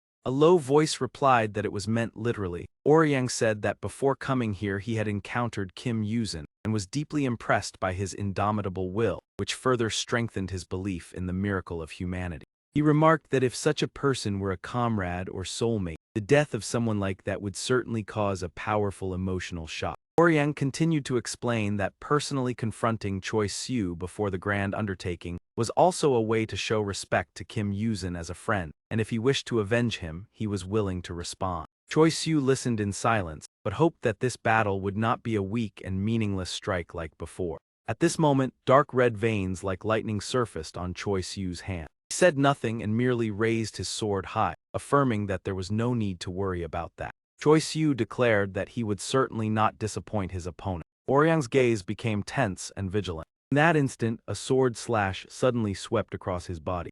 Oryang quickly regained his composure and leaped backward, evading Choi Siu's powerful attack. His entire body retreated several paces to maintain a safe distance. At that moment, small drops of blood began to seep from his head onto the floor. Choi Siu's hand also bled as if cut by hundreds of blades, yet he merely let out a soft sigh of relief. A powerful aura erupted around Choi Siu, this time seemingly reaching the level his opponent had expected. As the crown prince and also Oryang, that moment became extremely strained. There was no special aura or distinct pressure to be felt. It was simply a slender white blade, swung at a speed to which he could still react. What was incomprehensible was that the moment the slash approached, his body automatically evaded with an excessively unnecessary movement. Sensation he had never experienced before. It was the only fear that had ever existed throughout his life. When the journey on land came to an end, that man turned back toward the imperial palace. With everything he had seen and heard, along with the profound insights and governing direction he had drawn from it, that man confidently presented them before his royal father. However, instead of the praise he had expected, what he received was only fierce fury and a punishment he had never experienced before. He fulfilled his duty as both subject and son. His bow was not born of guilt, but of the fear that surged within him at that moment. A memory that seemed long buried, yet it had never truly faded, causing Oryang to pause as the recollection resurfaced. At that moment, Choi Siu, with blazing red eyes and overwhelming killing intent, suddenly sprang forward. Oryang was stunned by the powerful force rushing straight toward him. With astonishing speed, he immediately launched an attack aimed directly at that man. However, in that perilous instant, Oryang swiftly tilted his body to evade the sharp blade of Choi Siu. The pressure forced his legs to buckle, while the surrounding space erupted in a violent tremor. Crimson streaks surged around Choi Siu's body as that man maneuvered his divine halberd. Another fierce assault pressed relentlessly toward Oriang. That man could not help but be surprised as each strike shifted unpredictably in speed, clearly intended to prevent anticipation of the attack's direction. Oriang carefully observed Choi Siu, deducing that the opponent did not need overwhelming power. A single successful hit would suffice to inflict damage. That was his strategy. That man spoke, I accept. Suddenly, a dry cracking sound echoed like a branch being snapped. His eyes widened, fixed on the scene before him. The blade's tip was now stained a dark crimson, droplets falling silently. For that blade had pierced straight through Oriang's arm. Even so, his remaining hand gathered surging power, ready to counterattack. It could not be said that he had been careless. He had merely underestimated the opponent's determination. He had not expected that man to commit his entire body to the battle. A flash of light illuminated Oriang's cold expression. Immediately afterward, his expression turned to shock as ACU transformed into another form and roared, I told you. His hand tightened around the bloodstained sword. Then he forcefully pulled the blade out from Oriang's arm. Choi-Siu swung his sword and smirked with disdain. No need to worry. Instantly, a radiant slash swept across that man's body. Elsewhere, another fierce battle was erupting. Tanju gripped the staff in his hand with tremendous force. That man crushed the staff, sending fragments scattering everywhere. Yu cast a cold gaze, carefully observing every movement of his opponent. Tanju parted his lips, strands of saliva stretching out viciously. Immediately after, that man clenched his teeth and charged straight at Go Yu like a raging storm. Go Yu furrowed his brows, tension evident on his face. Tanju swung a fist filled with inner power, preparing to deliver a direct blow. A resounding clang echoed, shaking the entire space. Tanju's face bulged with veins, revealing the immense force he was exerting. Meanwhile, Go Yu's gaze pierced through the ice, cold and indifferent. That man's hand cracked like a stone struck by a heavy hammer. Tanju gritted his teeth and groaned in pain as his arm became encased in ice. Suddenly, Go Yu's eyes widened in alert, for his opponent had not yielded and continued to swing his remaining arm in a counterattack. Space trembled violently once more. A massive explosion erupted, sending earth and debris flying everywhere. In the epicenter, Go Yu's figure was blasted outward. He halted as a gigantic shadow obscured his vision. A colossal foot descended upon Go Yu with terrifying speed. His body buckled, yet his eyes remained fixed on the massive figure. Above, Tanju, with a furious expression, stomped down forcefully, his jaws clenched and veins protruding. Go Yu immediately channeled energy into his hand, preparing to counterattack. He struck directly at Tanju's calf with the technique Profound Moon Ice Blade. After delivering the blow, he withdrew his hand and stood still, observing the opponent's reaction. Tanju's leg was severed into two parts, twisting his face in agony. Seizing the opportunity, Go Yu immediately surged forward to attack. Having lost his center of gravity, Tanju's body began to sway. Go Yu stomped hard on the ice block to propel himself upward. Meanwhile, the severed portion of Tanju's leg fell limply to the ground. Go Yu swiftly leapt high into the air. With one leg lost, Tanju completely lost balance and collapsed. In Tanju's mind, the disparity in strength between them became increasingly clear. The gap between the two sides was immense, from their yokai nature to their distinctive techniques. The ability to freely control frigid energy, a power close to supreme.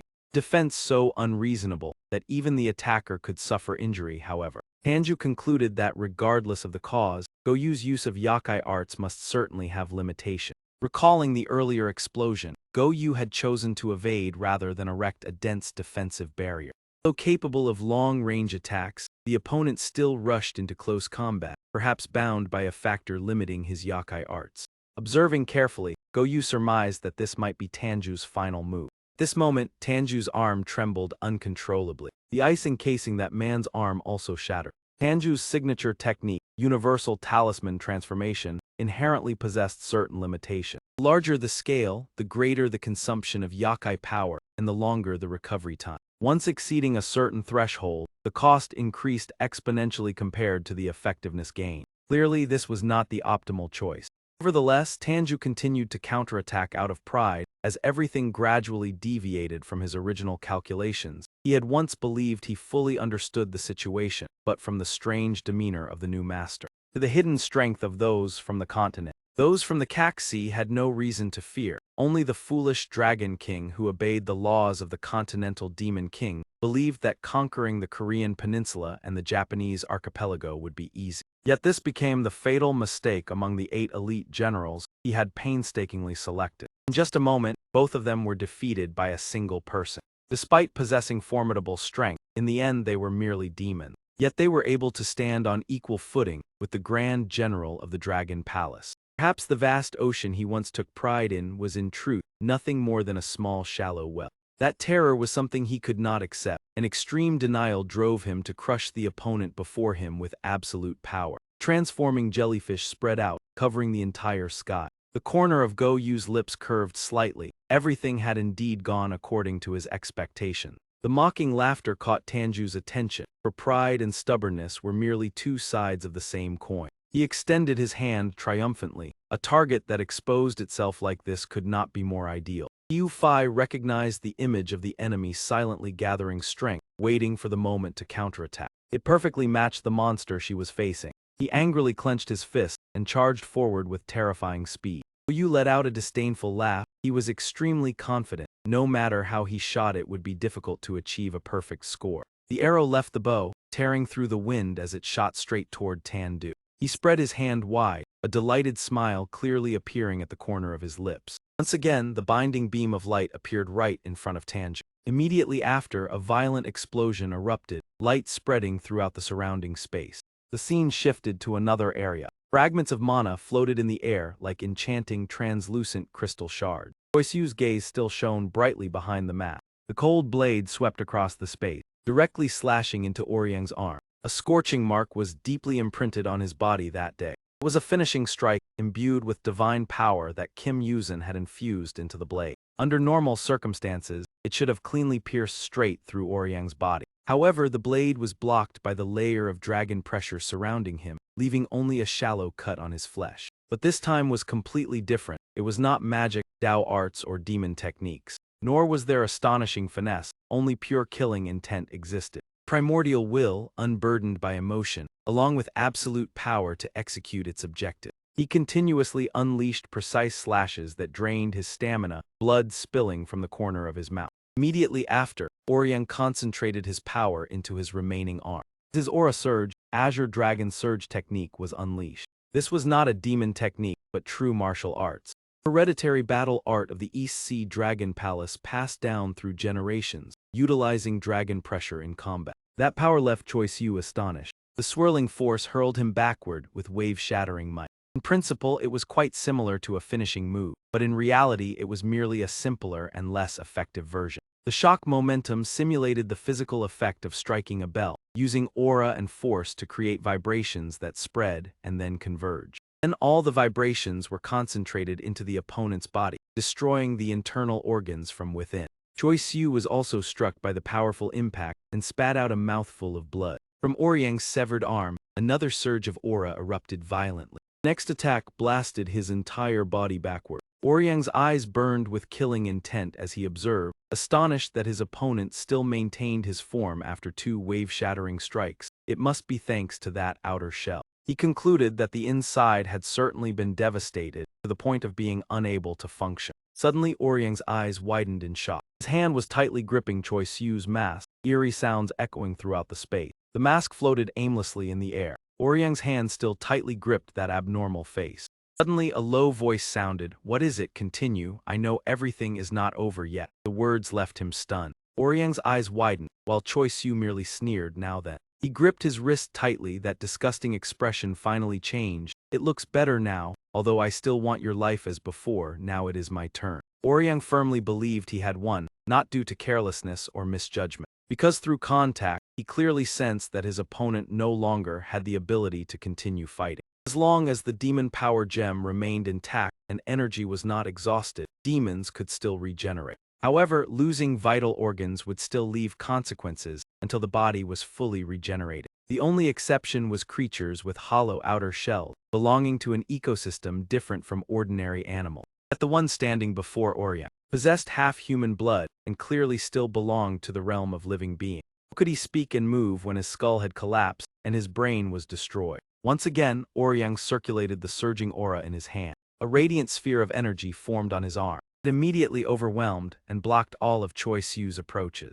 However, what Oryang did not expect was that he could still thrust his hand through that powerful aura.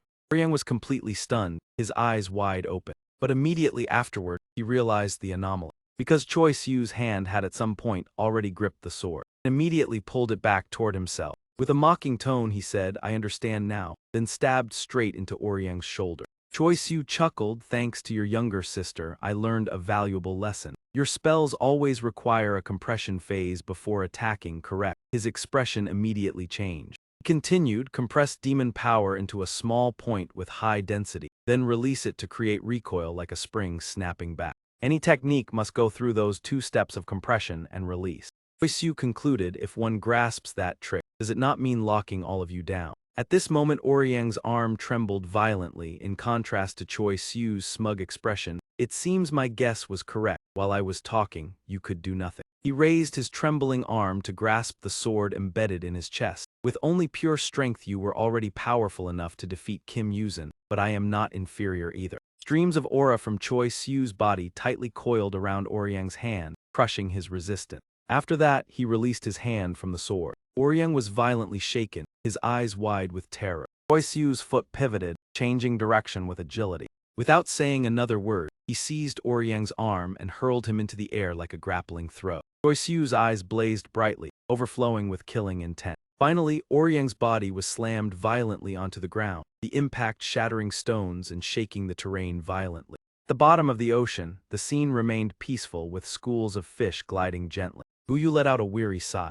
He bent over, hands on his thighs, muttering that it was truly troublesome. He had known things would not be easy the moment he heard about Long Kung. Guyu half closed his eyes. "In the end, both of us have to exert ourselves. You are no better." Seeing Tanju shivering in ice, he asked, puzzled, "What exactly are you doing? Did you grab the wrong rope?" He muttered, clearly capable of this strength yet deliberately hiding it. "Could it be only to humiliate me?" Goyu smiled, "I have no such intention. Your own assumptions just show either a lack of confidence or excessive pride." Continued, "I have never held back, only my output has been slightly limited."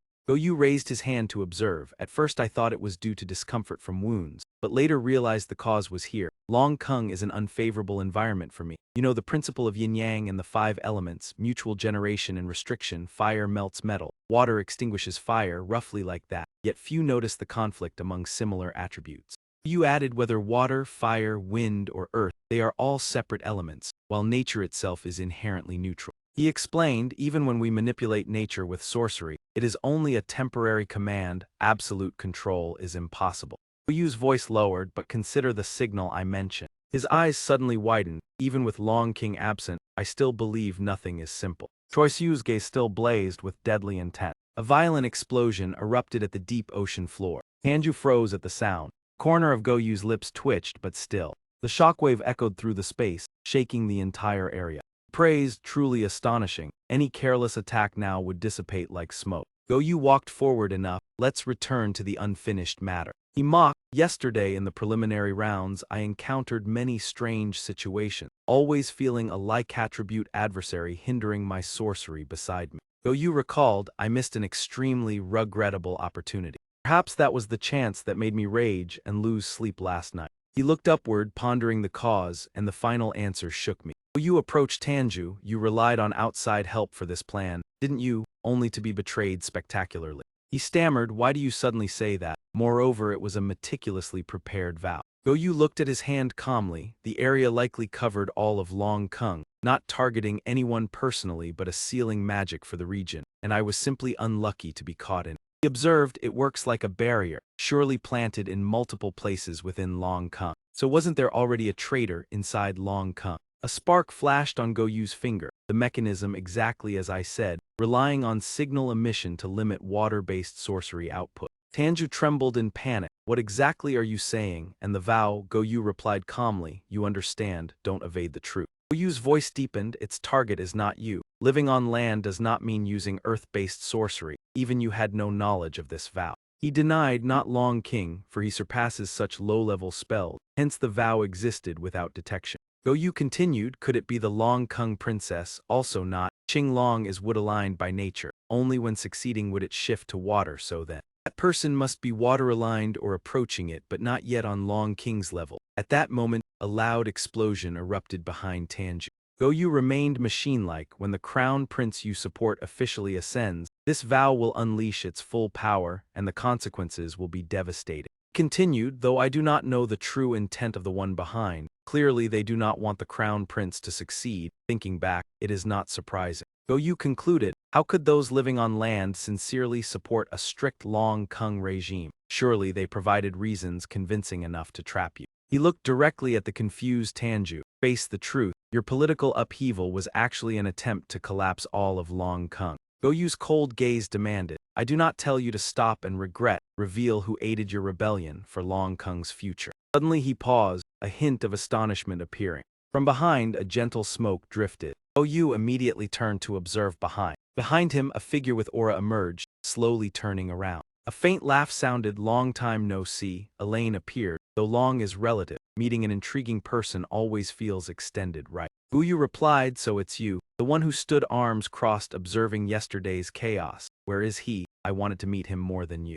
She lifted a cigarette to her lips, corners of her mouth curved slightly. Oh, today feels different. Yesterday you seemed calm and refined. Elaine exhaled pink smoke, saying this style is quite interesting.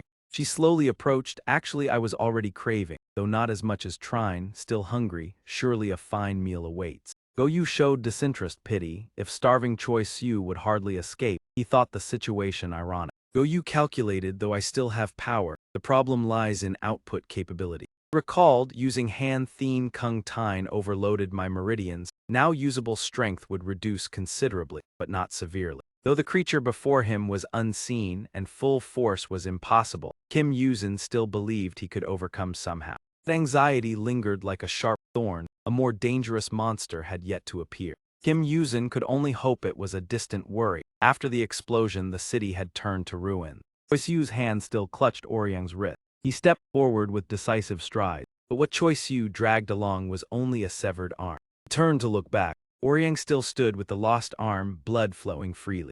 His face darkened as if covered by shadow, eyes wide and motionless, staring at the ground. Choi Siu coldly tossed the arm and continued walking. In a different time, place, and circumstance, Oryang might have welcomed this challenge joyfully. He had never faced such overwhelming monsters, yet it was both challenge and opportunity to advance. But after so long, why did the anticipated moment come today, just before the greatest enterprise of his life? He stammered, perhaps. Oryang pressed, Kim Yuzin, is it your turn too? Perhaps this is no coincidence but a challenge meant for me today. Only by surpassing both of you will I earn the right to ascend the throne. His eyes half closed, the severed arm reborn once more. Fine, I will fight as if this is the final moment, using all my strength to defeat you.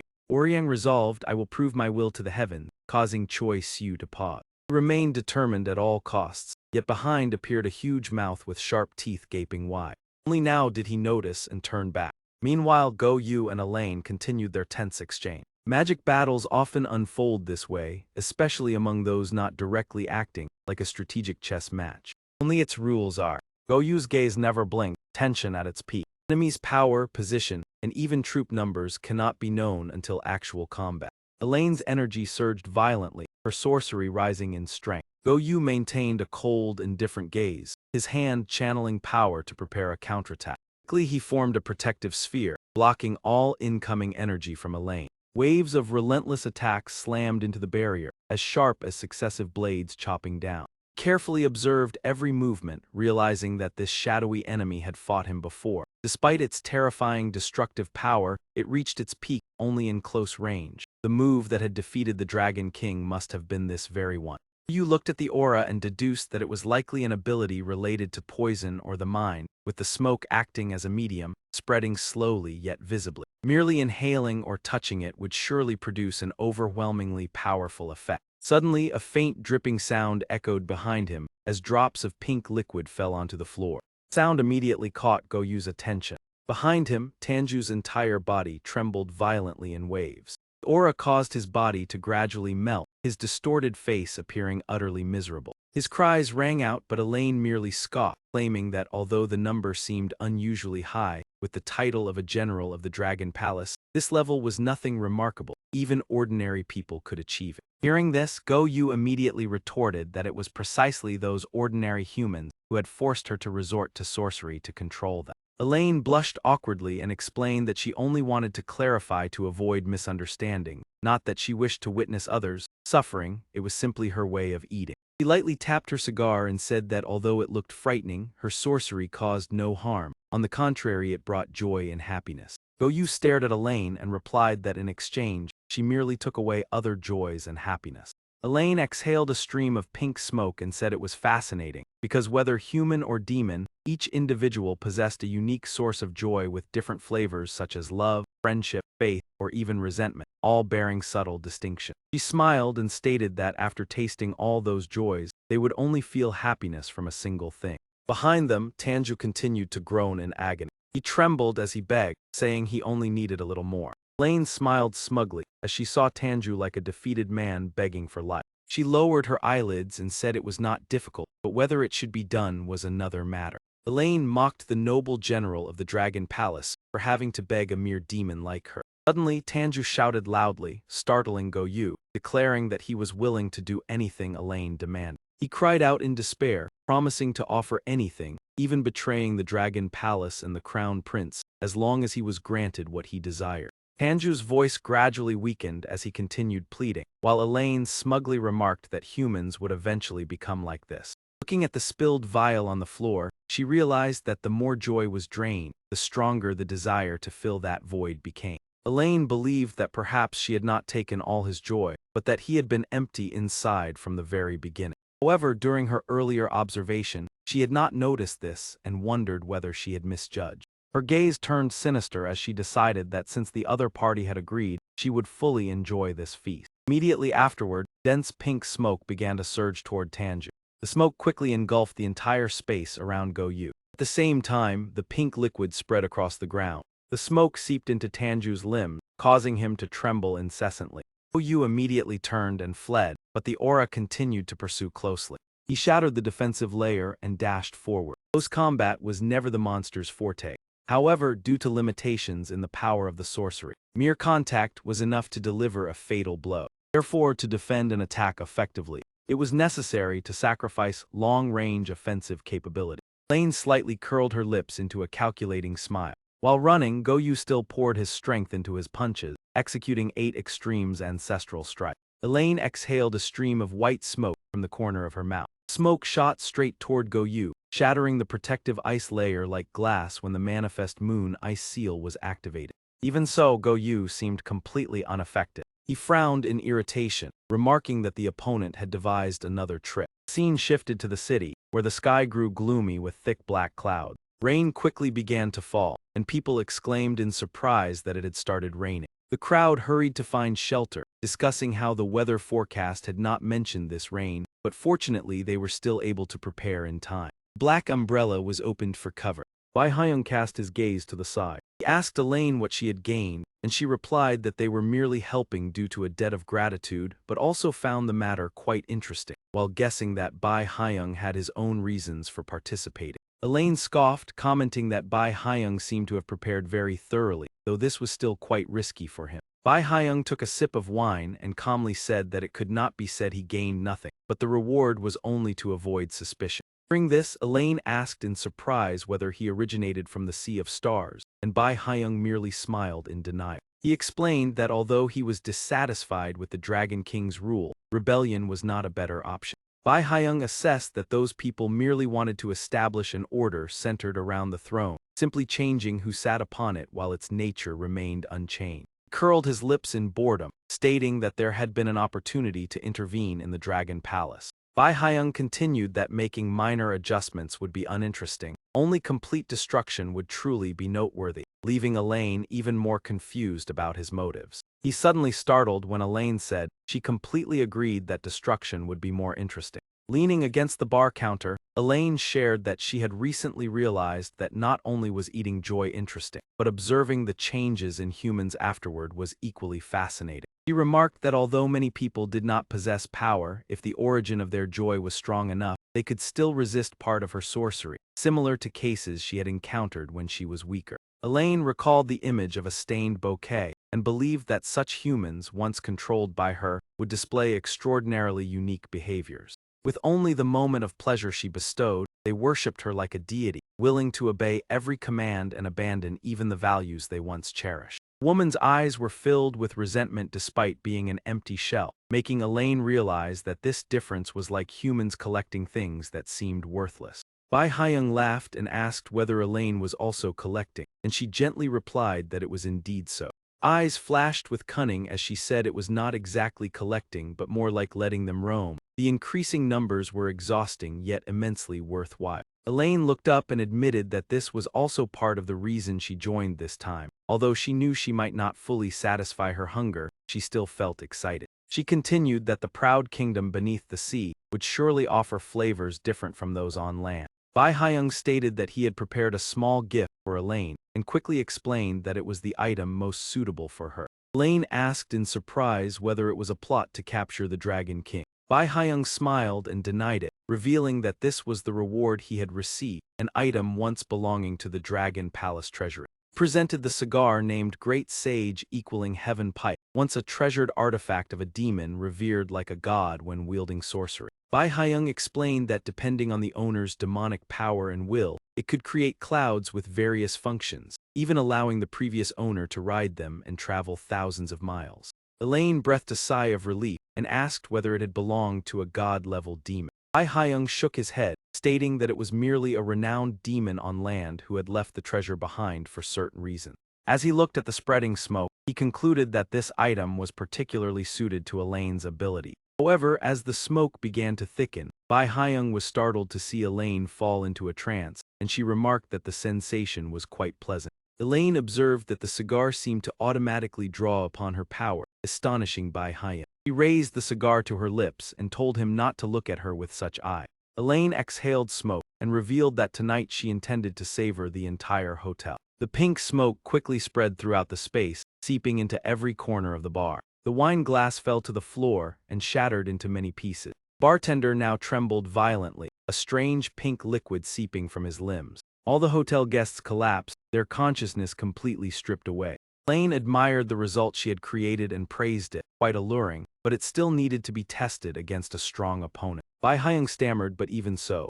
He glanced around and remarked, Elaine, smoking indoors is not advisable. Small habits accumulate into unconscious reflexes. Elaine glanced to the side, and what about over there? Outside, the rain continued to pour without pause. Bai Haiyang extended his hand to catch the rain and wondered, resentment turning into rain, is that truly the curse of the cloud layer? He reassured himself that it was merely superstition. This rain must be a coincidence, yet the omen seemed rather favorable. He wondered whether Trine and Elaine on the other side were exerting their full strength. The simplest way to motivate someone was. Bai Haiyang's thoughts surfaced. Even if the mission was completed, it would be best to avoid confronting the Dragon Palace. For him, once the task was done, nothing else mattered. But Trine and Elaine might not withstand the consequences. A simple reminder would suffice. At the bottom of the ocean, a red streak spread, staining the blue water dark. That enormous mouth was biting down on something, blood seeping through its teeth in a horrifying sight. Choi Siu stood motionless, intently observing the scene before him.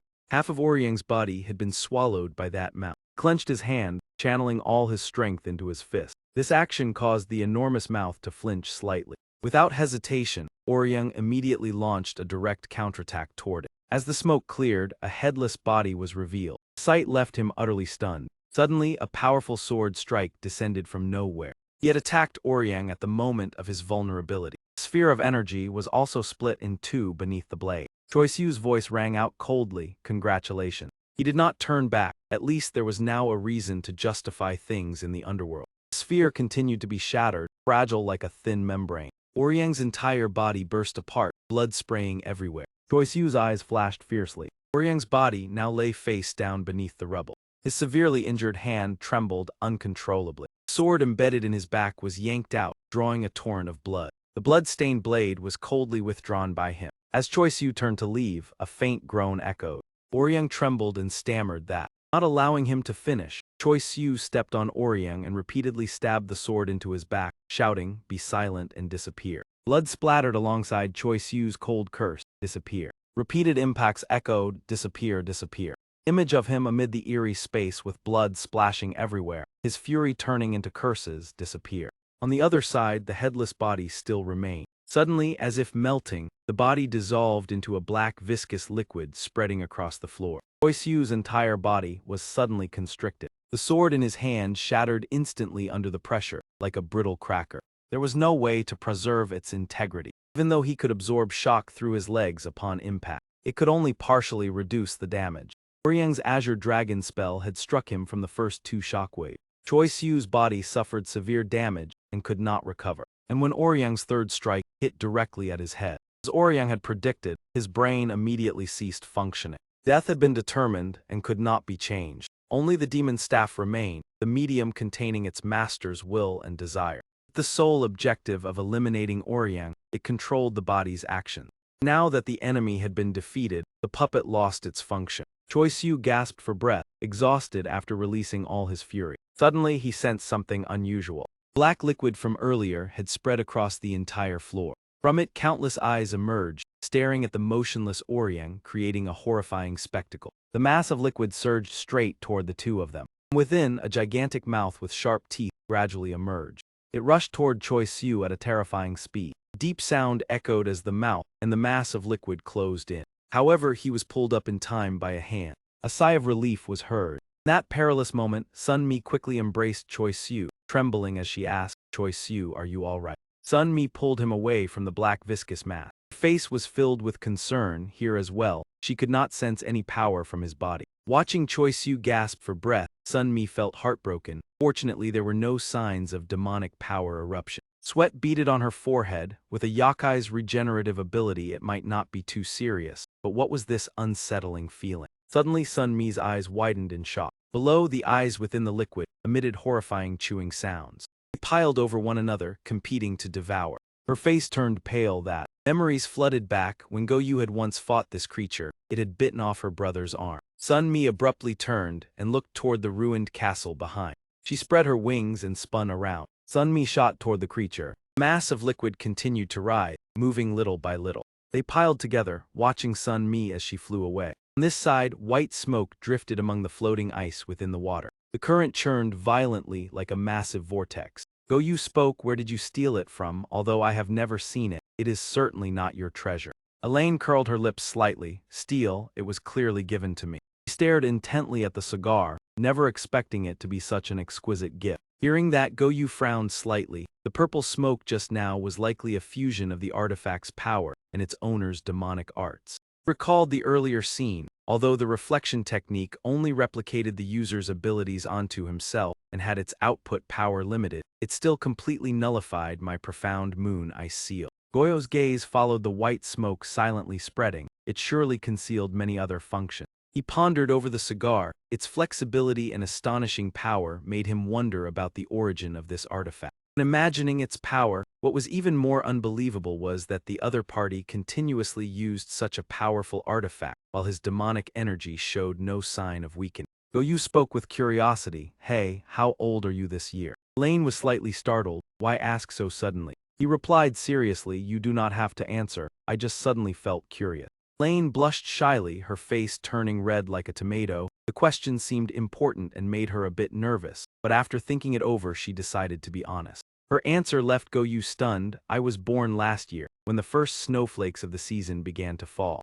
Elaine smiled mischievously. "Perhaps among us, I am the one born the earliest." She looked up at him. "It was the first time I realized that only 1 or 2 people seemed to notice this, but I do not mind much." Hearing that, Goyu thought to himself, in less than a year she has reached the upper mid-level of a spirit entity relying solely on demonic power. Elaine asked with interest, "Could it be that you do not like young people?" Goyu sighed softly. "Yes, that is indeed the case." His hands were tightly bound. The feeling of being forced made him extremely uncomfortable. Doing something out of desire and doing it because one must are completely different matters, right? Goyu continued, "What I hate most is the latter. Responsibility is the most troublesome burden in the world." Elaine spoke softly. "I do not quite understand. If it is troublesome, then why not decisively abandon it?" Goyu remarked indifferently. As expected, a child only 1 year old is still far too naive. He frowned as he recalled, "Precisely because it cannot be discarded is why it is called responsibility." Hearing that, Elaine froze, her eyes widening in surprise. She became excited again, stammering this. "No, perhaps I have already been moved, to be honest. At first, no matter how handsome you were, I did not find you attractive, but just now I was truly captivated." Elaine lightly licked her lips, the way that thing exists inside and collapses when pulled out. "I really want to witness it with my own eyes." You merely sneered. "I often hear such words, but in the end they are all nothing more than unrealistic fantasy." During the several dozen seconds of stalemate, Although the conversation seemed meaningless, it created a clear shift. A layer of ice appeared beneath Goyu's feet, enveloping him like a defensive shield. However, that layer of ice gradually melted away. One side had abandoned defense, leaving only a fierce will to attack. Aura surged and billowed around Goyu's body. Elaine once again exhaled a stream of white smoke. Suddenly, behind Goyu appeared a demon with a grotesque and terrifying form. He immediately noticed and spun around. Tanju was a step faster, tightly embracing Goyu. His body trembled, his teeth clenched tightly, almost no demonic energy could be felt. Perhaps he relied solely on pure physical strength to break the ice. Elaine stepped closer, smiling faintly. He now looked no different from a madman, his eyes bloodshot and his entire body trembling, despite not being enhanced or mind-controlled. Elaine raised an eyebrow, simply telling them that they could continue experiencing pleasure if they obediently followed orders makes everyone push themselves to exhaustion, and in the end they truly lose their lives. She spoke softly anyway. I am sorry, if it were the former me, I might have accepted it with a fluttering heart. Elaine lowered her head, bringing the cigar close to her lips. Unfortunately, I have no interest in games played regardless of victory or defeat. Goyu stared intently at her approaching figure, then spoke. Elaine exhaled another stream of pink smoke. The smoke quickly spread and enveloped Goyu. I will thoroughly savor this feast. In a battle of wits, victory or defeat does not lie in what is gained, but in what one chooses to abandon. More importantly, it must be abandoned reasonably. Although it was the only strategy to lure the opponent into revealing himself, if the minimum condition for victory is lost, then all efforts become meaningless.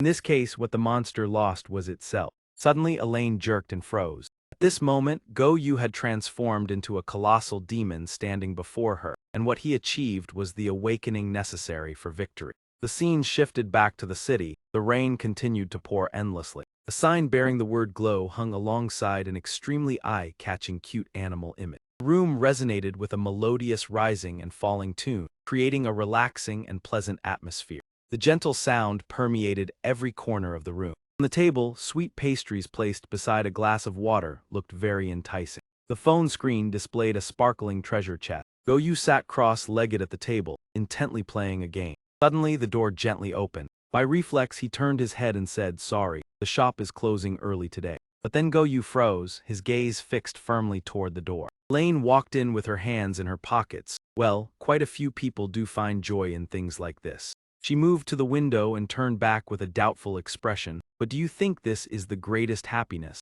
At best it ranks 4th or 5th. In the end there are no other choices, so one can only satisfy oneself with this. Elaine murmured, "Is that really all? No wish to fulfill, no belief to uphold, no rival to surpass, and no one you want to claim at all costs." He frowned, none of those things, just simply sitting in a small cafe, sipping a cup of coffee. Goyu turned his head. "I almost forgot one important thing." He reminded, "It is raining. This is more important than anything else." During that, countless question marks appeared in Elaine's mind. She sighed, well, fate is something that cannot be known for certain until one reaches the very end. Goyu closed his eyes, but I have already said, everyone only indulges in unrealistic dreams and then ends everything themselves. Elaine looked outside. "I thought that meant I was someone special. Forget it. There is nothing. Being deceived is also my own fault." The corner of her lips curved slightly. To be honest, if it were another person or demon, I would probably be so disgusted that I would not even bother. But although he is not overly charming, at least he has strength. Suddenly the entire space trembled violently.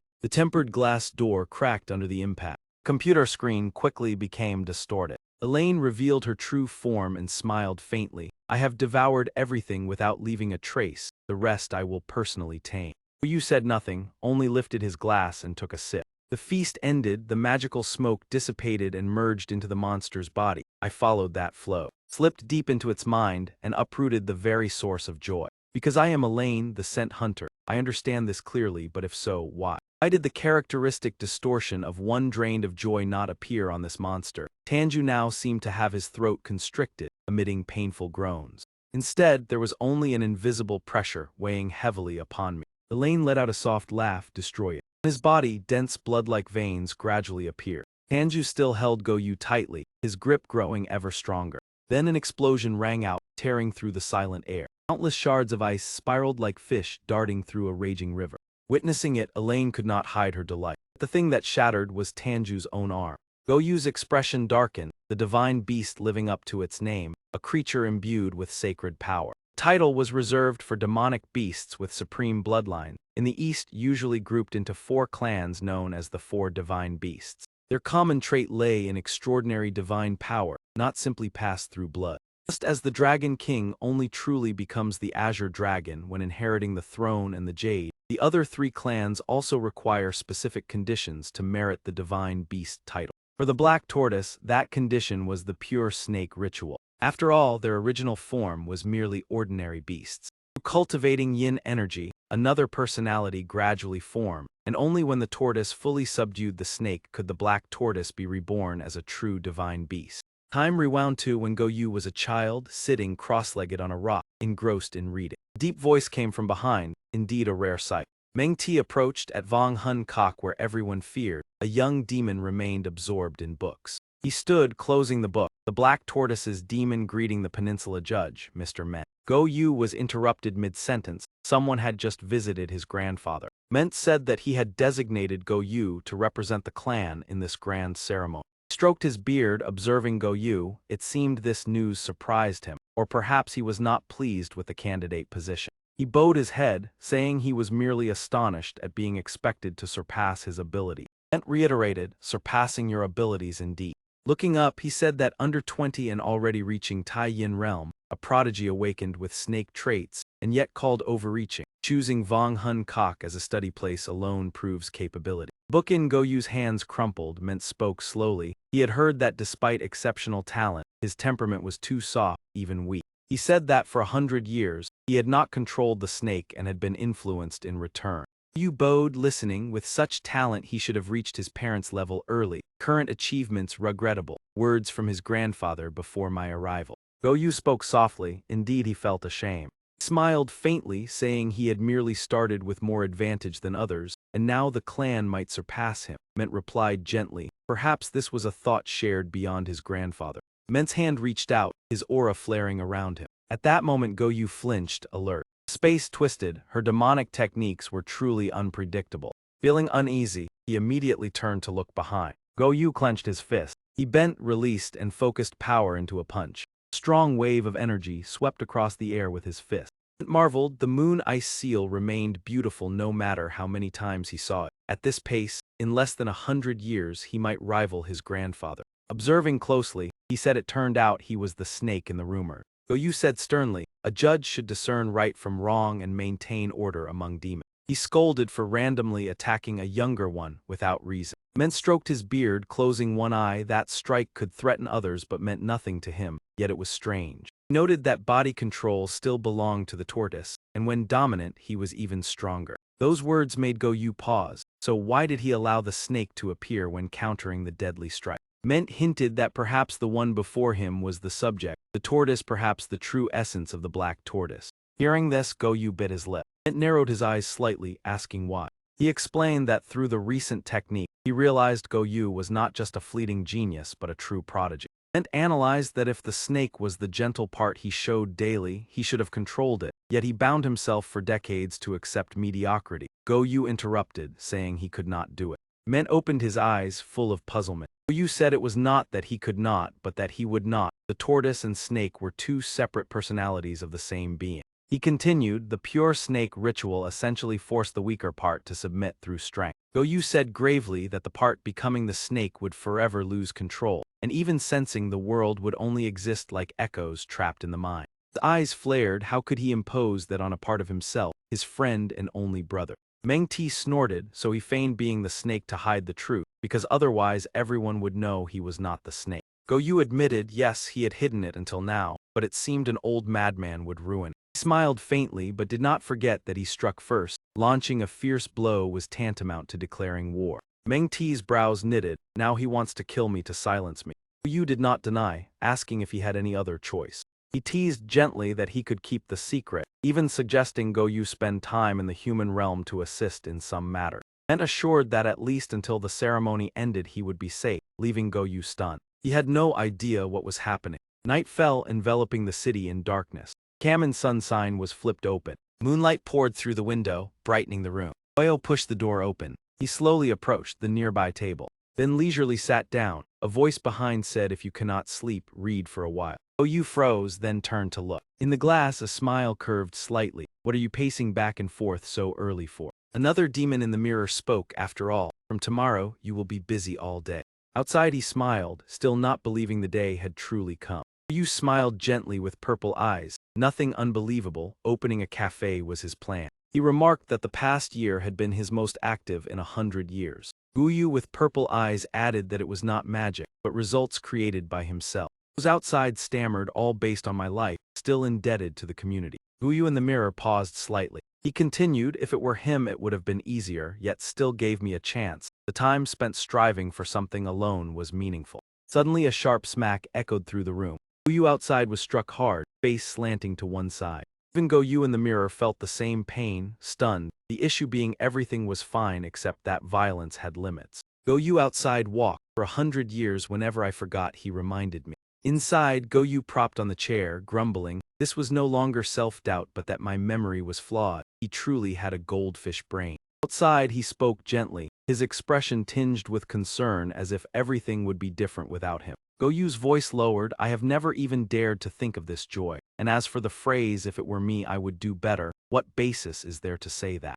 Inside the mirror, he replied that he was only better at being able to take turns proactively, and merely slightly superior in techniques, even if he tried to reach the human world. "With this personality, it would be difficult for me to adapt." Goyu outside raised his head. "So just hold your head high with confidence, ignore what others say. You are far better than me. Everything today was built by you. Stop acting as if I am useless." He revealed a sly smile. "Moreover, the important thing is that if you are exhausted, then I will suffer. From tomorrow, remember to brew coffee regularly so I can enjoy it. There are still many things I want to try." After that, Goyu briefly showed unease, his face almost expressionless. The person in the mirror hesitated slightly and said, "There is no need to think too far ahead, just continue as before. Simply live the way you want until the grand ceremony begins." His footsteps shifted lightly. "With the current situation, we do not need to bow to anyone." The conversation continued. "Perhaps some fool will appear and declare a desire to challenge the will of the Demon King.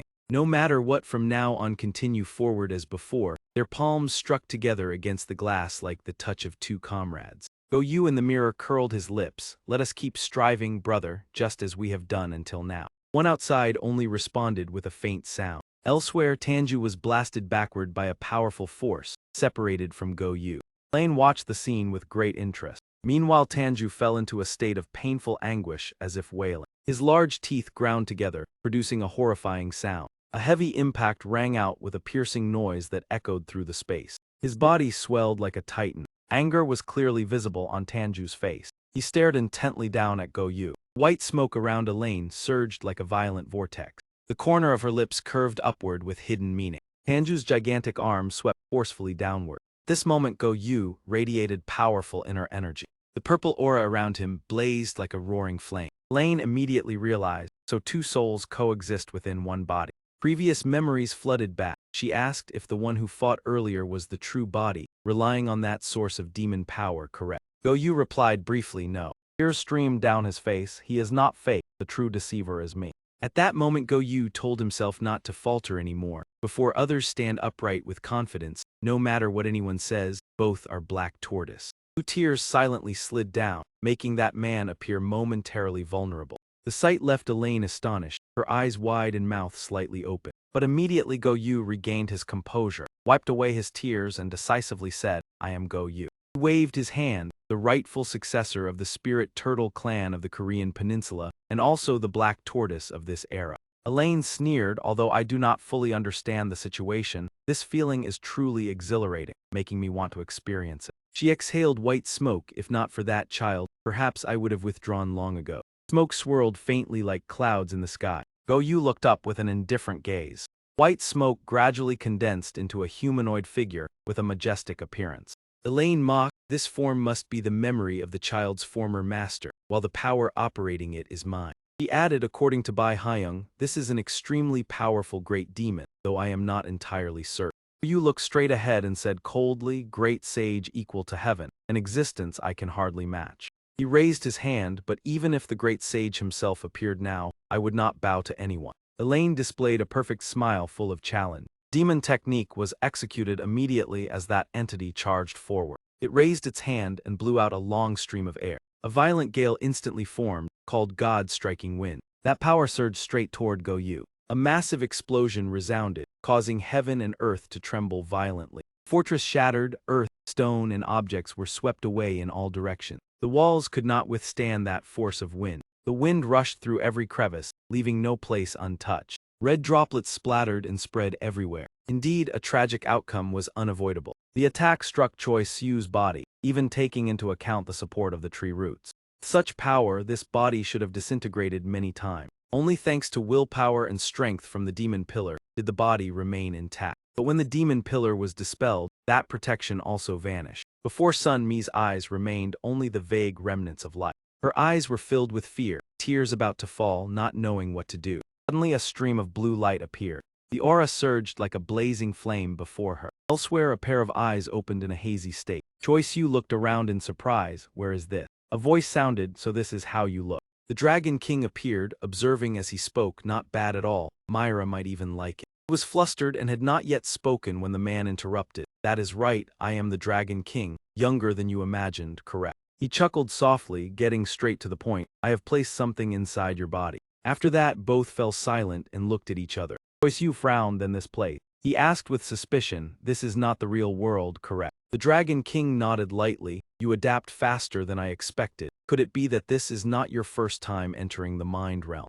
He scratched his cheek. Previously I experienced it once. Recalling it, he said that place felt even more real, as if composed of more elements. Dragon King sighed. Perhaps it was created by a powerful mage. I am not very knowledgeable. Now I am merely a remaining consciousness. The Dragon King turned his head. Even so, talking in this empty place feels somewhat strange. He snapped his fingers once. Immediately, a set of table and chairs appeared before their eyes. Tiu saw the food on the table and could not hide his delight. The Dragon King slowly sat down. This place is better than I thought. If only my throne were like this, it would be wonderful. He smiled with calculation, admitting that when it came to convenience, humans clearly surpassed demons like us by several levels. Seeing him still bewildered, the Dragon King spoke up, asking what was wrong. Was he not going to sit down? He explained that he had searched through his memories to prepare the most comfortable chair and the easiest drink to consume, then asked if anything was amiss. Choi Siu awkwardly replied, "Ah no, nothing at all."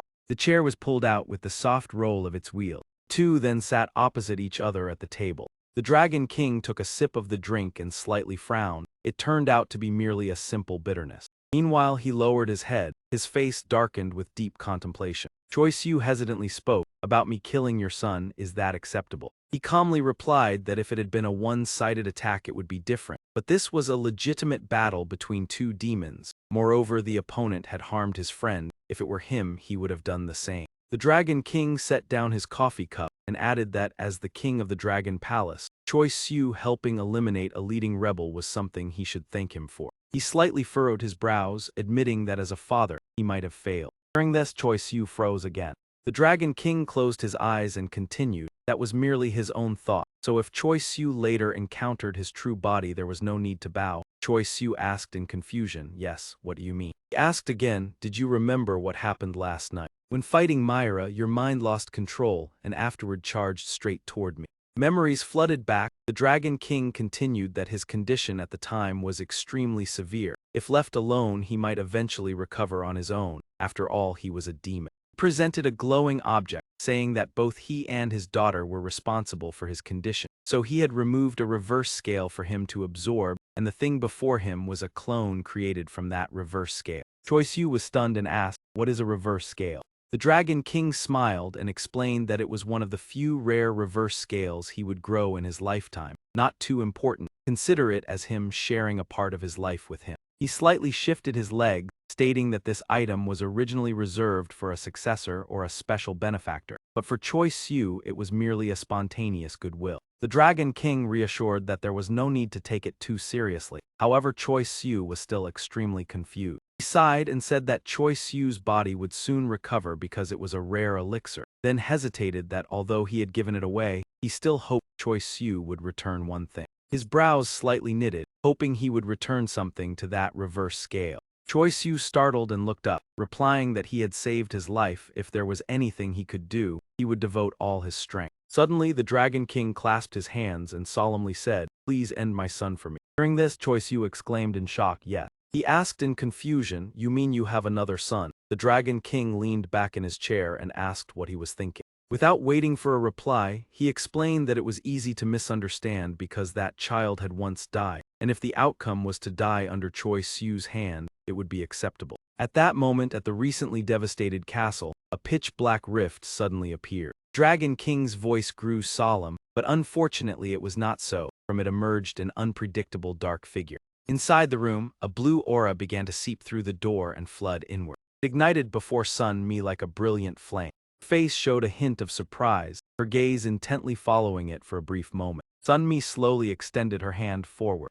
However, she only dared to lightly touch the exterior to observe. It looked like fire but was not hot. This dense aura was also not demonic power. Sun Mi was puzzled as she realized that Choi Siu's demonic power was gradually recovering. But to whom did this strange aura belong? Gathering all her courage, she pushed her hand deeper inside. Immediately Sun Mi recoiled backward. Her instincts warned her, causing her to retreat several steps. Blue aura continued to rise incessantly. In an instant, intense heat erupted, as if striking directly at her survival instincts. She did not fully understand. Sun Mi knew there was no longer any doubt about the current situation. Choi Siu was recovering but completely unable to move. Refusing to yield, Sun Mi swiftly turned her head to look behind, her gaze fixed on the black rift behind her. Although a demon, Sun Mi's power had not yet reached the spirit level. This was understandable, as even the early spirit level was a threshold that ordinary demons could hardly reach. Innate bloodline talent, the ability to wield demonic arts, along with mastery and above all an intense desire to plunge into experiences close to death, all had to converge. Only then could a miracle be created, allowing a young demon to reach the spirit level in less than 100 years. And she was not the one who created that miracle. What lurked below was an opponent beyond her capabilities. She understood that clearly, however. What made her spread her wings and charge forward was not courage but pain. Sun Mi decided to fly straight out through the rift. The earlier image appeared in her mind, if only she could have helped. Immersed in thought, she told herself that as long as she did not cling to the excuse of lacking ability and tried to act, she would not repeat that mistake now. Tears streamed down her cheeks. She hated this feeling. Sun Mi rushed forward, whether it was her brother or Choi Siu. She would not stand by and watch them be hurt again, even if it meant sacrificing her life. In the vast courtyard, a towering figure now appeared. That person was none other than Trine. Sun Mi quickly recognized her presence. Their gazes met in midair. Suddenly, Trine opened a grotesque mouth wide with sharp teeth. Sun Mi's eyes blazed with determination. Immediately unleashed an ancient demonic art to attack. A series of sharp wind strikes surged toward Trine. A thunderous explosion rang out, smoke and dust enveloping the entire area. Sun Mi hovered high above, observing the situation below. Suddenly, something shot upward from below, tearing the smoke apart to both sides. Identity was an extremely peculiar matter. For some it was glory, a sacred privilege. But for others, it was a shackle they wished to deny for a lifetime. This moment Trine became exceedingly grotesque, her mouth wide open with drool dripping down. Sun Mi also transformed into a beast with eyes blazing with killing intent. The blood she carried within her was also such a shackle. In contrast to the chaotic battlefield, another place possessed a peaceful and poetic atmosphere. Cosmetics and snack packages were scattered across the floor.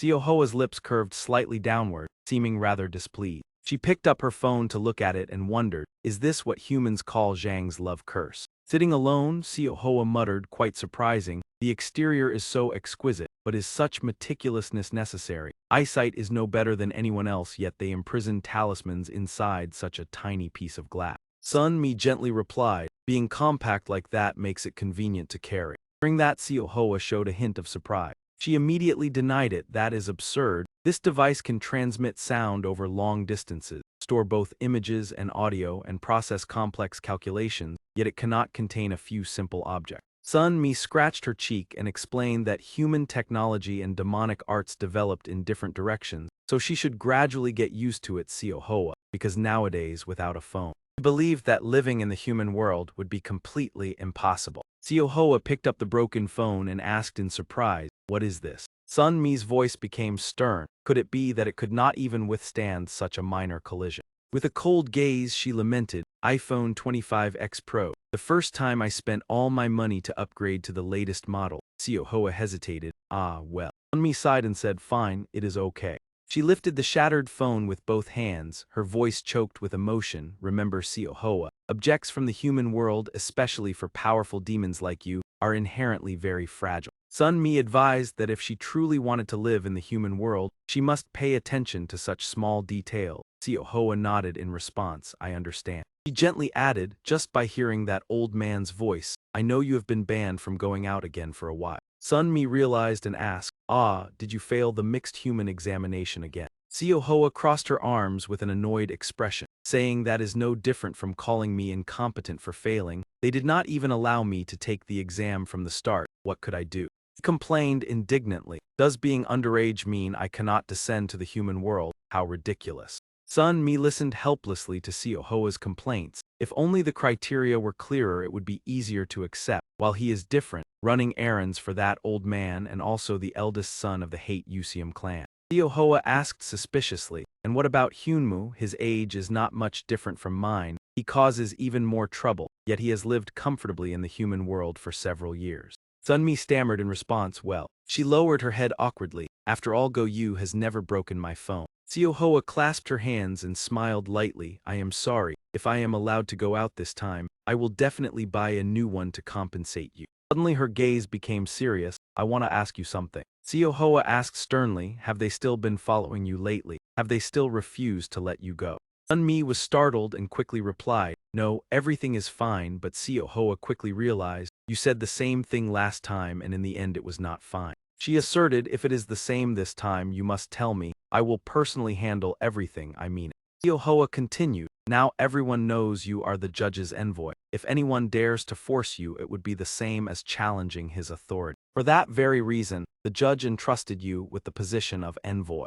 Siohoa's reaction was therefore completely understandable. After all, her father is a demon capable of doing such a thing. Trine Tuk-O, its exact origin remains a mystery. It is only known as one of the most ancient demon clans on the peninsula, ranked among divine beasts. Even in terms of history, the four deities such as White Tiger, Black Tortoise, or Vermilion Bird are difficult to compare. However, in each era there are only two inheritors of the pure bloodline of Trine Tuk-O, father and child, meaning a reigning Golden Crow King and an heir. Those who bear this blood are called the Golden Crow King, the sovereign who rules the sky of the demon world on this peninsula. Her father is the Golden Crow King of the current era. Although he is called her father, there is no familial bond between them. In fact, she has never even met him. Her mother was merely an ordinary palace maid, neither queen nor concubine, noticed by the king for a single night, and she was born from that brief encounter. Perhaps because of this, her mother was expelled from the palace. A magpie demon carrying the bloodline of the Golden Crow King was considered an unforgivable sin. Before passing away, her mother still believed that if her father knew of her existence, he would be happy, but she had never believed that. A man who did not know of her simply because he had never cared. If he were a demon with any sense of loyalty, even for one night he could not have remained indifferent and allowed her mother and child to be abandoned like that. She had never dreamed of being acknowledged by that bloodline or becoming a member of that clan, at least not until she realized she had inherited the abilities of Trine Tuk-O. Sunmi's hair shimmered with a radiant golden hue. Meanwhile, Trine continued to charge forward in attack. Sunmi stood still observing with eyes full of disgust. The opponent steadily approached closer to her.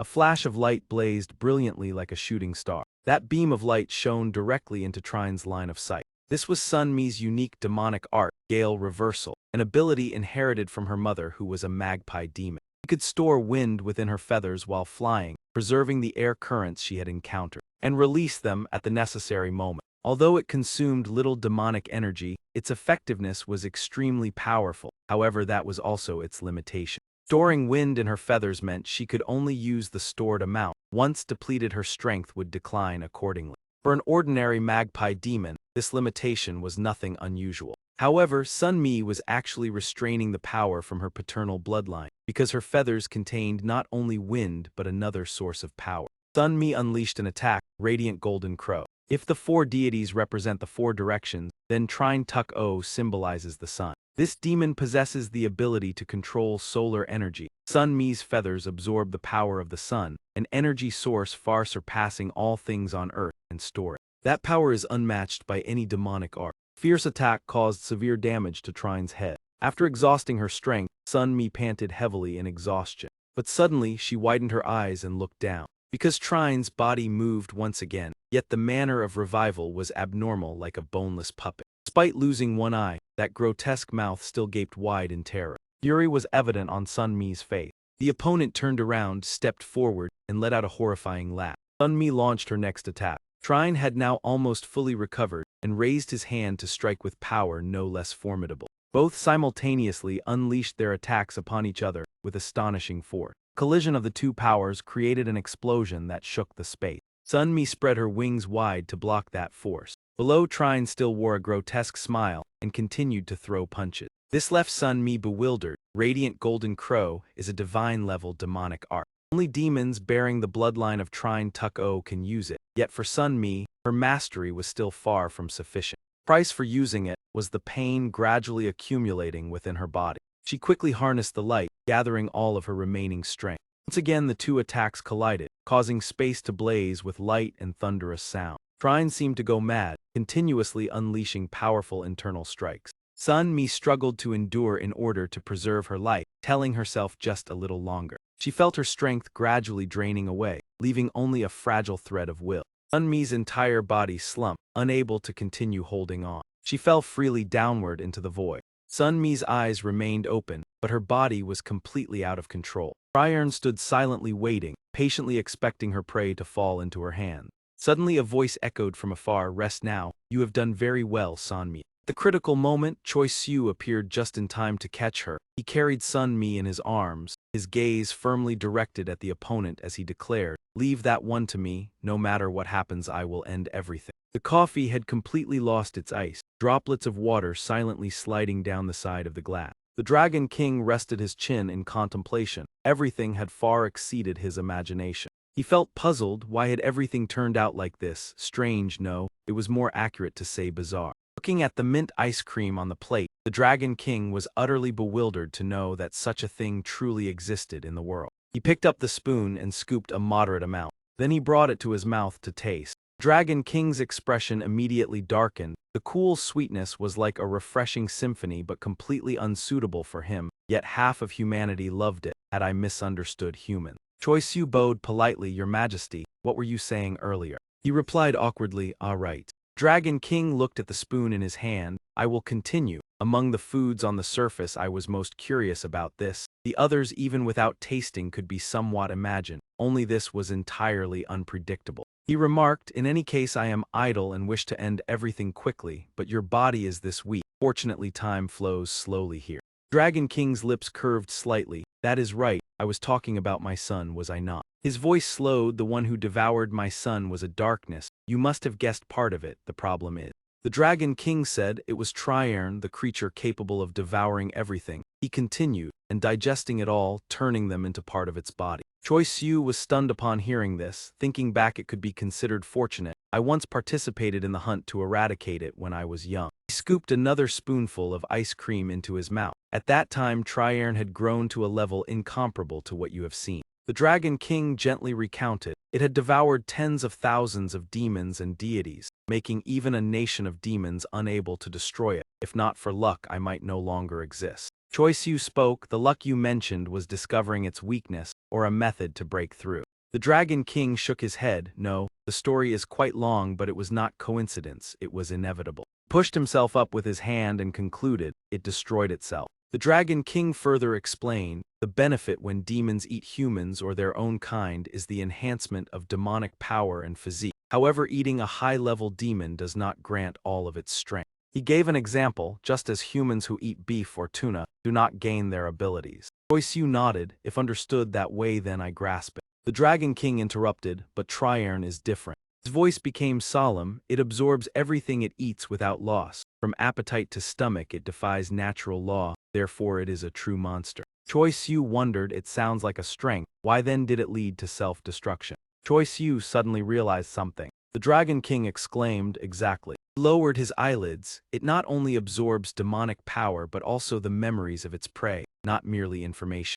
The Dragon King added, "Those are experiences engraved into the body, meaning the ego of the absorbed creature remains intact." He continued, "According to historical records, all generations of Trierne possessed this trait, The more powerful beings it devoured, the greater its strength and memories became, seemingly invincible. But at a certain point, the fragmented egos exceeded control, the body strangled itself and led to destruction. The darkness had grown extraordinarily since birth, and the immature ego was also a cause. Choi Siu supported himself in thought, so that weakness likely has not manifested yet. Correct. He assessed, for the ego to fragment it must devour many beings. The Dragon King replied precisely. His gaze became contemplative. Compared to before, the current trierne is still like a child. Its collapse is far away, not to mention the number of egos it has absorbed. Dragon King's voice lowered. Just by seeing that it still maintains a complete human form, it is clear that it has not absorbed any truly powerful ego. He fell silent for a moment, then said, "In that state, my son was absorbed by an ego far too intense for it to digest."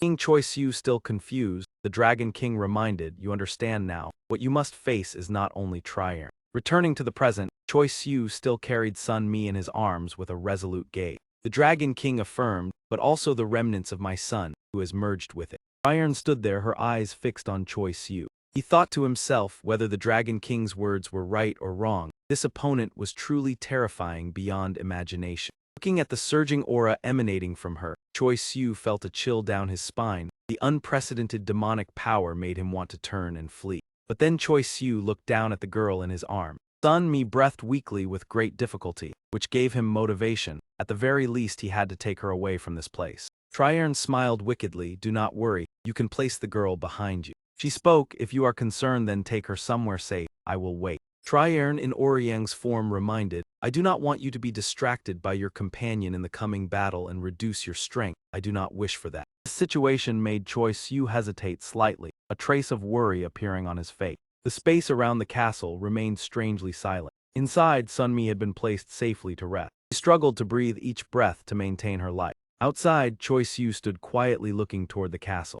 Triarne's voice rang out, "Is that enough?" Hearing this, Choi Siu turned his head back. She generously said, "If the distance is still not safe enough, I can give more time." But he interrupted, "No need." Choi Siu took a combat stance. "That is enough, no matter how far Sun Mi is taken. If I do not defeat you, everything is meaningless." Hearing this, Trierne mocked, "Indeed, because I intend to devour everything here, including you. I hope this feast will be truly interesting." Choi Siu asked, "Devour everything? Was this not once the place where you rebelled to seize authority?" Trierne was momentarily stunned. "You know of that? It makes sense. The memories of Trierne's previous life still remain among the demons on the surface." She crossed her arms, her voice arrogant. "That is right. To me, this place needed to be guided and protected. Even now, as I share this body with another, that will has not changed." Choi Siu stood silently observing, "But now that I think about it, the way I pursued that goal was truly selfish." Trierne laughed sinisterly. "No matter how righteous the will, forcing others to submit cannot be called justice. A true king must lead so that all willingly unite."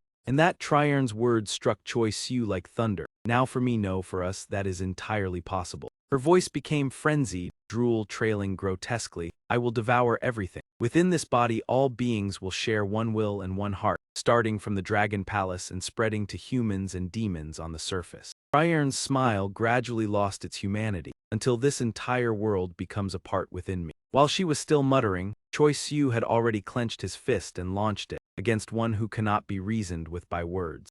Trierne seemed to relish the situation, revealing a calculating smile. On this side, a surging aura rose around Choi Siu's hand. It spiraled into a current and shot straight toward Trierne. Choi Siu unleashed an immensely powerful punch forward, creating a spatial shockwave. Shattering armor, the treasure that Choi Siu and his companions received from the judge demon. It allows the user to disperse demonic power, thereby executing effective long-range attacks. The Dragon King continued, "This is not an ideal combination. You are a demon inclined toward close combat, and facing Trierne at close range is no different from seeking your own destruction." He stated, "Merely touching its mouth means the end. Its devouring ability is not a physical attack, but an absolute phenomenon that cannot be resisted." The Dragon King explained, "That mouth can arbitrarily change size and the shape of the entire body, truly a monster born from nature." He advised, "This advice may sound somewhat irresponsible, but this is the first important rule. Maintain maximum distance and strike from afar." Currently, Choi Siu's destructive power had reached astonishing level. The assault surged like a whirlwind, a drill pointed straight at the wall ahead. Yet upon reaching her, the force twisted, as if following a winding path.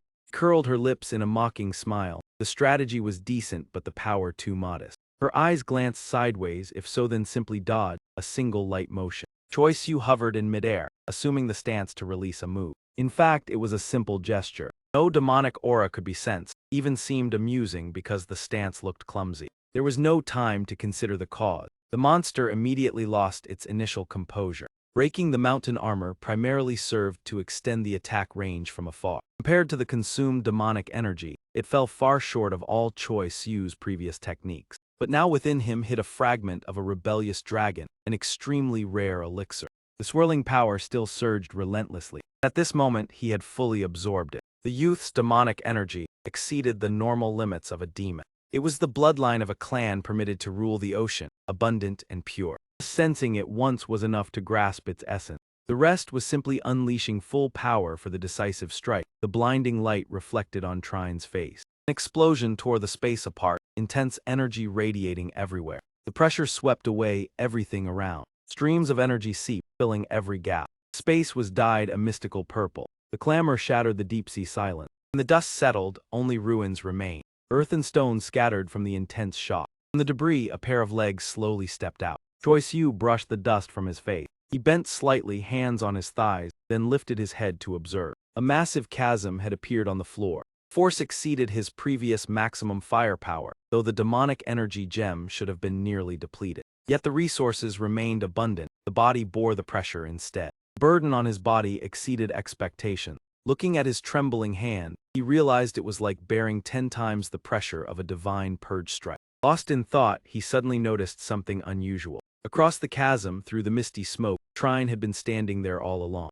She remained calm as if untouched. This made Choi Siu step back in surprise, immediately taking a defensive stance. Trine's lips curved in a calculating smile. She twisted her wrist in a provocative gesture. A single finger pointed straight ahead. Choi Siu's aura surged like fire. The Dragon King had once advised, remember, perhaps it had taken another fragment of the rebellious dragon from my essence. Naturally, the essence would not easily release it, so it had yet to be fully digested. Sitting and listening to guidance, he was reminded that if it absorbed the rebellious dragon completely, no action could guarantee victory, the issue being that now it resided within Trine alongside the child. The Dragon King added that its ability was to turn anything it swallowed into its own strength. Perhaps by now it had finished assimilating the rebellious dragon. Whatever the child achieved after absorption, Trine could also replicate. Dragon King folded his arms, looking troubled, sealed, and difficult to approach while having to confront that monster, truly a dilemma. He released his hand, saying, if it seems impossible, you may retreat. He smiled faintly, though seeking my help I do not want you to risk uselessly. Continue only while able. Hearing this, he pondered silently. Choi Siu hesitated to reply. The Dragon King interrupted. I understand, even without memory you will fight Trine. Just by looking you can tell it cannot be allowed outside. His tone softened. Even without you the last fortress remained, so do not force yourself to sacrifice, leaving him wondering what the last fortress was. Suddenly he shouted a very unpleasant sound. Choi Siu's eyes widened in shock. He sprang up from the table. Meanwhile, the Dragon King maintained an unusually calm demeanor. Choi Siu bit his lip, determined, whatever happens I must defeat him here. Trine suddenly recalled that she was the one who approached first. Realizing the previous strike was insufficient, excessive force caused a large burden and inefficiency. The opponent still endured it. Choi Siu realized that if he kept facing directly, his body would reach its limit before causing harm. Despite immense demonic energy, his body and current technique could not release it all. To surpass this limit, he had to find what was missing. That was applying the method the opponent was using. He unleashed a move, breaking mountain armor combined with demonic mace. The strong force shot forth like light cutting the wind. The Jade Dragon of the Dragon Clan, when releasing extreme firepower, compressed demonic energy into a single point. This was feasible thanks to innate traits in their energy. Though unable to possess pure demonic energy like the Dragon Clan, mimicking the dragon's trait to create an equivalent technique was entirely possible. After the Divine Purge strike, this was the second technique Choi Siu had invented himself. The two attacks collided, creating a violent shock that shook the space. Trine laughed. That was the answer. She turned, thinking the strike could not be stopped. Yet her eyes flashed in astonishment, her body froze. As the white smoke cleared, no figure remained. Suddenly she realized something was rushing down from above. Indeed, the previous strike seemed to trigger Choi Siu's terrifying power. Choi Siu's eyes blazed, his form streaking toward Trine. Before she could react, he delivered a lightning-fast strike. However, she was no ordinary opponent, immediately leaping back several meters to avoid danger. Thanks to that, she narrowly evaded Choi Siu's direct attack. Before relief could come, she realized another threat was approaching. An enormous source of energy suddenly appeared, carrying the eerie radiance of ghost-piercing flash. At this moment, Choi Siu was truly enraged, his eyes radiating an unwavering will. A powerful stream of energy shot straight toward Trine. The violent vortex caused part of El Coda to be swept away. Without hesitation, Choi Siu immediately dove into the deep pit below. His hand clenched tightly, preparing to unleash the next attack. At this point, she truly recognized Choi Siu's formidable ability. He utilized demonic intellect to recreate the principle of Jade Dragon. However, stopping there would merely imitate what the opponent could do. The young man's goal was not to mimic but to surpass his opponent, reaching a realm even the dragon race had not attained. Thus, this technique possessed a special characteristic. The corner of his lips curved into an innocent smile. She immediately unleashed a chain of attacks consisting of ghost-piercing flash and frenzied bullet. Core principle remained the compression and release of demonic power, similar to Jade Dragon. The difference lay in each bullet containing additional second and third compression cores. Detonating them at staggered intervals created unpredictable trajectories and expanded the damage range.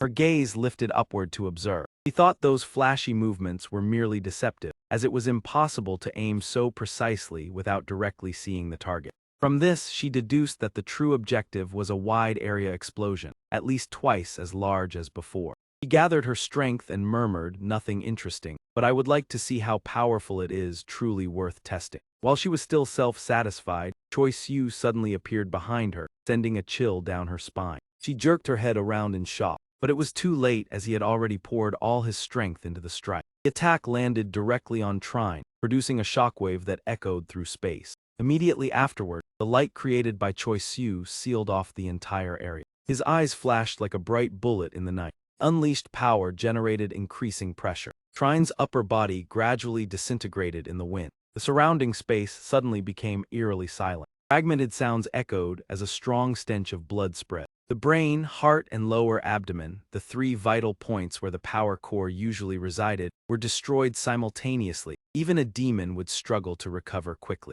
Choi Siu observed and frowned slightly upon realizing that the demonic power had not diminished at all. Suddenly, a rustling sound made him pause. The remaining half of Trine's body began to move bit by bit. Seeing this, Choi Siu immediately launched another attack. The body began crystallizing into grotesque forms. His attack continued to surge straight toward Trine. The collision caused the surroundings to burst into brilliant light. Intense brightness blurred Choi Siu's vision. When everything became clear again, her upper body had transformed into an abnormal form. He silently concluded that she had not withstood the attack but had vanished, as if being drawn into another space. Trine's voice echoed, "How troublesome, not everything is easy to swallow. Fortunately, I was not struck directly." As soon as she finished speaking, her body rapidly regenerated to its original state. Trine's eyes now grew dark. She spoke, "Thanks to that I discovered I can still do things like this." Trine smiled slyly, "I admit you are truly fascinating, but if I devour you completely, I might regret it."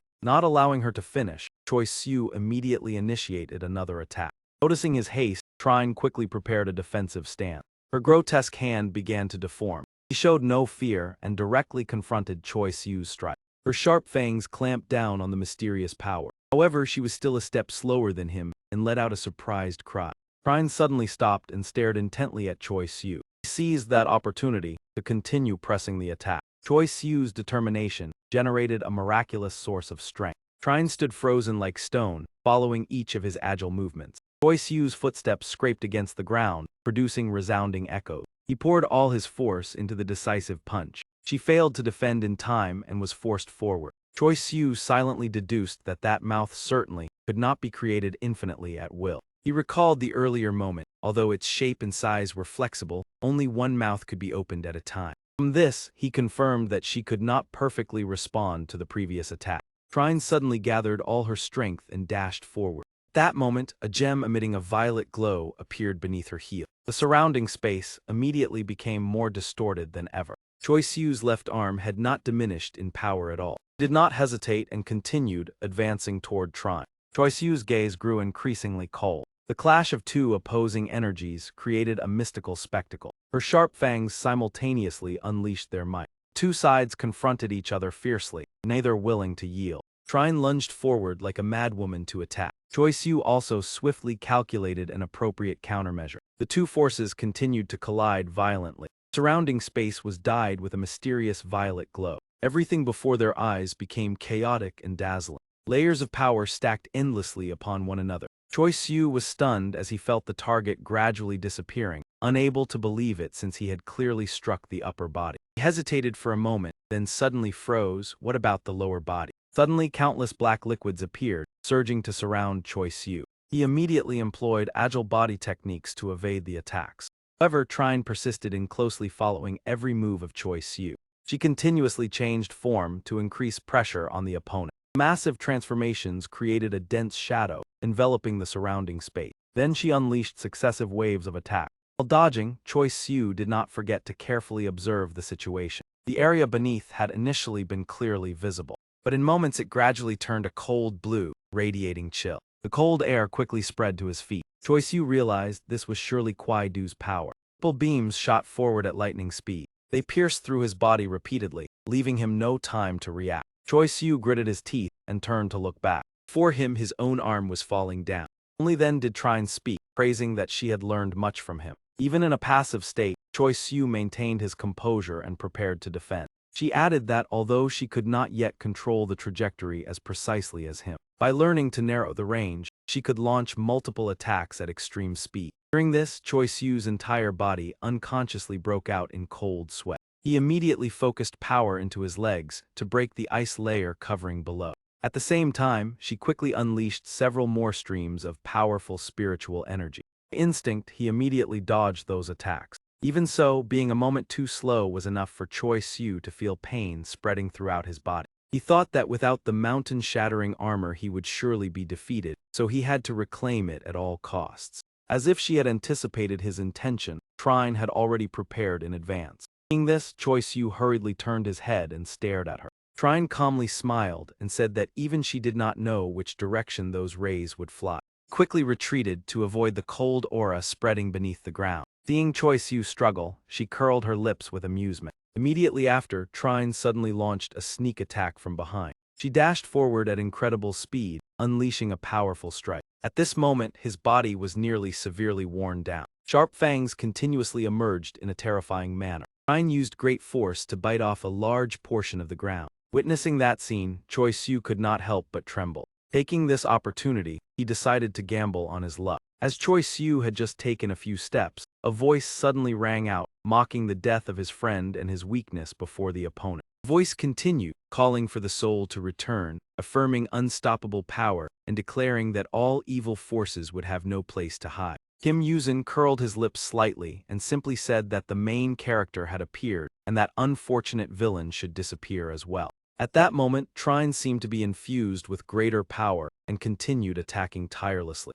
Meanwhile, Choi Siu was still immersed in the words that had just echoed. Suddenly, he widened his eyes and fully regained consciousness. She began transforming into a grotesque form to increase her attack power. At the same time, Trine looked smug and displayed a cunning smile. Choi Siu stood motionless like a statue, following her every movement. His mind now felt as if it had been torn into countless fragments. Suddenly, a powerful source of spiritual energy enveloped Choi Siu's entire body. After a moment, the surrounding space was covered in thick dust and smoke. The ground also cracked into hundreds of pieces. His lips moved slightly, uttering the word love. Tears welled at the corners of Choi Siu's eyes as he softly called, "Kim Yuzin, you." Seeing this, Kim Yuzin smiled gently and told him not to look at him with such eyes. He added that outsiders would probably think the dead had come back to life, and that was not entirely wrong. Kim Yuzin directed his gaze forward and slowly continued. Lowering his voice, he said he had sensed an aura from afar and predicted that the fool had seemingly been devoured.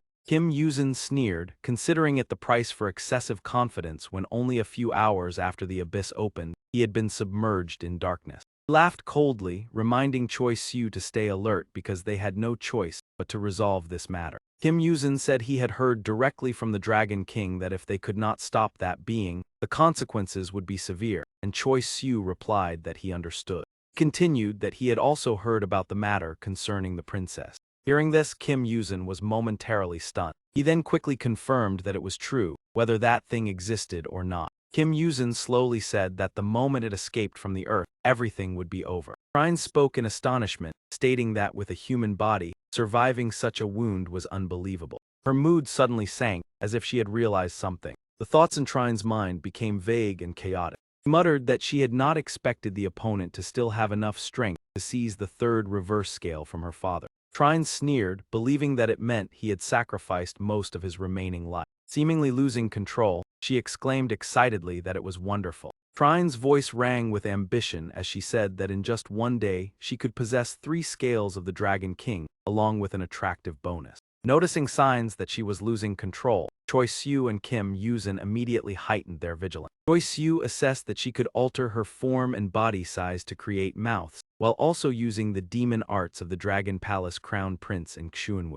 He further analyzed that Trine's devouring ability was renowned in the world of darkness, and that she could use at least 5 to 10 different demon arts. Unconcerned with their exchange, she immediately rushed forward to attack. Noticing the opponent's movement, Choi Siu quickly shifted into a defensive stance. With lightning speed, Trine charged straight toward them. Kim Yuzin rolled his eyes slightly, realizing that in this situation discussing tactics was impossible. Both understood that even grasping the opponent's state was extremely difficult. However, that was not an obstacle as the two immediately acted in perfect coordination. Seeing them split into 2 directions, Trine halted cautiously. The scene before her suddenly became confusing and difficult to discern. Trine's gaze wavered, unsure which direction to focus on. On one side, Choi Siu was unleashing attacks with all his strength. In an instant, she quickly glanced toward the other side to observe. Kim Yuzin was also concentrating intensely to deliver the decisive blow. Sensing that the moment had come, he executed the technique 9 Heavens Responding Origin. His agile hands continued forming seals, casting Thunderclap Universal Transformation Heavenly Lore. Immediately after, a heavenly lightning arrow swiftly aimed straight at Trine. The stream of spiritual energy carrying terrifying pressure surged forward with overwhelming force. She sneered, acknowledging that the immense pressure likely came from devouring her father's reverse scale, enough to crush most ordinary demon arts. However, she did not retreat and instead counterattacked, believing that such power was only at that level. Her hand quickly transformed into a gigantic maw to block the heavenly lightning arrow. Trine thought to herself that their plan was too predictable, as Kim Yuzin merely intended to draw attention so Choi Siu could reclaim the bracelet. But at that moment, she suddenly felt that something was wrong. Trine's eyes widened when she realized that although she had moved toward the bracelet, Choi Siu was nowhere to be seen. Based on her deduction, she immediately looked up above. At this moment, Choi Siu was firmly clinging to the central position of the wormhole. He poured all his strength into this decisive attack. Seeing that everything was proceeding as planned, Kim Yuzin quickly withdrew from the dangerous area. At the same time, Choi Siu also unleashed an enormous source of power from above. As everything gradually settled and became clear, Trine merely curled her lips with hidden intent. Seizing the opportunity, he immediately charged straight toward her without hesitation. Trine frowned in calculation, fully aware that closing in on me was no different from throwing himself into danger, yet he still rushed forward. He must have a hidden move. Choi Siu's attack speed was so fast it was nearly impossible to see. Before she could recover from her surprise, he had already initiated the assault. Choi Siu simultaneously deployed his skill both in front and behind. Immediately after, he advanced while a clone appeared unexpectedly at the same time. Even so, the monster remained calm, having experienced a similar situation before. Within it resided the consciousness of the Dragon Palace Crown Prince Oryang, who still clearly remembered the previous battle with Kim Yuzin. Moreover, Kim Yuzin and Choi Siu had no time to coordinate beforehand. Therefore, identifying the real body was almost obvious. He continued to charge forward resolutely, without the slightest hesitation to attack. Behind, at a distant and safe position, was the origin point of the strike. Even as a psychological tactic, no one would recklessly close in on an opponent who could not be approached. Trine continued to act according to her deduction. Witnessing this, she smiled faintly as if she had anticipated it. Her sharp teeth snapped shut, clamping onto Choi Siu's body. The lower half of his body ignited with a strange blue flame. At the same time, his sturdy form launched a direct assault on Trine. Trine's decision proved entirely correct. The moment he charged head-on, Choi Siu's chance of survival dropped below half if he failed to recognize the clone behind. An unbelievably reckless move, wagering his own life. Memories and fleeting moments intertwined within his mind. Choi Siu's decision had been calculated, yet he continued to strike without hesitation. That was in the brief instant before the attack was completed. He realized that Kim Yuzin's clone had appeared without any prior signal, and the reward for that bold gamble was. As Trine murmured in admiration, the strike from behind further confirmed that he could pressure an opponent who was not skilled in close combat. Choi Siu's gaze became fierce like that of a predator. He activated an enhancement skill, increasing his strength 15-fold. A barrage of punches rained down, dust and smoke spreading everywhere. Her distant mouth moved slightly. He silently calculated the timing, striving to inflict maximum damage before the mouth disappeared. But suddenly something caused Choi Siu to halt. His raised fist was abruptly frozen by a layer of ice. His body was also knocked backward after the strike. Looking at his frozen arm, Choi Siu could not hide his shock. From above, her mouth began to deform clearly. Suddenly, sharp teeth and a long tongue emerged from her upper body. The tongue tightly coiled around Choi Siu's neck. Despite her flushed face, Trine still smiled mockingly. The constricted neck gradually began to freeze as well. While she was still gloating, a figure rushed in from behind. A chilling sensation made Trine immediately turn her head. The straight-backed youth unleashed a divine technique, disintegration barrier. Sharp cutting force severed the tongue that was constricting Choi Siu's neck. Seizing the opportunity, he delivered a direct kick to Trine's face. Kim Yuzin behind was also ready to assist. Suddenly her sharp jaws opened wide. From behind, the mouth lunged forward and swallowed the upper half of his body. At a distance, Kim Yuzin swiftly leapt back to evade. His heart was filled with concern, though the outcome seemed futile. Kim Yuzin recalled the sword strikes that had hit vital points such as the dantian, brain, and heart. Despite striking multiple weak points, they had no effect, causing him to grow suspicious. Pausing, Kim Yuzin gritted his teeth, unless there were still weak points yet to be struck. Among countless possibilities, he considered the worst case: the monster did not possess a spirit core. If so, the battle would continue until its strength was completely exhausted. Thinking this, he immediately called out Choi Siu's name. Kim Yuzin's words made Choi Siu stop. "I will support you. You only need to hold the rear position." Trine interjected with interest. "What are you two whispering that I cannot understand? Tell me as well." Kim Yuzin smiled mockingly. "If you want to join in, you must first have the chance." Those words made Trine lift her head and stare directly at him. From afar, Kim Yuzin manipulated demonic energy to create numerous clones. All of them assumed combat stances, gripping swords firmly in their hands. He gently raised his hand and smiled. "Just wait and see." His slender fingers snapped lightly. Immediately, the sound of rapid footsteps echoed. Trine observed the swarm of clones and understood that this was not merely an increase in numbers. She considered the overwhelming strength of both. The danger did not lie with the monster but with that reckless one. Even so, Trine still glanced backward with caution. Her gaze fell upon him, struggling to break the ice with his hand. Watching the clones rush forward, she pondered, "It is indeed a difficult choice." Ultimately, she decided to summon the Jade Dragon to attack the target before her. Jade Dragon's strike pierced through numerous clones. In that situation, Trine believed her choice was correct. The power of the dragon's reverse scale, both of their abilities had increased significantly, yet the difference still lay in nature and training. One was a relentless practitioner, striving to surpass human limits. The other was a being born with innate power who had learned to control it.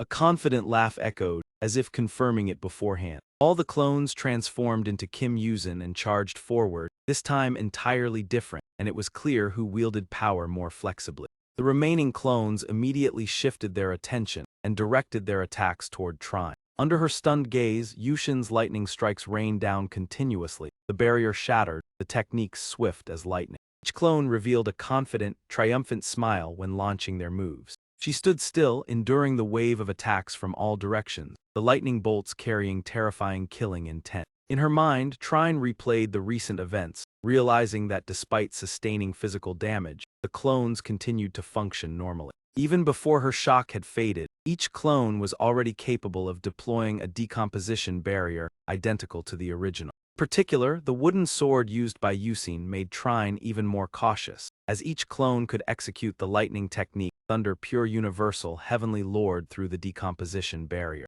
In the past, under normal conditions, Kim Yuzin or any warrior would quickly exhaust their demonic power when using such an enormous amount of strength. But upon witnessing him charge forward at astonishing speed, she realized that the current Kim Yuzin could freely unleash such energy-consuming techniques. After the fierce assault, Trine's body finally collapsed, the acrid smell of burning spreading through the air. Suddenly she raised her head and smiled, understanding that even though she would draw attention, she still had to retaliate. The corner of her lips could not hide her craving, and a liquid seeped down accordingly. Strange behavior immediately heightened Kim Yuzin's vigilance. From her mouth she slowly expelled a sharp sword. Gripping the weapon tightly, Trine swung the blade still smeared with her own fluid. Immediately afterward, she revealed a self-satisfied smile and rushed forward to engage Kim Yuzin in direct combat. Sudden attack left him no time to react, forcing him to grit his teeth and defend. Trine spoke ambitiously, reminding him that this was the first time the two had clashed with swords or any melee weapon. The cold blades of both collided, emitting a dazzling light. On her remaining arm, a sudden tear appeared. Kim Yuzin clenched his teeth and swung his sword forcefully to break free from Trine's pressure. Seizing the opportunity, he immediately counterattacked, charging forward with a decisive sword stance. Trine lightly stepped back, easily evading Kim Yuzin's strike. Not only that, she also swiftly parried with remarkable skill. Without hesitation, Kim Yuzin continued to bring his sword down, forcing Trine to retreat backward. While attacking, he silently analyzed that the opponent was not merely swinging a sword but was clearly a seasoned swordsman. Perhaps among those she had absorbed was a master of swordsmanship. Facing him, Trine laughed proudly, believing that the technique in her memory was not particularly special, yet when executed with her current body it produced superior effectiveness. Just as she widened her sword stance, Kim Yuzin's spine suddenly turned cold as he sensed imminent danger. From afar, Trine raised her sword high, her eyes flashing with demonic power amidst the dense night. In that moment, Kim Yuzin clearly felt the instinct of death, an irrational yet undeniable sensation. His entire body stiffened, his eyes stunned by the terror beyond all standards of the monster before him. Before Kim Yuzin appeared the eerie face coldly striking down with a sword. Instead of recalling his entire life, he only remembered a brief memory along with a voice echoing in the darkness. "This is what is this?" Kim Yuzin once asked, and the red-haired man replied, "That is a treasure." The rank of a cultivator is also evaluated by the number of artifacts they possess. The other continued to explain that his purple human sword was quite good, but with his status as the true disciple of Xian Guqi, relying on a single sword and a few wooden darts was insufficient. Kim Yuzin looked up in astonishment. "I am deeply grateful, but is this truly a treasure? Is it appropriate for Master to give it to me?" Xian Guqi calmly replied that this decision was indeed risky. The gap between a treasure and an ordinary artifact was like that between immortals and mortals. With his current level, he might suffer backlash before he could control it. Then he suddenly added 2 words but, causing Kim Yuzin to swallow nervously. Despite the tension, Xian Guqi still trusted and handed the treasure to Eugene, affirming that only by bearing such pressure could it be called a trump card, and advised him to make good use of it. In his hand was a compact folded iron fan, accompanied by a slow explanation that this treasure was not too difficult to tame. Returning to the present in the critical situation, Kim Yuzin tightened his grip on the weapon and softly called its name, Treasure White Spirit Fan. Outside, the atmosphere was brilliant and bustling. The Dragon Palace martial arts tournament had only about 10 minutes left before entering the final round. In the private room, Choi Siu was testing his new skill. Feeling the flow of power within his body, he evaluated that although he was not completely certain of its practical combat effectiveness, the sensation was very promising. The skill body purification strike named by Yusin seemed truly usable. Clenching his fist, Choi Siu reassured himself. If he could comprehend that other skill as well, it would be perfect, but he decided not to regret it because everything required time. At that moment, he heard a strange sound and turned his head to observe. Immediately afterward, Choi Siu looked at his friend and reminded him, "Are you ready, Kim Yuzin? Perhaps we should depart now." With a slightly hesitant tone, he added that although the patron said to take it easy, arriving early to assess the situation would be better. Making others wait outside the door would be awkward. Behind him, Kim Yuzin held the fan and replied briefly, "Understood." Seeing the item in his friend's hand, Choi Siu curiously asked, "Is this fan something you had before? I have never seen it." Kim Yuzin shook his head and explained that it was a gift from the master who had taught him for the past year. Seeing that Choi Siu still did not understand, he simply compared it to an extremely high-level artifact, causing Choi Siu to recall the wooden knife or the gourd from before. However, Kim Yuzin immediately denied it. "No, this cannot be compared to those items at all." Looking down at the fan, he seriously emphasized, "This is a treasure, an artifact used by immortals, even a precious object cherished by immortals." Afterward, Kim Yuzin slowly explained that treasures were as diverse as other artifacts, but if used correctly, their power could destroy an entire nation. With a calm expression, he affirmed, if I can control it, not only the championship but even those dark demons will no longer be a problem. Hearing this, Choi Siu was astonished. Is it really to that extent? It looks no different from a fan in the market, but is using this in the tournament permitted? Yusin calmly replied, as long as you know how to use it, there will be no issue. He then clearly explained that in battles between humans or mixed races, the use of artifacts or treasures was not considered cheating, though in pure demon matches it might not be the case. Kim Yuzin calmly asked in return, making Choi Siu close his eyes to think, do you know why? After a moment of contemplation, Choi Siu cautiously replied that perhaps good equipment was also part of one's strength like in games, but he was not entirely certain. Unexpectedly, Kim Yuzin casually confirmed, you are right. This made Choi Siu ask again in surprise, really. Kim Yuzin explained that since ancient times, the number of artifacts and treasures a person possessed was also a measure of their rank. He continued to elaborate that artifacts did not create power from nothing. Their essence was to allow the user to achieve the effect of a complete spell simply by channeling energy into them. However, Kim Yuzin also remarked with some frustration that in terms of energy consumption, the efficiency of artifacts was still inferior to personally cultivating and casting spells, helping Choi Siu better visualize these weapons. Seriously warned that divine weapons did not grant power unconditionally. The user had to pay a price commensurate with their own ability. With a solemn tone, Kim Yuzin emphasized that only those items that surpassed that rule were called treasures, true cheating toys. He cautiously added that using them required corresponding qualifications, otherwise merely possessing them would be enough to incur punishment, similar to a balance update in a game. Kim Yuzin explained that not only treasures but all divine weapons followed this rule. Possessing them was also a form of ability and could not be considered cheating. After hearing this, Choi Siu still wondered, but at least you can hold it without suffering backlash. Does that not mean you also have the qualification? Kim Yuzin replied with a bitter smile, not exactly. Perhaps it is because Master, the true owner of the fan, personally handed it to me. Looking at the fan, he calmly explained that it was like being temporarily guaranteed by an acquaintance, so he was not rejected. After receiving it, he had tried to use it continuously for 3 weeks. An old memory surged back in the quiet forest. A loud explosion suddenly resounded. At the scene, thick smoke and dust covered everything. Recalling his struggling appearance at that time, Kim Yuzin sighed in frustration at the unimpressive results. With the fan still floating before him, he helplessly recounted that not only could he not control it, he had never even succeeded in opening it once. Kim Yuzin continued to complain that during the 3rd attempt, he was nearly exhausted and had to lie bedridden for 10 days. After that trial, he understood that his master's act of giving him the fan carried the meaning of motivation and a goal, reminding him to keep striving until the day he truly mastered the white spirit fan. At this moment, Choi Siu suddenly asked an unrelated question. Your master lived with you for an entire year, right? Kim Yuzin replied in surprise that in the other world, time passed faster than here. Choi Siu pondered and said, if that person stayed by your side for a year and understood you well, I do not think he gave you the fan merely as a distant goal. At that remark, Kim Yuzin asked in confusion, what do you mean?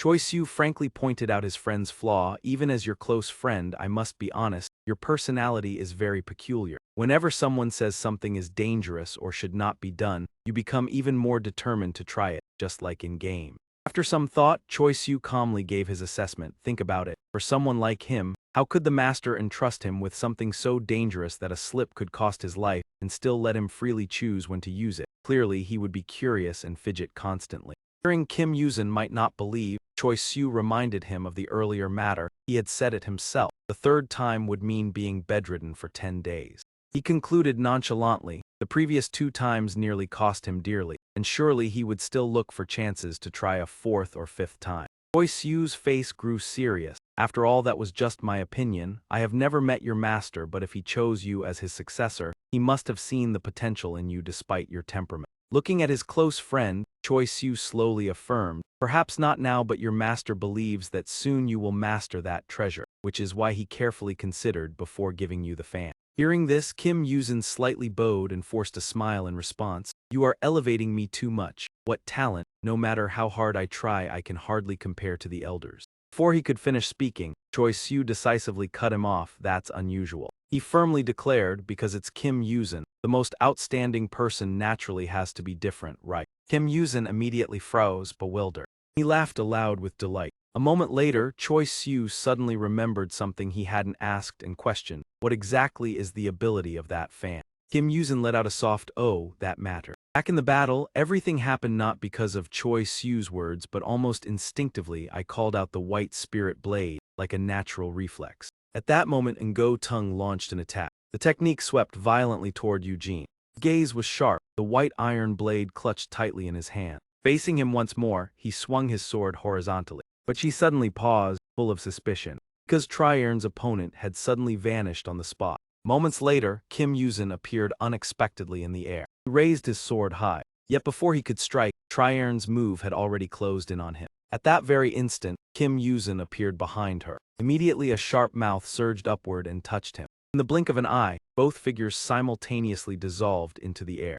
Witnessing that, Triern pondered silently. Images flashed through her mind. Just now it was surely not a clone but the real body. Calling the feeling of combat, she asserted, no matter how sophisticated a clone is, it could never match me like that. As she murmured her thoughts, the more perplexed she became. Kim Yuzin had already surged from behind. Reflecting on Eugene's actions, Triern analyzed. The previous strike at that position and timing was almost impossible to evade. The more she considered, the more doubtful she became. If she could dodge, there wouldn't be extra time to create a clone and counterattack so swiftly. Finally, she stopped guessing and launched a full assault. The more she thought, the more confused, and asking wouldn't get answered. At this moment, Eugene appeared again to strike. But the tip of the sword barely touched when Triern froze, unable to move. Her voice rang out shortly after. Could this also be a clone? One had to admit it was a clear step above before. Triern turned her head, whispering deeply, though I shroud my body in dense air layers, it still maintains its form, even firmer than the real body. Trying to find the hidden true body is like walking into a trap. She smiled coldly and murmured, fine, let's sweep everything away. Immediately, a dazzling light burst forth before Kim Yuzin. Soon after, a sphere of energy formed, sweeping the area around Triern within dozens of meters, releasing demonic energy to its limit. When everything settled, only she remained, like a surpassing existence. The technique was unleashed with full power, so its might was undeniable. A satisfied smile adorned Triern's face. Even near miraculous concealment could hardly escape this overwhelming strike. Looking at the devastation before her, she became more certain that because Kim Yuzin had to hide his aura to use it, he was more easily drawn into such attacks. Just then, Kim Yuzin's complete figure appeared close to Triern. In an instant, her eyes widened in horror. His gaze blazed with fierce demonic power. At that moment, Choi Soo's voice echoed in Kim Yuzin's mind. That's not arrogance. Honestly, if such a skill were in a game, players would complain. At that time, you even laughed and rebutted. So what if it's arrogant? I can't even use it. What matters? Hearing that, he pondered and said, it doesn't have to mimic a game, right? Having a strong character but unable to control it is useless. Eugene immediately irritated and lowered his voice to threaten. Want to meet your ancestors early.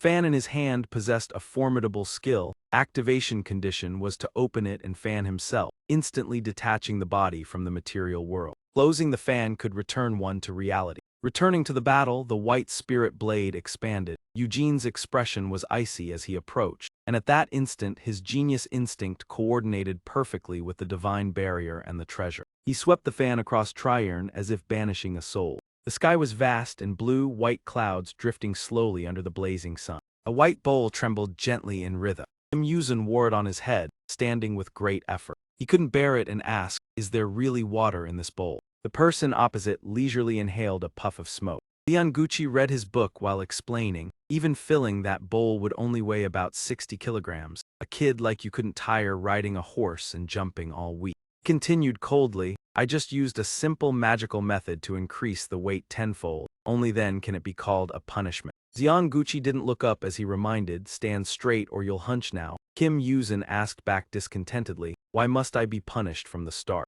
He frowned, looking at Gucci explaining, just a few questions wrong isn't important. If the purpose is training, just say so. Instantly he looked at him as a fool and replied, what isn't important, repeat that. Gucci's eyes flashed dangerously toward him. I don't expect you to see me as a real master, but to act devoted and complain in less than a month. Indeed, black-haired ones only remember when punished, right? Kim Yuzin realized he misspoke and lowered his voice. I didn't mean to argue. That only made him angry and shout. Hearing you speak raises my blood pressure.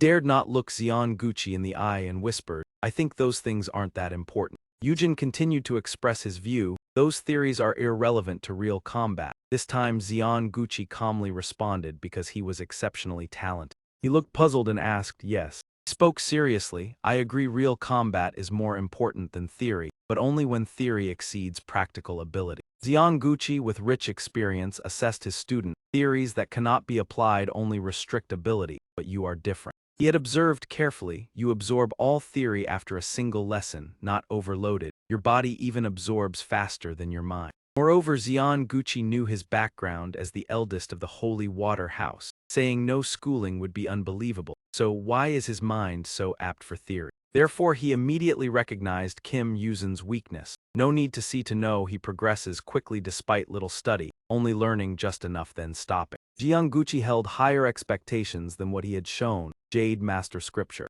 Tham Dong Ki Tai Ot Scripture, for the untalented, just digging into those 3 volumes for a lifetime is exhausting. But if he stops there, it's a pity. We decided to punish Kim Yuzin. This is the secret of the White Crane. Difficult, but there's no time to advance step by step. Just accept it as fate. Xian Gucci handed the book and ordered that today he must memorize half. No need to understand yet. If memorized fully, it would be enough. Seeing Kim Yuzin still standing, he shouted, why are you dazing? He turned to ask his master, yes. Xian Gucci said casually, I never told you to put down the bowl, just wear it and learn. Consider it additional endurance training. He lazily stretched and stepped inside. I'll rest a while. Surely by the time you cook dinner you'll have memorized it all. Xian Gucci did not forget to remind his student that he would certainly check his memorization, and if he had not learned it by heart, he would have to continue studying until he mastered it, leaving Kim Yuzin feeling as if he could not believe his own ears, thinking it was merely a joke. He also took precautions against Kim Yuzin cheating, warning that if he dared to secretly skip any part, the punishment would be 10 times harsher, so he should remember it clearly.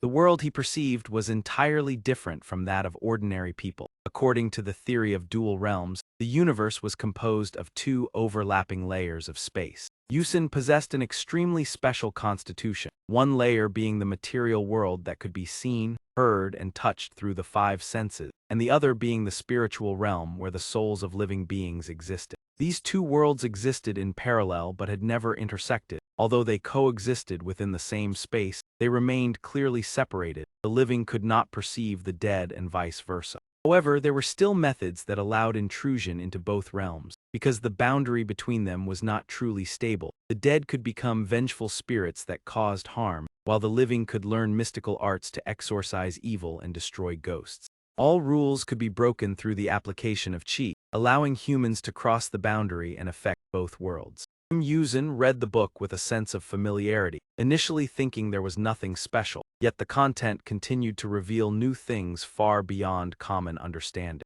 The more he read, the wider his eyes opened in astonishment upon discovering the existence of a 3rd layer that few had ever imagined. Content mentioned the Great Void Realm, a space that existed above both the material and spiritual realms, regarded as the 3rd layer of laws.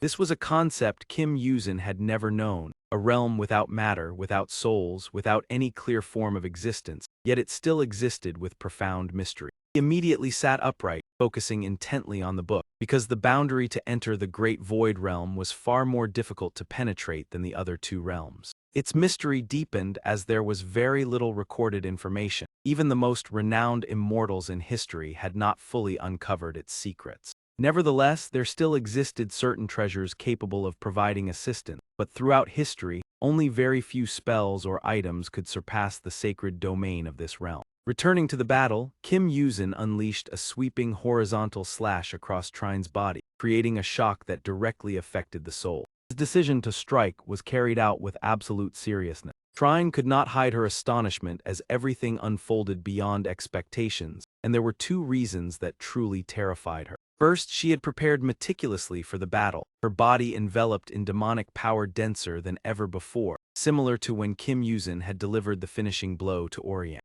At that time, the sword had been blocked by Oryang's demonic aura and lost its effectiveness, so Trine chose a similar defensive method. What was even more terrifying was that this slash was completely abnormal. Kim Yuzin's sword passed gently through her body without damaging the protective layer. Even though he had truly struck, Trine's body showed no signs of injury from those two sword strikes. Unconsciously, Trine raised her hand to defend and attempted to retreat backward. Suddenly, she sensed an ominous premonition. Trine's entire body seemed to fall into a rigid state, unable to move. Immediately afterward, another slash was launched, passing through her body. Trine's legs staggered, losing balance before collapsing to her knee. Before her, two more sharp sword arcs from Kim Yuzin appeared. She did not hesitate and continuously pressed the attack. However, Trine's body still bore no injuries. Despite being slashed multiple times, she suffered no physical damage. This only increased her confusion, unable to understand why the situation was so strange. Because Trine felt intense pain spreading through her mind, like screams arising from the depths of her soul. At that tense moment, Kim Yuzin suddenly paused in surprise. Trine transformed into another state, casting her unique demonic art called Arctic Devourer. After enduring repeated injuries, she decided to counterattack with a battle technique she had never used before, a move embodying extreme cold that the human body could hardly withstand. However, Kim Yuzin maintained his confidence and replied, "Do you think so, Spirit Chi Barrier Separation?" He continued to swing his sword along Trine's body, creating resonances that shook the soul. Each of Kim Yuzin's techniques concealed its own secret, and protecting the user was only a very small part of the true capability of the White Spirit Fan. In his hand was a treasure shaped like a fan. In reality, the White Spirit Fan possessed the ability to transcend the boundaries between worlds.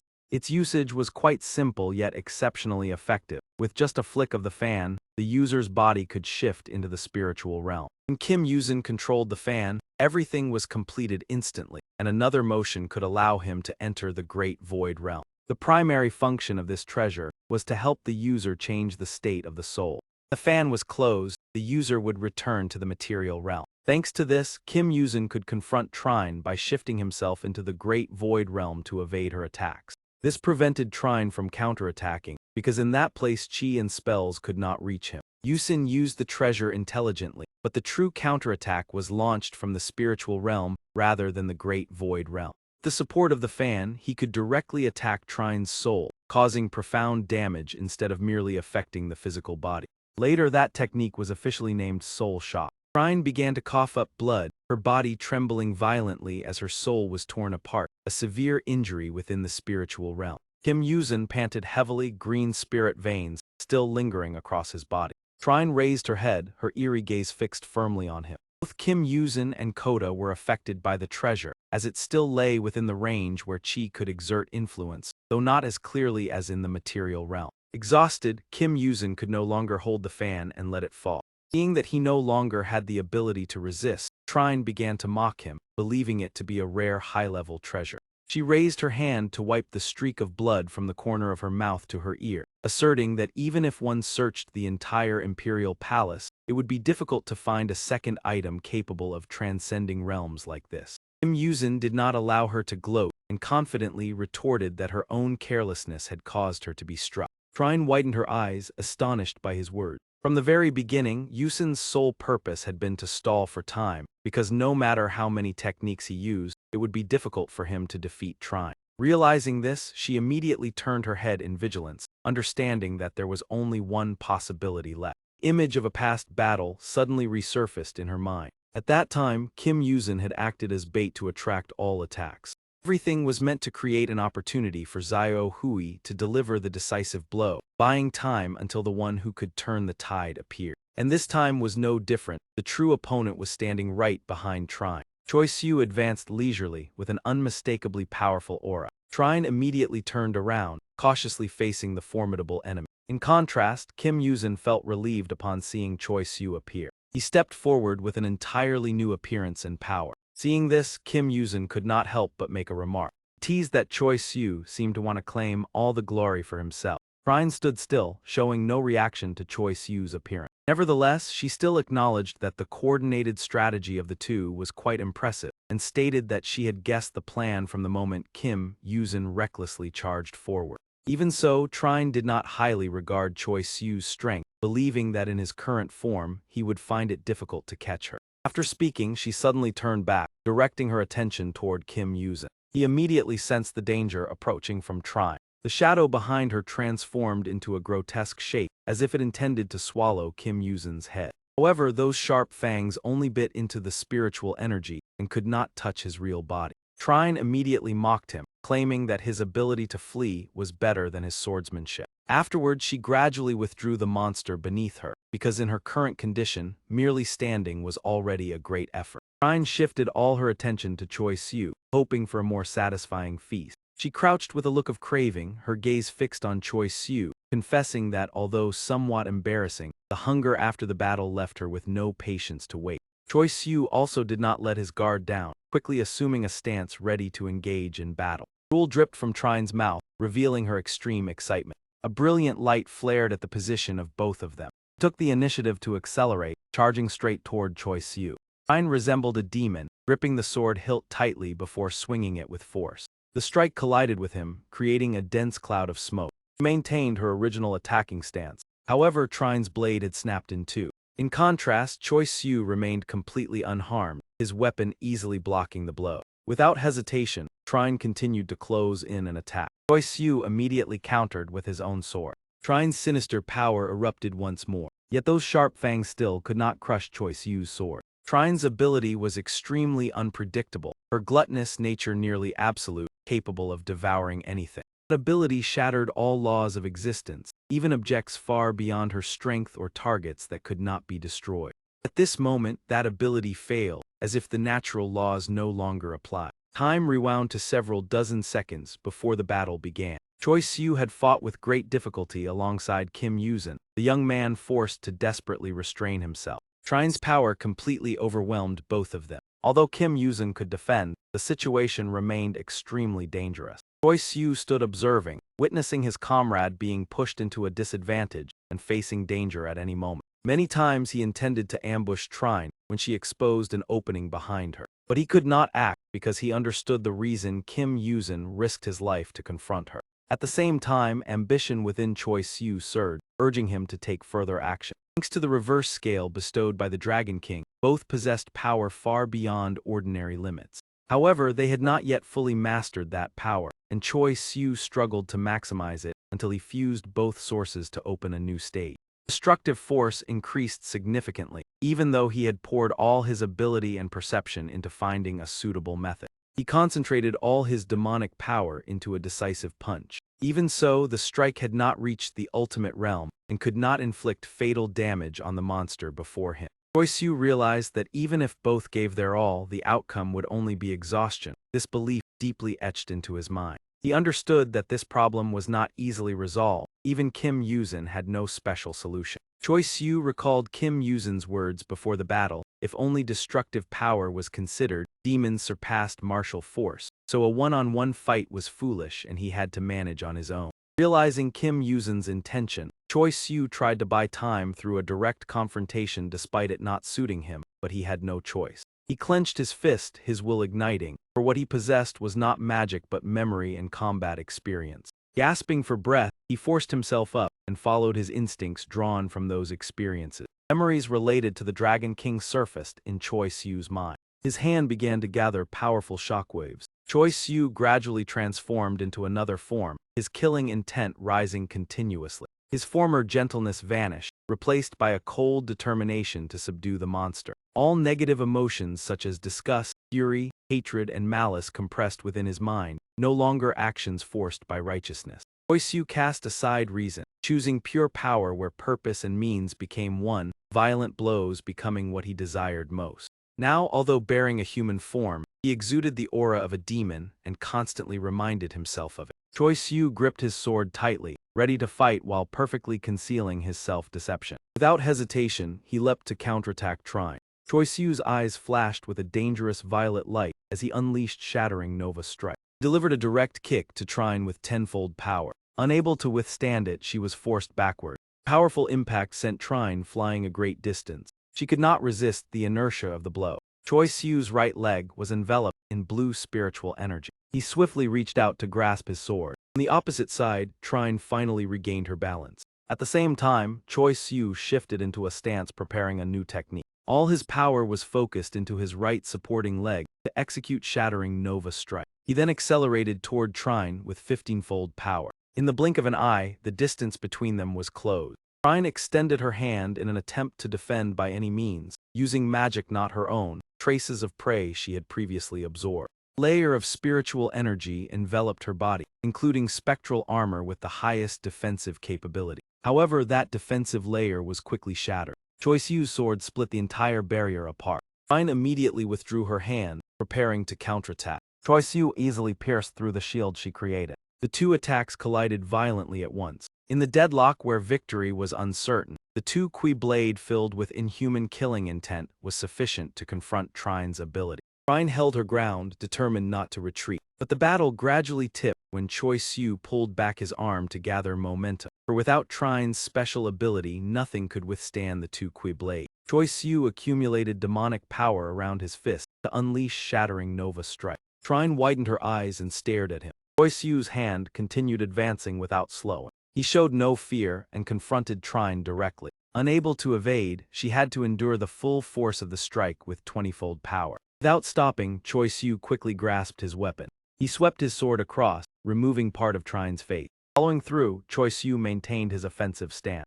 Trine began retreating to create a safe distance. But everything was already too late, as Choi Siu completed the technique with 30-fold power. A barrage of sword strikes shattered Trine's body into multiple pieces. Choi Siu stood motionless, arcs of black lightning surrounding his body. The blood-stained blade dripped onto the arena floor. Trine's body disintegrated into small fragments. He sensed something unusual and directed his gaze toward the arena floor. A layer of darkness spread at an astonishing speed. In just a moment, she had covered the entire courtyard surrounding him. From that darkness, sharp fangs gradually emerged. Choi Siu reacted instantly, leaping off the ground. He narrowly avoided the bite of the gigantic pitch-black monster. Her jagged teeth stood out within the dense darkness. Choi Siu glanced at the creature, his eyes filled with unreadable calculation. He landed in a spot not yet engulfed by the shadows. He dropped to one knee, cautiously observing his opponent. Beneath Trine, the darkness continued to spread without end. She leaned slightly forward, her eyes brimming with excitement. Her abnormal pupils shifted subtly, as if contemplating something that caused the monster to waver. Looking at his hand stained with mottled red and black, he realized this was not merely a visual change but a physical sensation. Since birth, his regenerative ability had never malfunctioned, yet at this moment it was operating abnormally. Thinking of this, he could not help but form a faint smile. Choi Siu was ready to fight, and upon realizing the cause, his resolve only strengthened. Trine became more frenzied, experiencing fear for the first time. Streaks of black lightning appeared around Choi Siu as his feet shifted slightly. No creature could remain calm when first confronting its own fear, especially when that fear was death. Moreover, the ego of Oryang, occupying half of the monster body, had always been distant from death. Therefore, the monster not only felt fear but also humiliation, causing its rage to erupt uncontrollably. The darkness immediately obeyed, spreading at a terrifying speed. This time, the monster fully rose from the ground. Choi Siu tightened his grip on the blade and charged forward without hesitation. Trine opened her gloomy mouth wide, preparing to swallow him. Choi Siu seized the opening and gripped the hilt even tighter. The moment she lunged, he aimed directly at the weak point beneath her neck. A decisive slash was unleashed, splitting Trine's body in two. Black mouth separated from the body, gaping as if screaming. Choi Siu tightened his hold on the blade, his gaze filled with vigilance. He focused on the dark courtyard beneath the floor, especially the second mouth about to emerge. Choi Siu sprang forward, preparing to rush swiftly toward the target. He drove the blade straight into the ground. The moment it struck, he immediately stared down at the target with tension. As expected, the darkness had vanished, leaving only a crack on the ground. Trine suddenly appeared behind him, an energy sphere already condensed in her hand. Choi Siu looked up, only managing to see the sphere rushing toward the spot beside him. Trine exerted force, her arm tightening. In an instant, his right arm was severed. Injured suddenly, Choi Siu reflexively leaned backward. Without stopping, she launched the next strike, shattering the open ground and filling the area with dust. Dense smoke spread, obscuring his vision. Choi Siu stood still for a moment. Within the haze, a vague silhouette gradually appeared. He reacted immediately. A gigantic black mouth tore through the air toward him. This time, the mouth was accompanied by a massive red and black body, towering far beyond ordinary humans. He tilted his body to the side, avoiding Trine's bite. In that instant, the monster paused midair. Choi Siu seized the opportunity, preparing to counterattack. He threw a punch, striking her head on. The mouth seemed completely unharmed, even sticking out its tongue provocatively. Looked at the arm that had just attacked, now covered by a layer of cold ice. Not giving Choi Siu time to react, the monster rushed forward and severed his remaining arm. Choi Siu retreated, both arms gone, the wounds still coated with blue ice. Trine roared madly. Without any fear, Choi Siu leaped forward, continuing the battle. He jumped into the air, using his leg to block her punch. Instantly, his leg was frozen. The monster stuck out its tongue, showing no intention of letting go. It tightened its grip on his leg, causing the ice to spread across his lower limb. No matter how he struggled, his calf was held firmly and could not move. It broke Choi Siu's leg and opened its mouth wide to attack. Choi Siu used his remaining leg to kick Trine forcefully. With the recoil, he propelled himself into the air. Taking advantage of the moment before the opponent could recover, Choi Siu rapidly regenerated his body. Struck by the blow, Trine collapsed onto the ground. Choi Siu grabbed his blade again, raising it high with a cold gaze.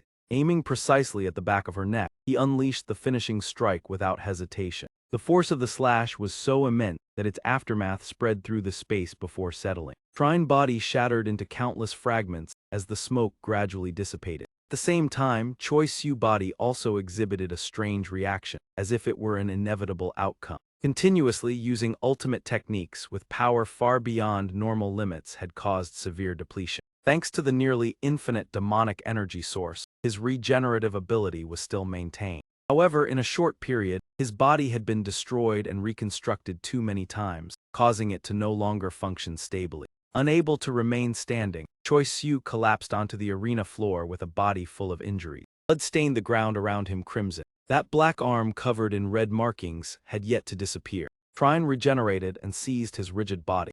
Black liquid kept seeping from the crack atop its head. Choi Siu glared fiercely, locking his gaze on Trine without uttering a word. At that moment, a pitch-black mouth appeared on Trine's face, emitting hesitant sounds like a last testament. Staring intently, his panicked eyes replayed that final image.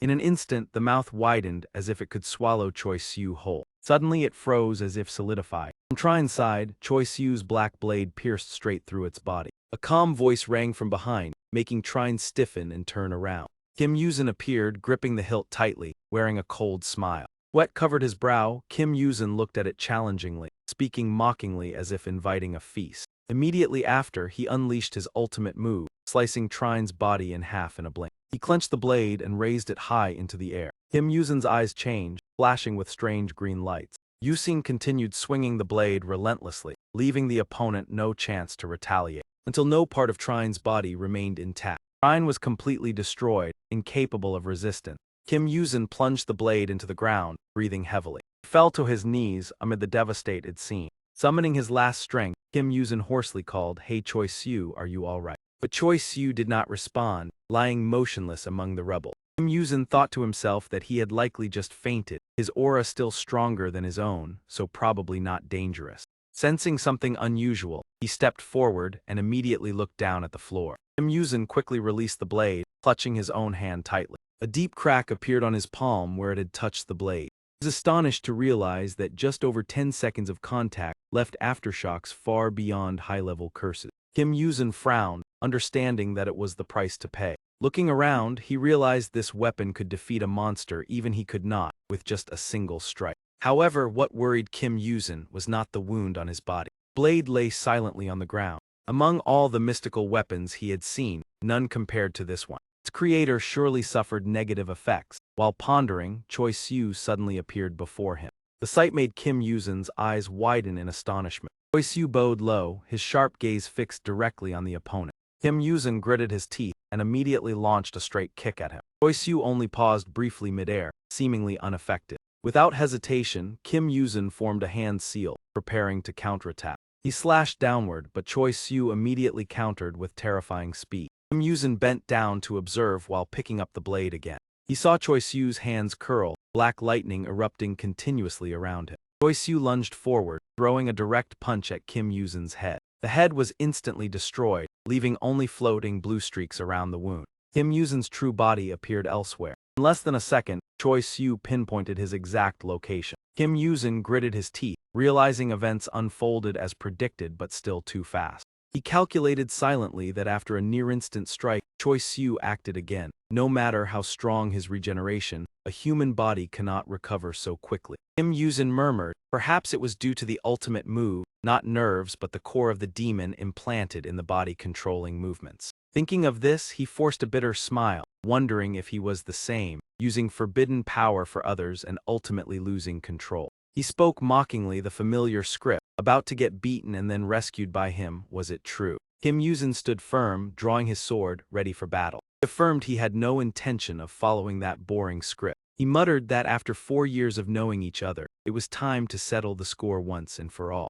Kim Yuzin took a battle stance, loudly declaring he would fight seriously for enduring friendship and to release all long-held frustration. It was unclear how much Choi Siu heard, but he immediately prepared himself as well. Kim Yuzin created several clones behind him, ready to fight to the end. Choi Siu bent his knees slightly, black lightning continuing to envelop his body. He leaped, darting forward like an arrow. Ahead, 3 Kim Yuzin clones stood ready, each holding a sword and fan, waiting for the opportunity to strike. Choi Siu swung his blade, slicing through all 3 clones in a few strikes. All 3 gradually dissipated, concealing Kim Yuzin's true location. Choi Siu turned his head, seemingly calculating something.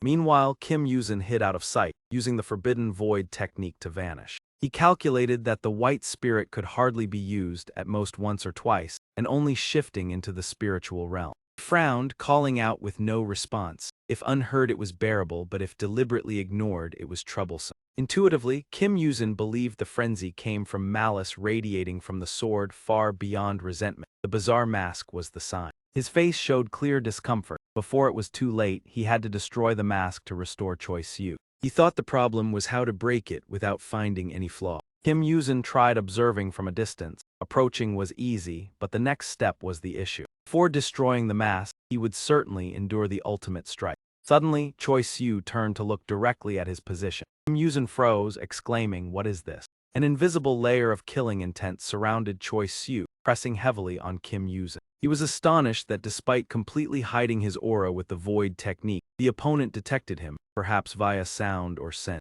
Kim Yuzin muttered a curse, completely at a loss. He shouted in challenge, "Come if you dare, you annoying white pig." Kim Yuzin vented all frustration, lamenting he had cleaned up after Choi Siu too many times. Every desire and even the craziest things helped him accomplish it. Choi Siu immediately charged, signaling the battle would not last long. Just a few exchanges and the outcome was clear. If prolonged with cautious tactics, Kim Yuzin would be defeated before acting. He clenched the sword, understanding there was only one chance, to end everything with a single strike. Choi Siu like a whirlwind surged forward, quickly closing the distance between them. Both decided to strike directly, using full force to end the battle in a single moment. Kim Yuzin could not help but feel stunned by the ferocity of his close friend. Choi Siu completely lost the ability to distinguish friend from foe, and immediately split Kim Yuzin's body in two. Right after, he realized it was only a fake body. Kim Yuzin instantly appeared behind the shadow that had just been defeated. Taking advantage of the moment Choi Siu had not yet reacted, he aimed straight at the opening. Kim Yuzin smiled faintly, his face full of smugness. The thought flashed through his mind that this attack had created the perfect distraction. However, streaks of black lightning suddenly appeared, signaling impending danger. Choi Siu's ultimate technique Dark Strike still created a gap that neither of them could easily overcome. He noticed the fan was still in Kim Yuzin's hand. Kim Yuzin softly said that with the white spirit immortal domain, physical attacks in this state were ineffective and could not affect him. He gave a faint smile, but if struck by Choi Siu's sword, the story would be different. At that time, even the soul could be torn apart, truly a real gamble. Eugene shouted loudly, calling Choi Siu truly useless. He turned around and delivered a slash that shattered Choi Siu's stone mask. Kim Yuzin swiftly passed by Choi Siu like a gust of wind. He pressed his lips together, a trace of worry on his face, but continued rushing forward. After the sudden blow, Choi Siu fell backward as the mask shattered into pieces. The ground cracked open, and the surrounding scene became desolate and ruined. He tiredly turned his head to look behind.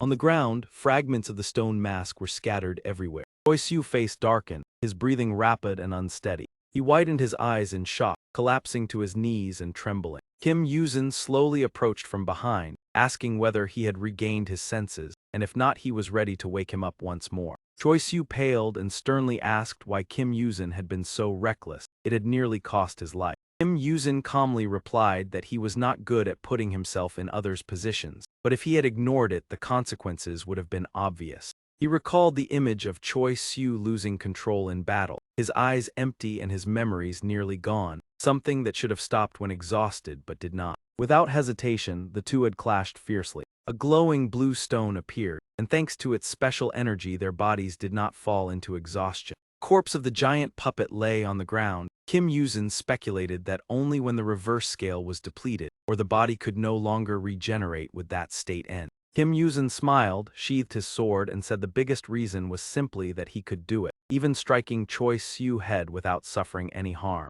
Kim Yuzin winked confidently and triumphantly. Choi Siu silently and helplessly looked at him, as he asserted that Choi Siu could not win. After a moment, Choi Siu hesitantly spoke, but did not finish his sentence. He looked at Kim Yuzin with hesitation, mentioning that at the end he had seemed extremely frightened and he had witnessed everything. Kim Yuzin turned away, gripping the sword hilt tightly and explaining that the situation at that time had been very serious. Even the hallucinations still lingered, then cut off Choi Siu's words. After a while, Kim Yuzin reached out and pulled Choi Siu to his feet. Choi Siu stood up tiredly, smiling as he admitted that if it continued like that the consequences would be extremely severe. Kim Yuzin remained silent for a moment before saying there might not be a next time, causing Choi Siu to ask in surprise. He explained that if Choi Siu fell into that state again, no one could bring him back, and even saying it now was already too late. Kim Yuzin patiently advised Choi Siu to abandon the path of a demon, promising to help him become a stronger martial artist while preserving his humanity.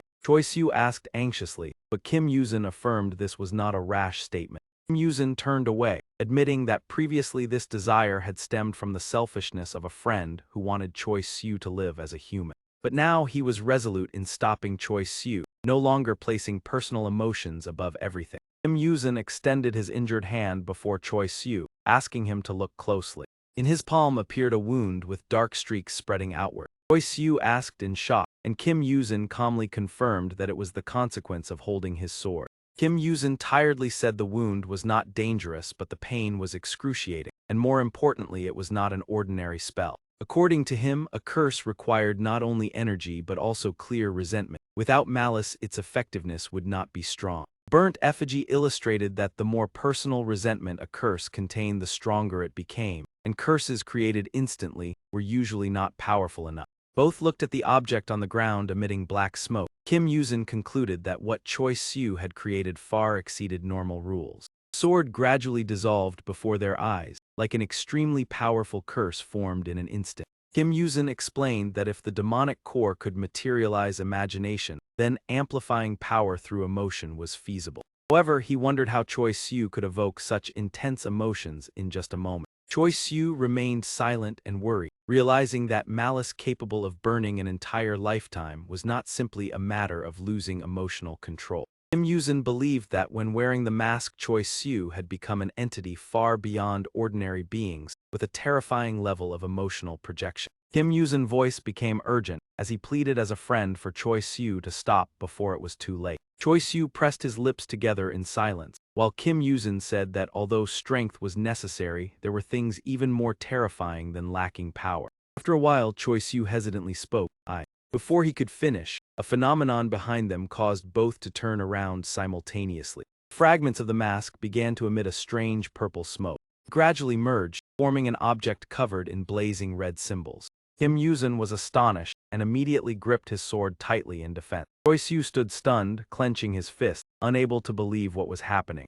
The purple smoke from the fragments condensed into the shape of a terrifying skull. Electricity began to appear in Choi Siu's hand, but Kim Yuzin hurriedly stopped him. Kim Yuzin warned cautiously not to touch it, as he speculated that it would not harm them. Choi Siu wondered if it would not harm them, then who it was meant for. Kim Yuzin could only reply that he did not know. After careful observation, Kim Yuzin confirmed that this was not the monster magic, but a pre-inscribed self-destruction mechanism. The image of a black vortex within the monster chest appeared, indicating that when it lost the ability to fight, the self-destruction mechanism would activate using the remaining energy. Choi Siu anxiously asked whether it should be stopped, but Kim Yuzin replied wearily that it was impossible because this was a curse with a predetermined target. sky darkened and rain fell endlessly. Kim Yuzin remarked that the amount of malice within this curse was unbelievably vast. On the rainy road, Bai Hyung walked silently beneath an umbrella. He pondered quietly that perhaps everything concerning them had ended, and everything would soon return to stability. In the sky, the purple skull-shaped smoke gradually dissipated completely. Elsewhere, the scene shifted to a luxurious room with a classical style. Man Choi, his face injured, apologized for arriving late due to an unexpected incident. He looked directly at Sun Jiu and asked whether this was their first meeting, while introducing him as the 2XDH president of South Korea, Jiang Sun Jiu. Man Choi paused briefly before quickly responding, showing respect to the former president. Sun Jiu directed his gaze toward Man Choi sitting opposite, hesitating slightly before mentioning his eye. He calmly raised his hand to lightly touch the wound on his eye and replied that there was nothing to worry about, just a minor incident not worth concern. Although seated opposite, Man Choi's aura completely dominated. He quickly stated that he did not wish to take much time and went straight to the point. Their current situation was extremely troublesome, was it not? Man Choi directly mentioned what Sun Jiu was worried about, leaving him stunned. Hell would open in the human world after 6 months. Preparing without causing panic among the populace was already difficult, but now all efforts seemed to have become meaningless.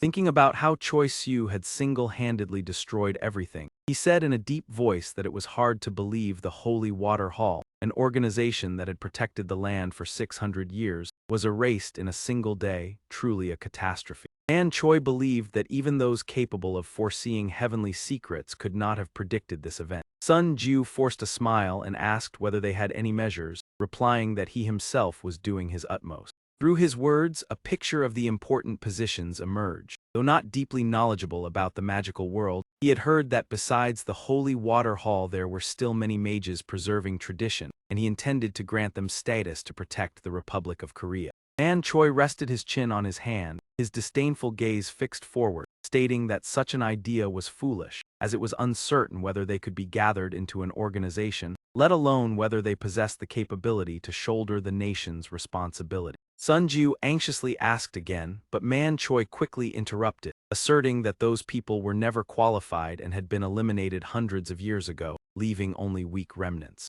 On the horizon, a brilliant light gradually appeared behind the high mountain. He said that even if those hiding were found, they would only carry weakened bloodlines, and granting them power would merely be a waste. Man Choi lowered his gaze, his voice tinged with threat as he warned that the outcome of such a wrong choice would be extremely catastrophic. Hearing these words, Diet standing behind Sun Jiu trembled in fear, as she imagined the people crying in despair and the peninsula sinking into mourning. Sun Jiu's expression grew heavier, and he hurriedly asked if there was any other option, while reminding that he had heard they were not permitted to interfere in the human world. Man Choi smiled meaningfully and tilted his head, replying that this only applied to people like them. The other two were extremely surprised when he proposed sending down to the human world children superior to any martial artist. Man Choi affirmed that these children were born among immortals and raised in the immortal realm, possessing abilities and qualities sufficient to lead the future of humanity. Hearing this, Diet widened her eyes in astonishment, for these children would not only fill the void left by the Holy Water Hall, but could also bring the land to prosperity after 6 months.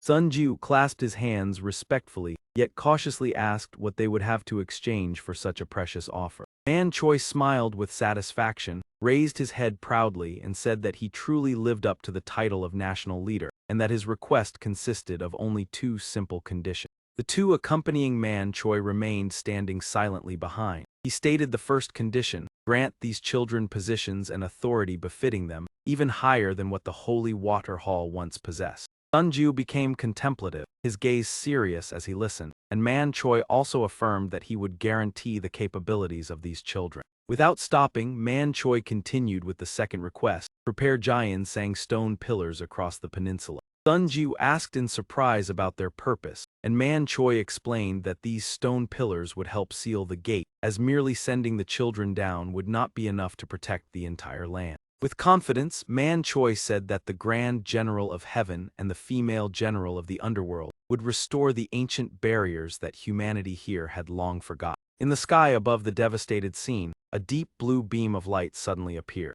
Space fell into silence, darkness enveloping everything as thick smoke spread everywhere. The scene became desolate, with no one in sight, only shimmering reflections of light on the water's surface. Suddenly, Elaine let out a weak laugh as the smoke continued to envelop her. Injured and missing an arm, Elaine collapsed onto the ground in pain, murmuring that she had no face left. She had thought Trine would be the one to falter, not herself. From the hazy smoke, Goyu's figure appeared with a weapon in hand, and Elaine admitted she had not expected to fall into this situation before Trine. In pain, she struggled to raise her head in despair, believing she had nothing left to say to Bai Hyam.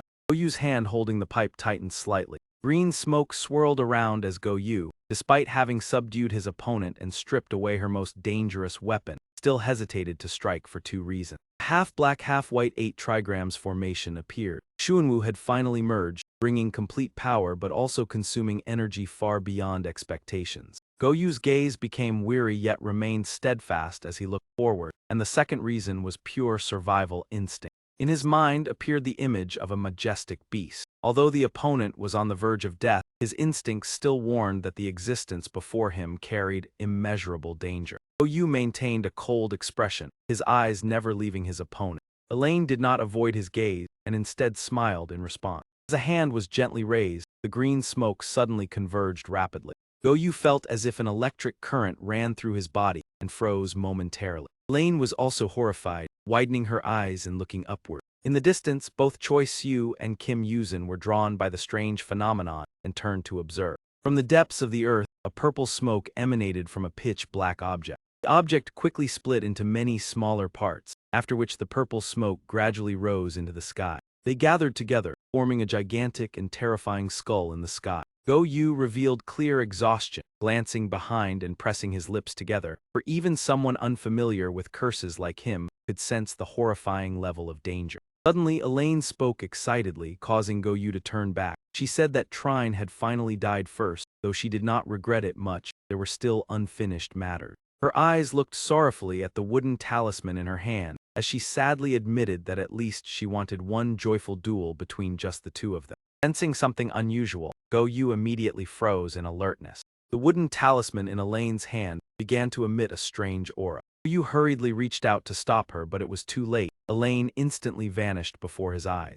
A sense of unease surged within Goyu. He frowned deeply, thinking it must have been a carefully concealed instant activation treasure. As the white smoke gradually dissipated, Goyu remained standing still, looking up at the sky. The surroundings were in ruins with a tall stone wall shattered into a large breach, and he told himself it was time to leave this place. Elsewhere, Yashihiro wearily supported the others as they stepped out of the spatial gate, letting out a sigh of relief for finally escaping. He cautiously reminded everyone, while Yuzuru noticed something unusual and warned them not to approach the water for the time being. He frowned vigilantly toward the front and informed Yashihiro that there was something wrong with this aura. From behind a distant tree, voices of conversation echoed as two figures appeared, discussing whether the Dragon King had truly appeared in the East Sea. The two civilians stepped out from their hiding place and concluded that it was probably not yet the Dragon King. Manhwa Langdao stood before them and proposed taking the other person back to their master, as someone who had swallowed the Dragon Pearl and was a candidate for the Dragon King's throne would certainly be valuable. Yashihiro and Yuzuru both halted, silently observing the opponent with tension. Yashihiro glanced at Yuzuru and whispered for her to go ahead and awaken Siohoa, leaving this place for him to handle. Yuzuru quickly complied but still worriedly asked whether he would be fine facing them alone. Ryujiu appeared to carry the unconscious people away, reassuring that everything was still fine and urging her to act quickly if she remained concerned.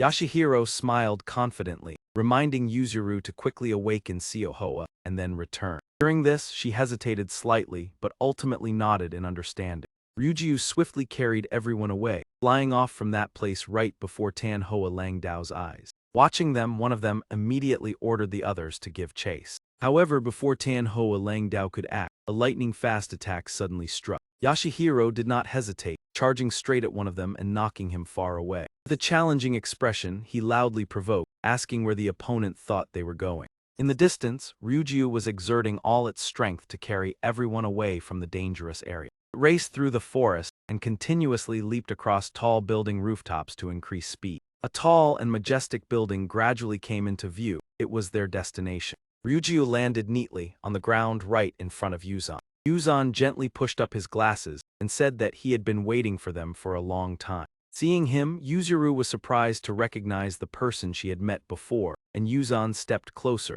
stating that he had many questions about the events at the Dragon Palace but there was no time at present. Yuzan handed Yuzuru a small piece of paper, and instructed that Seo Hoa's spirit summoning ritual could not be performed in a residential area and had been moved to Duonghoi Duong, also providing the address for her to go there. Yuzuru quickly accepted the paper and replied that she understood. Immediately afterward, Ryuju continued to fly away, while Yuzan remained standing still watching. After a while, Yuzan turned and left, yet an uneasy feeling still arose within him, as if he sensed that something ominous was about to happen. He slowly turned his back, stepping into the building while lost in thought, a premonition telling him that he should not leave this place. A simple house with an old iron door, tinged with a gloomy hue, appeared before his eyes. Holding the paper with the address, Yuzuru stood before the door in suspicion and looked up. Duonghoi Duong, this was likely the place. Suddenly the iron door creaked open slightly. She froze, her eyes widening in astonishment when she was signaled to enter.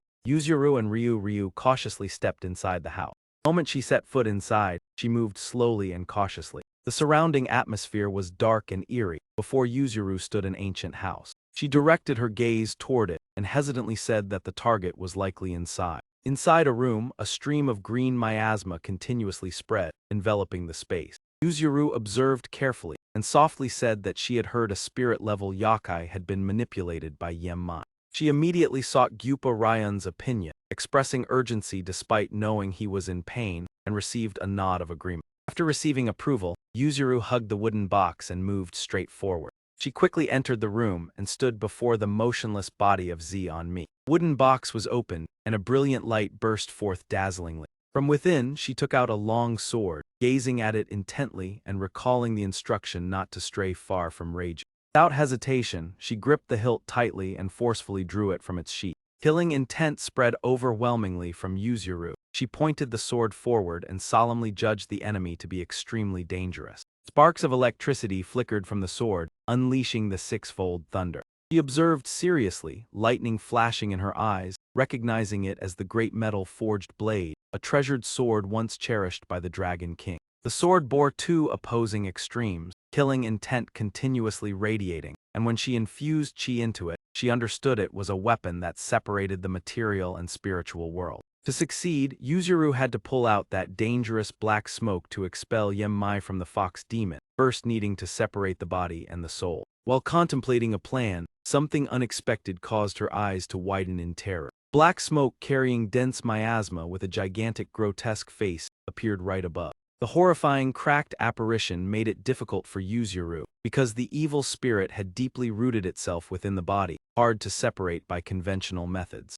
After a moment of contemplation, she exhaled softly and made a decisive decision. Yuzuru tightened her grip on the hilt, raised it high in preparation, determined to sever the boundary between body and soul. She powerfully slashed straight down, creating a large cut before her to separate the soul severed. Slash rushed toward the black miasma surrounding where Zeonmi lay. Her body emitted two strange forces from both sides, and when this was done, the host soul would also separate from the body. Zeonmi lay motionless and weak, two streams of power swirling around her body. The two forces collided decisively, and at that moment the two souls both moved toward the empty body. A great surge of electricity enveloped Yuzuru. She gritted her teeth to hold the sword steady and had to choose the correct evil soul to seal. Afterward, Yuzuru thrust forcefully into the killing aura, causing it to shatter. She swiftly pulled out a small glowing talisman. Yuzuru affixed the golden talisman onto the hilt of the sword embedded in the ground. A surge of blue electricity erupted as if to blow everything away. The sealing barrier was activated.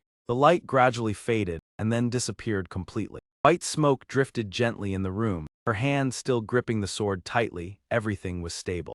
Yuzuru joyfully exclaimed when suddenly an object shot past her face. She confirmed success. Caught off guard by the sudden attack, Yuzuru panicked and fell backward. One side of her cheek quickly began to bleed. Yuzuru realized something was wrong and shocked. The sword embedded deep in the ground began to emit a gloomy aura that made everyone step back in fear. A terrifying demonic entity had appeared. The scene shifted to a street where passers-by curiously discussed. At that moment, Bai Haiyang smiled and asked Han whether he had died at the Dragon Palace. Elaine did not reply, only shrugged as if confirming. He glanced to the side, remarking that Choi Siu had grown stronger faster than expected, and that Han's death would enrage Kaidu. Bai Haiyang stared intently and decided he had to stop those immortals from establishing a barrier on the peninsula. When their eyes met, Bai Haiyang nodded slightly to seek approval. Immediately after, he suddenly revealed a delighted smile. He excitedly assumed a combat stance, apologizing to Choi Siu but stating that the plan had to be accelerated. At the same time in the forest, Yuzuru rode Ryu through the dense canopy. She worriedly thought that Yemmai was stronger than expected. Her vital energy was nearly exhausted, and if Yashihiro collapsed, the consequences would be unimaginable. Fox Demon needed rest for its soul to stabilize, so it could not awaken yet. In the blink of an eye, Yuzuru arrived at the destination. He stopped and loudly called Yashihiro's name. Before her lay Yashihiro, unconscious with many wounds. She anxiously called Ayasin, and he unexpectedly responded, Ioruzu. During this, she calmed down and turned her head back. Seeing that their group had just defeated the enemy, Yuzuru breathed a sigh of relief. The story returned to an earlier moment at the Dragon Palace. Choi Siu gently called Goyu's name. Goyu worriedly asked about Sun Mi, and Choi Siu calmly explained that she was only exhausted from using too much demonic power. Looking at the emblem in his hand, Goyu wondered about it. Choi Siu replied that it was a mission assigned by the Dragon King. He needed to bring this token to the chief steward of Duanghoi Duang to receive the treasure to awaken Myra. Kim Yuzin urged everyone to quickly return to the mainland because the Dragon Palace was about to close. As he stepped through the gate, his attitude changed, confusing everyone. Before them was the sight of Yashihiro being struck hard in the face. This was followed by a barrage of attacks to his abdomen. After attacking, Tan Hoa Lang Dao disdainfully mocked Yashihiro's endurance and expressed a desire to finish quickly. Despite being severely injured, Yashihiro still struggled to endure. Seeing the danger, Choi Siu panicked and called Yashihiro's name, but Io Shin stopped him, not allowing him to use demonic power at this moment. He calmly analyzed that these people were unfamiliar martial warriors and questioned why they were attacking a Japanese onmyoji. Kim Yuzin then decisively leaped forward. He charged straight toward the group of opponents without hesitation. Tan Hoa Lang Dao was startled and froze upon seeing the unexpected move. Before he could react, Kim Yuzin had already gathered power in his hand, executing a divine sealing technique. With lightning speed, he unleashed precise slashes, and Choi Siu coordinated the attack. Opponents immediately stiffened and then collapsed simultaneously. After defeating them, Kim Yuzin proudly stepped on them and declared himself the undefeated #1 martial warrior. Goyu could only helplessly realize this was a territorial dispute. Choi Siu grew suspicious as to why they attacked Yuzuru's group immediately, even after recognizing her as an onmyoji traveling with a yakai. He hesitated, explaining that she was unclear on the details, only knowing they targeted Myra to use her and bring her to the master. Upon hearing this, Choi Siu awkwardly repeated the word master. Choi Siu quickly supported Yashihiro and said, "Let me help you." Yuzuru suddenly responded with thanks, then blushed in embarrassment. Yuzuru cleared his throat to change the subject, announcing that the ambush had been sealed. The Fox Demon and the Long King Heir were both at Duanghoi Duang. Choi Siu smiled in reply, "Yuzuru, truly thank you very much." Kim Yuzin cheerfully interjected, "Duanghoi Duang, what a coincidence. We also need to go there regarding the Long King." No sooner had he spoken than a rustling sound echoed through the tree. Both immediately became alert. Man Choi slowly approached, wondering why the TR letter 1B0, letter 1EE3, NGTH letter 1EA7N barrier on the east bank had not yet been established. He frowned and asked, "What are these things before us?" Kim Yuzin remained silent, merely observing. This time, Man Choi shifted his gaze to Tan Hoa Lang Dao. He clicked his tongue in annoyance. He signaled to the two newly appeared Tan Hoa Lang Dao. Following orders, they immediately charged to attack. One of them seriously unleashed the move returning blade rebound. Kim Yuzin calmly intercepted the attack. Seeing this, Tan Hoa Lang Dao sneered, "Are you really going to use that toy to fight me?" He openly insulted, "You fool, and soon you will be a maid." At that moment, rose petals suddenly appeared from behind, causing Kim Yuzin to pause. Tan Hoa Lang Dao lifted a flute to blow, the floral light swirling with the wind. He widened his eyes, staring directly at Kim Yuzin. Immediately, a surge of energy rushed towards him. Cornered, Kim Yuzin angrily swore aloud. Shortly after, a violent explosion rang out. Choi Siu shouted in alarm, Kim Yuzin. Kim Yuzin stepped back and reassured, "I'm fine." As the pink smoke dissipated, Tan Hoa Lang Dao had managed to save their comrade. Kim Yuzin asked solemnly, "Are you immortal?" Man Choi arrogantly replied, of course, do you think we are wanderers like you? Formally introduced the young people who had just been attacked as Tan Hoa Lang Dao, who would replace Than Thai Thin to govern the human realm. He emphasized that unlike lower beings who merely held nominal decline, Tan Hoa Lang Dao were directly nurtured by the mundane immortals, thus would revive powerfully. Man Choi seriously reminded that when encountering higher immortals, you must maintain proper etiquette. Musen smirked sarcastically, how ridiculous. He challenged, it sounds like opening a cafe then facing a big chain competition. If so, protect the small businesses too. Man Choi radiated furious aura yet remained calm. Do not delude yourselves. Those relying on uncontrolled power only invite destruction. Suddenly Choi Siu interjected, excuse me. He asked hesitantly, if you are immortals you should stand with humans. We want to protect them too, so why attack Yashihiro? Man Choi silently turned to look at Tan Hoa Lang Dao. Choi Siu continued, when Yashihiro carried the Ngok Nhui and took the Long King heir unconscious elsewhere, Man Choi froze and repeated, Ngok Nhui. Kim Yuzin quickly understood, you targeted Ngok Nhui. I thought immortals should not intervene in the human world. Man Choi indifferently replied, Ngok Nhui is a dangerous treasure that could sink Long Kung Dong Hai in an instant. He arrogantly said, you cannot entrust a sharp sword just forged to a child. Yu angrily raised his hand to attack, truly outrageous. He warned, I do not care about Long Kung's succession, but those daring to intervene in Than Long's authority in my name, Hien Vu, I will not tolerate. Man Choi mocked, one not yet already arrogant, lower beings only let demons manipulate. He sighed and gestured, look closely. Then he waved his fan forward. Immediately, a projection map hovered in the air. Man Choi said, you obstructed the establishment of the TR letter 1B0 letter 1EE3 NGTH letter 1EA7N barrier. As a result, souls on the peninsula are departing abnormally. Everyone saw the area on the map dyed red. Uzuru was horrified, his face pale, that direction is. Man Choi confirmed, yes, that place is. He spoke solemnly, the area is managed by the GI Tri-Clan. Feeling the change in aura, Kim Yuzin called out anxiously, wait, Choi Siu. Before he could finish, Choi Siu erupted with power. Golden sunlight filtered through the leaves. Immediately the aura burst out, shaking the leaves violently. Choi Siu surged forward at speed, defying all obstacle. He panicked thinking of his family, no, impossible. At the same time, Yu Yuzin was attacked and fell onto the table. Family photo fell to the floor. His gaze stopped at his mother's gentle smile in the photo. As the frame shattered, he screamed in pain. He dashed forward, mother. Choi Siu did not hesitate, accelerating to full speed. Kim Yuzin and his comrades anxiously followed behind. He worried, wondering what might have happened to Choi Siu's family. Kim Yuzin realized each time Choi Siu used goblin power, the black aura increasingly dominated. He trembled, thinking if Choi Siu erupted once more, would he have enough power to stop him? Meanwhile, at Choi Siu's apartment, he hurriedly jumped through the window. Landing, he saw Yu Yuzin unconscious nearby. Choi Siu darkened his face and lifted his head, eyes straight ahead. In front of him, Tao was tightening his grip on someone. He spoke with delight, I have been waiting for you. Without hesitation, Choi Siu surged forward at incredible speed. Seeing this, Tao gleefully turned to face him. He used inner strength to strangle Sijin, simultaneously activating the twin-head binding spell. Choi Siu quickly redirected his attack towards Tao's arm. Immediately afterward, several dark red droplets fell to the floor, staining the family photograph. He stood frozen, his lips curling into a vacant smile. Next, I absent-mindedly lowered my gaze downward. He realized his arm had vanished. Choi Siu's deep voice echoed, asking why. He showed no sign of pain, only a grotesque, twisted smile. He excitedly explained, because if we can take down that woman. He continued to provoke, you will attain even greater power.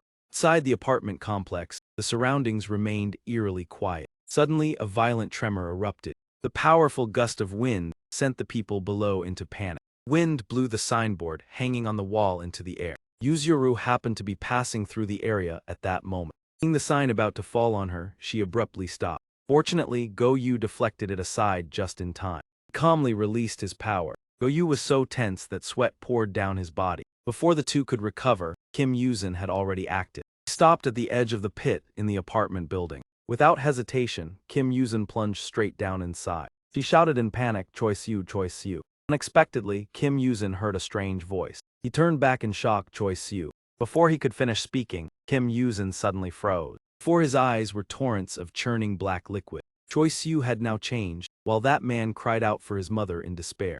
Kim Yuzin trembled as he stepped closer. He thought in horror, as if granted a reverse scale by the Dragon King, his magical power was overflowing. Yet Choi Siu's body was fragile like glass, continuously collapsing and reforming. However, at this moment, Choi Siu's body melting like liquid was an entirely different matter, unrelated to his physical condition. Tension surged. Choi Siu was even more furious than when he heard the news of Kim Yuzin's death. At the same time, he witnessed his mother's body being twisted and broken apart. The last remnants of clarity caused Choi Siu's mind to shatter. The goblin intellect artifact had the ability to turn the user's will into reality. It created a terrifying explosion at the very moment Choi Siu's mind collapsed. Just as he had once used the goblin intellect's power to maintain his body whenever it collapsed. This time, he himself became the true form of the goblin intellect. To preserve another's body, he adjusted the forbidden technique and the ultimate skill demon staff instant form. At that moment, Bai Haiyang suddenly stepped into the ruined room. Looked around and sneered, with the building crushed like this, it will surely make the front page. Without further words, SV raised his hand to activate the skill Ancient Demonic Art 10,000 Forms Rebirth. Instantly, a stream of dark black energy appeared. It seeped beneath the rubble. The blink of an eye, the energy had penetrated deep inside. After that, it lifted me into the air. Let me see, then he asked, already dead. SV exclaimed excitedly, if truly dead then I will take it. Levi Bai has a scent now. Before he could finish, Kim Yuzin coldly interrupted, hey. He lowered his voice and warned, what are you laughing at? Pointed excitedly, what the hell is that disgusting? At the center, Si Xian was absorbing the black energy. Realizing the intention, Bai Haiyang sneered, trying to create a golem from a corpse by instinct. During that, Kim Yuzin was furious. He immediately created a clone of himself. At that moment, he detected movement behind him. SV excitedly commanded Levi Bai, attack. Before he could react, I suddenly lunged forward. Kim Yuzin channeled divine power to execute the divine skill severance division. He showed no mercy, aiming straight at the opponent with a close-range strike. He concentrated all his strength into his foot. Then I burst forward, breaking through the clones. He successfully passed Kim Yuzin. Sensing the ancient power, my eyes shone brightly. That is it, the ancient demonic art Iron Cavalry King. The killing intent emanating from him was even more intense than before. During this, Choi Siu immediately became vigilant. He brought her inside and erected a protective barrier. Choi Siu began transforming his body. He assembled the fragments of the demon mask into a complete whole. Without hesitation, Choi Siu extended his arms forward. He tightly grasped my body. After securing the opponent, Choi Siu extended a gigantic arm. Seeing him about to reach, he suddenly burst into manic laughter. Choi Siu finally subdued me. He slowly pulled him closer. After that, Choi Siu devoured him into his body. Realizing something was wrong, Kim Yuzin anxiously called out Choi Siu's name. Witnessing this, SV shouted in rage, what is this? That is Levi Bai's scent, and he actually swallowed it. Levi suggested, then swallow him as well. Bai Haiyang raised his hand to stop her, calm down. Watching his gradually changing appearance, he marveled, a masterless goblin mace has parasitized another host. Faced with the unexpected situation, Bai Haiyang smiled in admiration. It truly exceeds expectation. Without saying more, he extended his hand straight forward. Bai Haiyang radiated a brilliant halo that filled the entire space. Meanwhile outside, a group quickly teleported toward the forest. Tan Choi and Tan Hoa Lang Dao gently landed atop a tree. After completing their mission, they respectfully reported that the barrier had been fully established. He rolled his eyes in contempt and criticized the insolent subordinates. Man Choi confirmed his authority coldly, asking if they thought he would let a demon become king. Recalling the past, Saizian gently called Choi Siu my child. He smiled and advised, may you grow up kind and always happy. Saizian tenderly comforted him, wishing that he treated friends well and pursued what he loved. Understanding his mother's intention, he immediately nodded in agreement. Suddenly, she held his hand tightly and asked if he could promise her. Choi Siu called out in shock, mother. Saizian suddenly distorted, implying that even if he later hated someone.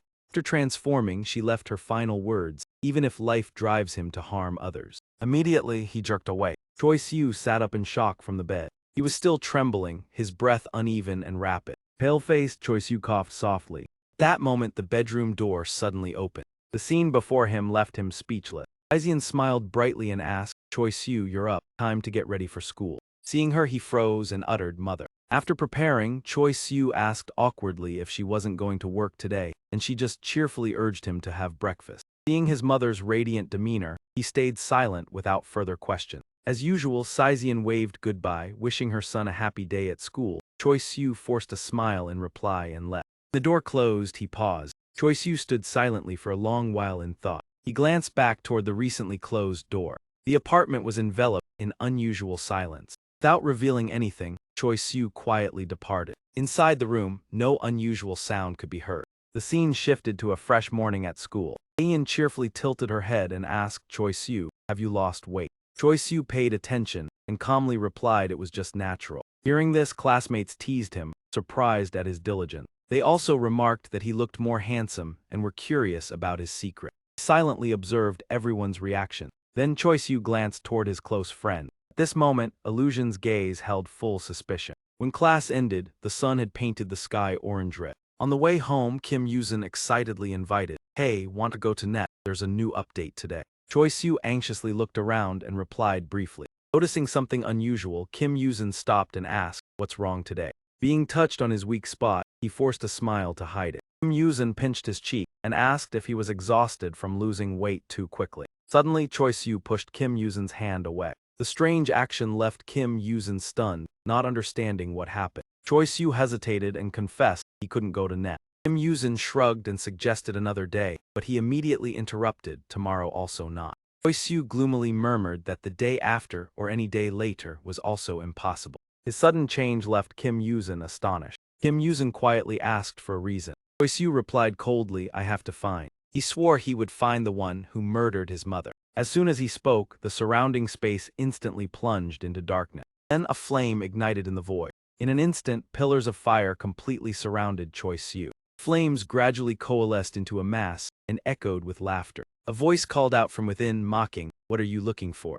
He sneered, "In this inner world there is only you and me. What else is there to see?" Provoked, Choi Siu immediately charged. He threw a punch, but the opponent quickly dodged. He shouted excitedly, "Come on then." While taunting, the surrounding flames surged, urging the battle to continue. The flames gradually shaped into a human form. He arrogantly countered under the gaze of the noble lion, "Let the duel begin, first move, a life-and-death stroll." Meanwhile outside, a wooden statue suddenly exploded. Bai Hyung flinched and stepped back. He commented with amusement, "The murderous aura is truly terrifying." SV holding Chizu, focused as soon as it moved. Before he could react, Chizu leapt from his hand, causing Ada to exclaim in surprise. Bai Hyung caught it and remarked, "Youth is truly wonderful." Chizu sniffed with delight, and he gently petted in agreement. Elaine sighed and commented that Sang and Go smelled no different than catnip. While she spoke, Choi Siu appeared. Perhaps foxes belonged to the cat family too. Bai Hyung teasingly asked Kaiju if she felt less lonely, and she nodded in unexpected approval.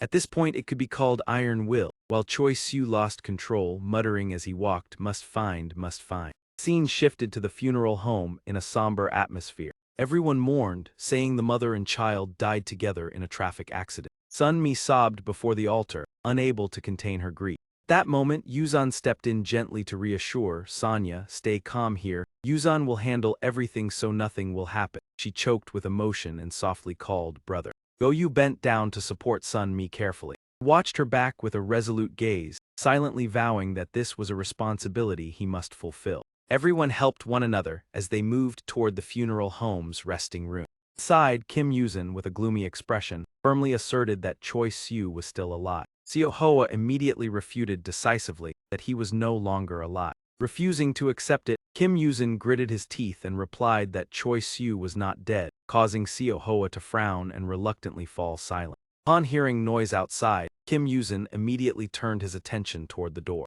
Goyu supported Sun Mi as they entered and solemnly confirmed that it was true. He announced in a deep voice that although Choi Siu was alive, he had transformed into a grotesque demonic general. Hearing this news, Kim Yuzin immediately flew into a rage and rushed forward to attack. He advanced to question with burning hatred, asking who was ultimately responsible for all of this. In an accusatory tone, he asserted that the demons were the ones who had caused this tragedy. Kim Yuzin furiously emphasized that if they had not dragged Choi Siu, who had been living peacefully, into this, none of it would have happened. In his mind appeared the image of the gentle young man from days past. Just a few days ago, Choi Siu would rather suffer losses than ever harm others. Not only that, he was always the first to extend a hand to help the weak. That image made Choi Siu no different from a protagonist stepping out of a comic. Kim Yuzin's heart tightened as he thought of his most cherished close friend. He pointed the tip of his sword at Go Yu and coldly threatened that if anything happened to Choi Siu, he would spare no one.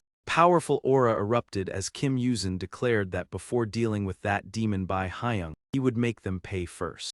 Amid the tense atmosphere, Gucci gently patted his shoulder to stop him and said, "Hey kid, wait." Kim Yuzin was startled and turned back, softly calling Master. The receptionist peeked in and apologized for the disturbance during the funeral. She respectfully informed them that the war demon Buddha wished to meet everyone. She then gestured with a nod, asking everyone to follow her. Kim Yuzin immediately objected loudly, stating that he had no reason to associate with demons or that so-called war demon Buddha. In the chaotic scene, Gucci struggled to restrain Kim Yuzin.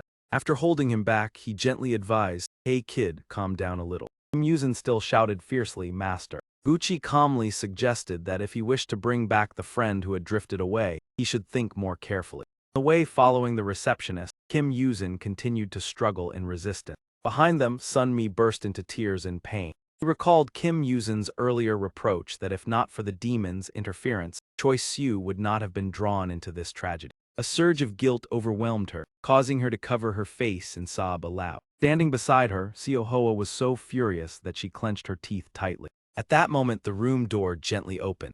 Myra stepped out, softly inviting everyone to quickly come inside. Noticing that the situation had stabilized, Go Yu asked with concern whether she had recovered. She frankly replied that she had not fully recovered yet, but thanks to everyone's help, she was gradually adapting to the Dragon Pearl safely. Next, Myra bowed her head to express her deep gratitude, promising to repay this kindness and mentioning that there was another important matter to address. He emphasized the crucial issue that Choi Siu was in fact a goblin. With an awkward expression, Myra quickly led everyone into the room. As soon as they stepped inside, everyone suddenly froze in surprise. Without saying a word, Ucha immediately threw Kim Yuzin onto the floor. Seo Hoa widened her eyes in shock upon seeing the person before her. Before them was a dignified and imposing man seated at the central position.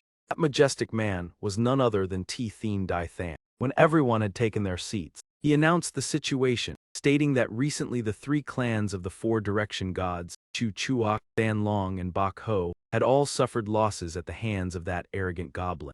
Upon hearing this, everyone was utterly stunned. Their faces turned pale, their eyes widened in astonishment. T-Thien Dai Than continued his condemnation, revealing that the villain had even seized the treasure he had entrusted to the Dragon Palace, and predicted that the next victim would be Haiyan Vu. Hearing this, Go Yu wondered why Bai Hyung was targeting the four direction gods. He pondered for a moment and explained that he had never directly confronted that goblin, so everything was merely his personal speculation. Afterward, T-Thien Dai Than recounted a story that took place 666 years ago, during the grand ceremony to select the Demon King.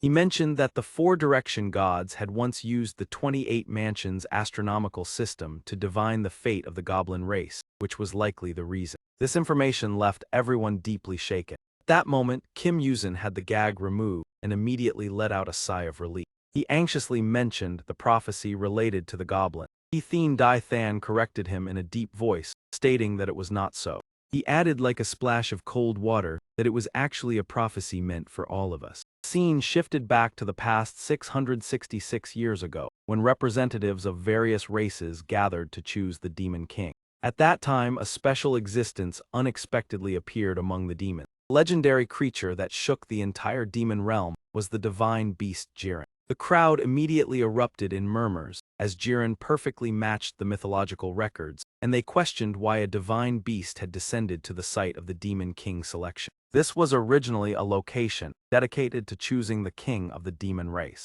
According to the laws of the celestial realm, if a divine beast interfered in mortal affairs, it would lose its dignity and be regarded as an act of arrogance. Therefore, many scorned and drove Jiren away. However, Jiren had been born to intervene in the world. Because of this, he silently turned and departed in solemn silence. When he stopped before an ancient stone stele engraved with characters, it clearly bore the names of Than Long, Bak Ho, Chu Chuak, and Haiyan Vu. Jiren focused his energy and infused it into that ancient stone slab. With a decisive action, he did not hesitate to carve his own name onto the Min Kai thatch. Jiren was the divine beast heralding the birth of the sacred monarch. His very existence was like a living prophecy. Yet his desire to become king created a paradox filled with contradiction. Immediately after he finished, the the stone slab suddenly trembled violently. The pressure of demonic energy spread powerfully, far surpassing Than Long, Bak Ho, Chu Chuok, and Hien Vu, demonstrating Jiren's overwhelming strength. This event was enough to shock the demons who had previously competed. All eyes turned toward Jiren with tense expressions. Questioned that this matter could not be ignored, for if he truly was the Jiren of myth, then he had existed for more than 1,000 years. From the immense energy emanating from him, they believed that Jiren was a sacred creature who had accumulated power over tens of thousands of years, while the regulations only allowed demons who had not yet entered old age to carve their names onto the Min Kai thatch. This was because the demon king had to be strong enough to maintain the throne until a suitable successor appeared. Strangely, the Min Kai thatch still accepted the name Jiren, proving that his demonic power had not diminished in the slightest, astonishing Than Long Bak. Even the immortals in the heavens stepped forward to confirm this. Divine beasts possessing such innate spiritual power were extremely rare, unlike other aberrant creatures. Jiren's origin was affirmed to be divine, and what was special was that he could attain godhood from birth, a fact confirmed by immortals and ancient texts, leaving everyone with no choice but to believe. When dark creatures were mentioned, Go Yu immediately made the connection and brought up the name Four Fiends. Than Dai Than continued his analysis, stating that unlike Duoxini, a monster born from the endless desires of the world, the Four Fiends in Jiren only appeared when the appropriate time arrived, and that standard was determined by themselves. Unlike ordinary demons who merely fought for dominance, the more calculating ones all shared the same thought. If they could gain Jiren's support, the prophecy would very likely become reality. Although Jiren declared his participation in the grand ceremony, not all powerful demons were required to take part. Many who possessed great strength still chose to support those who shared their ideal. Unfortunately, the demons who proclaimed themselves as sacred monarchs existed only in theory. In reality, no such king had ever appeared among them. Jiren merely repeated that he existed to prolong time until the true sacred monarch emerged. Realizing that Jiren could not be swayed, the demons began to seek their own countermeasures. They secretly devised their own plans and conspiracy. At that time, the only clues were held by the four direction gods. They revived the ancient East Asian 28 mansions system to conduct divination. At that very moment, the formation suddenly cracked, and the result shocked everyone. Subsequently, the fragments of the formation gradually dissipated. All 28 divinations were thrown into chaos. That terrifying omen symbolized the collapse of heaven and earth, heralding a great calamity with the downfall of the world order. Facing this sign of destruction, Than Dai Than concluded that it was not merely a disaster, but also the end of the old order to usher in a new era. Afterward, the four direction gods made a bold decision to use the power of the Dragon Pearl to extract a more detailed prophecy. Than Long was responsible for clarification, Bak Ho for stabilization, Hien Vu for sealing, and Chu Chuok for conveying the result. The content of the prophecy revealed that if the goblin became king, it would be the final demon king. When the prophecy was announced, the various races seemed to hold their breath in anticipation. And the existence of the goblin race would also come to an end on that day. It truly lived up to the name of heaven and earth upheaval. For 666 years before the grand ceremony, the goblin race had been severely weakened by internal conflict, leaving only one distinctive trait.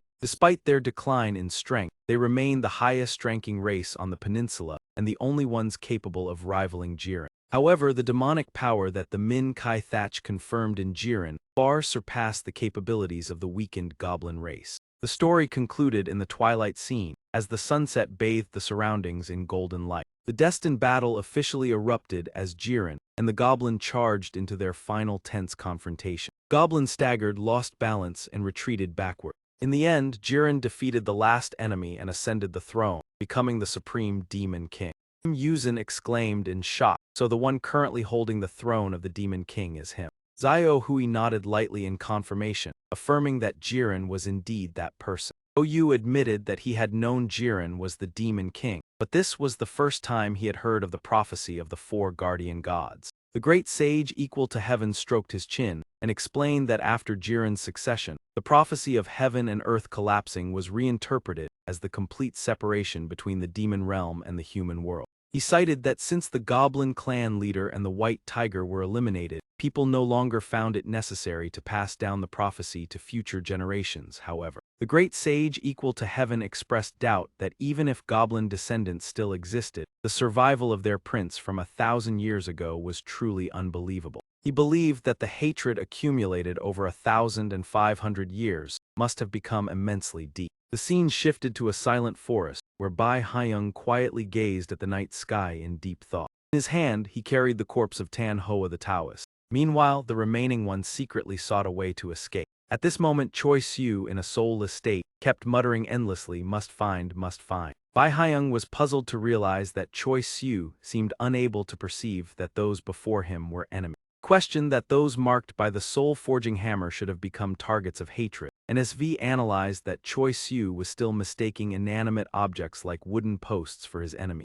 During this, Levy interjected in surprise, because when facing real living humans, he did not display sufficient killing intent. Bai Haiyang threw Tan Hoa's corpse aside and wondered, witnessing his family being slaughtered, yet still lacking killing intent was difficult to understand. He speculated that perhaps Choi Siu still believed himself to be human. Bai Haiyang scratched his head bitterly, stating that this was characteristic of those with half-human half-demon blood. Stepping through the barrier, he gently reminded Choi Siu, once you carry demon blood, you can never return to being human again. Bai Haiyang spoke the harsh truth that humans would never accept those who were different from them. At that moment, a frog suddenly jumped into the scene. It lifted its head, observing amid the tense atmosphere. Immediately after, Bai Haiyang smiled brightly and raised his hand in greeting, signaling to depart. The story turned back to the past, within the ancient setting of a distant dynasty in the year 525. The villagers anxiously asked one another why the nobles had visited this remote place, whether it was merely a journey.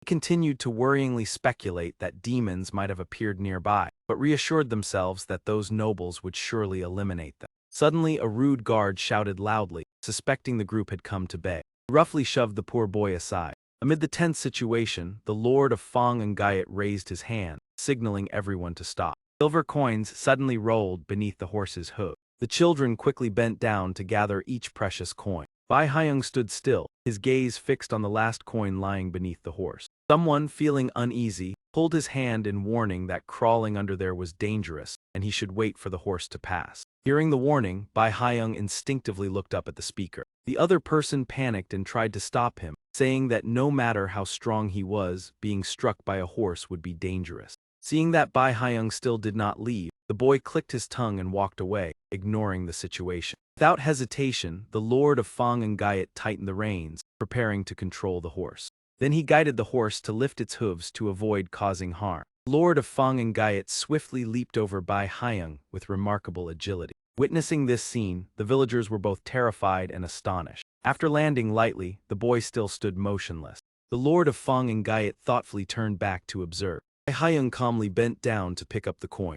Immediately after, he raised his face with a challenging gaze. Seizing the chance, Bai Haiyang quickly fled from that place. Hon Van noticed that unusual gaze and startledly asked the Lord of Fang and Gayet about the boy's identity. As soon as he finished speaking, the Lord of Fang and Gayet immediately ordered that the child be brought back. One receiving the order was stunned, while the Lord of Fang and Gayet slowly mentioned that special gaze. He was deeply impressed that the boy faced the large horse without showing any fear. The image of him carefully picking up the coins remained vivid in his mind. The Lord of Fang and Gayet admired that even when the horse leaped over him, the boy remained calm and even dared to look straight at him.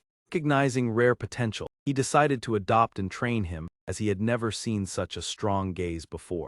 Hon Van hesitated in objection, arguing that a common beggar lacked the background to become a H-warring attendant, which should be reserved for noble descendants. However, the Lord of Fang and Gayet immediately refuted this, asserting that among the current H-warring none possessed spirit equal to that boy. He mocked him before turning away, saying that if Hon Van was confident in his noble bearing, he should demonstrate it to gain his attention. During this, Hon Van reluctantly bowed in compliance. Though he accepted, jealousy surged within Hon Van's heart, difficult to describe. Afterward, Bai Haiyang was selected to become a guard within the residence. During an assembly, he unexpectedly appeared before everyone. Upon seeing that familiar face, Hon Van could not hide his anger. He immediately criticized and questioned how a commoner could stand among the ranks of the Red Tiger H. Warren. The soldiers respectfully explained that by order of the Lord of Fang and Gayet, the boy had joined the Red Tiger Hwarang for training. He recounted his arduous training and how he defeated attacking demons, earning recognition as an official Hwarang. During this, veins bulged on Hone Van's forehead in anger. He immediately stormed into the Lord of Fong and Guyet's chamber. Seeing Hone Van arrive, the Lord of Fong and Guyet greeted him with surprise. Hone Van stepped closer and irritably questioned the promotion of that commoner to Hwarang. He doubted that at such a young age, the Lord of Fong and Guyet truly intended to send the boy into battle. The Lord of Fong and Guyet laughed in rebuttal, stating that age was unimportant when many who trained for years could not defeat even low-level demons like that boy had. After speaking, he turned his gaze out the window. He praised that the boy alone was capable of defeating demons. Mentioning his identity, he introduced the boy's name as Bai Hyung. The Lord of Fong and Guyet explained that since the boy was an orphan without a name, he had given him that name. These favorable words made Hone Van even more resentful and agreed. Hone Van suspected that the Lord of Fong and Guyet intended to elevate that commoner to become his successor. He spread a malicious rumor that villagers said the boy had murdered his own mother and fled, claiming that such a person was unworthy of the virtues of a Hwarang. The Lord of Fong and Guyet immediately spoke sternly, demanding that Hone Van listen carefully. His expression turned cold as he warned that those who only discussed virtue on paper, while ignoring martial capability, were useless bureaucrats. At that moment, Bai Hyung had successfully defeated the monster. He asserted that the standards of the Hwarang were set by himself, without needing to rely on any sage. Lord of Fong and Guyet declared that such cruelty was exactly what he had always sought. He smiled gently and placed the weapon into his hand. As time slowly passed, Bai Hyung quietly stood by the water's edge. He gently caressed the sword that had just been bestowed upon him. At that moment, Bakon called out, "Hey Kim Seo Bang." That man handed over a sheet of paper and asked, "Please read this line for me." Bai Hyung frowned mockingly, brushed his hair back and said, "Use your own eyes to read it." Becken laughed sarcastically. "Is it not because you are blind that you use your hair to cover it?" He replied irritably, "If you are blind, then how did you see me to speak?" After that, that man gleefully revealed that in truth he was not blind at all, and had only been pretending to mislead others. Hearing this, Bai Hyung paused before sneering, "So that is how it is."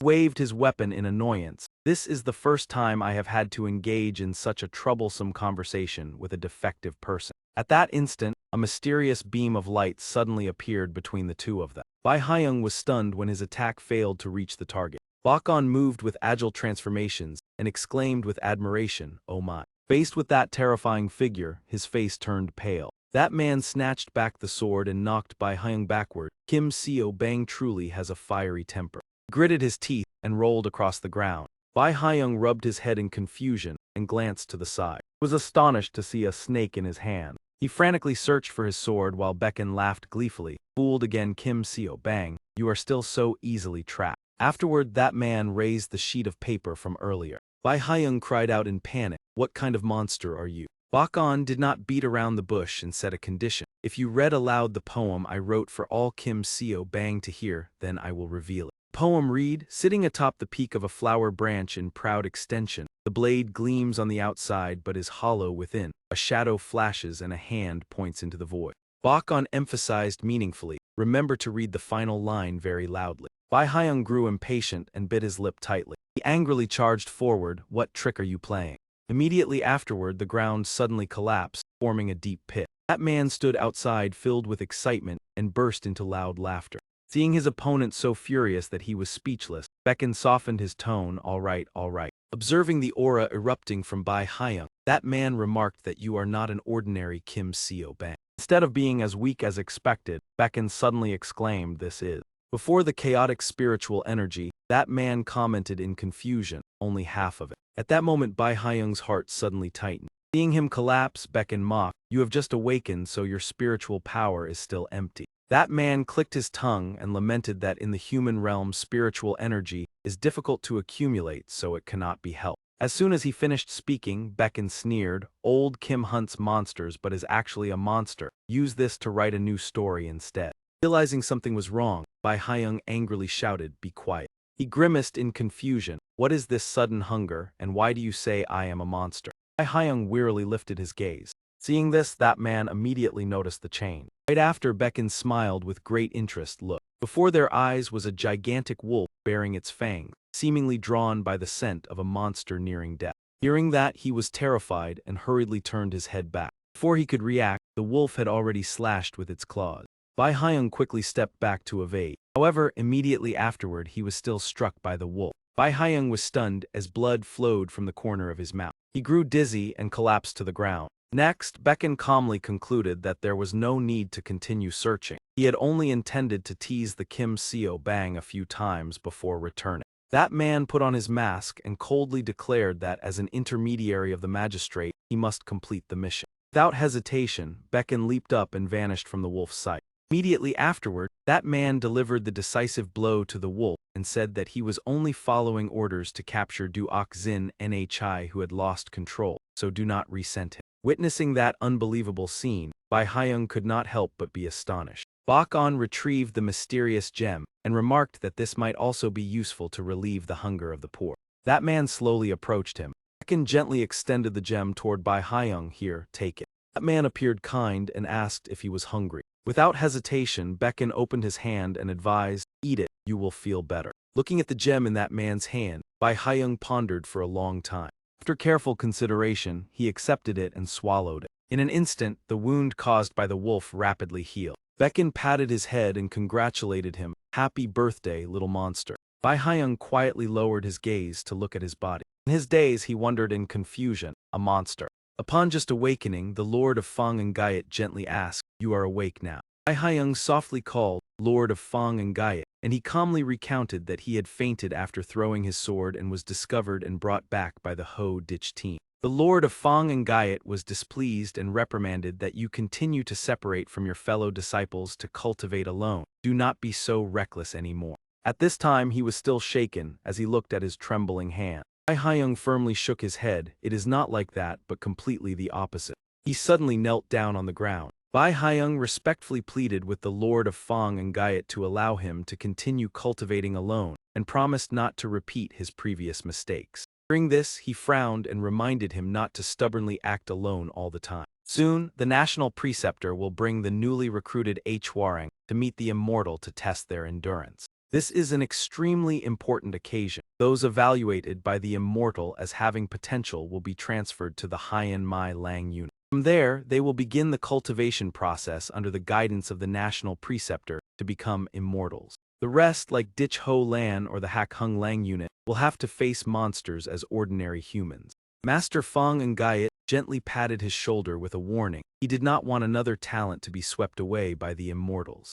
Cultivation is not meant for solitary transcendence, but to rise as a leader of Hoa Lang. I will not allow you to escape the notice of immortal. At dawn, he said the future belonged to the national seer, which I did not understand, only knowing that the more I examined fate, the more constrained I became. At the misty crossroads, I must light my own path. A month passed in the Great Hall. Master Fang and Gayet assigned the next expedition. Tiger Lion swordsmen in the front, Black Bear Wolf archers blocking the rear. At that moment Bai Haiyang appeared, reporting he had returned. Seeing this, he asked with concern if he had gone alone. He bowed and replied unharmed. Master Fang and Gayet helplessly ruffled his hair, indeed stubborn. He spoke in a low voice, reminding, you have not forgotten my words, right? Bai Haiyang nodded firmly, of course. Yet behind his back, he secretly hid a jade. Afterwards, Bai Haiyang quietly went around to the rear courtyard of the villa. He slowly placed the jade into his mouth. Upon swallowing, a surge of energy instantly spread throughout his body. He recalled that since encountering that demon love, every time he used the demon jade, his injuries healed and his power surged. Bai Haiyang hesitated as he looked at his hand, yet still paused. Suddenly a strange sound broke his thought. In the distant corner, villagers trembled as they watched the giant ahead. A massive serpent focused intently on its fat prey. At the critical moment, Bai Haiyang appeared just in time. Without a word, he immediately employed his spiritual power. Then Bai Haiyang leapt high, charged straight for its neck. One decisive slash made the serpent collapse. The fierce scene horrified the villagers. They saw his bloodied figure and vacant eyes. The terrified man turned and fled. Seeing the surroundings clear, Bai Haiyang swallowed the jade again, silently thinking using people was no different. In another secluded house, Hon Van stood anxiously at the door.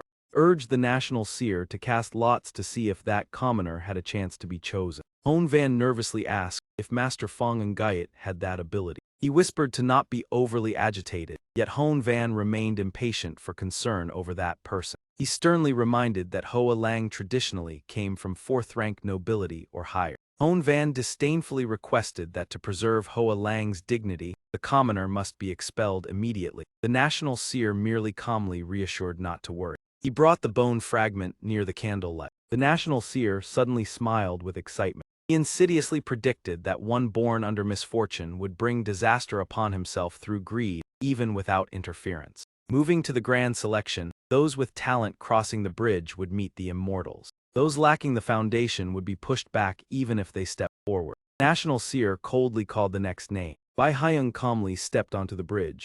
The moment he set foot on the other side, an invisible force pushed him back. Bai Haiyang had no choice but to turn back. At that moment Man Choi spoke, telling him to wait. He spoke with gravity, freezing the air. Was there a demon hidden here? Hearing this, Master Fong and Guyet frowned, repeating the words demon. Man Choi leaned close and whispered that spiritual energy was surging intensely. Feeling the pressure, Bai Haiyang hurriedly stepped back. Man Choi angrily shouted, "How dare a demon infiltrate my Hoa Lang?" The surrounding guards froze, not daring to breathe hard. Trembled and explained that it was not so. Bai Haiyang affirmed confidently he was Master Fong and Guyet. But Man Choi bluntly pointed out his half-human, half-demon identity. If not awakened, he might never know, likely absorbed much, possibly even human essence. Master Fong and Guyet pondered past events. Seeing him silent, Bai Haiyang cautiously called out. He turned angrily, accusing that he had deceived him. Without hesitation, Master Fong and Guyet ordered immediate action. The battle erupted fiercely. Fortunately, he escaped.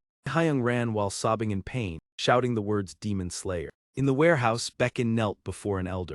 Mao Tai spoke in a low voice, calling Baekhin. The stern adjudicator asked why a task usually simple had been prolonged this time. He was displeased, tightening his expression at him. Mao Tai scolded him for neglecting duty to indulge with demons. Baekhin replied indignantly that a little personal amusement was excusable. He sighed and turned away. Such a messenger only made the demons more chaotic. Mao Tai announced a demon appeared in the human realm devouring others without fighting. Capture it quickly. He also warned if still entangled with humans, he would be imprisoned. Baekhin awkwardly agreed. Mao Tai despondently wondered why, after sending messengers everywhere, these types still increased, and he ran muttering surely it was not his fault. At the foot of the mountain, a man was tightly wrapped by a giant frog. He struggled to find a way out.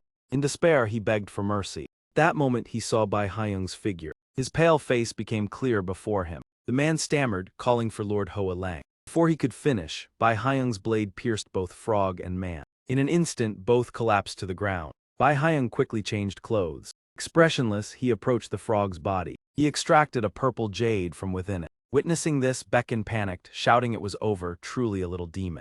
He hugged himself, regretting forgetting the instruction to absorb demon energy through consensual combat. Perhaps due to annoyance he left it in Kim Seo Bang village. Hearing those words, Bai Haiyang gritted his teeth with irritation. Demon. Baekhin quickly realized the problem and immediately confessed. Could it be that everything was truly caused by me, that I am the one at fault? He held his head in confusion, his steps unsteady as he did not know how to handle this situation. While Baekhin was still lost in thought, he had already turned his back intending to leave, leaving him even more bewildered about what to do. After regaining his composure, he immediately teleported to grab Bai Haiyang, understanding that running away would only complicate matters, so he had to remain calm for the time being. He struggled in panic, shouting for him to let go and blaming him as the cause of everything. Baekhin continued to tease, reminding that if he wanted to blend into human life, he could not behave like that, and asked him to listen carefully to what he was about to say. Immediately after, Bai Haiyang cried out in despair that no one wanted to live hidden among humans. Everything had completely come to an end. He resolutely declared his intention to destroy everything. Hearing those words, Baekhin could not help but feel sorrowful upon realizing that he had nurtured a seed of chaos. He stroked Bai Haiyang's head with concern, understanding that if he took him away like this, he would certainly have to face severe punishment. A moment later, he sprang up and left, deciding that everything would be resolved later. The scene shifted to the magnificent Nguyen Nga Palace. Baekhin slowly approached and gently knocked on the door. Upon entering, he smiled and bowed, "Your Majesty, it has been a long time." The Fairy King was astonished when he saw Baekhin. He immediately frowned and asked Han about the object he was carrying. Without hesitation, Baekhin quickly pulled the person out of the bag. The Fairy King observed carefully and concluded, "A human, no, it seems to be someone with half human and half demon blood." He scratched his head and explained that under the order of the adjudicator, he had brought him back from the human world, because if left unattended, his demonic power would have been depleted to the point of disappearance. Beckon earnestly pleaded for protection, prompting the Fairy King to step down and question why he had abandoned his position as heir to wander the human world. He awkwardly searched for a way to justify his actions. Hearing this, the king gently lifted Beckon's chin. The Fairy King silently observed and considered the situation.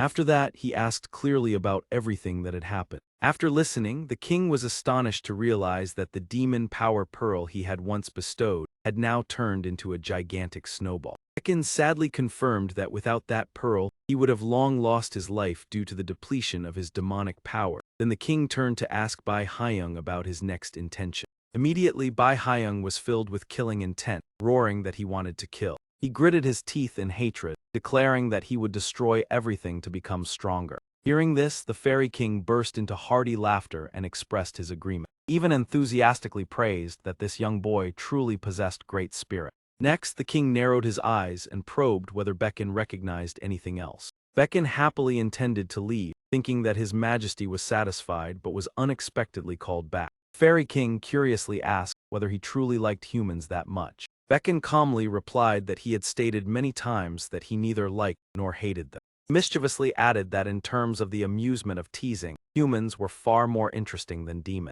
The next scene shifted to an ancient temple, where Iraq was sleeping soundly. At that moment, Beckon handed her a piece of paper and asked her to read a few words for him. Iraq was drowsy but still politely agreed to help. Seeing this, Beckon was surprised because humans rarely agreed immediately, then asked her to read loudly as his ears could not hear clearly. Iraq cleared her throat and lowered her head, preparing to read with a serious attitude. Immediately afterward, she began to read aloud lines describing a proud beauty like a flower at the highest peak. The words continued, likening the glittering appearance to an invisible shadow that was empty within. The following lines mocked the splendor of jewelry and the artificial nature of the classics. Instantly, an immortal appeared and knocked Beckon on the head, scolding him for daring to tease the fairy maiden. Iraq panicked and hurriedly explained that she had only read at the request of a blind man, but when she turned back, he had already disappeared. Witnessing that scene, Beckon could not restrain himself and burst into delighted laughter. Suddenly, the fairy maiden and Yahello appeared behind him, causing him to startle as he realized he had been discovered.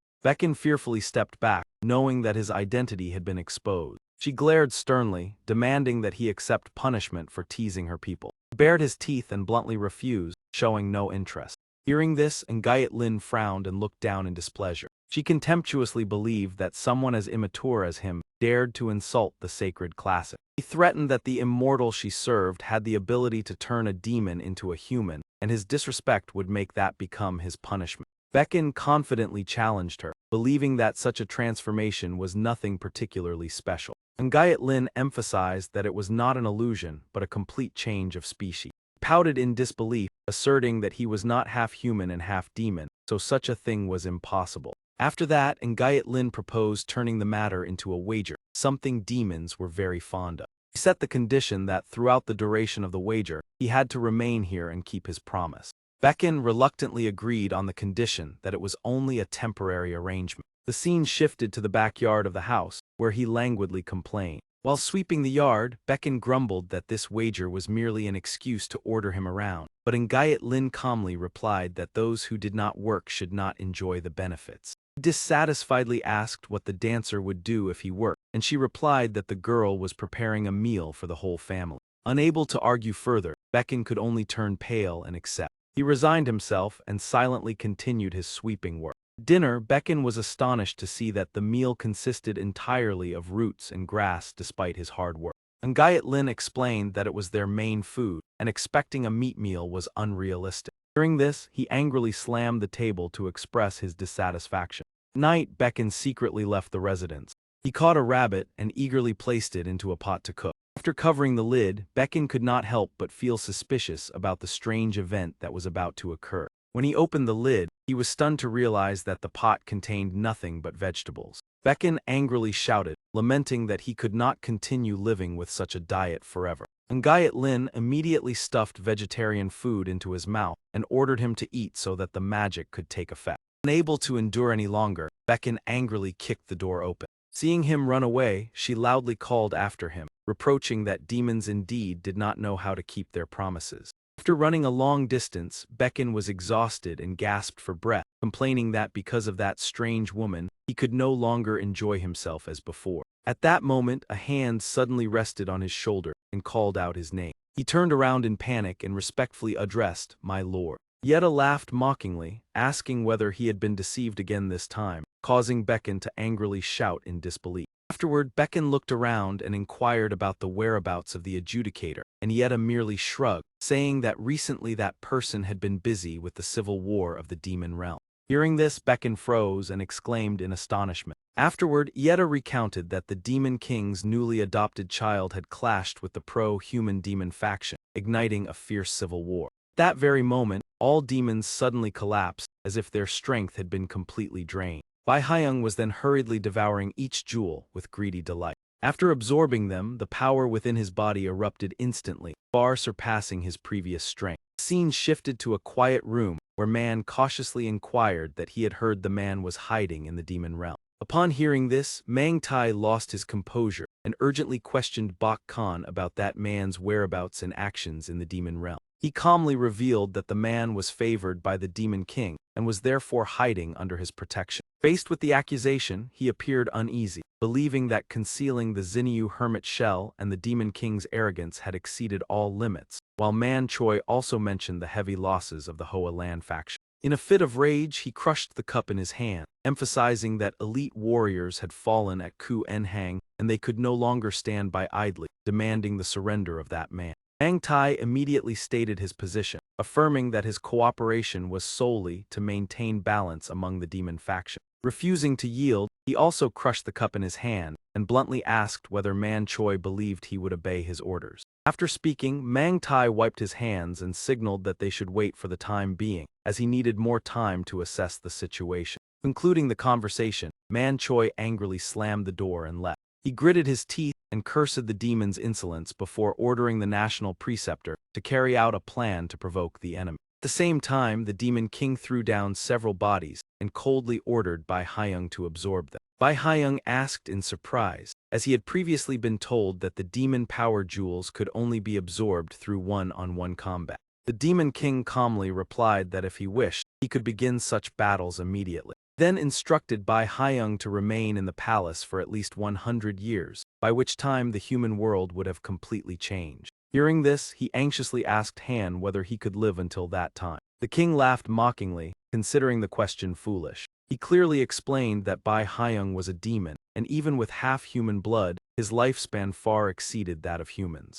After hearing this, Bai Haiyang fell silent, unable to utter a word. He looked down at the jewels resting in his palm. Without hesitation, Bai Haiyang quickly swallowed each jewel. Time rewound to when the Demon King was leisurely seated upon his throne. At that time, Bai Haiyang lost control and roared that he wished to take others' lives. Hearing those words, the king lowered his gaze thoughtfully. At that moment, the door was suddenly opened. A group of demons entered the grand hall one after another. Seeing them appear, the Demon King asked the reason for their presence. San spoke with unease, asking whether His Majesty truly intended to abandon humanity. He reminded them that since ancient times demons had maintained close relations with humans, and the former immortal kings had cherished them. Before he could finish, the Demon King slammed his hand down on the armrest in fury. He recalled the pain of the immortal king choosing humans over him, even though they had inflicted deep wounds upon him. In his rage, the Demon King threatened that if that man was not handed over, relations between demons and humans would be severed.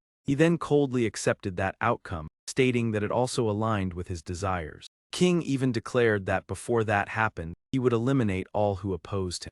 Meanwhile, in a small village at the foot of the mountain, Becken clutched his head in panic, terrified by the news of war breaking out and unable to understand why events had unfolded this way. Outside, the demon factions had descended into chaotic conflict. Battle raged fiercely, with neither side showing mercy. He then choked with regret for bringing Bai Haiyang to the demon realm, believing he should have handed him to the judge or issued a stern warning from their first meeting. Suddenly, Becken heard unusual sounds coming from outside. At that moment, Bai Haiyang and the demon royal guards were mercilessly slaughtering the villagers. A brave man stepped forward to stop them and warned that this was neutral territory. However, he ignored the warning, struck the man down, and coldly declared that in taking lives there was no concept of neutrality. Immediately afterward, Bai Haiyang ordered that no one be left alive, causing cries for help to echo everywhere. Bakon painfully embraced the body of an innocent child, cried out in despair that the demons here neither supported humanity nor opposed it.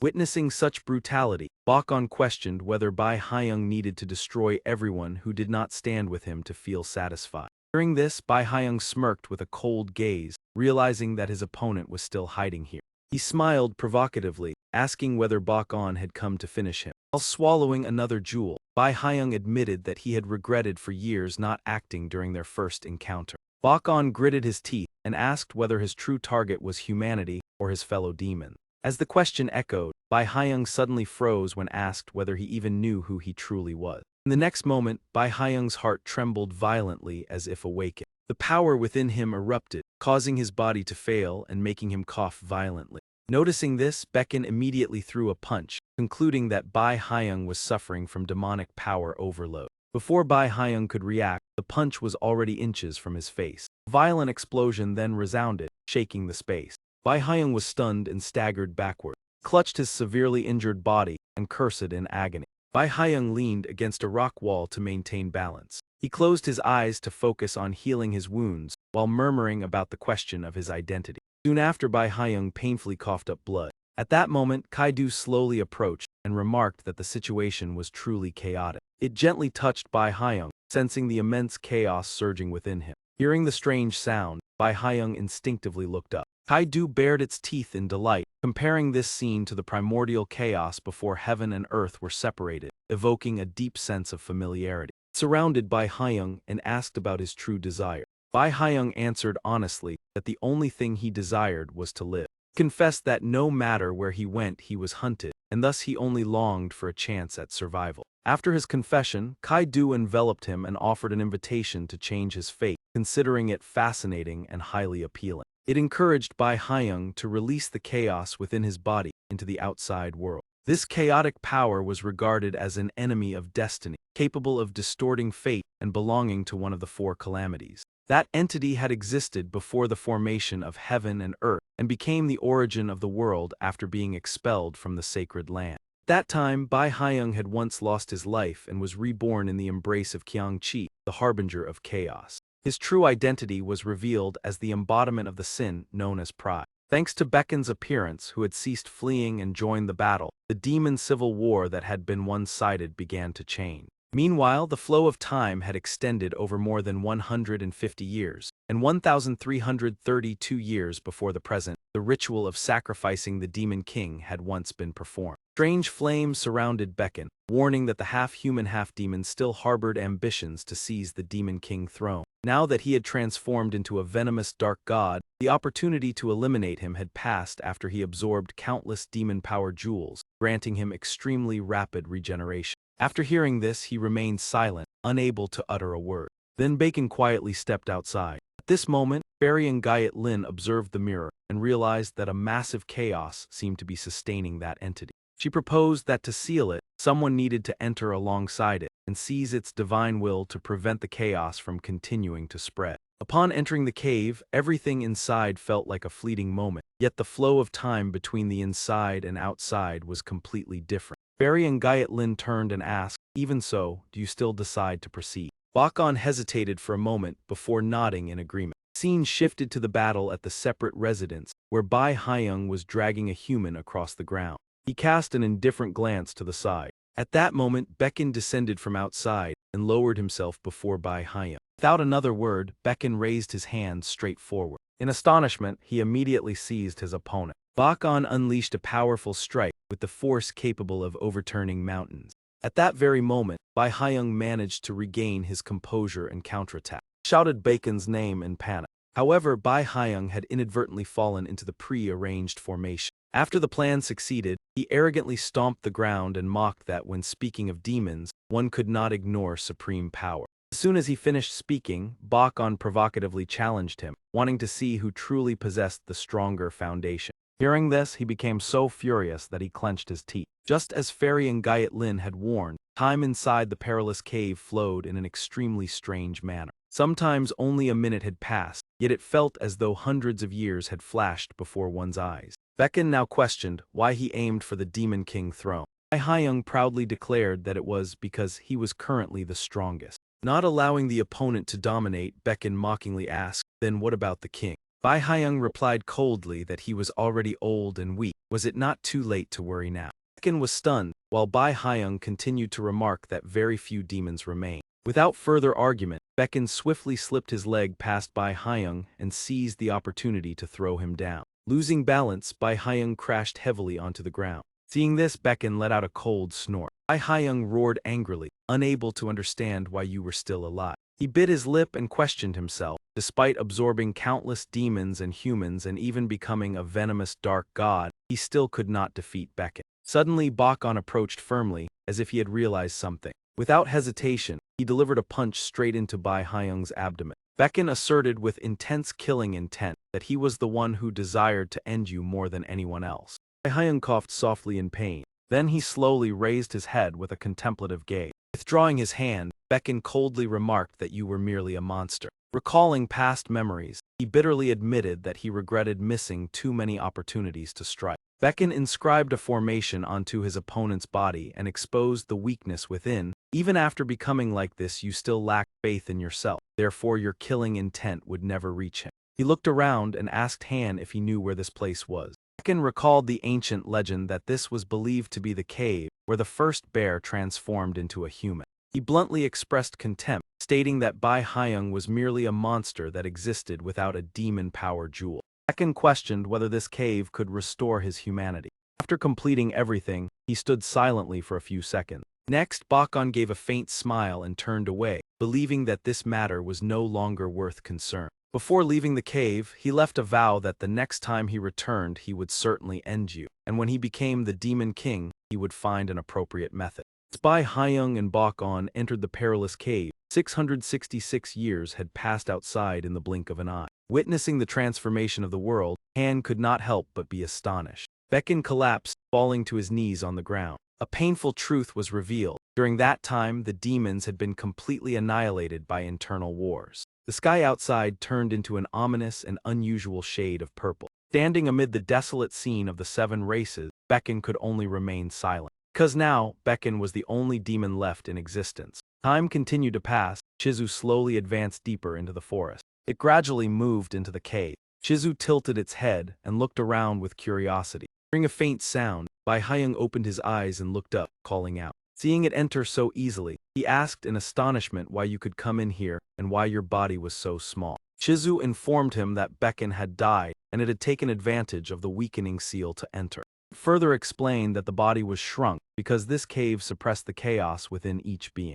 Without beating around the bush, Chizu bared its fangs and threatened that it had worked hard to turn you into darkness. Yet you were swallowed by the seal. You were truly weak. Should it devour you right now? Bai Haiyang cleverly reassured and asked whether you were certain you could do that. Since you were originally Qiang Qi, the one who devoured righteousness and worshipped evil, were you not afraid of the consequences? Hearing this, Chizu suddenly stopped. It immediately returned to the form of a kitten and turned away in an instant, as if its mood had changed. Gaining his composure, Bai Haiyang confided that during his imprisonment, he had contemplated why his killing intent was lacking. He suddenly realized that he had always been swept along by the greed of others. He recalled the years of warfare under the command of Feng and Gaiet Chu, when he had to act for that person's ambition. When he became the adopted son of the Demon King, he continued to act for that king's ambition. Bai Haiyang remembered Becken's question from years ago. Ultimately, were you a demon or a human? At that time, he had trembled before the inner conflict, realizing that from beginning to end, himself and those around him.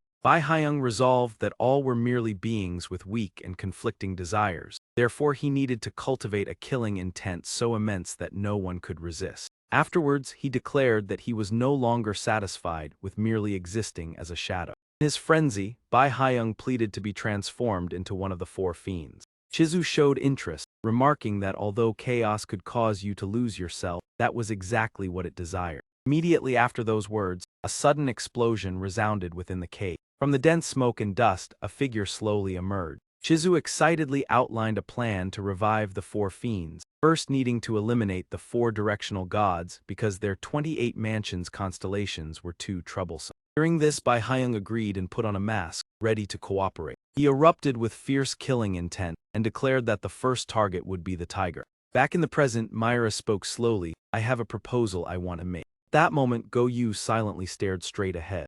Myra calmly explained that she wanted to personally perform the 28 constellations divination again in this generation. It is said that the prophecies of the 4 divine directions can only come true once in each lifetime. She firmly affirmed her identity as Qing Long, the inheritor of the Ruyi Pearl. Immediately after, Myra mentioned Go Yu, the descendant carrying the Xuan Wu bloodline. Only remaining one now is Bai Hu, Wang Hu. She hesitated, then added about Zhu Kuei, the great sage equal to heaven, suggesting perhaps Zhu Kuei has been reborn in the body of another descendant. Kim Yuzhen asked in confusion what rebirth meant. He explained carefully that Zhu Kuei is an immortal being, passing on the memories and knowledge of the ancestors to the next generation. The special thing is the master does not choose the successor. When a descendant awakens, that person is recognized by the ancestors. The memories of Zhu Kuei recently damaged may have transferred to another descendant, and that person may have awakened. The great sage equal to heaven immediately ordered, "Take Bai Hu back to the demon realm and find Zhu Kuei. When the memories awaken, he will show how to perform the 28 constellations divination." Afterwards, he reminded them to be cautious, as Xuan Wu could also become a target of Bai Hyung. Everyone understood that the more one is prophesied, the harder it is to change fate. A moment later, Myra passionately called to decode the prophecy from 666 years ago together. Go Yu stood and asked permission to leave. "I will go ahead." As they stepped out, only a few people remained in the room. At that moment, Kim Yuzhen was with them. Seo Hoa nervously wondered, with both the Demon King and the Yakai being the last ones, what does that really mean? Unmi worried about the future, and what about Choi Siu? At that moment, he interrupted his thoughts. The prophecy could be interpreted in many ways. She nodded, pointing out the suspicious part. In history, some prophecies turned good to bad and others retained as blessing. Seo Hoa said firmly, no matter what the next prophecy might be. Kim Yuzhen gritted his teeth, swearing not to let Choi Siu fall into tragedy. Faced with such fervor, she silently observed. Seo Hoa sighed, recalling that this matter was beyond human capacity. Knowing Choi Siu bore such a fate, the human world examination held no meaning. He remembered childhood when the wolf blocked the path and spoke pitifully, saying to follow the judge's judgment. It suspected she intended to escape to the human world to avoid them. At that moment, she immediately launched a counterattack, complete grand ritual. Wolf still did not release, challenging why not report to the master herself. It pointed out the fear in her heart, that in truth she lacked confidence to be king. Back in the present, as the sound of NGH letter 1 EC9 Mai rang out, people mocked a runaway from the clan being chosen as a representative. Seo Hoa clenched her hands, no. She resolutely told herself she would no longer evade. Seo Hoa was ready to face everything. This time as well, Kim Yuzhen rubbed his back while asking Han how to bring Choi Siu back. "My back hurts too much." Zio Hui recounted that while tracking Bai Hyung to reclaim her grandfather's celestial sacrifice, she received news from an acquaintance. She reported that a yakai suspected to be Choi Siu was destroying gas station pillars across the peninsula. Hearing this, he froze, saying if it is the gas station then isn't it? Man Choi interjected, confirming that it was indeed so. He opened the door and casually explained that the barrier was erected by the world's great general and the local female general, with descendants of the divine realm. Seeing strangers appear, Kim Yuzhen asked suspiciously who he was. Man Choi confidently introduced himself and stated the gas station pillar positions were managed by the Hua Lang. He quickly set a condition: if they wanted the locations, they must join. After hearing this, he looked displeased. Seo Hoa objected, saying must enter his command to get the information. It's unreasonable. Sun Mi awkwardly said, though Kim Yuzhen could understand, for us it was different. Man Choi firmly affirmed he did not intend to recruit a yakai into the Hua Lang. Hearing that, she angrily threatened to force him to speak with her power. The great sage equal to heaven immediately intervened, saying arguments would make them forget the main objective. He revealed Bai Hyung seemed to have controlled that person's disciple to ask the location of Jiang Sang. Tactfully suggested exchanging the information they wanted for a leader, assisting the injured Hua Lang. Kim Yuzhen clicked his tongue, saying he was not free to be anyone's assistant. Man Choi coldly replied that if not for Hua Lang, he wouldn't have this chance. Seo Hoa grumbled, he seemed less like a deity and more like a trickster. Finally, he reluctantly accepted the task. Fine. Kim Yuzin stood and summarized, meaning protect the weak Hua Lang and rescue the controlled person, right? He frowned, judging that arrogance, and said consider it an interview between both sides. He emphasized that they still did not know his true strength. Kim Yuzin crossed his arms, declaring this time he would not do it for free like a free interview, but had no intention to be a subordinate. An Choi coldly pointed and turned his back, mentioning the remaining 3 gas station pillars. Seeing the indifferent attitude, she ground her teeth in anger. Before leaving, he provided the location of the captured Hua Yin, and said disciples were holding the opponent there. The great sage equal to heaven, upon hearing, immediately ordered urgent departure. Suddenly, Kim Yuzin saw Xiao Hui stretch out her hand. She shyly said to hold it. Seeing his hesitation, Xiao Hui pulled his hand, explaining humans cannot use Earth shift, so she would let. Carried like a princess, Kim Yuzin panicked, shouting, "Put me down."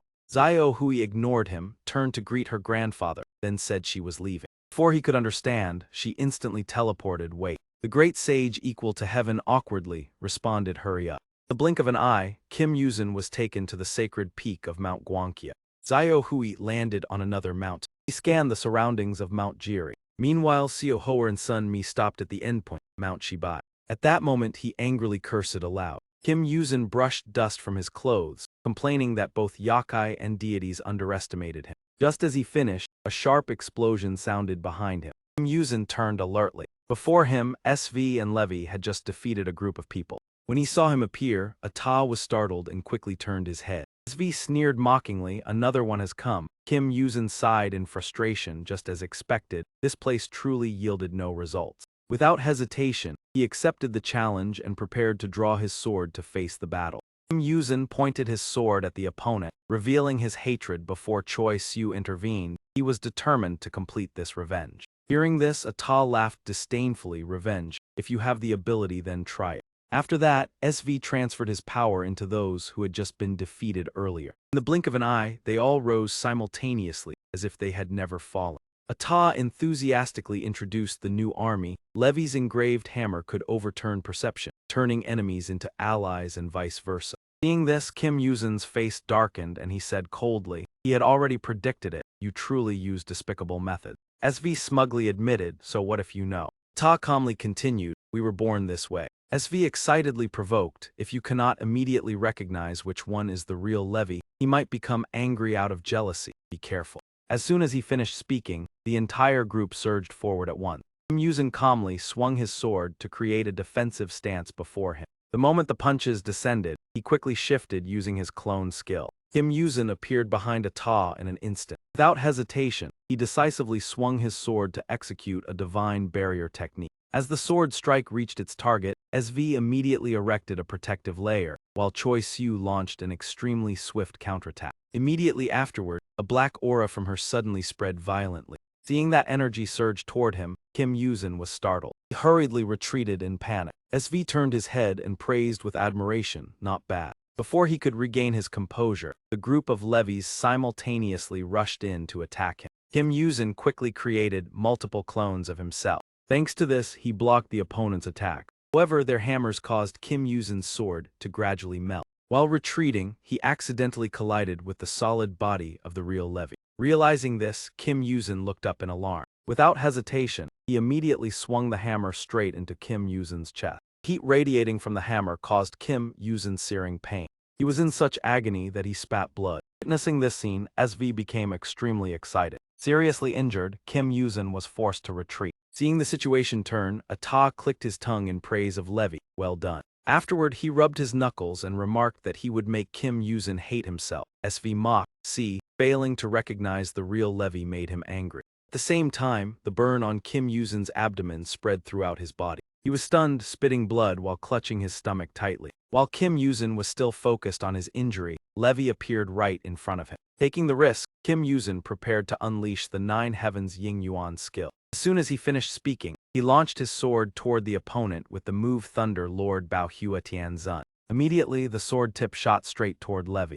However, the attack was reflected, causing Kim Yuzin to spit blood again. Looking at the sword embedded in his abdomen, he was horrified. SV sighed disdainfully. "Fool, did you not hear me? You thought you were attacking the enemy, but in truth you were harming yourself." Immediately afterward, he extended his large hand toward Kim Yuzin. Levy tightened his grip around Kim Yuzin's neck, making resistance difficult. Kim Yuzin struggled desperately. Even so, he stubbornly hurled his sword toward him. Once again, the sword reversed and stabbed into Kim Yuzin himself. Ata laughed until tears flowed, mocking that Kim Yuzin had become a fool by repeatedly injuring himself. Seeing Kim Yuzin's trembling body, SV gently declared, "Now then." Ata asserted with certainty that you could not escape. SV triumphantly looked at his prey, who was gradually weakening and no longer able to resist. Ata continued to taunt, "So what will you do now?" At the same time, on another mountain under the full moon, Elaine was lying on a tree branch when she suddenly spotted Xiao Hui's silhouette. She smiled brightly with delight. Suddenly Elaine jumped down and exclaimed joyfully, "What luck." She teased playfully, "Consider it winning a prize to meet a beautiful older sister." On Elaine's lips at that moment was Xiao Hui's treasure. Realizing this, Xiao Hui's face darkened and she gritted her teeth in anger. Such audacity. Xiao Hui furiously shouted, "How dare you use that filthy mouth to mention the ancestral heaven worship festival?" Elaine casually asked, "So you are the owner of this treasure?" Elaine cheerfully boasted, "This thing is wonderful. I use it very effectively, thank you." As soon as she finished speaking, Xiao Hui immediately stepped forward. The moment her foot touched the ground, she angrily demanded, "Shut your mouth." Elaine pouted and pretended to be friendly. "Hey, do not be so tense." He recalled the past. "Last time at the Dragon Palace I could not play with you. I still regret it." Xiao Hui coldly replied that she had no time to let someone like Elaine steal what was important to her. Elaine smiled slyly and winked. "It is fine. I will let you enjoy it slowly before I leave." Elaine licked her lips with excitement. "Come on." She eagerly invited, "Let us see how entertaining the joy of the Monkey King's granddaughter is." In the peaceful moonlit night on the Bak Mountain, the quiet space echoed with a clear call, "Seo Hoa." Hearing Sun Mi call, she turned and said that he should stay here. Sun Mi asked in surprise why. Her eyes brimmed with tears as she admitted that she had brought Choi Siu and his mother to the human world, but Seo Hoa firmly denied it. She resolutely asserted that she was the one who had led Choi Siu onto this path by giving him the demon-powered jewel and teaching him how to live like a demon. Therefore, Seo Hoa resolved to take responsibility and bring Choi Siu back. As soon as his name was mentioned, Choi Siu appeared with darkened legs and skin cracked with white fissures, slowly approaching. Choi Siu appeared with milky white eyes and a faint call. Sun Mi covered his mouth in shock, his eyes filled with terror, while Seo Hoa only showed tension. Her deep red eyes swept along Choi Siu's body, her lips slightly pressed together as if calculating something.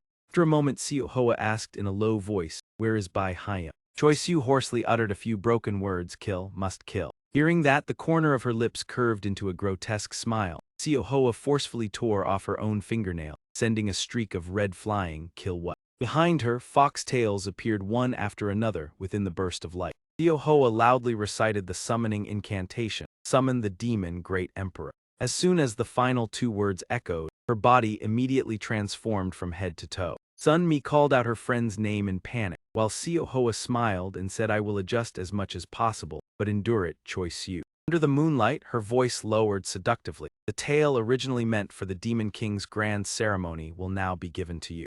In another part of the forest, Xiao Hui and Elaine also prepared to enter their confrontation. Elaine held a pipe in her mouth, exhaling a thick purple smoke that signaled ill intent. Xiao Hui quickly realized that she had mixed a strange poison into the cloud of the great sage Heaven Equal bracelet. Elaine narrowed her eyes and smiled with delight, asking, "How is it interesting?" She took a deep breath and expelled all the poisonous smoke, as if inviting her opponent to try it once. Xiao Hui raised her hand to block, but the opponent's airflow was too strong. Another wave of toxic smoke continued to surge forward, ready to attack. Xiao Hui glared vigilantly, her shoulders tense. She gritted her teeth and endured as the poison rushed straight into her nose. Elaine suddenly retreated forcefully backward.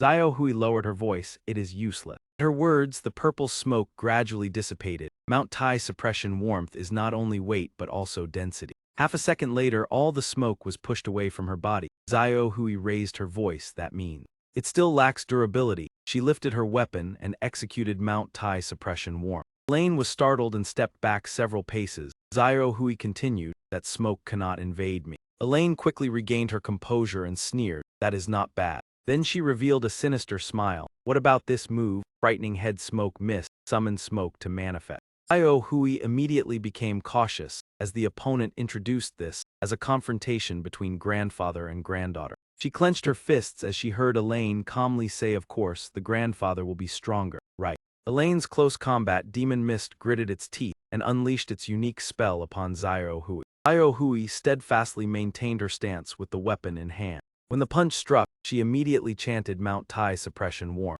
Her feminine strength seemed at a disadvantage, her feet sliding across the ground. Unwilling to give up, Xiao Hui tightly grasped a lock of her hair, preparing to counterattack. She yanked the strand of hair and infused it with spiritual power. With the left divine wind technique, she created a whirlwind that rushed straight toward the opponent. The purple hue immediately disintegrated, merging with the white light of the close combat demon mist.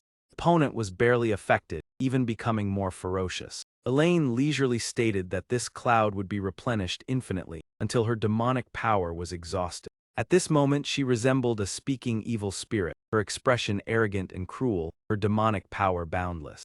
Looking at the two demonic beings before her, Xiao Hui was momentarily stunned. She suddenly recalled her meeting with the Dragon King when he handed her the weapon and asked, "You came to find this, did you not?" She silently accepted it, bowing her head as she heard him say the great sage heaven equal bracelet had been taken by darkness, truly regrettable. Xiao Hui looked at the staff in her hand, her eyes filled with emotion. The Dragon King further recounted that when he descended to the human world, he had contacted the great sage equal to heaven through Tang Seng. Returning to the present, Xiao Hui dropped to her knees. She smoothly spun the staff behind her back and extended her hand forward. Swift as lightning, she swept the staff at Elaine's weak point. Spiritual power erupted, her hair transformed. The Ruyi Jingubang and the Great Sage Heaven Equal Bracelet were familiar weapons of the Great Sage when his vitality was abundant. He wondered why he had sealed them within the Dragon Palace. I do not know. The treasure at the ocean's depth is a separate space where everything seems frozen.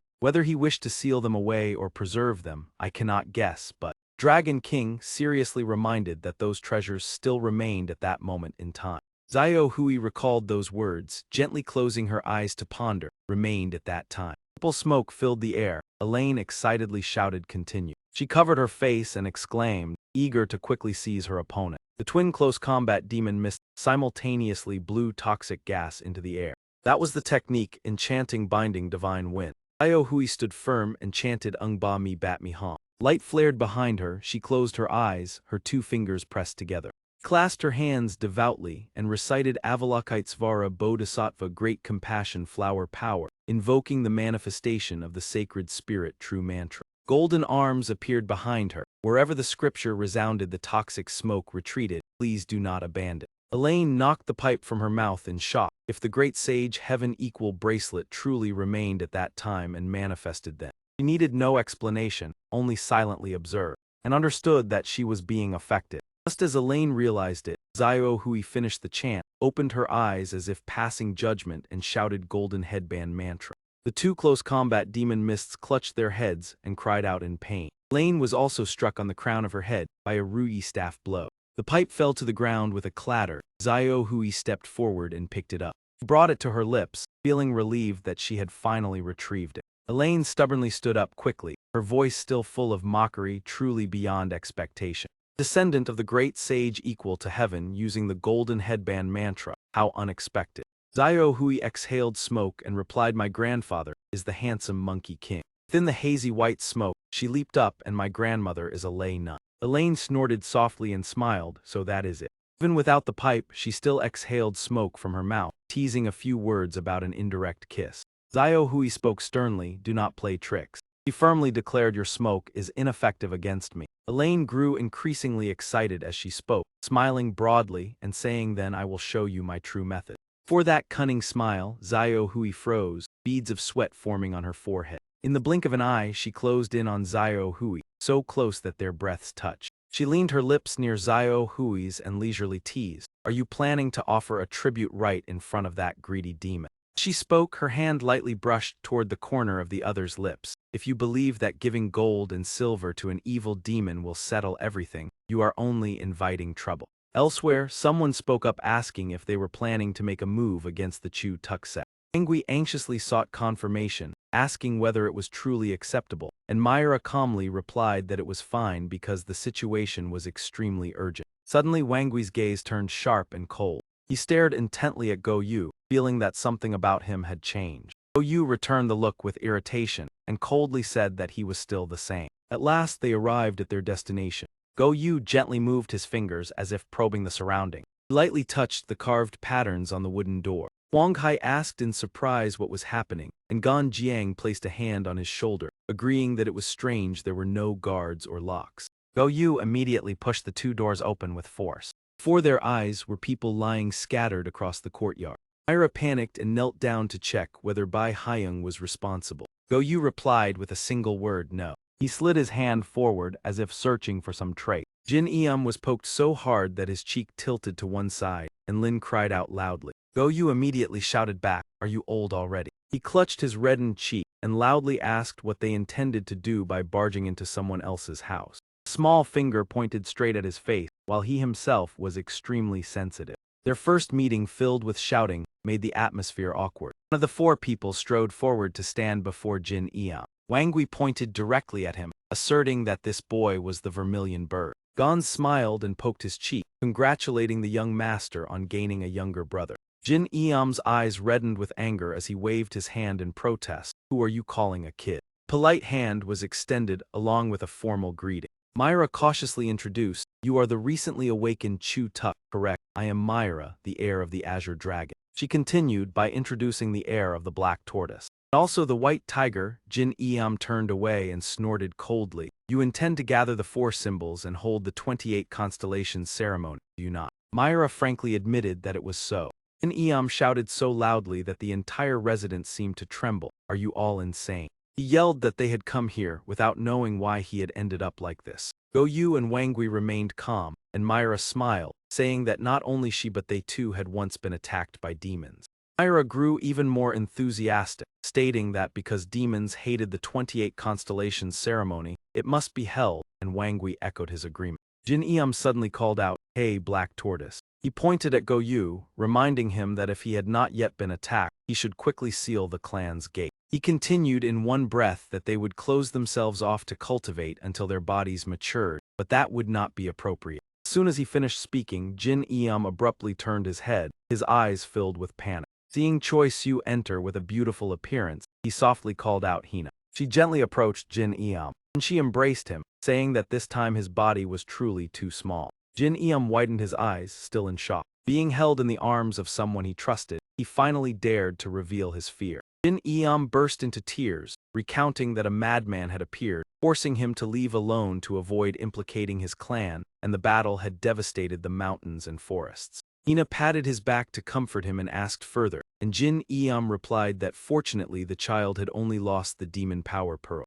Another member appeared, saying that feigning death was a secret technique of the Chu Tuk clan. Jin Eam sobbed that losing the demon power pearl meant the end of a demon's life. He regretfully said that it was all his fault that he had become diminutive. Up hurriedly encouraged him, saying that today Jin Eam had saved his life and should not blame himself. Other members also stood up to encourage him, asking him not to cry because with him they could remain safe. He nodded shyly, saying that he would not do anything dangerous again. Jin Eam regained his strong voice, "Looking at my children who are truly pitiful." He clenched his fist and vowed not to let the children experience that fear again. He seemed to be pleading for something, his eyes shimmering as they looked toward Jin Eam. Hina laughed and interrupted, saying that doing so would not be appropriate. Jin Eam. Her strange attitude left Jin Eam stunned, and Hina said that the Black Tortoise clan would sooner or later be attacked. She smiled meaningfully, saying that if the event was already foreseen, there was no need to seal the clan's gate. She frankly proposed that she would receive the omen of the upcoming attack on the Black Tortoise. Wang Gui frowned and shouted what she meant by making such a decision on her own, and Myra suddenly remembered and asked Yu whether that person was not. Yu swallowed hard, his brows furrowed as if torn by inner conflict. Finally he softly called out, "Mother." Jin Eam clutched Hina's skirt and repeatedly called her name. Hina glanced toward Yu, reproaching him for having avoided the responsibility of the Black Tortoise for so long. He turned back to face him, saying that this time his mother would bear it in his place, and declared that she would be the Black Tortoise of this generation. The mother and son were reunited, yet the atmosphere was cold and distant. The scene returned to the unresolved confrontation between Elaine and Xiao Hui. Purple smoke still lingered over the ground as Xiao Hui collapsed to his knees, trembling. Elaine licked her lips and hummed a few triumphant notes. She leisurely approached her disheartened opponent, remarking that his complexion looked quite fine. Her slender hand lifted Xiao Hui's chin, asking what he desired. She wondered aloud and answered herself that the first desire was to gain the recognition of the patriarch, and the second was to have the man she loved. Seeing Xiao Hui turn pale, Elaine mocked that both were merely unrequited. She chuckled softly and said she would end that love for her, making it mutual. The Demon King sacrificial ceremony took place every 666 years, but was limited by age. Therefore, demons born after the ceremony often held a vague status within the clan. To attend the ceremony, one had to wait another 666 years, a period exceeding half of a demon's lifespan. Normally, that opportunity was passed to the next generation, and children growing up under the shadow of their parents carried this injustice in two ways. One was to live quietly to avoid becoming rivals of their parents. The other was to see themselves as their parents in order to fulfill that aspiration. Since childhood, upon awakening the ability to shrink the body and being the only one acknowledged by the patriarch, the gaze of his parents at that moment remained deeply etched in his mind. Since that day, he bore the heavy responsibility of becoming a king.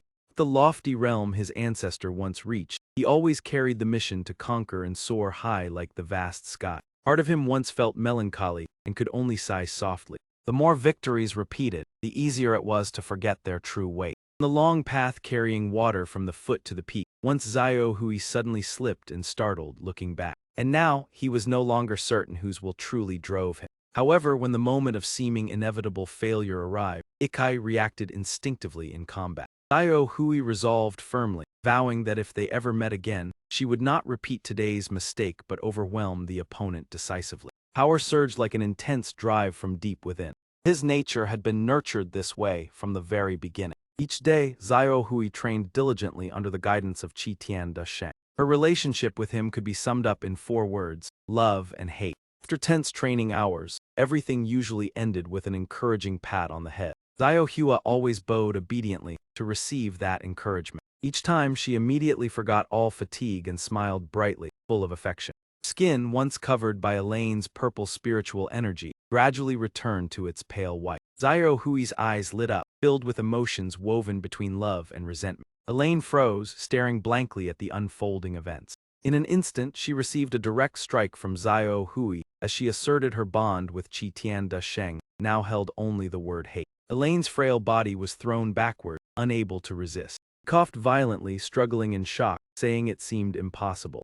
Xiao Hui used the very technique just employed by the opponent, suddenly closing in before Elaine. Immediately after, she unleashed a series of relentless attacks, leaving the adversary no time to react. Pouring all her strength into her arm, Xiao Hui struck continuously at vital points. Elaine's failure stemmed from not anticipating the unusual transformation in certain individuals. Overconfident, Elaine was struck to exhaustion by Xiao Hui and collapsed to the ground.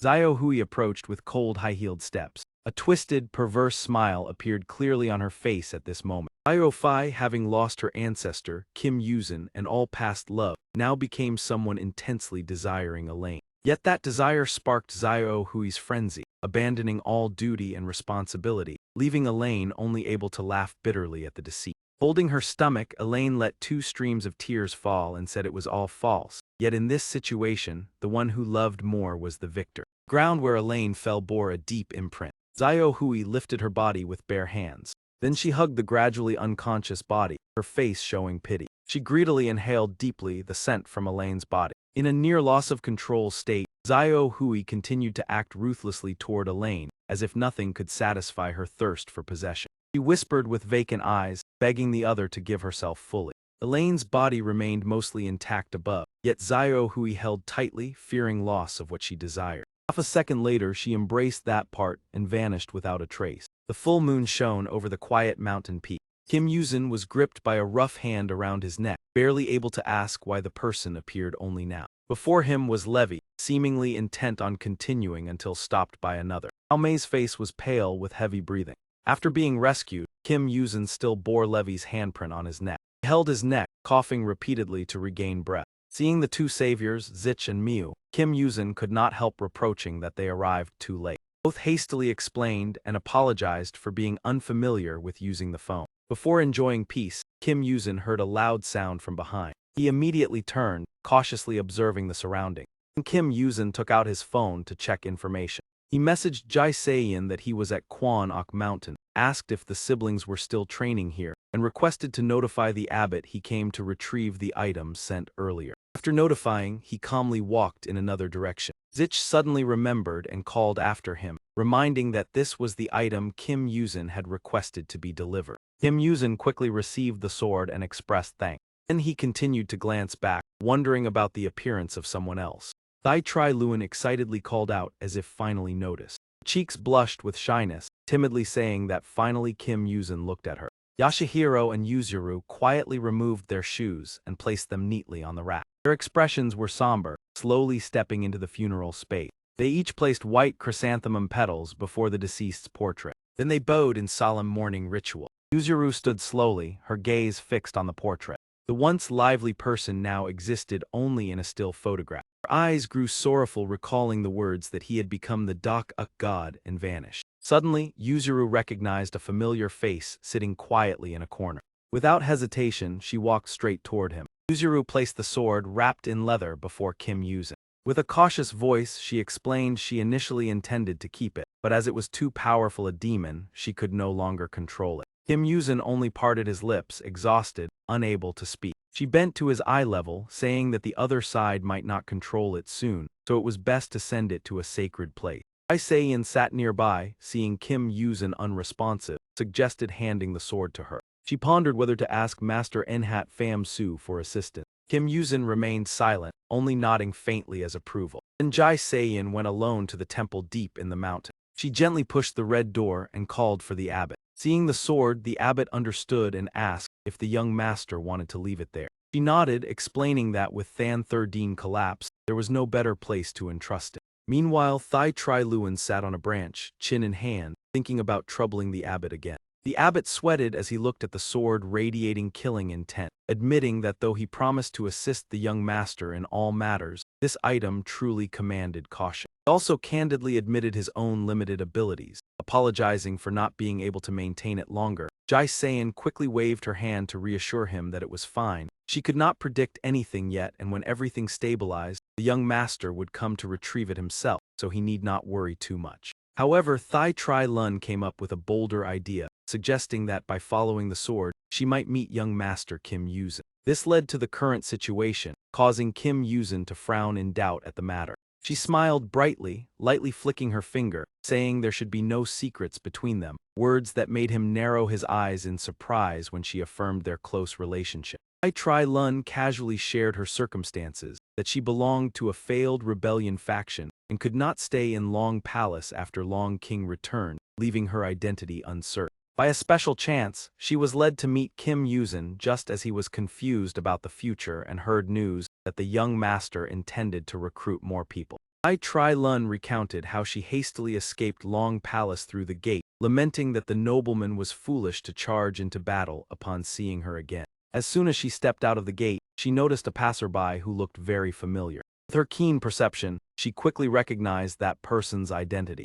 Therefore, she did not hesitate to follow, explaining that trailing that person was only to find a chance to meet young master Kim Yuzin again. Kim Yuzin turned pale, recalling the past, hearing that at that time he had seen through a disguise sophisticated enough to fool even the Long King's son. She confirmed that a soldier had been extremely astonished, as the magic she used could not affect him directly. At this point, Thai Tri Lun revealed her true identity as a hybrid of Siren and Lugaru, possessing a special ability with eyes that could naturally discern truth from falsehood. Thanks to that ability, she cheerfully admitted that although not skilled in combat, she was assigned as a gatekeeper, and finally reached her conclusion. She winked and proactively made a decision about the future, hoping young master Kim Yuzin would accept a lone, homeless person like her, Thai Tri Lun. Kim Yuzin did not know what to say to her boldness, while Thai Tri Lun frankly expressed that this was not a plea but more like a proposal. Suddenly, she added a casual question, wondering whether that position accepted yokai or not.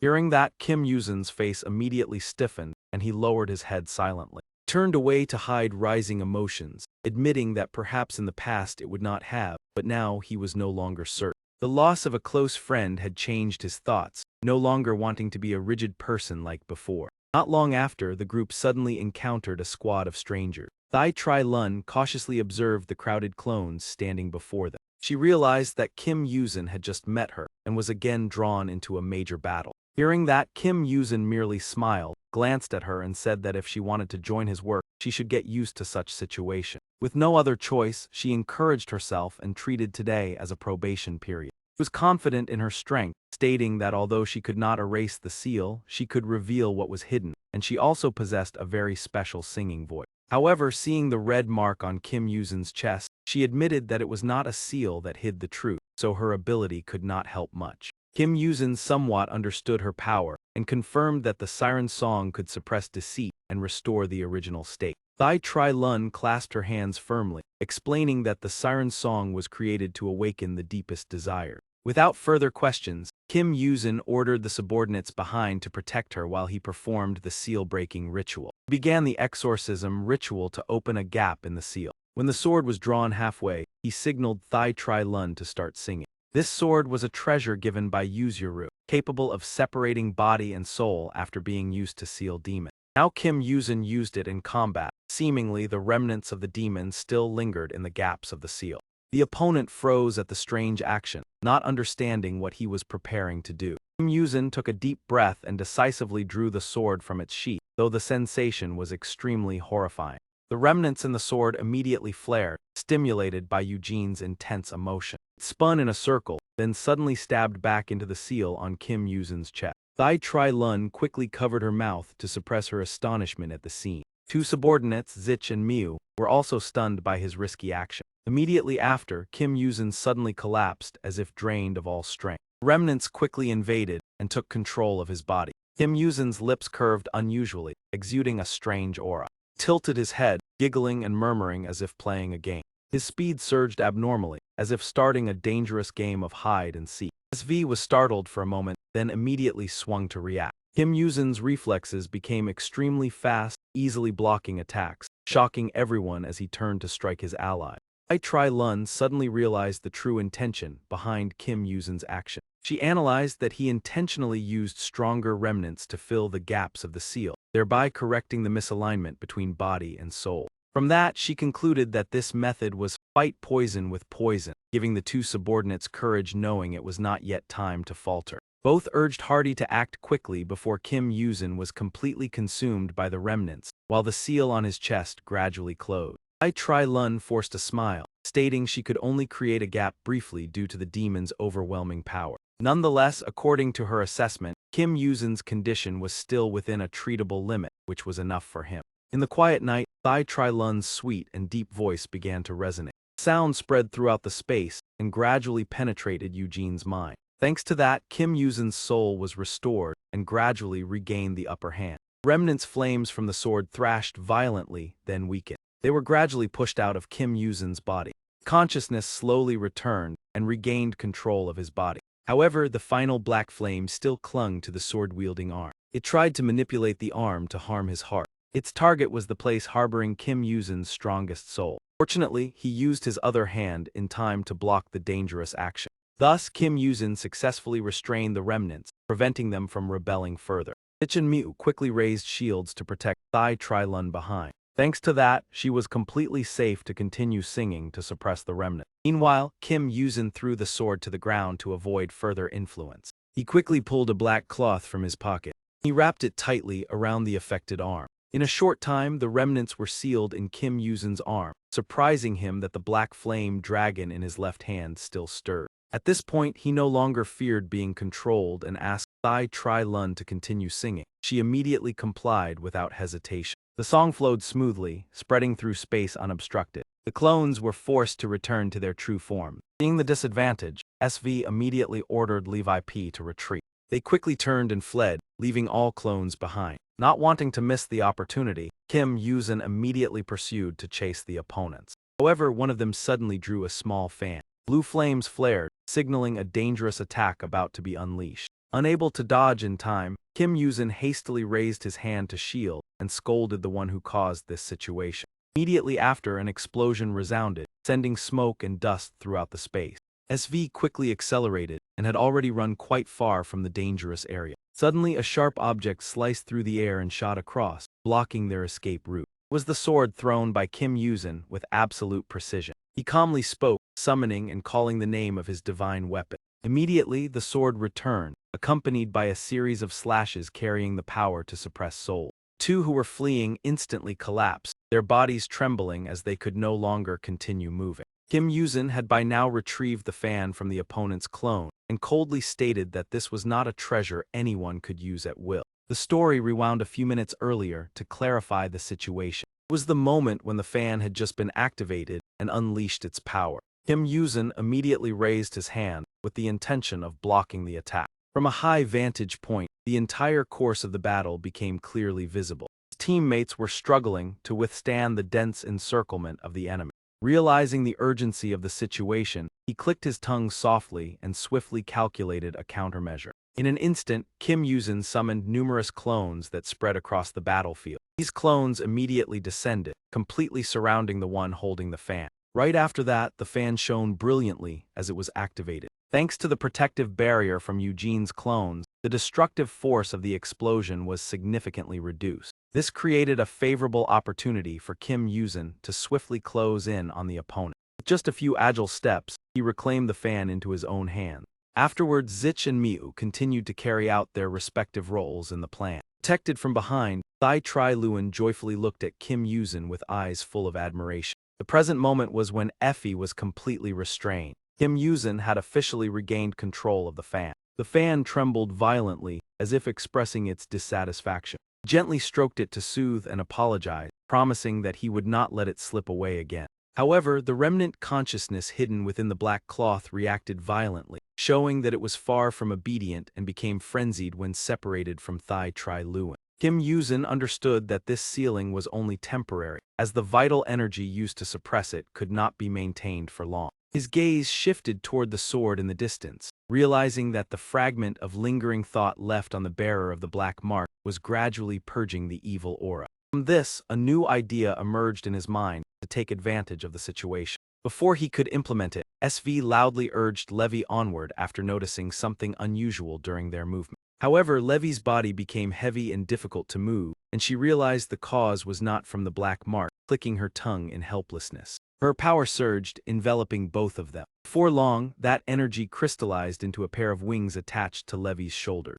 Thanks to this, he was able to lower his center of gravity in preparation for takeoff. Levi leapt into the air, carrying SV in an attempt to escape. In his current state, Eugene was unable to catch up with them. Kim Yuzin realized that this source of power was the lingering curse of the dark poison god that had been destroyed earlier. He stepped forward a few paces and grasped the sword embedded in the ground, speculating that the curse had not yet revealed its true target. Though he did not directly pursue them, Kim Yuzin still decided to try his luck by chanting a spell to stop them. The incantation was spoken, transforming the sword into the arrow of a spiritual bow. He slightly adjusted the firing direction by firmly gripping the sword's hilt. When the final chant resonated, Kim Yuzin released his hand, unleashing the attack named Soul Realm Liberation. The sword shot forward at a speed far beyond Levi's ability to escape. Seeing this, SV roared in threat in an attempt to hinder the attack. Her curse was unleashed in an effort to stop the sword. The darkness quickly formed into a massive hand that grasped the blade. Kim Yuzin frowned slightly at this resistance. With just a flick of his hand, he caused the sword to break free from the restraint.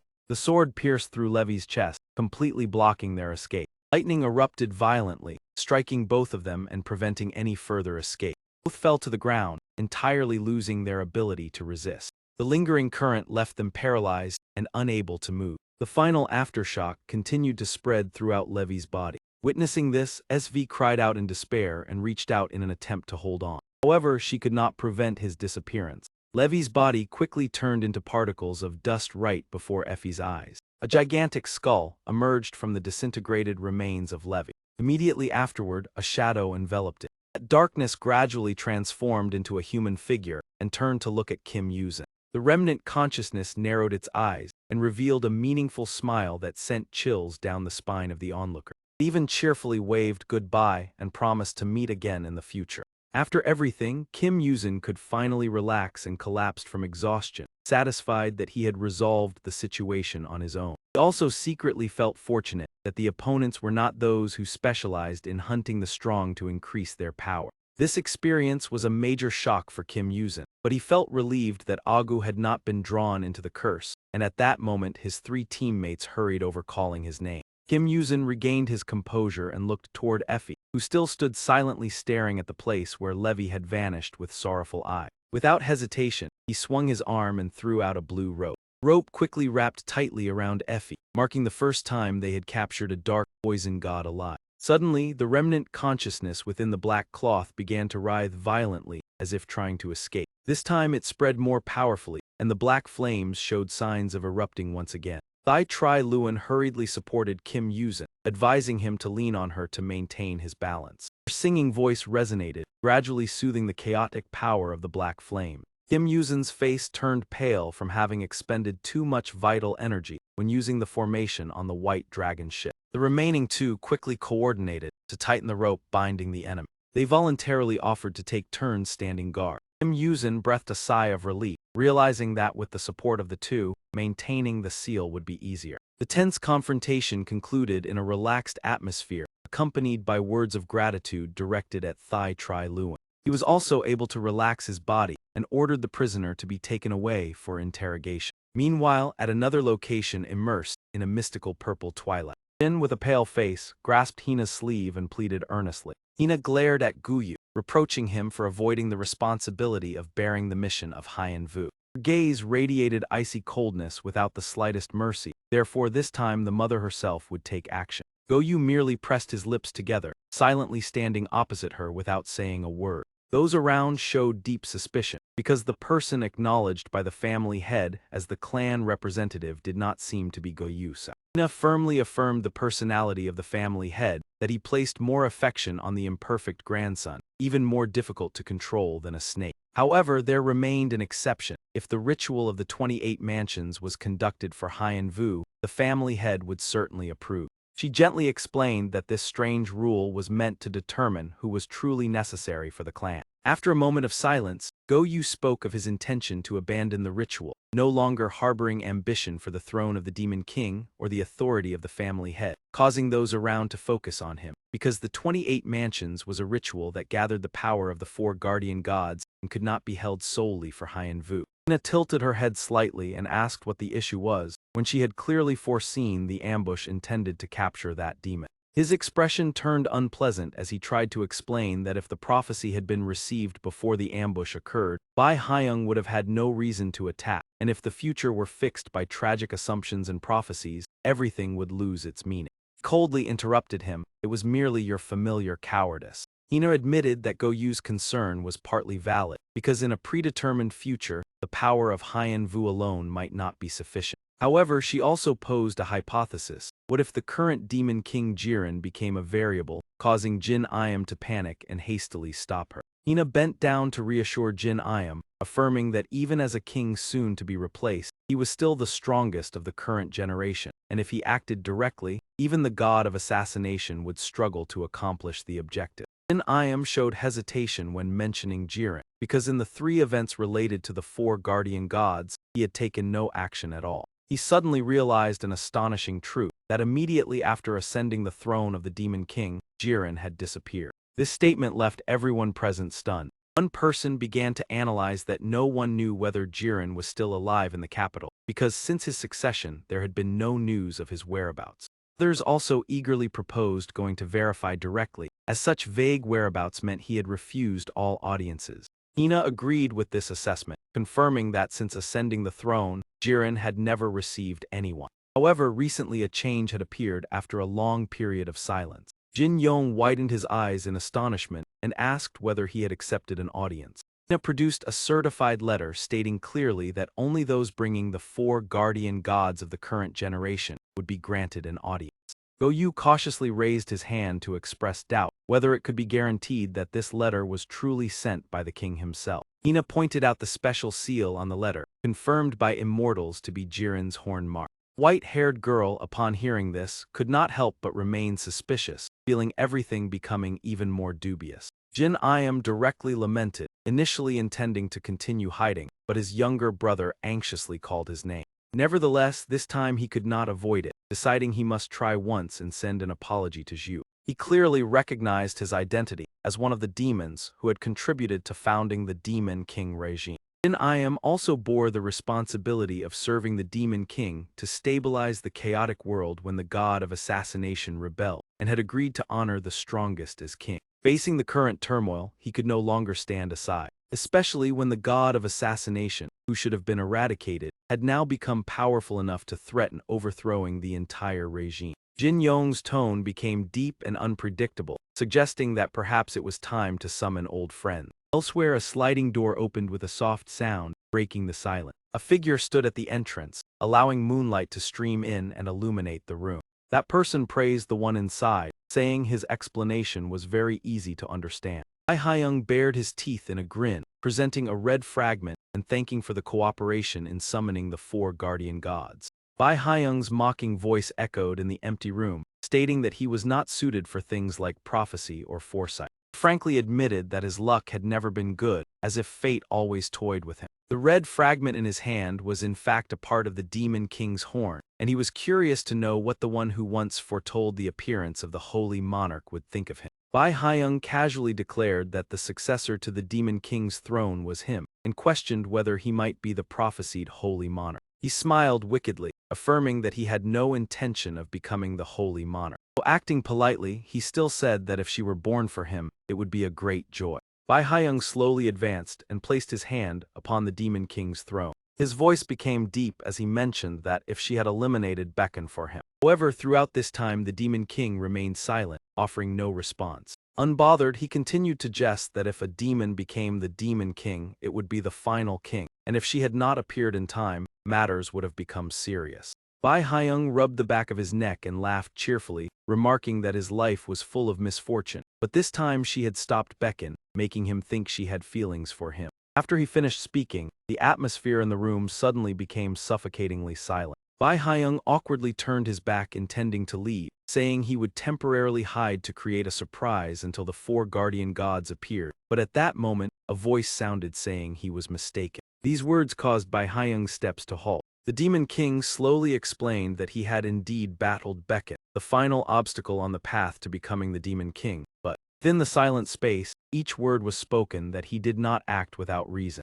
In the darkness, suspicious movements began to stir quietly. A foot gently touched the ground in silence. Sun Mi cautiously spread her wing, ready to handle any unforeseen situation. Suddenly, a shadow lunged forward, attacking Xiao Hoa and Sun Mi with astonishing speed. The two had not yet realized what was happening. The event unfolded so quickly that they could not react. By reflex, both immediately leaped backward to avoid danger. 5 punches from the puppet controlled by Xiao Hoa swiftly struck down. Powerful blows caused the ground to crack violently. However, the opponent, with superior speed, evaded easily. The shadow, Choi Siu, even sprang off the puppet's arm to gain momentum. In an instant, he flipped midair, facing Sun Mi. Sun Mi, flying above with a pale face and unable to react, watched as he darted past, but the true target was behind. It was the wooden statue, with bulging eyes behind them. In the blink of an eye, the wooden statue was completely destroyed. Sun Mi landed before Xiao Hoa and realized that his target was not them, but the deceitful god statue. Choi Siu's mind seemed no longer sane, continuously muttering that the target must be destroyed.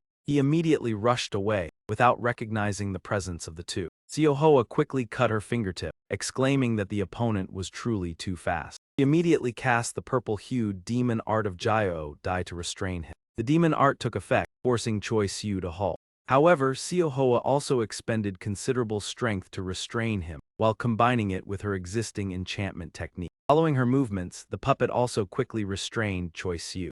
Observing his entire body, she realized this was the power of shadow sorcery, and far from simple. She clasped her hands and decided to use the final measure. If unsuccessful, she would personally enter his mind realm. In an instant, her consciousness penetrated into the dark region within Choi Siu's mind. Inside appeared strange repeating images, where the heads of god statues were replaced by the melting faces of enemies from his memory. Those images continuously repeated and shattered like pieces of glass, creating a haunting scene. His dark red eyes, unusually clouded, choked as tears streamed down. Countless black shadows surrounded him, silently staring with sorrow-filled gazes. A head with a twisted smile rolled to a stop at Choi Siu's feet. From the mask, hands stretched out as if trying to drag him into the endless void. Grotesque creatures gradually appeared, creeping in and engulfing his mind. Choi Siu's face was inverted, a smile forming filled with pain and despair. Tears flowed backward from his eyes and strangely fell onto his forehead. Noticing Seo Hoa showing signs of instability, Sun Mi quickly helped her up and called anxiously, "Hoa, Seo Hoa, wake up." She seemed to be feeling the profound pain that Choi Siu was enduring. Seo Hoa gagged and urgently said that Choi Siu needed to be pulled out of that place immediately. Sun Mi was stunned and had not yet understood when Seo Hoa trembled and said that he was about to collapse, as if he would vanish into that darkness. Choi Siu's mental anguish seemed too immense, forcing him to repeatedly witness the death of Seo Hoa's mother in his mind. Seo Hoa's tears flowed uncontrollably. Her mind echoed the innocent voice of a child calling, "Mother."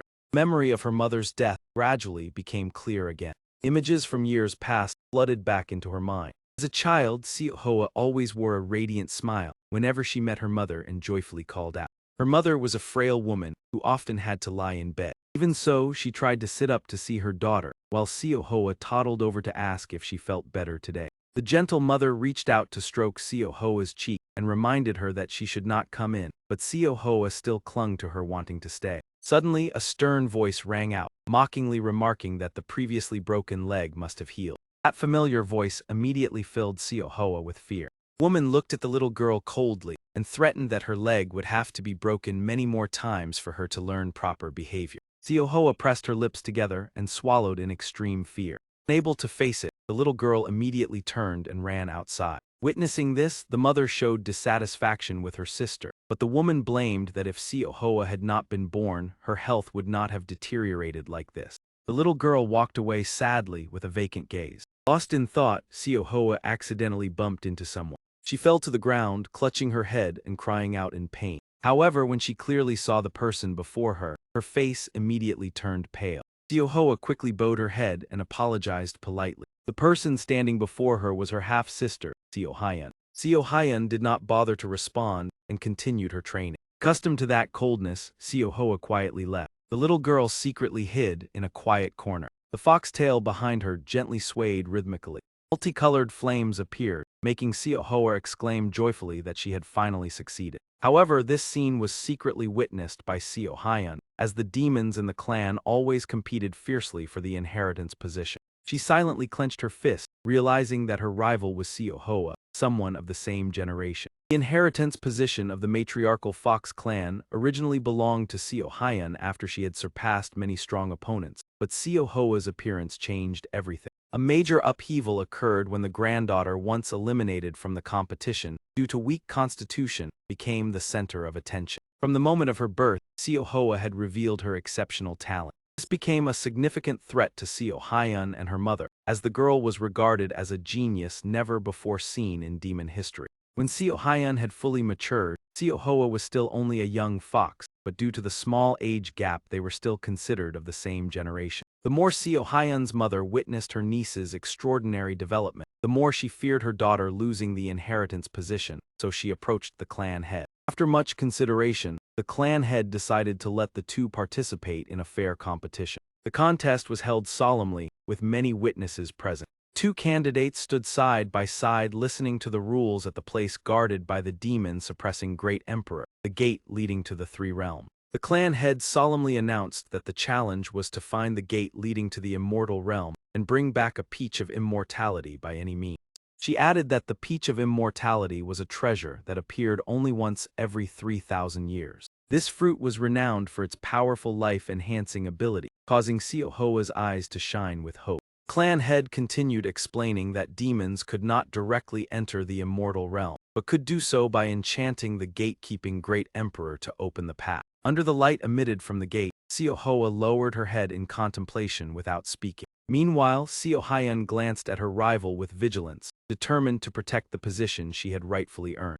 She vowed to herself that she would certainly win this competition and would not accept defeat. On the observation platform, Seo Hyeon's mother folded her arms and smiled schemingly. It seemed she had secretly prepared a deep plan to ensure her daughter's victory. In the enclosed space, Seo Hyeon narrowed her eyes and calculated that finding the gate leading to the immortal realm from the entwined realm was not too difficult. She analyzed that the gate leading to the demon realm was only for transportation and could be excluded. Seo Hyun's gaze settled on the remaining two illusory paths. Thus, the answer could only lie within these two gates. Without hesitation, she immediately jumped down to begin the challenge. Standing before the gate, a cold and ominous feeling enveloped Seo Hyun. When Seo Hoa also approached, the clan head nodded slightly to confirm that their choice was correct. She remarked that the path leading down to hell was also the road leading to heaven. The gate to the immortal realm did not open directly to the abode of immortals, but required passage through the underworld ruled by the king of hell before reaching the Western Queen's origin island. However, if an ordinary being entered the underworld, the body would disintegrate and the soul would be judged. Therefore, to bring back the peach of immortality without touching the boundary of the underworld, the only way was to take advantage of the demon subduing great emperor, the gatekeeper, although enchanting a deity was nearly impossible. Thus, merely causing this god's will to waver even for a moment would be considered success. Upon seeing Seo Hoa, the clan head placed high hopes on her because she possessed a talent rare in the history of the Fox clan. At this moment, Seo Hyun's mother spoke, requesting that her daughter as the elder sister attempt first, and she immediately obeyed. Without hesitation, Seo Hyun cut her finger to draw a drop of blood and formed a seal, activating her demonic technique. Instantly, mystical purple butterflies appeared, the purple butterfly enchantress. The demon subduing great emperor sensed the anomaly and began to move. He decisively turned his head to look toward the Seo sisters. Seeing the deity react, Seo Hyun rejoiced inwardly, thinking she had succeeded. However, the demon subduing great emperor tightened his grip on his weapon with a vigilant expression. He angrily swung his weapon, shouting that a fox dared to toy before a deity and prepared to unleash the decisive strike. Suddenly, the blade of the demon subduing great emperor shot forward at terrifying speed. Seo Hoa turned her head in shock by reflex in the face of the imminent danger. He did not hesitate to unleash the powerful 5-gate severing slash. She hastily leaped backward to evade the attack. Even so, Seo Hoa could not completely dodge and was struck by the technique. Seeing the wound, Seo Hyun thought in confusion that she had already cast an illusion spell, so why had it still failed? The head of the family frowned and sternly asked what exactly had happened. Zeonda quickly realized the key point. Indeed, before coming here you had visited your mother's room. She recalled that she had secretly applied medicine to the door handle earlier. Zeonda secretly felt pleased. Although the Hu herb appeared ordinary, it made immortals especially sensitive to its aura. Once it had entered the sight of the demon subduing great emperor, it was no longer possible to secretly use illusion techniques. At that same moment, her tail appeared like a shield for self-defense. Seo Hoa grimaced as she clutched the arm that had taken the full force of the blow. She glared warily toward the demon subduing great emperor. Without another word, he continued to press forward with a second strike. Demon subduing great emperor drove his blade into the ground, initiating the next offensive stance. Fortunately, the head of the family managed to pull Hate Yusium out of danger at the last moment. She coldly ordered the match to stop, everyone withdraw. The scene shifted to the meeting room. Zeonda spoke in a low voice asking Han whether the head of the family truly believed that only by bringing back the immortal head could it be considered a success. He smiled and remarked that bewitching the demon subduing great emperor and seizing the immortal relic guarded by the Queen Mother of the West was something even the Grandmaster had never accomplished. Seo Hyun being able to make the demon subduing great emperor turn away, even for a brief moment, was already an achievement surpassing the founding ancestor. Therefore, granting the right of succession to Seo Hyun was reasonable. Yet the head of the family still said in confusion that the other child had accomplished nothing.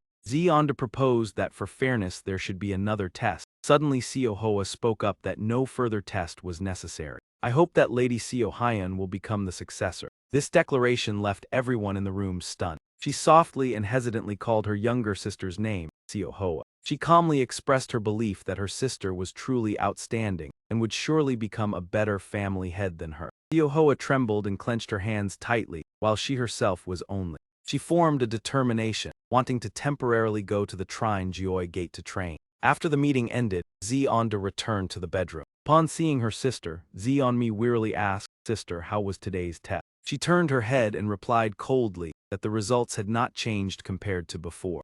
Hearing this, she sadly added, "Is that so? Seo Hyun is truly a gentle and obedient child." Next, Zeonmi hesitantly spoke, but she immediately refuted, making Zeonda irritated, asserting that Seo Hoa was the most intelligent child in the history of the family. She angrily shouted, "Intelligent in what way? In today's test she was not even half as good as Seo Hyun, truly shameful." Zeonda sternly criticized, "You are no better, you have never listened to your sister, only causing others trouble, truly disappointing." She spitefully remarked, "That freak has caused me suffering since birth, what beauty is there?" Hearing those words, Seonmi worriedly called out, "Sister." Zeonda angrily warned, "If you dare to praise that monster in front of me again, I will never visit you again." In the warm room illuminated by flickering candlelight, Zeonmi anxiously held her sister's hand tightly. She gently tucked the blanket over Zeonda. Then Zeonmi slowly left the room. As soon as she stepped outside, she firmly ordered Hu, "Take me to Seohoa's room." Subordinate respectfully reported, "Madam, but the young lady has not returned yet." Hearing this, she unhappily asked again, where could she be at this hour?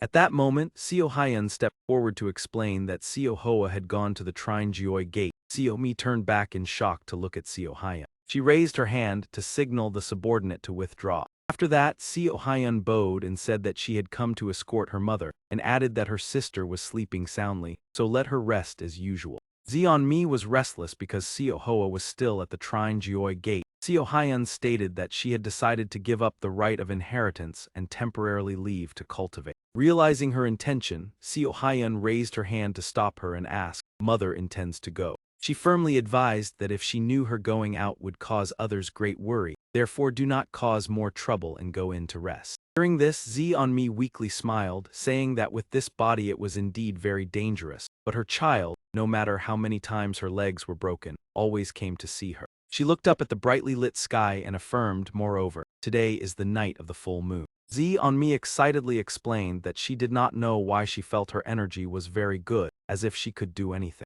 Seo Hyun, hearing this, merely glanced at her. She sighed helplessly, not knowing what more to say. After that, Seo Hyun took the initiative to present an item. She handed over a bottle of medicine and advised that Seo Hoa had left in a hurry and had not brought the hemostatic medicine. She accepted it with emotion, praising that Seo Hyun was truly a kind child, the pride of her sister, and expressed sincere thanks. Without hesitation, Zeon-mi immediately set off to that location. Next, Seo Hyun entered the room and carried her mother away. When she saw a piece of paper fall down, Seo Hyun quickly picked it up. Reading the content inside, the line was written, "Congratulations to the lovely future family head, and may Seo Hoa rely on her sister more in the future." In her heart arose an indescribable sense of guilt. Seo Hyun quietly directed her gaze toward the brilliant purple moon. At the same time, inside the training room, Seo Hoa was falling into a disadvantage. She focused on summoning a series of flames of many different colors. Immediately after, those flames transformed into clones identical to Seo Hoa. Witnessing this scene, Bukma Daida let out a contemptuous mocking laugh. All the clones unconsciously touched their own wounds. After that, they simultaneously executed their signature demonic skill. However, he swung his blade as a warning, demanding that the fox abandon the fight. She gritted her teeth and realized that her demonic power was insufficient. In the critical situation, Zeon-mi suddenly appeared to intervene. Bukma Daida forcefully slammed his weapon into the ground. Fortunately, the mother and daughter narrowly escaped danger. She panted and remarked that today Seo Hoa was even more miserable than herself, causing her to worryingly call out, "Mother." Seo Hoa asked in confusion why her mother was here. Zeon-mi treated her wounds while asking whether she felt uncomfortable experiencing failure for the first time. Seo Hoa shook her head and stammered an explanation that it was not so but rather the path of cultivation. She hesitated and then gently denied no. Without saying more, Seo Hoa hugged her mother tightly and coquettishly admitted that perhaps it was a little. She kindly conveyed warmth, comforting that her daughter possessed extraordinary potential. Zeon-mi gently explained that at present she was still not capable of bewitching the gods and wondered what to do. She poured all her devotion into conveying that the answer was not to cling to the bewitching art, but to find her own path, making Seo Hoa confusedly repeat her own path. Seo Hoa pondered and then wondered how to achieve that. Zeon-mi firmly affirmed that she would certainly find it because she was a miraculous child, the will to change the world that she had given birth to. First memory surged back. She remembered that the moment she met her child, she had known that there was nothing in this world her child could not do. She smiled contentedly, affirming that she had never regretted it even once. Zeon-mi gently touched her and confided that she only wished to be able to praise her child many times. He continued to encourage that praise was extremely important. It could even make whales dance. The one being praised would not want to do anything that broke that trust and would continue to strive, making Seo Hoa emotionally call out, "Mother." Me calmly explained that although it sounded like coercion, when the mind was in turmoil, if there were no words of praise from others, one could easily lose oneself. Therefore, it was necessary to listen to many words of encouragement to understand one's own value and maintain a steadfast mind. Therefore, to understand oneself, one needed others like a mirror reflecting one's good points, from that nothing could shake her. Lost or hurt, always remember your mother's words of praise. You are the will to change the world, you are such a special child. She trembled as she instructed her child to walk the path at which she was best. Before gradually losing consciousness, Me conveyed that every small achievement of her child deserved to be praised. Immediately after, she collapsed in her daughter's arms, causing Siohoa to cry out in fear, "Mother." Seeing Me gasping with exhaustion, Siohoa worriedly called out to her mother. She was so stunned that she could not utter a word. At that moment, Zeonda rushed in panic and exclaimed that mother had finally arrived. Siohoa was bewildered and stammered as she asked again, "What?" She did not care and immediately pushed Siohoa aside. Next, Zeonda's expression darkened, and she lifted Me into her arms. She turned sharply, her gaze as cold as if facing a sworn enemy. Zeond remained silent, saying nothing more and continuing straight ahead. Siohoa stood stunned, watching their backs until they completely disappeared. From that moment, after returning to the clan, worried about her mother who had collapsed, Siohoa almost forgot her cultivation entirely. During that time, she happened to encounter Siohaya. However, due to lingering anger, she did not leave the room where she was caring for her. Thus, the days of being unable to meet her mother continued to drag on. Because of this, Siohoa decided to set out to investigate the matter. She anxiously reminded herself of the thing she was most skilled at. Siohoa stared intently at the palm of her hand for a long time. She stood motionless for several seconds, as if contemplating something. After careful consideration, Siohoa tiptoed forward. Step by step, she slowly advanced. Upon arriving, Siohoa took out a stack of documents she had prepared in advance. Seeing this, the great emperor of demon subjugation could not help but wonder and ask when she planned to return home. She calmly read while replying that she could not give up yet. Since the opponent had not acted, she wanted to use the time to learn more. During her wandering journey across the demon realm seeking a solution, she met Sun Mi, and through that obtained secrets of the human world from an old man inside a bag. Among those records, she paid special attention to the part where humans could control the power of the gods.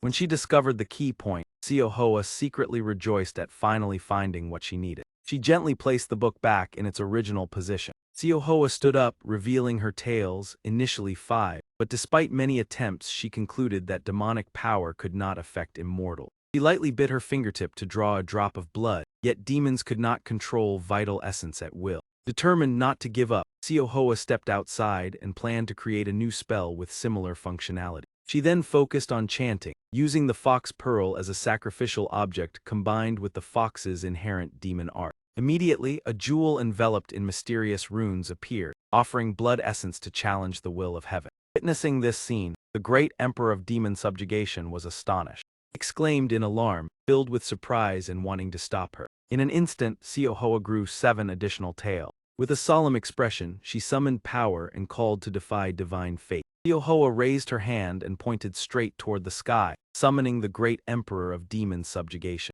She loudly proclaimed the invocation for descent. Suddenly, a massive beam of light enveloped the great emperor of demon subjugation.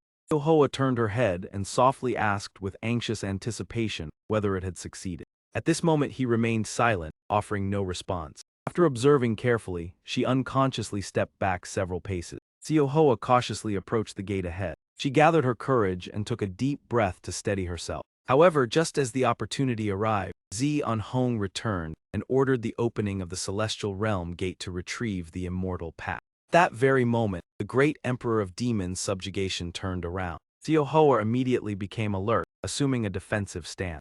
He obeyed the command and calmly advanced forward. Only a second later, the great emperor of demon subjugation transformed into a small and adorable form. He swung his blade, opening the gate leading inside. Instantly, the inner gate opened completely. The great emperor of demon subjugation awkwardly entered alone. Witnessing this, Siohoa was shocked to realize that entry was only possible in soul form. Inside, he continued moving forward without stopping. When someone passed by, the man seated on the throne appeared extremely astonished. He questioned in confusion why the great emperor of demon subjugation had left his post. After determining the location he needed to find, he slipped downward and restored his original form. The great emperor of demons subjugation descended from above toward the mountain below. Meanwhile outside, Siohoa thoughtfully concluded that summoning a deity to descend in human form was the correct method, and this was also the first time the emperor had personally entered. At that moment the gate suddenly opened again. The great emperor of demons subjugation in soul form handed her the required item. Upon receiving it, Siohoa was overjoyed, believing that with this she could save her mother. But as soon as her words ended, the entire room suddenly trembled violently. The gate abruptly burst open. A gigantic hand accompanied by terrifying pressure appeared, demanding to know who dared steal the immortal path. That hand quickly seized the great emperor of demon subjugation. In the urgent situation, she hurriedly opened the calendar. However, the Queen Mother of the West had already discovered them through the gate and questioned the fox about merging the great emperor of demon subjugation into a demon body. Recognizing the other party's identity, Siohoa understood that it was the Queen Mother of the West, who continued to interrogate her purpose for needing the immortal path. She nervously swallowed, striving to remain calm. Siohoa slowly knelt, humbly explaining that when forming the pact with the great Emperor of Demon subjugation she had offered the fox pearl and no longer possessed much demonic power.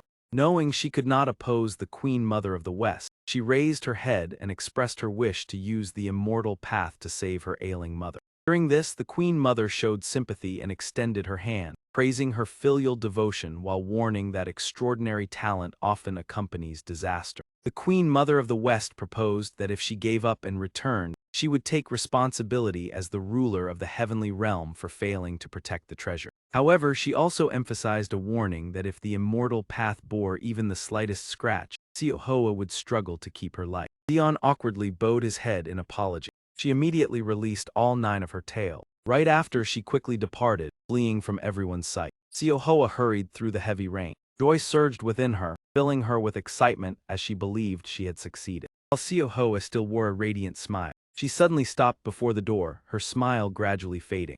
Siohoa stood stunned as she looked at the scene inside. Her eyes became vacant, unable to believe what she was seeing. Seeing everyone gathered around, Siohoa anxiously wondered what had happened. She halted, her heart incessantly questioning who the person lying there truly was. Siohoa's heavy footsteps moved forward. She continuously denied the truth. It was impossible, absolutely impossible. The moment she saw the wooden coffin, her heart felt as though it were torn apart. Facing the cruel truth, just by looking at that silhouette, even unwillingly, she had to admit it. Siohoa staggered inside. The person both she and I had always longed to heal, ironically shared the same fate. At that moment, Sioan choked up as she turned around. Looking into those eyes, her tears were also the pain in my heart. Amid the freezing night, the rain continued to fall relentlessly. She lowered her gaze to the cold grave, the tomb already fully covered with earth. Siohoa clenched her fists. That was right, the person lying there was my mother. Immediately after, a bolt of lightning tore through the sky as it struck down.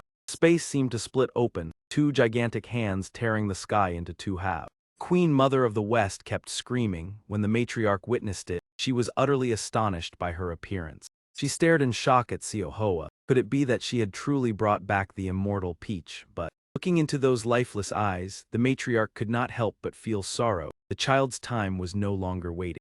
Understanding the intent, Siohoa immediately pleaded, summoning the great demon subduing emperor to possess her. She choked up as she presented the treasure. Mother goddess of the heavenly realm, please forgive this transgression. With trembling hands and deep remorse, Siohoa said she would return the immortal peach and would accept any punishment. Hearing this, the Queen Mother of the West could not help but be stunned. She gently reached out and accepted the immortal peach. Immediately, Siohoa's sobs rang out. The soul of the deceased would immediately enter its own realm. Then had her mother's soul already entered the cycle of reincarnation. Siohoa pleaded earnestly through tears. Just once, could she not see her mother one more time? She clutched her chest in deep regret for wasting decades pursuing the immortal peach, instead of staying by her mother's side in her final days. Siohoa was pained by the cruel fate. Could the bond between mother and daughter truly end in such emptiness? In despair, she cried out, asking how precious that thing truly was. What had it been created for? Even after pouring countless obscure years into it, she could not use it at the right moment. Was her existence merely to waste time in the void? At this moment, the Queen Mother of the West gently explained the profound meaning. The immortal peach was not meant to be used arbitrarily. 3,000 years of gathering the essence of heaven and earth formed the tree. Then another 3,000 years for the flowers to bloom and bear countless fruits according to natural law. After another 3,000 years, only a single fruit ripens perfectly at the end of the karmic cycle, embodying the virtue bestowed by the heavens. The Queen Mother of the West believed that this was why the immortal peach carried such noble power, not meant for any individual alone. She gently gestured in comfort, yet as a mother, the woman's tragedy was truly endless. A drop of blood fell, the Queen Mother of the West bestowed a small gift, though it could not fully compensate for that loss.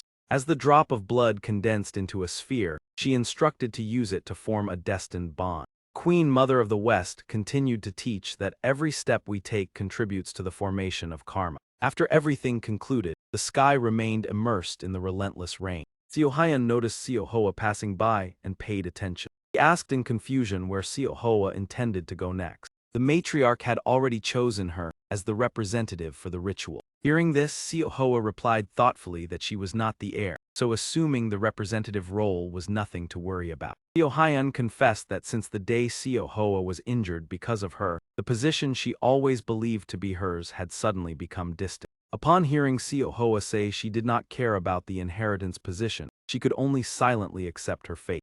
Biting her lip with emotion, Seohyan admitted that after witnessing today's power, she no longer desired that position. Seohyan trembled as she clenched her hand, softly saying that she was merely.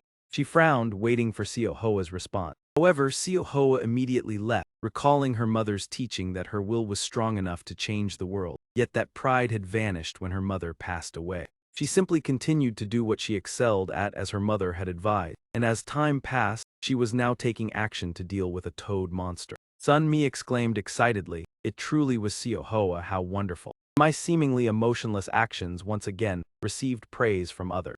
I suddenly realized that I still loved this light. Humans, when praised, often wish to continue doing that very thing. Meanwhile, Choi Siu was struggling and muttering that he had to eliminate it. A tuft of silver hair grew on his head, his eyes gradually widening with the intent to act. Choi Siu struggled desperately within the palm of the great demon-subduing emperor. Taking advantage of the moment of negligence, he successfully escaped. Choi Siu immediately dashed forward. While running, he brushed past Seohoa. Sensing the unstable situation, Sunmi had no choice but to use her signature demon art skill. He fired dazzling golden arrows straight toward him. Choi Siu perceived the danger through his gaze. Thinking quickly, he spun around and changed direction. Without hesitation, Choi Siu continued charging straight toward Seohoa. In the urgent situation, Sunmi hurriedly shouted a warning, "Seohoa, be careful." However, Seohoa remained calm and stood still, concluding that she was dissatisfied because the opponent was a demon yet did not wish to fight. Precisely because of that nature, at this moment, the opponent still had no intention of attacking us. Seohoa affirmed with certainty that in her eyes, that person had always been such an individual. During those words, he immediately turned around. As if understanding the depths of his heart, Seohoa emphasized that the way she viewed herself and the way others evaluated her were truly different. Seohoa encouraged that she was not as terrible as she believed herself to be. Wiping the blood stain from her cheek, Seohoa sincerely admitted that she understood this because she had seen the path that person had walked. Seohoa drew a circle and softly said, "Do not imprison yourself within the shell you created. Step out of it, I will give you many compliments. Hong Ku Lin Thur Hoa Kim Mo." At the same time, at another manor, Goyu's group slowly advanced inside. Quan Kui curiously observed the surroundings and wondered whether this was truly the royal city, as the atmosphere was exceedingly gloomy and devoid of high official. Jin Eom thoughtfully explained that Jiren was born in solitude without clansmen. Myra beside him also voiced caution as the place was strangely quiet with no subjects present. She firmly asserted that only the four directional deities were permitted to set foot in this place. Upon entering the central hall, they had to face the Demon King directly. Hina did not hesitate and immediately knelt to pay respects, greeting your majesty. The man did not beat around the bush and went straight to the main issue. "You said you wanted to review the 28 mansions." Goyu lifted his face and nodded slightly in acknowledgement. It was indeed as expected. Demon King listened and fell into deep thought for a long while. Hina revealed the entire incident. A reckless demon had attacked 3 clans of the 4 directions deities, and the next target might be Hien Vu. So Hien Vu wanted to quietly observe the ambush and then retaliate to capture that being. Therefore, they wanted to seek the power of the Demon King. Upon hearing this, he became suspicious. Was the prophecy not too unusual? The Demon King analyzed clearly. The deeper the divination, the more the future was constrained. If forewarned of an ambush, it would be difficult to avoid and change it. It seemed this matter had not yet gained consensus among the four directions deity. He proposed a bold idea instead. Why not try divining directly about that demon? Hearing this, she frowned slightly, showing her displeasure. Jin quickly interjected with a hint. If that's the case, then I want to divine the new Demon King. Jumped up, asserting to Jiren, the one who signaled the Holy Army's appearance, I am not interested in the demon's future. Jin turned seriously, saying that due to the influence of His Majesty, attention should focus on the Demon King. Seeing this, the Demon King stood upright with hands on hips. Then he slowly stepped downward. Realizing the tension, he ordered Hina step back. She bowed and replied, I obey. Watching Hina's retreating figure, Go-Yu felt a moment of awkwardness. He cast suspicious eyes around. At that moment, Jin Ayam called out loudly, everyone rise, cast the 28 constellations to see the future of the Demon King. Then Wang Hui questioned his father, what exactly is he scheming? Bluntly declared, the chosen one to assume the role will have the advantage in divination. Jin Ayan assured firmly, I will lead, just this once trust and follow me. Go-Yu remained silent, eyes glancing to the side. At this moment the Demon King suddenly advanced toward them. At that moment, Hina suddenly appeared blocking the way. She forced a smile and reminded, isn't this to add some positive energy to the Holy Army's future? He calmly responded, indeed. Hina coldly shook her head in refusal. She decisively said, I refuse. As soon as she finished, demonic energy from both sides erupted. She cast a spell. The Demon King flinched in surprise. Immediately sharp ice spikes emerged from the ground, ice forming into spears. Hina commanded punishment. The Demon King betraying the demon realm no longer deserves to exist. Dark energy from within the ice slowly spread. Just then Kaidu suddenly lunged in.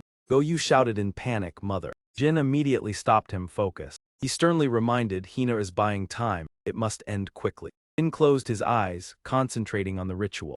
A moment later he succeeded and opened his eyes wide, shining brightly. Jin Ayam raised his hands to deploy the magical formation, forming the preliminary 4 symbol. Meanwhile, the Demon King's horn gradually transformed. Became a massive horn, her magic slowly dispersing. He decisively swung the horn against the shield. In an instant the white barrier cracked, forcing the Demon King to hide. Chizu roared ferociously. It lunged to bite Hina. Baihu proudly leaned against the Demon King. Truly in that point we are compatible. He calmly said, when you suddenly asked me to divine my own future, I wondered if you planned a surprise attack. Upon reflection, rather than trying to block the prophecy at all costs, using a meaningless prophecy to consume opportunities might be more advantageous. At this moment Jin continued the ritual. 28 constellation spirits descend upon this altar and illuminate the laws of heaven and earth. Go-Yu gritted his teeth, enduring, the demonic energy in his body constantly being drawn out. Wang Hui exclaimed in astonishment, another demon interfering with the 28 constellations of the 4 directions deities. Jin explained clearly, from the danger a gap is created and Jiren seizes the demonic energy to summon the star. Suddenly a blinding light flashed within the formation. Bai Hai arrogantly said loudly, I intend to seize the new Demon King's position and close this light, so divining a bright future for the Demon King has exceeded the limit. Hina warned skeptically, have you forgotten the prophecy that the Demon King ultimately means the demon will be last? He responded ambitiously, of course not. I will become the Demon King to engulf the world in chaos and become one of the 4 dangers. Bai Haiyang concluded excitedly, therefore the demon will also be the last. Before finishing, the Demon King was startled, eyes lighting up. He unconsciously said, the new Demon King is the 2-horned demon. The incomplete one will lose to the complete, but together 2 surpass 1. During the last words, Bai Haiyang's expression changed. He gritted his teeth in frustration, half-hearted. Bai Haiyang turned to grab the Demon King, questioning, didn't we agree to avoid divining the Demon King? Why do this redundant act? He did not yield and tightened his grip further. Then Bai Haiyang questioned, the 2-horned demon refers to Beckett. He growled threateningly, answer quickly. But he remained calm, saying nothing. Seeing this, Hina immediately realized, the king had been pretending all along to catch the demon. She frowned slightly and glanced toward letter 1 EBF and hung. Seeing the 4 still struggling, Hina coldly thought, so what? At that moment the Demon King objected, isolation belongs nowhere. He retaliated, so even manipulating others is just to connect with someone. Bai Haiyang, stunned in anger, shouted, what? At that moment a fist suddenly appeared before him. Bai Haiyang quickly raised his hand to block the strike. Then he slowly retreated. Suddenly Bai Haiyang froze midway. Realizing he could not move, he stood dumbfounded, unaware of when it happened. While distracted, the Demon King lunged straight into his chest. Bai Haiyang turned pale, breathing erratically and blood spilling from the corners of his mouth. Without giving the opponent a chance to retaliate, he continued the fierce struggle. The Demon King decisively knocked Bai Haiyang to the ground. He looked up with a resentful and irritated expression. Seeing the reflected light at the cave entrance, Bai Haiyang realized it was a manipulation technique, pretending to guide the demonic power of the four guardian deities to converge into a constellation. But in reality, the demonic power was used to agitate the ground, rendering the plan ineffective from the very beginning. He sneered inwardly, thinking that the Demon King was truly formidable, having lived for so long, yet the only thing you all did was flaunt power, truly shallow beings. In his view, the weak who used violence to fill their endless loneliness were the demons like you. He continued to criticize the brutal history, where every 666 years they bowed to a deranged political system in which everything operated solely under the law of strength. Demon King declared war, affirming that as the current successor, I have made the decision. He declared that he would sever the final bond, ending the regime that relied purely on brute strength. Looking back at the past, at the end of the Goryeo period, 666 years before inheriting the throne, the absolute monarchy was still prevalent. Therefore, by 1948, when the Republic of Korea was established, it was necessary to separate the demon world from humanity so that humankind would have time to become self-reliant and develop. Returning to the present, the Demon King raised his hand, affirming that it was time for the demon world to change. He directed his hand toward the four people in front of him. Then the Demon King clenched his hand with clear determination. Immediately, Jin Young sensed something unusual and halted. He lost his balance and collapsed to the ground. The others soon fell into the same state. When everyone had lost consciousness, he declared that the succeeding Demon King would become a necessary evil. He turned and approached Bai Haiyang. The Demon King leaned in and announced that his wise rulers would soon appear. As soon as he finished speaking, the pearl inside his body suddenly emerged. Seeing the pearl fly toward the Demon King, Bai Haiyang was astonished and wondered what it was. In an instant, the pearl emitted a spreading light. It then transformed into a miniature hourglass. Immediately afterward, the object returned into his body. The Demon King prepared to continue speaking. Kaidu was faster, immediately grabbing Bai Haiyang and fleeing. It fearfully glanced back. At that moment, the Demon King's gaze toward it was indifferent, as if observing a toy. Only a few seconds later, Kaidu collapsed to the ground. At that moment, Jin Ian voiced his opposition to abolishing the Demon King system. He curled his lips in mockery, thinking that you were far too naive. He believed that demons could hardly understand such an ideal, and only by forcing the strong to bear the responsibility of protecting the weak could order be maintained. Therefore, he questioned whether using the pretext of protection to seize the bodies and take away the lives of the weak was truly the right choice. Demon King paid no heed, stepping in front of him and affirming that the change had begun from the lower ranks. He delivered the final verdict: for a new era to take shape, obsolete remnants like you were unnecessary. At the same time, outside the forest, the chirping of insects echoed through the tranquil night. Suddenly, a powerful beam of light arrived, shattering that still atmosphere. From above, Sun Mi continuously hurled throwing darts downward. Flame suddenly descended toward Choi Siu's position, making the situation critical. Immediately, he swiftly dodged the attack. Choi Siu gracefully moved from left to right, demonstrating refined martial arts techniques. Witnessing this, Xiaohua grew exhausted due to the limits of her human condition, and summoning the true form of the Queen Mother of the West seemed to exceed her capability. She frowned and decided to exert all her strength. If so, she had to risk it all. Xiaohua withdrew the power of the great demon-suppressing emperor.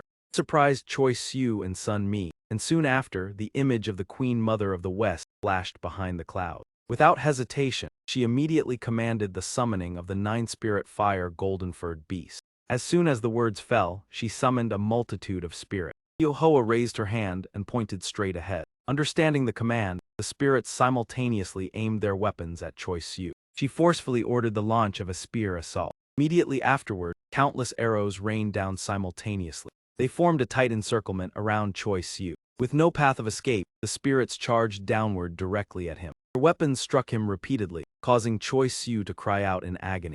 The spirits continued their relentless assault without pause. When they felt it was enough, they collectively retreated. The spirits withdrew their weapons from Choi Siu's body. At this moment, Sun Mi gently descended from the sky. Witnessing the scene before her, she covered her mouth in horror. Within the pool of blood lay the motionless bodies of Choi Siu and Tao. Both had fallen into an unconscious state. The spirits quickly carried Choi Siu away from the area. Seo Hoa anxiously examined him and concluded that Choi Siu's condition was more severe than she had thought. He revealed the truth that numerous parasites and divine toxins filled with demonic power had helped him endure, causing Sun Li to panic and cling tightly to her upon hearing about his demonic power. Seo Hoa reassured everyone and proposed quickly taking Choi Siu to the demon realm to receive additional demonic power. At that moment, Bai Haiyang suddenly signaled to Chizu. Receiving the command, it immediately rushed swiftly toward the group. Seo Hoa was so stunned that she could not utter a word. However, Bai Haiyang had already appeared in front of Choi Siu. Without hesitation, he ruthlessly pierced through his body. Witnessing that action, Seo Hoa was shocked, her face turning pale. He was horrified to realize that Choi Siu had lost a significant amount of blood. Bai Haiyang pulled the pearl from his body and coldly declared, 2 against 1. He recalled the Demon King's words that the half-hearted one could finally become complete. After achieving his goal, Bai Haiyang callously threw Choi Siu to the ground. He frowned in contempt, wondering whether their fate would ultimately end here. Not allowing him to have his way, the Queen Mother of the West immediately extended her hand and unleashed the Jade Trough Heaven Wren. However, Chizu flew up to shield him, protecting him from the attack. Immediately, they vanished without a trace. She reached out in an attempt to grasp them but touched nothing at all. Sun Mi panicked to the point of collapsing to her knees. She gazed at the chaotic scene with tear-filled eyes, wondering what had just happened. Seo Hoa's trembling legs slowly moved toward the pool of blood. She froze when she saw Choi Siu's body, stammering in disbelief. Seo Hoa's entire body trembled violently, nearly losing control. She clenched her hand and pressed it against her chest to calm herself. Seo Hoa gasped for breath, repeatedly murmuring that he would not die right. The scene shifted to a ruined room where a phone suddenly rang. A hand slowly reached out and silenced the blaring ringtone. Immediately afterward, the warning system echoed throughout the city, ordering evacuation due to the risk of the defensive line collapsing for the second time. The battle zone continued to expand. Residents in areas where demons appeared were instructed to move immediately to designated shelters. 3 years later in Seoul, the scene then moved to Mount Kumgang under warm sunlight. A young man looked around in confusion, wondering if this was truly the place he was searching for. Kim Yuzin, 20 years old, tiredly ran his hand through his hair, having rushed here right after a meeting without even changing his clothes and worrying that this time might still be in vain. Ai Luan smiled and reported that she had verified with the True Vision Eye and confirmed that the target was right here. She had only hesitated to approach too closely out of caution. He sighed softly, loosening his tie, wondering how long it had been since he could meet that person again. As soon as they stopped, the girl excitedly pointed forward, affirming that the cave ahead was the destination. Tri Luan continued to cheer enthusiastically, urging everyone to move forward and give their best effort. Kim Yuzin hesitated as he stepped forward, wondering if the location facing North Korea was the reason it had not been found before. He placed his hands on his hips and remarked that although he was certain that person was still alive, everything remained full of doubts. 3 years earlier, Hyen Vu had lost his sworn brother to the dark poison god Irene, and since then he spoke to himself every night. He often talked about coffee and the games his brother had once loved, wishing he had cherished those moments sooner. That powerful self-affirmation was maintained steadfastly through the passing days and months. Yu seemed to realize something and reached his hand forward the moment he touched the central glass panel. That action helped restore the identity of his brother, who had seemed to vanish forever. Kim Yuzin and his master studied a spell based on this case and came here to awaken that person. Returning to the present, he took out a talisman that had not been used for a long time. Seeing the girl tightly hugging a piece of clothing on the ground, Kim Yuzin gently called the name Zio Hui. Startled, the girl immediately raised her hands defensively. Thinking quickly, he immediately waved the fan in his hand. Realizing that Zio Hui could pass through his body, Kim Yuzin clearly identified 2 entry points into the Tai Su realm. He pondered briefly and then turned his head to look behind. In response to this change, Kim Yuzin sensed another gust shifting toward the spiritual consciousness realm. Without hesitation, he swiftly placed the talisman on Zio Hui's forehead to guide the lost soul back. Kim Yuzin smiled and pleaded, hoping the lantern's light would illuminate the path to retrieve the lost soul. Immediately, the lantern blazed with brilliant light. He explained that the lantern was a mirror reflecting oneself through the images of others. These were fragments of memory, crystallized from the affirmation of one's true self. A method to find someone who had lost themselves. was to awaken the genuine memories of the past. Seeing that she had regained her senses, Kim Yuzin knelt to welcome her back and expressed his joy at her return. The girl stood stunned as if awakening from a long dream, hesitantly asking who he was. Gaze settled on Kim Yuzin's radiant face. Xiao Hui looked around in confusion, unable to understand what had happened. Kim Yuzin awkwardly scratched his head, unsure where to begin his explanation. He slowly said that it was now the year 2028, while Tri Luan tilted her head curiously and asked whether everything had ended. Kim Yuzin continued, recounting that 3 years earlier, when capturing a dark poison god for interrogation, he had discovered an important truth. Origin of the calamity was gradually revealed. The dark poison gods were born from the desires of living beings, while the 4 calamities were deliberately created upon that foundation. Among them, Qiang Qi, the one who preyed on the righteous and incited evil, had tempted Bai Haiyang, a half-human half-demon carrying the seed of chaos. Their scheme was to eliminate the 4 directional gods, the adversaries of the 4 calamities, while laying the groundwork for the birth of Ho Noi. However, before he could gather the dark poison gods as the base for the 4 calamities, he was eliminated through the intervention of demons and spiritual agents. At that time, on the brink of upheaval, it was foretold that a demon king would be reborn from Bai Haiyang's desires, as he knew Man Choi was plotting to revive Hoa Lang. Yang Qi directly extracted and refined the current dark poison gods. Unlike the naturally formed dark poison gods of the past, these entities resembled homunculi and contained Bai Haiyang's profound resentment. From this, they quickly formed curses aimed directly at Man Choi. For Man Choi, an immortal being, a few curses were insignificant, but as the number of destroyed dark poison gods increased, those curses accumulated and grew heavier. The tragic end of that ambitious man was an inevitable punishment. Man Choi had to endure the resonance effects from the evil spirits dispatched by Kim Yuzin. This left him without sufficient strength to interfere in the human world. Seizing this opportunity, a helping hand reached out to save the situation. Before another immortal could act, Eugene absorbed all the remaining Hoa Lang. Only half a year later, the first new demon king appeared. It was none other than Bai Haiyang, the one bearing the characteristic pair of horns. With martial power vastly superior to before, Bai Haiyang swept away all demons who stood in his path. Upon becoming the demon king, he immediately removed all restrictions in the human world, allowing demons to roam freely and initiating the invasion. However, during the 666 years that Jiren had secured for humanity, humans not only waged wars among themselves, but also developed extremely powerful military weapons. Thanks to this, they could use their own strength to resist the demon invasion.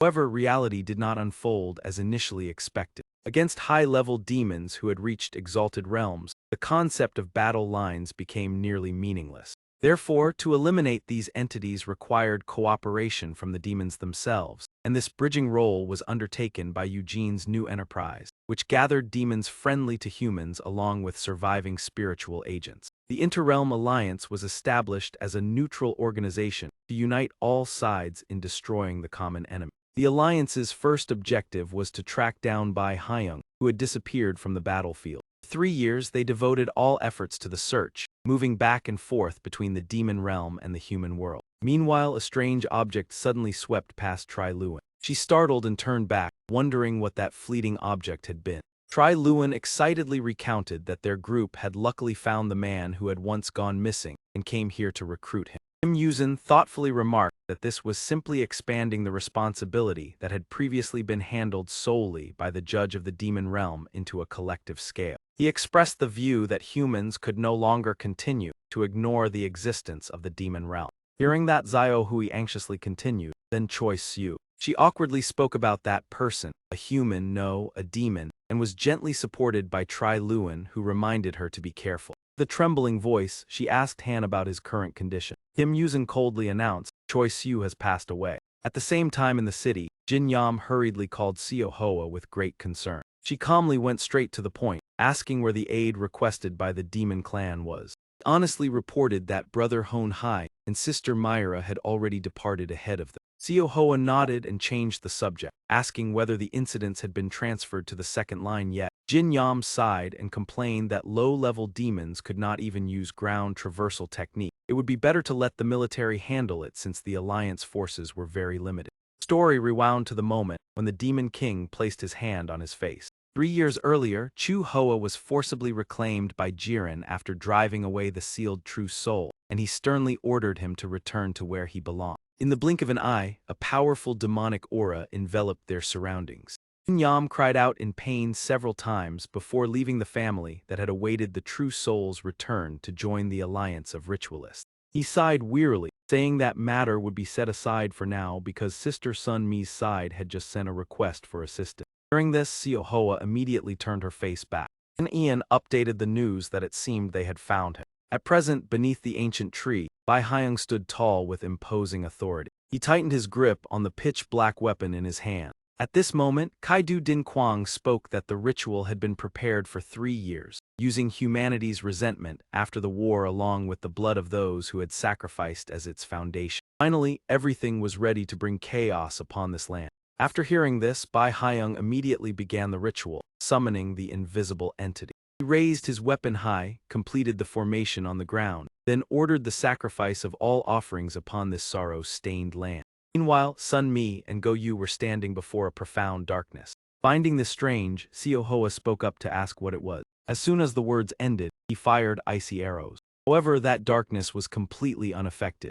Go Yu irritably suspected that the attack was ineffective and wondered what it actually was. Tri Luan appeared and explained that it was the primordial void realm. Zio Hui analyzed in astonishment that the primordial void realm was a higher plane overlapping the material world, similar to the spiritual consciousness realm, yet a layer where energy and spells could not have any effect. He was bewildered, wondering how that spatial layer could manifest so clearly, and Kim Yuzin immediately denied this possibility. He confirmed in shock that it seemed the primordial void realm had directly invaded the material world. Seo Hoa asked again in astonishment, while Kim Yuzin angrily cursed that the one who caused the war was hiding in this place. Tri Luan trembled as he warned that if this situation continued, the material world would soon be eroded by the primordial void realm. Sun Mi turned pale and assessed that if this truly was the primordial void realm, then those who could enter it. She affirmed that only Kim Yuzin and Seo Hoa could do so. At present, the only method to enter the primordial void realm was the entry ticket known as Bok Lin Tine. However, Bok Lin Tine could only transport the body of its rightful user. Moreover, by nature it was a weapon of the ritualists and required the consumption of true energy to operate. Yet throughout the long 3 years, Seo Hoa had always fought side by side with Kim Yuzin. With her genius aptitude from observing Eugene's spells hundreds of times. With no other choice, he handed his fan to her. The moment Seo Hoa took it, a powerful light immediately burst forth. She quickly opened the fan.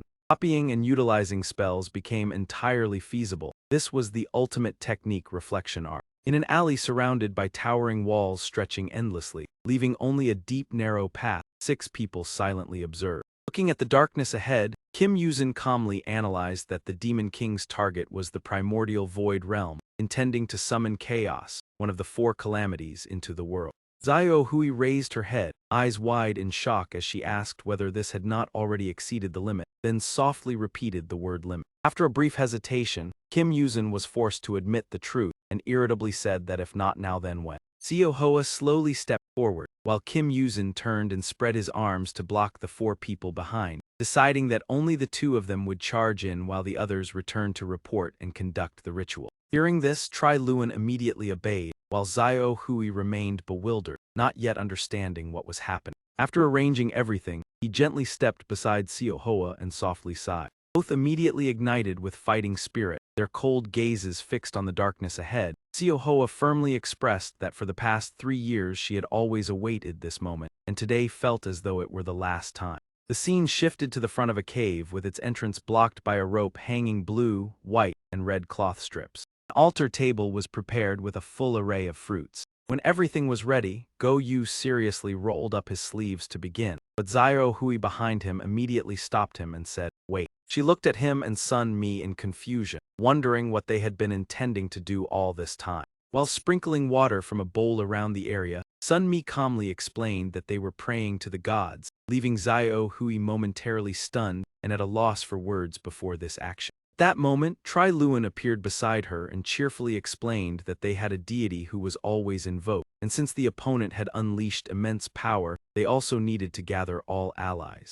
She clearly sensed the efforts of Kim Yuzin and Seo Hoa, while on the other side he was highly focused, extending his hand forward. His fingers pierced through the mysterious black veil. Both steadily advanced deeper inside, and Tri Luan confidently affirmed that today the prayer would certainly be delivered. Returning to the past 3 years earlier, Bai Hyung delivered a fatal strike through Choi Siu's body, causing him to collapse as crimson spread. Immediately after, a powerful hand slammed a glass of water onto the table, the impact shattering. Seeing the soaked hand of Lady Ungnu, a worried voice asked whether she was all right. She abruptly turned with anxious eyes, seemingly having sensed a familiar aura. Elsewhere, Sun Mi collapsed to the ground, her whole body trembling, her stammering voice asking whether Choi Siu had truly passed away. Suddenly, a gigantic finger appeared, pointing straight ahead. Seo Hoa slowly raised her head to look in the direction it indicated. Above, a pair of feet gently descended and touched the ground right in the middle of a pool of blood. That person was Lady Ungnu, possessing an ethereal beauty beyond the mortal world, her entire body enveloped in warm golden light, the first immortal who had once been a demon and then became human. She slowly opened her eyes, her gaze heavy, her sorrowful voice uttering that everything had finally come to this ending.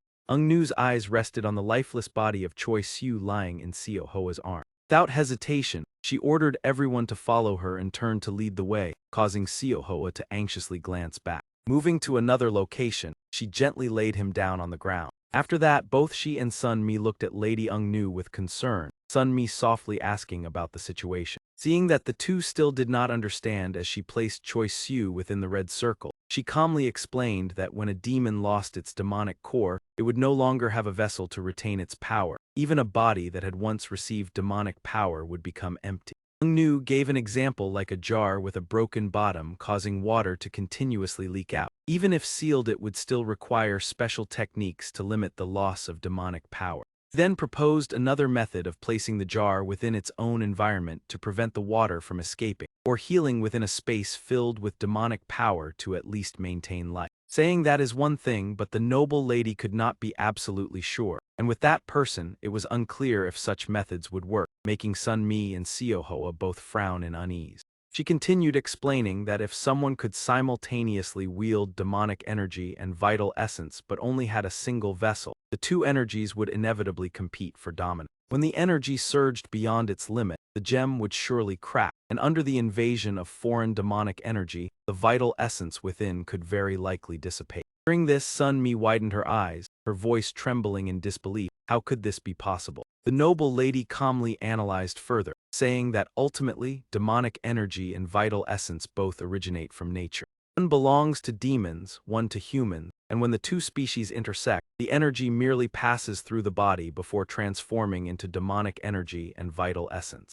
Realizing that originally they were of the same substance, the boundary between demonic energy and vital essence became meaningless, and the distinction between inside and outside gradually faded.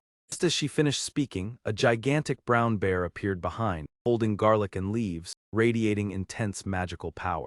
Meanwhile, the noble lady continued leisurely, saying this is the path she once walked, from a demon to an immortal. This information made Sun Mi and Seo Hoa both widen their eyes in astonishment. Looking at Choi Siu's increasingly pale face lying on the ground, she softly said this was the most necessary method for him at this moment. The noble lady emphasized the origin of the two energies, stating that demonic energy and vital essence are essentially one from the beginning. Even though Choi Siu's body remained intact, his soul was drifting among countless other spirits. She affirmed that when the time came, the soul would leave the body and reunite as it did at the start. The noble lady was certain that time here was twisted, so the body would remain until the soul returned, but finally she slowly said she could only help to this point. The rest depended on you, and Seo Hoa remained silent, her gaze contemplative. The scene shifted elsewhere, with Choi Siu's soul hovering in midair, surrounded by countless souls, feeling confused and wondering where he was. While still pondering, a sudden voice urged him, making him flinch slightly.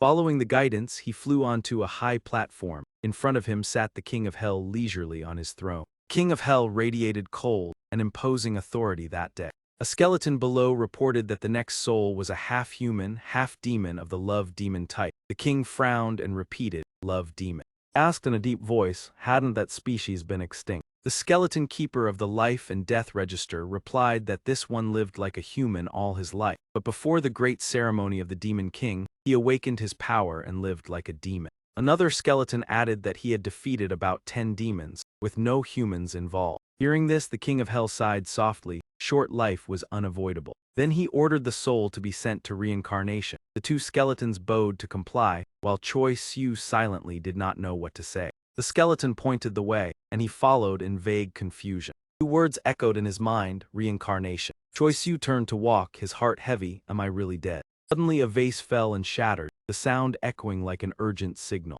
The King of Hell immediately sensed something unusual. Just after flying a short distance, he thought silently whether his mother had entered reincarnation yet. He suddenly froze when he heard the voice, asking if this half-human, half-demon soul was really dead. There was something strange. The King of Hell stroked his chin, pondering in perplexity. Life force had not yet ceased, and in the mortal realm, Sun Mi, Kim Yuzin, and Seohoa were pouring magical energy into Choi Siu's body. He laughed with interest. It turns out it is the impulsiveness of a fool, and even the aura of the noble lady. The king laughed loudly from above. Very well. Everything was becoming more interesting, the force so strong that Choi Siu's soul felt almost swept away. He commented enthusiastically that this one had special aptitude in both demonic energy and vital essence, and was entangled with a complicated fate, leaving the two skeletons and Choi Siu stunned and kneeling to maintain balance. King of Hell continued laughing with delight. He seemed unconcerned with the shaking space. The two skeletons fell, and Choi Siu was swept along.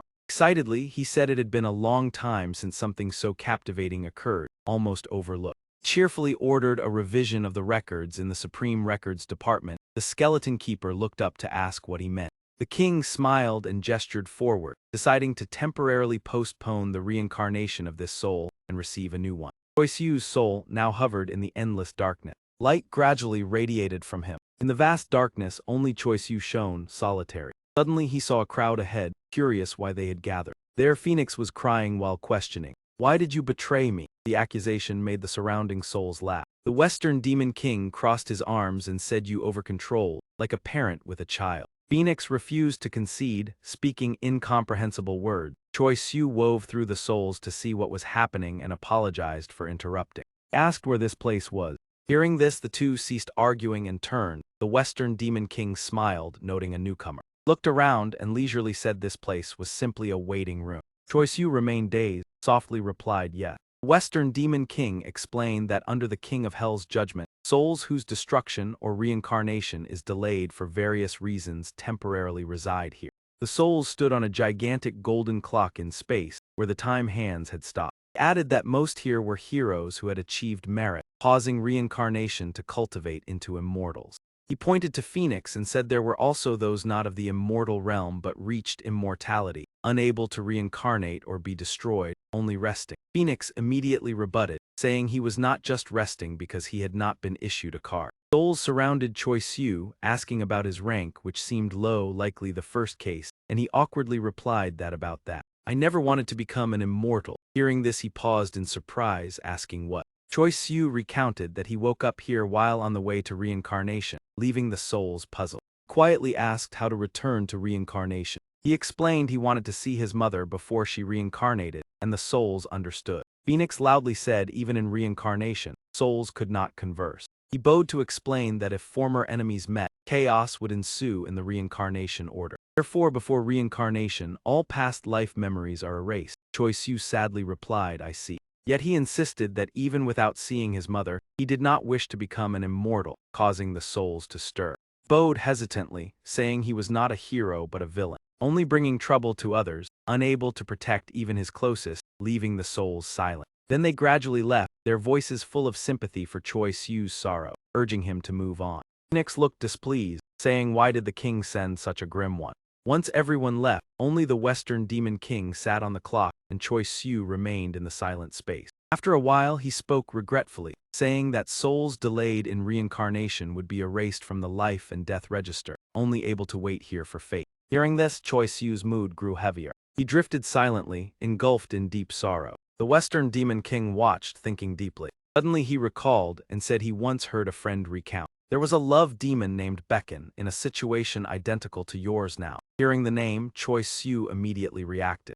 The Western Demon King stroked his chin, remarking that he had once been the most prominent king among demon kings. Timeline rewound to a distant past, exactly 666 years from the present. At that time, Choi Siu curiously asked about the identity of the one ruling the demon realm, whether this demon king was one of the 4 guardian divine beasts, but the spirit before him replied that it was said to be Jiren. Another spirit exclaimed in astonishment, Jiren, the divine beast heralding the appearance of a sage king. Yet the other spirit mocked that being a sign of a sage king while proclaiming himself king was truly ridiculous. Suddenly, a voice rang out asking for the opinion of the Western Great Demon King, causing him to startle and glance toward the source of the sound. Choi Siu's eyes widened in astonishment upon hearing that title, unable to help but exclaim that he was indeed the Western Great Demon King. He merely shrugged gently, modestly considering it a matter of the distant past, then leisurely replied that out of curiosity about them, as the sacred flame, he had personally come to meet them. Saying so, he stepped forward to a large door and lightly knocked.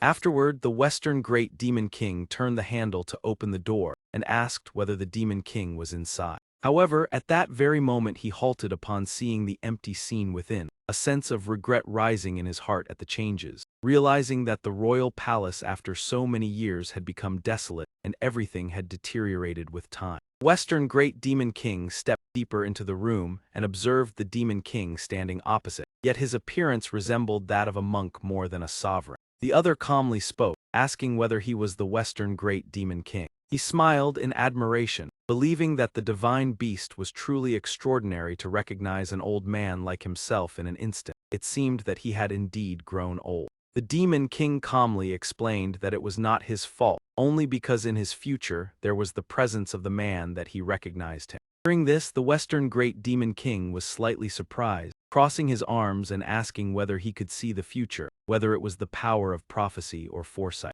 The other explained that it was not a fixed future but merely countless possibilities, and he had descended here to determine a single future among them. He slowly asked further which will that future was based on, and the Demon King honestly replied that it was a future where the Sage King was born, yet his Sage King was not a specific individual. He envisioned the people of the future, and explained that they were not subjects but citizens. The Demon King continued to elaborate that equal people with rights and responsibilities toward the community were the kings of his vision, causing the Western Great Demon King to fall into thoughtful silence. After a while, he laughed with interest, believing that this idea might be feasible for humans but not necessarily for demons, and the Demon King immediately responded that if the status quo remained, it would indeed be impossible. Next, the Demon King began to reveal his plan, which was why he had prevented the spirit named Beckon. He had once considered allowing Beckon to inherit the throne, for if he became the Demon King, Beckon would not have been a bad ruler, but it would only have been a temporary solution, merely prolonging the existence of the old system.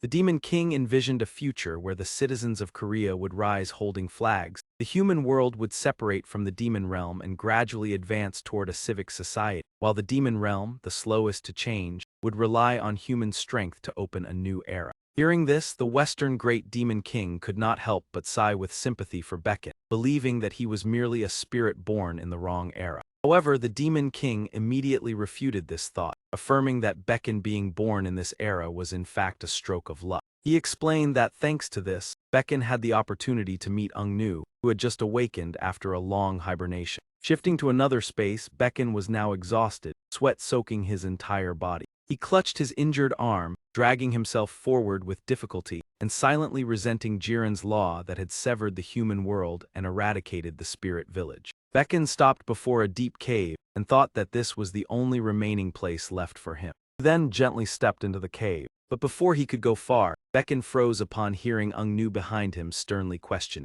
The cold voice echoed, "Who dared to dump trash in my cave?" He was startled and hurriedly turned around. Bak-on forced a smile and raised his hand to explain that with the help of the moon spirit fairy, he had sealed the evil divine poison of the world. He continued with a hint of hope that if Ung-Nu had heard the story from the moon spirit fairy she would understand, but before he could finish, she interrupted and stated that the fairy had long since become a star. Ung-Nu also remarked that the lifespan of humans was truly short, leaving Beckon unsure how to respond. She then coldly ordered him to take that thing outside, as keeping it in the cave was of no use. Hearing this, Becken grew anxious, lowering his head and clutching his trembling injured arm as he explained that with his current strength he could neither destroy nor suppress it, and had once hoped that upon becoming the Demon King he would find a solution. Observing his battered body, Ungnu fell into deep thought. Suddenly, Becken recounted that he had once made a wager with the moon spirit fairy, drawing her attention. He recalled the fairy's words that the worshipped deity could transform demons into humans, so he decided to use himself as an experiment. Becken shyly remembered preparing a pot of mugwort and garlic, but because he could not endure the smell and taste, he had fled. When he awakened, the only place he could return to was this cave. Then he glanced at Bai Haiyang lying motionless on the ground. He slowly remarked that the man also had a similar circumstance. Nu remained silent, her face expressionless, merely casting a slight glance. She then closed her eyes and sighed as if to regain her composure. Looking at the two of them, Nu assessed that according to her observation, they both possessed the nature of tigers. Despite some hesitation, she still looked up at the night sky and reluctantly agreed, believing that the gods had granted the tiger an opportunity, and that they should follow their own will. Time quietly passed, season after season, from the sunlit brilliance of summer to the frigid winter covered in white snow. Scenery outside changed constantly, becoming silent and desolate in the biting cold. However, inside the cave, Becken paid no attention to the outside world and focused solely on cultivation, his body enveloped by surging streams of purple spiritual energy. After a long period, he opened his eyes, the spiritual energy gradually dissipating as he pondered how much time had passed outside. Thinking this, Becken turned to look at Bai Haiyang, who was still immersed in a deep sleep, and remarked that throughout that time, he had remained completely still. Feeling that his strength had partially recovered, and that the demonic power damaged by Jiren had been restored, Becken decided to step outside to assess the situation. No sooner said than done. He stood up and walked toward the cave entrance where sunlight shone upon his body. As he fully stepped outside, the blazing sunlight caused him to squint and raise his hand to shield his eye. Suddenly from afar, Becken heard noisy sounds echoing. Curious, he moved closer and hid behind a large tree to observe. At this moment, Saizian was loudly arguing, asserting that she already had a job and wished to live a normal life like everyone else. Seeing her, Becken could not help but be stunned by her strange attire and wondered why she was wearing such a short dress. Meanwhile, So continued to persuade Saizian that if she did not accept the divine form, she would be in danger and unable to live a normal life, ultimately left only with loneliness. During this, Becken's hand trembled slightly. Saizian reminded him of himself, someone who could not return to his close relationship with Bai Haiyang and could not forgive that he had been incited by the Spirit King to wage war. However, Becken's resolve wavered as he felt deep sympathy for Bai Haiyang, a man like him who no longer had anywhere to return.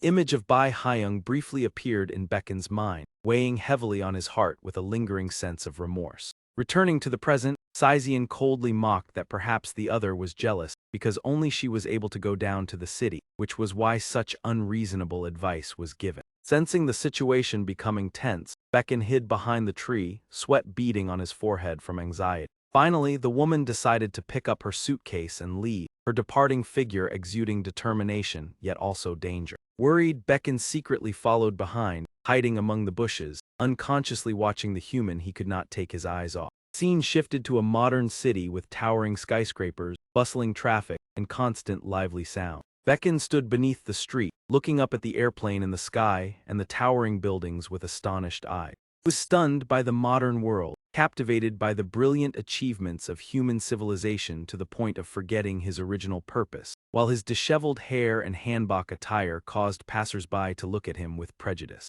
Absorbed in observing everything around him, Becken failed to notice the traffic, causing a man in a car to stick his head out and shout for him to move aside. He then slowly stepped onto the sidewalk but remained fascinated as he watched the car, silently marveling at the strange vehicle that had been created. Becken continued to observe his surroundings with an excited expression, causing passers-by to feel uneasy. He tilted his head back and laughed loudly in excitement, making everyone around him from adults to children look at him with fear. However, Becken paid no attention to those gazes and remained engrossed in admiring everything, silently remarking that the clothing of the people here was truly strange.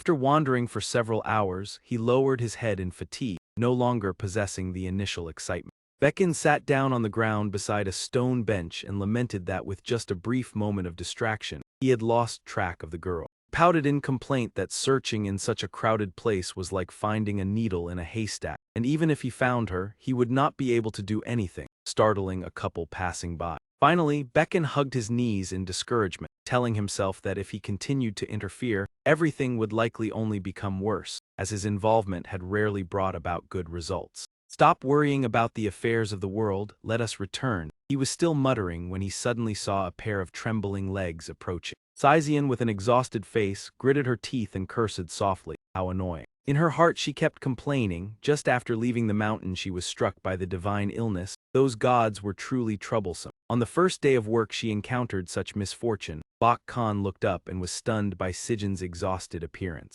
Because she was too weak she could not see the path clearly. Her steps faltered and she stumbled into him. Startled, he quickly reached out to support Xizian's head. Bak-on looked at that gaunt face and secretly rejoiced. It was as if good fortune had come to him.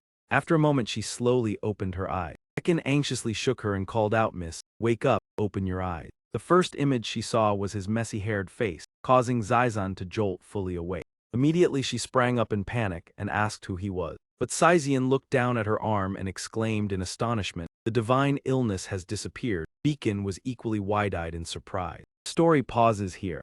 Returning to the past, he once lived in a cave with Lady Ung for a long period. Because Becken ate mugwort and garlic and lived with Lady Ung, her aura seeped into him. The two often quarreled and Lady Ung frequently covered her nose because his breath was too strong. Therefore, now that he had become back on source of energy, Zizan's side was nearly depleted. Whenever she embraced him, Zizan's energy bar was instantly filled, as if absorbing demonic scent with tremendous efficiency, truly beyond expectation. This was clearly shown when she went to check the vessel. A colleague remarked in surprise that the appraiser looked full of vitality lately. He smiled and replied yes. From then Becken realized his own value. He too could help others. During the era when demons and humans were separated, he found work as a wrestler and became passionate about it. Bak Khan integrated into the human world more easily than before. Now Saizian sat smiling beside Wuhan. It seemed that after that incident the two had remained together. Becken unconsciously glanced toward the stands where she sat, perhaps because this world was a city for the law.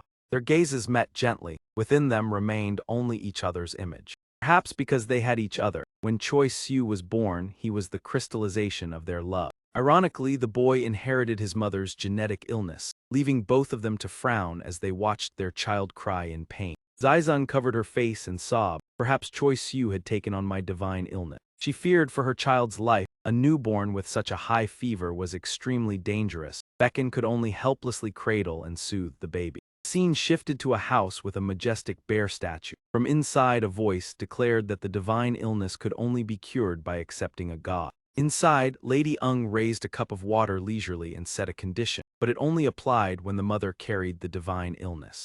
She affirmed that the recipient could only be a woman, so this baby boy would likely not survive the night. Becken knelt before her, hands clenched in anxiety. After a moment of silence, Lady Ung placed the cup down and added, however. She observed Choi Siu's body and remarked that the child was blessed by heaven, possessing both vital energy and demonic power. If the vital energy and demonic power within reached equilibrium, they would restrain each other, fall into a dormant state, and quickly dissipate. Lady Ung instructed that the key was for the demonic pearl's power to greatly surpass the vital energy pearl, carrying the divine illness. She expressed surprise, saying demons were willing to sacrifice for their children. Becken lowered his head and looked at his reflection in the water, filled with turmoil. The scene returned to the hospital room. He stood before the cradle, intently watching Choi Siu and softly asked, "Still a demon?" Painful memories flooded back when Becken once helplessly held an injured little demon, shouting to Bai Hyung that those demons belonged to neither the human nor the half-human side. At that time, Bai Hyung ignored the explanation and only shouted that in slaughter there was no neutrality. Seeing his kin fall, Bak-on could only scream without being able to protect anyone.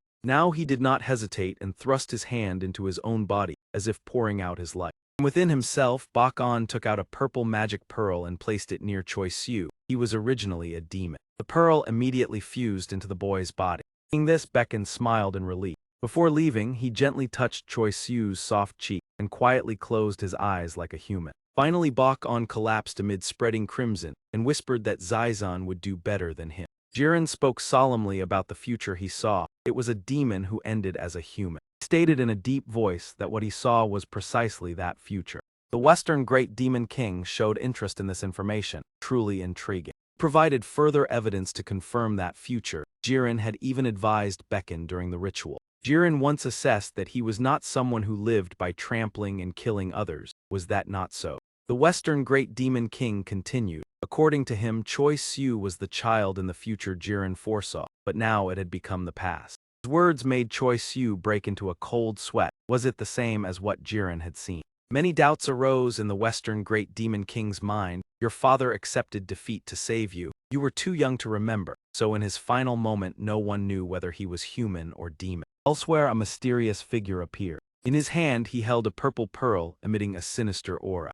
Hayoung lifted it to examine carefully. Behind him Chizu spoke, one human and one demon. Bai Hayoung nodded in response, his wings covering the sunlight. I understand. He smiled meaningfully, mentioning the treasure capable of traversing realm. Bai Hayoung showed no fear as he already had a countermeasure, though the chaos remained unpredictable. His return was the result of a long process, and the catalyst for this descent was the two demonic pearls in his possession. When Bai Hayoung was reborn as the dark poison deity. However, things did not go as planned when his demon form vanished along with the demonic pearls and was later awakened by Jiren. Therefore he did everything to satisfy his ambition. While still a half-formed demon, he seized Choi Siu's demon core to perfect himself. Through the two demonic pearls, Mi Hayoung performed a ritual to bring the chaotic incarnation of the Taeksu realm into the material world. But that plan still encountered obstacles. Kim Yuzin and Seo Hoa entered the chaos using the white spirit vessel, but instead reached the Taeksu realm rather than the material world. Thus they did not affect each other. That was how it should have been. Currently Kim Yuzin used a treasure to attack Bai Hayoung, the divine weapon division of unity. He launched a precise strike named Soul Shock. Struck by the blow, he cried out in pain. Kim Yuzin infused divine power into his sword and advanced. I attack within the spiritual consciousness realm so obstacles can be ignored. Despite holding the advantage, he was still affected. Kaido in beast form roared and charged forward. He immediately frowned and heightened his vigilance. A barrage of her sharp feathers shot toward Eugene. Sensing danger, he teleported beside Seo Hoa and muttered in annoyance. Spiritual energy on the fan dissipated, leaving Eugene astonished and confused. He did not understand the reason. It was clearly the spiritual consciousness realm, yet the energy could not operate as if being blocked. Seo Hoa's face turned pale as she realized the problem. This is not good. She looked at the purple energy in her hand and understood that it was being drained away. Bai Hayoung hidden within Kaiju laughed triumphantly. Chaos descends upon the material world while its root lies in the Taeksu, same origin but different nature. The Taeksu realm is a void where energy and techniques are difficult to exert. Everything has its own way to be broken, yet in reality that place is like an overcrowded warehouse difficult to organize. There are things half real and half illusory that are hard to grasp, such as the Taeksu vital energy. The existence of all things originates from the primordial void. When energy gathers, countless beings are born. When it disperses, everything returns to a state of nothingness. This fundamental state is called the primordial void, the earliest form of the universe when energy has scattered. Over time, the void transforms depending on conditions, creating the absolute stillness of the primordial void. When a massive surge of energy spills into the material world, a chaotic vacuum forms within the primordial void, and from it the rules of the world are gradually established. This operation follows natural law, as the chaotic vacuum begins absorbing energy from the earth to compensate itself. Therefore, the existence of spiritual energy in each world can be explained, and the spiritual consciousness realm is influenced by the material world, so the absorption of energy is inevitable. Users of spiritual energy will thus face greater difficulty controlling their power, depending on the state of chaos. Consequently, the same technique when executed in another world will require a greater amount of spiritual power. Spells that previously required only a portion of energy must now be increased 2 or 3 times to be used. At this moment, Seo Hoa was channeling all her spiritual power to prepare the technique illusion, Great Demon Subduing Emperor. She aimed directly at Kaido's position and unleashed a powerful punch. However, immediately afterward, Seo Hoa's body was exhausted, causing her to collapse. She was shocked to realize her spiritual power was consumed too quickly, having only summoned a fraction of the strength yet already depleted, causing the attack to gradually dissipate. Seo Hoa frowned while seeking a way to overcome this weakness, believing there must still be another solution. In her mind suddenly appeared the image of Bai Hyung swallowing the purple gem. Before she could think further, the opponent had already begun to counterattack. Faced with this situation, Kim Yuzin and Seo Hoa could only heighten their vigilance. In the blink of an eye, Kim Yuzin fell into a motionless state. Before his eyes appeared a terrifying abyss whose presence was enough to wound both soul and spirit. Bai Hyung continued the fusion ritual with Kai Du, summoning the power of the outer cosmic gods, the center of infinite space and primordial formless chaos. Amid thunderous roars, the two bodies gradually merged into one in a horrifying spectacle. The scene before them was both eerie and fraught with immeasurable danger, as chaos began to manifest. Finally, the chaotic entity was formed with a colossal body. Its presence exerted a powerful influence, affecting Seo Hoa's vision. Tears streamed from her eyes as she cried out in despair. Realizing the increasingly critical situation, she understood that not only humans but even demons could hardly withstand it, and she called out to Kim Yuzin. Seo Hoa tried to cast a spell to save him, calling for the soul under control to awaken. However, the chaos continued to intensify, making the situation even more complicated. She concentrated all remaining spiritual energy into a single point and performed her unique demonic art. Gradually, within Seo Hoa's palm appeared a small sphere named Fox Spirit Pearl. Kim Yuzin also used his sword to cut his own hand, the blue blade symbolizing the judgment of punishment. He let his blood drip into that sphere. When Kim Yuzin's blood merged, Seo Hoa's sphere began to vibrate and absorb the energy. Immediately afterward, a brilliant blue flame ignited. Both began to resonate their spiritual energy and sincerely prayed for the gods to bear witness. Then a gigantic horn gradually appeared. It was Choi Siu in his demon form, incarnated as a demonic entity. Two colossal entities confronted each other, marking the descent of a demon god. Returning to the previous moment, everyone was astonished by Choi Siu's new form. Sun Mi fearfully hid behind Seo Hoa, shocked as he transformed into a shape resembling a lion mask. Kim Yuzin spoke to probe, trying to see whether Choi Siu in this state could still recognize him. Unfortunately, he had completely lost awareness of those around him. Indeed, the conditions to become a deity are extremely strict. They are souls not qualified to become immortals in life, but after death are reviewed by King Yama and have their reincarnation postponed due to accumulated merit. Every process must be carefully examined, and only with the approval of King Yama can a soul enter the shrine and become a deity. The power of deities depends entirely on human faith. The more prayers they receive, the stronger they become, and the deeper their ability to intervene in the mortal world. Moreover, deities also have favorable conditions to study truths they could not comprehend while alive through shaman. Thanks to this law, Choi Siu gained the opportunity to return to the mortal world. However, despite having his reincarnation postponed by King Yama and descending many times thanks to Kim Yuzin and Seo Hoa, Choi Siu had not accumulated enough faith to unleash his full power, even losing the ego he had while alive. The Western Great Demon King held his stomach and laughed loudly, claiming that the past had become more obscure than the future, and only Choi Siu himself knew whether at his final moment he was human or demon. Meanwhile, Choi Siu had no mood for jesting, feeling that the story was not amusing at all. Western Great Demon King approached and continued to ask what he thought about his father. Choi Siu hesitated, unsure how to answer. Even he himself could not understand his own heart, nor determine whether he was human or demon. Hearing this, the Western Great Demon King shifted the question, wanting to know how the people around him perceived him. The image of Seo Hoa suddenly appeared in Choi Siu's mind. She once said that the person we perceive ourselves to be and the person seen by others are often very different. Seo Hoa was about to say something more, but his memory shifted to the moment Kim Yuzin asked about their first meeting. At that time, Kim Yuzin was drinking with him and mentioned that the memories from middle school might have faded for him, but not for Choi Siu. He sighed and confided that Choi Siu was still only a 17-year-old boy, so those memories must remain vivid. Raising his glass, Kim Yuzin suggested that if he did not remember, he would recount the entire story. Fragments of memory gradually resurfaced as Kim Yuzin recounted the beginning of their bond. At the start of the semester, a group of delinquents bullied a student to extort money, and Choi Siu bravely intervened. At that time, Kim Yuzin did not want to get involved, and frankly admitted that he had once greatly disliked Choi Siu. Back then, he was trying to build the image of a good person, pretending to be rational and understanding of the world, but in truth it was merely self-justification.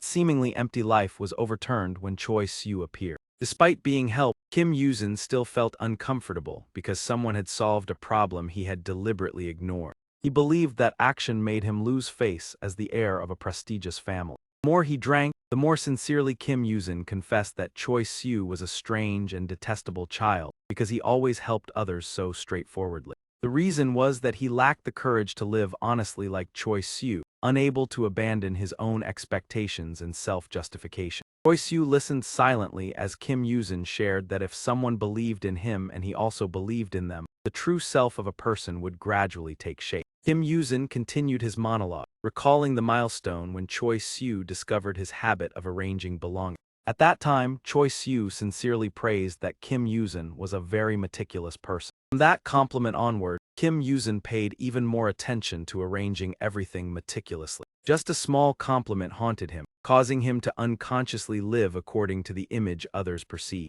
Kim Yuzin posed the question that if someone acknowledged our good qualities, would we continue to live that way just to avoid disappointing them? Choi Siu paused upon sensing that sincerity, because for Kim Yuzin the first person who made him feel that way was him. Nevertheless, Choi Siu remained silent, attentively listening to the confession. Kim Yuzin set down his glass and sincerely admitted that Choi Siu was someone he did not want to disappoint. He smiled and expressed that after experiencing life, he understood that one cannot only receive but must also give to others. The image of the two teenagers playing together once again appeared in memory, associated with the name Choi Siu. Kim Yuzin did not hesitate to confess that Choi Siu's straightforwardness had once made him feel ashamed. He continued to advise him not to avoid the current confusion, but to face it directly. When Kim Yuzin finished speaking, Choi Siu also realized what needed to be done, because he believed that he truly was a good child. Returning to the current battlefield, the entity Hun Dan began to act and gradually manifested in the chaos.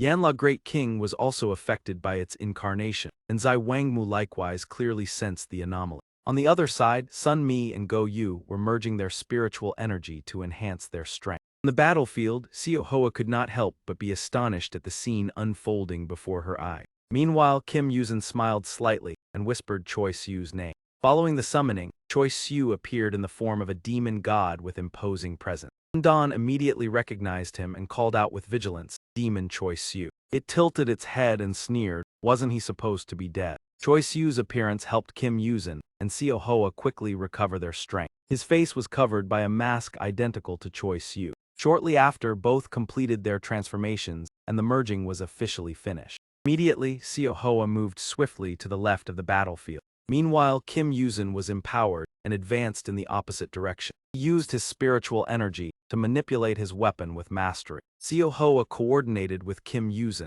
channeling strong demonic energy into the fan. Then Kim Yuzin clasped his hands and executed a technique. Simultaneously, Seo Hoa performed the same movement to increase power. The fan absorbed the full spiritual energy of both, activating the Demon Fan Deployment 2 technique. Once all preparations were complete, they officially launched the counterattack. The combined power of the two with Choi Siu formed the Demon Fire technique, Split Body Deployment 2. In an instant, Choi Siu closed in on Hun Dan, which was completely unaware. He used his entire body to slam the opponent in a powerful wrestling move. Taken by surprise, Hun Dan could only exhale sharply. However, it did not submit easily and quickly resisted the pressure. Then Hun Dan retaliated fiercely against Choi Siu, mocking that those not demons dared to intervene. Unable to evade, Choi Siu was knocked back and crashed to the ground. Due to the resonating spiritual energy, Seo Hoa was also affected and fell. Kim Yuzin likewise had to endure the pain from this link. Next, Hun Dan threw Choi Siu toward the other two. It continued attacking and mocked that humans and demons could cooperate closely. Observing the pitiful state of Choi Siu's group from above, it sneered.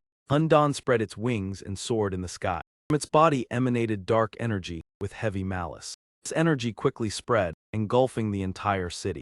Hun Dan continued executing the plan it had long harbored. Anyone within this energy was severely affected. Ordinary people seemed to lose control, clutching their heads in pain as whispers echoed in their minds. Within them arose the demon's temptations, igniting anger and hatred. Gradually, humans were completely manipulated and began to harbor hatred toward demons. Even the demons could not resist Hun Dan's power and turned to resent humans. Thus, a tragic conflict between the two races erupted. Everything descended into chaos and sorrow, screams echoing everywhere. After a while, Kim Yuzin gradually regained consciousness. He looked around in bewilderment, not understanding what was happening.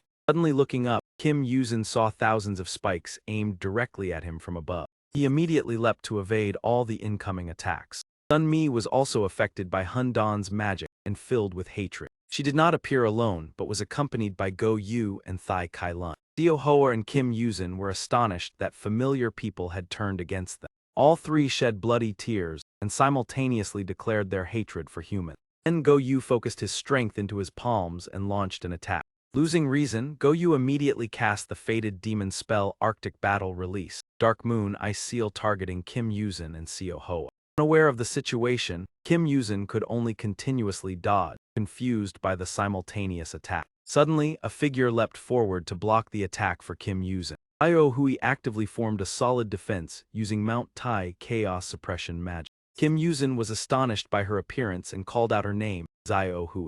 Xiao Hui quickly explained that everyone seemed to have been enchanted by what they saw. Meanwhile, Hun Dan calmly observed the chaos it had caused. Allowing no time for thought, Sun Mi continued her assault. Kim Yuzin ran while constantly urging everyone to stop. With no other choice, he turned to ask Xiao Hoa, since mental enchantment was her specialty. Kim Yuzin tried to hold the opponents for Xiao Hoa to handle Sun Mi's group, but his energy was nearly depleted. In a flash, Xiao Hoa's chains had bound Sun Mi tightly. Then she wondered how Xiao Hui and the others maintained their composure. At this point, Kim Yuzin also noticed the anomaly. Quickly, he found the answer related to Soul Lamp life spell. Memories helped Kim Yuzin understand that Xiao Hui was unaffected thanks to the residual effect of the Soul Lamp life spell he had used earlier. Even with a solution, Xiao Hoa hesitated because her remaining demonic energy was insufficient to continue using the spell. Suddenly, a giant hand appeared and tore apart the veil created by Hun Dan. Sight left Kim Yuzin utterly astonished.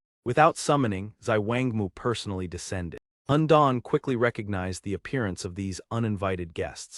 Manhwa Great King and Zai Wangmu expressed displeasure, warning that the incarnation of Tai Su should not disrupt the balance of the world. However, Hun Dan ignored them and retorted that they were the ones who had abandoned the mortal realm. He appeared extremely resentful that its plan was obstructed and questioned their intervention. Manhwa Great King and Zai Wangmu combined their powers, transforming into a majestic dragon known as Jade Emperor. Immediately, this deity charged at Hun Dan to launch a powerful attack. However, Hun Dan was not easily subdued by the strike. On the contrary, it grew more aggressive and countered, claiming their strength only came from comprehending truth, not nobility. With arrogance, Hun Dan aimed its spike at the Jade Emperor, declaring that there was no difference between them. Countless streams of dark energy from the chaotic realm surged toward him in that moment. Jade Emperor merely curled his lips into a confident smile. He roared violently, unleashing bolts of lightning that incinerated everything around. Lo, Kim Yuzin was astonished to see his spiritual power gradually vanishing. Xiao Hoa could not escape the same fate as her abilities declined rapidly. He gritted his teeth, muttering angrily, "Damn it, is that guy absorbing energy indiscriminately?" It seemed as if all their collective strength was being funneled toward that chaotic point. However, Xiao Hoa quickly noticed something unusual, not quite right. She sensed a difference in the spiritual energy absorption, as if something had changed from before. This moment, Sun Mi and Thai Tri Lun were completely exhausted and collapsed. Xiao Hoa quietly speculated on the resonance between the spiritual sources, realizing Choi Siu was reacting to that demonic energy orb. The space shifted. Choi Siu slowly opened his eyes and gradually regained consciousness. He looked over his body in extreme confusion, wondering if he had truly regained it. Then, Choi Siu began to observe the mysterious space around him. Suddenly, his body froze upon noticing something unusual. In that space, Bai Haiyang was lying unconscious, leaving him astonished. He gradually opened his eyes and glanced at Choi Siu. Bai Haiyang, full of suspicion, called out the name of the person opposite Choi Siu. He sprang up, seemingly familiar with this place, so it was this place. Bai Haiyang performed magic, while grumbling that he had been imprisoned for too long. He changed his appearance and approached Choi Siu, at times feeling as if he were still trapped in the past. Suddenly, Bai Haiyang pressed close to his face, questioning how Choi Siu could enter the depths of his mind. Choi Siu tried to gather spiritual energy, but could not achieve result. He could only focus a very small amount and could not use it as desired. Bai Haiyang suddenly put his hand into his pocket, as if searching for something. He took out a purple demonic energy orb, concluding that Choi Siu had followed this orb's trail to reach here. Choi Siu was astonished to see his demonic energy orb in his hand, unable to hide his surprise. He immediately lunged to reclaim it, but Bai Haiyang was quicker. Choi Siu was even overpowered and taught a lesson. Bai Hayoung feigned friendliness, repeatedly recalling the past, remembering their first meeting and the expectations once placed on Choi Siu. When first acquainted, he had been very interested in Choi Siu, believing a half-human, half-demon like him could understand him. In the past, their relationship had been very good. Bai Hayoung had promised to tell him his life story if he helped with a task. Yet over time, the relationship fractured, and they gradually went separate ways. He smiled and suggested that at this moment, hearing that story again would not be a bad thing. Without waiting for Choi Siu's response, Bai Hayoung began on his own accord. In Choi Siu's mind appeared Bai Hayoung's memories about his half-human, half-demon identity belonging to no faction and the sufferings he endured. Those memories surfaced clearly in Choi Siu's mind, as if he were experiencing them himself. Bai Hayoung continued, asking if Choi Siu misunderstood that he sided with demons. He justified his actions, claiming things were not entirely as others thought. In the past and present, in Bai Hayoung's eyes, demons were merely beasts to be hunted. He recounted that after an incident in his life, he realized he carried the blood of wild beasts. Gradually, Bai Hayoung discovered the world's anomalies and fell into chaos, realizing demonic power was both useful and dangerous. His life story pushed him onto a new path, where Fong and Gaiet Chu's ambition altered his fate. During chaotic times, Bai Hayoung was repeatedly sent to battlefields to survive amidst war and future danger. Thus, he had to choose the path of becoming powerful at any cost to survive. However, everything gradually unraveled, and he was ultimately discovered by Choi Kai-won as a demon. From then, his life turned a new page, living as a demon, carrying emptiness from being exploited for his power. Rage surged as he was treated unjustly, not understanding why he was needed and hated, and the demon village he sought was different, with many demons not antagonizing humans. Those emotions gradually eroded his trust in the world, making him realize in demons' eyes, humans were weak, harmless creatures. Once again, Bai Hayoung faced injustice, regarded as a sacrifice to protect humans under the guise of righteousness. That moment completely changed him, making him hate both demons and humans for not accepting his existence. Later, Bai Hayoung found others with similar fates, realizing half-human, half-demons were always swept along by changing standards of righteousness from both sides. He gradually became captivated by a world existing only in cruelty and meaningless bloodshed. Bai Hayoung lost reason and treated that belief as the sole truth, unaffected by anything. Choi Siu, after silence, finally frustratedly grabbed his hand. He frowned hearing the long-winded tale and asked if he had finished speaking. Grasping the hand pressing against his face, Choi Siu sneered, questioning why he refused to engage with any righteousness. He pulled Bai Hayoung's hand away, affirming he was completely serious. Despite his stern expression, his words carried sarcasm, implying Bai Hayoung was only afraid due to lack of strength to confront. Choi Siu pointed out that Bai Hayoung's current fate was the inevitable result of his own arrogance, always viewing himself as a genius oppressed by the world. Lost in failure, he was manipulated by distorted thoughts and desired a world where the strong were worshipped absolutely. The Demon King exploited that, whispering into his mind, inflating his pride. Then on, he considered himself superior, sinking deeper into darkness and walking a path of crime, believing he understood everything. These warped thoughts motivated Bai Hayoung to act wrongly to prove himself, though it was merely arrogance. That attracted Kung Kai, who revered evil. Despite Bai Hayoung pulling his hand away, Choi Siu bluntly pointed out he wanted others to kneel before his power without effort. Choi Siu stood with hands on hips, sighing, noting that just someone equal would be enough to threaten Bai Hayoung. These words stunned Bai Hayoung, unable to refute, as Choi Siu exposed the arrogance that deceived Fong and Gaiet Chu. Choi Siu continued, revealing that when all was exposed, he still blamed subordinates for no longer obeying absolutely. He curled his lips, mocking that Bai Hayoung could not accept becoming a failure and always distorted reality to console himself. As soon as Choi Siu finished, Bai Hayoung suddenly struck, hitting his stomach and causing severe pain. Choi Siu coughed violently, spitting blood, yet still tried to speak.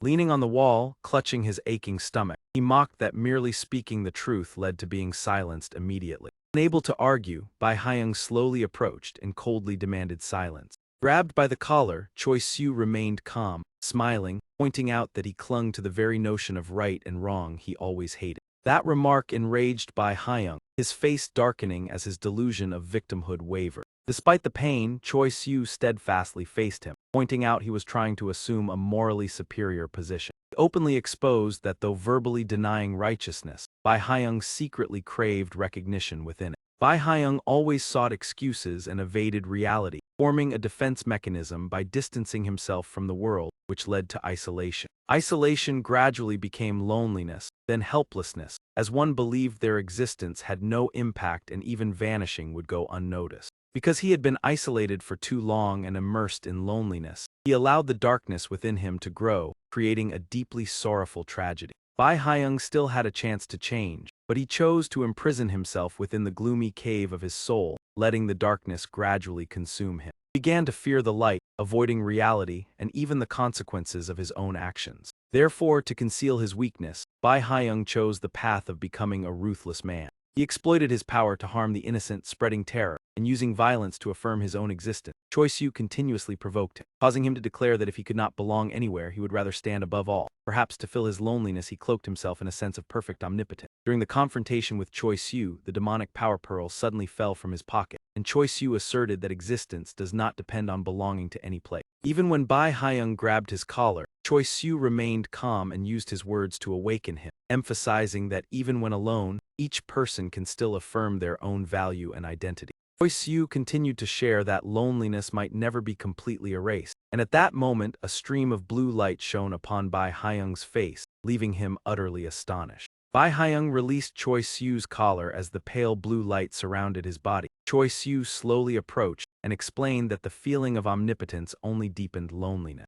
Choi Siu's mind appeared the images of Xiao Hui, Sion, Xiaoyun, Hina, and Jin Eom, especially in the demon world with its long history of domination between the strong and the weak, where connections formed solely through violence had led many to cling to power such as family heads or demon king. Recent reports continuously warned of the rise in violent behavior, as people grew accustomed to a sense of omnipotence by suppressing the weak to fill their loneliness, gradually losing awareness of consequences and becoming individuals lacking behavioral capacity. A blue gem appeared and slowly merged into Choi Siu's body. He continued to explain that to escape loneliness one should not exploit the understanding of others to gain advantage or control them in search of empathy. When the blue gem and the demonic power pearl simultaneously cracked, their powers harmonized within Choi Siu's body. He advised that people should open their hearts to connect with others in order to perceive the world as it truly is. Elsewhere, a massive explosion resounded and flames spread, sending surrounding rocks and debris flying.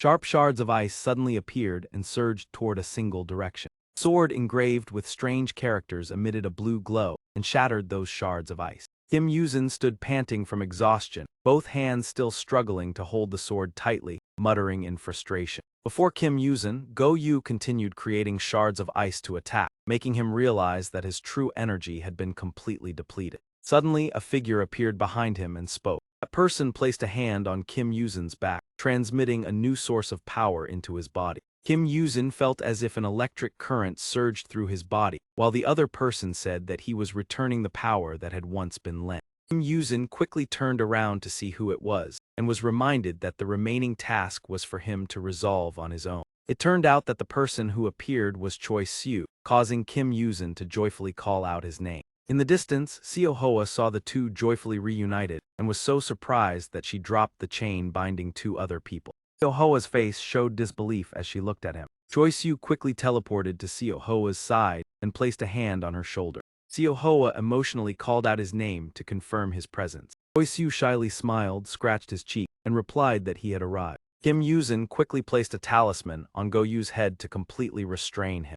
After that, he turned to ask Choi Siu whether he had become an immortal. Choi Siu scratched his head and replied simply that it was more or less the case, not noticing the arms reaching toward him. Seo Hoa emotionally jumped up and hugged Choi Siu's neck tightly, her face flushed and eyes brimming with tears, playfully complaining that he had arrived too late. Kim Yuzin also rushed forward to hug Choi Siu's neck with an emotional expression, no different from Seo Hoa. Faced with the reactions of the two, Choi Siu displayed a radiant smile. He opened his arms to embrace them both and laughed cheerfully. The two hugged him so tightly that he could barely breathe, and Choi Siu could only helplessly thank them. Afterward, both released him, and Kim Yuzin even rubbed his head vigorously as a gesture of affectionate reproach. After the emotional reunion, everyone quickly returned to resolving the remaining matters. Seo Hoa and Kim Yuzin simultaneously placed two talismans on the foreheads of Sun Mi and Thai Tri Luan, chanting the incantation Hun Dang Kui Men. Sun Mi gently blinked and gradually regained consciousness. She raised her head, she immediately appeared extremely astonished.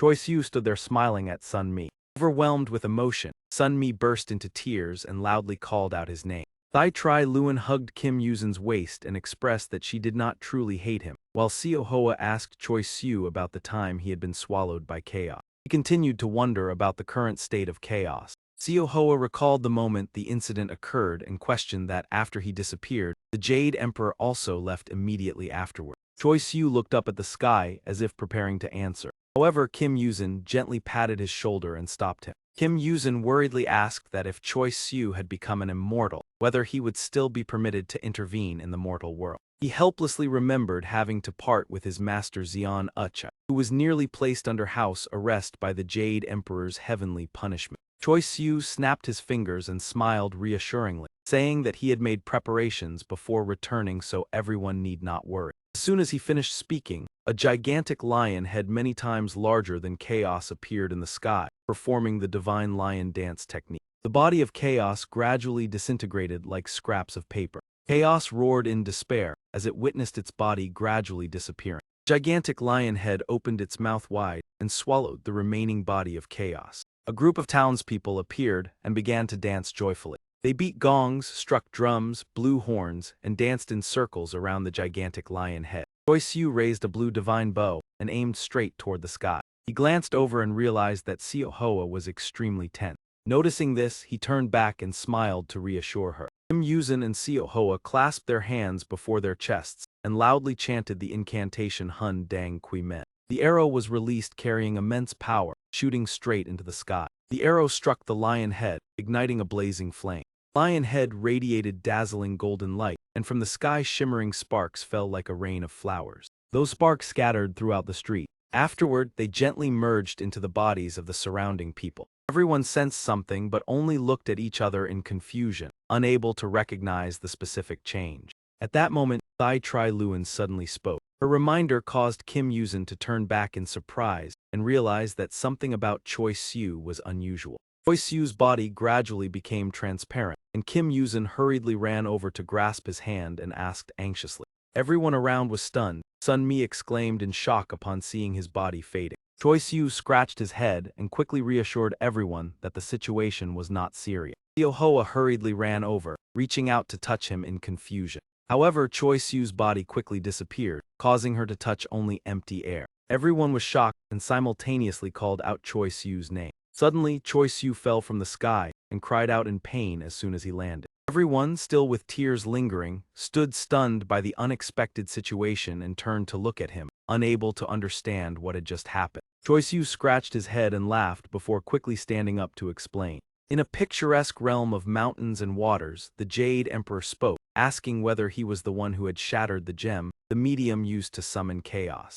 Jade Emperor continued to tell Choi Siu that an immortal is a world unto himself, and intervening in the mortal realm is akin to allowing the shadow of a deity to descend. He looked at Choi Siu standing silently and asked whether he was confident enough to bear such a great responsibility. Two horns grew atop Choi Siu's head, one crimson red and one azure blue. He revealed a radiant smile. Turning to reality, after explaining everything clearly to everyone, he stood still and laughed awkwardly. Everyone immediately rushed forward to embrace Choi Siu, causing him to fall backward. His vision blurred, completely helpless as they piled on top of him, and he lay flat on the ground. When he burst into a bright laugh, his cheeks flushed red. While the area behind remained noisy and lively, Tri Luen quietly stepped forward. She lifted her head to look at the sky, raised her hand to shield her eyes, and smiled as she said that dawn had arrived. Daybreak gradually emerged, golden sunlight spreading across the city. On Bai Haiyung's side, everyone was stunned as they witnessed Choi Siu vanish right before their eyes. The blue light slowly faded, the space sinking into darkness with only Bai Haiyung remaining. Bai Haiyung felt suffocated and frantically clutched his throat. He gritted his teeth, his face pale and sweat pouring like rain. Could it be that Choi Siu's demonic power jewel had disappeared? He unwillingly thought that this could not happen. If the medium was severed, then the ritual would fail. At that moment, a figure suddenly appeared before him. He looked up and met the cold face of Jiren. Bai Haiyung clenched his teeth in resentment, pushed Jiren away and quickly retreated. Could that thing which just appeared have been born from my demonic power jewel? Bai Haiyang frowned, his voice trembling as he asked whether this was the future you once saw. Could it be that since birth today's failure had already been destined for me? Jiren calmly replied that no, fate does not operate that way. Before it occurs, it is merely one possibility among countless others. Flames surrounded the two. Jiren continued that whether destiny is predetermined or not, the world is filled with absurdities and everyone who lives must face misfortune. Behind Bai Haiyang appeared the head of a lion. He trembled at Jiren's words that prophecy only grants humans the belief that they will overcome destined pain. His body dissolved into blue flames. Jiren redirected the heavenly punishment originally meant for Choi Siu toward Bai Haiyang's future, transforming it into a heavenly tribulation. Blue flames flared up surrounding the Kirin group. Bai Haiyang was split into countless small embers illuminating those he had once driven into madness. Both karmic retribution and opportunity as promised, what is given shall be returned in equal measure. In the end, everyone happily went to release sky lanterns with Choi Siu. This time the demon no longer rushed out of the cave.